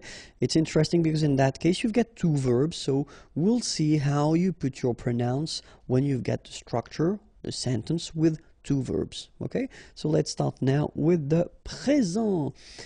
So, mon père me conseille ce livre. Mon père, my father, conseillait to advise or to recommend, in that case, ce livre, this book. So we want to replace ce livre, we will put le, okay, and as we saw for the rule, so mon père, first me, then le, and after that, the verb, sorry. Mon père me le conseille. Okay, that's it. Quite simple, remember, me first, then le, and then the verb. Second example, tes amis, your friends, donner is to give, les clés, the keys. Okay, tes amis nous donnent les clés. So we want to replace les clés, so we should replace it with the plural form, so it's les, okay, here, les, and then remember, first nous, then les, and after that the verb. Tes amis nous les donnent. Okay? And the final example, je me réserve, okay, so réserver, to reserve, la place de parking, so the parking place, la place de parking. In that case, we don't want to use la place de parking, we want to replace it with a pronoun, so je me la réserve. Okay, remember, first me, then la, and after that your verb. Okay, so it's quite simple, it's not really difficult, remember, in that case, me, nous, me here in the first place, then le, la for the feminine, les for the plural, second place, then the verb. Let's see how it will go with the passé composé form. So passé composé, as you can see it in its name, it's a composed tense, okay, so you've got two parts. First you've got avoir, then you've got here participe passé. Okay, so mon père m'a conseillé ce livre. Same thing, we don't want to use ce livre again, so we put the pronoun. Okay, so in that case, if you look carefully, then mon père me first place, then you should have le here because it's the masculine form, but then you've got here a vowel after, so needs to go away, so you get L apostrophe.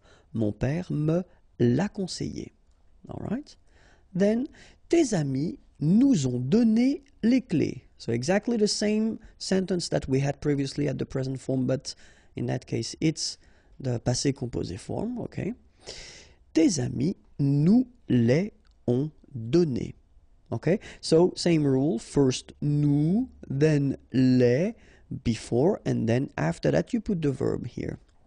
So you can see that I've been putting in red the ending here just to remind you or let you remember that we've got a rule in French. Normally when we make this passé composé form with avoir like that, and if you've got what we call complément d'objet direct before, you should put at the end of your participe passé form here feminine if the word is feminine, so s if the word is plural. Okay, in that case we've got les clés. Les clés is feminine plural, so that's the reason why we will add first feminine and then plural here. Okay, so the good news is that you don't pronounce it, so donner. Okay, so whether it would be without this final es or with es, you will pronounce it the same way. Tes amis nous les ont donnés. Okay, and then the last one, je me suis réservé la place de parking. Je me first, then la, and after that suis réservé. Okay, so it doesn't really change that much if you think. First me or then nous as we saw, then le or then la and les, and after that you put your verb, even if in that case it's a composed verb, it doesn't change anything, you just put it before. Okay, so let's see now how it will work with futur proche, so structure with two verbs. So same example, mon père va me conseiller ce livre, and now you can see something interesting. You can see that me and le will be placed before the second verb. Okay, so mon père va, so you put first your verb, me, le, conseiller. Alright, so keep in mind that me and le should be before the second verb. Tes amis vont nous donner les clés. Tes amis vont nous les donner. Je vais me réserver la place de parking. Je vais me la réserver. Alright, so the rule goes like that. Me, nous, me. So as here we saw first place, then le, la, les, second place. Alright, and after that your second verb. Alright. I hope it was clear. If you want more lessons, then youtube.com/imagier and then imagier.net if you want more material. Have a great day. Bye bye. Bonjour à tous and welcome to Learn French with Vincent. And this is Unité 9, leçon A. And in this lesson, we'll discover together what we call le présent continu. So le présent continu, it's an interesting structure because it's the kind of structure that you can use if you want to insist on the fact that an action or something, a process is continuing at the time when you are speaking or talking. Okay, and the way to construct this is to use first this expression être en train de. So you can see that here we've got the verb être, to be. Okay, and this structure should be obviously at the present time. Okay, and not the present time, sorry, but the present tense. All right, so you should conjugate your verb être here at the present. Okay, then you will put the verb that you want to use in your structure. This verb should be at the infinitive form, so the basic form of the verb. Okay, so and it will give you this présent continu. Okay, so let's see a few examples. First, je suis en train de faire mes devoirs. Okay, faire is to do, and then mes devoirs, my homework, all right? And then when you use this je suis en train de, okay, so you want to insist on the fact that at the time when you are talking, the process is taking place, okay? And it continues, and that's the whole concept of it. So, je suis en train de faire mes devoirs. All right. Second example that we've got, so same thing here. Tu es en train de regarder un film. Okay, so same thing, regarder or to watch un film, a movie.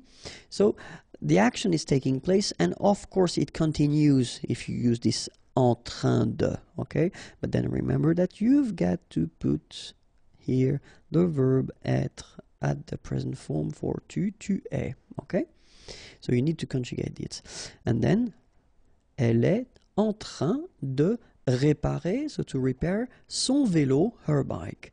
Elle est en train de réparer son vélo. Alright, so same thing, it's continuing, it's taking place at the time when you are talking.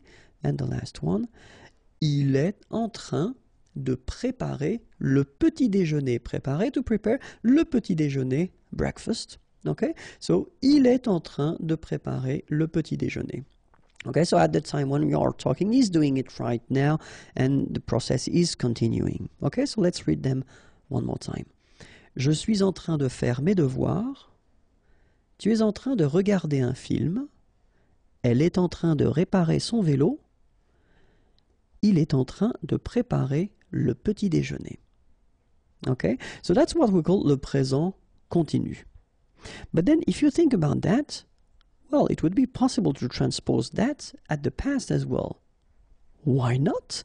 So let's call it le passé continu.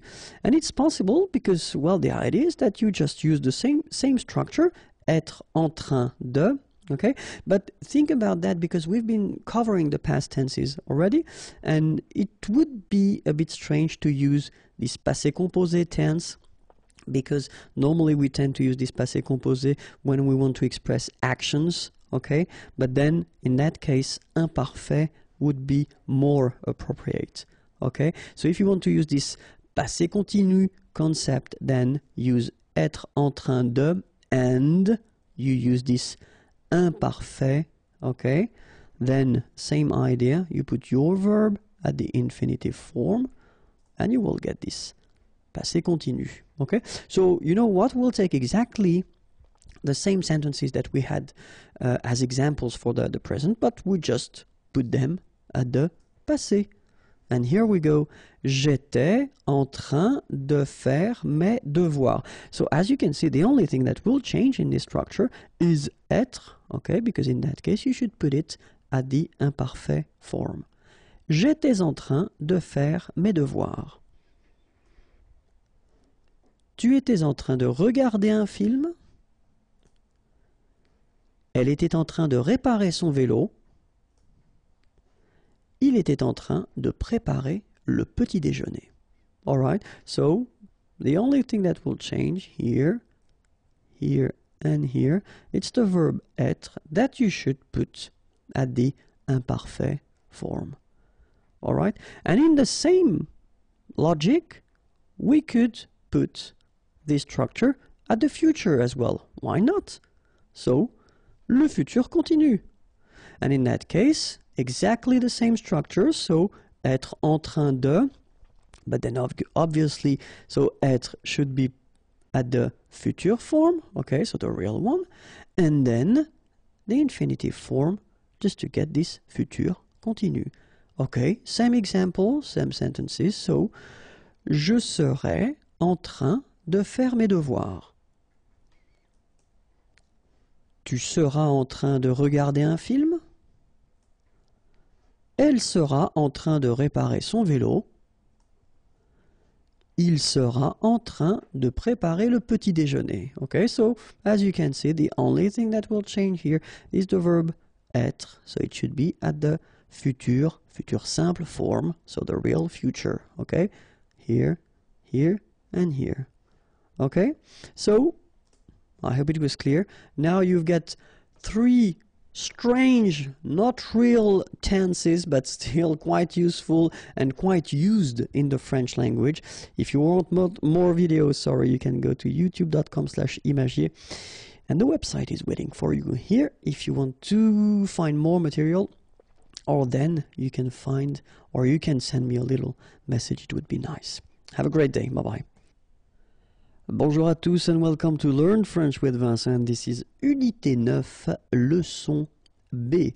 And in this lesson we'll discover together what we call le passé récent, like the recent past if you want to translate it directly. So le passé récent is like a false or a fake tense that we've got, because technically it's the present tense, but then if you want to express something that you just did, okay, so we've got a tense for that, and it's quite useful and quite easy to make, because the concept is that first you will use the verb venir and the preposition de. Okay, so venir is to come, venir de, so this should be at the present tense, and then you will put your verb at the infinitive form, okay, and you will get what we call le passé récent. Okay, so it's a technique just to express something that you just did. Okay, so it's not possible to use this passé récent, of course, for last week or the month before. It's not possible. Okay, so it's really something that is somehow connected to the present. So present, something that you just did. Okay, so of course, if you want to make it, you should know the conjugation of venir by heart. If that's not the case, then don't worry, here it comes. So at the present tense, it's je viens, tu viens, il vient, elle vient, nous venons, vous venez, ils viennent, elles viennent. All right, so let's see that one more time. Je viens, final S not pronounced, okay? And when you combine this IEN, you get this yen, yen. Je viens, all right? Tu viens, well, exactly the same thing, final S not pronounced, and then you get this yen sound, all right? Then il vient, exactly the same sound, because final T here is not pronounced. Elle vient, all right? Nous venons. Okay, so final S not pronounced, and then remember that you pronounce this like a the. Venons. Okay, O-N in your nose, on. Venons. Nous venons. All right. Vous venez. Okay, so Z at the end combine will give you the sound E, and here you've got venez. Vous venez. All right, and then ils viennent. So remember, as usual in French, when we talk about conjugation, E-N-T at the end, you don't pronounce it here. And then you've got this here, followed by this double N. So double consonant here, so when they are identical, they will open the sound of this So you will get it, and it will be produced like E, okay? So viennent, viennent. Okay, don't insist on this. No, viennent, viennent. Okay, ils viennent, elles viennent. All right. So remember, je viens, tu viens, il vient, elle vient.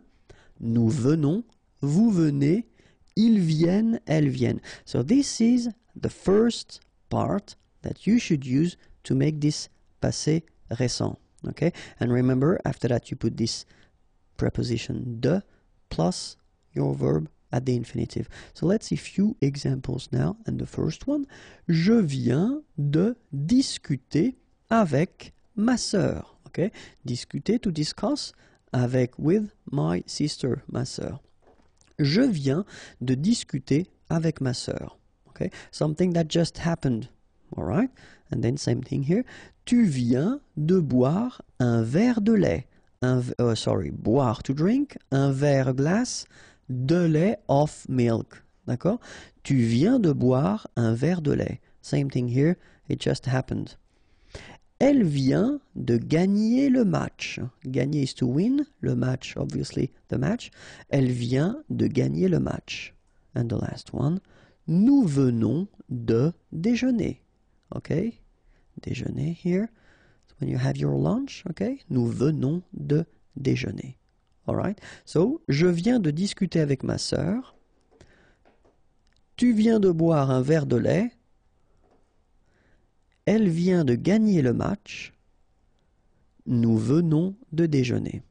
Alright, so keep in mind, venir at the present form, as we see here, and then the preposition, la préposition de, and your verb at the infinitive form, and then you get this passé récent, something that you just did. Okay, well, that's it. If you want more videos, then youtube.com/imagier and more material. The website is waiting for you, www.imagier.net. Have a great day. Bye-bye. Bonjour à tous and welcome to Learn French with Vincent, and this is Unité 9, leçon C. And in this lesson, we'll see together what we call in French le futur proche. So if you want to translate this futur proche directly, it would be like the near future. So technically, it is one way that we've got to express the future, but then we keep a structure that is conjugated at the present tense, okay?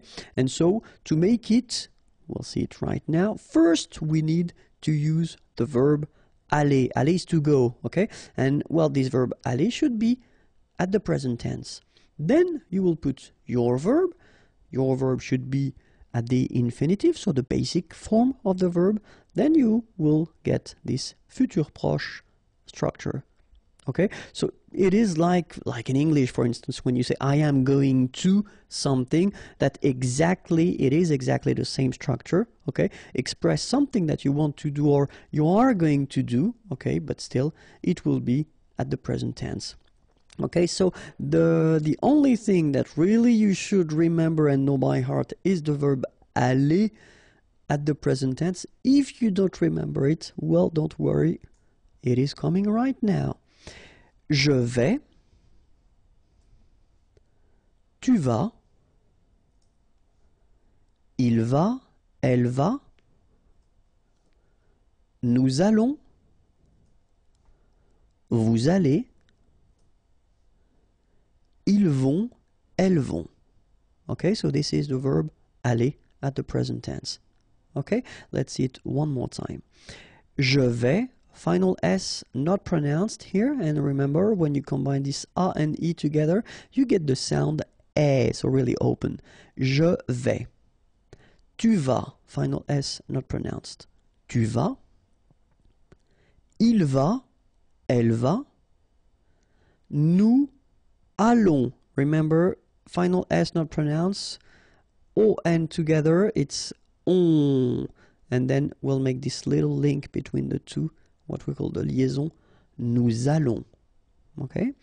Then, vous allez, remember, a Z at the end here will give you this E sound, okay? Aller, and then, as previously, this little link between the two, liaison, vous allez. Right?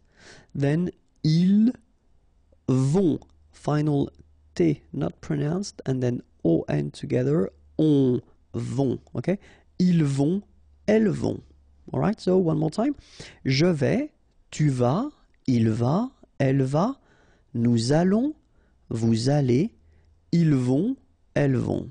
Okay, so that's the only thing that really you should modify or conjugate, because after that you will put your verb at the infinitive form. So let's see a few examples now. And the first one, je vais sortir ce soir. Sortir is to go out, ce soir, this evening. Okay, so I am going to go out. Sounds strange in English. This evening. Okay, in French, well, it's quite possible here. Je vais sortir ce soir. Then, elle va apporter un gâteau. Apporter is to bring. Un gâteau, a cake. Elle va apporter un gâteau. Okay? And after that, nous allons faire du café. Faire is to do, or in that case it could be to prepare. Du café, some coffee. Nous allons faire du café. Okay?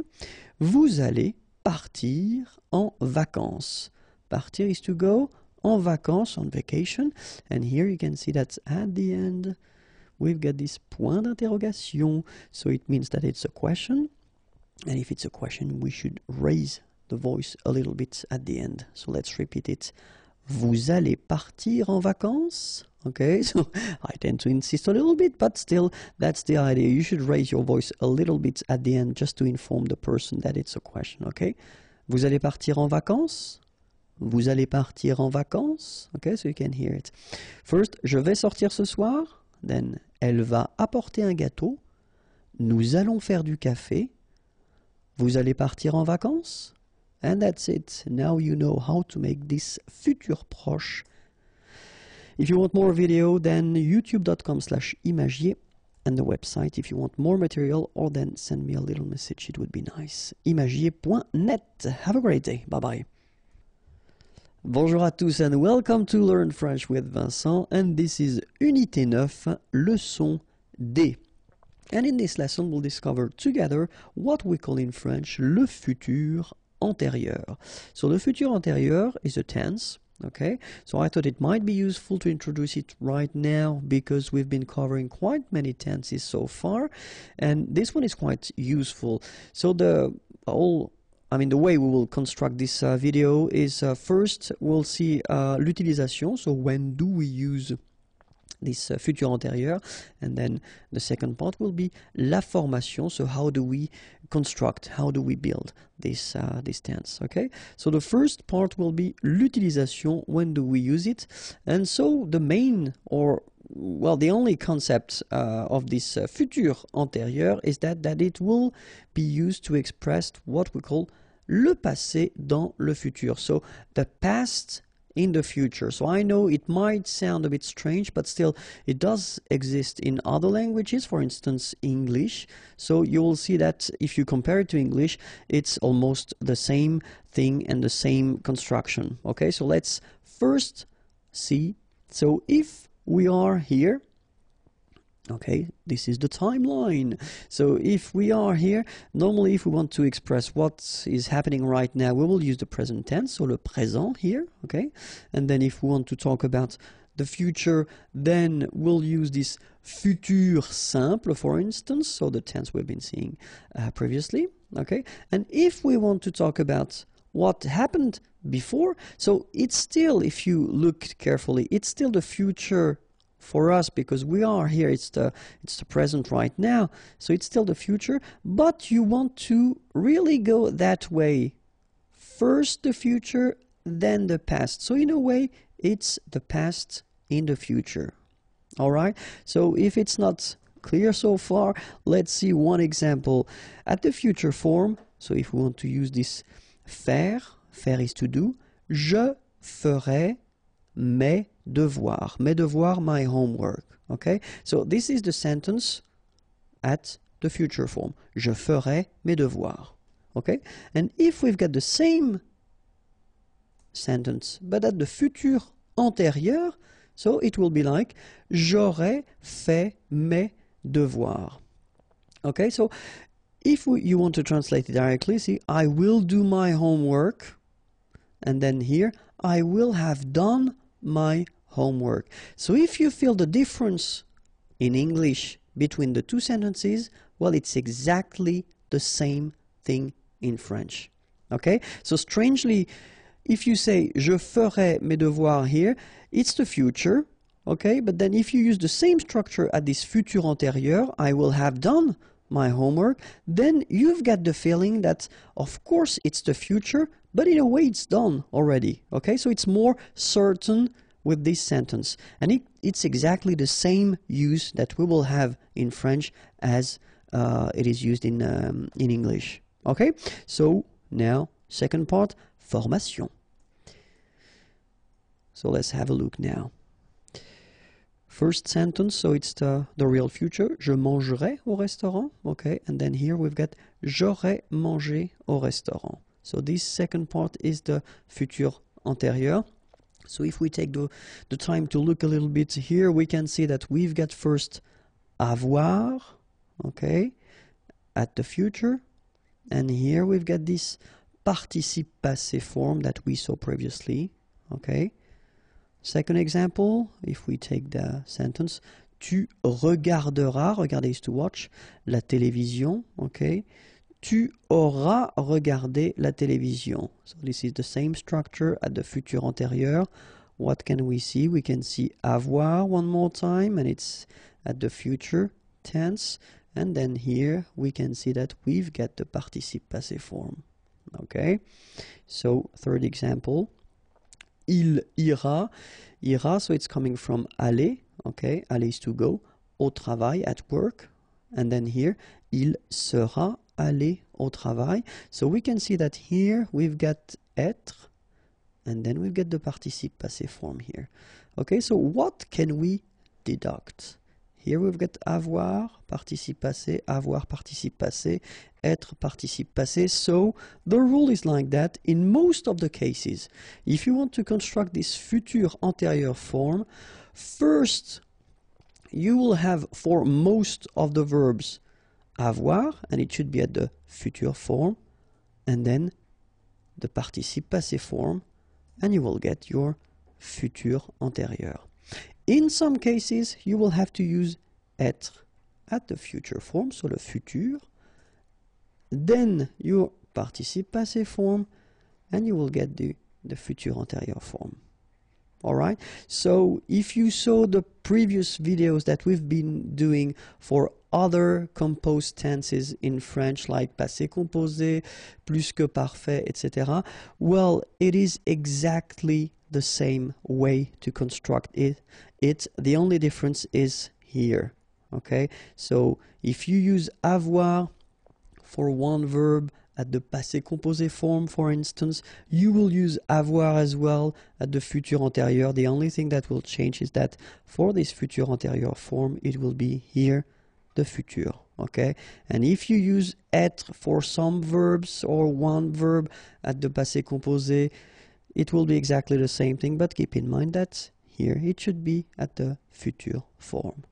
Okay, so remember that for être, we've got aller, aller is to go, arriver, arriver to arrive, descendre, to go down, devenir, to become, entrer, to enter, to come in, monter, to go up, mourir, to die, naître, born, partir, to leave, rester, to stay, retourner, to return, sortir, to go out, tomber, to fall, and then venir, to come.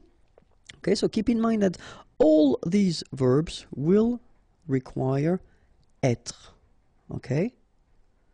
And then when we talk about être, of course, as usual in French, for these composed tenses, all the reflexive verbs like se, something. Okay, so se regarder, for instance, or then s'appeler, or then se présenter. So they will all the time require être. Okay, and we will see in that video that, of course, the way to conjugate them will be a little bit different. Okay. But then, of course, let's see one more time avoir and être at the future form, because that's the first part you will have to use if you want to construct this futur antérieur. And avoir at the future form goes like j'aurai, tu auras, il aura, elle aura, nous aurons, vous aurez, ils auront, elles auront. Okay, so one more time. J'aurai, remember, A and O together will produce this O sound. A and E, aurais. Alright, then tu auras, final S not pronounced, aura. Il aura, elle aura. Okay, nous aurons, final S not pronounced, O and N together, nasal, on, A-U-O. Auront, all right, and then if you want to make this beautiful link, the little liaison between the two, it would be perfect. Nous aurons, okay. Here, same thing here. Vous aurez, all right. O, and then EZ at the end will give you this E sound. Aurez, all right, and then this little link, this little liaison between the two. Vous aurez, okay. Then ils auront, final T not pronounced, O-N together, on, auront, okay, and then the link between the two. Ils auront, elles auront. Alright, so j'aurai, tu auras, il aura, elle aura, nous aurons, vous aurez, ils auront, elles auront. Alright, then now for être. Je serai, tu seras, il sera, elle sera, nous serons, vous serez, ils seront, elles seront. Alright, so let's see it one more time. Keep in mind that when we've got like that, you really pronounce it so serait, okay? I together, serait. Okay, the first S is quite strong, serait. Alright, then tu seras, final S not pronounced, tu seras, il sera, elle sera, nous serons, so final S not pronounced, then on, on, seront, vous serez, a Z together at the end, et serez, alright, ils seront, final T not pronounced, and then you've got this nasal, on, seront, elles seront. Alright, so one more time. Je serai, tu seras, il sera, elle sera, nous serons, vous serez, ils seront, elles seront. Alright? So remember that the second part should be what we call this participe passé form. I've been making a big video concerning the participe passé, so if you really want to work on that, it will be more full of examples, okay? Right now here in this video I will only cover first here, as we've got the first group, so regular ending with er, and it's quite easy because it will become et, like that, okay? So parler, er will become parler, your participe passé form. Regarder, ending with er here, regarder, accent aigu, okay? And even this aller verb, so it doesn't belong to the first group because it's quite tricky when you come to conjugate it, but even this one is quite easy for this participe passé form because it's accent aigu like that, okay? So all these verbs from the first group will become parler, regarder, aller, so like that for the participe passé form, okay? Verbs from the second group, so er, remember not all the er verbs belong to the second group, so be careful. And so examples like choisir, and it will become choisi, finir, fini, unir, uni. All right, so all these verbs will become like that, choisi, fini, uni. So this is the participe passé form, so the second part that you should put in your futur antérieur.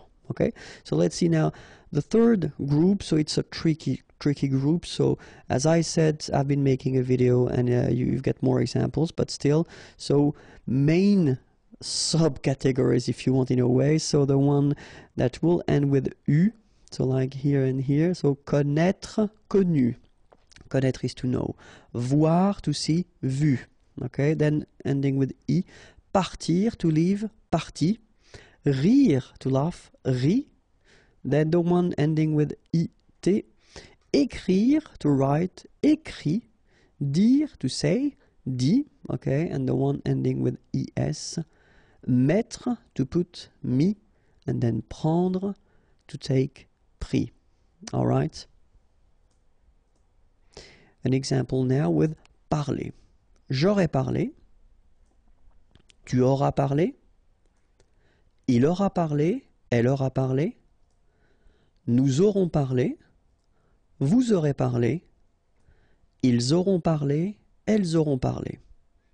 All right, so as we saw, first you've got this avoir at the future form, then you've got your participe passé here, okay, aura, then participe passé, etc. So I wanted to put this accent aigu like that just to show you that in a normal structure, so when you've got your subject and then your verb, okay, and if you conjugate it with avoir, so it will be exactly the same rule as we had for all the composed tenses in French. You don't need to put anything at the end of your participe passé form if the structure is simple like subject and verb. All right, but if we conjugate it with être, like it is here the case with aller. Aller is to go, remember, and it requires être. So what you can see it's that il sera allé here. You've got the masculine and singular form, so you will put this accent aigu like that without anything. But if you've got here the feminine form, elle sera allée, you will have to add this mark of the feminine at the end of your participe passé form. Okay? You don't pronounce it, but still you need to write it. Okay? So remember, a mark of the feminine singular. If you've got the plural, like it's the case here, ils seront allés et s, like that. So you'll put this s. You don't pronounce it, but still you need to put it. Okay? Elles seront allées. Here you've got the feminine form and it's the plural. So you've got this a mark of the feminine. Then you've got this s mark of the plural. Same thing here. You don't pronounce it, but you need to write it. Okay? So let's read them. Il sera allé. Elle sera allée. Ils seront allés. Elles seront allées. All right? So let's see now how it go for the full thing. So, je serai allé. Okay, so I did put this like that just to make it possible to put the feminine. All right? Tu seras allé. Il sera allé. Elle sera allée. Nous serons allés. Vous serez allés. Ils seront allés. Elles seront allées. Okay, so one more time. Je serai allé. Tu seras allé. Il sera allé. Elle sera allée. Nous serons allés. Vous serez allés. Ils seront allés. Elles seront allées. And now we saw at the beginning of this video that all the reflexive verbs require as well être, okay? But then remember that the conjugation, it is a bit more tricky because you've got to use these me, te, etc. So let's see how they go when you put them at the futur antérieur, okay? So, je me serai présenté, tu te seras présenté, il se sera présenté, elle se sera présentée, nous nous serons présentés, vous vous serez présentés, ils se seront présentés, elles se seront présentées. Okay? So you can see that as we conjugate these verbs with être, well, it will respect exactly the same rules. So we've got to put as the mark of the feminine when needed, s mark of the plural when needed. Here we've got nous, so it's the plural, vous as well. Okay, and then es, like for here, elle, so feminine plural, so and s, for the feminine, s for the plural. Okay, so let's read them one more time. Je me serai présenté, tu te seras présenté, il se sera présenté, elle se sera présentée, nous nous serons présentés, vous vous serez présentés, ils se seront présentés, elles se seront présentées.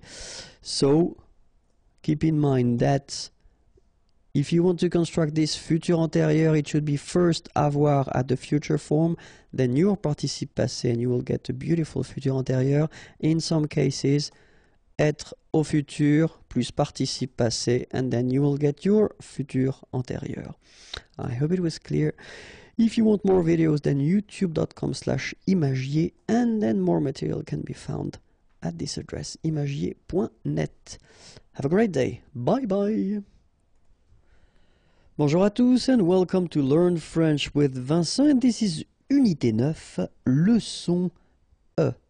And in this lesson we'll see together something quite useful, and it's les articles à la forme négative, because it can be tricky in some cases, and I have been students who've been asking me, are they transformed, do they stay the same if you put the sentence at the negative form? So that's what we'll see in this lesson. Okay, so we'll see first the indéfinis and the partitive. Okay, so les indéfinis et les partitifs. All right, so indéfini, it would be translated as a in English. Okay, and then the partitive something. All right, and then we will work on les articles définis, so the in English. Okay, so but then first, let's see indéfini et partitif. Okay, so let's see the example for the article indéfini at the masculine form, like un, for instance. And then let's see how it goes. Il a un chien. Okay, un chien, a dog. And here we've got the verb avoir. Okay, il a un chien. So a dog. Okay, so keep in mind that if you want to transform this sentence at the negative form, then il n'a pas de chien. So you can see that un here will become de here. All right, so that's the first thing that you've got to keep in mind if you want to use these articles. So article indéfini, and you want to put the sentence like in that case at the negative form, then un will become de. Okay, so let's see the example for the feminine form now. Une. Il y a, there is, remember, une manifestation, demonstration. Il y a une manifestation. So if we want to put this sentence at the negative form, il n'y a pas de manifestation. So you can see that this article une becomes de at the negative form. All right. So what about the plural now? Des, and then j'achète des lunettes. Je n'achète pas de lunettes. Okay? Des lunettes, glasses. Acheter, to buy. J'achète des lunettes. So you can see that it will be exactly the same rule. So des becomes de. Okay? So what we've got here, un is becoming de, then une is becoming de, and after that you've got des, and it's becoming de as well. Okay? And this is for what we call les articles indéfinis, so in English. Okay? And then let's see now for the les partitifs. Okay? So if you want to introduce this something concept, let's see now. Je bois du café. Boire is to drink, and then when you've got this du café, well, really it's some coffee. You don't specify the quantity, so it's really what we call partitif. Okay? Je bois du café. So this is the masculine form here, du. And if you look carefully, negative form, je ne bois pas de café. So you can see that du is becoming de at the negative form. All right? Second example, de la. Okay, so it's for the feminine form. Elle prend, prendre is to take, de la tarte. Tarte is pie. Some, okay, would be this de la tarte. Negative form, elle ne prend pas de tarte. So you can see that this de la will become de at the negative form. All right? So what can we say if we've got un, une, or then des? So what we saw previously, so this indéfini, article indéfini, or then if we've got du, de, or de la, as we saw previously, so what we call les partitifs. Okay, if you want to put, well, them in a sentence, and the sentence is at the negative form, then you will not use them, but instead you will use de or des apostrophe if you've got a word with a vowel after or the sound of a vowel.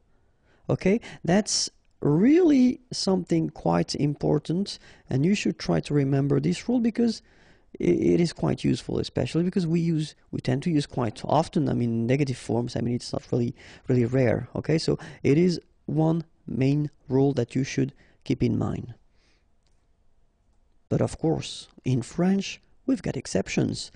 And the exception is this structure or this form that we've got, c'est, it is or this is. Okay, so when we use this c'est, we'll see a few examples now.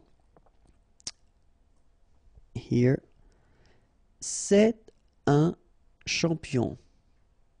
Okay, un champion, a champion. So c'est, this is, it is, un champion. Okay, and if you want to, well, put the same sentence at the negative form, well, look, ce n'est pas un champion. So you will keep your article as you had previously here, un. It doesn't change.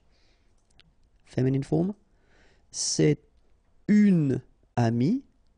Okay. Negative form, ce n'est pas une amie. Feminine, it's exactly the same rule, so une will stay here. You don't modify it.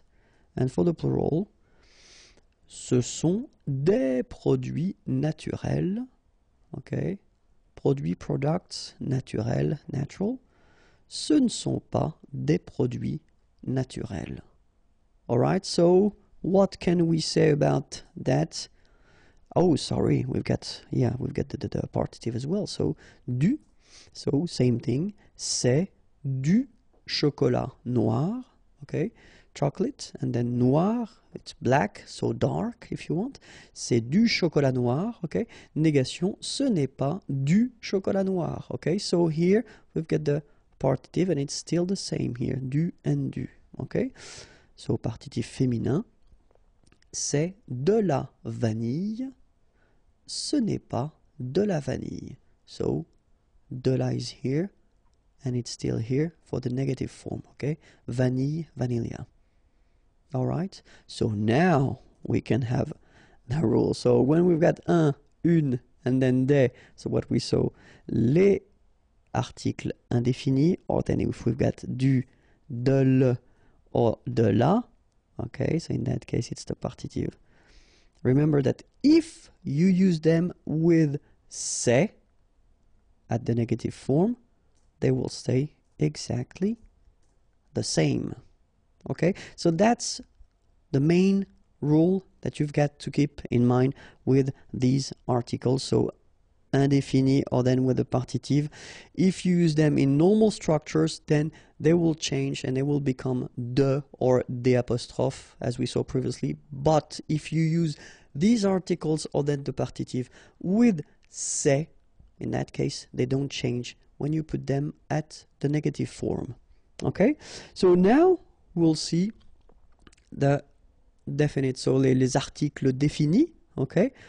And so we've got for the masculine le, okay, so it's the equivalent as at the in English, but then we've got the difference between the masculine, the feminine, and the plural. So le, have a look at this. Je prends le train, okay? Prendre is to take, le train, the train, okay? Je ne prends pas le train, okay? So the article doesn't change at all. You just put it back, even if it's the negative form. It doesn't change, okay? So, feminine, elle aime la musique. Aimer is to like or to love, okay? Elle aime la musique, the music. Elle n'aime pas la musique. It doesn't change at all.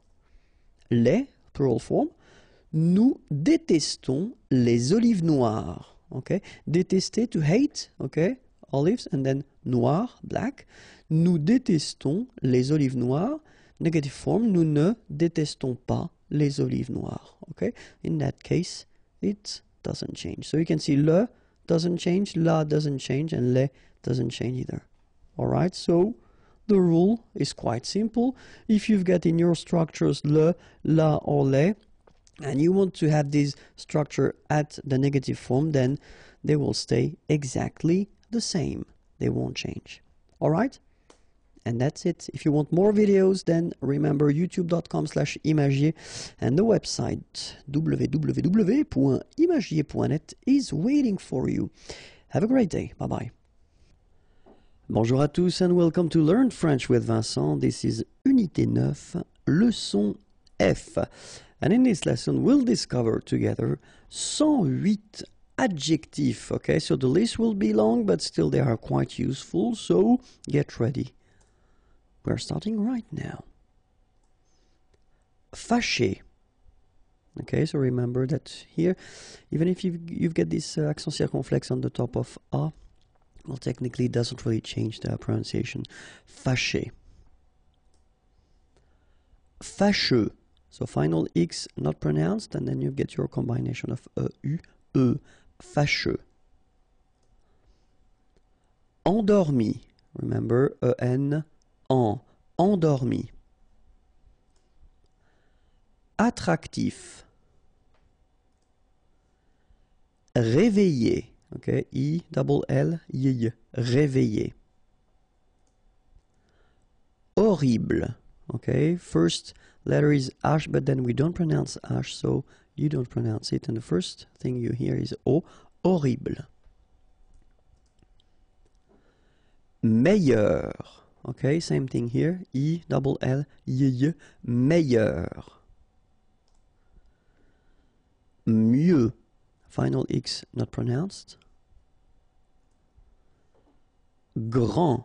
Final D not pronounced. Ennuyé. Okay, so first en, then nuit, then yé. Ennuyé. Ennuyeux. Okay, final X not pronounced, and then the same concept. Ennuyeux. Ennuyeux. Courageux. Final X not pronounced, and then you get this U, E, and G plus E. After that it's je, so je. Okay. Courageux. Courageux. Génial. Calme. So don't insist on the final E. Calme. Joyeux. Final X not pronounced, and then joyeux. Okay? Joyeux. Joyeux. Nuageux. Final X not pronounced, and then G-E-U, je. Nuageux. Correct. Dangereux. Okay, so final X not pronounced, and then don't really pronounce this here. Dangereux.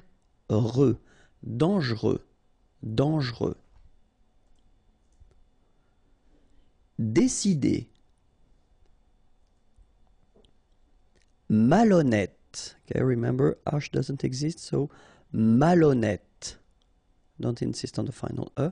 Malhonnête. And here you get E accent circonflexe, so you pronounce it like E. Malhonnête. Désorganisé. Affreux. Final X not pronounced. And then you get this fr. Freux. Affreux. Ennuyeux. Okay, final X not pronounced, and then ennuyeux. Ennuyeux. Facile. Excellent. Okay, you've got double L here, and then it will open the sound of your E here, and it will be E. Excellent. Excellent. Excité. Passionnant. Okay, here you pronounce the double S because you've got a vowel, so it's really a strong one. Passionnant. Final T not pronounced, and then here you get this en sound. Passionnant. Cher. Blond. Final D not pronounced. Célèbre. Okay, first you've got this E, then here you get the E, so célèbre. Final E not really pronounced. Rapide. Favori. Final. Bien. Okay, so remember, when you get this combination of I-E-N, you get the sound yen, yen, okay, and then B. Bien. En forme. Brumeux. Okay, final X not pronounced, so you get this E and then U. Brumeux. Brumeux. Free. Final T not pronounced. Free. Amical. Effrayé. Okay, remember, double F, so you open the E, so effrayé. And here you get this frayé, effrayé. Effrayant. Final T not pronounced. Effrayant. Amusant. Final T not pronounced. You've got only one S here between the vowels, so it's really this Z sound. Amusant. Amusant. Plus loin.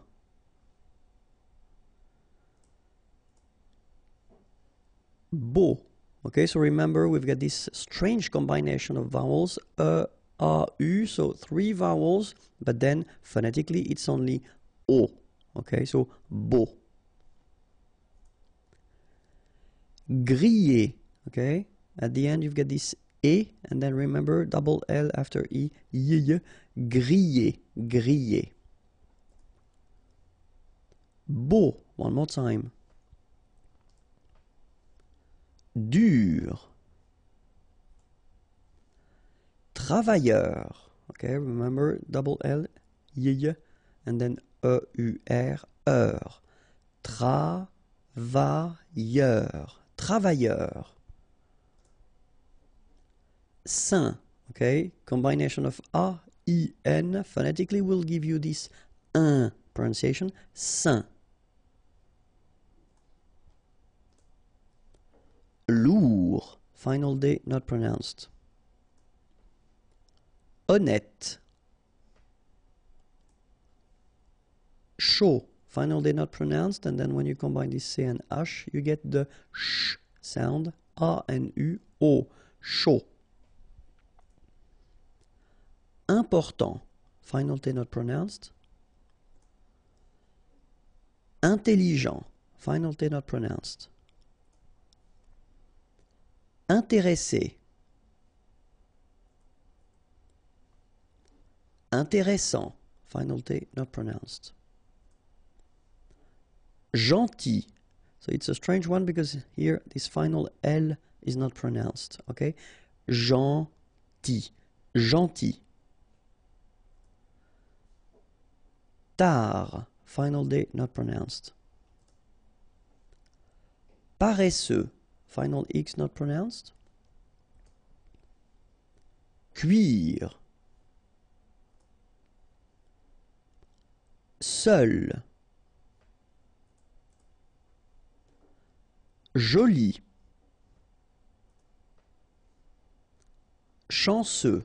Final X not pronounced. And then remember C, E, U will give you this se sound. Chanceux. Chanceux. Fou. Combination of O and U. Ou. Fou. D'âge mûr. Misérable. Okay, don't insist on the final E here. You get this bl sound at the end. Okay, misé, because you've got this accent aigu. Rable. Misérable. Nécessaire. Don't insist on the final E. Nécessaire. Nerveux. Final X not pronounced. Nouveau. Remember, combination of E, A, and U together, it's O. So you get nouveau. Okay? Agréable. Don't insist on the final E. Bl. Agréable. Agréable. Normal. Ordinaire. Don't insist on the final E. Ordinaire. Organisé. accent aigu, et, organisé. Obèse, remember, accent grave, est, obèse. Don't insist on the final E. Parfait, final T not pronounced, parfait, parfait. Pauvre, A-U together will produce this O sound, pauvre. Populaire, populaire. Don't insist on the final E, populaire. Rapide, so same thing for final E, don't insist on it, just pronounce this D, rapide. Silencieux, final X not pronounced, okay? This part here will be pronounced like cieux, okay? Then you get silencieux, silencieux. Prêt, final T not pronounced, E accent circonflexe like that phonetically gives you the E sound, prêt. Détendu, E accent aigu, et, and then EN, en, détendu. Riche, final E not really pronounced, so sh is the last sound, riche. Malpoli, sûr, accent circonflexe on the top of U, sûr. Cours, final T not pronounced, cours. Remember, when you combine this O and U together, you get the sound OU, cours. Similaire, final E not pronounced, similaire. Petit, okay, remember to pronounce this like a petit, final T not pronounced, petit. Réussi, okay, first you get this E, then U and double S, so really strong S and E. Réussi, réussi. Ensoleillé, remember double L after E, y, ensoleillé. Sûr. Talentueux, final X not pronounced, then you get this E-U together, E, then T-U, tueux, talentueux, talentueux. Terrible.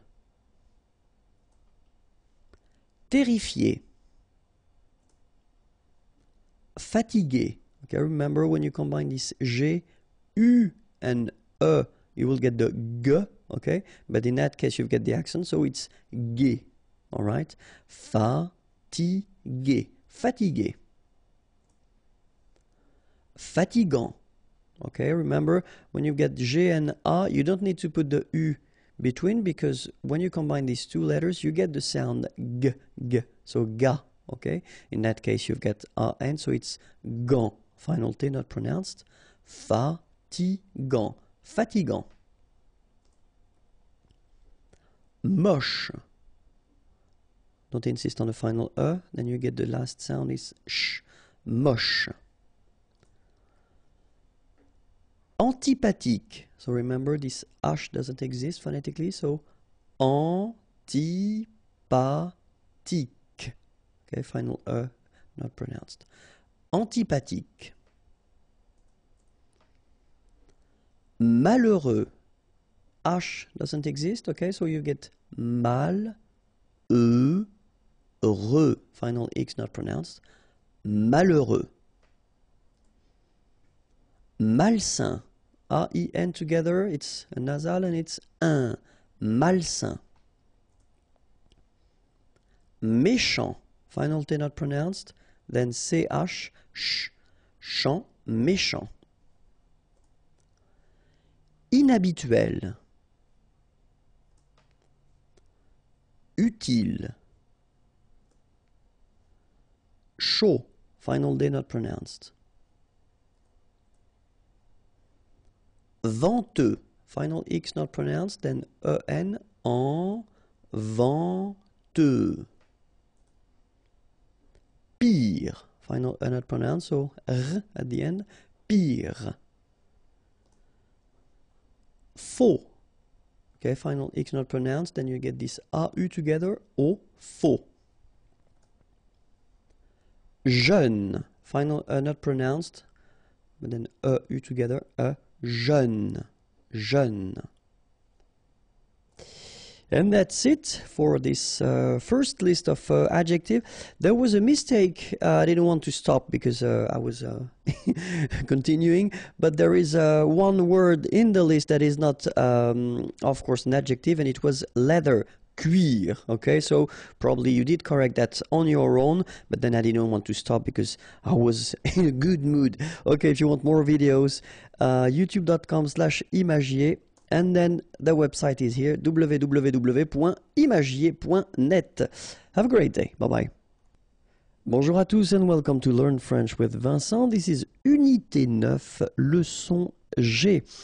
And the series of adjectives is continuing because we've been seeing a bit more than 100 adjectives in a previous lesson, and we'll see approximately 100 adjectives in the following lesson. So the idea is to give you as many adjectives as possible at this time of your learning process because I think it's important now.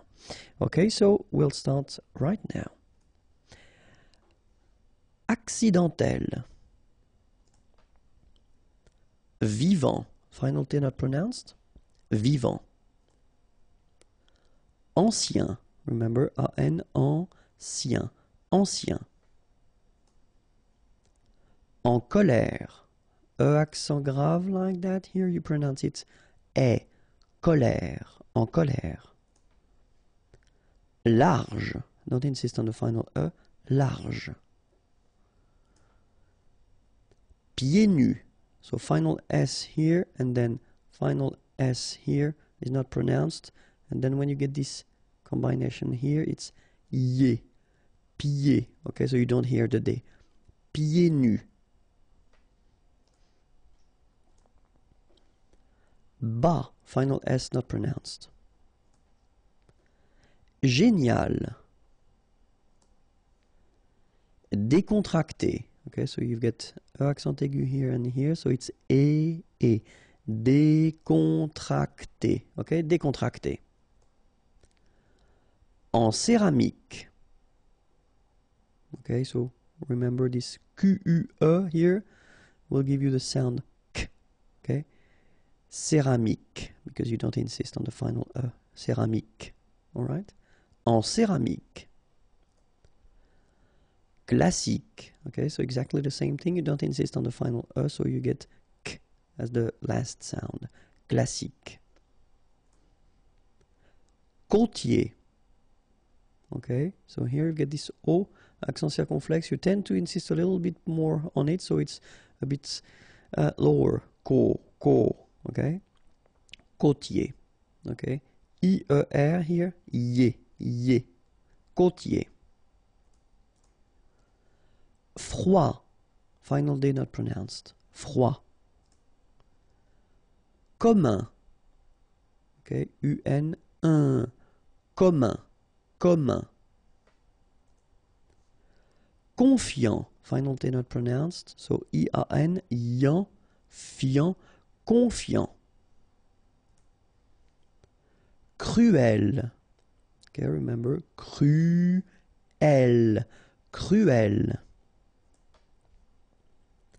Dangereux, final X not pronounced, and then don't really pronounce this E here, okay, so you get dangereux.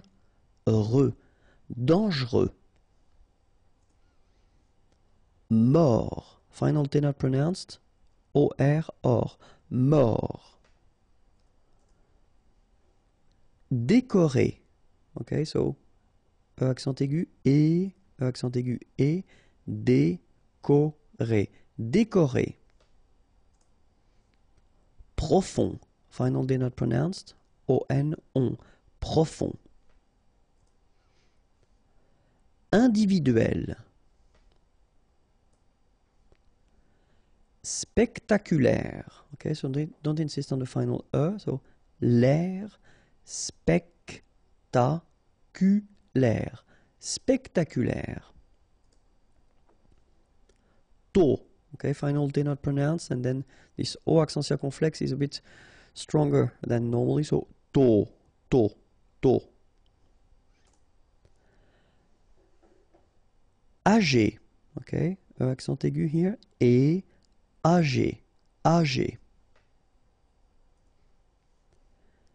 Électronique. Okay, so as we saw previously, QUE at the end, K. Okay, électronique. Électronique. Électronique. Méchant. Final T not pronounced. CH together, sh. Méchant. Méchant. Excellent. Remember, double L and E before, it will open the E. So, excellent. Excellent. Passionnant. Final T not pronounced. Passionnant. Cher. À la mode. Final E not pronounced. À la mode. Rapide. Final E not pronounced. So rapide. Rapide. En forme. Final E not pronounced. En forme. Évasé. Remember, one S between two vowels. Z. Évasé. Courant. Final T not pronounced. A-N. En. Courant. Folk. Fragile. Okay, final E not pronounced. And then when you get this G and I, J. Gilles. Fragile. Amical. Effrayant. Okay, so final T not pronounced, and then you get effrayant. Okay, effrayant. Gelé. Amusant. Final T not pronounced. Content. Final T not pronounced, so N, en as well. Content. Content. Amical. Dur. Utile. Final E not pronounced, so utile. Horrible. Okay, remember we don't pronounce H here. Horrible. Immense. Final E not pronounced. Immense. Important. So final T not pronounced, and then remember you've got this EM, and after that it's a consonant, so it is here nasal. Important. Important. Indépendant. Final T not pronounced. Indépendant. Indépendant. Informel. Intelligent. Final T not pronounced, so G-E-N, Jean, okay? Intelligent. Double L, it opens the pronunciation of your E, so it's E. Intelligent. Intéressant. Double S, same thing here. S, strong, and it opens the pronunciation of your E. Intéressant. Final T not pronounced. Humain, remember, H is not pronounced, A-I-N, un, humain. En direct. Logique, remember, Q-U-E at the end, K, logique. Bas, final S not pronounced. À taille basse, okay, so basse, final E not pronounced, but then you pronounce the double S, so S, basse. And then here you get the double L after your I, remember, taille, à taille basse. Chanceux, final X not pronounced, this CEU, ce, chanceux, chanceux. De luxe. Mathématique, remember, H doesn't exist, so mathématique, remember, QUE at the end, K, mathématique. Médical. Mémorable, don't insist on the final E, mémorable. Négligé, okay, E accent aigu here and here, et, négligé, négligé. D'âge mûr. Minimum. Nerveux, final X not pronounced, E-U, E-V, nerveux. Bruyant, final T not pronounced, so you get bruyant, okay? Bruyant, bruyant. Hors ligne, final here not pronounced, so ligne, and then here S is not pronounced, the final one, so hors, and remember H doesn't exist, so hors ligne. En ligne, okay, so here en ligne. En plein air, all right, so you've got this air here, and then we tend to make the liaison plein air, plein air. En plein air. Douloureux, remember, final X not pronounced, so you get this OU together, ou, douloureux, douloureux. Populaire, final not pronounced, so populaire, populaire. Psychologique, okay, remember it's an exception here because you've got this C-H-O. Normally we should pronounce it sho, okay, but in that case we pronounce it ko. Psychologique. Remember, final Q-U-E like that, K. Psychologique. Silencieux, final X not pronounced.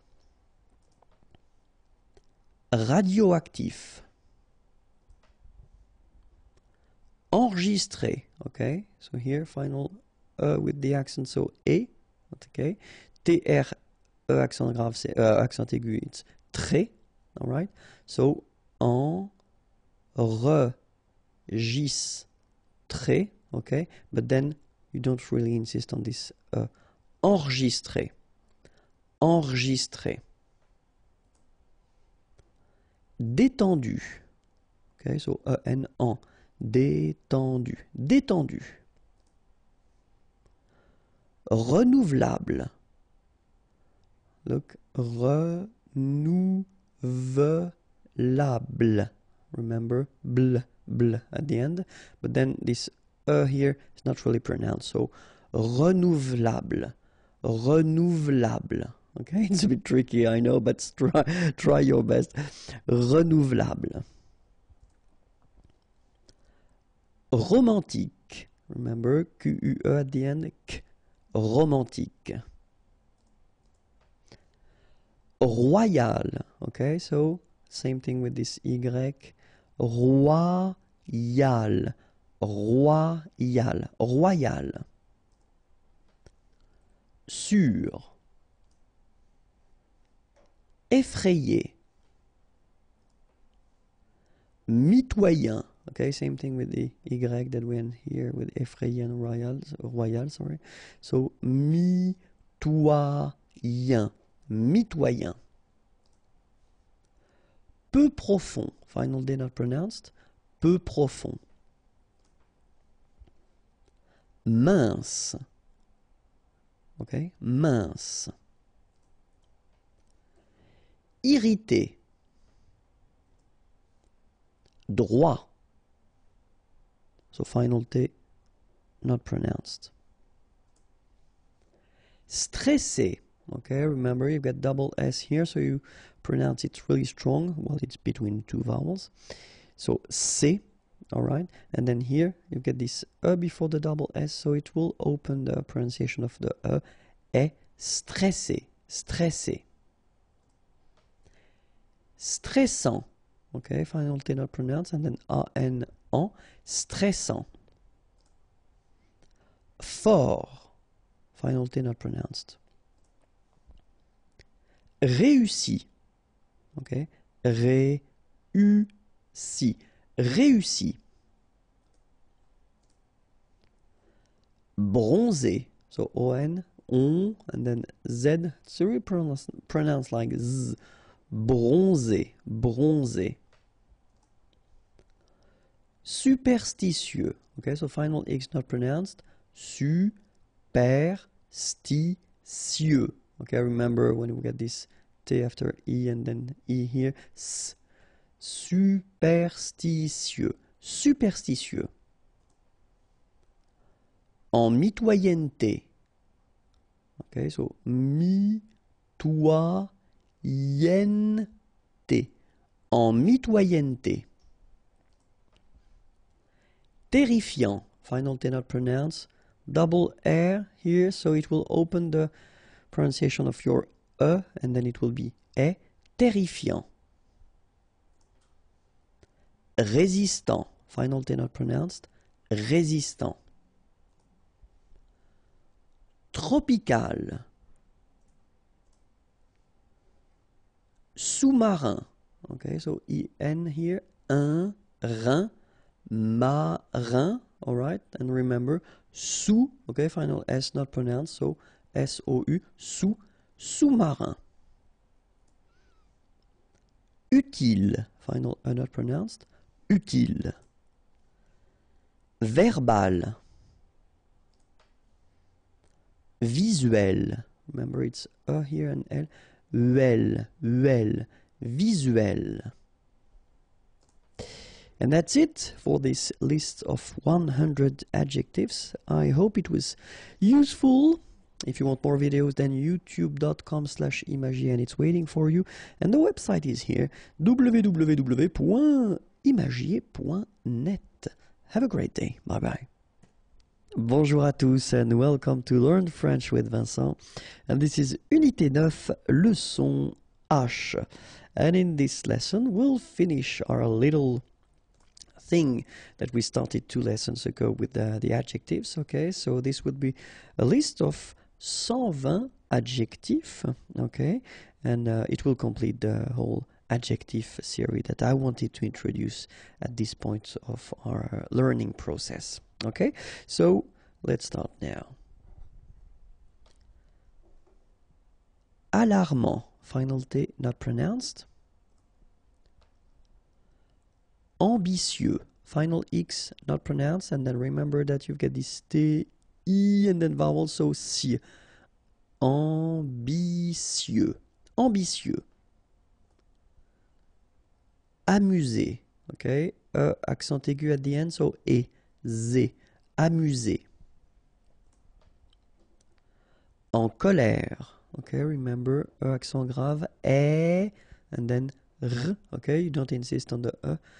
Colère, en colère. Artificiel. Athlétique. Okay, remember that H doesn't exist, so athlétique. Remember, Q-U-E at the end, K. Athlétique. Athlétique. Réveillé. Okay, so accent aigu here and here, so E, and then you get E-I, E, and then double L, Y. Réveillé. Réveillé. Mal payé. Okay, remember when you get this Y and 2 vowels, so payé. Payé. Mal payé. Irritable. Don't insist on the final E. Aveugle. Same thing, final E, not really present. So aveugle, gle, aveugle. Bouillant, final T not pronounced, A and together, remember, nasal, en, okay? And then here you get bou, alright? And after that you get this yan, okay? Bouillant, bouillant. Autoritaire, so final not here. Autoritaire, autoritaire. Courageux, final X not pronounced. G-E-U together, they will give you this je, okay? Courageux, courageux. Large d'épaule, final S not pronounced. Large, final E here not pronounced. D'épaule. Enterré, okay, remember, N together, nasal, en, and then you get this double R here, and it will open the sound of the E, okay? Enterré, enterré. Épais, final S not pronounced, A-I together, épais, épais. Calme, final E not here. Stimulant, final T not pronounced, stimulant, stimulant. Circulaire, final E not pronounced, I together, it's E, okay, so R, circulaire, circulaire. Raser de près, final S not pronounced, okay, so here you get the E accent grave, E, près, okay, here E accent aigu, et raser, raser de près. Confiant, okay, final T not pronounced, so O-N, on, I-A-N, yan, confiant, confiant. Attentionné, okay, at the end you've got this E accent aigu, so E, A, temps, so remember, E-N, en, temps, sionné, attentionné. Contemporain, okay, so I-N at the end, un. E-M here, because it's followed by a consonant here, you get this P, so it will be a nasal, so it will be en. And here another nasal, on. Contemporain, contemporain. Condamné, okay, so it's really strange because this M here, well, technically it's not pronounced. Condamné, okay, condamné. Effrayant, okay, remember, final T not pronounced. Effrayant, effrayant. Couper court, final T not pronounced, and here you get this accent aigu, couper court. Fâché, remember, C and H together, sh, sh, and then E, ché, fâché. Cruel, okay, U here, cruel. Actuel, actuel, actuel. Mignon, okay, here in that case, G-N-O-N, gnon, mignon. Sourd, final D not pronounced, O-U together, ou, sourd. Ferme, okay, final E not pronounced, ferme. Décoratif, okay, E accent aigu, et décoratif, décoratif. Déprimé. Désert, okay, remember, final T not pronounced, désert, and really this z sound just because you get one S between the two vowels, okay, z, désert. Décider. Okay, remember accent aigu here and here. So et décider. Décider. Électronique. Okay, so que at the end. Remember QUE at the end. Que. Électronique. Électronique. Émouvant. Final T not pronounced. A and together. En. Émouvant. Émouvant. En voie d'extinction. En voie, final E not pronounced, d'extinction. Okay, remember T-I-O-N, sion. Extinction. Extinction. En voie d'extinction. Énorme. Final E not pronounced, énorme. Énorme. Entier. So remember I-E-R, ye, okay, and then the T, tier, and the nasal before, en, entier. Éternel. Okay, so accent aigu, éternel. Éternel. Épuisé. Okay, remember you've got two accent aigu, épuisé. Épuisé. Disparu. Fidèle. Final E, not pronounced, so accent grave here. L, fidèle. Fidèle. Fantastique. Okay, Q-U-E at the end. K. Okay, tic. Fantastique. Fantastique. Fascinant. Final T not pronounced, so you get this A-N. En, non, fascinant.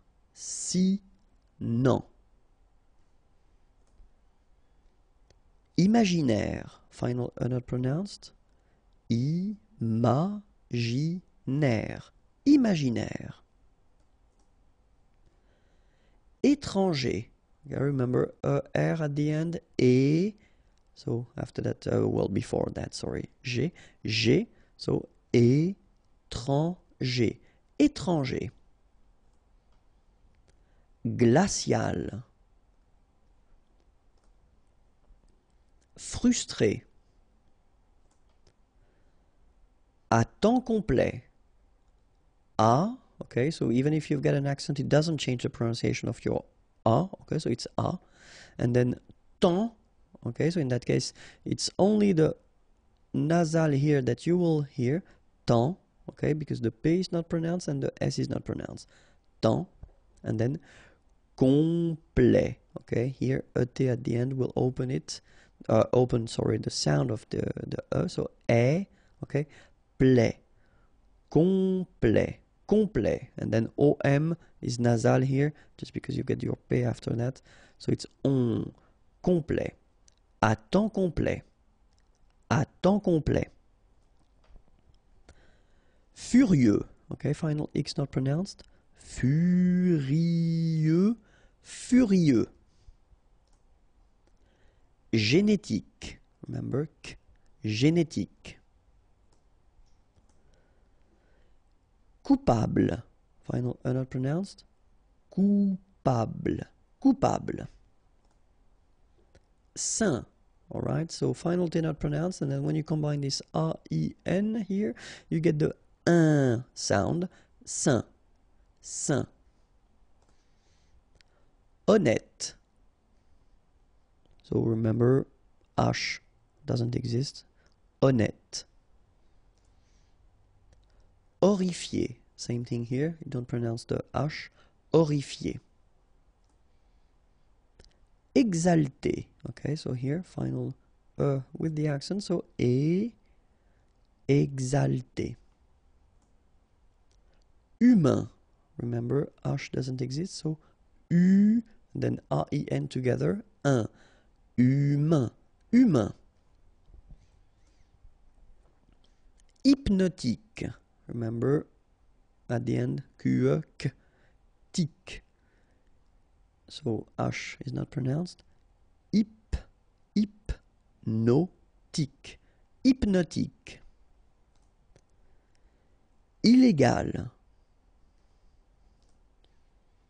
illogique, remember, ic, illogique.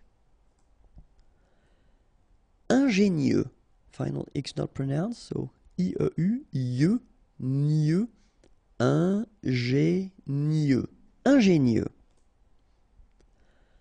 Impatient, okay, remember, final T not pronounced, and then you've got this T, I and a vowel, so sien, sien. Impatient, impatient. Impoli, okay, remember, I-M and then a consonant after, so nasal, impoli. Impossible, don't insist on the final E, impossible. Incroyable, okay, same thing here for the final E, don't pronounce it, so incroyable, incroyable, incroyable. Indépendant, final T not pronounced. Pas cher. Informel. Insensible. Okay, final not pronounced. Insensible. Insensible. Irrégulier. Okay, remember, I-E-R at the end of your word here, it will be ye, okay? Irrégulier. Irrégulier. Irresponsable. Don't pronounce the final E. Bl, bl will be the last sound. Sable. Irresponsable. Légal. De luxe. Final E not pronounced. Insignifiant. Okay, final T not pronounced, so you've got this I-A-N, ian, so F before, fiant. Insigni, okay, remember, G-N-I, ni, ni, insignifiant, insignifiant. Mineur, E-U-R, heure, mineur, mineur.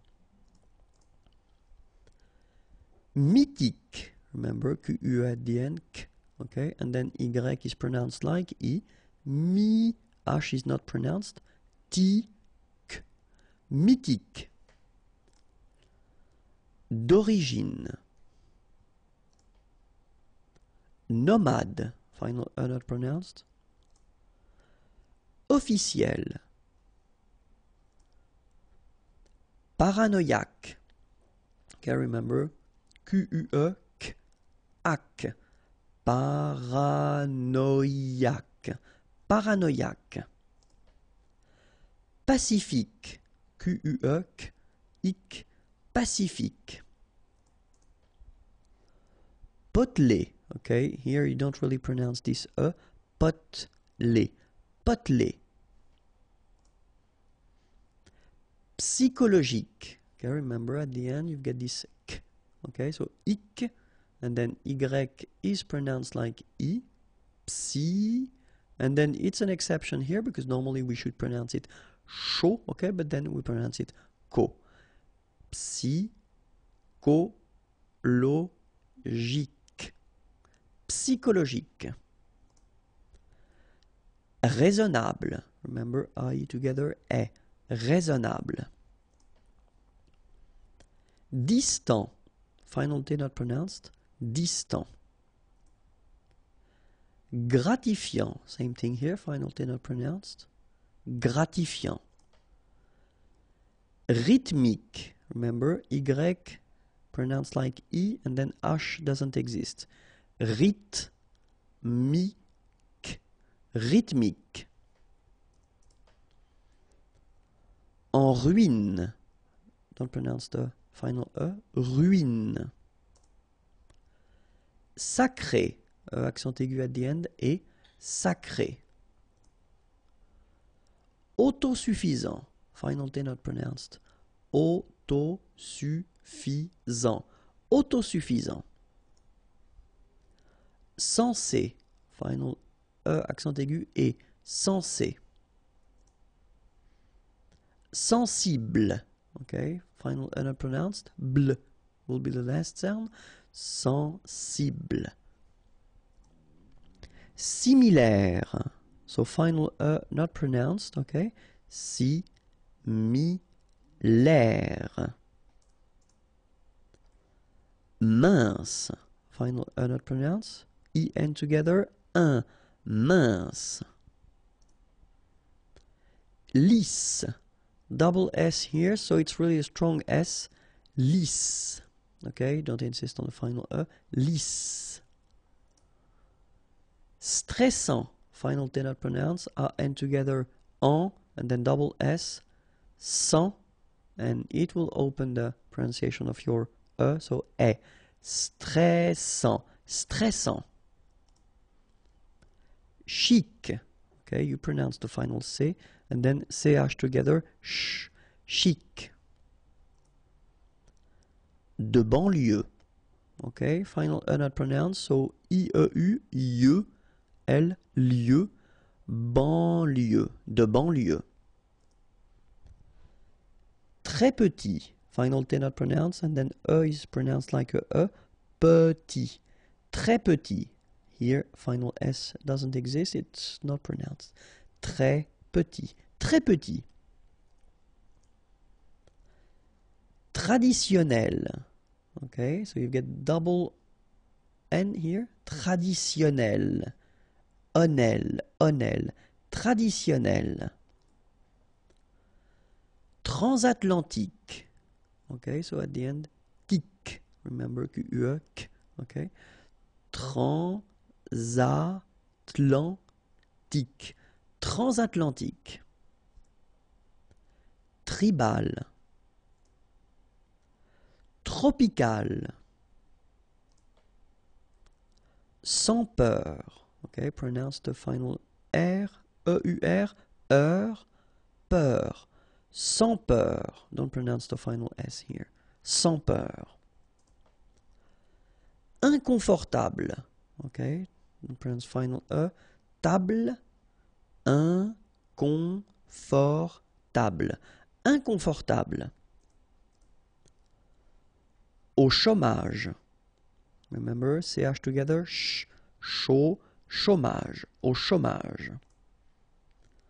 Malchanceux, final X not pronounced, CEU, ce, malchanceux, malchanceux. Peu utile, final E not pronounced, peu utile. Désagréable, final E not pronounced, bl at the end, désagréable, désagréable. Peu réaliste. Don't insist on the final E. Peu réaliste. Intact. Intact. Peu sûr. Affecté. Ondulé. Riche. Okay, remember, C-H-E, sh. So, sh normally, but then you don't insist on the final E, so sh. Riche. Solide. Same thing here, don't insist on the final E. Solide. Bien payé. Okay, remember, final E accent aigu, et, okay. Payé. Payé. Alright? Payé. And then I-E-N, yen. Bien payé. Bien payé. And that's it for this list. I hope it was not too long for you. If you want more videos, then youtube.com/imagier, and the website is waiting for you, imagier.net. Have a great day. Bye bye. Bonjour à tous and welcome to Learn French with Vincent. This is Unité 9, leçon I. And in this lesson, we'll work together on les prépositions avec les articles.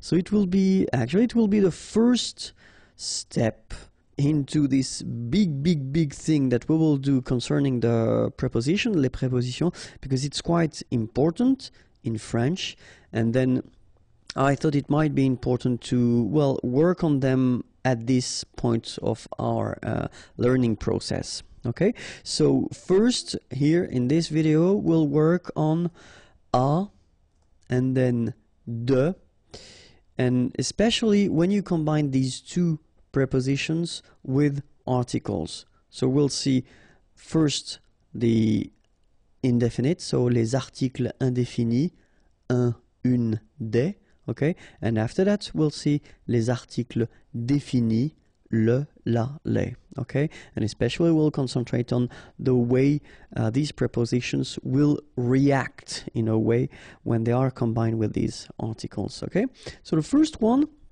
that we will discover together will be a, okay, and so we'll see avec les articles définis. So remember, les articles définis, it would be translated in English as a something, okay, but then in French we've got the difference between the masculine form, so it's un, the feminine form it's une, and the plural form it's des. Okay, so let's see now. I've been making few examples. So I did take this parler verb, to talk, because it's quite interesting. You can use it with the preposition a, to talk to, okay, and it's also possible to use it with the preposition de, to talk about something. Okay, so that's the reason why I wanted to use this verb, just to show you that, well, basically it's possible to use two prepositions if you want to express something different, and then just to see how it will change if you put an article after that. So the first sentence, je parle à un homme. Okay, un homme, a man. Je parle à un homme. Okay, I talk to a man. So in that case, what you can see is that you keep your preposition à here right after the verb, and then you put your article, and basically nothing happens. Okay, je parle à un homme. So let's see an example with the feminine. Je parle à une femme. Okay, une femme, a woman. Je parle à une femme. Same thing here. Nothing happens. So it's actually quite easy. And then have a look here. Je parle à des amis. All right. Je parle à des amis. Same thing here. You've got your preposition, and then you've got the article. So un masculin, une, des. Okay, so the good news is that if you use this preposition à, and after that you put this article indéfini, un, une, des, nothing will happen. No modification, no changes, you just keep them like that. Okay, let's see now if you want to put this article défini. Okay, remember article défini, if you want to translate that in English, it would be the something, okay, but then as usual in French we've got the difference between the masculine form, le, the feminine form, la, and the plural form, les. Okay, so remember masculine, le, feminine, la, and then the plural, les. Okay, so let's have a look now. If we keep, well, the same verb, as I said, you know, je parle, parler, to talk, and in that case you can have a look and you can see that it's been changing a little bit. Okay, so a plus le will become o, like that. You write it au, you pronounce it o. Okay, je parle au directeur. Directeur, translation, director. Okay, je parle au directeur. Let's see the feminine form. Je parle à la directrice. Okay, directrice, director, but the feminine form. Okay, je parle à la directrice. So here you can see that, well, nothing happens, so you still have your preposition à, and then you've got your article here. Okay, so nothing changes when you get the feminine form. And let's see the plural form now. So you've got the directors, so it's the plural form. Je parle au directeur. Okay, so you can see that here you combine a plus les, and you will get this AUX, okay?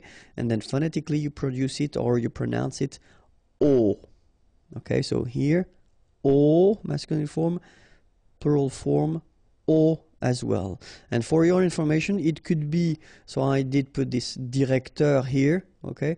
It could be directrice, so it could be the feminine plural. It wouldn't change anything because it will be still this O, okay? So it will be for the masculine or the feminine plural, it will be AUXO, all right? So, je parle au directeur, so here, for the masculine. Je parle à la directrice, here for the feminine.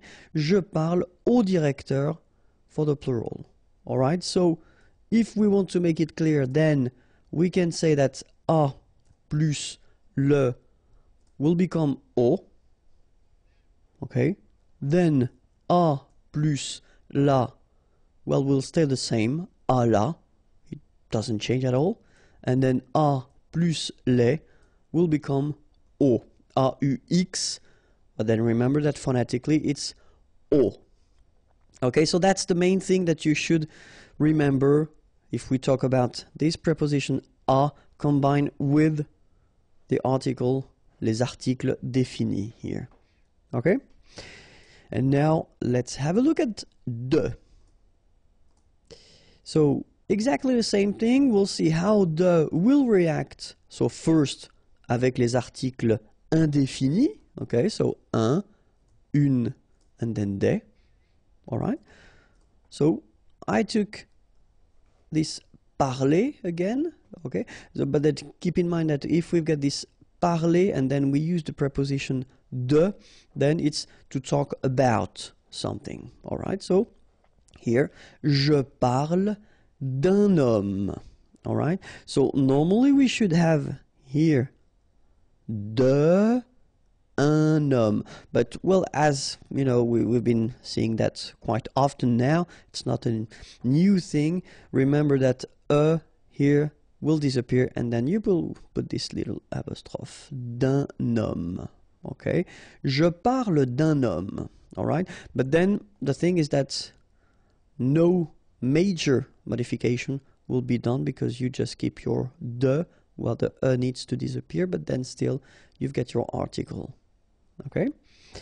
Je parle d'une personne, okay? Une personne, a person. Je parle d'une personne. So exactly the same thing here. Nothing major happens, only this you know, disappear, but then that's the only thing that you should remember to do if you want to combine the two, all right? The tricky thing is here, when you want to combine de and des, all right? Just because we think that it would sound strange to have this de, des, roman, okay? So the thing that will disappear will be the article, okay? So that's the reason why we get this je parle de roman, all right? So in that case, des will be taken away, all right? So remember, de plus un will become d'un. De plus une will become d'une. De plus des will become de. Okay, so we will have to take this des away. All right, so let's see now how it will work if we combine it with les articles définis. So le, la, and les, okay, as we saw previously. Let's see now the examples. The first one, je parle du voisin. Voisin, here it's the masculine form of the neighbor. Le voisin, okay, the neighbor. And what you can see here is, well, the results of the combination of de plus le, okay? It will become du, okay, for the masculine form. Je parle du voisin, okay? So I talk about the neighbor. So let's see now how it will go. So I kept this neighbor, but then here it's the feminine form, so it's la voisine, all right? And what you can see here, je parle de la voisine, well, it will stay the same. So you keep your preposition, de, and then you put your article, la, and you put your name, or your word, sorry, voisine, okay? Je parle de la voisine. Nothing happens here, and it's a good thing. And then for the plural, as we had for a, remember, well, for the masculine singular and the plural, changes will happen. So, je parle des voisins. Here we've got the plural form of voisins, so neighbors, all right? Je parle des voisins.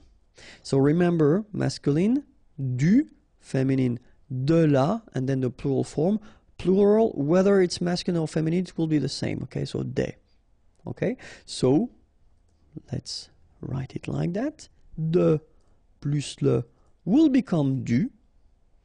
De plus la will stay the same. Nothing happens. De la. And then de plus les will become des.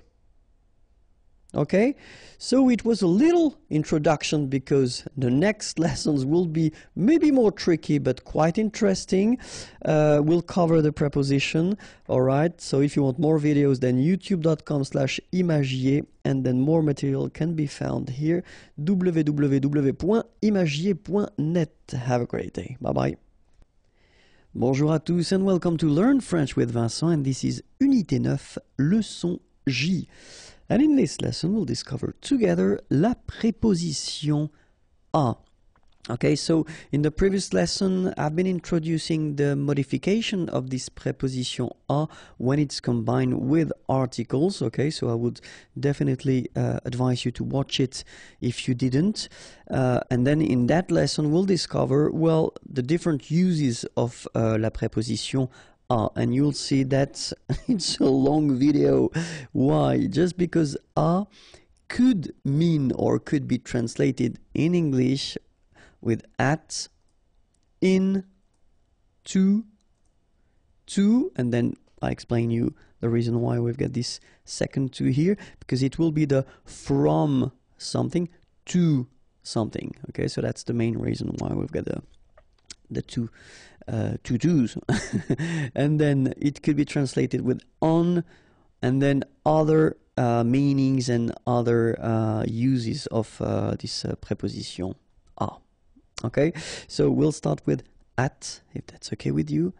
And so, few examples. The first one, so if you want to translate it with this at, would be il reste à la maison. Rester is to stay, okay? And in that case, we would construct it with a, okay? Il reste, he stays, à la maison, at home, okay? Il reste à la maison. Second example, we could use this conduire, okay? Conduire is to drive, and then when you want to introduce the speed, okay, in that case it's 40 km/h, then you would use this à, okay? So at 40 km/h. Je conduis à 40 km/h. Je conduis à 40 km/h, okay? And then the last example we could have for this at, it's for the price, like here, à 10 euros.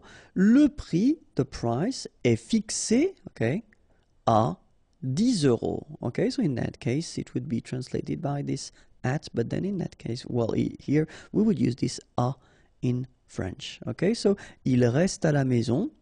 Je conduis à 40 km/h.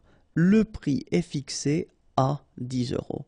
Okay, so, if you want to express this at concept for these situations, then you will have to use this preposition à.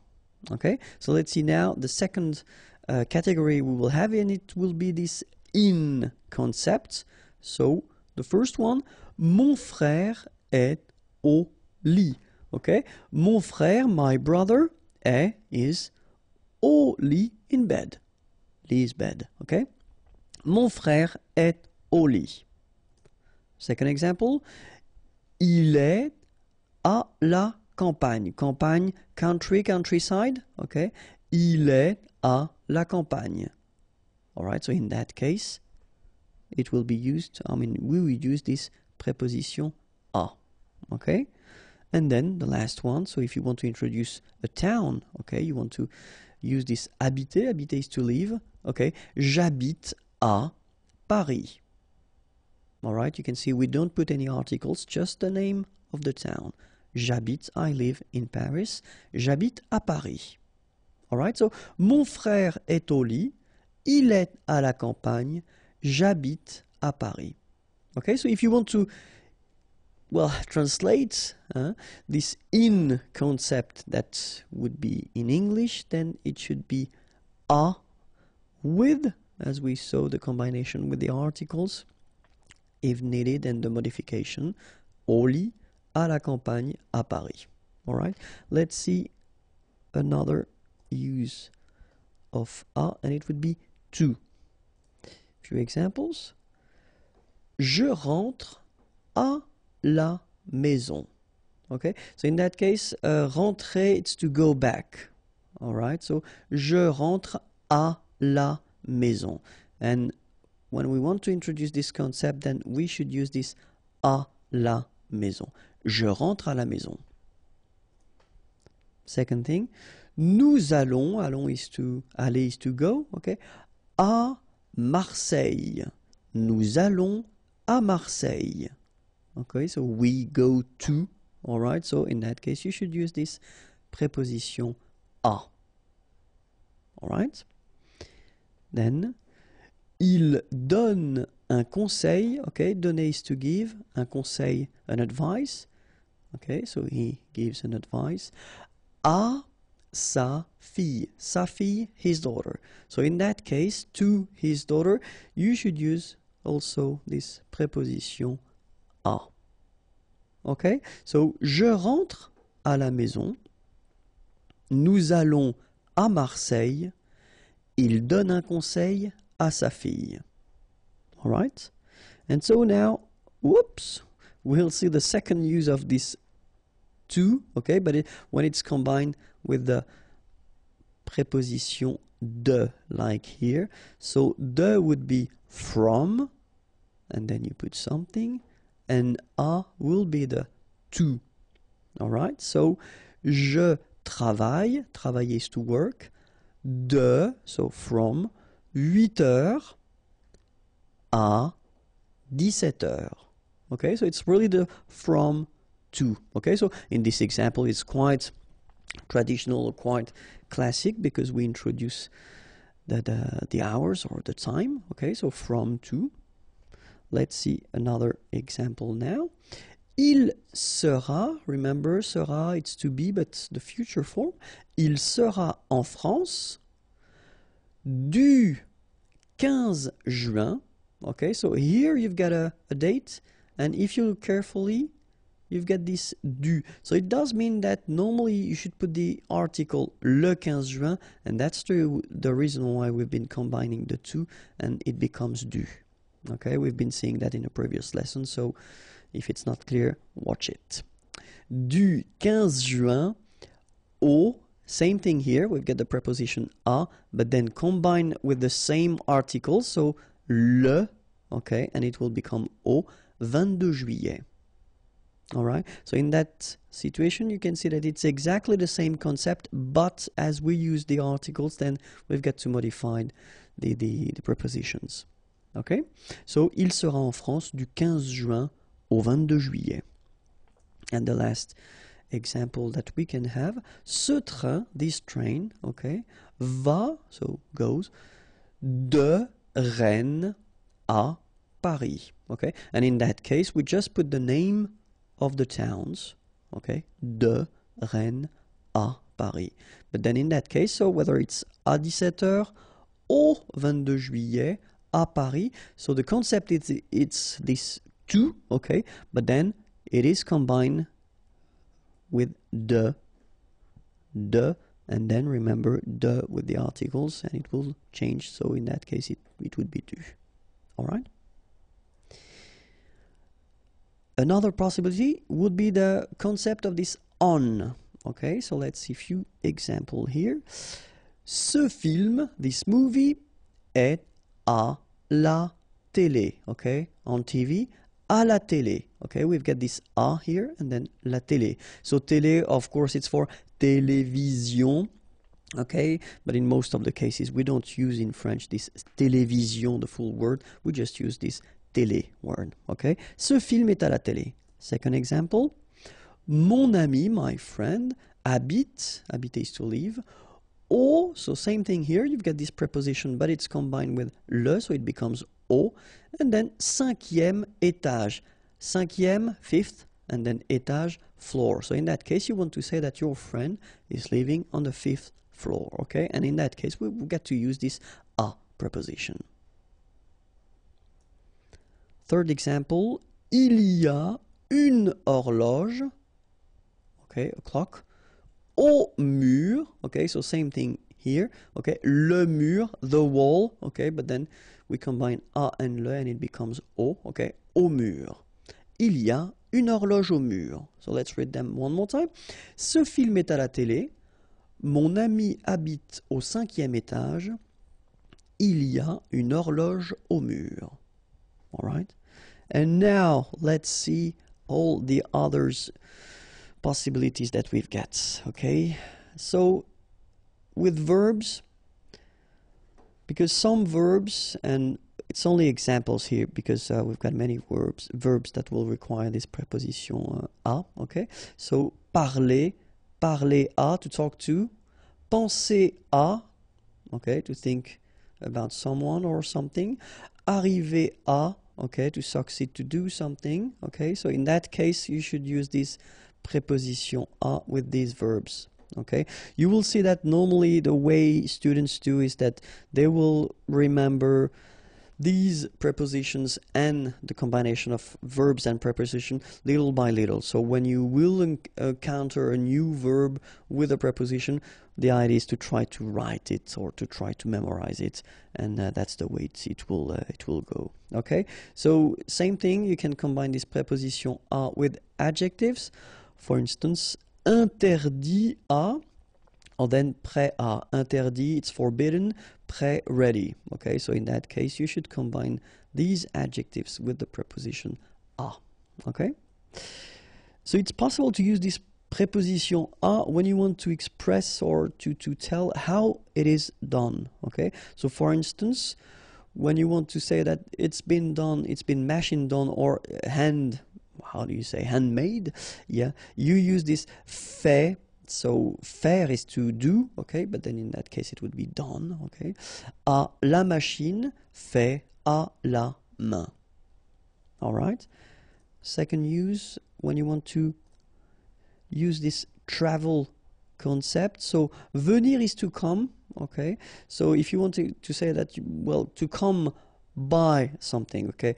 Here it's pied, foot, vélo, and then motorbike, okay? So the concept in French is that if you're not inside, so like a car, a train, tramway, subway, so if you're not inside, then normally the concept would be to use this preposition à, okay? When you want to use this come, go, okay, by. So you should use this à preposition, okay?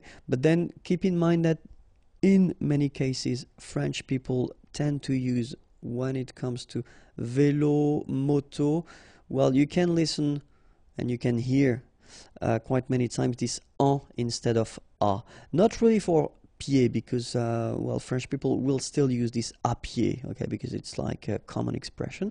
But still for vélo and moto, many persons will use this en. Okay, officially it should be a mistake, but then many persons are using it, so just be ready and try to remember that it's possible that you will hear this en vélo en moto, okay. If you want to describe something, okay, so for instance, la personne au manteau vert, okay, so in that case you want to say that this is the person who is wearing the green jacket, okay, au manteau vert, so in that case it's always the same, so a and le combine and it will become au. Or then, you know, in that case it can be red hair, okay, so cheveux roux, so in that case it's the plural, okay, a plus les, and it will become au, like that. But it's quite common to use this a, okay, and then you want to describe a person.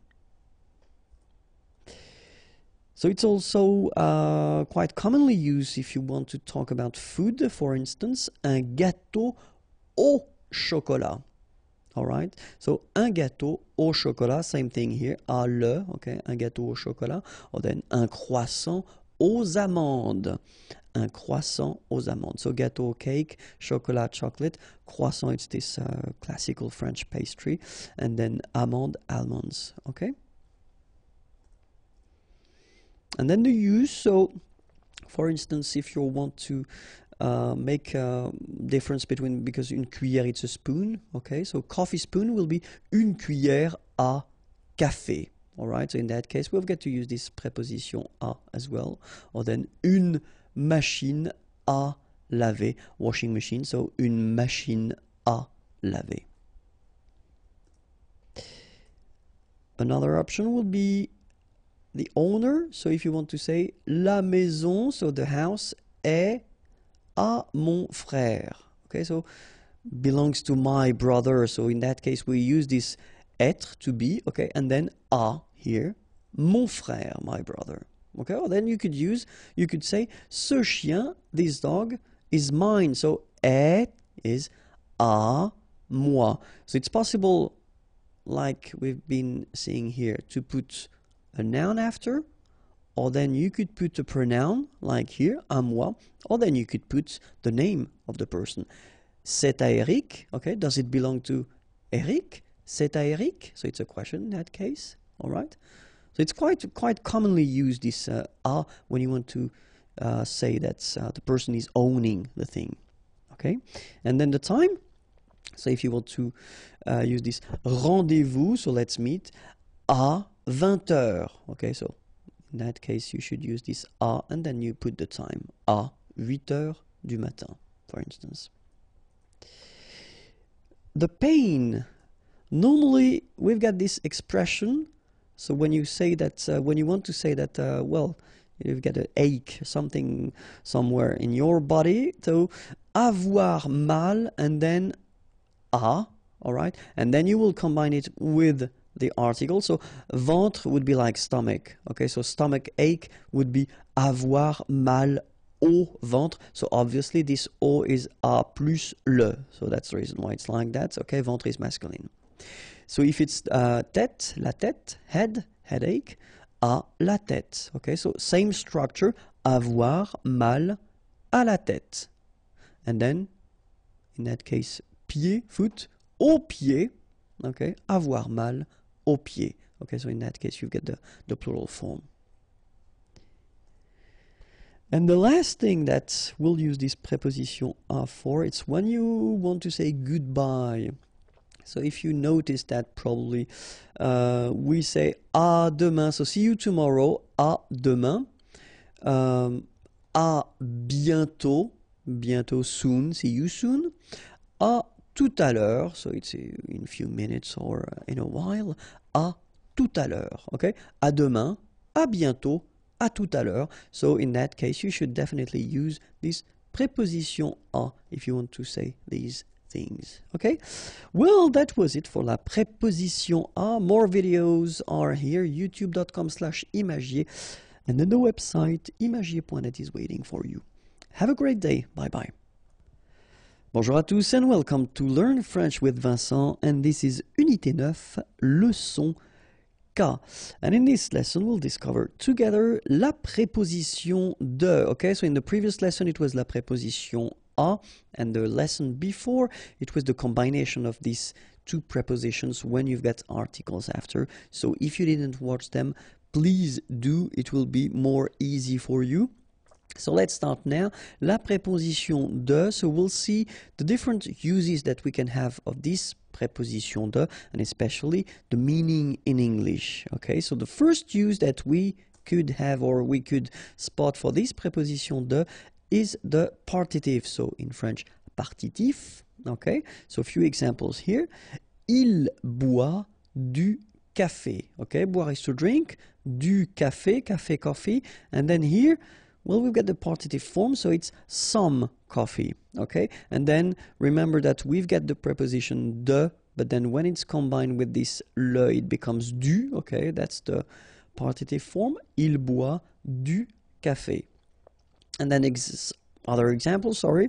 Second example, elle prend de la salade. Okay, prendre is to take, de la salade, some salad. Okay, so elle prend de la salade. Okay, first use of this preposition de, it's this partitive concept. All right, second use will be the translation of from in English. Okay, so a few examples.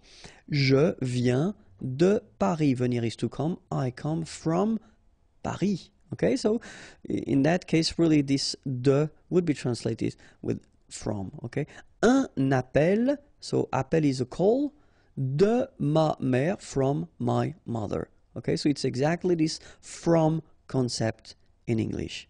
Okay, so let's see now another possibility. When you want to introduce this belonging concept, okay, then usually you should use this preposition de, like here, l'ordinateur de Samuel. Okay, so with this structure, you want to say that l'ordinateur, the computer, belongs to Samuel. All right, so in that case, you should use this de. So it's quite simple because you just put the word, well, the noun, and after that you put this de and the name of the person. Okay, it could be also like here, la voiture, the car of the neighbor, in that case, yeah, du voisin, voisin is the neighbor, okay, and then, well, in that case, if you look carefully, you've got the preposition de combined with the article le, the neighbor, okay, and it becomes du, all right. Other possibility, l'ami, the friend, de mon père, okay, my father, of my father. So it's really this belonging, something or someone is belonging in a way to something or someone as well. Okay, so l'ordinateur de Samuel, la voiture du voisin, l'ami de mon père. Okay, so let's see now another possibility of the use of la préposition de when you want to introduce this containing concept. Like here, for instance, une boîte, a box, de chocolat. Okay, so inside the box you've got chocolates, okay, and then une boîte de chocolat. Okay, so the use of de in that case it's quite clear. It's just because les chocolats sont contenus dans la boîte. Une bouteille d'eau. Okay, bottle of water. Okay, and so in that case you should use this de. Okay, but then obviously because you've got first here a vowel, okay, they don't really get along, so as usual in French, disappear, and you get this apostrophe. Une bouteille d'eau, okay, une bouteille, bottle, eau, water, a bottle of water. Une boîte de chocolat, une bouteille d'eau, okay, so in that case, definitely you should use this preposition de, okay. So if you want to introduce the fact that it's made of something, then for instance here, un rideau, so rideau is curtain, and then de lin, lin is linen, un rideau de lin, okay.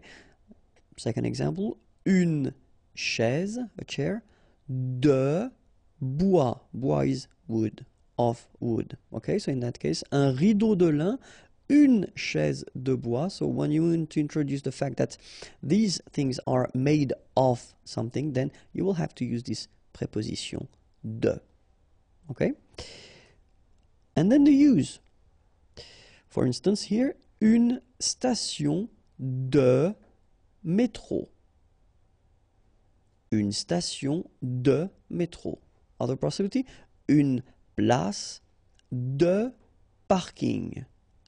Sorry about that, but well, French people tend to use this parking as well. So I know it's coming from English, but still you should pronounce it the French way. Parking. Une place de parking. Okay? And the last one, un studio d'enregistrement. Okay? Enregistrement is recording.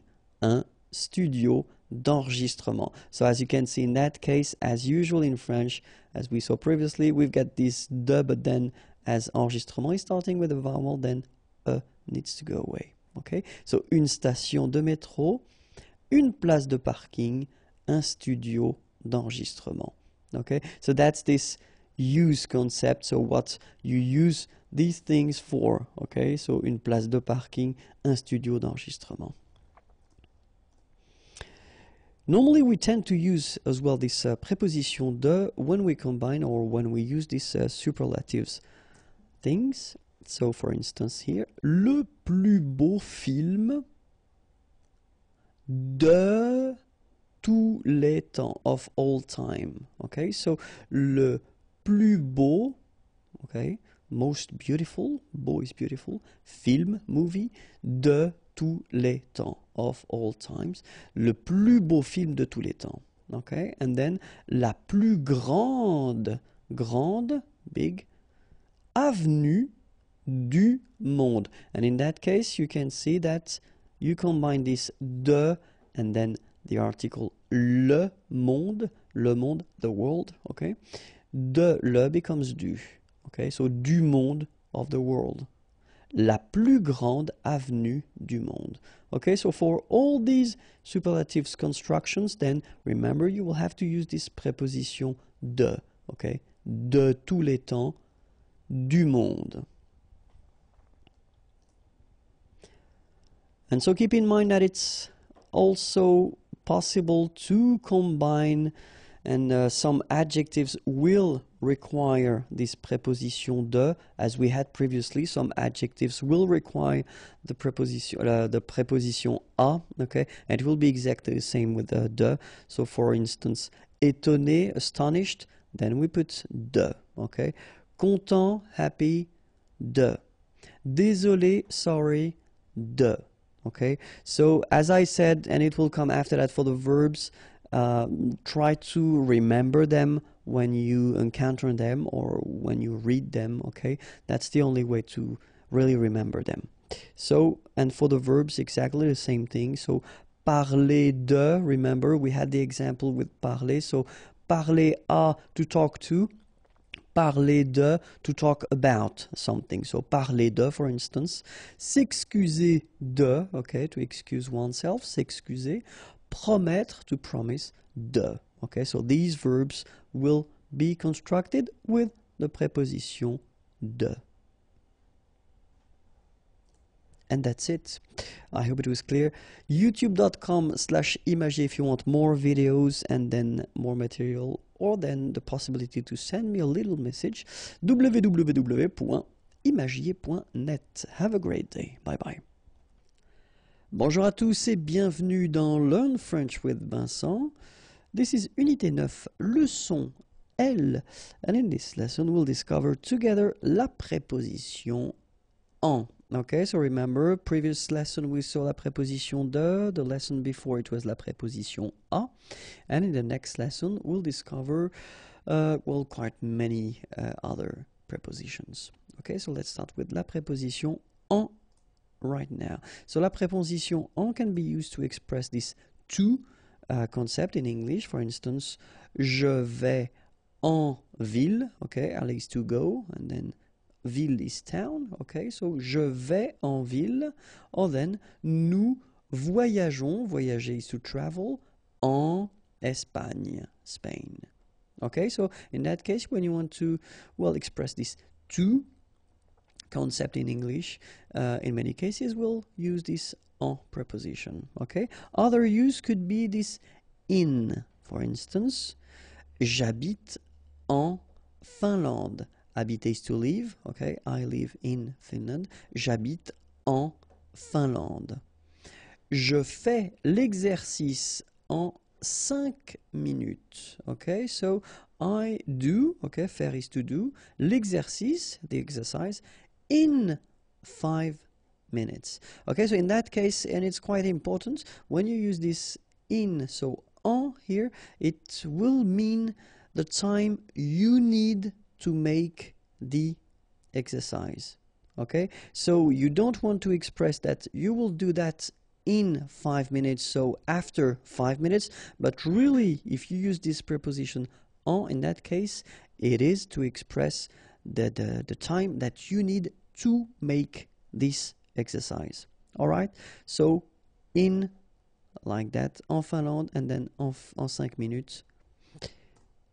Let's see now for the countries. So in many cases we'll have So as we saw in a previous lesson, we've got the difference for the countries between the masculine, the feminine, and the plural countries. Okay, so in many cases, when the country is ending with this vowel en here, okay, sorry, and here, it will mean that it is feminine. Okay, we've got exceptions, of course, because French language is quite tricky, so we've got exceptions like Mexique, for instance, it's masculine, okay, but in many cases it will mean that it's feminine. If it's feminine, then you will have to use this preposition en if you want to express this in concept, okay? En France, en Espagne, en Allemagne, en Italie, okay? And now we'll read it with the liaison if needed.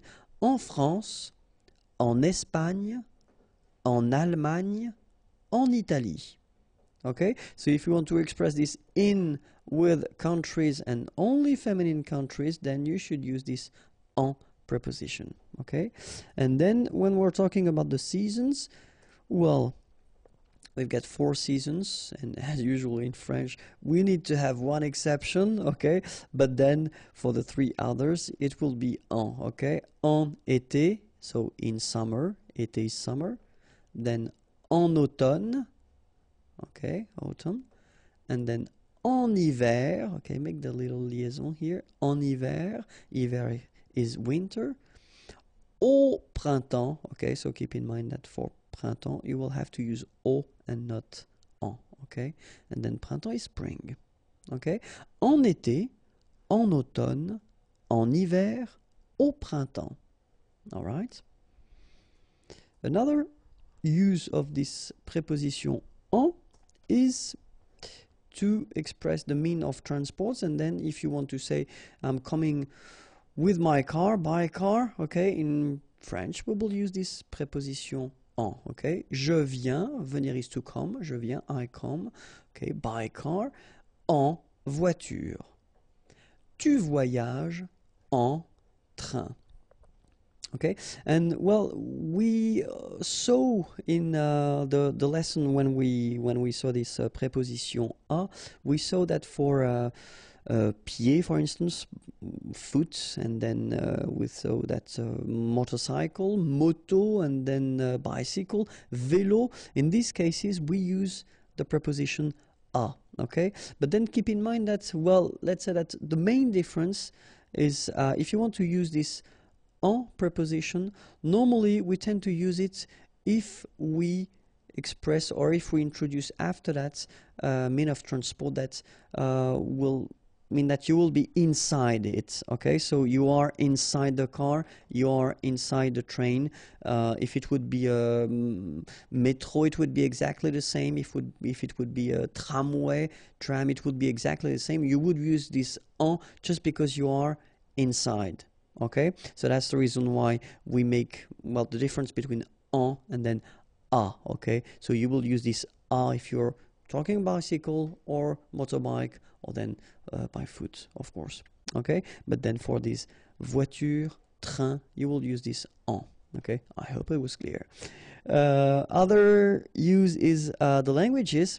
Okay, so for instance, il parle en espagnol. Parler is to talk, okay, or to speak. He speaks in Spanish, en espagnol. Or then, ce livre, this book, est en anglais. This book is in English, okay, en anglais. Other use is when you want to introduce the material it is something is made of, okay, so for instance, une montre, montre is a watch, une montre en or, okay, so gold, or, okay, so if you want to say that this watch is made of gold, then une montre en or. Un bateau en plastique. Bateau, it's a boat, and then plastique is plastic, so un bateau en plastique. If you want to express the situation you are in, okay, so for instance, to be late, être en retard, être en retard, okay? And then the other option here, être en avance, Alright, so if you're coming earlier, then être en avance.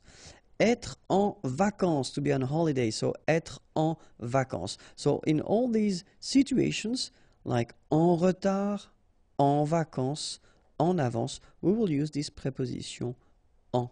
Okay? And then maybe the last use that I wanted to introduce is what we call the gérondif.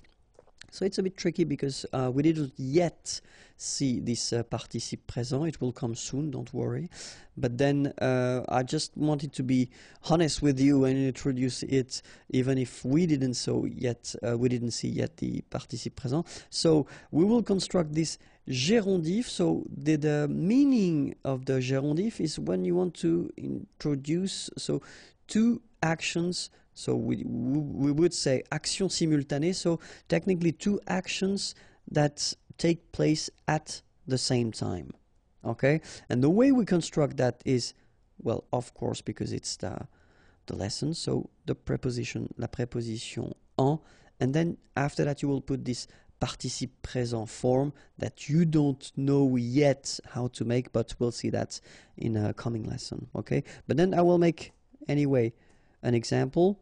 And this is the example. Je téléphone. Okay, so in the first sentence or in the first part of the sentence, you say je téléphone. Téléphoner is to call. Okay, and then we have here our gérondif form. So first you've got your preposition en, and then you get your participe présent form. So marchant.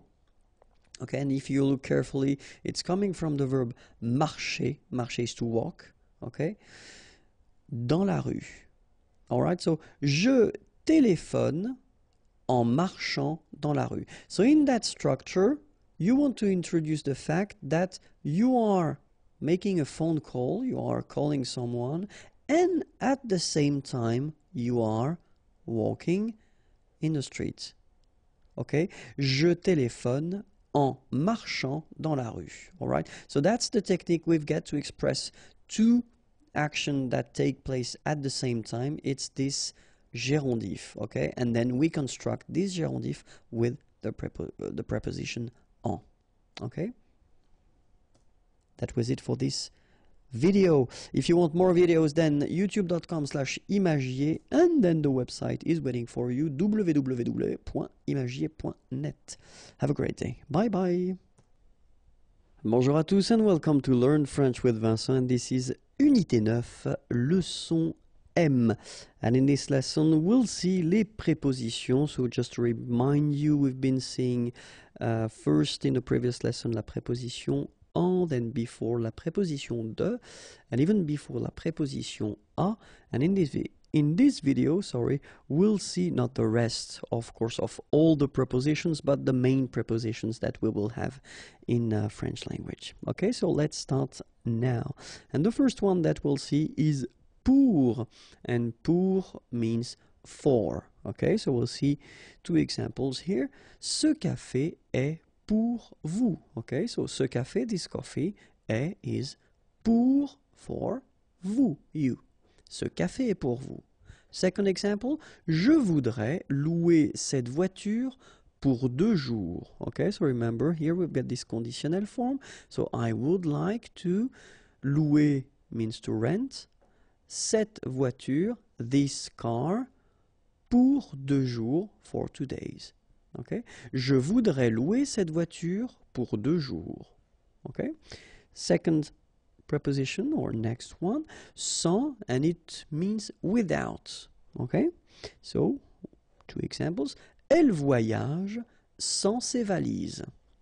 Voyager is to travel, so she travels, sans, without, ses valises, her luggages. Il vient sans son chien. Venir here is to come, so he comes, sans, without, son chien, his dog. Okay? Après, you can translate it by after, okay? And then, je viens après la réunion. Venir is to come. Je viens, I come, après, after, la réunion, the meeting. Je viens après la réunion, okay? Then, avant means before. il arrive avant toi.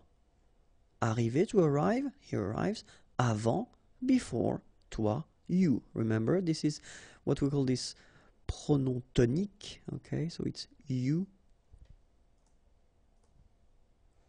Depuis means since or for. Okay, examples. Nous vivons ici depuis 2011. Okay, nous vivons, vivre is to live. Nous vivons, we live, ici, here, depuis, since, and then you put 2011, you just put the year. Okay, so assuming the fact that we are still now in 2012, so 2012, we could use this sentence as well. Nous vivons ici depuis un an. Okay, so in that case, you can use this depuis as well, and then you will introduce un an, just because we've been arriving in 2011 and we are now in 2012. Okay, so depuis un an. Derrière means behind. Okay, so the example could be le ballon est derrière l'arbre. Le ballon, the ball, est is derrière, behind l'arbre, the tree. Okay, un arbre, a tree. Le ballon est derrière l'arbre. Then after that, we can see devant. Devant means in front of. Okay, in front of. And then the example could be mon collègue, my colleague, est assis, is seated, devant le directeur. Le directeur, the director. Mon collègue est assis devant le directeur. Jusque means until. Example, je reste au bureau jusqu'à 17 heures. Okay? Rester is to stay, au bureau, at the office. Je reste au bureau jusqu'à, until 17 heures. Okay, so you can see that here it's quite interesting because normally we should have this jusque written like that. But then if you look carefully after that, we've got this a, okay, another preposition. And then you remember the rule when we've got vowel and vowel. Normally what happens is that this final a will go away and then we'll put apostrophe. So that's the reason why we get this jusqu'à. Okay, and then phonetically, jusqu'à.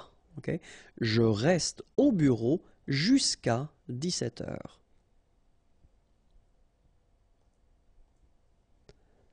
Sous means under. Simple example.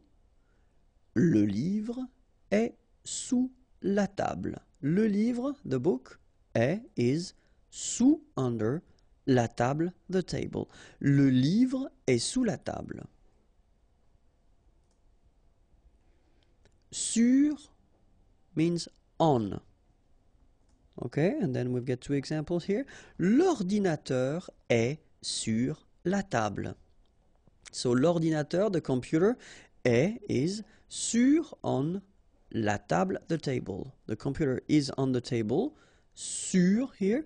But then remember, or keep in mind that it's also possible to use this sur if we're talking about the wall, for instance. So we could say l'affiche, so affiche is poster, l'affiche est sur le mur.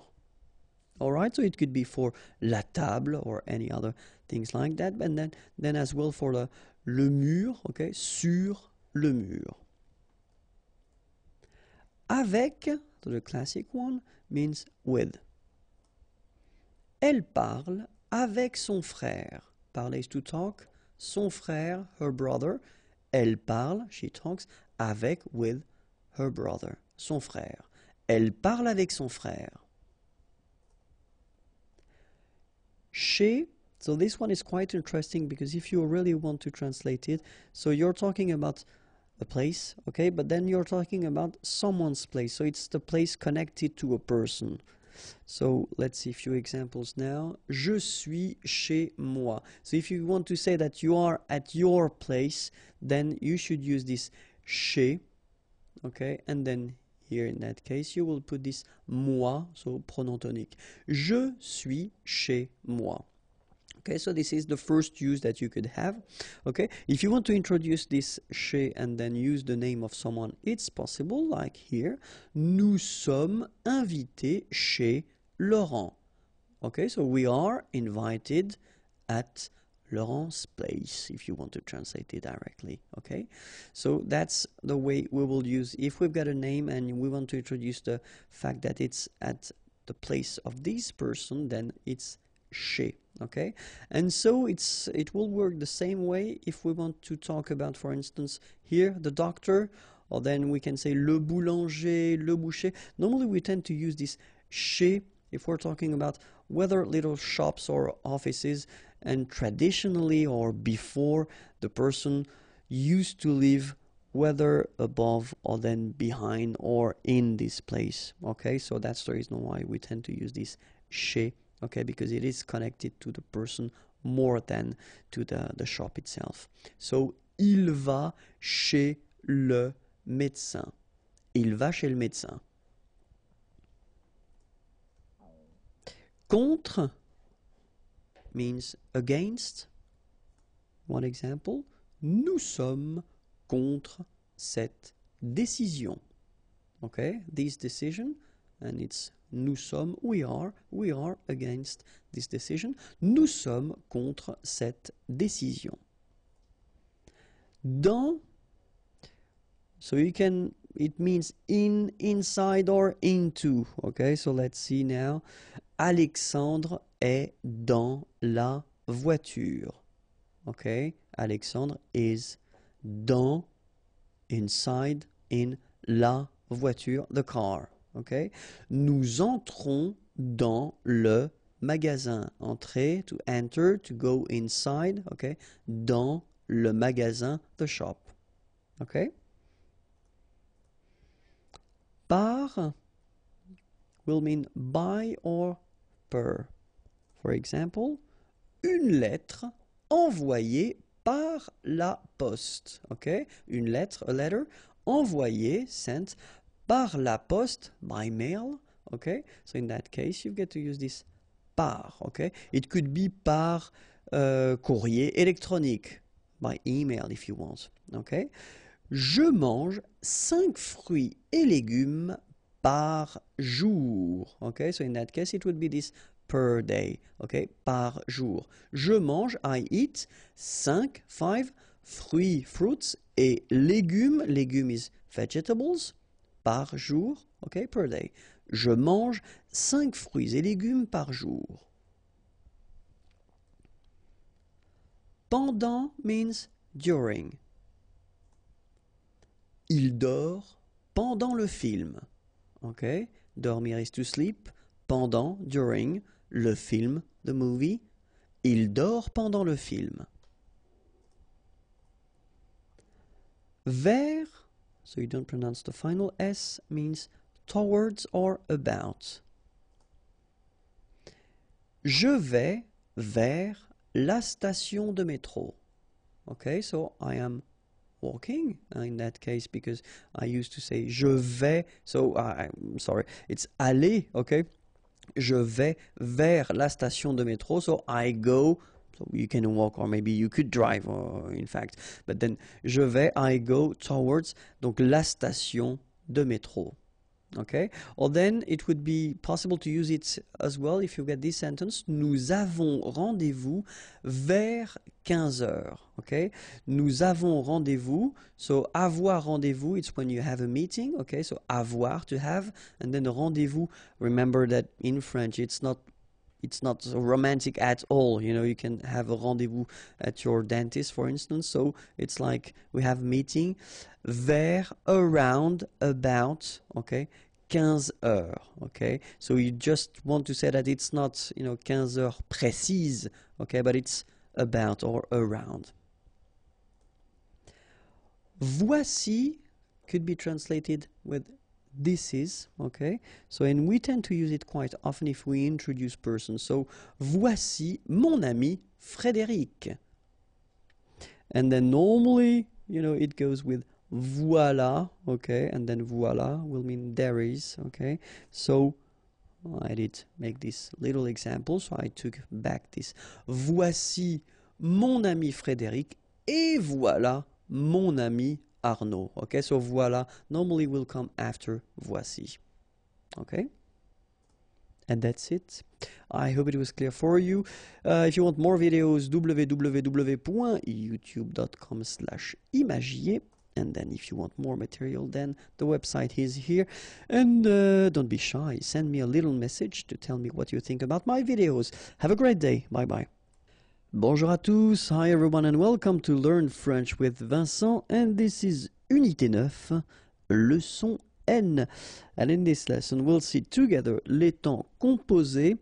So we won't discover them because I thought it might be useful to take the time to review what we saw so far, especially when we're talking about les temps composés, so all these tenses that are composed tenses, okay? So, and so far we've been seeing first le passé composé, then we saw le plus que parfait, after that came le futur antérieur, and finally we saw le conditionnel passé. And so the common thing that we have between all these tenses is that they are composed, okay? So they will be constructed the same way, but then of course few things will change. Obviously the first part that we've got to use, avoir and être, will change, but then the rest, construction with the participe passé, will be the same, okay? So we'll first start with the passé composé, okay? So, and if you remember, the rule was that first we will use avoir. So if you're not really sure, if you don't remember if the verb requires être or not, then put avoir. Avoir should be at the present form. Then you will put your participe passé form and you will get this passé composé. Okay? Remember that in some cases, but we're talking about exceptions or reflexive verbs, you know, these se, blah, blah, blah. So you will have to use être and at the present tense as well, plus le participe passé, and you will get this passé composé. Okay? So, of course, it looks simple like that, but then in some cases, and especially after learning so many things, maybe you don't really remember the conjugation of avoir and être at the present tense. So we'll take the time to review that one more time. So remember, avoir at the present tense goes like j'ai, tu as, il a, elle a, nous avons, vous avez, ils ont, elles ont. Okay, so j'ai, tu as, final S not pronounced, il a, elle a, nous avons, final S not pronounced, and then we make this little link between the two, nous avons, vous avez, a Z at the end will produce this E sound, avez, little link between the two, vous avez, ils ont, okay, final T not pronounced, and then we make the liaison, ils ont, elles ont. Alright, so this is for avoir at the present tense. And now être at the present tense. Je suis, tu es, il est, elle est, nous sommes, vous êtes, ils sont, elles sont. Okay, so je suis, final S not pronounced. Tu es, okay, so it's quite strange because you get this ES, but then phonetically it's est, alright, quite open. Tu es. Il est, exactly the same sound as we had previously, okay, so just remember that you write it like that, but then phonetically it goes like est, elle est. Nous sommes, final S not pronounced. Vous êtes, little liaison to between the two and then final S not pronounced. Ils sont, final T not pronounced. Elles sont. Alright? So that's the main thing you should remember. Of course, the participe passé, but then we won't cover that in this lesson because I've been making a big video on that, so try to search it in the channel search engine and you will find it, okay? So let's see now, le plus que parfait. So remember, it was exactly the same rule. So first, avoir If you're not sure, just put avoir, but avoir should be at the imparfait form. Then the participe passé. So you will get your plus que parfait. Okay. And for the same exceptions, we'll have être at the imparfait form. And then the participe passé, and it will give you the plus que parfait.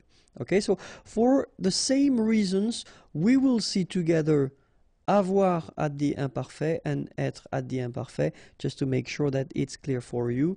And avoir at the imparfait will give j'avais, tu avais, il avait, elle avait, nous avions, vous aviez, ils avaient, elles avaient.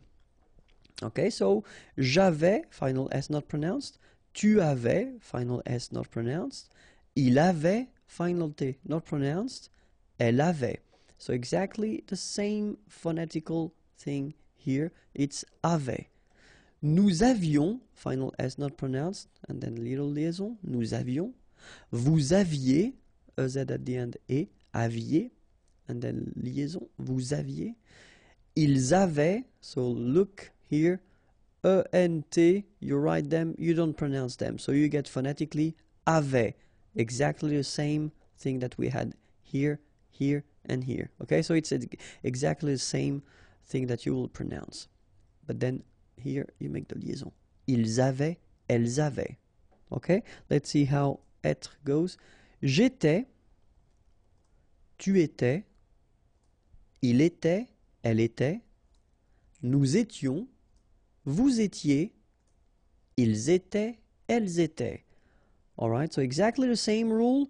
Remember, final S, here, here, final T, and then here, E-N-T, you don't pronounce them. So you will get était, okay, for all these forms, okay. J'étais, tu étais, il était, elle était. Same rule here, final S not pronounced, and then you make the liaison. Nous étions, vous étiez, ils étaient, elles étaient. Okay, make the liaison here as well. Ils étaient, elles étaient. Alright, so this is the thing you should remember. Now, the other tense we saw was futur antérieur. And futur antérieur, remember, exactly the same construction, but then avoir should be conjugated at the future, le futur, and then le participe passé, and it will give you futur antérieur. Or then, for exactly the same exceptions and the same cases, you will use être, but then être should be at the future tense, plus le participe passé, and it will give you le futur antérieur. So, what we'll see exactly the same thing as we saw previously for the other tenses, so, or the other tenses. So we'll see the future form for avoir, and then the future form for être. Okay? And for avoir, it will go like j'aurai, tu auras, il aura, elle aura, nous aurons, vous aurez, ils auront, elles auront. Okay, so have a look now. J'aurai, tu auras, final S not pronounced, il aura, elle aura, nous aurons, final S not pronounced, and then you make the liaison, vous aurez, a Z at the end here, et, aurez, liaison here, vous aurez, ils auront, final T not pronounced, elles auront.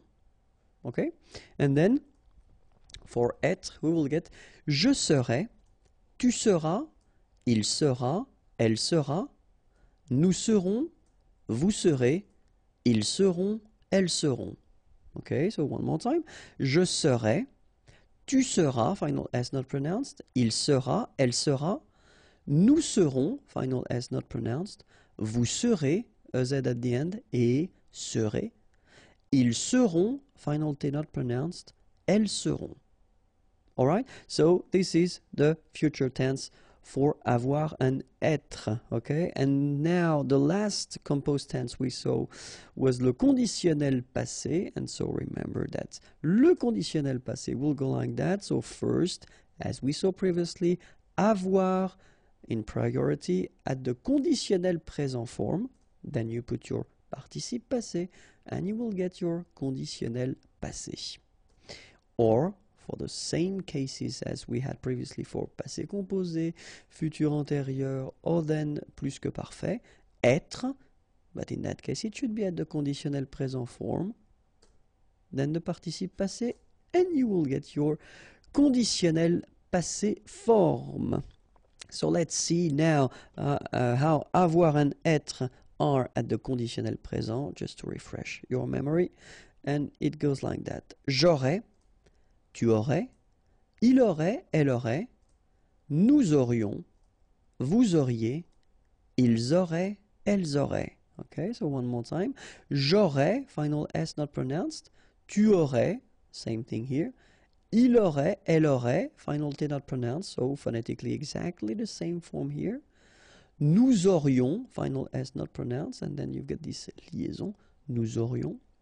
Vous auriez, EZ at the end, et auriez, and then the liaison, vous auriez.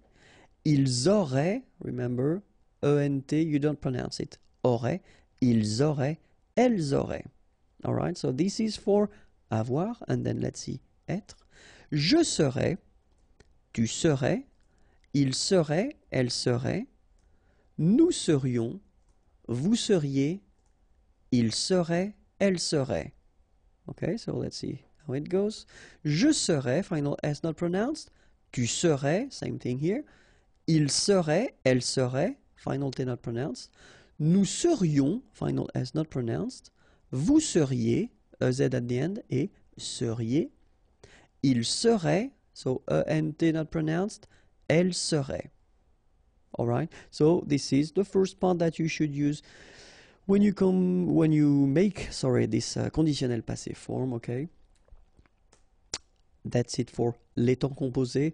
If you've got some doubts, remember I've been making videos regarding each of these tenses, so it's possible to find them.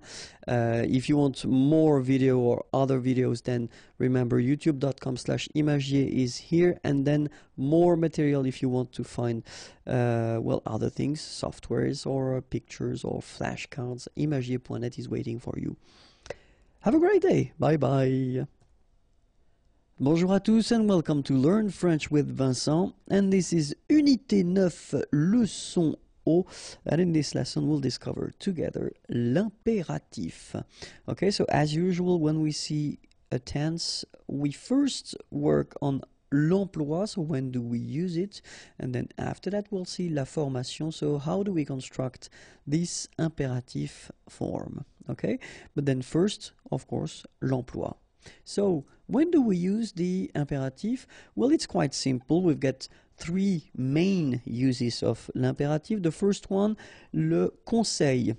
So if you want to translate conseil, it would be advice, okay? So if you want to give an advice to someone, okay, in most of the cases you will use this imperative form. Or then if you want to give an order, okay, so normally that's the tense we use if we want to use this order thing. And then la défense, so if you want to forbid something to someone, okay, so in that case you should use l'impératif, okay? So conseil, ordre ou défense, okay? We'll see just a few examples just to see how it works. Le conseil, so we've got this example. Pour aller à la gare, tournez à gauche et continuez tout droit. Okay, so to go to the station, aller is to go, la gare, the station, pour aller à la gare, tourner, and that's our first impératif, à gauche, on your left, et continuer, continue is to continue, tout droit, straight. Okay, so tourner and continuer here are at the imperative form. Okay, normally at this level, maybe it rings a bell, and maybe you can think that they look like something we saw previously, okay? So, ordre now, if you want to give an order, same thing here. Fais tes devoirs, okay? So, faire is to give, to do, and then tes devoirs, your homework, okay? We tend to put that at the plural form in French. Fais tes devoirs, okay? And this is here as well an impératif. Okay, and then let's see now. Une défense. N'utilisez pas votre téléphone portable pendant le cours. So, of course, in that case, défend, so you want to forbid something, so you should use this negative form, okay? So, n'utilisez pas votre téléphone portable pendant, during le cours, the lesson, okay? Utiliser is to use. N'utilisez pas votre téléphone portable pendant le cours. Same thing here. Utiliser is at the imperative form, okay? So, now, first thing. When we talk about this imperative form, the first thing that you've got to remember is that we've got only 3 persons, so there will be tu, nous, and then vous. So the imperative doesn't exist for je, for il and il au pluriel. Okay?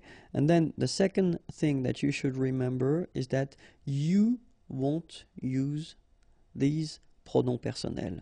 So normally when we've got a tense, well, so far all the tenses that we saw, you use these pronoms personnels, so tu, nous, and vous, okay?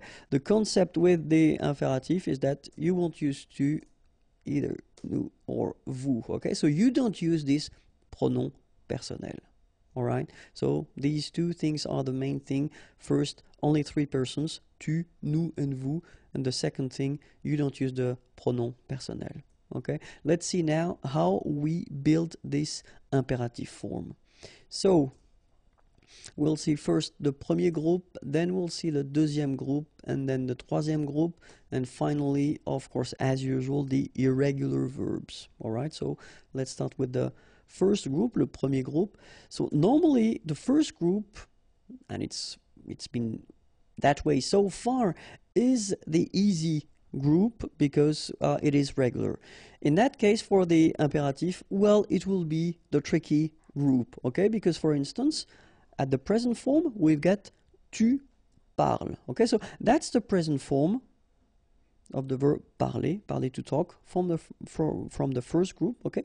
If we want to make this imperative form, well, it will look like that, parle. So you can see that your final S needs to go away, and you will get this parle form. This is your imperative form, so l'impératif, and then don't forget to put le point d'exclamation here, because whether it's an order or an advice, you should put it. Okay, that's the way it goes. And then remember, we don't put the pronom personnel, so just this form. Okay, so that's the first form of parler at the imperatif.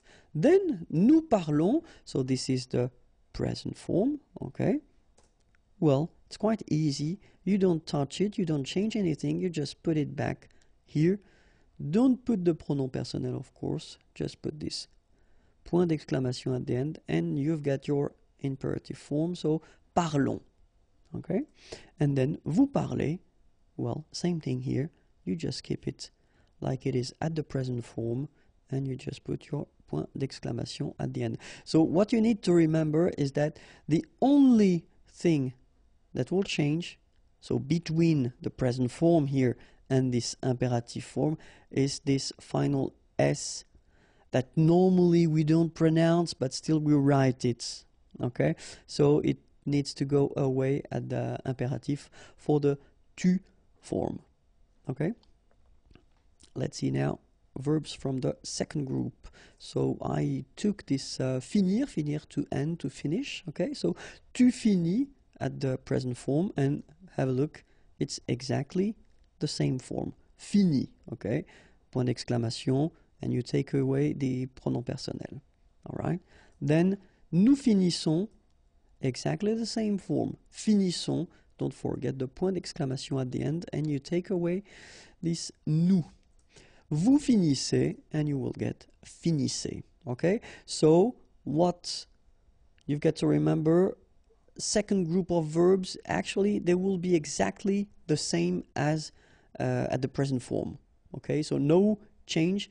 Of course you need to take away the pronom personnel, but the forms will stay the same, okay? So let's see now the troisième groupe. So normally in most of the cases, troisième groupe is contain all the tricky verbs, okay? But then if you take the example of prendre, prendre is to take, tu prends at the present form, okay? Well, look, it is exactly the same thing. Keep in mind that, of course, you should put this point d'interrogation at the end, point d'exclamation at the end, and then you take away this pronom personnel, but still, it's the same form, all right? Then, nous prenons, at the present form, we'll get this prenons. And the last one, vous prenez, you will get prenez. Okay, so third group of verbs, actually it's quite easy because you don't touch anything, you don't change anything, you just take away this pronom personnel and you will have your imperative form. Okay, of course, as usual in French, we've got some irregular verbs. Okay, so the first one will be aller. Okay, so aller will be like that. So the only thing that will change with aller is, well, what we saw in the first group, the final S will go away. So you get va, allons, aller. Okay, the other forms are exactly the same. Savoir will become sache, sachons, sachez. Ouvrir, ouvre, so the S goes away, ouvrons, ouvrez. Okay, aller is to go, savoir to know, ouvrir to open. Okay, then of course être and avoir, so être will become soit, remember final S is not pronounced, soit, then soyons, soyez, all right, soit, soyons, soyez. And avoir will become est, remember the final E is not pronounced, so you only have this AI sound, est, okay, est, ayons, ayez, okay, est, ayons, ayez. Okay, so one more time, soit, soyons, soyez, then est, ayons, ayez. All right? And now, remember that all these tricky verbs will be modified if you put a pronoun after. Okay, and we're talking about only two categories of pronouns. So we saw the pronouns previously, so you should know now what pronouns I'm talking about. So I'm talking about this pronoun I here, so the Y pronoun, and I'm talking about the pronoun en. Okay, so because in most of the, well, not most of the cases, but quite often in French, when we use the imperative, we tend to avoid repeating things. So we will put pronouns if needed and if possible. Okay, so in that case, for instance, remember pense, so it's from the first group. So normally when you put this imperative, you shouldn't put the S, okay? But then if you put this Y, so this pronoun after, then you will have to put back this S just to produce it orally, because you will pronounce it pense-y, pense-y, okay? Pense-y, all right? So you get to make this liaison. Same thing here, vas-y, vas-y, all right? And then achètes-en, achètes-en, all right? So that's one important thing if you want to construct this imperative form with pronouns. Then now we'll see how to construct this imperative when we've got the negative form. After that we'll see how it works if you've got only one pronoun and pronom complément, and then one or two in that case, and then finally we'll see with the verb pronominaux. But then now first la négation. So I took this parler verb, and if you have a look at it, so imperative is parle, okay? If you want to write the same sentence but at the negative form, well, it's quite easy because it will be ne parle pas. Okay, so you just put your ne before the verb and then the pas after the verb, and of course you don't change the rest. Finir, finissons, ne finissons pas. Okay, so same concept, ne first, then your verb, and after that pas. And then mettre, mettez will become ne mettez pas. Okay, so it's not that difficult. Now let's see with the pronouns. Okay, and then first part will be with one pronoun, and after that we'll see how to construct that with two pronouns, and it is a bit difficult if I'm totally honest with you. But now with one pronoun, let's see, regarde-moi, okay, and it will become at the negative form, ne me regarde pas. Okay, so here normally remember these pronouns me, okay, should come before the verb. Then the rule at the imperative is that if you've got these structures, so structure affirmative, okay, so it's not the negative form, then they should come after, and then this me is one of the pronouns that will change and it will become moi. Regarde-moi, okay? But when you put back this structure to the negative form, so me just become the normal form, so ne me regarde pas. All right? Same thing, so toi will be the second and the last to be drastically modified, so it will become regarde-toi, okay? So the rules stay the same, you put it after, okay? Regarde-toi, all right? But then when you put the negative form, well, it becomes normal, so ne, and then te regarde pas. Okay, keep in mind that as usual for the pronouns, they will come before the verb, okay? So your negative form is coming before and after the whole thing. And then, well, if you've got this le pronoun, or it could be the la, well, it will stay the same, so no modification, so regarde-le, and then negative form, ne le regarde pas. Okay? Regarde-la, ne la regarde pas. It could be regarde-nous, okay?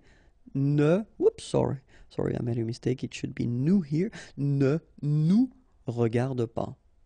Okay, and the last one, regarde-les will become ne les regarde pas. Okay, so keep in mind that it's only this me and te pronouns that will change. They will become this moi and toi, so they will become these forms, and you should put each time anyway after the verb, and don't forget this little thing between the two, because as you can see, we've got to put it. Okay, now if you want to put two pronouns in your structure with the imperative, well, it's something that's well, it's not really rare to use that, okay? But then, well, we've got some, of course, as usual, quite strict rules, and that's the thing.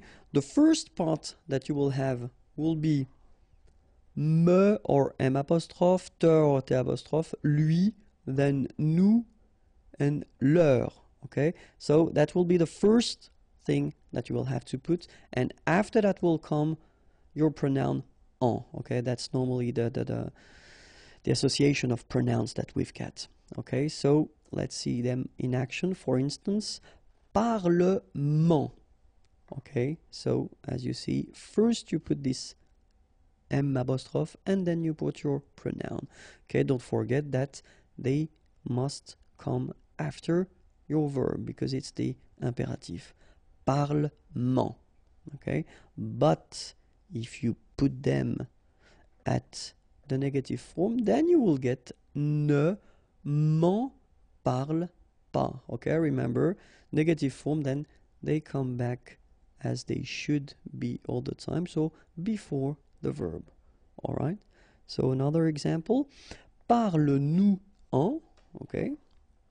Here, and then we will get ne nous en parle pas. Okay, sorry for the examples, but I tend to not to make the liaison when I make these little examples, just because I think it's more clear not to make the liaison, okay? But then, of course, parle-nous-en, ne nous en parle pas should be the way you should pronounce them, okay? But still, just to make it clear where you put them and to avoid any mistake or anything like that. Okay, so same thing here, so parle, and then after that you've got your pronoun and second pronoun en, but when you put the negative form, ne, and then you put them back before your verb.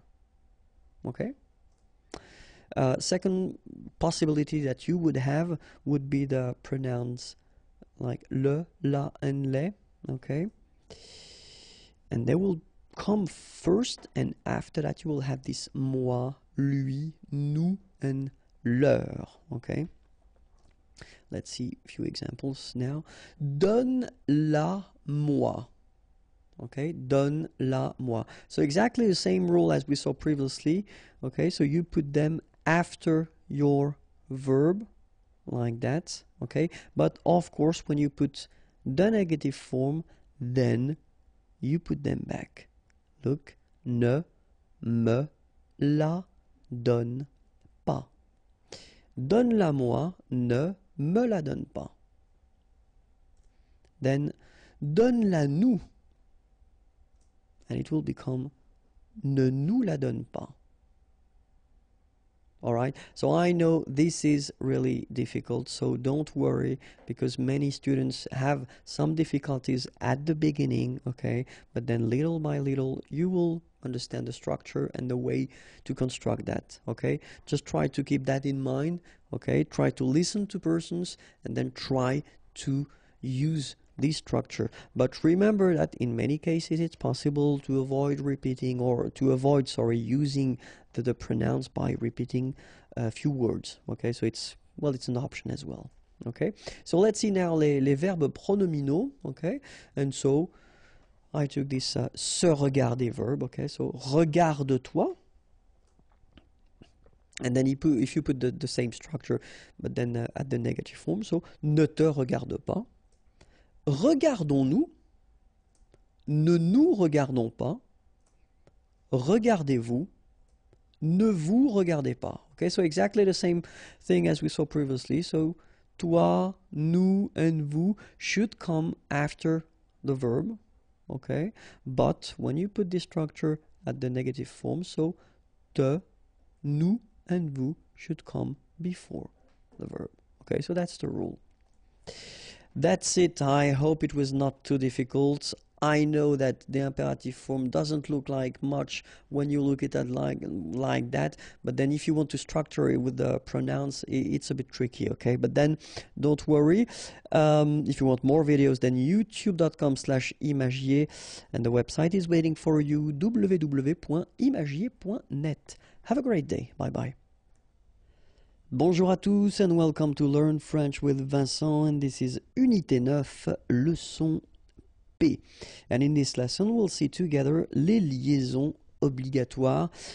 So since we started this Learn French with Vincent videos, I've been talking quite much about les liaisons, so these little links that you can put between the words.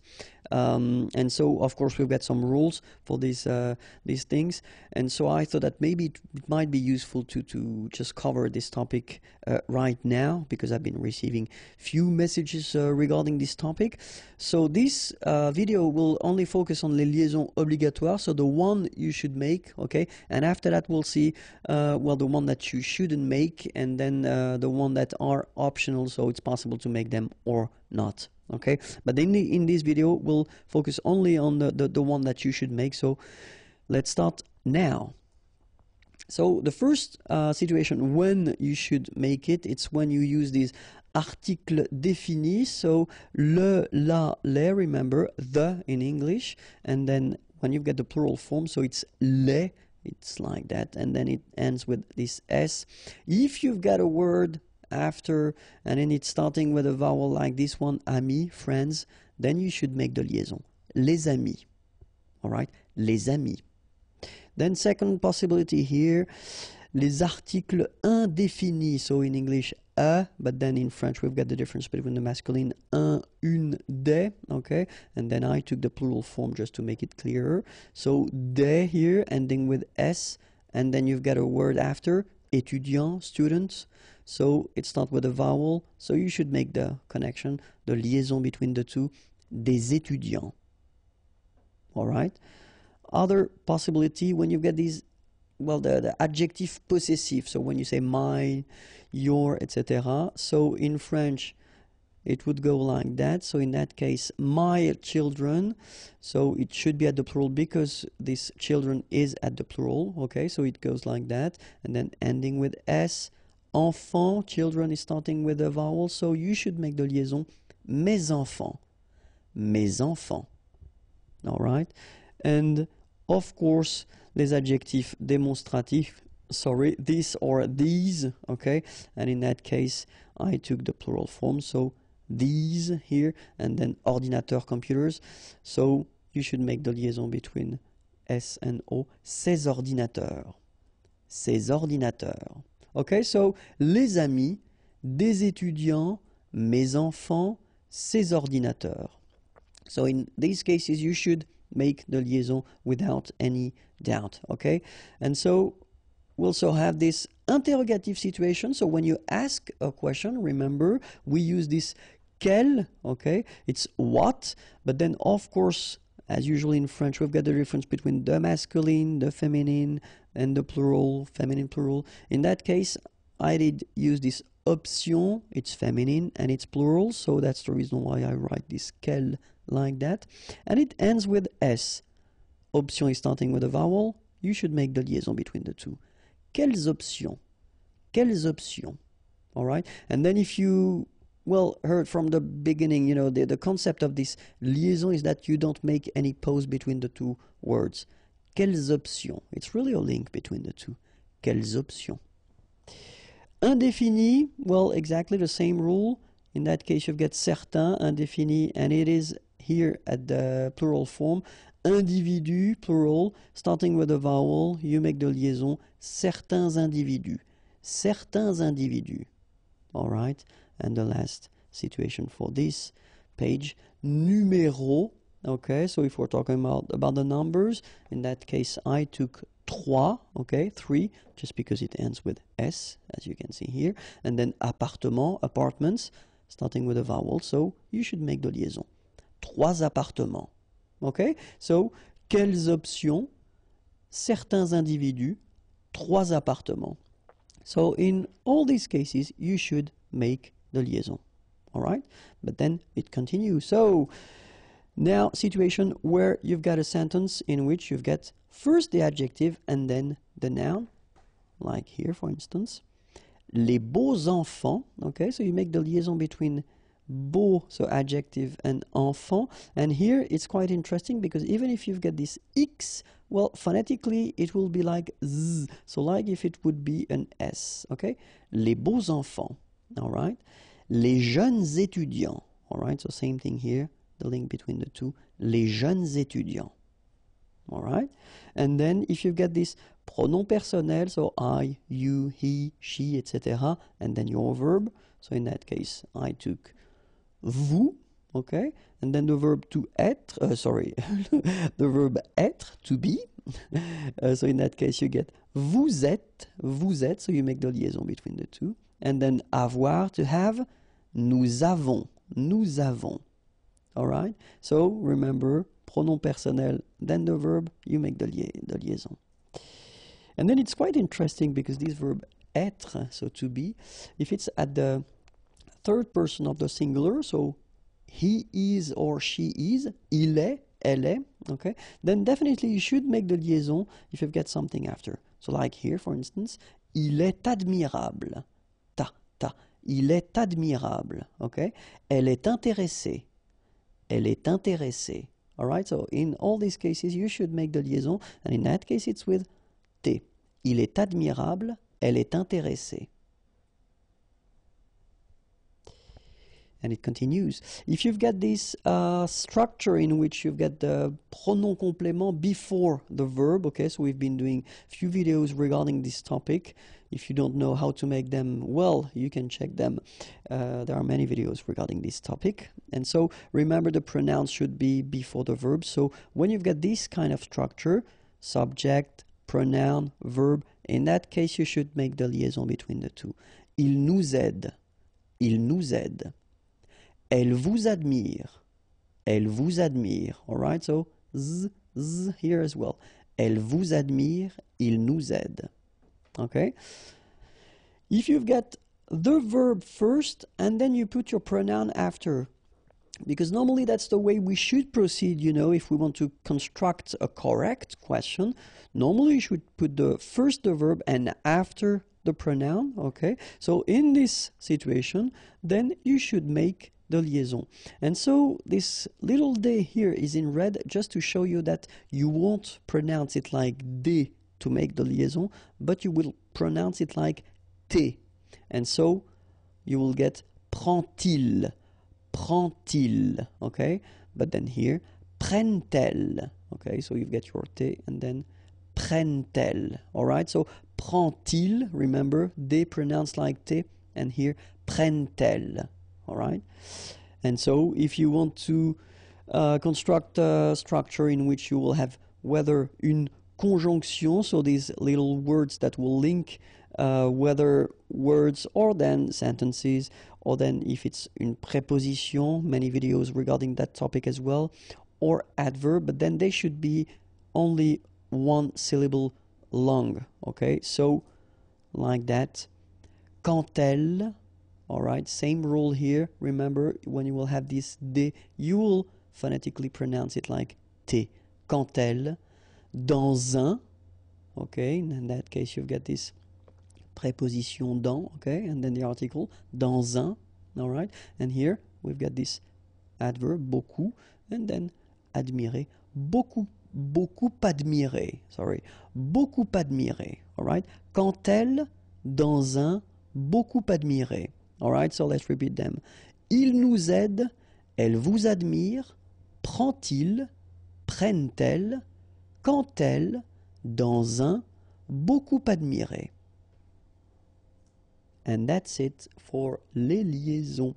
If you want more videos, then youtube.com/imagier, and remember the website is waiting for you, imagier.net. Have a great day. Bye bye. Bonjour à tous and welcome to Learn French with Vincent, and this is Unité 9, leçon Q.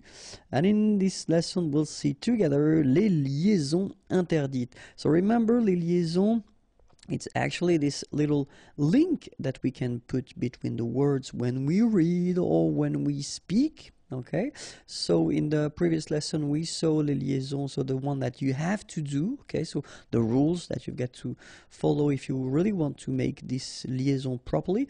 And then in this video, well, we'll try to see the one that you shouldn't do, okay, because in some cases it's not possible to make these liaison. Okay, so let's see now.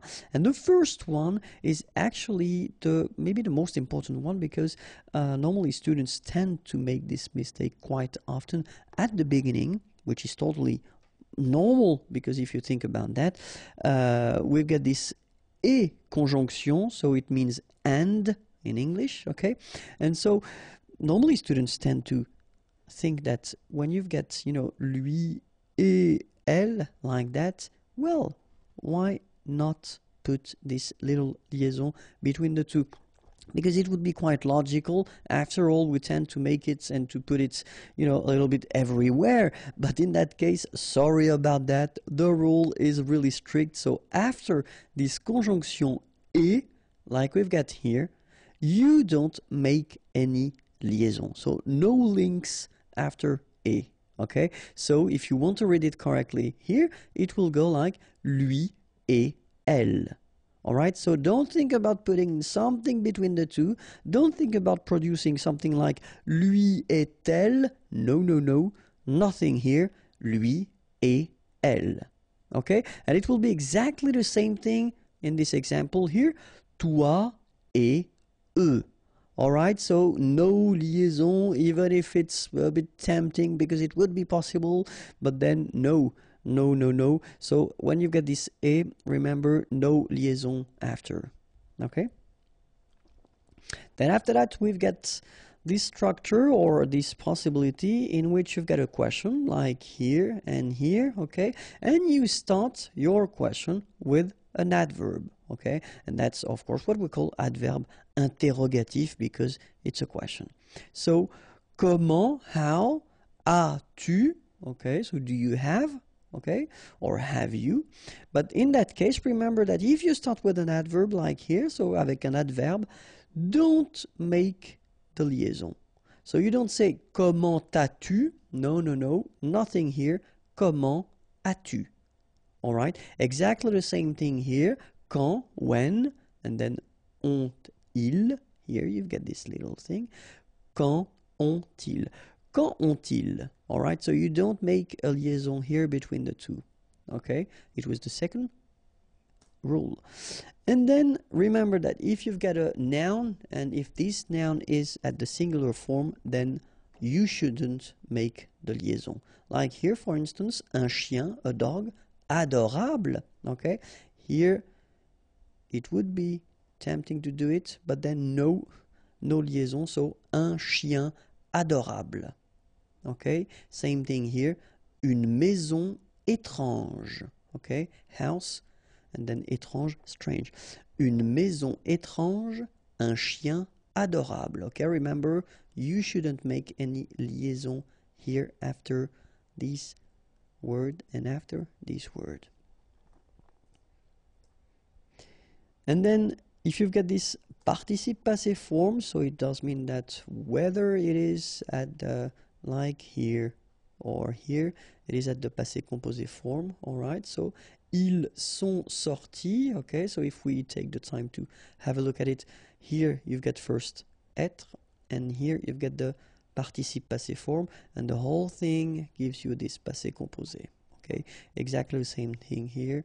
So we've got the verb être, to be, and after that here we've got this participe passé form, and this form together give you the passé composé form. Okay, so in that case, if you think about what we said, so après le participe passé, so if we spot it, this is the participe passé, sorti, and this is here the participe passé, and well, both end with s, so it would be possible to make a link, you know, between s and a here and s and au here, but then the rule is quite strict. You don't make a liaison after your participe passé. Okay, so ils sont sortis à 15 heures.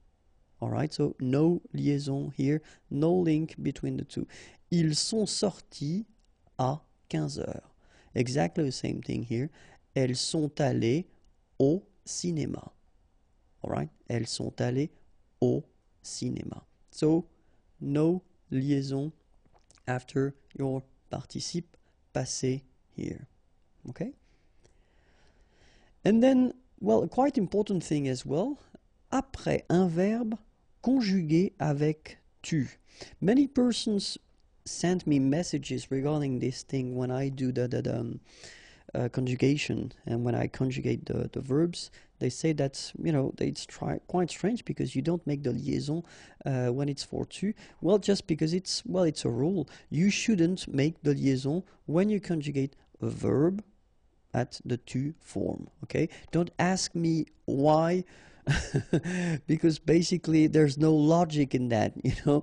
It's just the way it is. So that's one rule, and honestly it's a bit strange. I know, especially when you're learning language, for what reason only for one person you shouldn't make the liaison, but unfortunately for you, that's the way we do it. So let's respect the rule.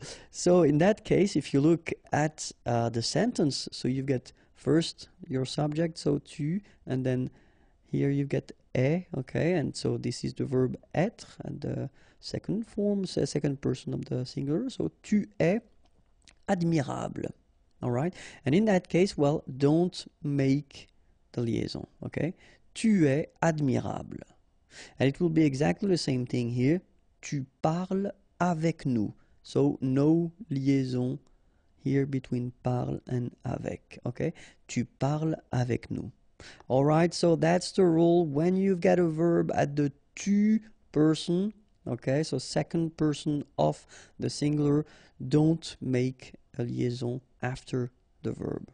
All right, and then when you've got these interesting structures, so if we've got the pronoun, so the subject, and it's after your verb, like here, because normally that's the way, I mean, that's the official way that we should, we should respect. If we want to ask a question, first we should put the verb, then we should put the subject. Okay, so veulent-ils?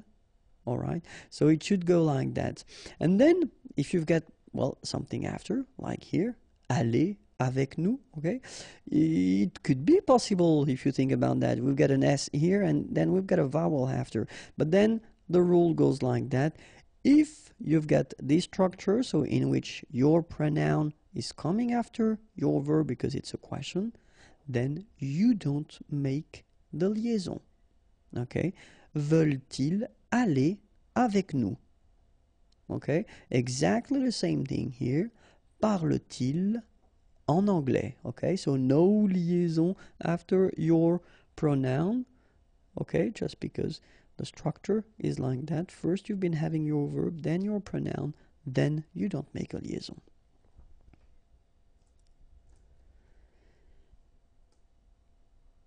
And another rule is if you've got like here, ces ordinateurs, or like here, mes étudiants. Okay, so in these two sentences, ces ordinateurs, it's the subject, okay, mes étudiants subject, and then you've got the verb coming after, all right? And so the concept or the idea is that if you've got a subject like that, but then it's what we call un groupe nominal, okay? So in that case, it's not a first name, or then it's not a pronoun, je, tu, il, etc. But it's, you know, a word or a group of words.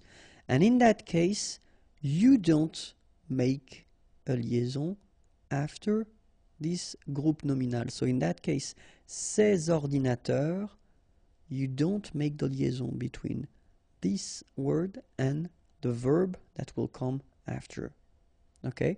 Ces ordinateurs ont, and the sentence continues. Okay? Same thing here. Mes étudiants apprennent. And the sentence continues. So the concept is quite strict.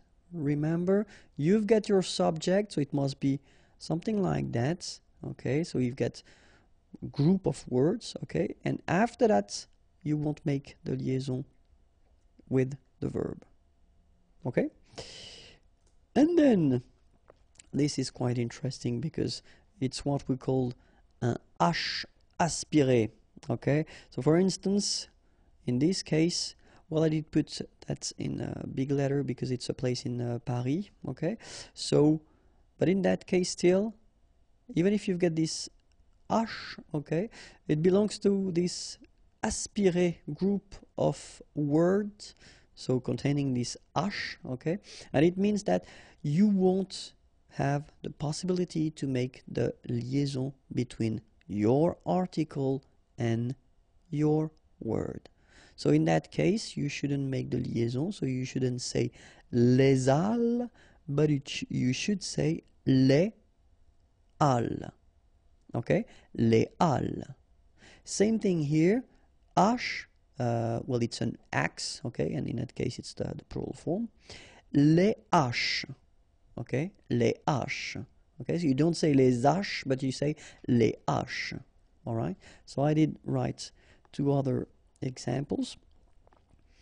In that case, harpe, so the musical instrument. Des harpes, okay, so you don't make the liaison between the two. Des harpes. And the last one, hiérarchie. Des hiérarchies. Okay, so just to show you that it's not only with A, because I've got three examples with A, but then in that case it's I, okay, des hiérarchies. Alright, so no liaison here, here, here, and here. Alright, because these words are starting with what we call H aspiré. And that's it. Okay, so if you want more videos, youtube.com/imagier, or the website is waiting for you, imagier.net. Have a great day. Bye bye. Bonjour à tous and welcome to Learn French with Vincent, and this is Unité 9, leçon R. This is the last lesson for this Unité 9. Okay, so it's a quite good news, and then it will be the last lesson of this little pack that I wanted to make to end this unit with the liaison. Okay, so if you remember, the first video that I made was regarding les liaisons, well, the one that you should do, the second one, les liaisons that you shouldn't do, and this last one is like les liaisons optionnels. So it does mean that it's possible to make them. It's not compulsory, but still it would be advisable to make them. So I know for what reason should I do only one video for that. Well, it's just to give you the opportunity to choose whether you want to make them or not, because in both cases it would be possible.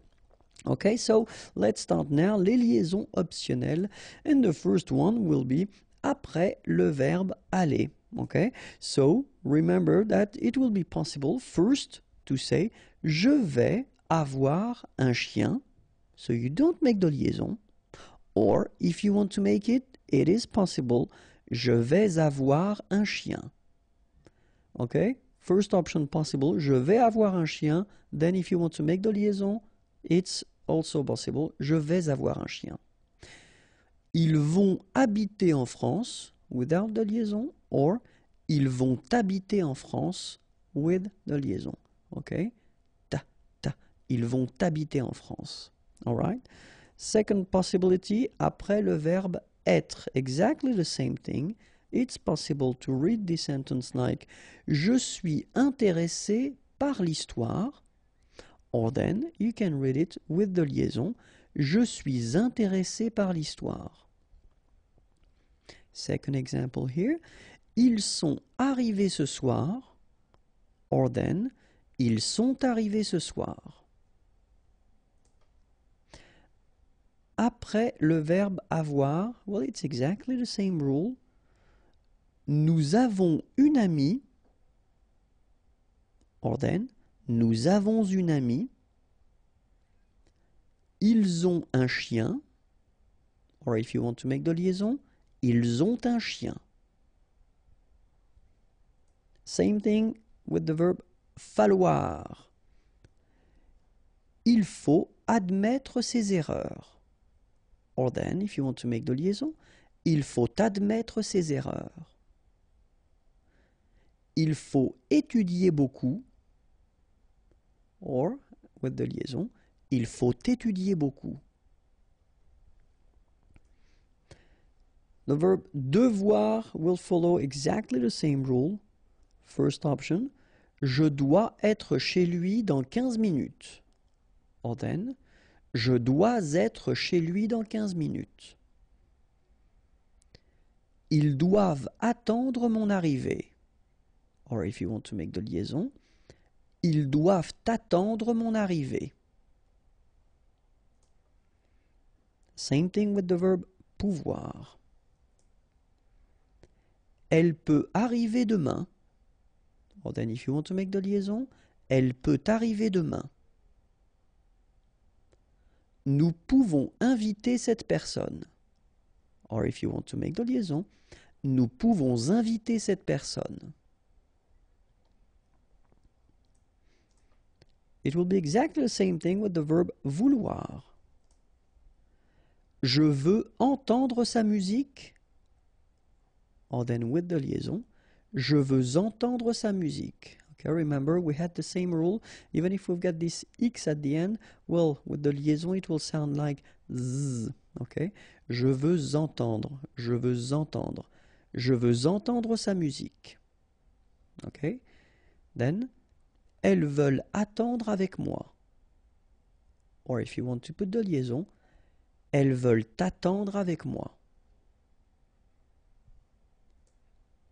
And then, other option, entre un nom pluriel et l'adjectif. Okay, so here we've got a group of words. If you look carefully, first you've got a noun, then you've got an adjective. Well, both are at the plural form. Okay, and so the rule is like entre un nom pluriel et l'adjectif.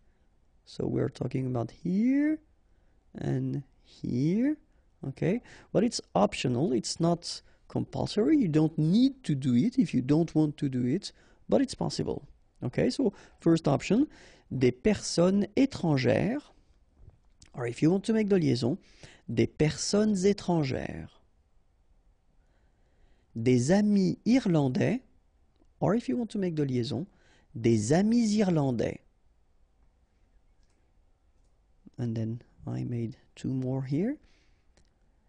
des étudiants intelligents, or if you want to make the liaison, des étudiants intelligents. Des lampes artificielles, and if you want to make the liaison, des lampes artificielles. And that's it. If you want more videos, then youtube.com/imagier, and the website is here, www.imagier.net. Have a great day. Bye bye. Bonjour à tous and welcome to Learn French with Vincent, and this is a new series of video, and it is the first one, and we'll discover what we call les gestes et les expressions. Okay, because well, of course, as in many languages, gestures are really important. So when we're talking about this body language thing, it's really important, and so that's what I thought we could cover with few videos. So per video we'll discover 15 gestures, and it's the first one, so we can start right now. Okay, so this is the first gesture that we'll see. Okay, so the way we'll proceed is in that part of the screen you'll see my good friend Laurent. He will make the gestures for you, and then here we'll have the expressions. Okay, so and the first one we'll see is oh la barbe. Oh la barbe, it's quite interesting because this expression, well, actually you tend to use it when you're bored with something. Okay, so just imagine that you are participating to an event, or well, just imagine you're going to your friend's classroom, and then well, it's not your day and you get bored quite easily, so you can say oh la barbe. Okay, and look at the gesture that goes with it. Look, here it goes. Okay, so it's really oh la barbe, and that's the expression. One more time. Okay, so just to express the fact that you are bored with something or someone. Let's see now the second gesture of this video, and the expression is pile c'est ça. So it's quite interesting because this pile expression, we can use it if we want to say exact or exactement. Okay, so for instance we can use this pile if we talk about the time. Okay, 2 o'clock sharp. Okay, 2 heures pile. All right, so that would be the thing we could use. And when you want to say that someone is saying exactly, you know, what you mean, exactement, pile c'est ça, and the gesture that will go with it. We'll have a look at Laurent now. Look. And that's it. Pile, c'est ça. Exactement. All right. Third gesture. Les doigts me démangent. So les doigts, fingers, okay, and then démanger, itchy. So it's when you want to express the fact that you are annoyed by something, and then you could to one point do something bad and maybe hurt someone. So you are really, really annoyed by something or someone. And look at Laurent. Okay, so the gesture, that goes with it is, look, les doigts me démangent. All right, so now the next gesture, en avoir assez. Okay, it's, well, you are fed up with something, okay, but it's not, well, as bad as the gesture that will come after. All right, so look, you look up in the sky and you, well, just want to express the feeling that you are a bit fed up with something. Look. Yes. En avoir assez. And the next one, en avoir ras-le-bol, we could say maybe it's somehow the next step because you are really fed up now. Okay, en avoir ras-le-bol, it's really the expression that you can use if you want to say that you are really fed up with something or with someone. Okay, so you want to express with your hand that, you know, the limit, I don't know why, but it's the head, you know, has been reached. Okay, like that. En avoir ras-le-bol. Second gesture, same thing, same topic, you are really fed up with something, and then, you know, you can use this expression, avoir les boules. Okay, and the gesture that will go with it, have a look. Avoir les boules.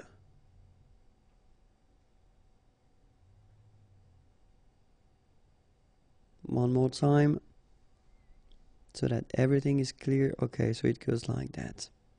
Okay, gesture number 7. C'était parfait. So, or then it could be c'est parfait. So it was perfect. It is perfect. And so look at the gesture. So you really want to say that, I mean, everything is going fine. It's perfect. And look, you do it like that.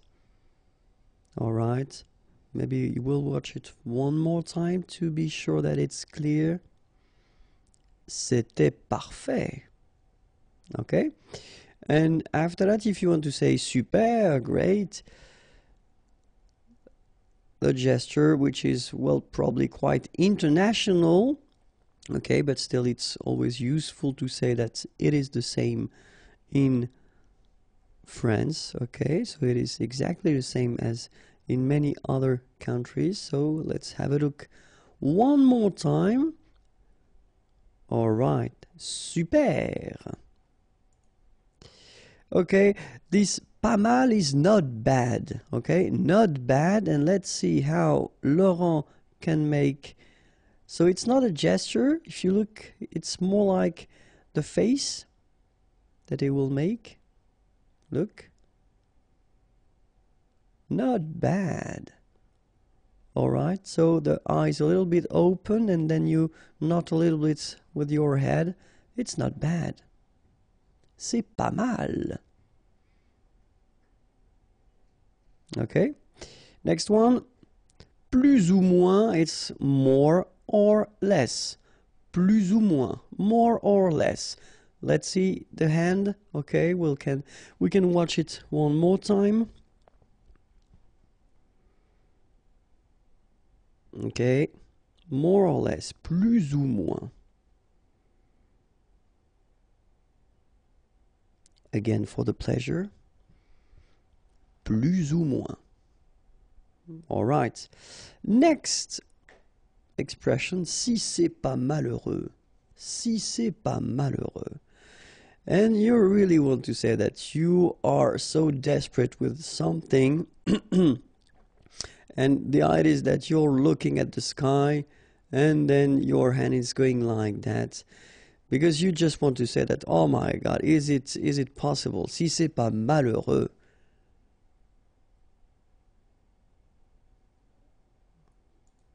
The next one, zéro, obviously will be quite clear. You just want to express the fact that, well, the thing you are watching or the thing you've been seeing is quite bad, really bad, because it's zéro. Okay, and then you make the gesture, and with your gesture you just make the sign or the zéro like that. Okay. Then pas de doute, well, technically no doubt about it. Pas de doute, pas de doute. Look, it's everything is in the hand. Pas de doute. Let's have a look at Laurent one more time. Look. Pas de doute, no doubt about it.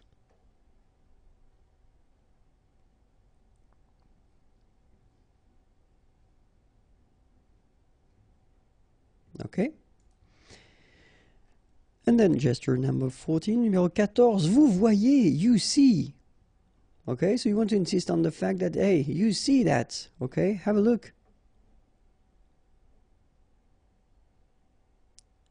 Vous voyez. All right, so it could be something that you want to show because the thing is here, all right, but then it could be something that you said, all right, you want to insist on that fact, and then the person, well, agrees in a way, and then she, vous voyez, you do agree, vous êtes d'accord. Look at the gesture, vous voyez. And the last one for this first video, premièrement, so first, okay, that's it. All right, so quite easy because of course it's just something that is quite international in a way, okay? You will make this premièrement, so un, one. One more time. Premièrement. And that's it for this first video lesson regarding the gestures. Big thanks to my friend Laurent, because he's been making the gestures for us. Okay, I hope it was clear. If you want more videos, then youtube.com/imagier, and then the website is waiting for you, and it's www.imagier.net. Have a great day. Bye bye. Bonjour à tous and welcome to Learn French with Vincent, and this is a vocabulary video in which we'll discover together 15 gestures and expressions in French. Okay, so I hope you're ready. It is the second part, so if you want to find the first part, well, it's possible. Just use the search engine of the channel. But now we are starting. So the screen will be divided in two. You will have the first part here with my friend Laurent. He will do the gesture for you, and you will have the expression that normally comes with this gesture. Okay, and the first one is explique, so it's coming from the verb expliquer, to explain. So basically it's when you're discussing with someone and you want to have some, well, more informations regarding what he or she just said, and that's the gesture. If you look at Laurent, that's the gesture you will have to make to require more information, to require the person you're talking with to explain. Okay? Second gesture now. Moi, je dirais donc. Moi, je dirais donc. So you're discussing with someone and you would like to say something. You would like to add something. You would like to express yourself. So you can make this gesture. You can see that Laurent is doing that mostly with his arm. Let's have a look at him, and that's it. Okay, next gesture, à propos. À propos could be straight translated by the way. Okay, à propos. So look, everything is in the arm. That's it, à propos. All right, so translation, by the way. Pas question. Well, clearly you refuse something, you don't want something. Look, the end goes like that, and normally you tend to say no with your head. Let's have a look one more time. Non, pas question. The other one, ah, pardon. Let's have a look. All right, so you want to say something, you are discussing with someone, and you say, ah, pardon. So you want to probably add something that will be not the opposite, but you're not going in the same direction as the person you are talking to, and you want to, you know, say, ah, pardon. Look, the finger like that. Je ne suis pas d'accord d'ailleurs. Okay, so in that case, you just want to say that you don't agree. Okay, so let's have a look at the gesture. You are not in the same line of thinking than the person, so look at the end like that and the finger. Okay. And then the next one, zéro. Well, zero, it's quite clear. It's like in many languages, you're doing the zero like that. And it's, well, you want to express or to say that it is clearly quite bad. Okay, so zero, look at the head. Laurent is not really happy. So you just want to say that maybe it's a movie, maybe it's something it just so read and it was really bad. Zéro. Okay, pas de doute, no doubt. All right, so no doubt, pas de doute. And look, everything is in the hand. Of course, you can do like him with your head. Look, one more time. Pas de doute, no doubt about it. Okay, The next one, vous voyez. Translation, straight translation, sorry, you see, okay? So you are discussing with someone, maybe the person does agree with you, or then, you know, you're just like, you see. One more time. Vous voyez, okay? Premièrement could be translated as first. Okay, so you will like to, well, introduce probably several things, and then you will start with the first one. And the first one is premièrement. So, of course, your hand, and then it's the first one. Je ne crois pas, I don't think so. That's the straight translation. Je ne crois pas, okay? And look, it's only in the head, and you're looking at the sky or the ceiling if you want. And when you do like that, well, basically you just want to give the information to the person you're talking to that I don't think so. Je ne crois pas. Okay, and that's it. The next one, attention 1. Look. Alright, so you want to warn the person. Attention, be careful. Okay, so it's a warning. Look, it is a warning. And of course, you don't look really happy when you give this warning. So it's not a good sign. It's not a good thing, but still. Gare à toi. Okay, so it's usually the expression that usually we will use with kids. Okay, so be careful because I could do something bad. Look, yes, that's the way. Alright, so it's quite old-fashioned, you know, but then still it's possible to see it. So be careful, gare à toi. Tu veux un marron? Okay, so if you want to threaten someone, like here, you want to threaten someone and tell him that, or she, that you could hit this person, so it's a threat. Look, tu veux un marron? You want me to hit you.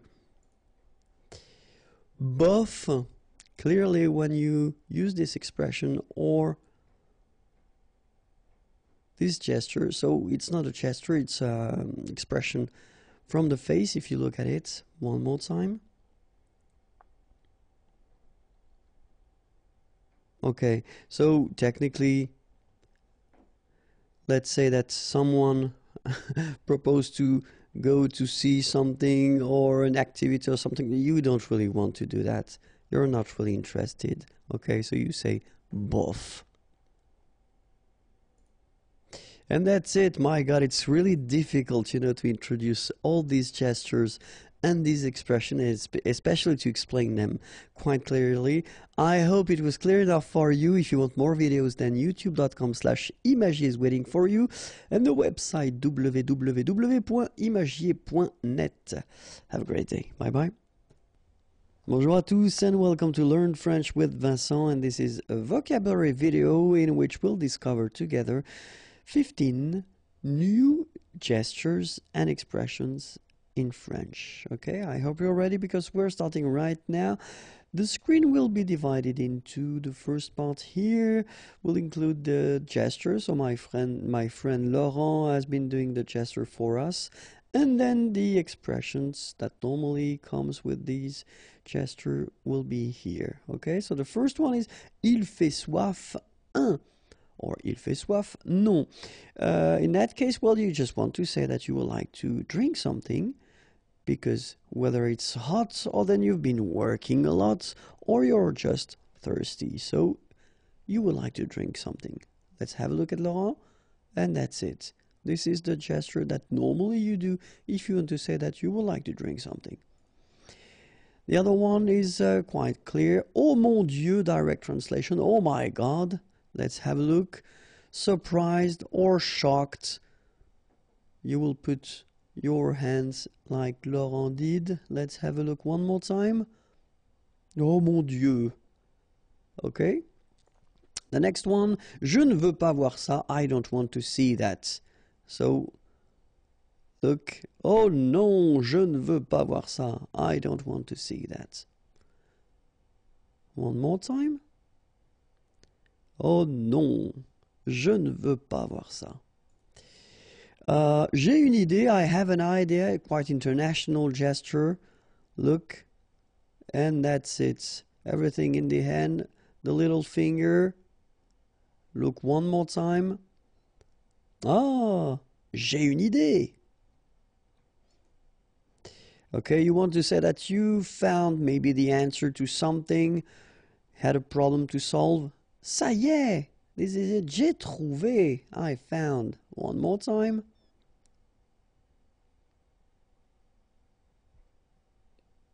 Ça y est, j'ai trouvé.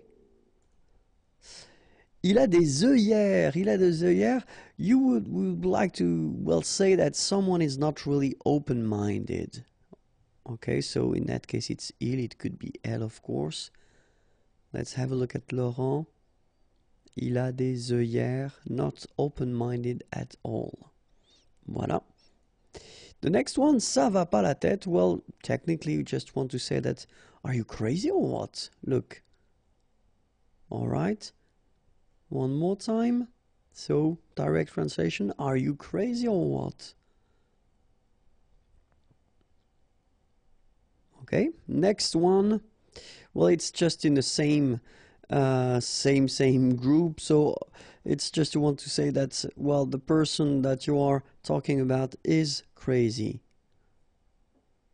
Look. That's it. Same thing. You want to say that, well, it's not turning around in here. Okay, so ça tourne pas rond. So it's exactly the same thing. The person that you're talking about is maybe a bit crazy.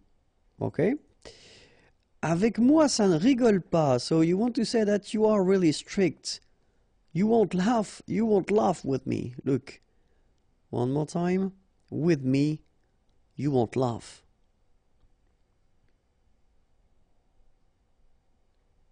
Okay. The next one. Il est vraiment têtu. Têtu is stubborn. Really, vraiment. Okay, so if someone is really stubborn, look. That's it. And that's normally the gesture that you will make to express this idea. Look one more time. Il est vraiment têtu. Okay. The next one. Il a pris la grosse tête. He took the big head, if you want to make a translation, direct translation.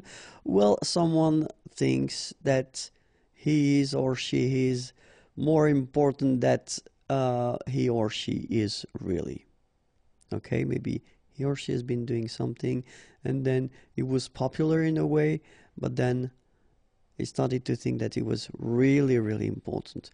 Il a pris la grosse tête. One more time. Voilà, voilà. Okay, the next one. Ça va pas être facile. It won't be easy. Look. Okay, everything in the head. Let's have a look one more time. It won't be easy. Look. Ouh, ça va pas être facile. Okay. The other one, laissez-moi réfléchir. So let me think. Laissez-moi réfléchir. Look how Laurent is doing that. So one more time. Laissez-moi réfléchir. Okay. And then, qu'est-ce que tu racontes? What are you talking about? Qu'est-ce que tu racontes? Qu'est-ce que tu racontes? So basically you want to express your doubts regarding the person, what the person is just saying. Qu'est-ce que tu racontes? What are you talking about? Okay, and that's it. My God, it's really difficult to do these gestures. But if you want more videos, youtube.com/imagier, and the website is waiting for you, www.imagier.net. Have a great day. Bye-bye. Bonjour à tous and welcome to Learn French with Vincent. This is a vocabulary video in which we'll discover 15 new French gestures and expressions, okay?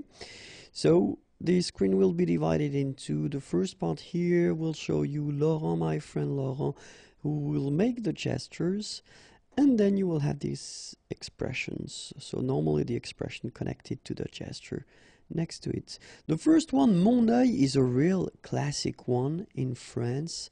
So you want to say that you don't believe what the person just said. And so the expression is mon oeil, so I don't believe you, and look at the gesture. It goes with it, so you show your eye. One more time. Mon oeil. So I don't believe you.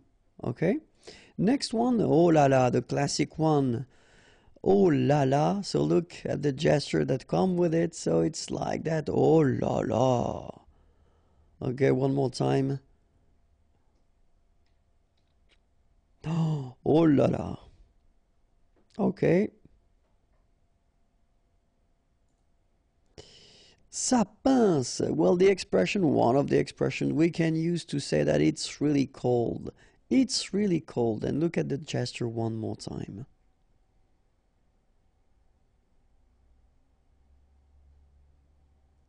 Okay. That's it. The next gesture, on se tire. Well, if you want to translate that, it's let's get out of here. On se tire. Let's get out of here. One more time.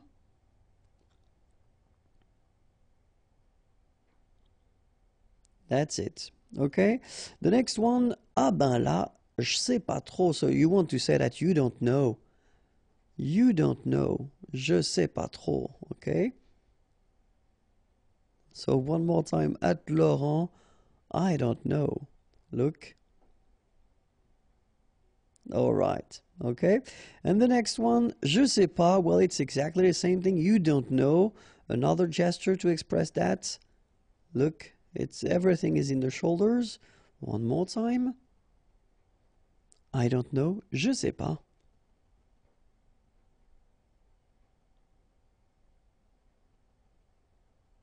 Okay.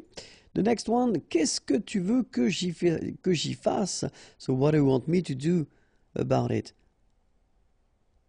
So you just want to say that you cannot do anything to change the situation or what's happening. Qu'est-ce que tu veux que j'y fasse?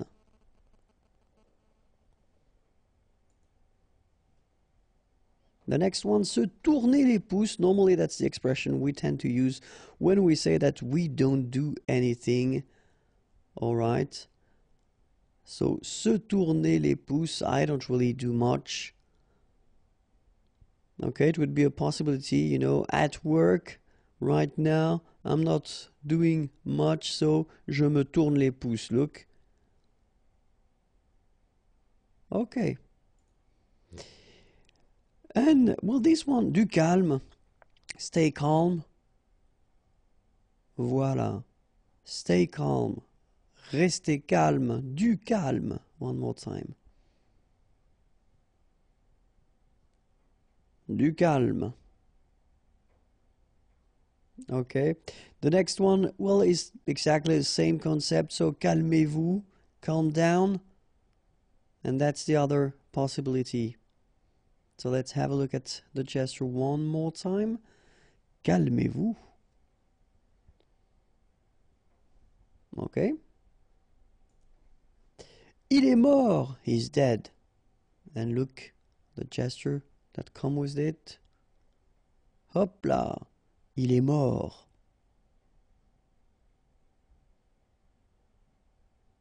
Look. Il est mort. Mais non. So you want to say no. Mais non. In that case, you don't agree with what the person just said. Okay, so look, Mais non. Si vous permettez, direct translation, if you permit, so if you please let me add, say, do something, okay? You're asking for the permission to do something or to say something. Look, that's the gesture. We'll look at it one more time. Si vous permettez. Si vous permettez. That's it. And then the last one for this series. So, tu m'as fait peur, you scare me. Oh, tu m'as fait peur. Look. So you put your hand like Laurent does here. Okay. Tu m'as fait peur. You scared me. And that's it. More videos can be found there. youtube.com/imagier and the website www.imagier.net is waiting for you. Have a great day. Bye-bye.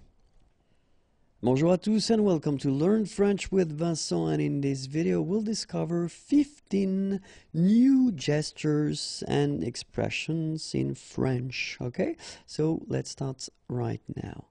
And the screen will be divided into the first part here will show you the gesture, and the other part here will show you the expression that normally is connected to the gesture. Okay, and the first one, so the first expression is on a eu la pétoche, we were scared.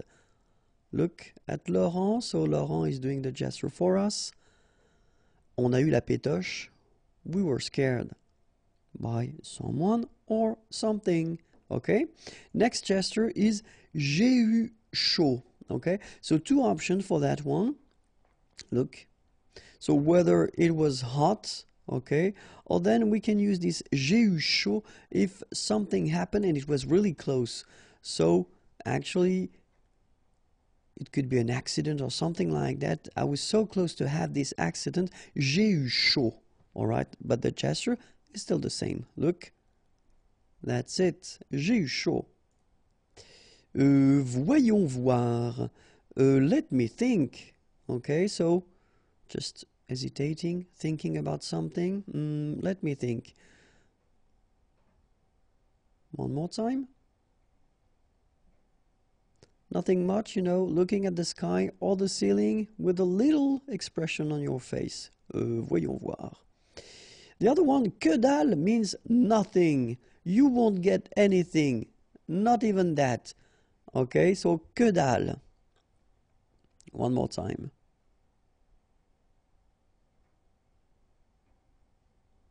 Voilà.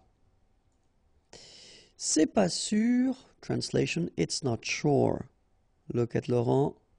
C'est pas sûr. Okay.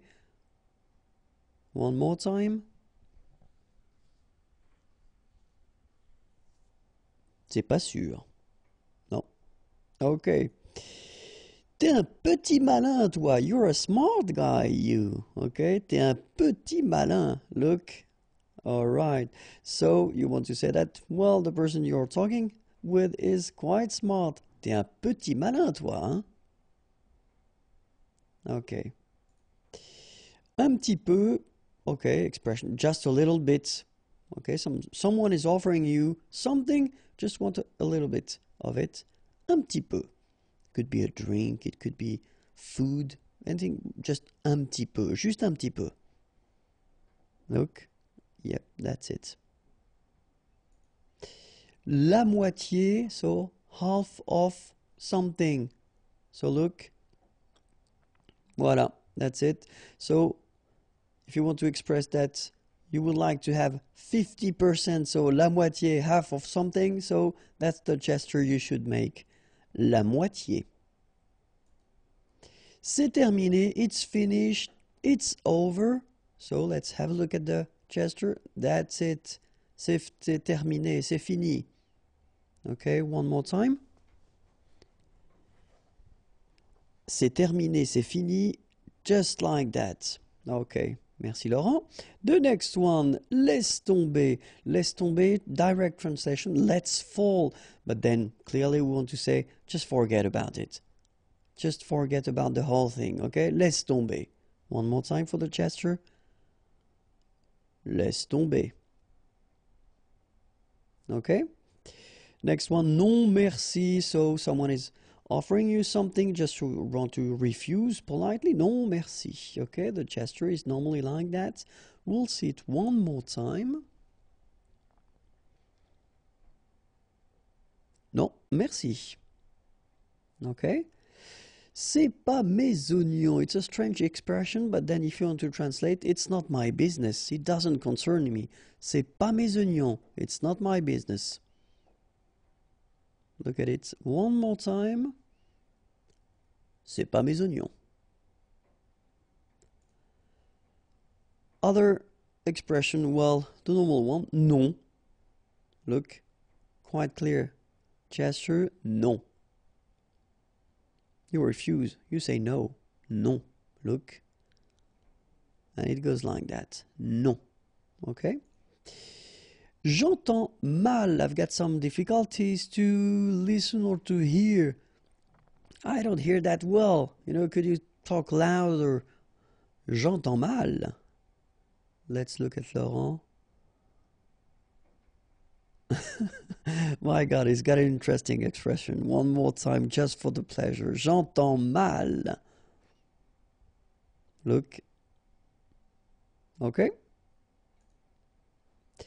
And the last one, chute, is quite useful because look, you put your finger like that and you just want to express that, well, you would like the persons to be silent.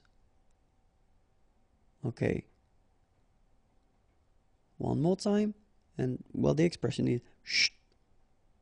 Look. Shh. And that's it. Okay. All right, so more videos, youtube.com/imagier, and the website is waiting for you, www.imagier.net. More material can be found there, or you can send me a little message.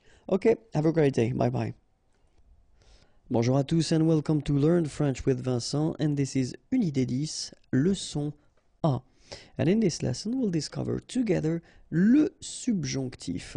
Okay, so it's quite important. And then, as usual, when we introduce a mode or a tense, then we'll divide the video in two parts. The first part will be l'emploi, so when do we use le subjonctif, and then the second part will concern la formation, so how do we construct this subjonctif. But let's first see l'emploi, so when do we use le subjonctif.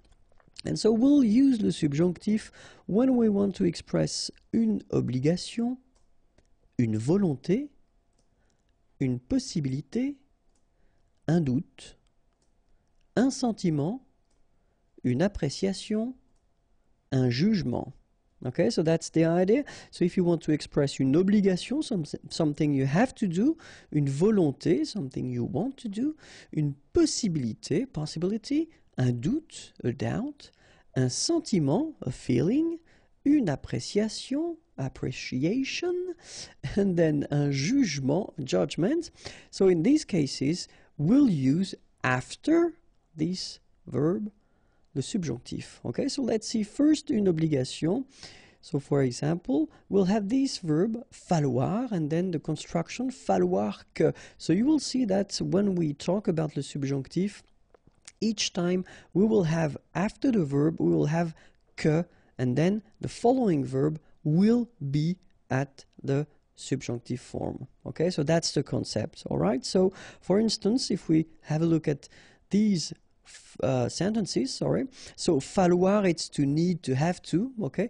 Il faut que tu écoutes, all right? Il faut que tu écoutes, all right? And then in that case here, so we'll see a bit later, of course, how to make it, but still, you've got this verb, écouter, and this form is the subjunctive, okay?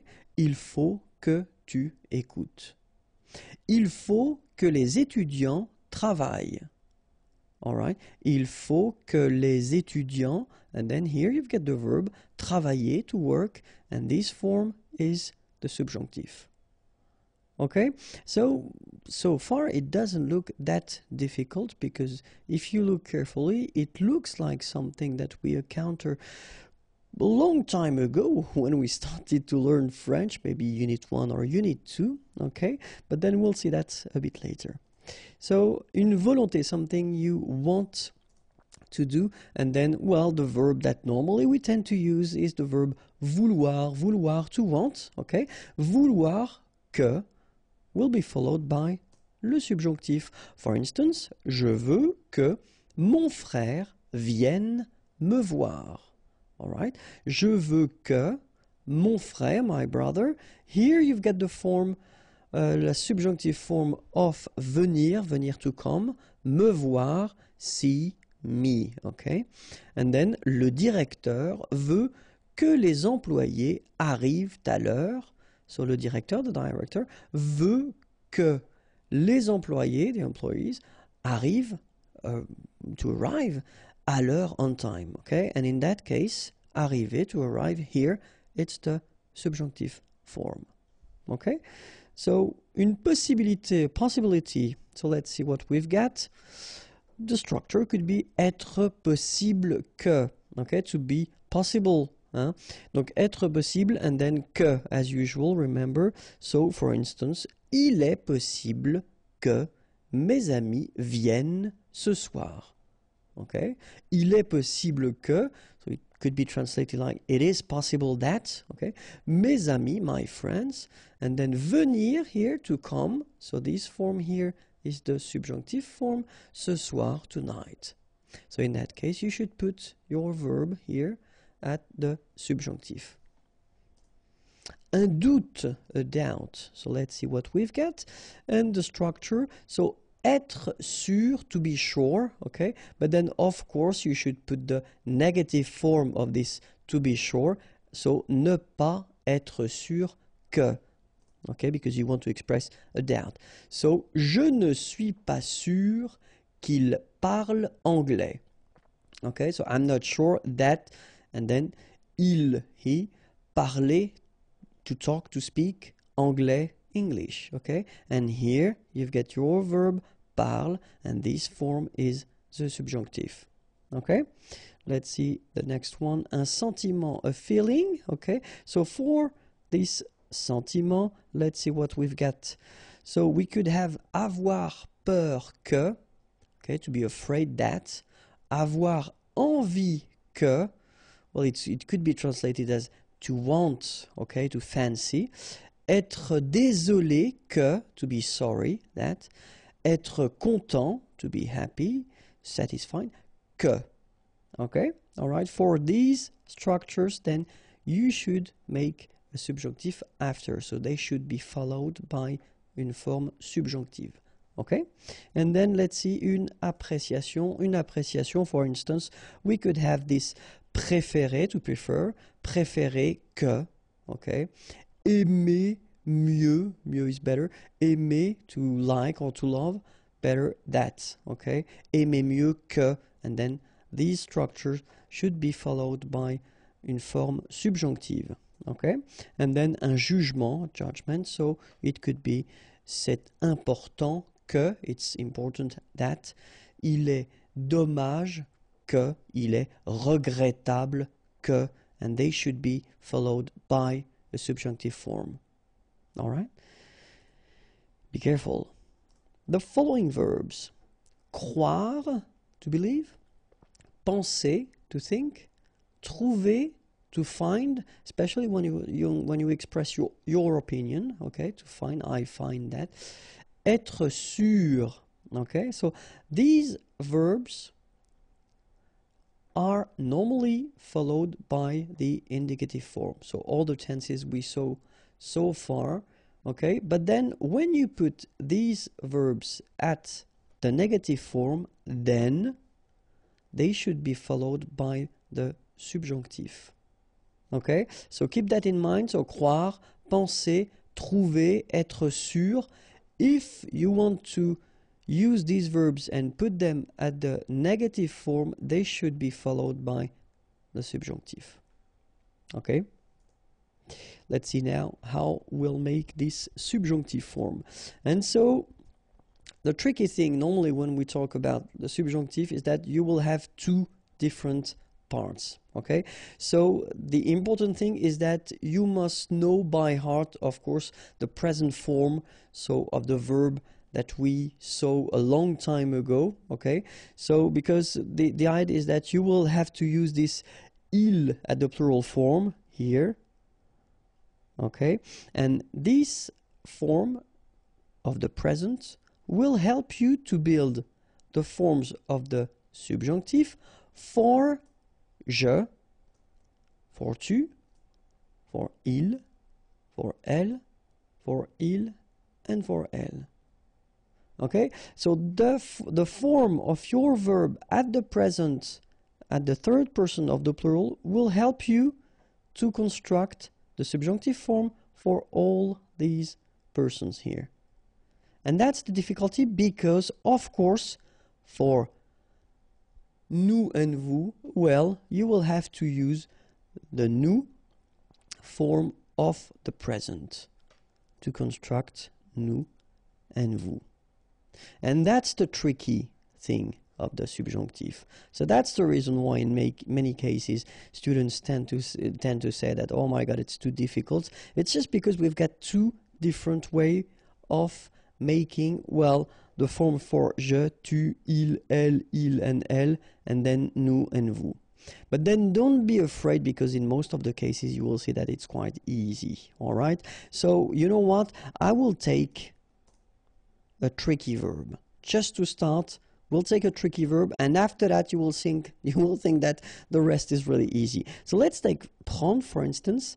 And so as I told you, the idea is to take the present form of the verb, okay? And the first one, so that we should take, is the plural, so third person of the plural, and it goes like ils prennent, okay? Prendre is to take. Ils prennent, so that's the present form, okay? For ils. And then we've got nous prenons, okay? Because remember, we're using this nous prenons form. We'll use it for nous and for vous of the subjunctive, okay? So we can spot first the ending, because we know that ENT is the ending for il, and then ONS is the ending for nous. And of course, what we'll do is we'll take them away. So we'll put the endings away, and we'll keep only this first part here and the first part here. And so what we'll do is we'll take this first part, okay, so the part that we took away from this il form, all right, and then we'll put je. Je, so we take it back, have a look, it goes here, and we put the ending. The ending for will be for je, sorry. The ending for je will be okay? The ending for tu will be es.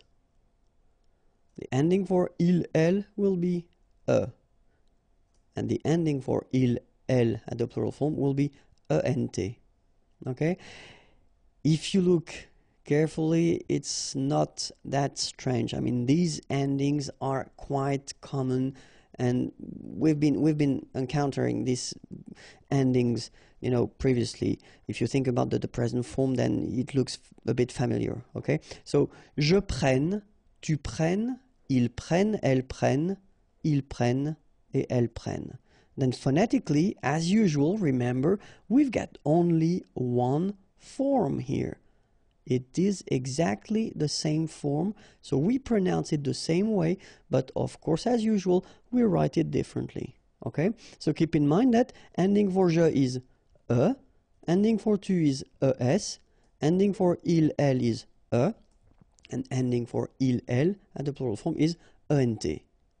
Okay? So it's the first part, okay? Because if you remember, we had as well this part from nous, okay? And as I told you, the difficulty of the subjunctive is just because we will have a difference of construction for nous and vous. And so, in that case, we'll take this first part here, we put it here, and we put the ending I-O-N-S, ion.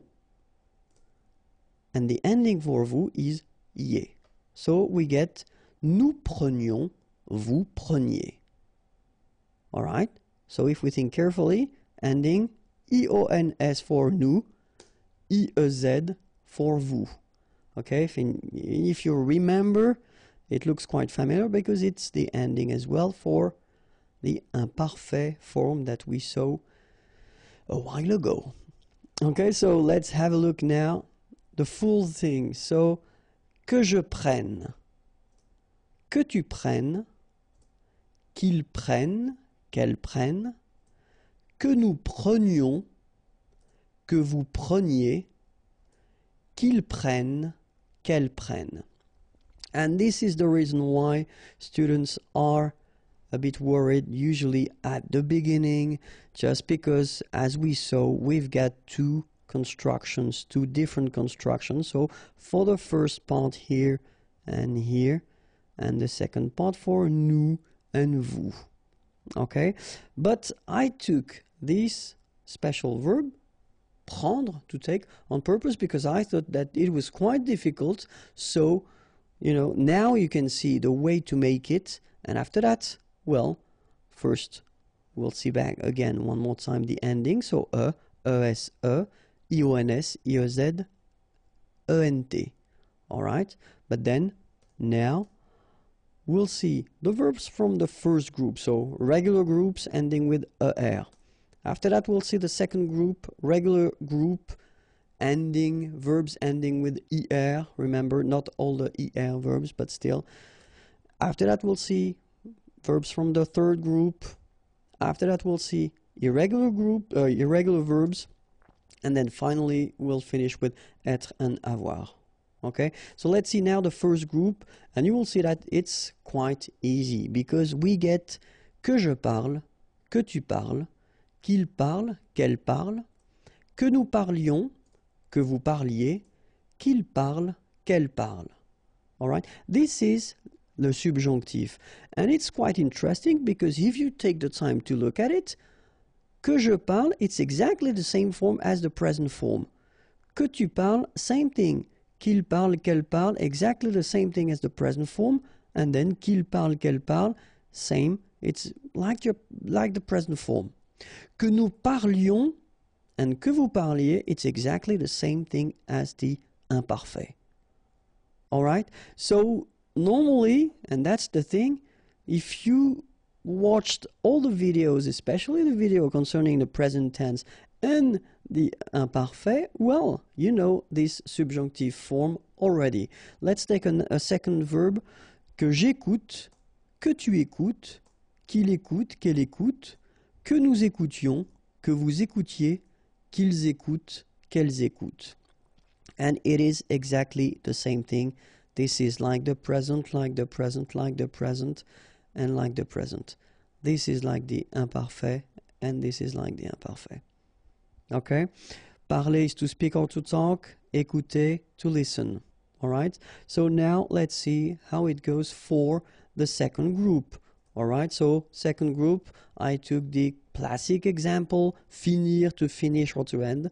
Que je finisse, que tu finisses, qu'il finisse, qu'elle finisse, que nous finissions, que vous finissiez, qu'il finisse, qu'elle finisse. Okay, so you can see that, well, you've got the endings ES, IONS, sorry, IEZ, ENT. Alright? And then, que je choisisse, que tu choisisses, qu'il choisisse, qu'elle choisisse, que nous choisissions, que vous choisissiez, qu'ils choisissent, qu'elles choisissent. Alright? So the good thing is that for the second group of verbs, well, basically you don't have any difference, any major difference between the je, tu, il, elle, nous, vous, and il, elle. You've got the same first part, okay? You just need to put the endings after. Alright? So, third group now, and I took the verb partir, que je parte, que tu partes, qu'il parte, qu'elle parte, que nous partions, que vous partiez, qu'ils partent, qu'elles partent. Same thing here, not really difficult because anyway, it is exactly the same form. You just need to add at the end the endings. Parte, part, part, partions, partiez, part. Let's take another example. the verb mettre, to put, que je mette, que tu mettes, qu'il mette, qu'elle mette, que nous mettions, que vous mettiez, qu'ils mettent, qu'elle mette. So you can see that for these verbs it's exactly the same thing. So actually the first part will stay the same. You just need to put the endings according to what we saw previously. So ES, IONS, IEZ, ENT.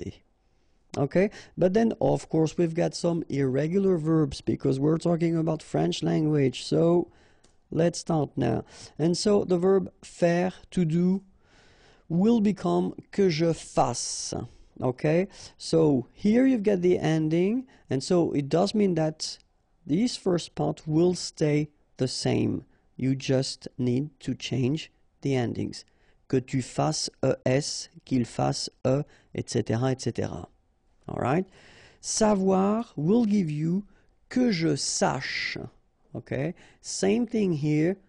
Is here, but then of course you will take it away, and after that you will put the endings that we saw: ES, IONS, IEZ, ENT, according to the person, of course. And then pouvoir, can, will give you que je puisse. Exactly the same thing here. You take the away, and then you put the endings according to the person. Okay, so remember, faire, to do, que je fasse, savoir, to know, que je sache, pouvoir, can, que je puisse. All right? And then, well, of course, as I did put that, I forgot that. Ending ES, IONS, IEZ, ENT. Of course, we've got some more tricky verbs, and aller is usually one of them. Aller means to go. Have a look. Que j'aille, que tu ailles, qu'il aille, qu'elle aille, que nous allions, que vous alliez, qu'ils aillent, qu'elles aillent. Okay, sorry, I did forget the feminine form here.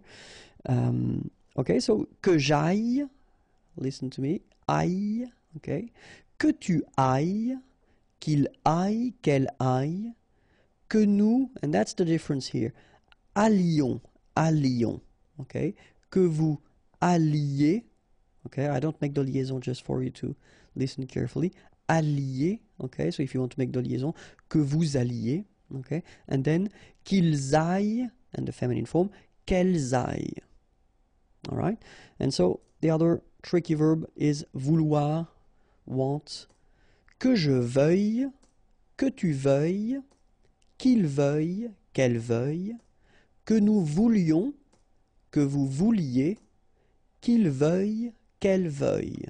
All right? Same thing here. We'll have a quite important difference between the je, tu, il, and nous, vous. Okay?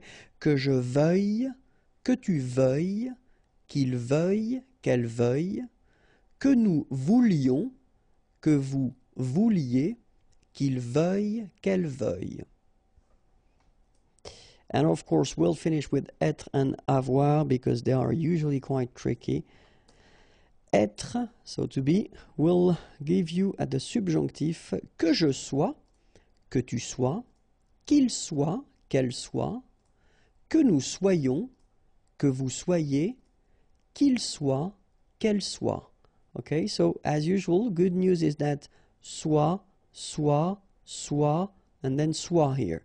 You write them differently, but then you pronounce them the same way. Okay, and then soyons here for nous, soyez for vous.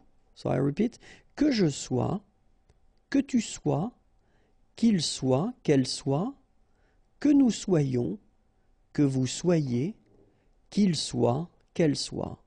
And last but not least, avoir, to have, que j'ai, que tu es, qu'il est, qu'elle est, que nous ayons, que vous ayez, qu'ils aient, qu'elles aient. Alright, so same thing here, est, and est. Phonetically the same, but try to remember how to write them, okay? And then ayons, ayez. So let's read them one more time. Que j'ai, que tu es, qu'il est, qu'elle est, que nous ayons, que vous ayez, qu'ils aient, qu'elles aient. Okay? And that was it for the subjunctive. Don't worry, we'll make other things regarding the subjunctive. I think that it's quite important, so I will prepare for you special things and just to see the difference of use between subjunctive and indicative. But if you're not sure, don't be afraid to watch this video one more time, and then more videos can be found there, youtube.com/imagier, and the website is waiting for you, www.imagier.net. Have a great day. Bye bye. Bonjour à tous and welcome to Learn French with Vincent, and this is Unité 10, leçon B. And in this lesson, we'll discover together le passé du subjonctif. So remember, in the previous video, we saw le présent du subjonctif, and in that video, or in this video, we'll discover together how to make this past form of the subjunctif. Okay? So as in all the videos I've been making for the tenses or the modes, then it will be divided in two parts. The first part, l'utilisation, or l'emploi, sorry, when do we use it? And then the second part will be la formation, so how do we construct this passé du subjonctif? Okay? So let's start with l'utilisation. And so remember that we will use this passé du subjonctif to express, of course, something that happened in the past. But then the expression of le regret, la satisfaction, la désapprobation, and la surprise. Okay, so if you want to express this regret, satisfaction, désapprobation could be translated as disapproval, and then surprise. Okay, so the first one, regret. Okay, let's have a look at it. And we've got these structures. C'est dommage que, okay, it is a pity that, okay, and then if you continue with a past structure, it should be at the passé du subjonctif. Dommage que, well, exactly the same thing, but then it's more spoken because you've been dropping the subject and the verb, okay, so you can use that orally. In maybe not in formal situations, it would be better to use this c'est dommage que, okay? And then regretter, to regret, que, okay? And after that, you should put this passé du subjonctif, of course, if what comes after should be at the past form, all right? Then we'll see la satisfaction, okay? So here are the structures that we could use. C'est bien que, it is good that. Je suis content que, I am happy that. Or then, just as we had previously, content que, okay, so you just drop the subject and the verb, and then in that case it's more spoken, less formal. And ça me fait plaisir, it pleases me, that, okay, so if you want to introduce something in the past after, it should be at the passé du subjonctif. Désapprobation, and so we could have this ça m'ennuie que, it annoys me that, ça m'agace que, it bothers me that, je ne comprends pas que, I don't understand that, okay, and the same thing, what's coming after, if you want to express something in the past, then it should be le passé du subjonctif. And last but not least, la surprise, the surprise. C'est bizarre que, bizarre, strange, it's strange that. Je ne comprends pas que, I don't understand that. C'est drôle que, it's funny that. And if you want to express something after, at the past, it should be le passé du subjonctif. Okay, so now we'll see how to make this passé du subjonctif. And first, well, the best way will be to have a look at, well, this first sentence, que je mange, and it is the subjonctif présent form, okay, and the second one, que j'ai mangé, this is le passé du subjonctif. Second example, que tu regardes, same thing here, you've got the subjonctif présent, and que tu aies regardé, here you've got the subjonctif passé. And the third example, qu'il aille, so it's the verb aller, to go, and it's the subjonctif présent. Qu'il soit allé, and here we've got as well le subjonctif passé. So if you have a look at it, first, what can you spot? You can spot that first here and here, you've got avoir, okay, the subjunctif présent forme. And then after that, you've got this participe passé here and here. And here, we've got être. And after that, we've got the participe passé form. So from what you see, and so especially now this is unit 10, so I assume that you've been watching the previous videos that we've been making or I've been making concerning the composed tenses. And maybe here you can see that actually this passé du subjonctif will be constructed like all the composed tenses that we saw so far. So first avoir, and then it should be at the subjunctif présent form.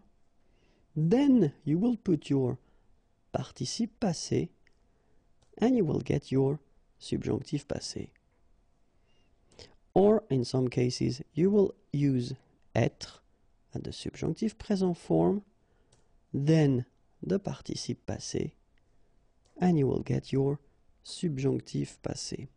So it's quite interesting because this passé du subjonctif is not really tricky when you think about the way it is made. Okay, because it will follow exactly the same rules as we've been seeing so far. So first, if you're not sure, you put avoir, okay, but then definitely you should know the conjugation of avoir at the subjunctif présent form.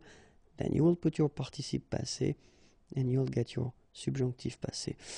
Remember, for être, as usual, we're talking about exceptions, and here they come: aller, to go; arriver, to arrive; descendre, to go down; devenir, to become; entrer, to enter, to come in; monter, to go up; mourir, to die; naître, born; partir, to leave; rester, to stay; retourner, to return; sortir, to go out; tomber, to fall; venir, to come.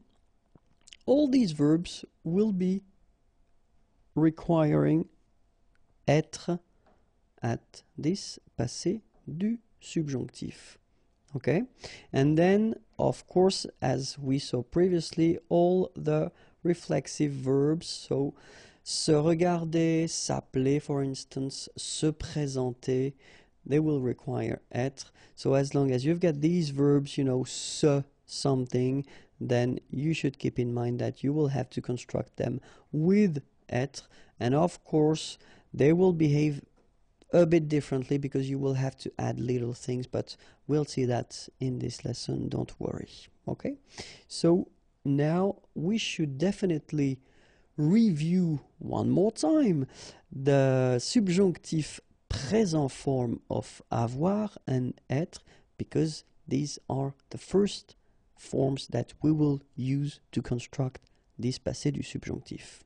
Okay, and so avoir goes like que j'ai, que tu es, qu'il est, qu'elle est, que nous ayons, que vous ayez, qu'ils aient, qu'elles aient. All right, so remember one more time.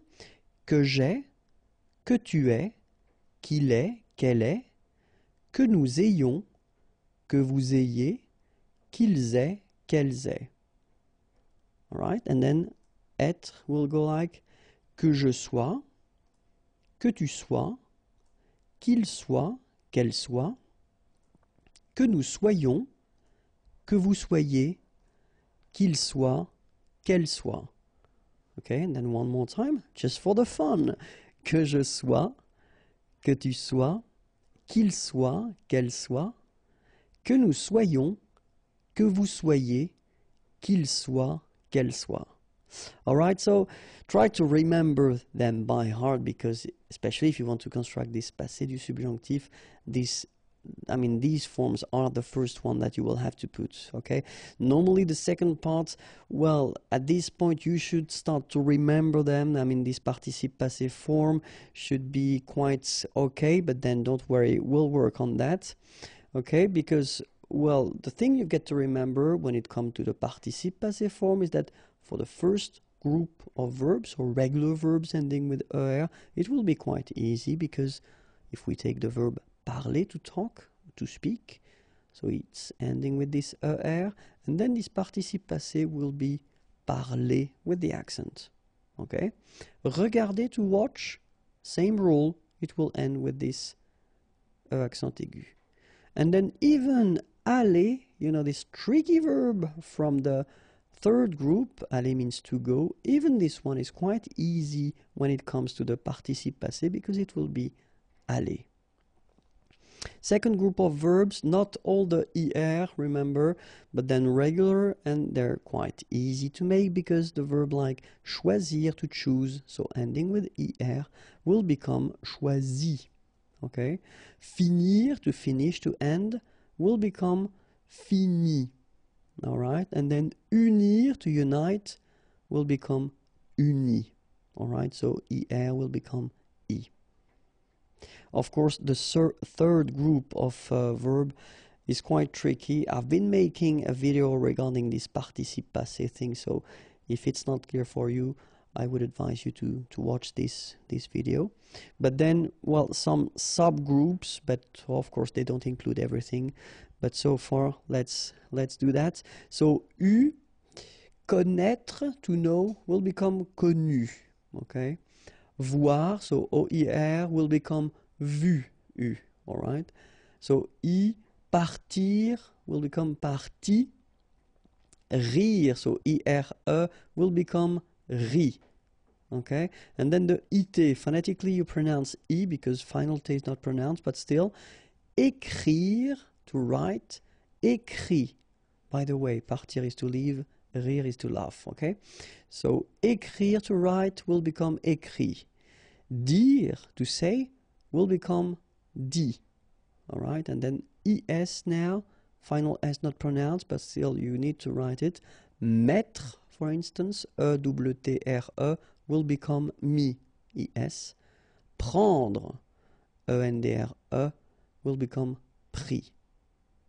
All right, but then if you're not sure, as I said, watch the video because it will be useful.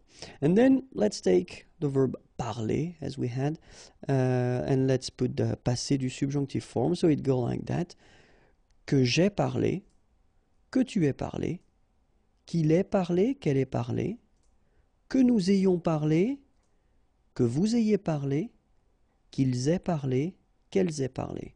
All right, so as we saw, first you put avoir at the subjunctive present form, then you put your participe passé, and you will get here a beautiful passé du subjonctif. Okay, and if you noticed, I've been putting this accent aigu in orange just to show you that in normal structures like this one, when you've got first the subject and after that the verb, you shouldn't put anything after your or at the end of your participe passé. So even if, like here, the subject is feminine, nothing comes after. Okay, so que j'ai parlé, que tu aies parlé, qu'il ait parlé, qu'elle ait parlé, que nous ayons parlé, que vous ayez parlé, qu'ils aient parlé, qu'elles aient parlé. Alright, so that's the passé du subjonctif for the verb parler, to speak or to talk. Okay, but then, of course, we've got some tricky things, and if you remember from the past tenses that we saw, it's exactly the same rule. If we take, well, these verbs that will require être, like you see here, qu'il soit aller. Okay, remember we saw that aller needs to be conjugated with être, like here, qu'il soit aller. So here, aller will end with accent aigu like that. But then if we put the feminine form, so qu'elle soit aller, it will be exactly as we saw for all the other composed tenses, you will have to put at the end of your participe passé the mark of the feminine. And at the end is the mark of the feminine. If you've got the plural, like here, il at the plural form, so soit, and then aller, well, you should put the mark of the plural at the end of your participe passé, and s is the mark of the plural. And last but not least, if you've got, like here, the feminine plural, so qu'elle soit allée, remember to put at the end of your participe passé first the mark of the feminine, so then the mark of the plural, s. The good thing, as usual in French, is you will pronounce it aller, aller, aller, and aller. So technically you don't pronounce the final you don't pronounce the final s, and you don't pronounce the final es, but still you should write them. Okay, so let's see now the full thing for aller, and it goes like that. Que je sois allé, okay, I won't make the liaison just to make it more clear, okay, que je sois allé, que tu sois allé, qu'il soit allé, qu'elle soit allée, que nous soyons allés, que vous soyez allés, qu'il soit allé, qu'elle soit allée. Alright, and now with the liaison, because I know that you want them. Que je sois allé, que tu sois allé, remember, no liaison when we've got these two. Qu'il soit allé, qu'elle soit allée, que nous soyons allés, que vous soyez allés, qu'il soit allé, qu'elle soit allée. Alright? And then now we can see these famous verbs, reflexive verbs, okay? So the one that we saw with the se something, okay? Que je me sois présenté. Okay, so it will go like that. Que je, and then remember for these reflexive verbs, you've got to put this me, so for je me sois présenté. Okay, que je me sois présenté, que tu te sois présenté. Okay, so we'll have to add this te. Qu'il se soit présenté, qu'elle se soit présentée, que nous nous soyons présentés, que vous vous soyez présentés, qu'il se soit présenté, qu'elle se soit présentée. All right, so remember here, so you've got the option of the feminine. Same thing here, so here the masculine because it's il, he. Here you get the feminine because it's elle, she. All right. Here you get the plural form, and then masculine plural, so accent aigu s, and then accent aigu es for the feminine plural here, qu'elle se soit présentée. Okay? All right. So if there is one thing to remember, it is the following. If you want to construct this passé du subjonctif, first you will have to put avoir at the subjonctif présent, then your participe passé, and you will get your subjonctif passé. In all these exceptions that we saw, être, subjonctif présent, and the participe passé, and you will get your subjonctif passé form. And that's it for le passé du subjonctif. If you want more videos, youtube.com/imagier, and then more material can be found here, www.imagier.net. Have a great day. Bye bye. Bonjour à tous and welcome to Learn French with Vincent, and this is Unité 10, leçon C. And in this lesson we'll see together le subjonctif avec les conjonctions. So it will be one of few videos that I wanted to make regarding the subjonctif. So we've been introducing the subjonctif in the two previous videos, and then we'll see in this lesson and in the coming lessons when do we use this subjunctive form, because that's normally one of the big questions that students ask me. Okay, and so this first video will concentrate on le subjonctif avec les conjonctions. So let's discover together when do we use le subjonctif. So we will use le subjonctif after bien que. Ok, bien que. À supposer que. Ok, à supposer que. En admettant que. En admettant que. Avant que. Avant que. Okay, so let's repeat them.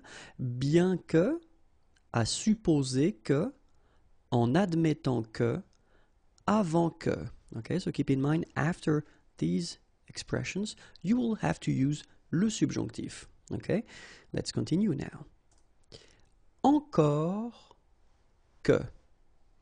Encore que. Quoique. Quoique. De crainte que. De crainte que. De peur que.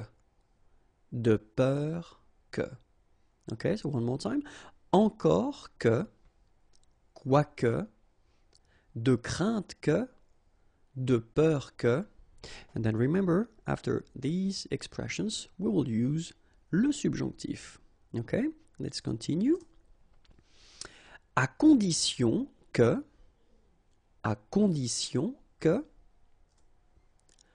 pourvu que, afin que, de manière que, all right, so one more time, à condition que, pourvu que, afin que, de manière que, and remember, after these expressions, you will use le subjonctif. De sorte que, pour que, de façon que, à moins que, okay, one more time, de sorte que, pour que, de façon que, à moins que, and then remember, after them, you will use le subjonctif. Jusqu'à ce que, quoique, en attendant que, sans que, one more time, jusqu'à ce que, quoique, en attendant que, sans que, and remember, after these, you will use le subjonctif. And that's it for this first part of le subjonctif, and it was avec les conjonctions. If you want more videos, then youtube.com/imagier and the website www.imagier.net is waiting for you. Bye bye, au revoir et à bientôt. Bonjour à tous and welcome to Learn French with Vincent, and this is Unité 10, leçon D. And in this video we'll discover together le subjonctif, so we'll continue because we've been seeing that in the previous video as well. But then if you want to express l'opinion, le doute or la possibilité, then with these things you will have to use le subjonctif. Okay, opinion, doute would be doubt, and then possibilité, possibility. Okay, so let's see together when are we going to use le subjonctif, and we are going to use le subjonctif after these expressions. So, il est douteux que. Okay, il est douteux que. Il est faux que. Il est faux que. Il est impossible que. Il est impossible que. Il est improbable que. Il est improbable que. Il est peu probable que. Il est peu probable que. Okay, so one more time. Il est douteux que. Il est faux que. Il est impossible que. Il est improbable que. Il est peu probable que. And remember, after these little things, you will have to use le subjonctif. All right? Let's continue now. Il n'est pas probable que. Il n'est pas probable que.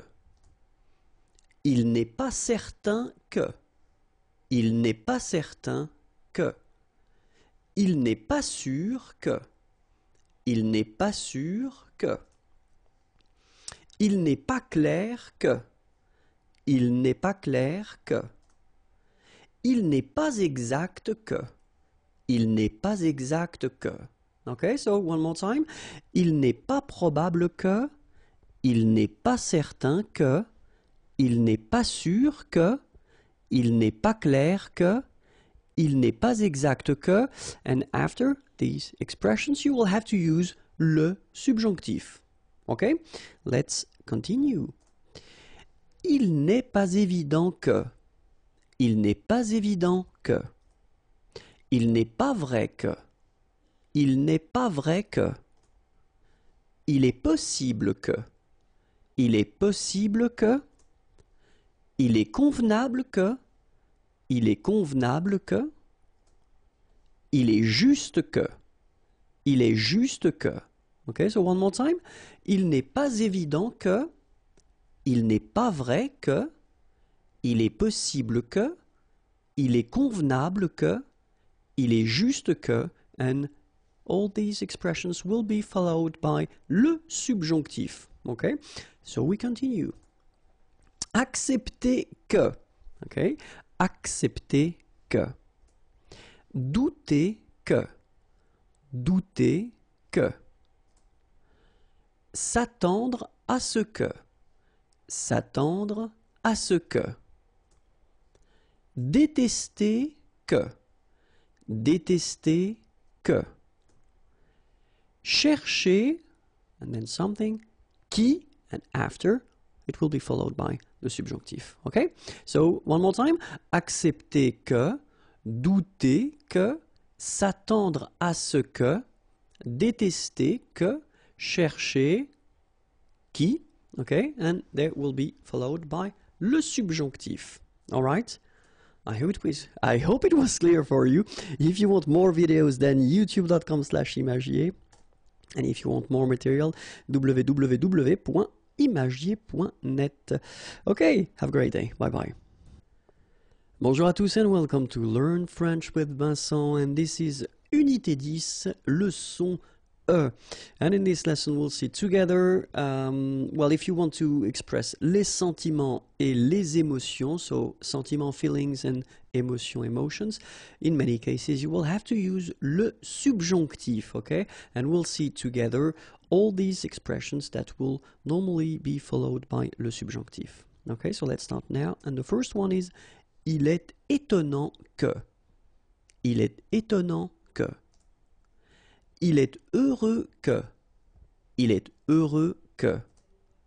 Il est bon que. Il est bon que. Il est bizarre que. Il est bizarre que. Il est rare que. Il est rare que. Okay, one more time. So, il est étonnant que. Il est heureux que. Il est bon que. Il est bizarre que. And then, il est rare que. Remember, after all these expressions, you will have to use le subjonctif. Okay? And it continues. Il est regrettable que. Il est regrettable que. Il est honteux que. Il est honteux que. Il est étrange que. Il est étrange que. Il est surprenant que. Il est surprenant que. Il est dommage que. Il est dommage que. So one more time. Il est regrettable que. Il est honteux que. Il est étrange que. Il est surprenant que. And il est dommage que.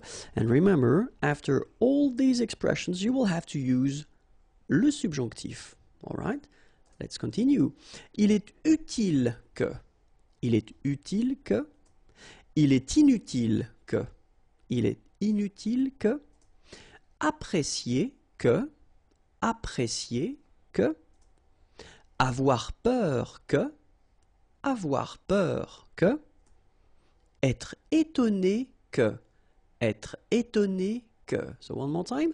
Il est utile que, il est inutile que, apprécier que, avoir peur que, être étonné que, will be followed by le subjonctif. And it continues. Avoir honte que, avoir honte que, se réjouir que, se réjouir que, être content que, être content que, être heureux que, être heureux que, être triste que, être triste que. So one more time. Avoir honte que, se réjouir que, être content que, être heureux que, être triste que, and they will be followed by le subjonctif. And it continues. Être désolé que, être désolé que, être surpris que, être surpris que, déplorer que, déplorer que, redouter que, redouter que, craindre que, craindre que. So one more time. Être désolé que, être surpris que, déplorer que, redouter que, craindre que, and they will be followed by le subjonctif. And it continues. Détester que, détester que, aimer que, aimer que, adorer que, adorer que, regretter que, regretter que, so one more time, détester que, aimer que, adorer que, regretter que, and they will be followed by le subjonctif. So I hope it was clear. If you want more videos, then youtube.com/imagier and the website is waiting for you, imagier.net, and it's right here if you want more material, or if you want to send me a little message, it would be nice. Okay? Have a great day. Bye-bye. Bonjour à tous and welcome to Learn French with Vincent, and this is Unité 10, leçon F. And in this lesson we'll continue our big thing regarding le subjonctif, and in that case we'll see, well, when you want to express what we call les conseils, les désirs et les ordres. Okay, so conseil could be translated as advices, désir, desires, and then ordre, orders. Okay, so we'll see expressions that will require le subjonctif after them. Okay, so let's start now, and the first one is il vaut mieux que, il vaut mieux que, il est essentiel que, il est essentiel que, il est important que, il est important que, il est naturel que, il est naturel que, il est nécessaire que, il est nécessaire que. So remember, one more time, il vaut mieux que, il est essentiel que, il est important que, il est naturel que, il est nécessaire que, and they will be followed by le subjonctif. Okay, so let's continue. Il faut que, il faut que, il est normal que, il est normal que, il est temps que, il est temps que, il est à souhaiter que, il est à souhaiter que, il est urgent que, il est urgent que, ok, one more time, il faut que, il est normal que, il est temps que, il est à souhaiter que, il est urgent que, and they should be followed by le subjonctif, ok, and it continues. Demander que, demander que, éviter que, éviter que, exiger que, exiger que, désirer que, désirer que, interdire que, interdire que. Okay, so let's see them one more time. Demander que, éviter que, exiger que, désirer que, interdire que, and all these expressions should be followed by le subjonctif. Okay? Tenir à ce que. Tenir à ce que. Aimer mieux que. Aimer mieux que. S'opposer que. S'opposer que. Commander que. Commander que. Donner l'ordre que. Donner l'ordre que. One more time. Tenir à ce que. Aimer mieux que. S'opposer que. Commander que. Donner l'ordre que. And they should be followed by le subjonctif. Ordonner que. Ordonner que. Permettre que. Permettre que. Préférer que. Préférer que. Empêcher que. Empêcher que. Proposer que. Proposer que. One more time. Ordonner que. Permettre que. Préférer que. Empêcher que. Proposer que. And they should be followed by le subjonctif. Recommander que. Recommander que. Suggérer que. Suggérer que. Vouloir que. Vouloir que. Souhaiter que. Souhaiter que. One more time. Recommander que. Suggérer que. Vouloir que. Souhaiter que. And remember, they should be followed by le subjonctif. And that's it for this video. If you want more videos, then youtube.com/imagier is waiting for you, and the website imagier.net is also waiting for you. Have a great day. Bye bye. Bonjour à tous and welcome to Learn French with Vincent, and this is Unité 10, leçon G. And in this lesson, it will be the last lesson regarding the subjunctive and especially when do we use the subjunctive. So if you didn't watch the previous video, sorry, I definitely advise you to do so. But then this one will concentrate on les structures à la forme négative. So remember, structures in which the verbs will be at the negative forms, and we'll discover, well, these structures. Okay, so the first one is il ne paraît pas que. Il ne paraît pas que. Il ne me semble pas que. Il ne me semble pas que. So we've got this me like that just because it would be possible to put someone else. Il ne te semble pas, il ne lui semble pas, etc. Okay? Il n'est pas certain que. Il n'est pas certain que. Il n'est pas sûr que. Il n'est pas sûr que.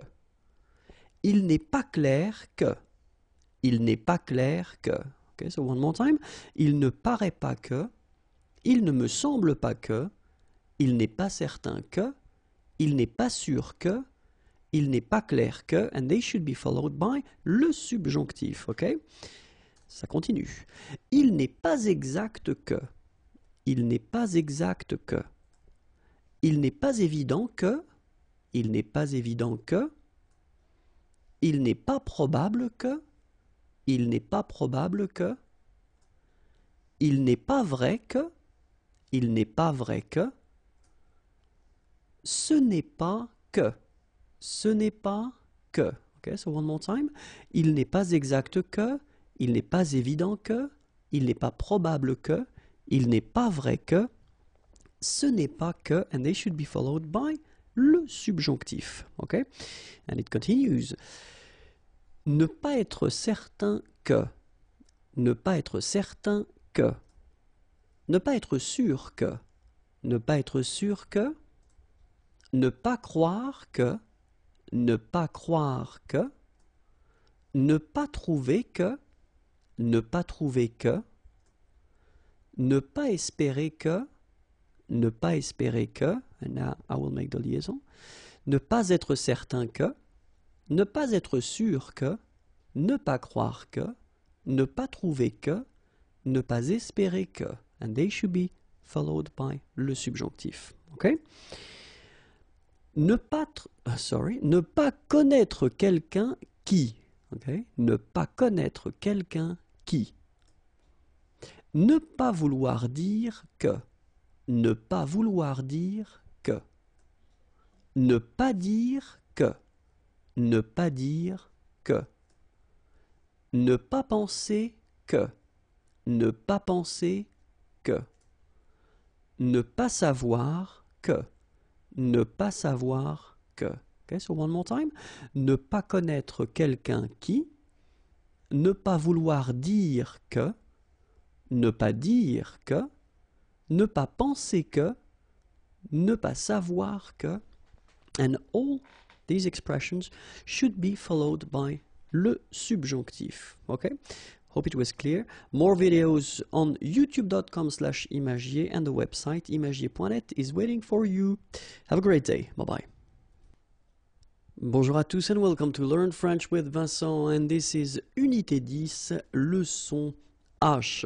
And in this lesson we'll see together le participe présent. Okay, and so, well, this video will be divided in two parts. The first one, when do we use it? So l'emploi, okay, and the second part, how do we make it? So la formation. All right, so we'll first start with the l'emploi. So how do we, or when do we use this participe présent? One of the first and most common way to use le participe présent is to construct what we call le gérondif.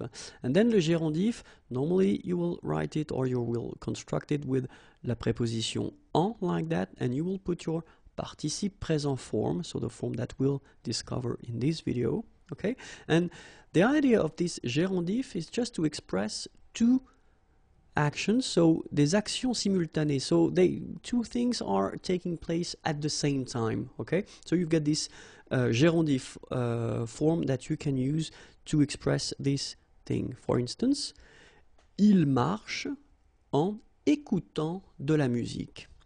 Okay, so it's in red, this écoutant, just to show you that this is what we call le participe présent here. So first you get this en and then écoutant. So il marche, marcher is to walk, so he's walking. En écoutant, okay, and remember, so if we use this gérondif form, as I said, we want to express the fact that two things are happening at the same time. Écouter is to listen, okay, so il marche, he's walking, and he's listening to some music, so il écoute de la musique. And in that case, well, you use en écoutant, and then you want to express the fact that it's happening at the same time. Il marche en écoutant de la musique. Alright, so that's the first use of this gérondif form. The second use is, of course, to use or to express two actions, donc des actions simultanées, but then in that case it's possible to write or to construct that without this preposition en, but keep in mind that it's in most of the cases you will use these structures when you write, principalement à l'écrit. Okay, normally if you want to use it orally, you will use this gérondif form, so the form that we saw previously. Okay, but then it's possible to use it like that. So think about that, and it's mostly if you want to write it. So regardant le frigo, okay, regarder is to watch or to look, frigo, the fridge. Elle se dit qu'elle doit aller acheter à manger. Okay, so she tells herself, if you want, that she must go and buy some food. Donc, regardant le frigo, elle se dit qu'elle doit aller acheter à manger. Okay, so in that case, when you put this participe présent here, well, clearly it's because you want to say that this first thing here and the second thing here, well, they are happening at the same time. Okay, but keep in mind that this structure is when you write. If you want to use it orally, then in that case you should use this preposition en first and then use this form that we call gérondif that we saw a few minutes before. Okay, and then the last use of this participe présent is if you want pour remplacer une subordonnée relative. Okay, so we saw previously les pronoms relatifs.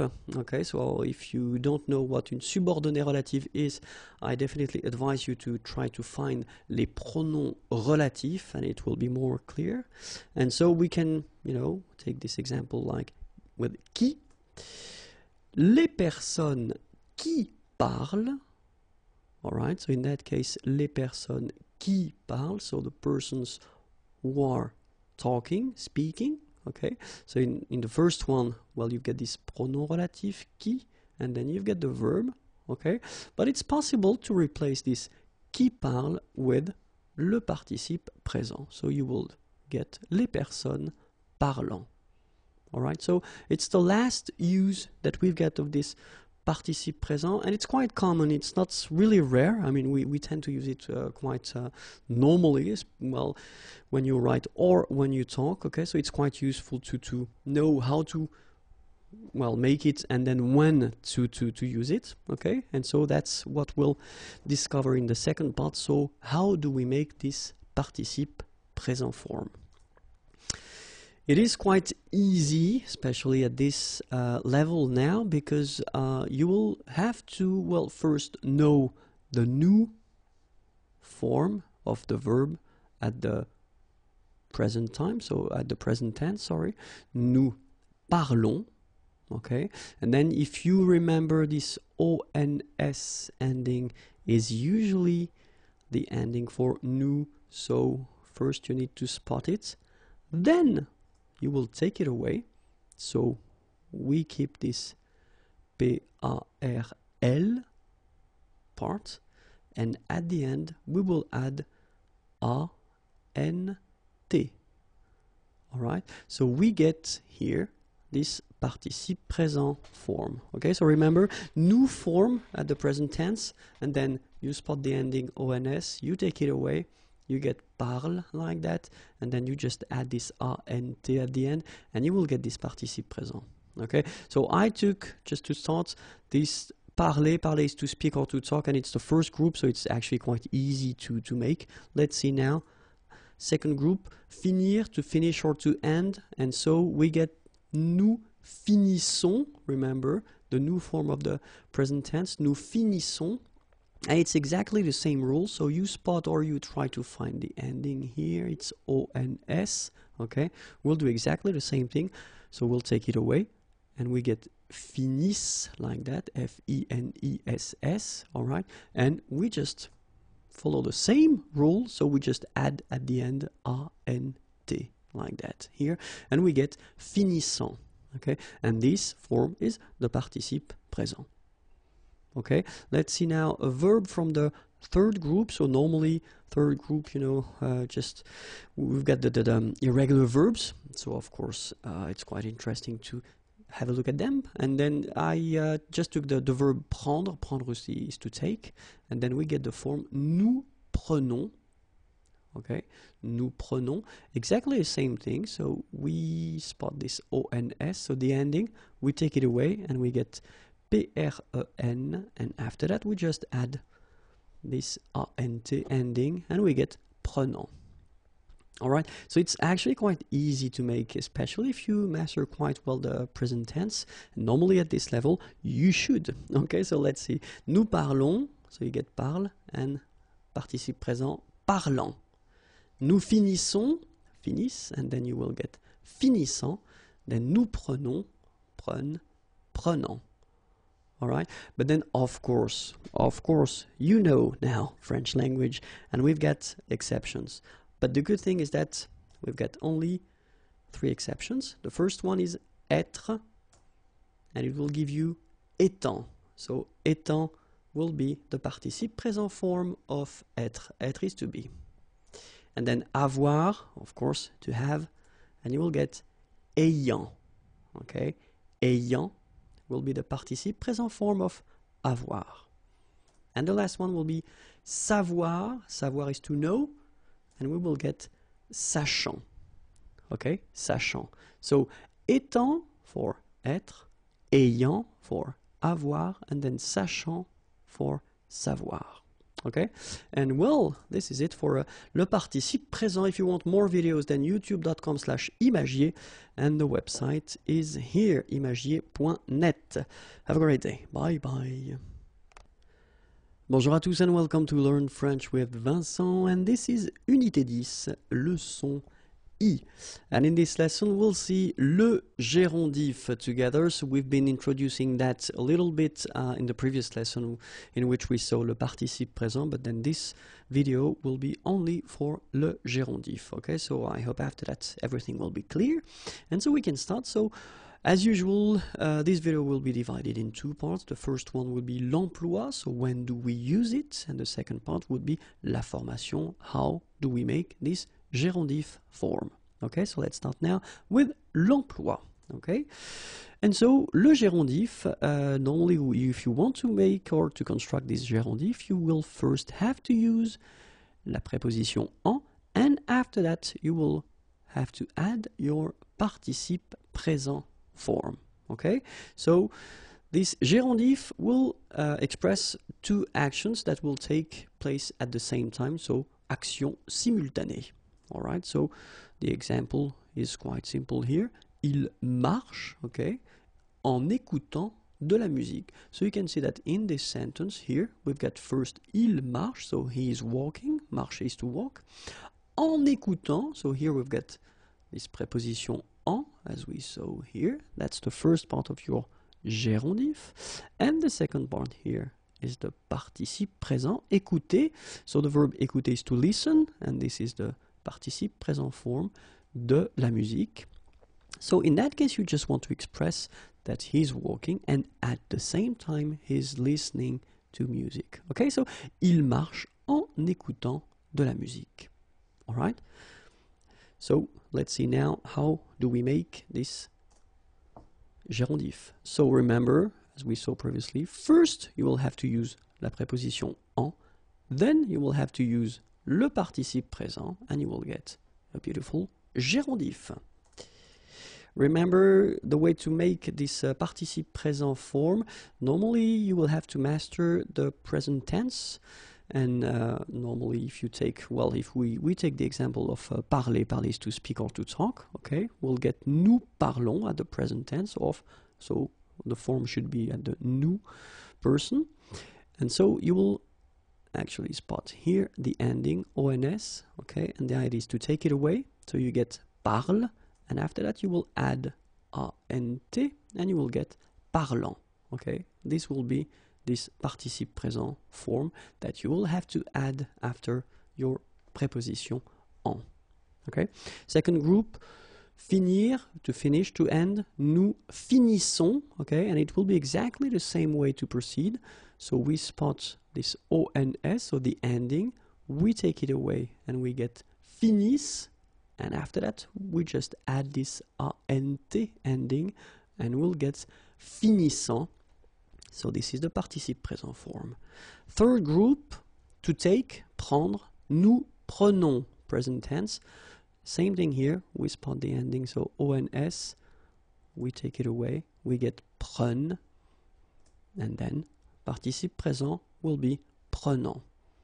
Alright, so remember, nous parlons, parle, parlant, nous finissons, finissent, finissant, nous prenons, so prennent, and then prenant.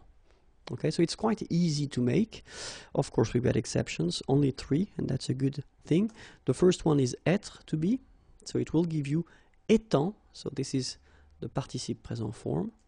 Avoir will give you ayant, avoir is to have, and then savoir, to know, will give you sachant. Okay, so only 3 exceptions, and it's a good thing in French, because normally we've got more exceptions, so only 3. Être, étant, avoir, ayant, savoir, sachant. Okay, so let's see now 2 examples. So I wanted to write them just to make it clear that to make it sure that everything is clear. I will manage. Il mange et il regarde la télévision en même temps. Okay, so il mange, manger is to eat, et il regarde, regarder is to watch, la télévision, en même temps, the expression means at the same time.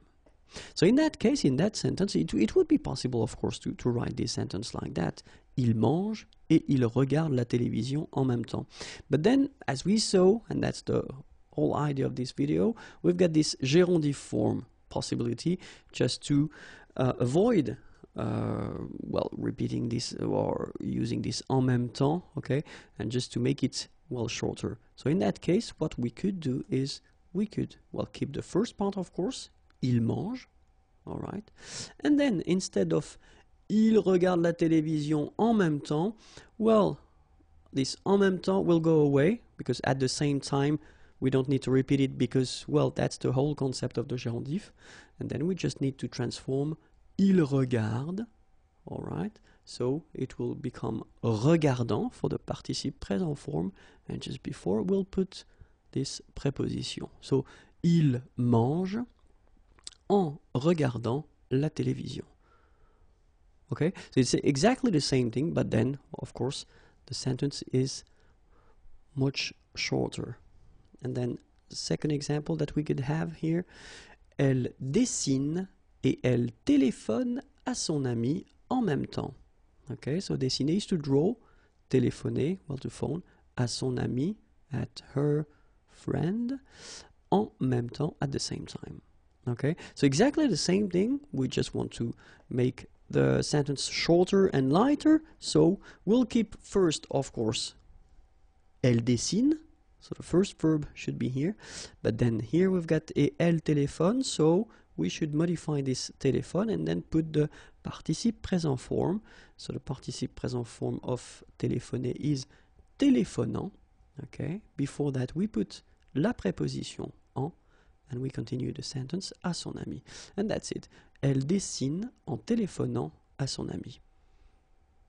Alright, so I hope it was clear. More videos, youtube.com/imagier, and then the website www.imagier.net.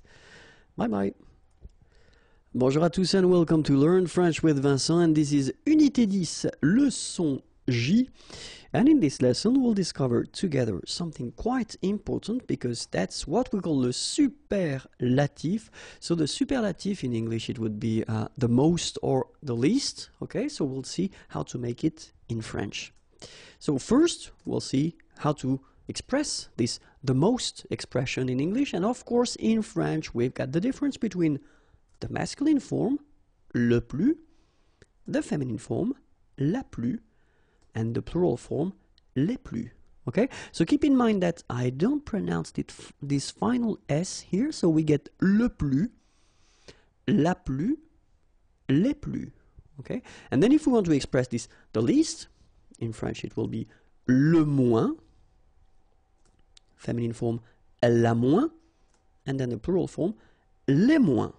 Okay, so le moins, remember when we combine this O-I-N together, we get the sound ouin, ouin, ouin, okay, and we don't pronounce this final S. Le moins, la moins, les moins. Okay, so let's see now. Le plus, le moins, la plus, la moins, les plus, les moins.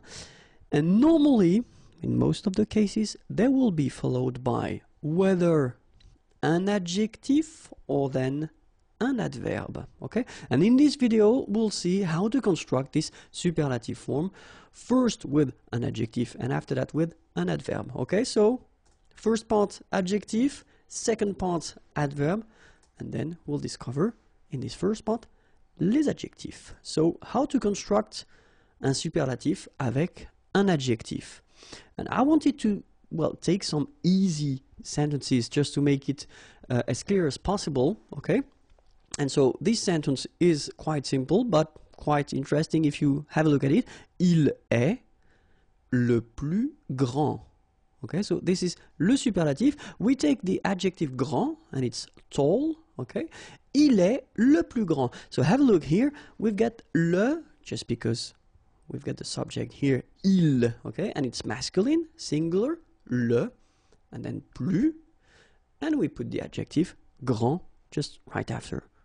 Okay, if you have a look at the feminine form, it's quite interesting because you've got elle, so she, elle est la plus grande. So the first thing that we've got to see is that we will use this la, okay, because it's the feminine form, so we should put la. It's the singular feminine, so la. Plus doesn't change. And have a look at your adjective, so grand. You will have to add this at the end of your adjective just to get the feminine form of your adjective, okay? Keep in mind that we've got some adjectives that change a little bit more than this one. If we want to put the feminine form, we saw that in a previous video, so if you want to have a look, you should use the search engine of the channel and use this adjective keyword, okay? And then if you have a look now at the plural form, ils sont les plus grands. Okay, so here we will put this plural form because we've got ils here, they, okay? So les, plus, and then have a look at your adjective here, grand. Remember, we will put this final S at the end of the adjective just to mark the plural form. And for the feminine form here, so we've got the elles, so they, but the feminine form, elles sont. So les will stay the same, okay? So it's quite a good news because les will cover the plural, so whether it's masculine or feminine, it will be the same, les here, okay? But then your adjective grand, of course, should first have this E mark of the feminine and S mark of the plural form. Okay, so let's see how they sound now. Il est le plus grand, elle est la plus grande, ils sont les plus grands, elles sont les plus grandes. Okay, so phonetically what you can hear is that this first form here for the masculine, grand, so you don't pronounce the final D, will be exactly the same as the plural form for the masculine, grand. You don't pronounce the final D, you don't the D here, and you don't pronounce the final S. Okay, so grand, and then same thing here, grand. And regarding the feminine form, you will pronounce it grande. Okay, don't insist on the final E, but then pronounce this D, grande, and then exactly the same pronunciation, grande. Alright, so you don't pronounce this final S. Okay, so one more time. Il est le plus grand, elle est la plus grande, ils sont les plus grands, elles sont les plus grandes. Alright? So what if we put this least concept? So it would be il est le moins grand, so it will follow exactly the same rule. So first you will put this le just because it's masculine, and then you put your adjective after. Elle est la moins grande. Okay, keep in mind that you will have to put the feminine form of the adjective here, and then you will put this largest because the subject is feminine. Okay, ils sont les moins grands. Okay, for the plural, les, and then s at the end of your adjective. Elles sont les moins grandes, so les for the plural, and then s at the end of your adjective for the feminine plural form. Okay, let's see now if you want to construct this superlative form with an adverb. Okay, so il marche le plus vite. Okay, marcher is to walk, and vite means fast. Il marche le plus vite. All right. If you want to put the feminine form, elle marche la plus vite. So the good news here is that your adverb vite will stay exactly the same. So you don't need, and look for the plural, il marche les plus vite. You don't need to modify it. You just put it after this le plus or la plus or les plus. Okay? And then you don't need to put whether the mark of the feminine or the mark of the plural, it doesn't change at all. So, il marche le plus vite, elle marche la plus vite, il marche les plus vite, elle marche les plus vite. Okay, so it's quite simple, and then logically, for the least, il marche le moins vite, elle marche la moins vite, il marche les moins vite, elle marche les moins vite. Alright, so exactly the same thing. Le for the masculine singular, la for the feminine singular, and then you've got les for the plural form. moins, moins, moins, moins, and your adverb, and it doesn't change whether it's masculine, feminine, or plural. Okay? Keep in mind that if you want to construct this superlative, and then after that you want to introduce what we call un complément, you will have to put de. So, the example here, il est le plus intelligent de la famille, of the family. It's exactly the same thing in French. We've got to use this complément de la famille. Okay?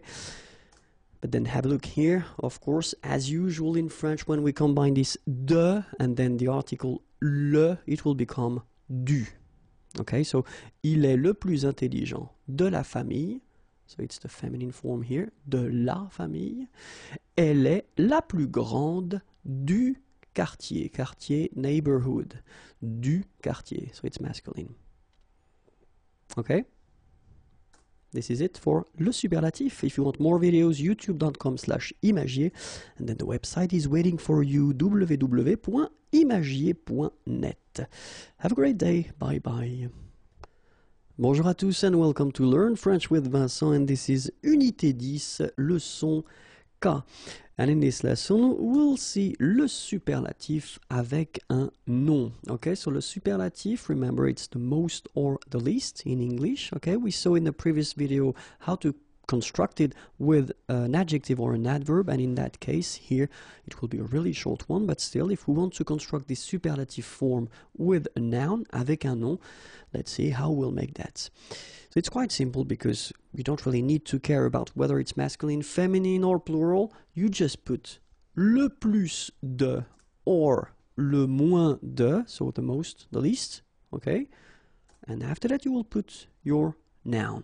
Okay, le plus de, le moins de, and then your noun. Okay, so let's have a look now how to construct it. C'est la ville, this is the town, où, where, il y a, there is, le plus de fontaines. Fontaines, fountains. C'est la ville où il y a le plus de fontaines. And then, c'est la ville où il y a le moins de voitures. Voiture, car. So, let's have a look at these these two sentences, sorry. The first thing that we've got to spot is, well, here it's le plus, and here it's le moins, so you don't really care whether it's masculine or if feminine or plural. You just put le plus, the most, le moins, the least. And then remember that you will have to put your preposition de right after, and have a look, because your noun, fontaine and voiture here, should be without any articles before. Okay, so c'est la ville où il y a le plus de fontaines, sorry. C'est la ville où il y a le moins de voitures. Okay, and that's the way that you can use if you want to construct this superlatif avec un nom. Okay, so it's quite easy. I hope it was clear. More videos can be found here, youtube.com/imagier, and more material at the following address, www.imagier.net. Have a great day. Bye bye. Bonjour à tous and welcome to Learn French with Vincent, and this is Unité 10, leçon L. And in this lesson we'll see together how to construct these structures or sentences when you want to start with if.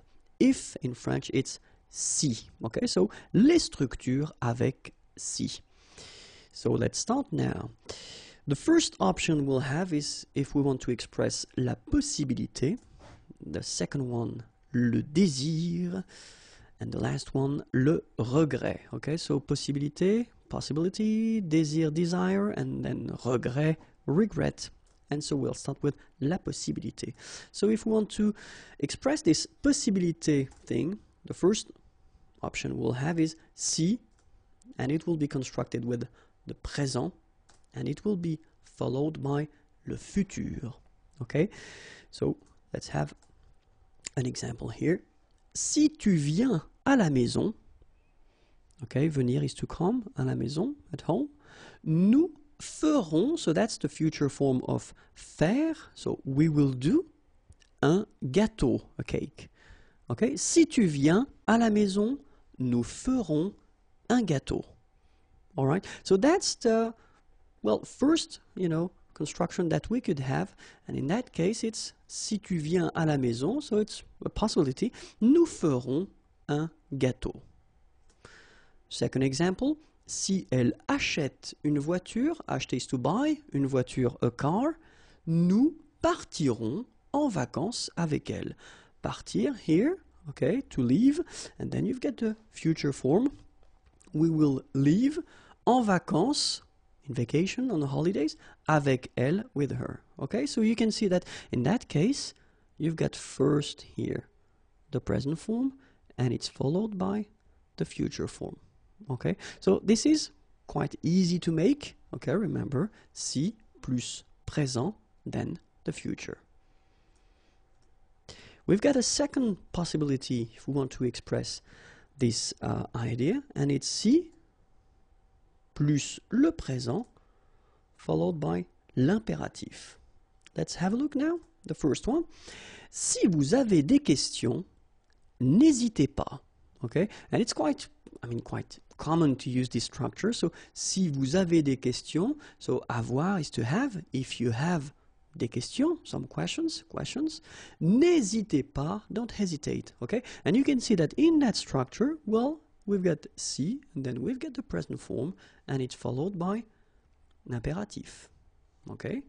Second example, si vous êtes pressé, okay, être, to be, and then pressé, in a hurry. Si vous êtes pressé, prenez un taxi. And here you get prenez, prendre, to take. Un taxi, a cab.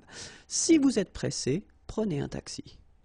Alright? So remember, it would be possible to use this si and then the present form, and it's followed by l'impératif.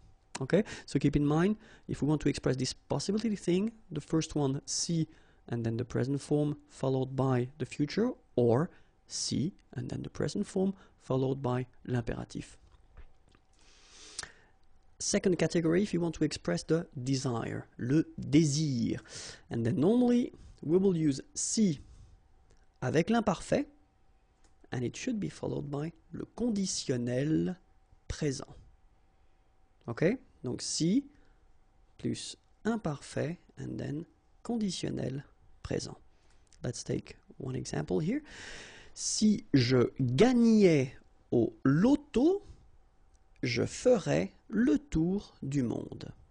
Si je gagnais, gagner is to win, au loto, je ferais, it's the conditional form of to do, faire, okay, so I would do, okay, le tour du monde. Okay, so I would travel around the world if you want, but then in French we would use this, je ferais le tour du monde. Okay, and then the idea is that here it's a desire, it's something that you would like to do, okay, but maybe it would happen, but you're not sure about that. Okay, so si je gagnais au loto, je ferais le tour du monde. And then the second example, si elle pouvait, elle prendrait une semaine de vacances. Okay, so here you've got this pouvoir form, can, and it's at the imparfait form, and it's followed by the conditionnel présent, prendre, to take, okay, une semaine, 1 week, de vacances, vacation, okay, holiday. So if she could, she would take 1 week off if you want, okay, or vacation week. But then in French, remember that we will construct this sentence first with si, and it should be followed by l'imparfait, and that's the rule. Then, after that, you will put this conditionnel présent form. Okay, so this is normally the tricky construction, because in many cases students will start to make this si, and then as in it's the case in many languages, they would put this first the conditionnel présent, and then it would be followed by the conditionnel présent. But no, in French, keep in mind that si, then you'll put this imparfait form, je gagnais, elle pouvait, and after that you will put this conditionnel présent, je ferais, elle prendrait. Okay, and the last one, le regret. And only if we want to express this regret concept, then we will start with si, and it should be followed by le plus que parfait, and after that you will put, hop, conditionnel passé. So this structure is really when you regret something. So it's over now. It's not possible to change anything because it's in the past, okay? But then, let's see one example. Si j'avais eu le temps, j'aurais pris un café. Okay? And the main concept in that, with that structure, is that it's over, so it's not possible. So you just regret that. Si j'avais eu le temps, okay? So if you can spot this thing, it's avoir, and it's at the, sorry, plus que parfait form, okay? Si j'avais eu le temps, j'aurais pris, here it's prendre, to take, and if you have a look, it's at the conditionnel passé form, un café. Okay, let's see the second example. Si vous aviez vu le film, vous auriez pleuré. Okay, so here you have voir, okay, and it's the plus que parfait form. Vous auriez pleuré. Here you get pleurer, okay, to cry, and it's at the conditionnel passé form. Okay, so that's the, well, classic structure that you can use if you want to express regrets, okay, with this if structure. Okay, well, that's it. If you want more videos, then youtube.com/imagier and the website imagier.net is waiting for you. Bye bye. Bonjour à tous and welcome to Learn French with Vincent, and this is Unité 10, leçon M. And in this lesson we'll work together on what we call le discours indirect. So first we'll see a few examples just to make it clear and to, well, discover what this discours indirect is.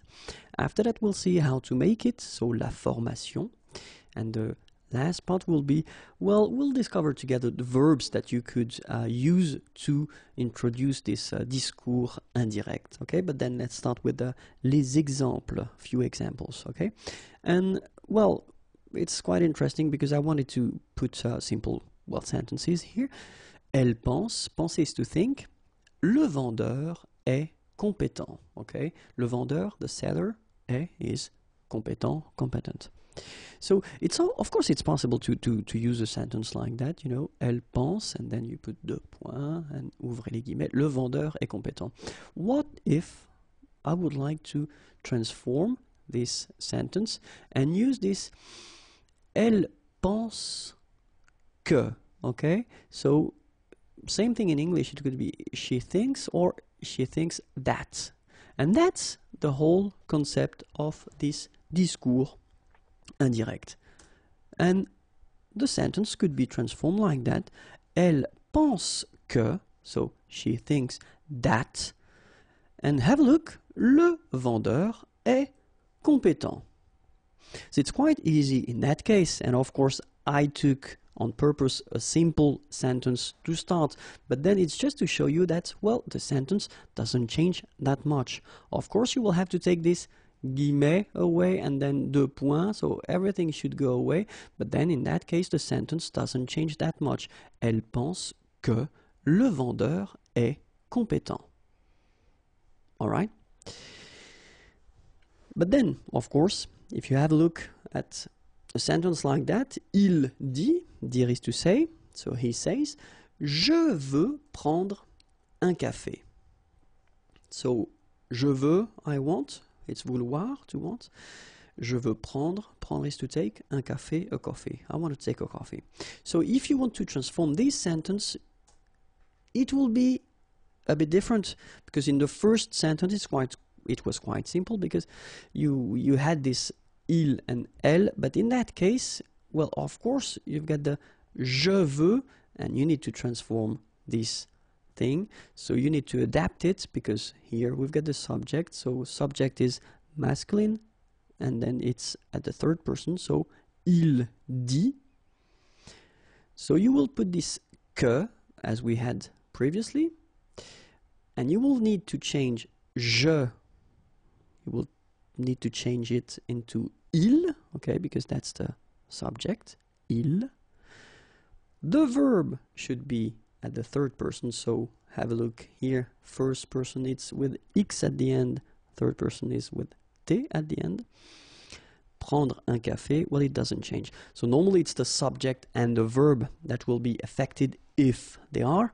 Okay, so in that case, il dit qu'il veut prendre un café. And of course, as usual in French, this que, if there is a vowel after, so remember this will have to go away. So you will get this qu'il. Il dit qu'il veut prendre un café. Okay, so this is this discours indirect, so the indirect form of il dit je veux prendre un café. It will be transformed like il dit qu'il veut prendre un café. Okay, so a third example, elle promet je viendrai ce soir. Okay, promettre is to promise, and then je viendrai, so I will come ce soir. Okay, and here elle promet, okay, que, so we should first have this que. Of course, as we had in the previous example, you must modify this je, okay? So we've got here the subject and it's feminine, so it should be the third person of the feminine, qu'elle, okay? Here we've got the future form, je viendrai, so you should put the verb at the future form as well, but then for elle, it will be elle viendra, and then ce soir doesn't change. Okay? Elle promet qu'elle viendra ce soir. So, if we want to discover, or not really discover because we saw that, la formation, so keep in mind that you will put first, well, the first sentence, or the first part of the sentence, then que, okay, could be translated with that in English, and the rest of the sentence or the second sentence, okay, that you should, in some cases, modify. Okay, we're talking about the subject and the verb. Keep in mind that que, if it is combined, as we saw, with a vowel, will become que, like that. Okay, so needs to go away. So the example, the classical example that we had was que and il, and it's becoming qu'il.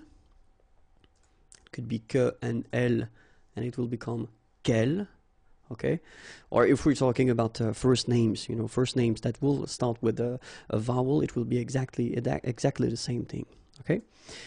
And so now let's see the verbs that you could have, or that you could use to introduce this discours indirect, okay?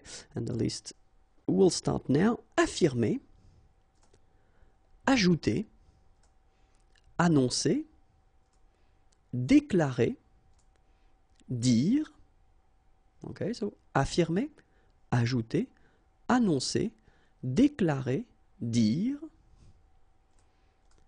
expliquer, promettre, répondre, admettre, assurer, all right, so expliquer, promettre, répondre, admettre, assurer, avouer, confirmer, constater, crier, démentir, so avouer, confirmer, constater, crier, démentir,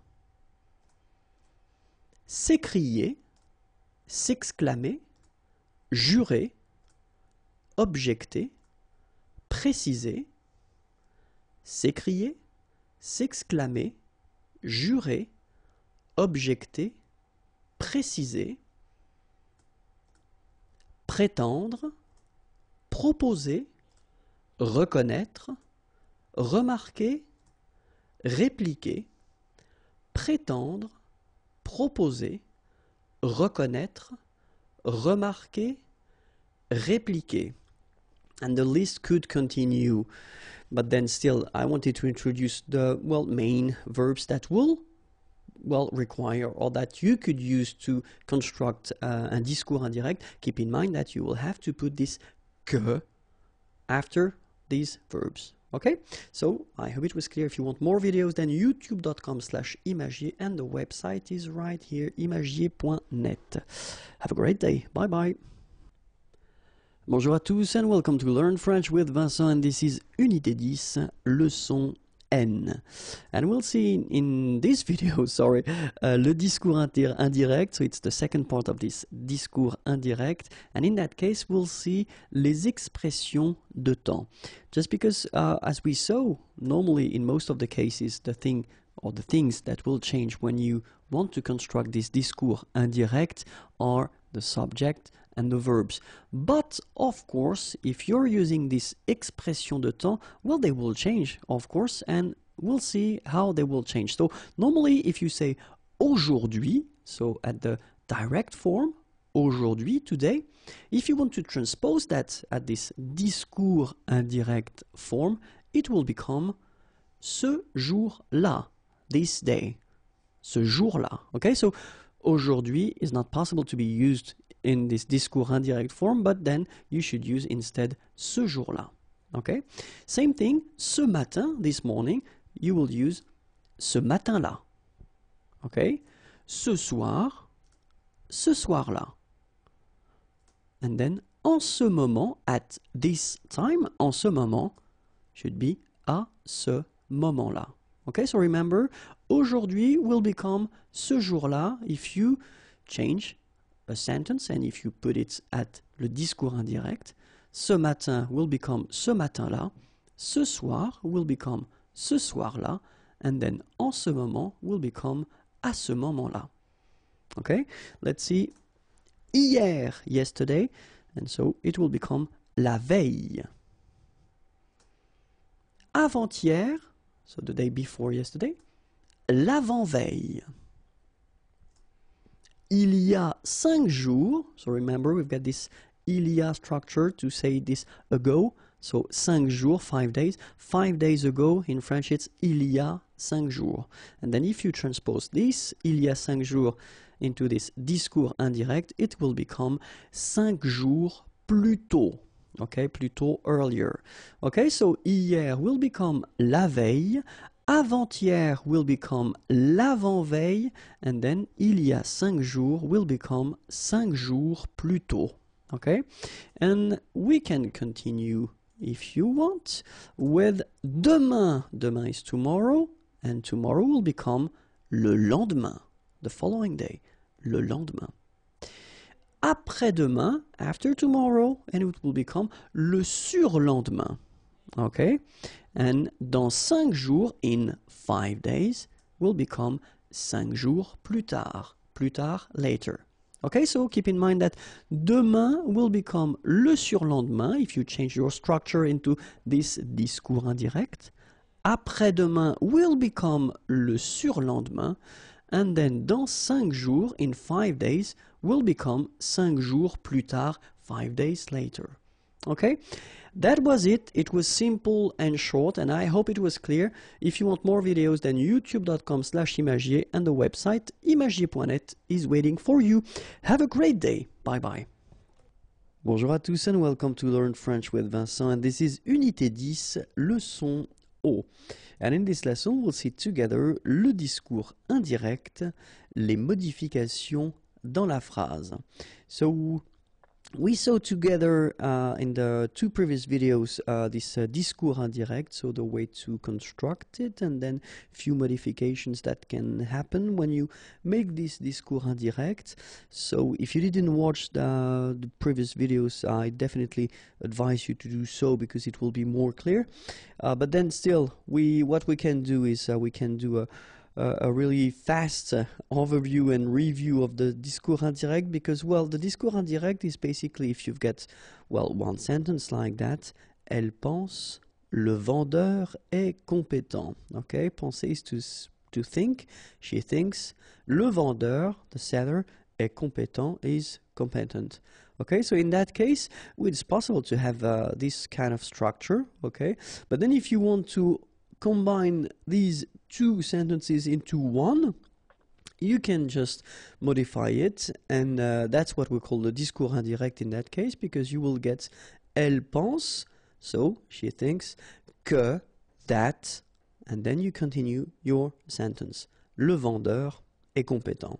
Okay, so in that sentence it's quite simple because, well, if you have a look at the first structure we've got here and then the second structure we've got here, it doesn't change that much. You only need to add this que, and then you will remove few things, but then no main changes into your second part or this part of the sentence.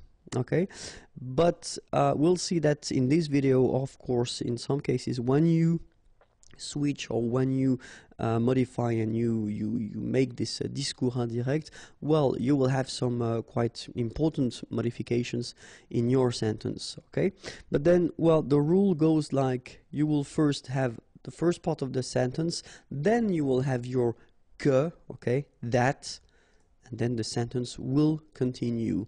Okay, so that's the whole concept of this discours indirect. So it evolves around this que thing, and then remember that, of course, as usual in French, if we've got vowels coming after, then this will have to go away. Okay, so let's see now one first example. Il dit, okay, dire is to say. He says, je pense que le film est bon. Je pense, so penser, I think, that le film est bon. Okay, so if you want to modify this sentence, of course, you will have to change it a little bit, because it's not possible to say, il dit que je, okay, so the subject, it's not possible to continue with je in that case, because you will have to modify it and adapt it. So in that case it should be il. Okay, il pense que le film est bon. Alright, so that's the only thing that you will have to modify, so it's not really difficult, but keep in mind that, of course, if the subject goes like that, so je, of course you will have to modify it and, well, put it according to the first subject here, so il dit. Okay, let's see now a second example. Il dit, je te regarde. Okay, so same thing, so il dit, to say, so he says, je te regarde. So if you remember, we saw these pronouns before, so I am looking or watching you. Okay, but then in French we put this pronouns before the verb. Okay, and it's interesting because in that sentence, of course, you can notice that we will have to modify this first je, pronom personnel, and then, well, probably we'll have to modify this te as well. Okay, because I look or I watch or I look at you. Okay, this you must be changed, of course, if we switch it to the indirect discours. Okay, so let's see now. And it's quite interesting because in that case, if you've got the sentence just like that, without any previous informations, whether this te is for a boy or a girl, then it can be quite tricky because we don't really know, and we'll have two options. The first one, il dit qu'il. Okay, so this il is the je that you modified, or you modify according to il here. Okay, so it must be the same. And then it can be le if the person is masculine, so if he is looking at another person who is a man or a boy, so in that case it should be le. Il le regarde. Okay, and then the second option, well, it's almost the same, but if you look carefully, il dit qu'il la regarde. Okay, and in that case it would be a woman or a girl. Okay, according to what was, well, previously said. So in that case we really need to know before whether we're talking about a boy or a girl, a man or a woman. Okay, because if we don't, then it can be tricky to modify and put this discours indirect, because we won't have any clue whether it's le or la. Okay. Another example, il dit je présente ma proposition. Okay, so here same thing. So yeah, if I translate the sentence, it's quite well simple. So dire is to say, we saw that previously. Je présente, présenter is to present. Ma proposition, my proposition or proposal if you want. Okay, je présente ma proposition. So in that sentence, we know, of course, because we've been seeing that in the previous examples, that je will have to change. And then in that case, we assume that this ma, so adjective possessive, will have to change also.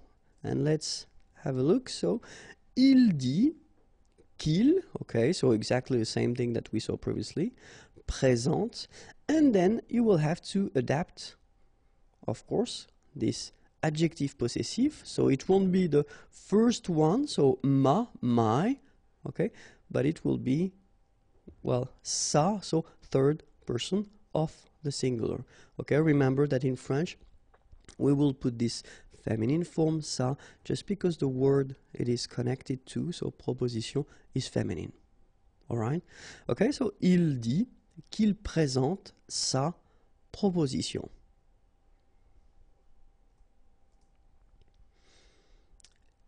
Il dit je vous présente ma proposition. So it's almost the same sentence as we had previously, but then I wanted to introduce this vous.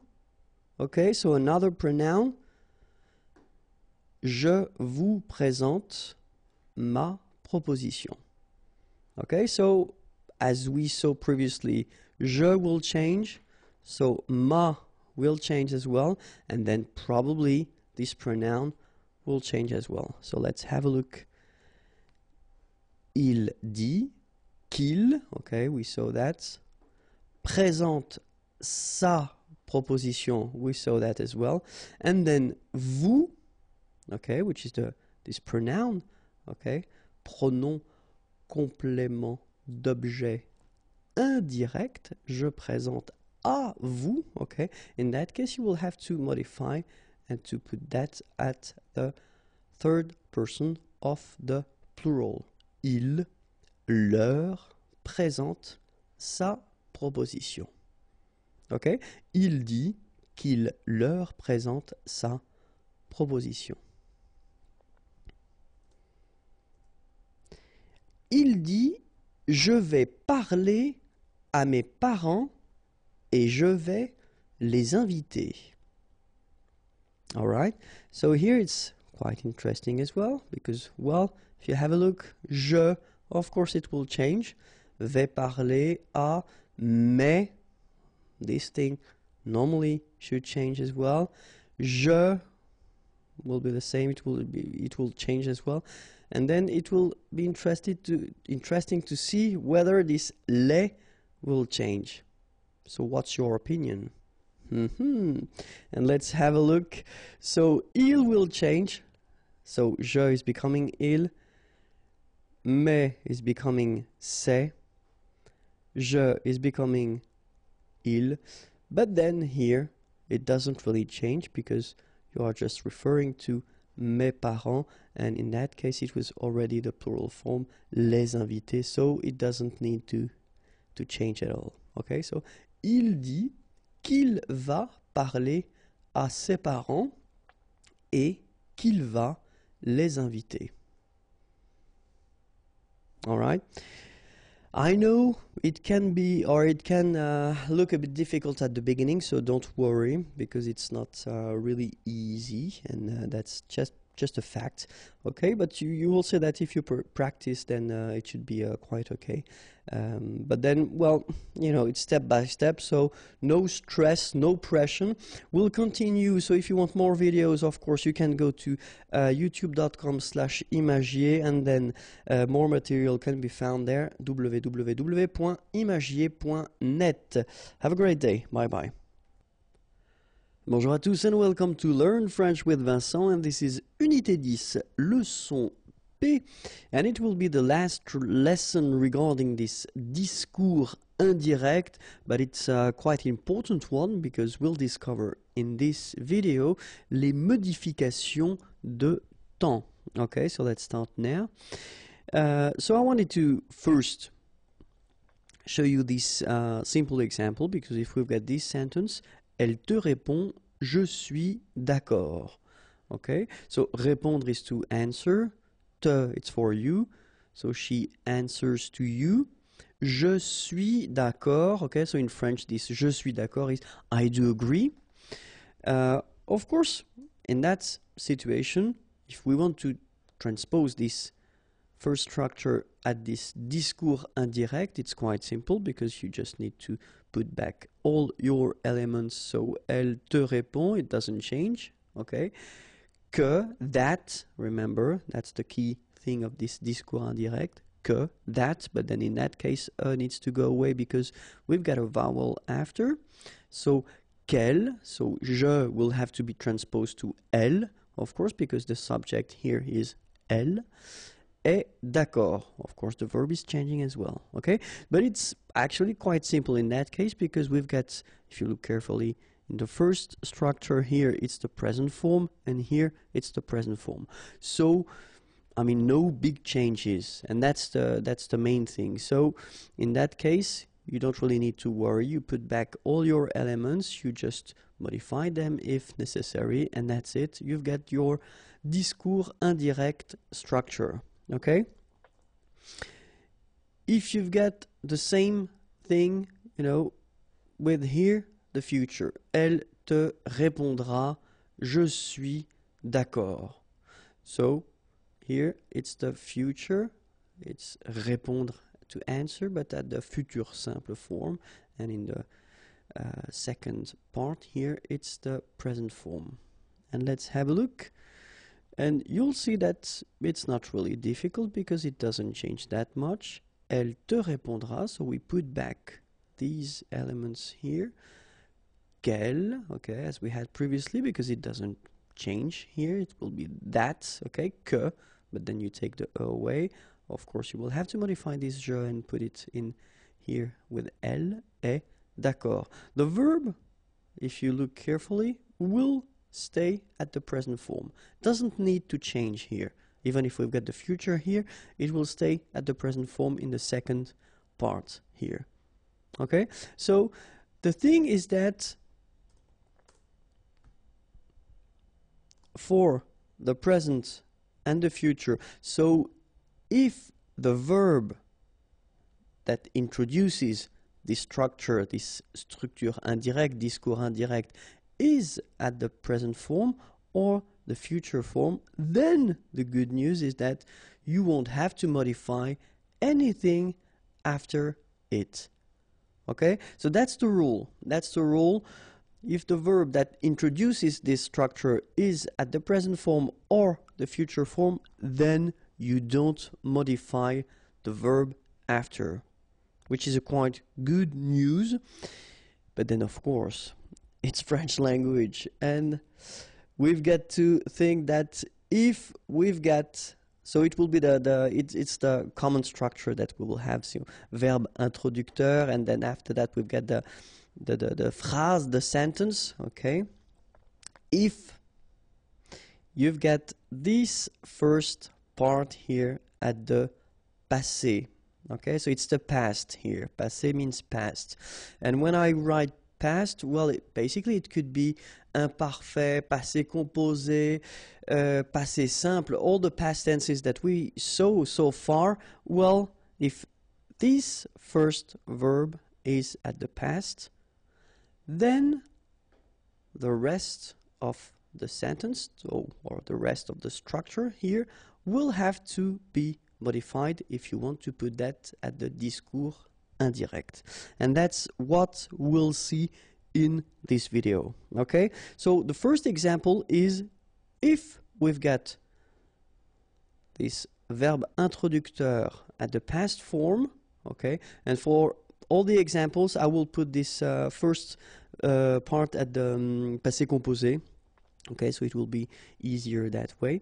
Okay, so if we get the second part here at the présent, well, this part will have to change, and well, the verb introducteur will stay the same, but it will, I mean, this présent form will be at the imparfait. Okay, so let's have a look how it will go. So, as I said, first verb, I did put that at the passé composé form, and it will be always the same for all the examples. So I will keep the same sentence and I will keep the same verb, and it will be at the passé composé. Elle t'a répondu, je suis d'accord. So we've got exactly the same sentence as we had previously when we had the present present or then future present. In that case, so as we saw, we've got passé composé and then present form. And if you remember what I just told you previously, then the rule goes like that. This first part doesn't change. It is still at the passé composé form. But the second part here, so your present form will be changed and you will have to put the verb, so it's the verb to be, it's être. You will have to put it at the imparfait form. That's the rule. Okay, don't need to think why, how, etc. No, just put it at the imparfait. Okay, and you get the sentence. Elle t'a répondu qu'elle était d'accord. All right. So this is the way that you should follow if you want to make this discours indirect. And in the first part you've got, well, the past, and in the second part you've got the present form. Okay. So let's see now. How do we do if we've got, well, still the same thing, so the passé, and we've got in the second part le passé composé? Well, of course, the first part will stay the same as we saw, but then this passé composé form will become plus que parfait. And let's have a look. Elle t'a répondu, j'ai été d'accord, okay? And so, j'ai été, this is the passé composé. J'ai été d'accord. So that's the thing that we'll have to change, and we'll have to modify it and put it at the, like here, elle avait été. We'll put that at the plus que parfait. So we get elle t'a répondu qu'elle avait été d'accord. Alright, so remember, the first part doesn't change. Elle t'a répondu. Sorry, you don't need to modify it, you don't need to change it. But then the second part, so ait été here, passé composé, will become avait été here. So it's the plus que parfait. Okay? So let's see now another possibility. If we've got, so still the passé form in the first part, and then if we've got this futur simple form in the second part, then this futur simple will change and it will become futur du passé. So it's a strange thing because we tend to call that, you know, futur du passé, but well, technically it's conditionnel présent. All right, so that's the way you will have to maybe remember it. Oops, the accent was in the wrong direction. It should be like that, okay? But anyway, it's the conditionnel présent form that you will have to put here. So let's have a look now. Elle t'a répondu, je serai d'accord, okay? So we do agree that, well, it's still the same here, passé composé, and in the second part here, je serai, so it's still the verb to be, but then remember, it's the futur form, okay, this futur simple. Je serai d'accord. And so it will become, elle t'a répondu qu'elle serait d'accord, okay? They look quite similar, but keep in mind that this form here is the conditionnel présent form, okay? Elle t'a répondu qu'elle serait d'accord. And so let's see now if we've got, so still in the first part, the past, because that will be the whole thing of this video, and we've got this futur antérieur in the second part. And this futur antérieur will become what we call, that it's still the same thing, quite interesting, futur antérieur du passé, but then technically it's the conditionnel passé. Okay? Elle t'a répondu, j'aurais été d'accord. Okay, so here, what do we have? First, as usual, we've got this passé composé. J'aurais été d'accord. Here we've got this futur antérieur form. And it will become elle t'a répondu qu'elle aurait été d'accord. So still the same thing. Keep in mind that it looks a little bit like this form, but still it is quite different because it's what we call conditionnel passé. Okay? So now if we've got the futur proche in the second part, this futur proche will become aller, and it should be at the imparfait form plus l'infinitif.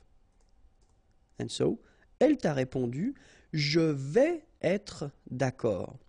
So keep in mind that when we talk about this futur proche, well, it's aller anyway, but in that case, it's at the present form. Je vais, I am going to be, okay, je vais être, we want to make the liaison, je vais être, so I am going to be, and in that case, well, as I said, you know, it's the present form. If you want to transpose that at the discours indirect, so as we saw, this first part doesn't change, but this second part here, so elle allait être d'accord, that's the only thing that will change. So you will have to put your verb aller here, and it will be at the imparfait.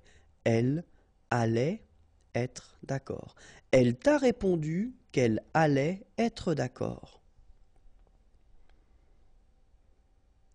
And last but not least, if you've got in your second part the passé récent, so this recent past, then it will be still the same structure, the same way to construct it. So normally this passé récent is constructed like that, venir de, but then it's at the present, and in that case it will be modified like we had previously for this near future, le futur proche. It should be at the imparfait form.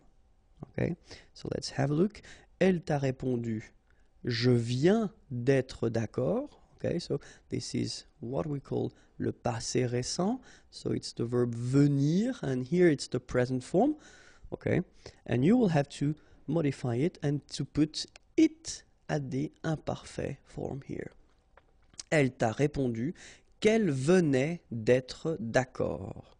Okay, so the only thing that you will have to modify, it's this verb here, venir.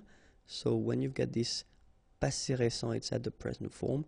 It will be here at the imparfait form. Okay, elle t'a répondu qu'elle venait d'être d'accord. So I know it may sound strange and difficult, but then keep in mind that, well, I did this thing. If you put it at the present and the future, so remember it doesn't change at all, okay? But then if you want to have this first verb at the past form, so that's when it will become tricky.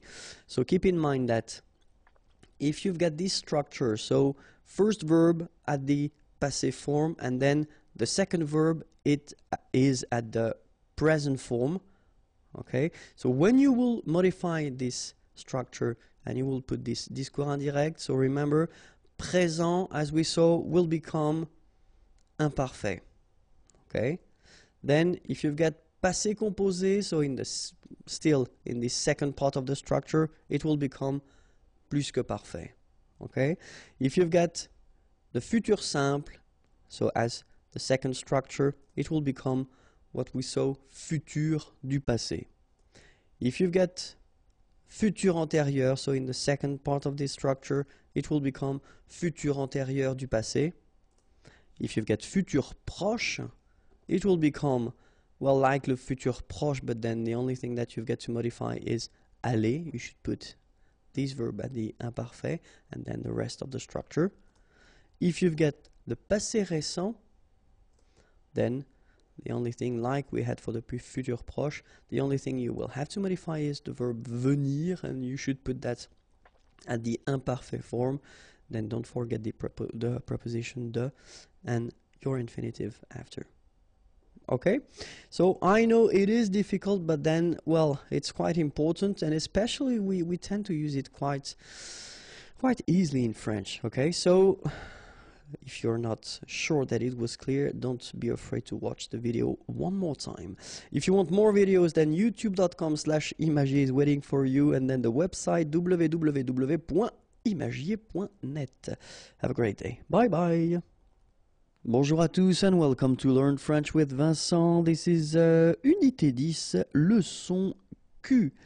And in this lesson we'll discover together les verbes avec que that will be followed by l'indicatif, just because normally at this level, after having introduced le subjonctif, many students tend to think that each time we've got a verb that will be constructed with que, it will be automatically followed by the subjunctive form, which is not the case. Okay, so we'll see in this video what category of verbs will be constructed with que, and then they will be followed by l'indicatif. Okay, and these verbs normally will express la certitude, and then l'opinion, or la déclaration.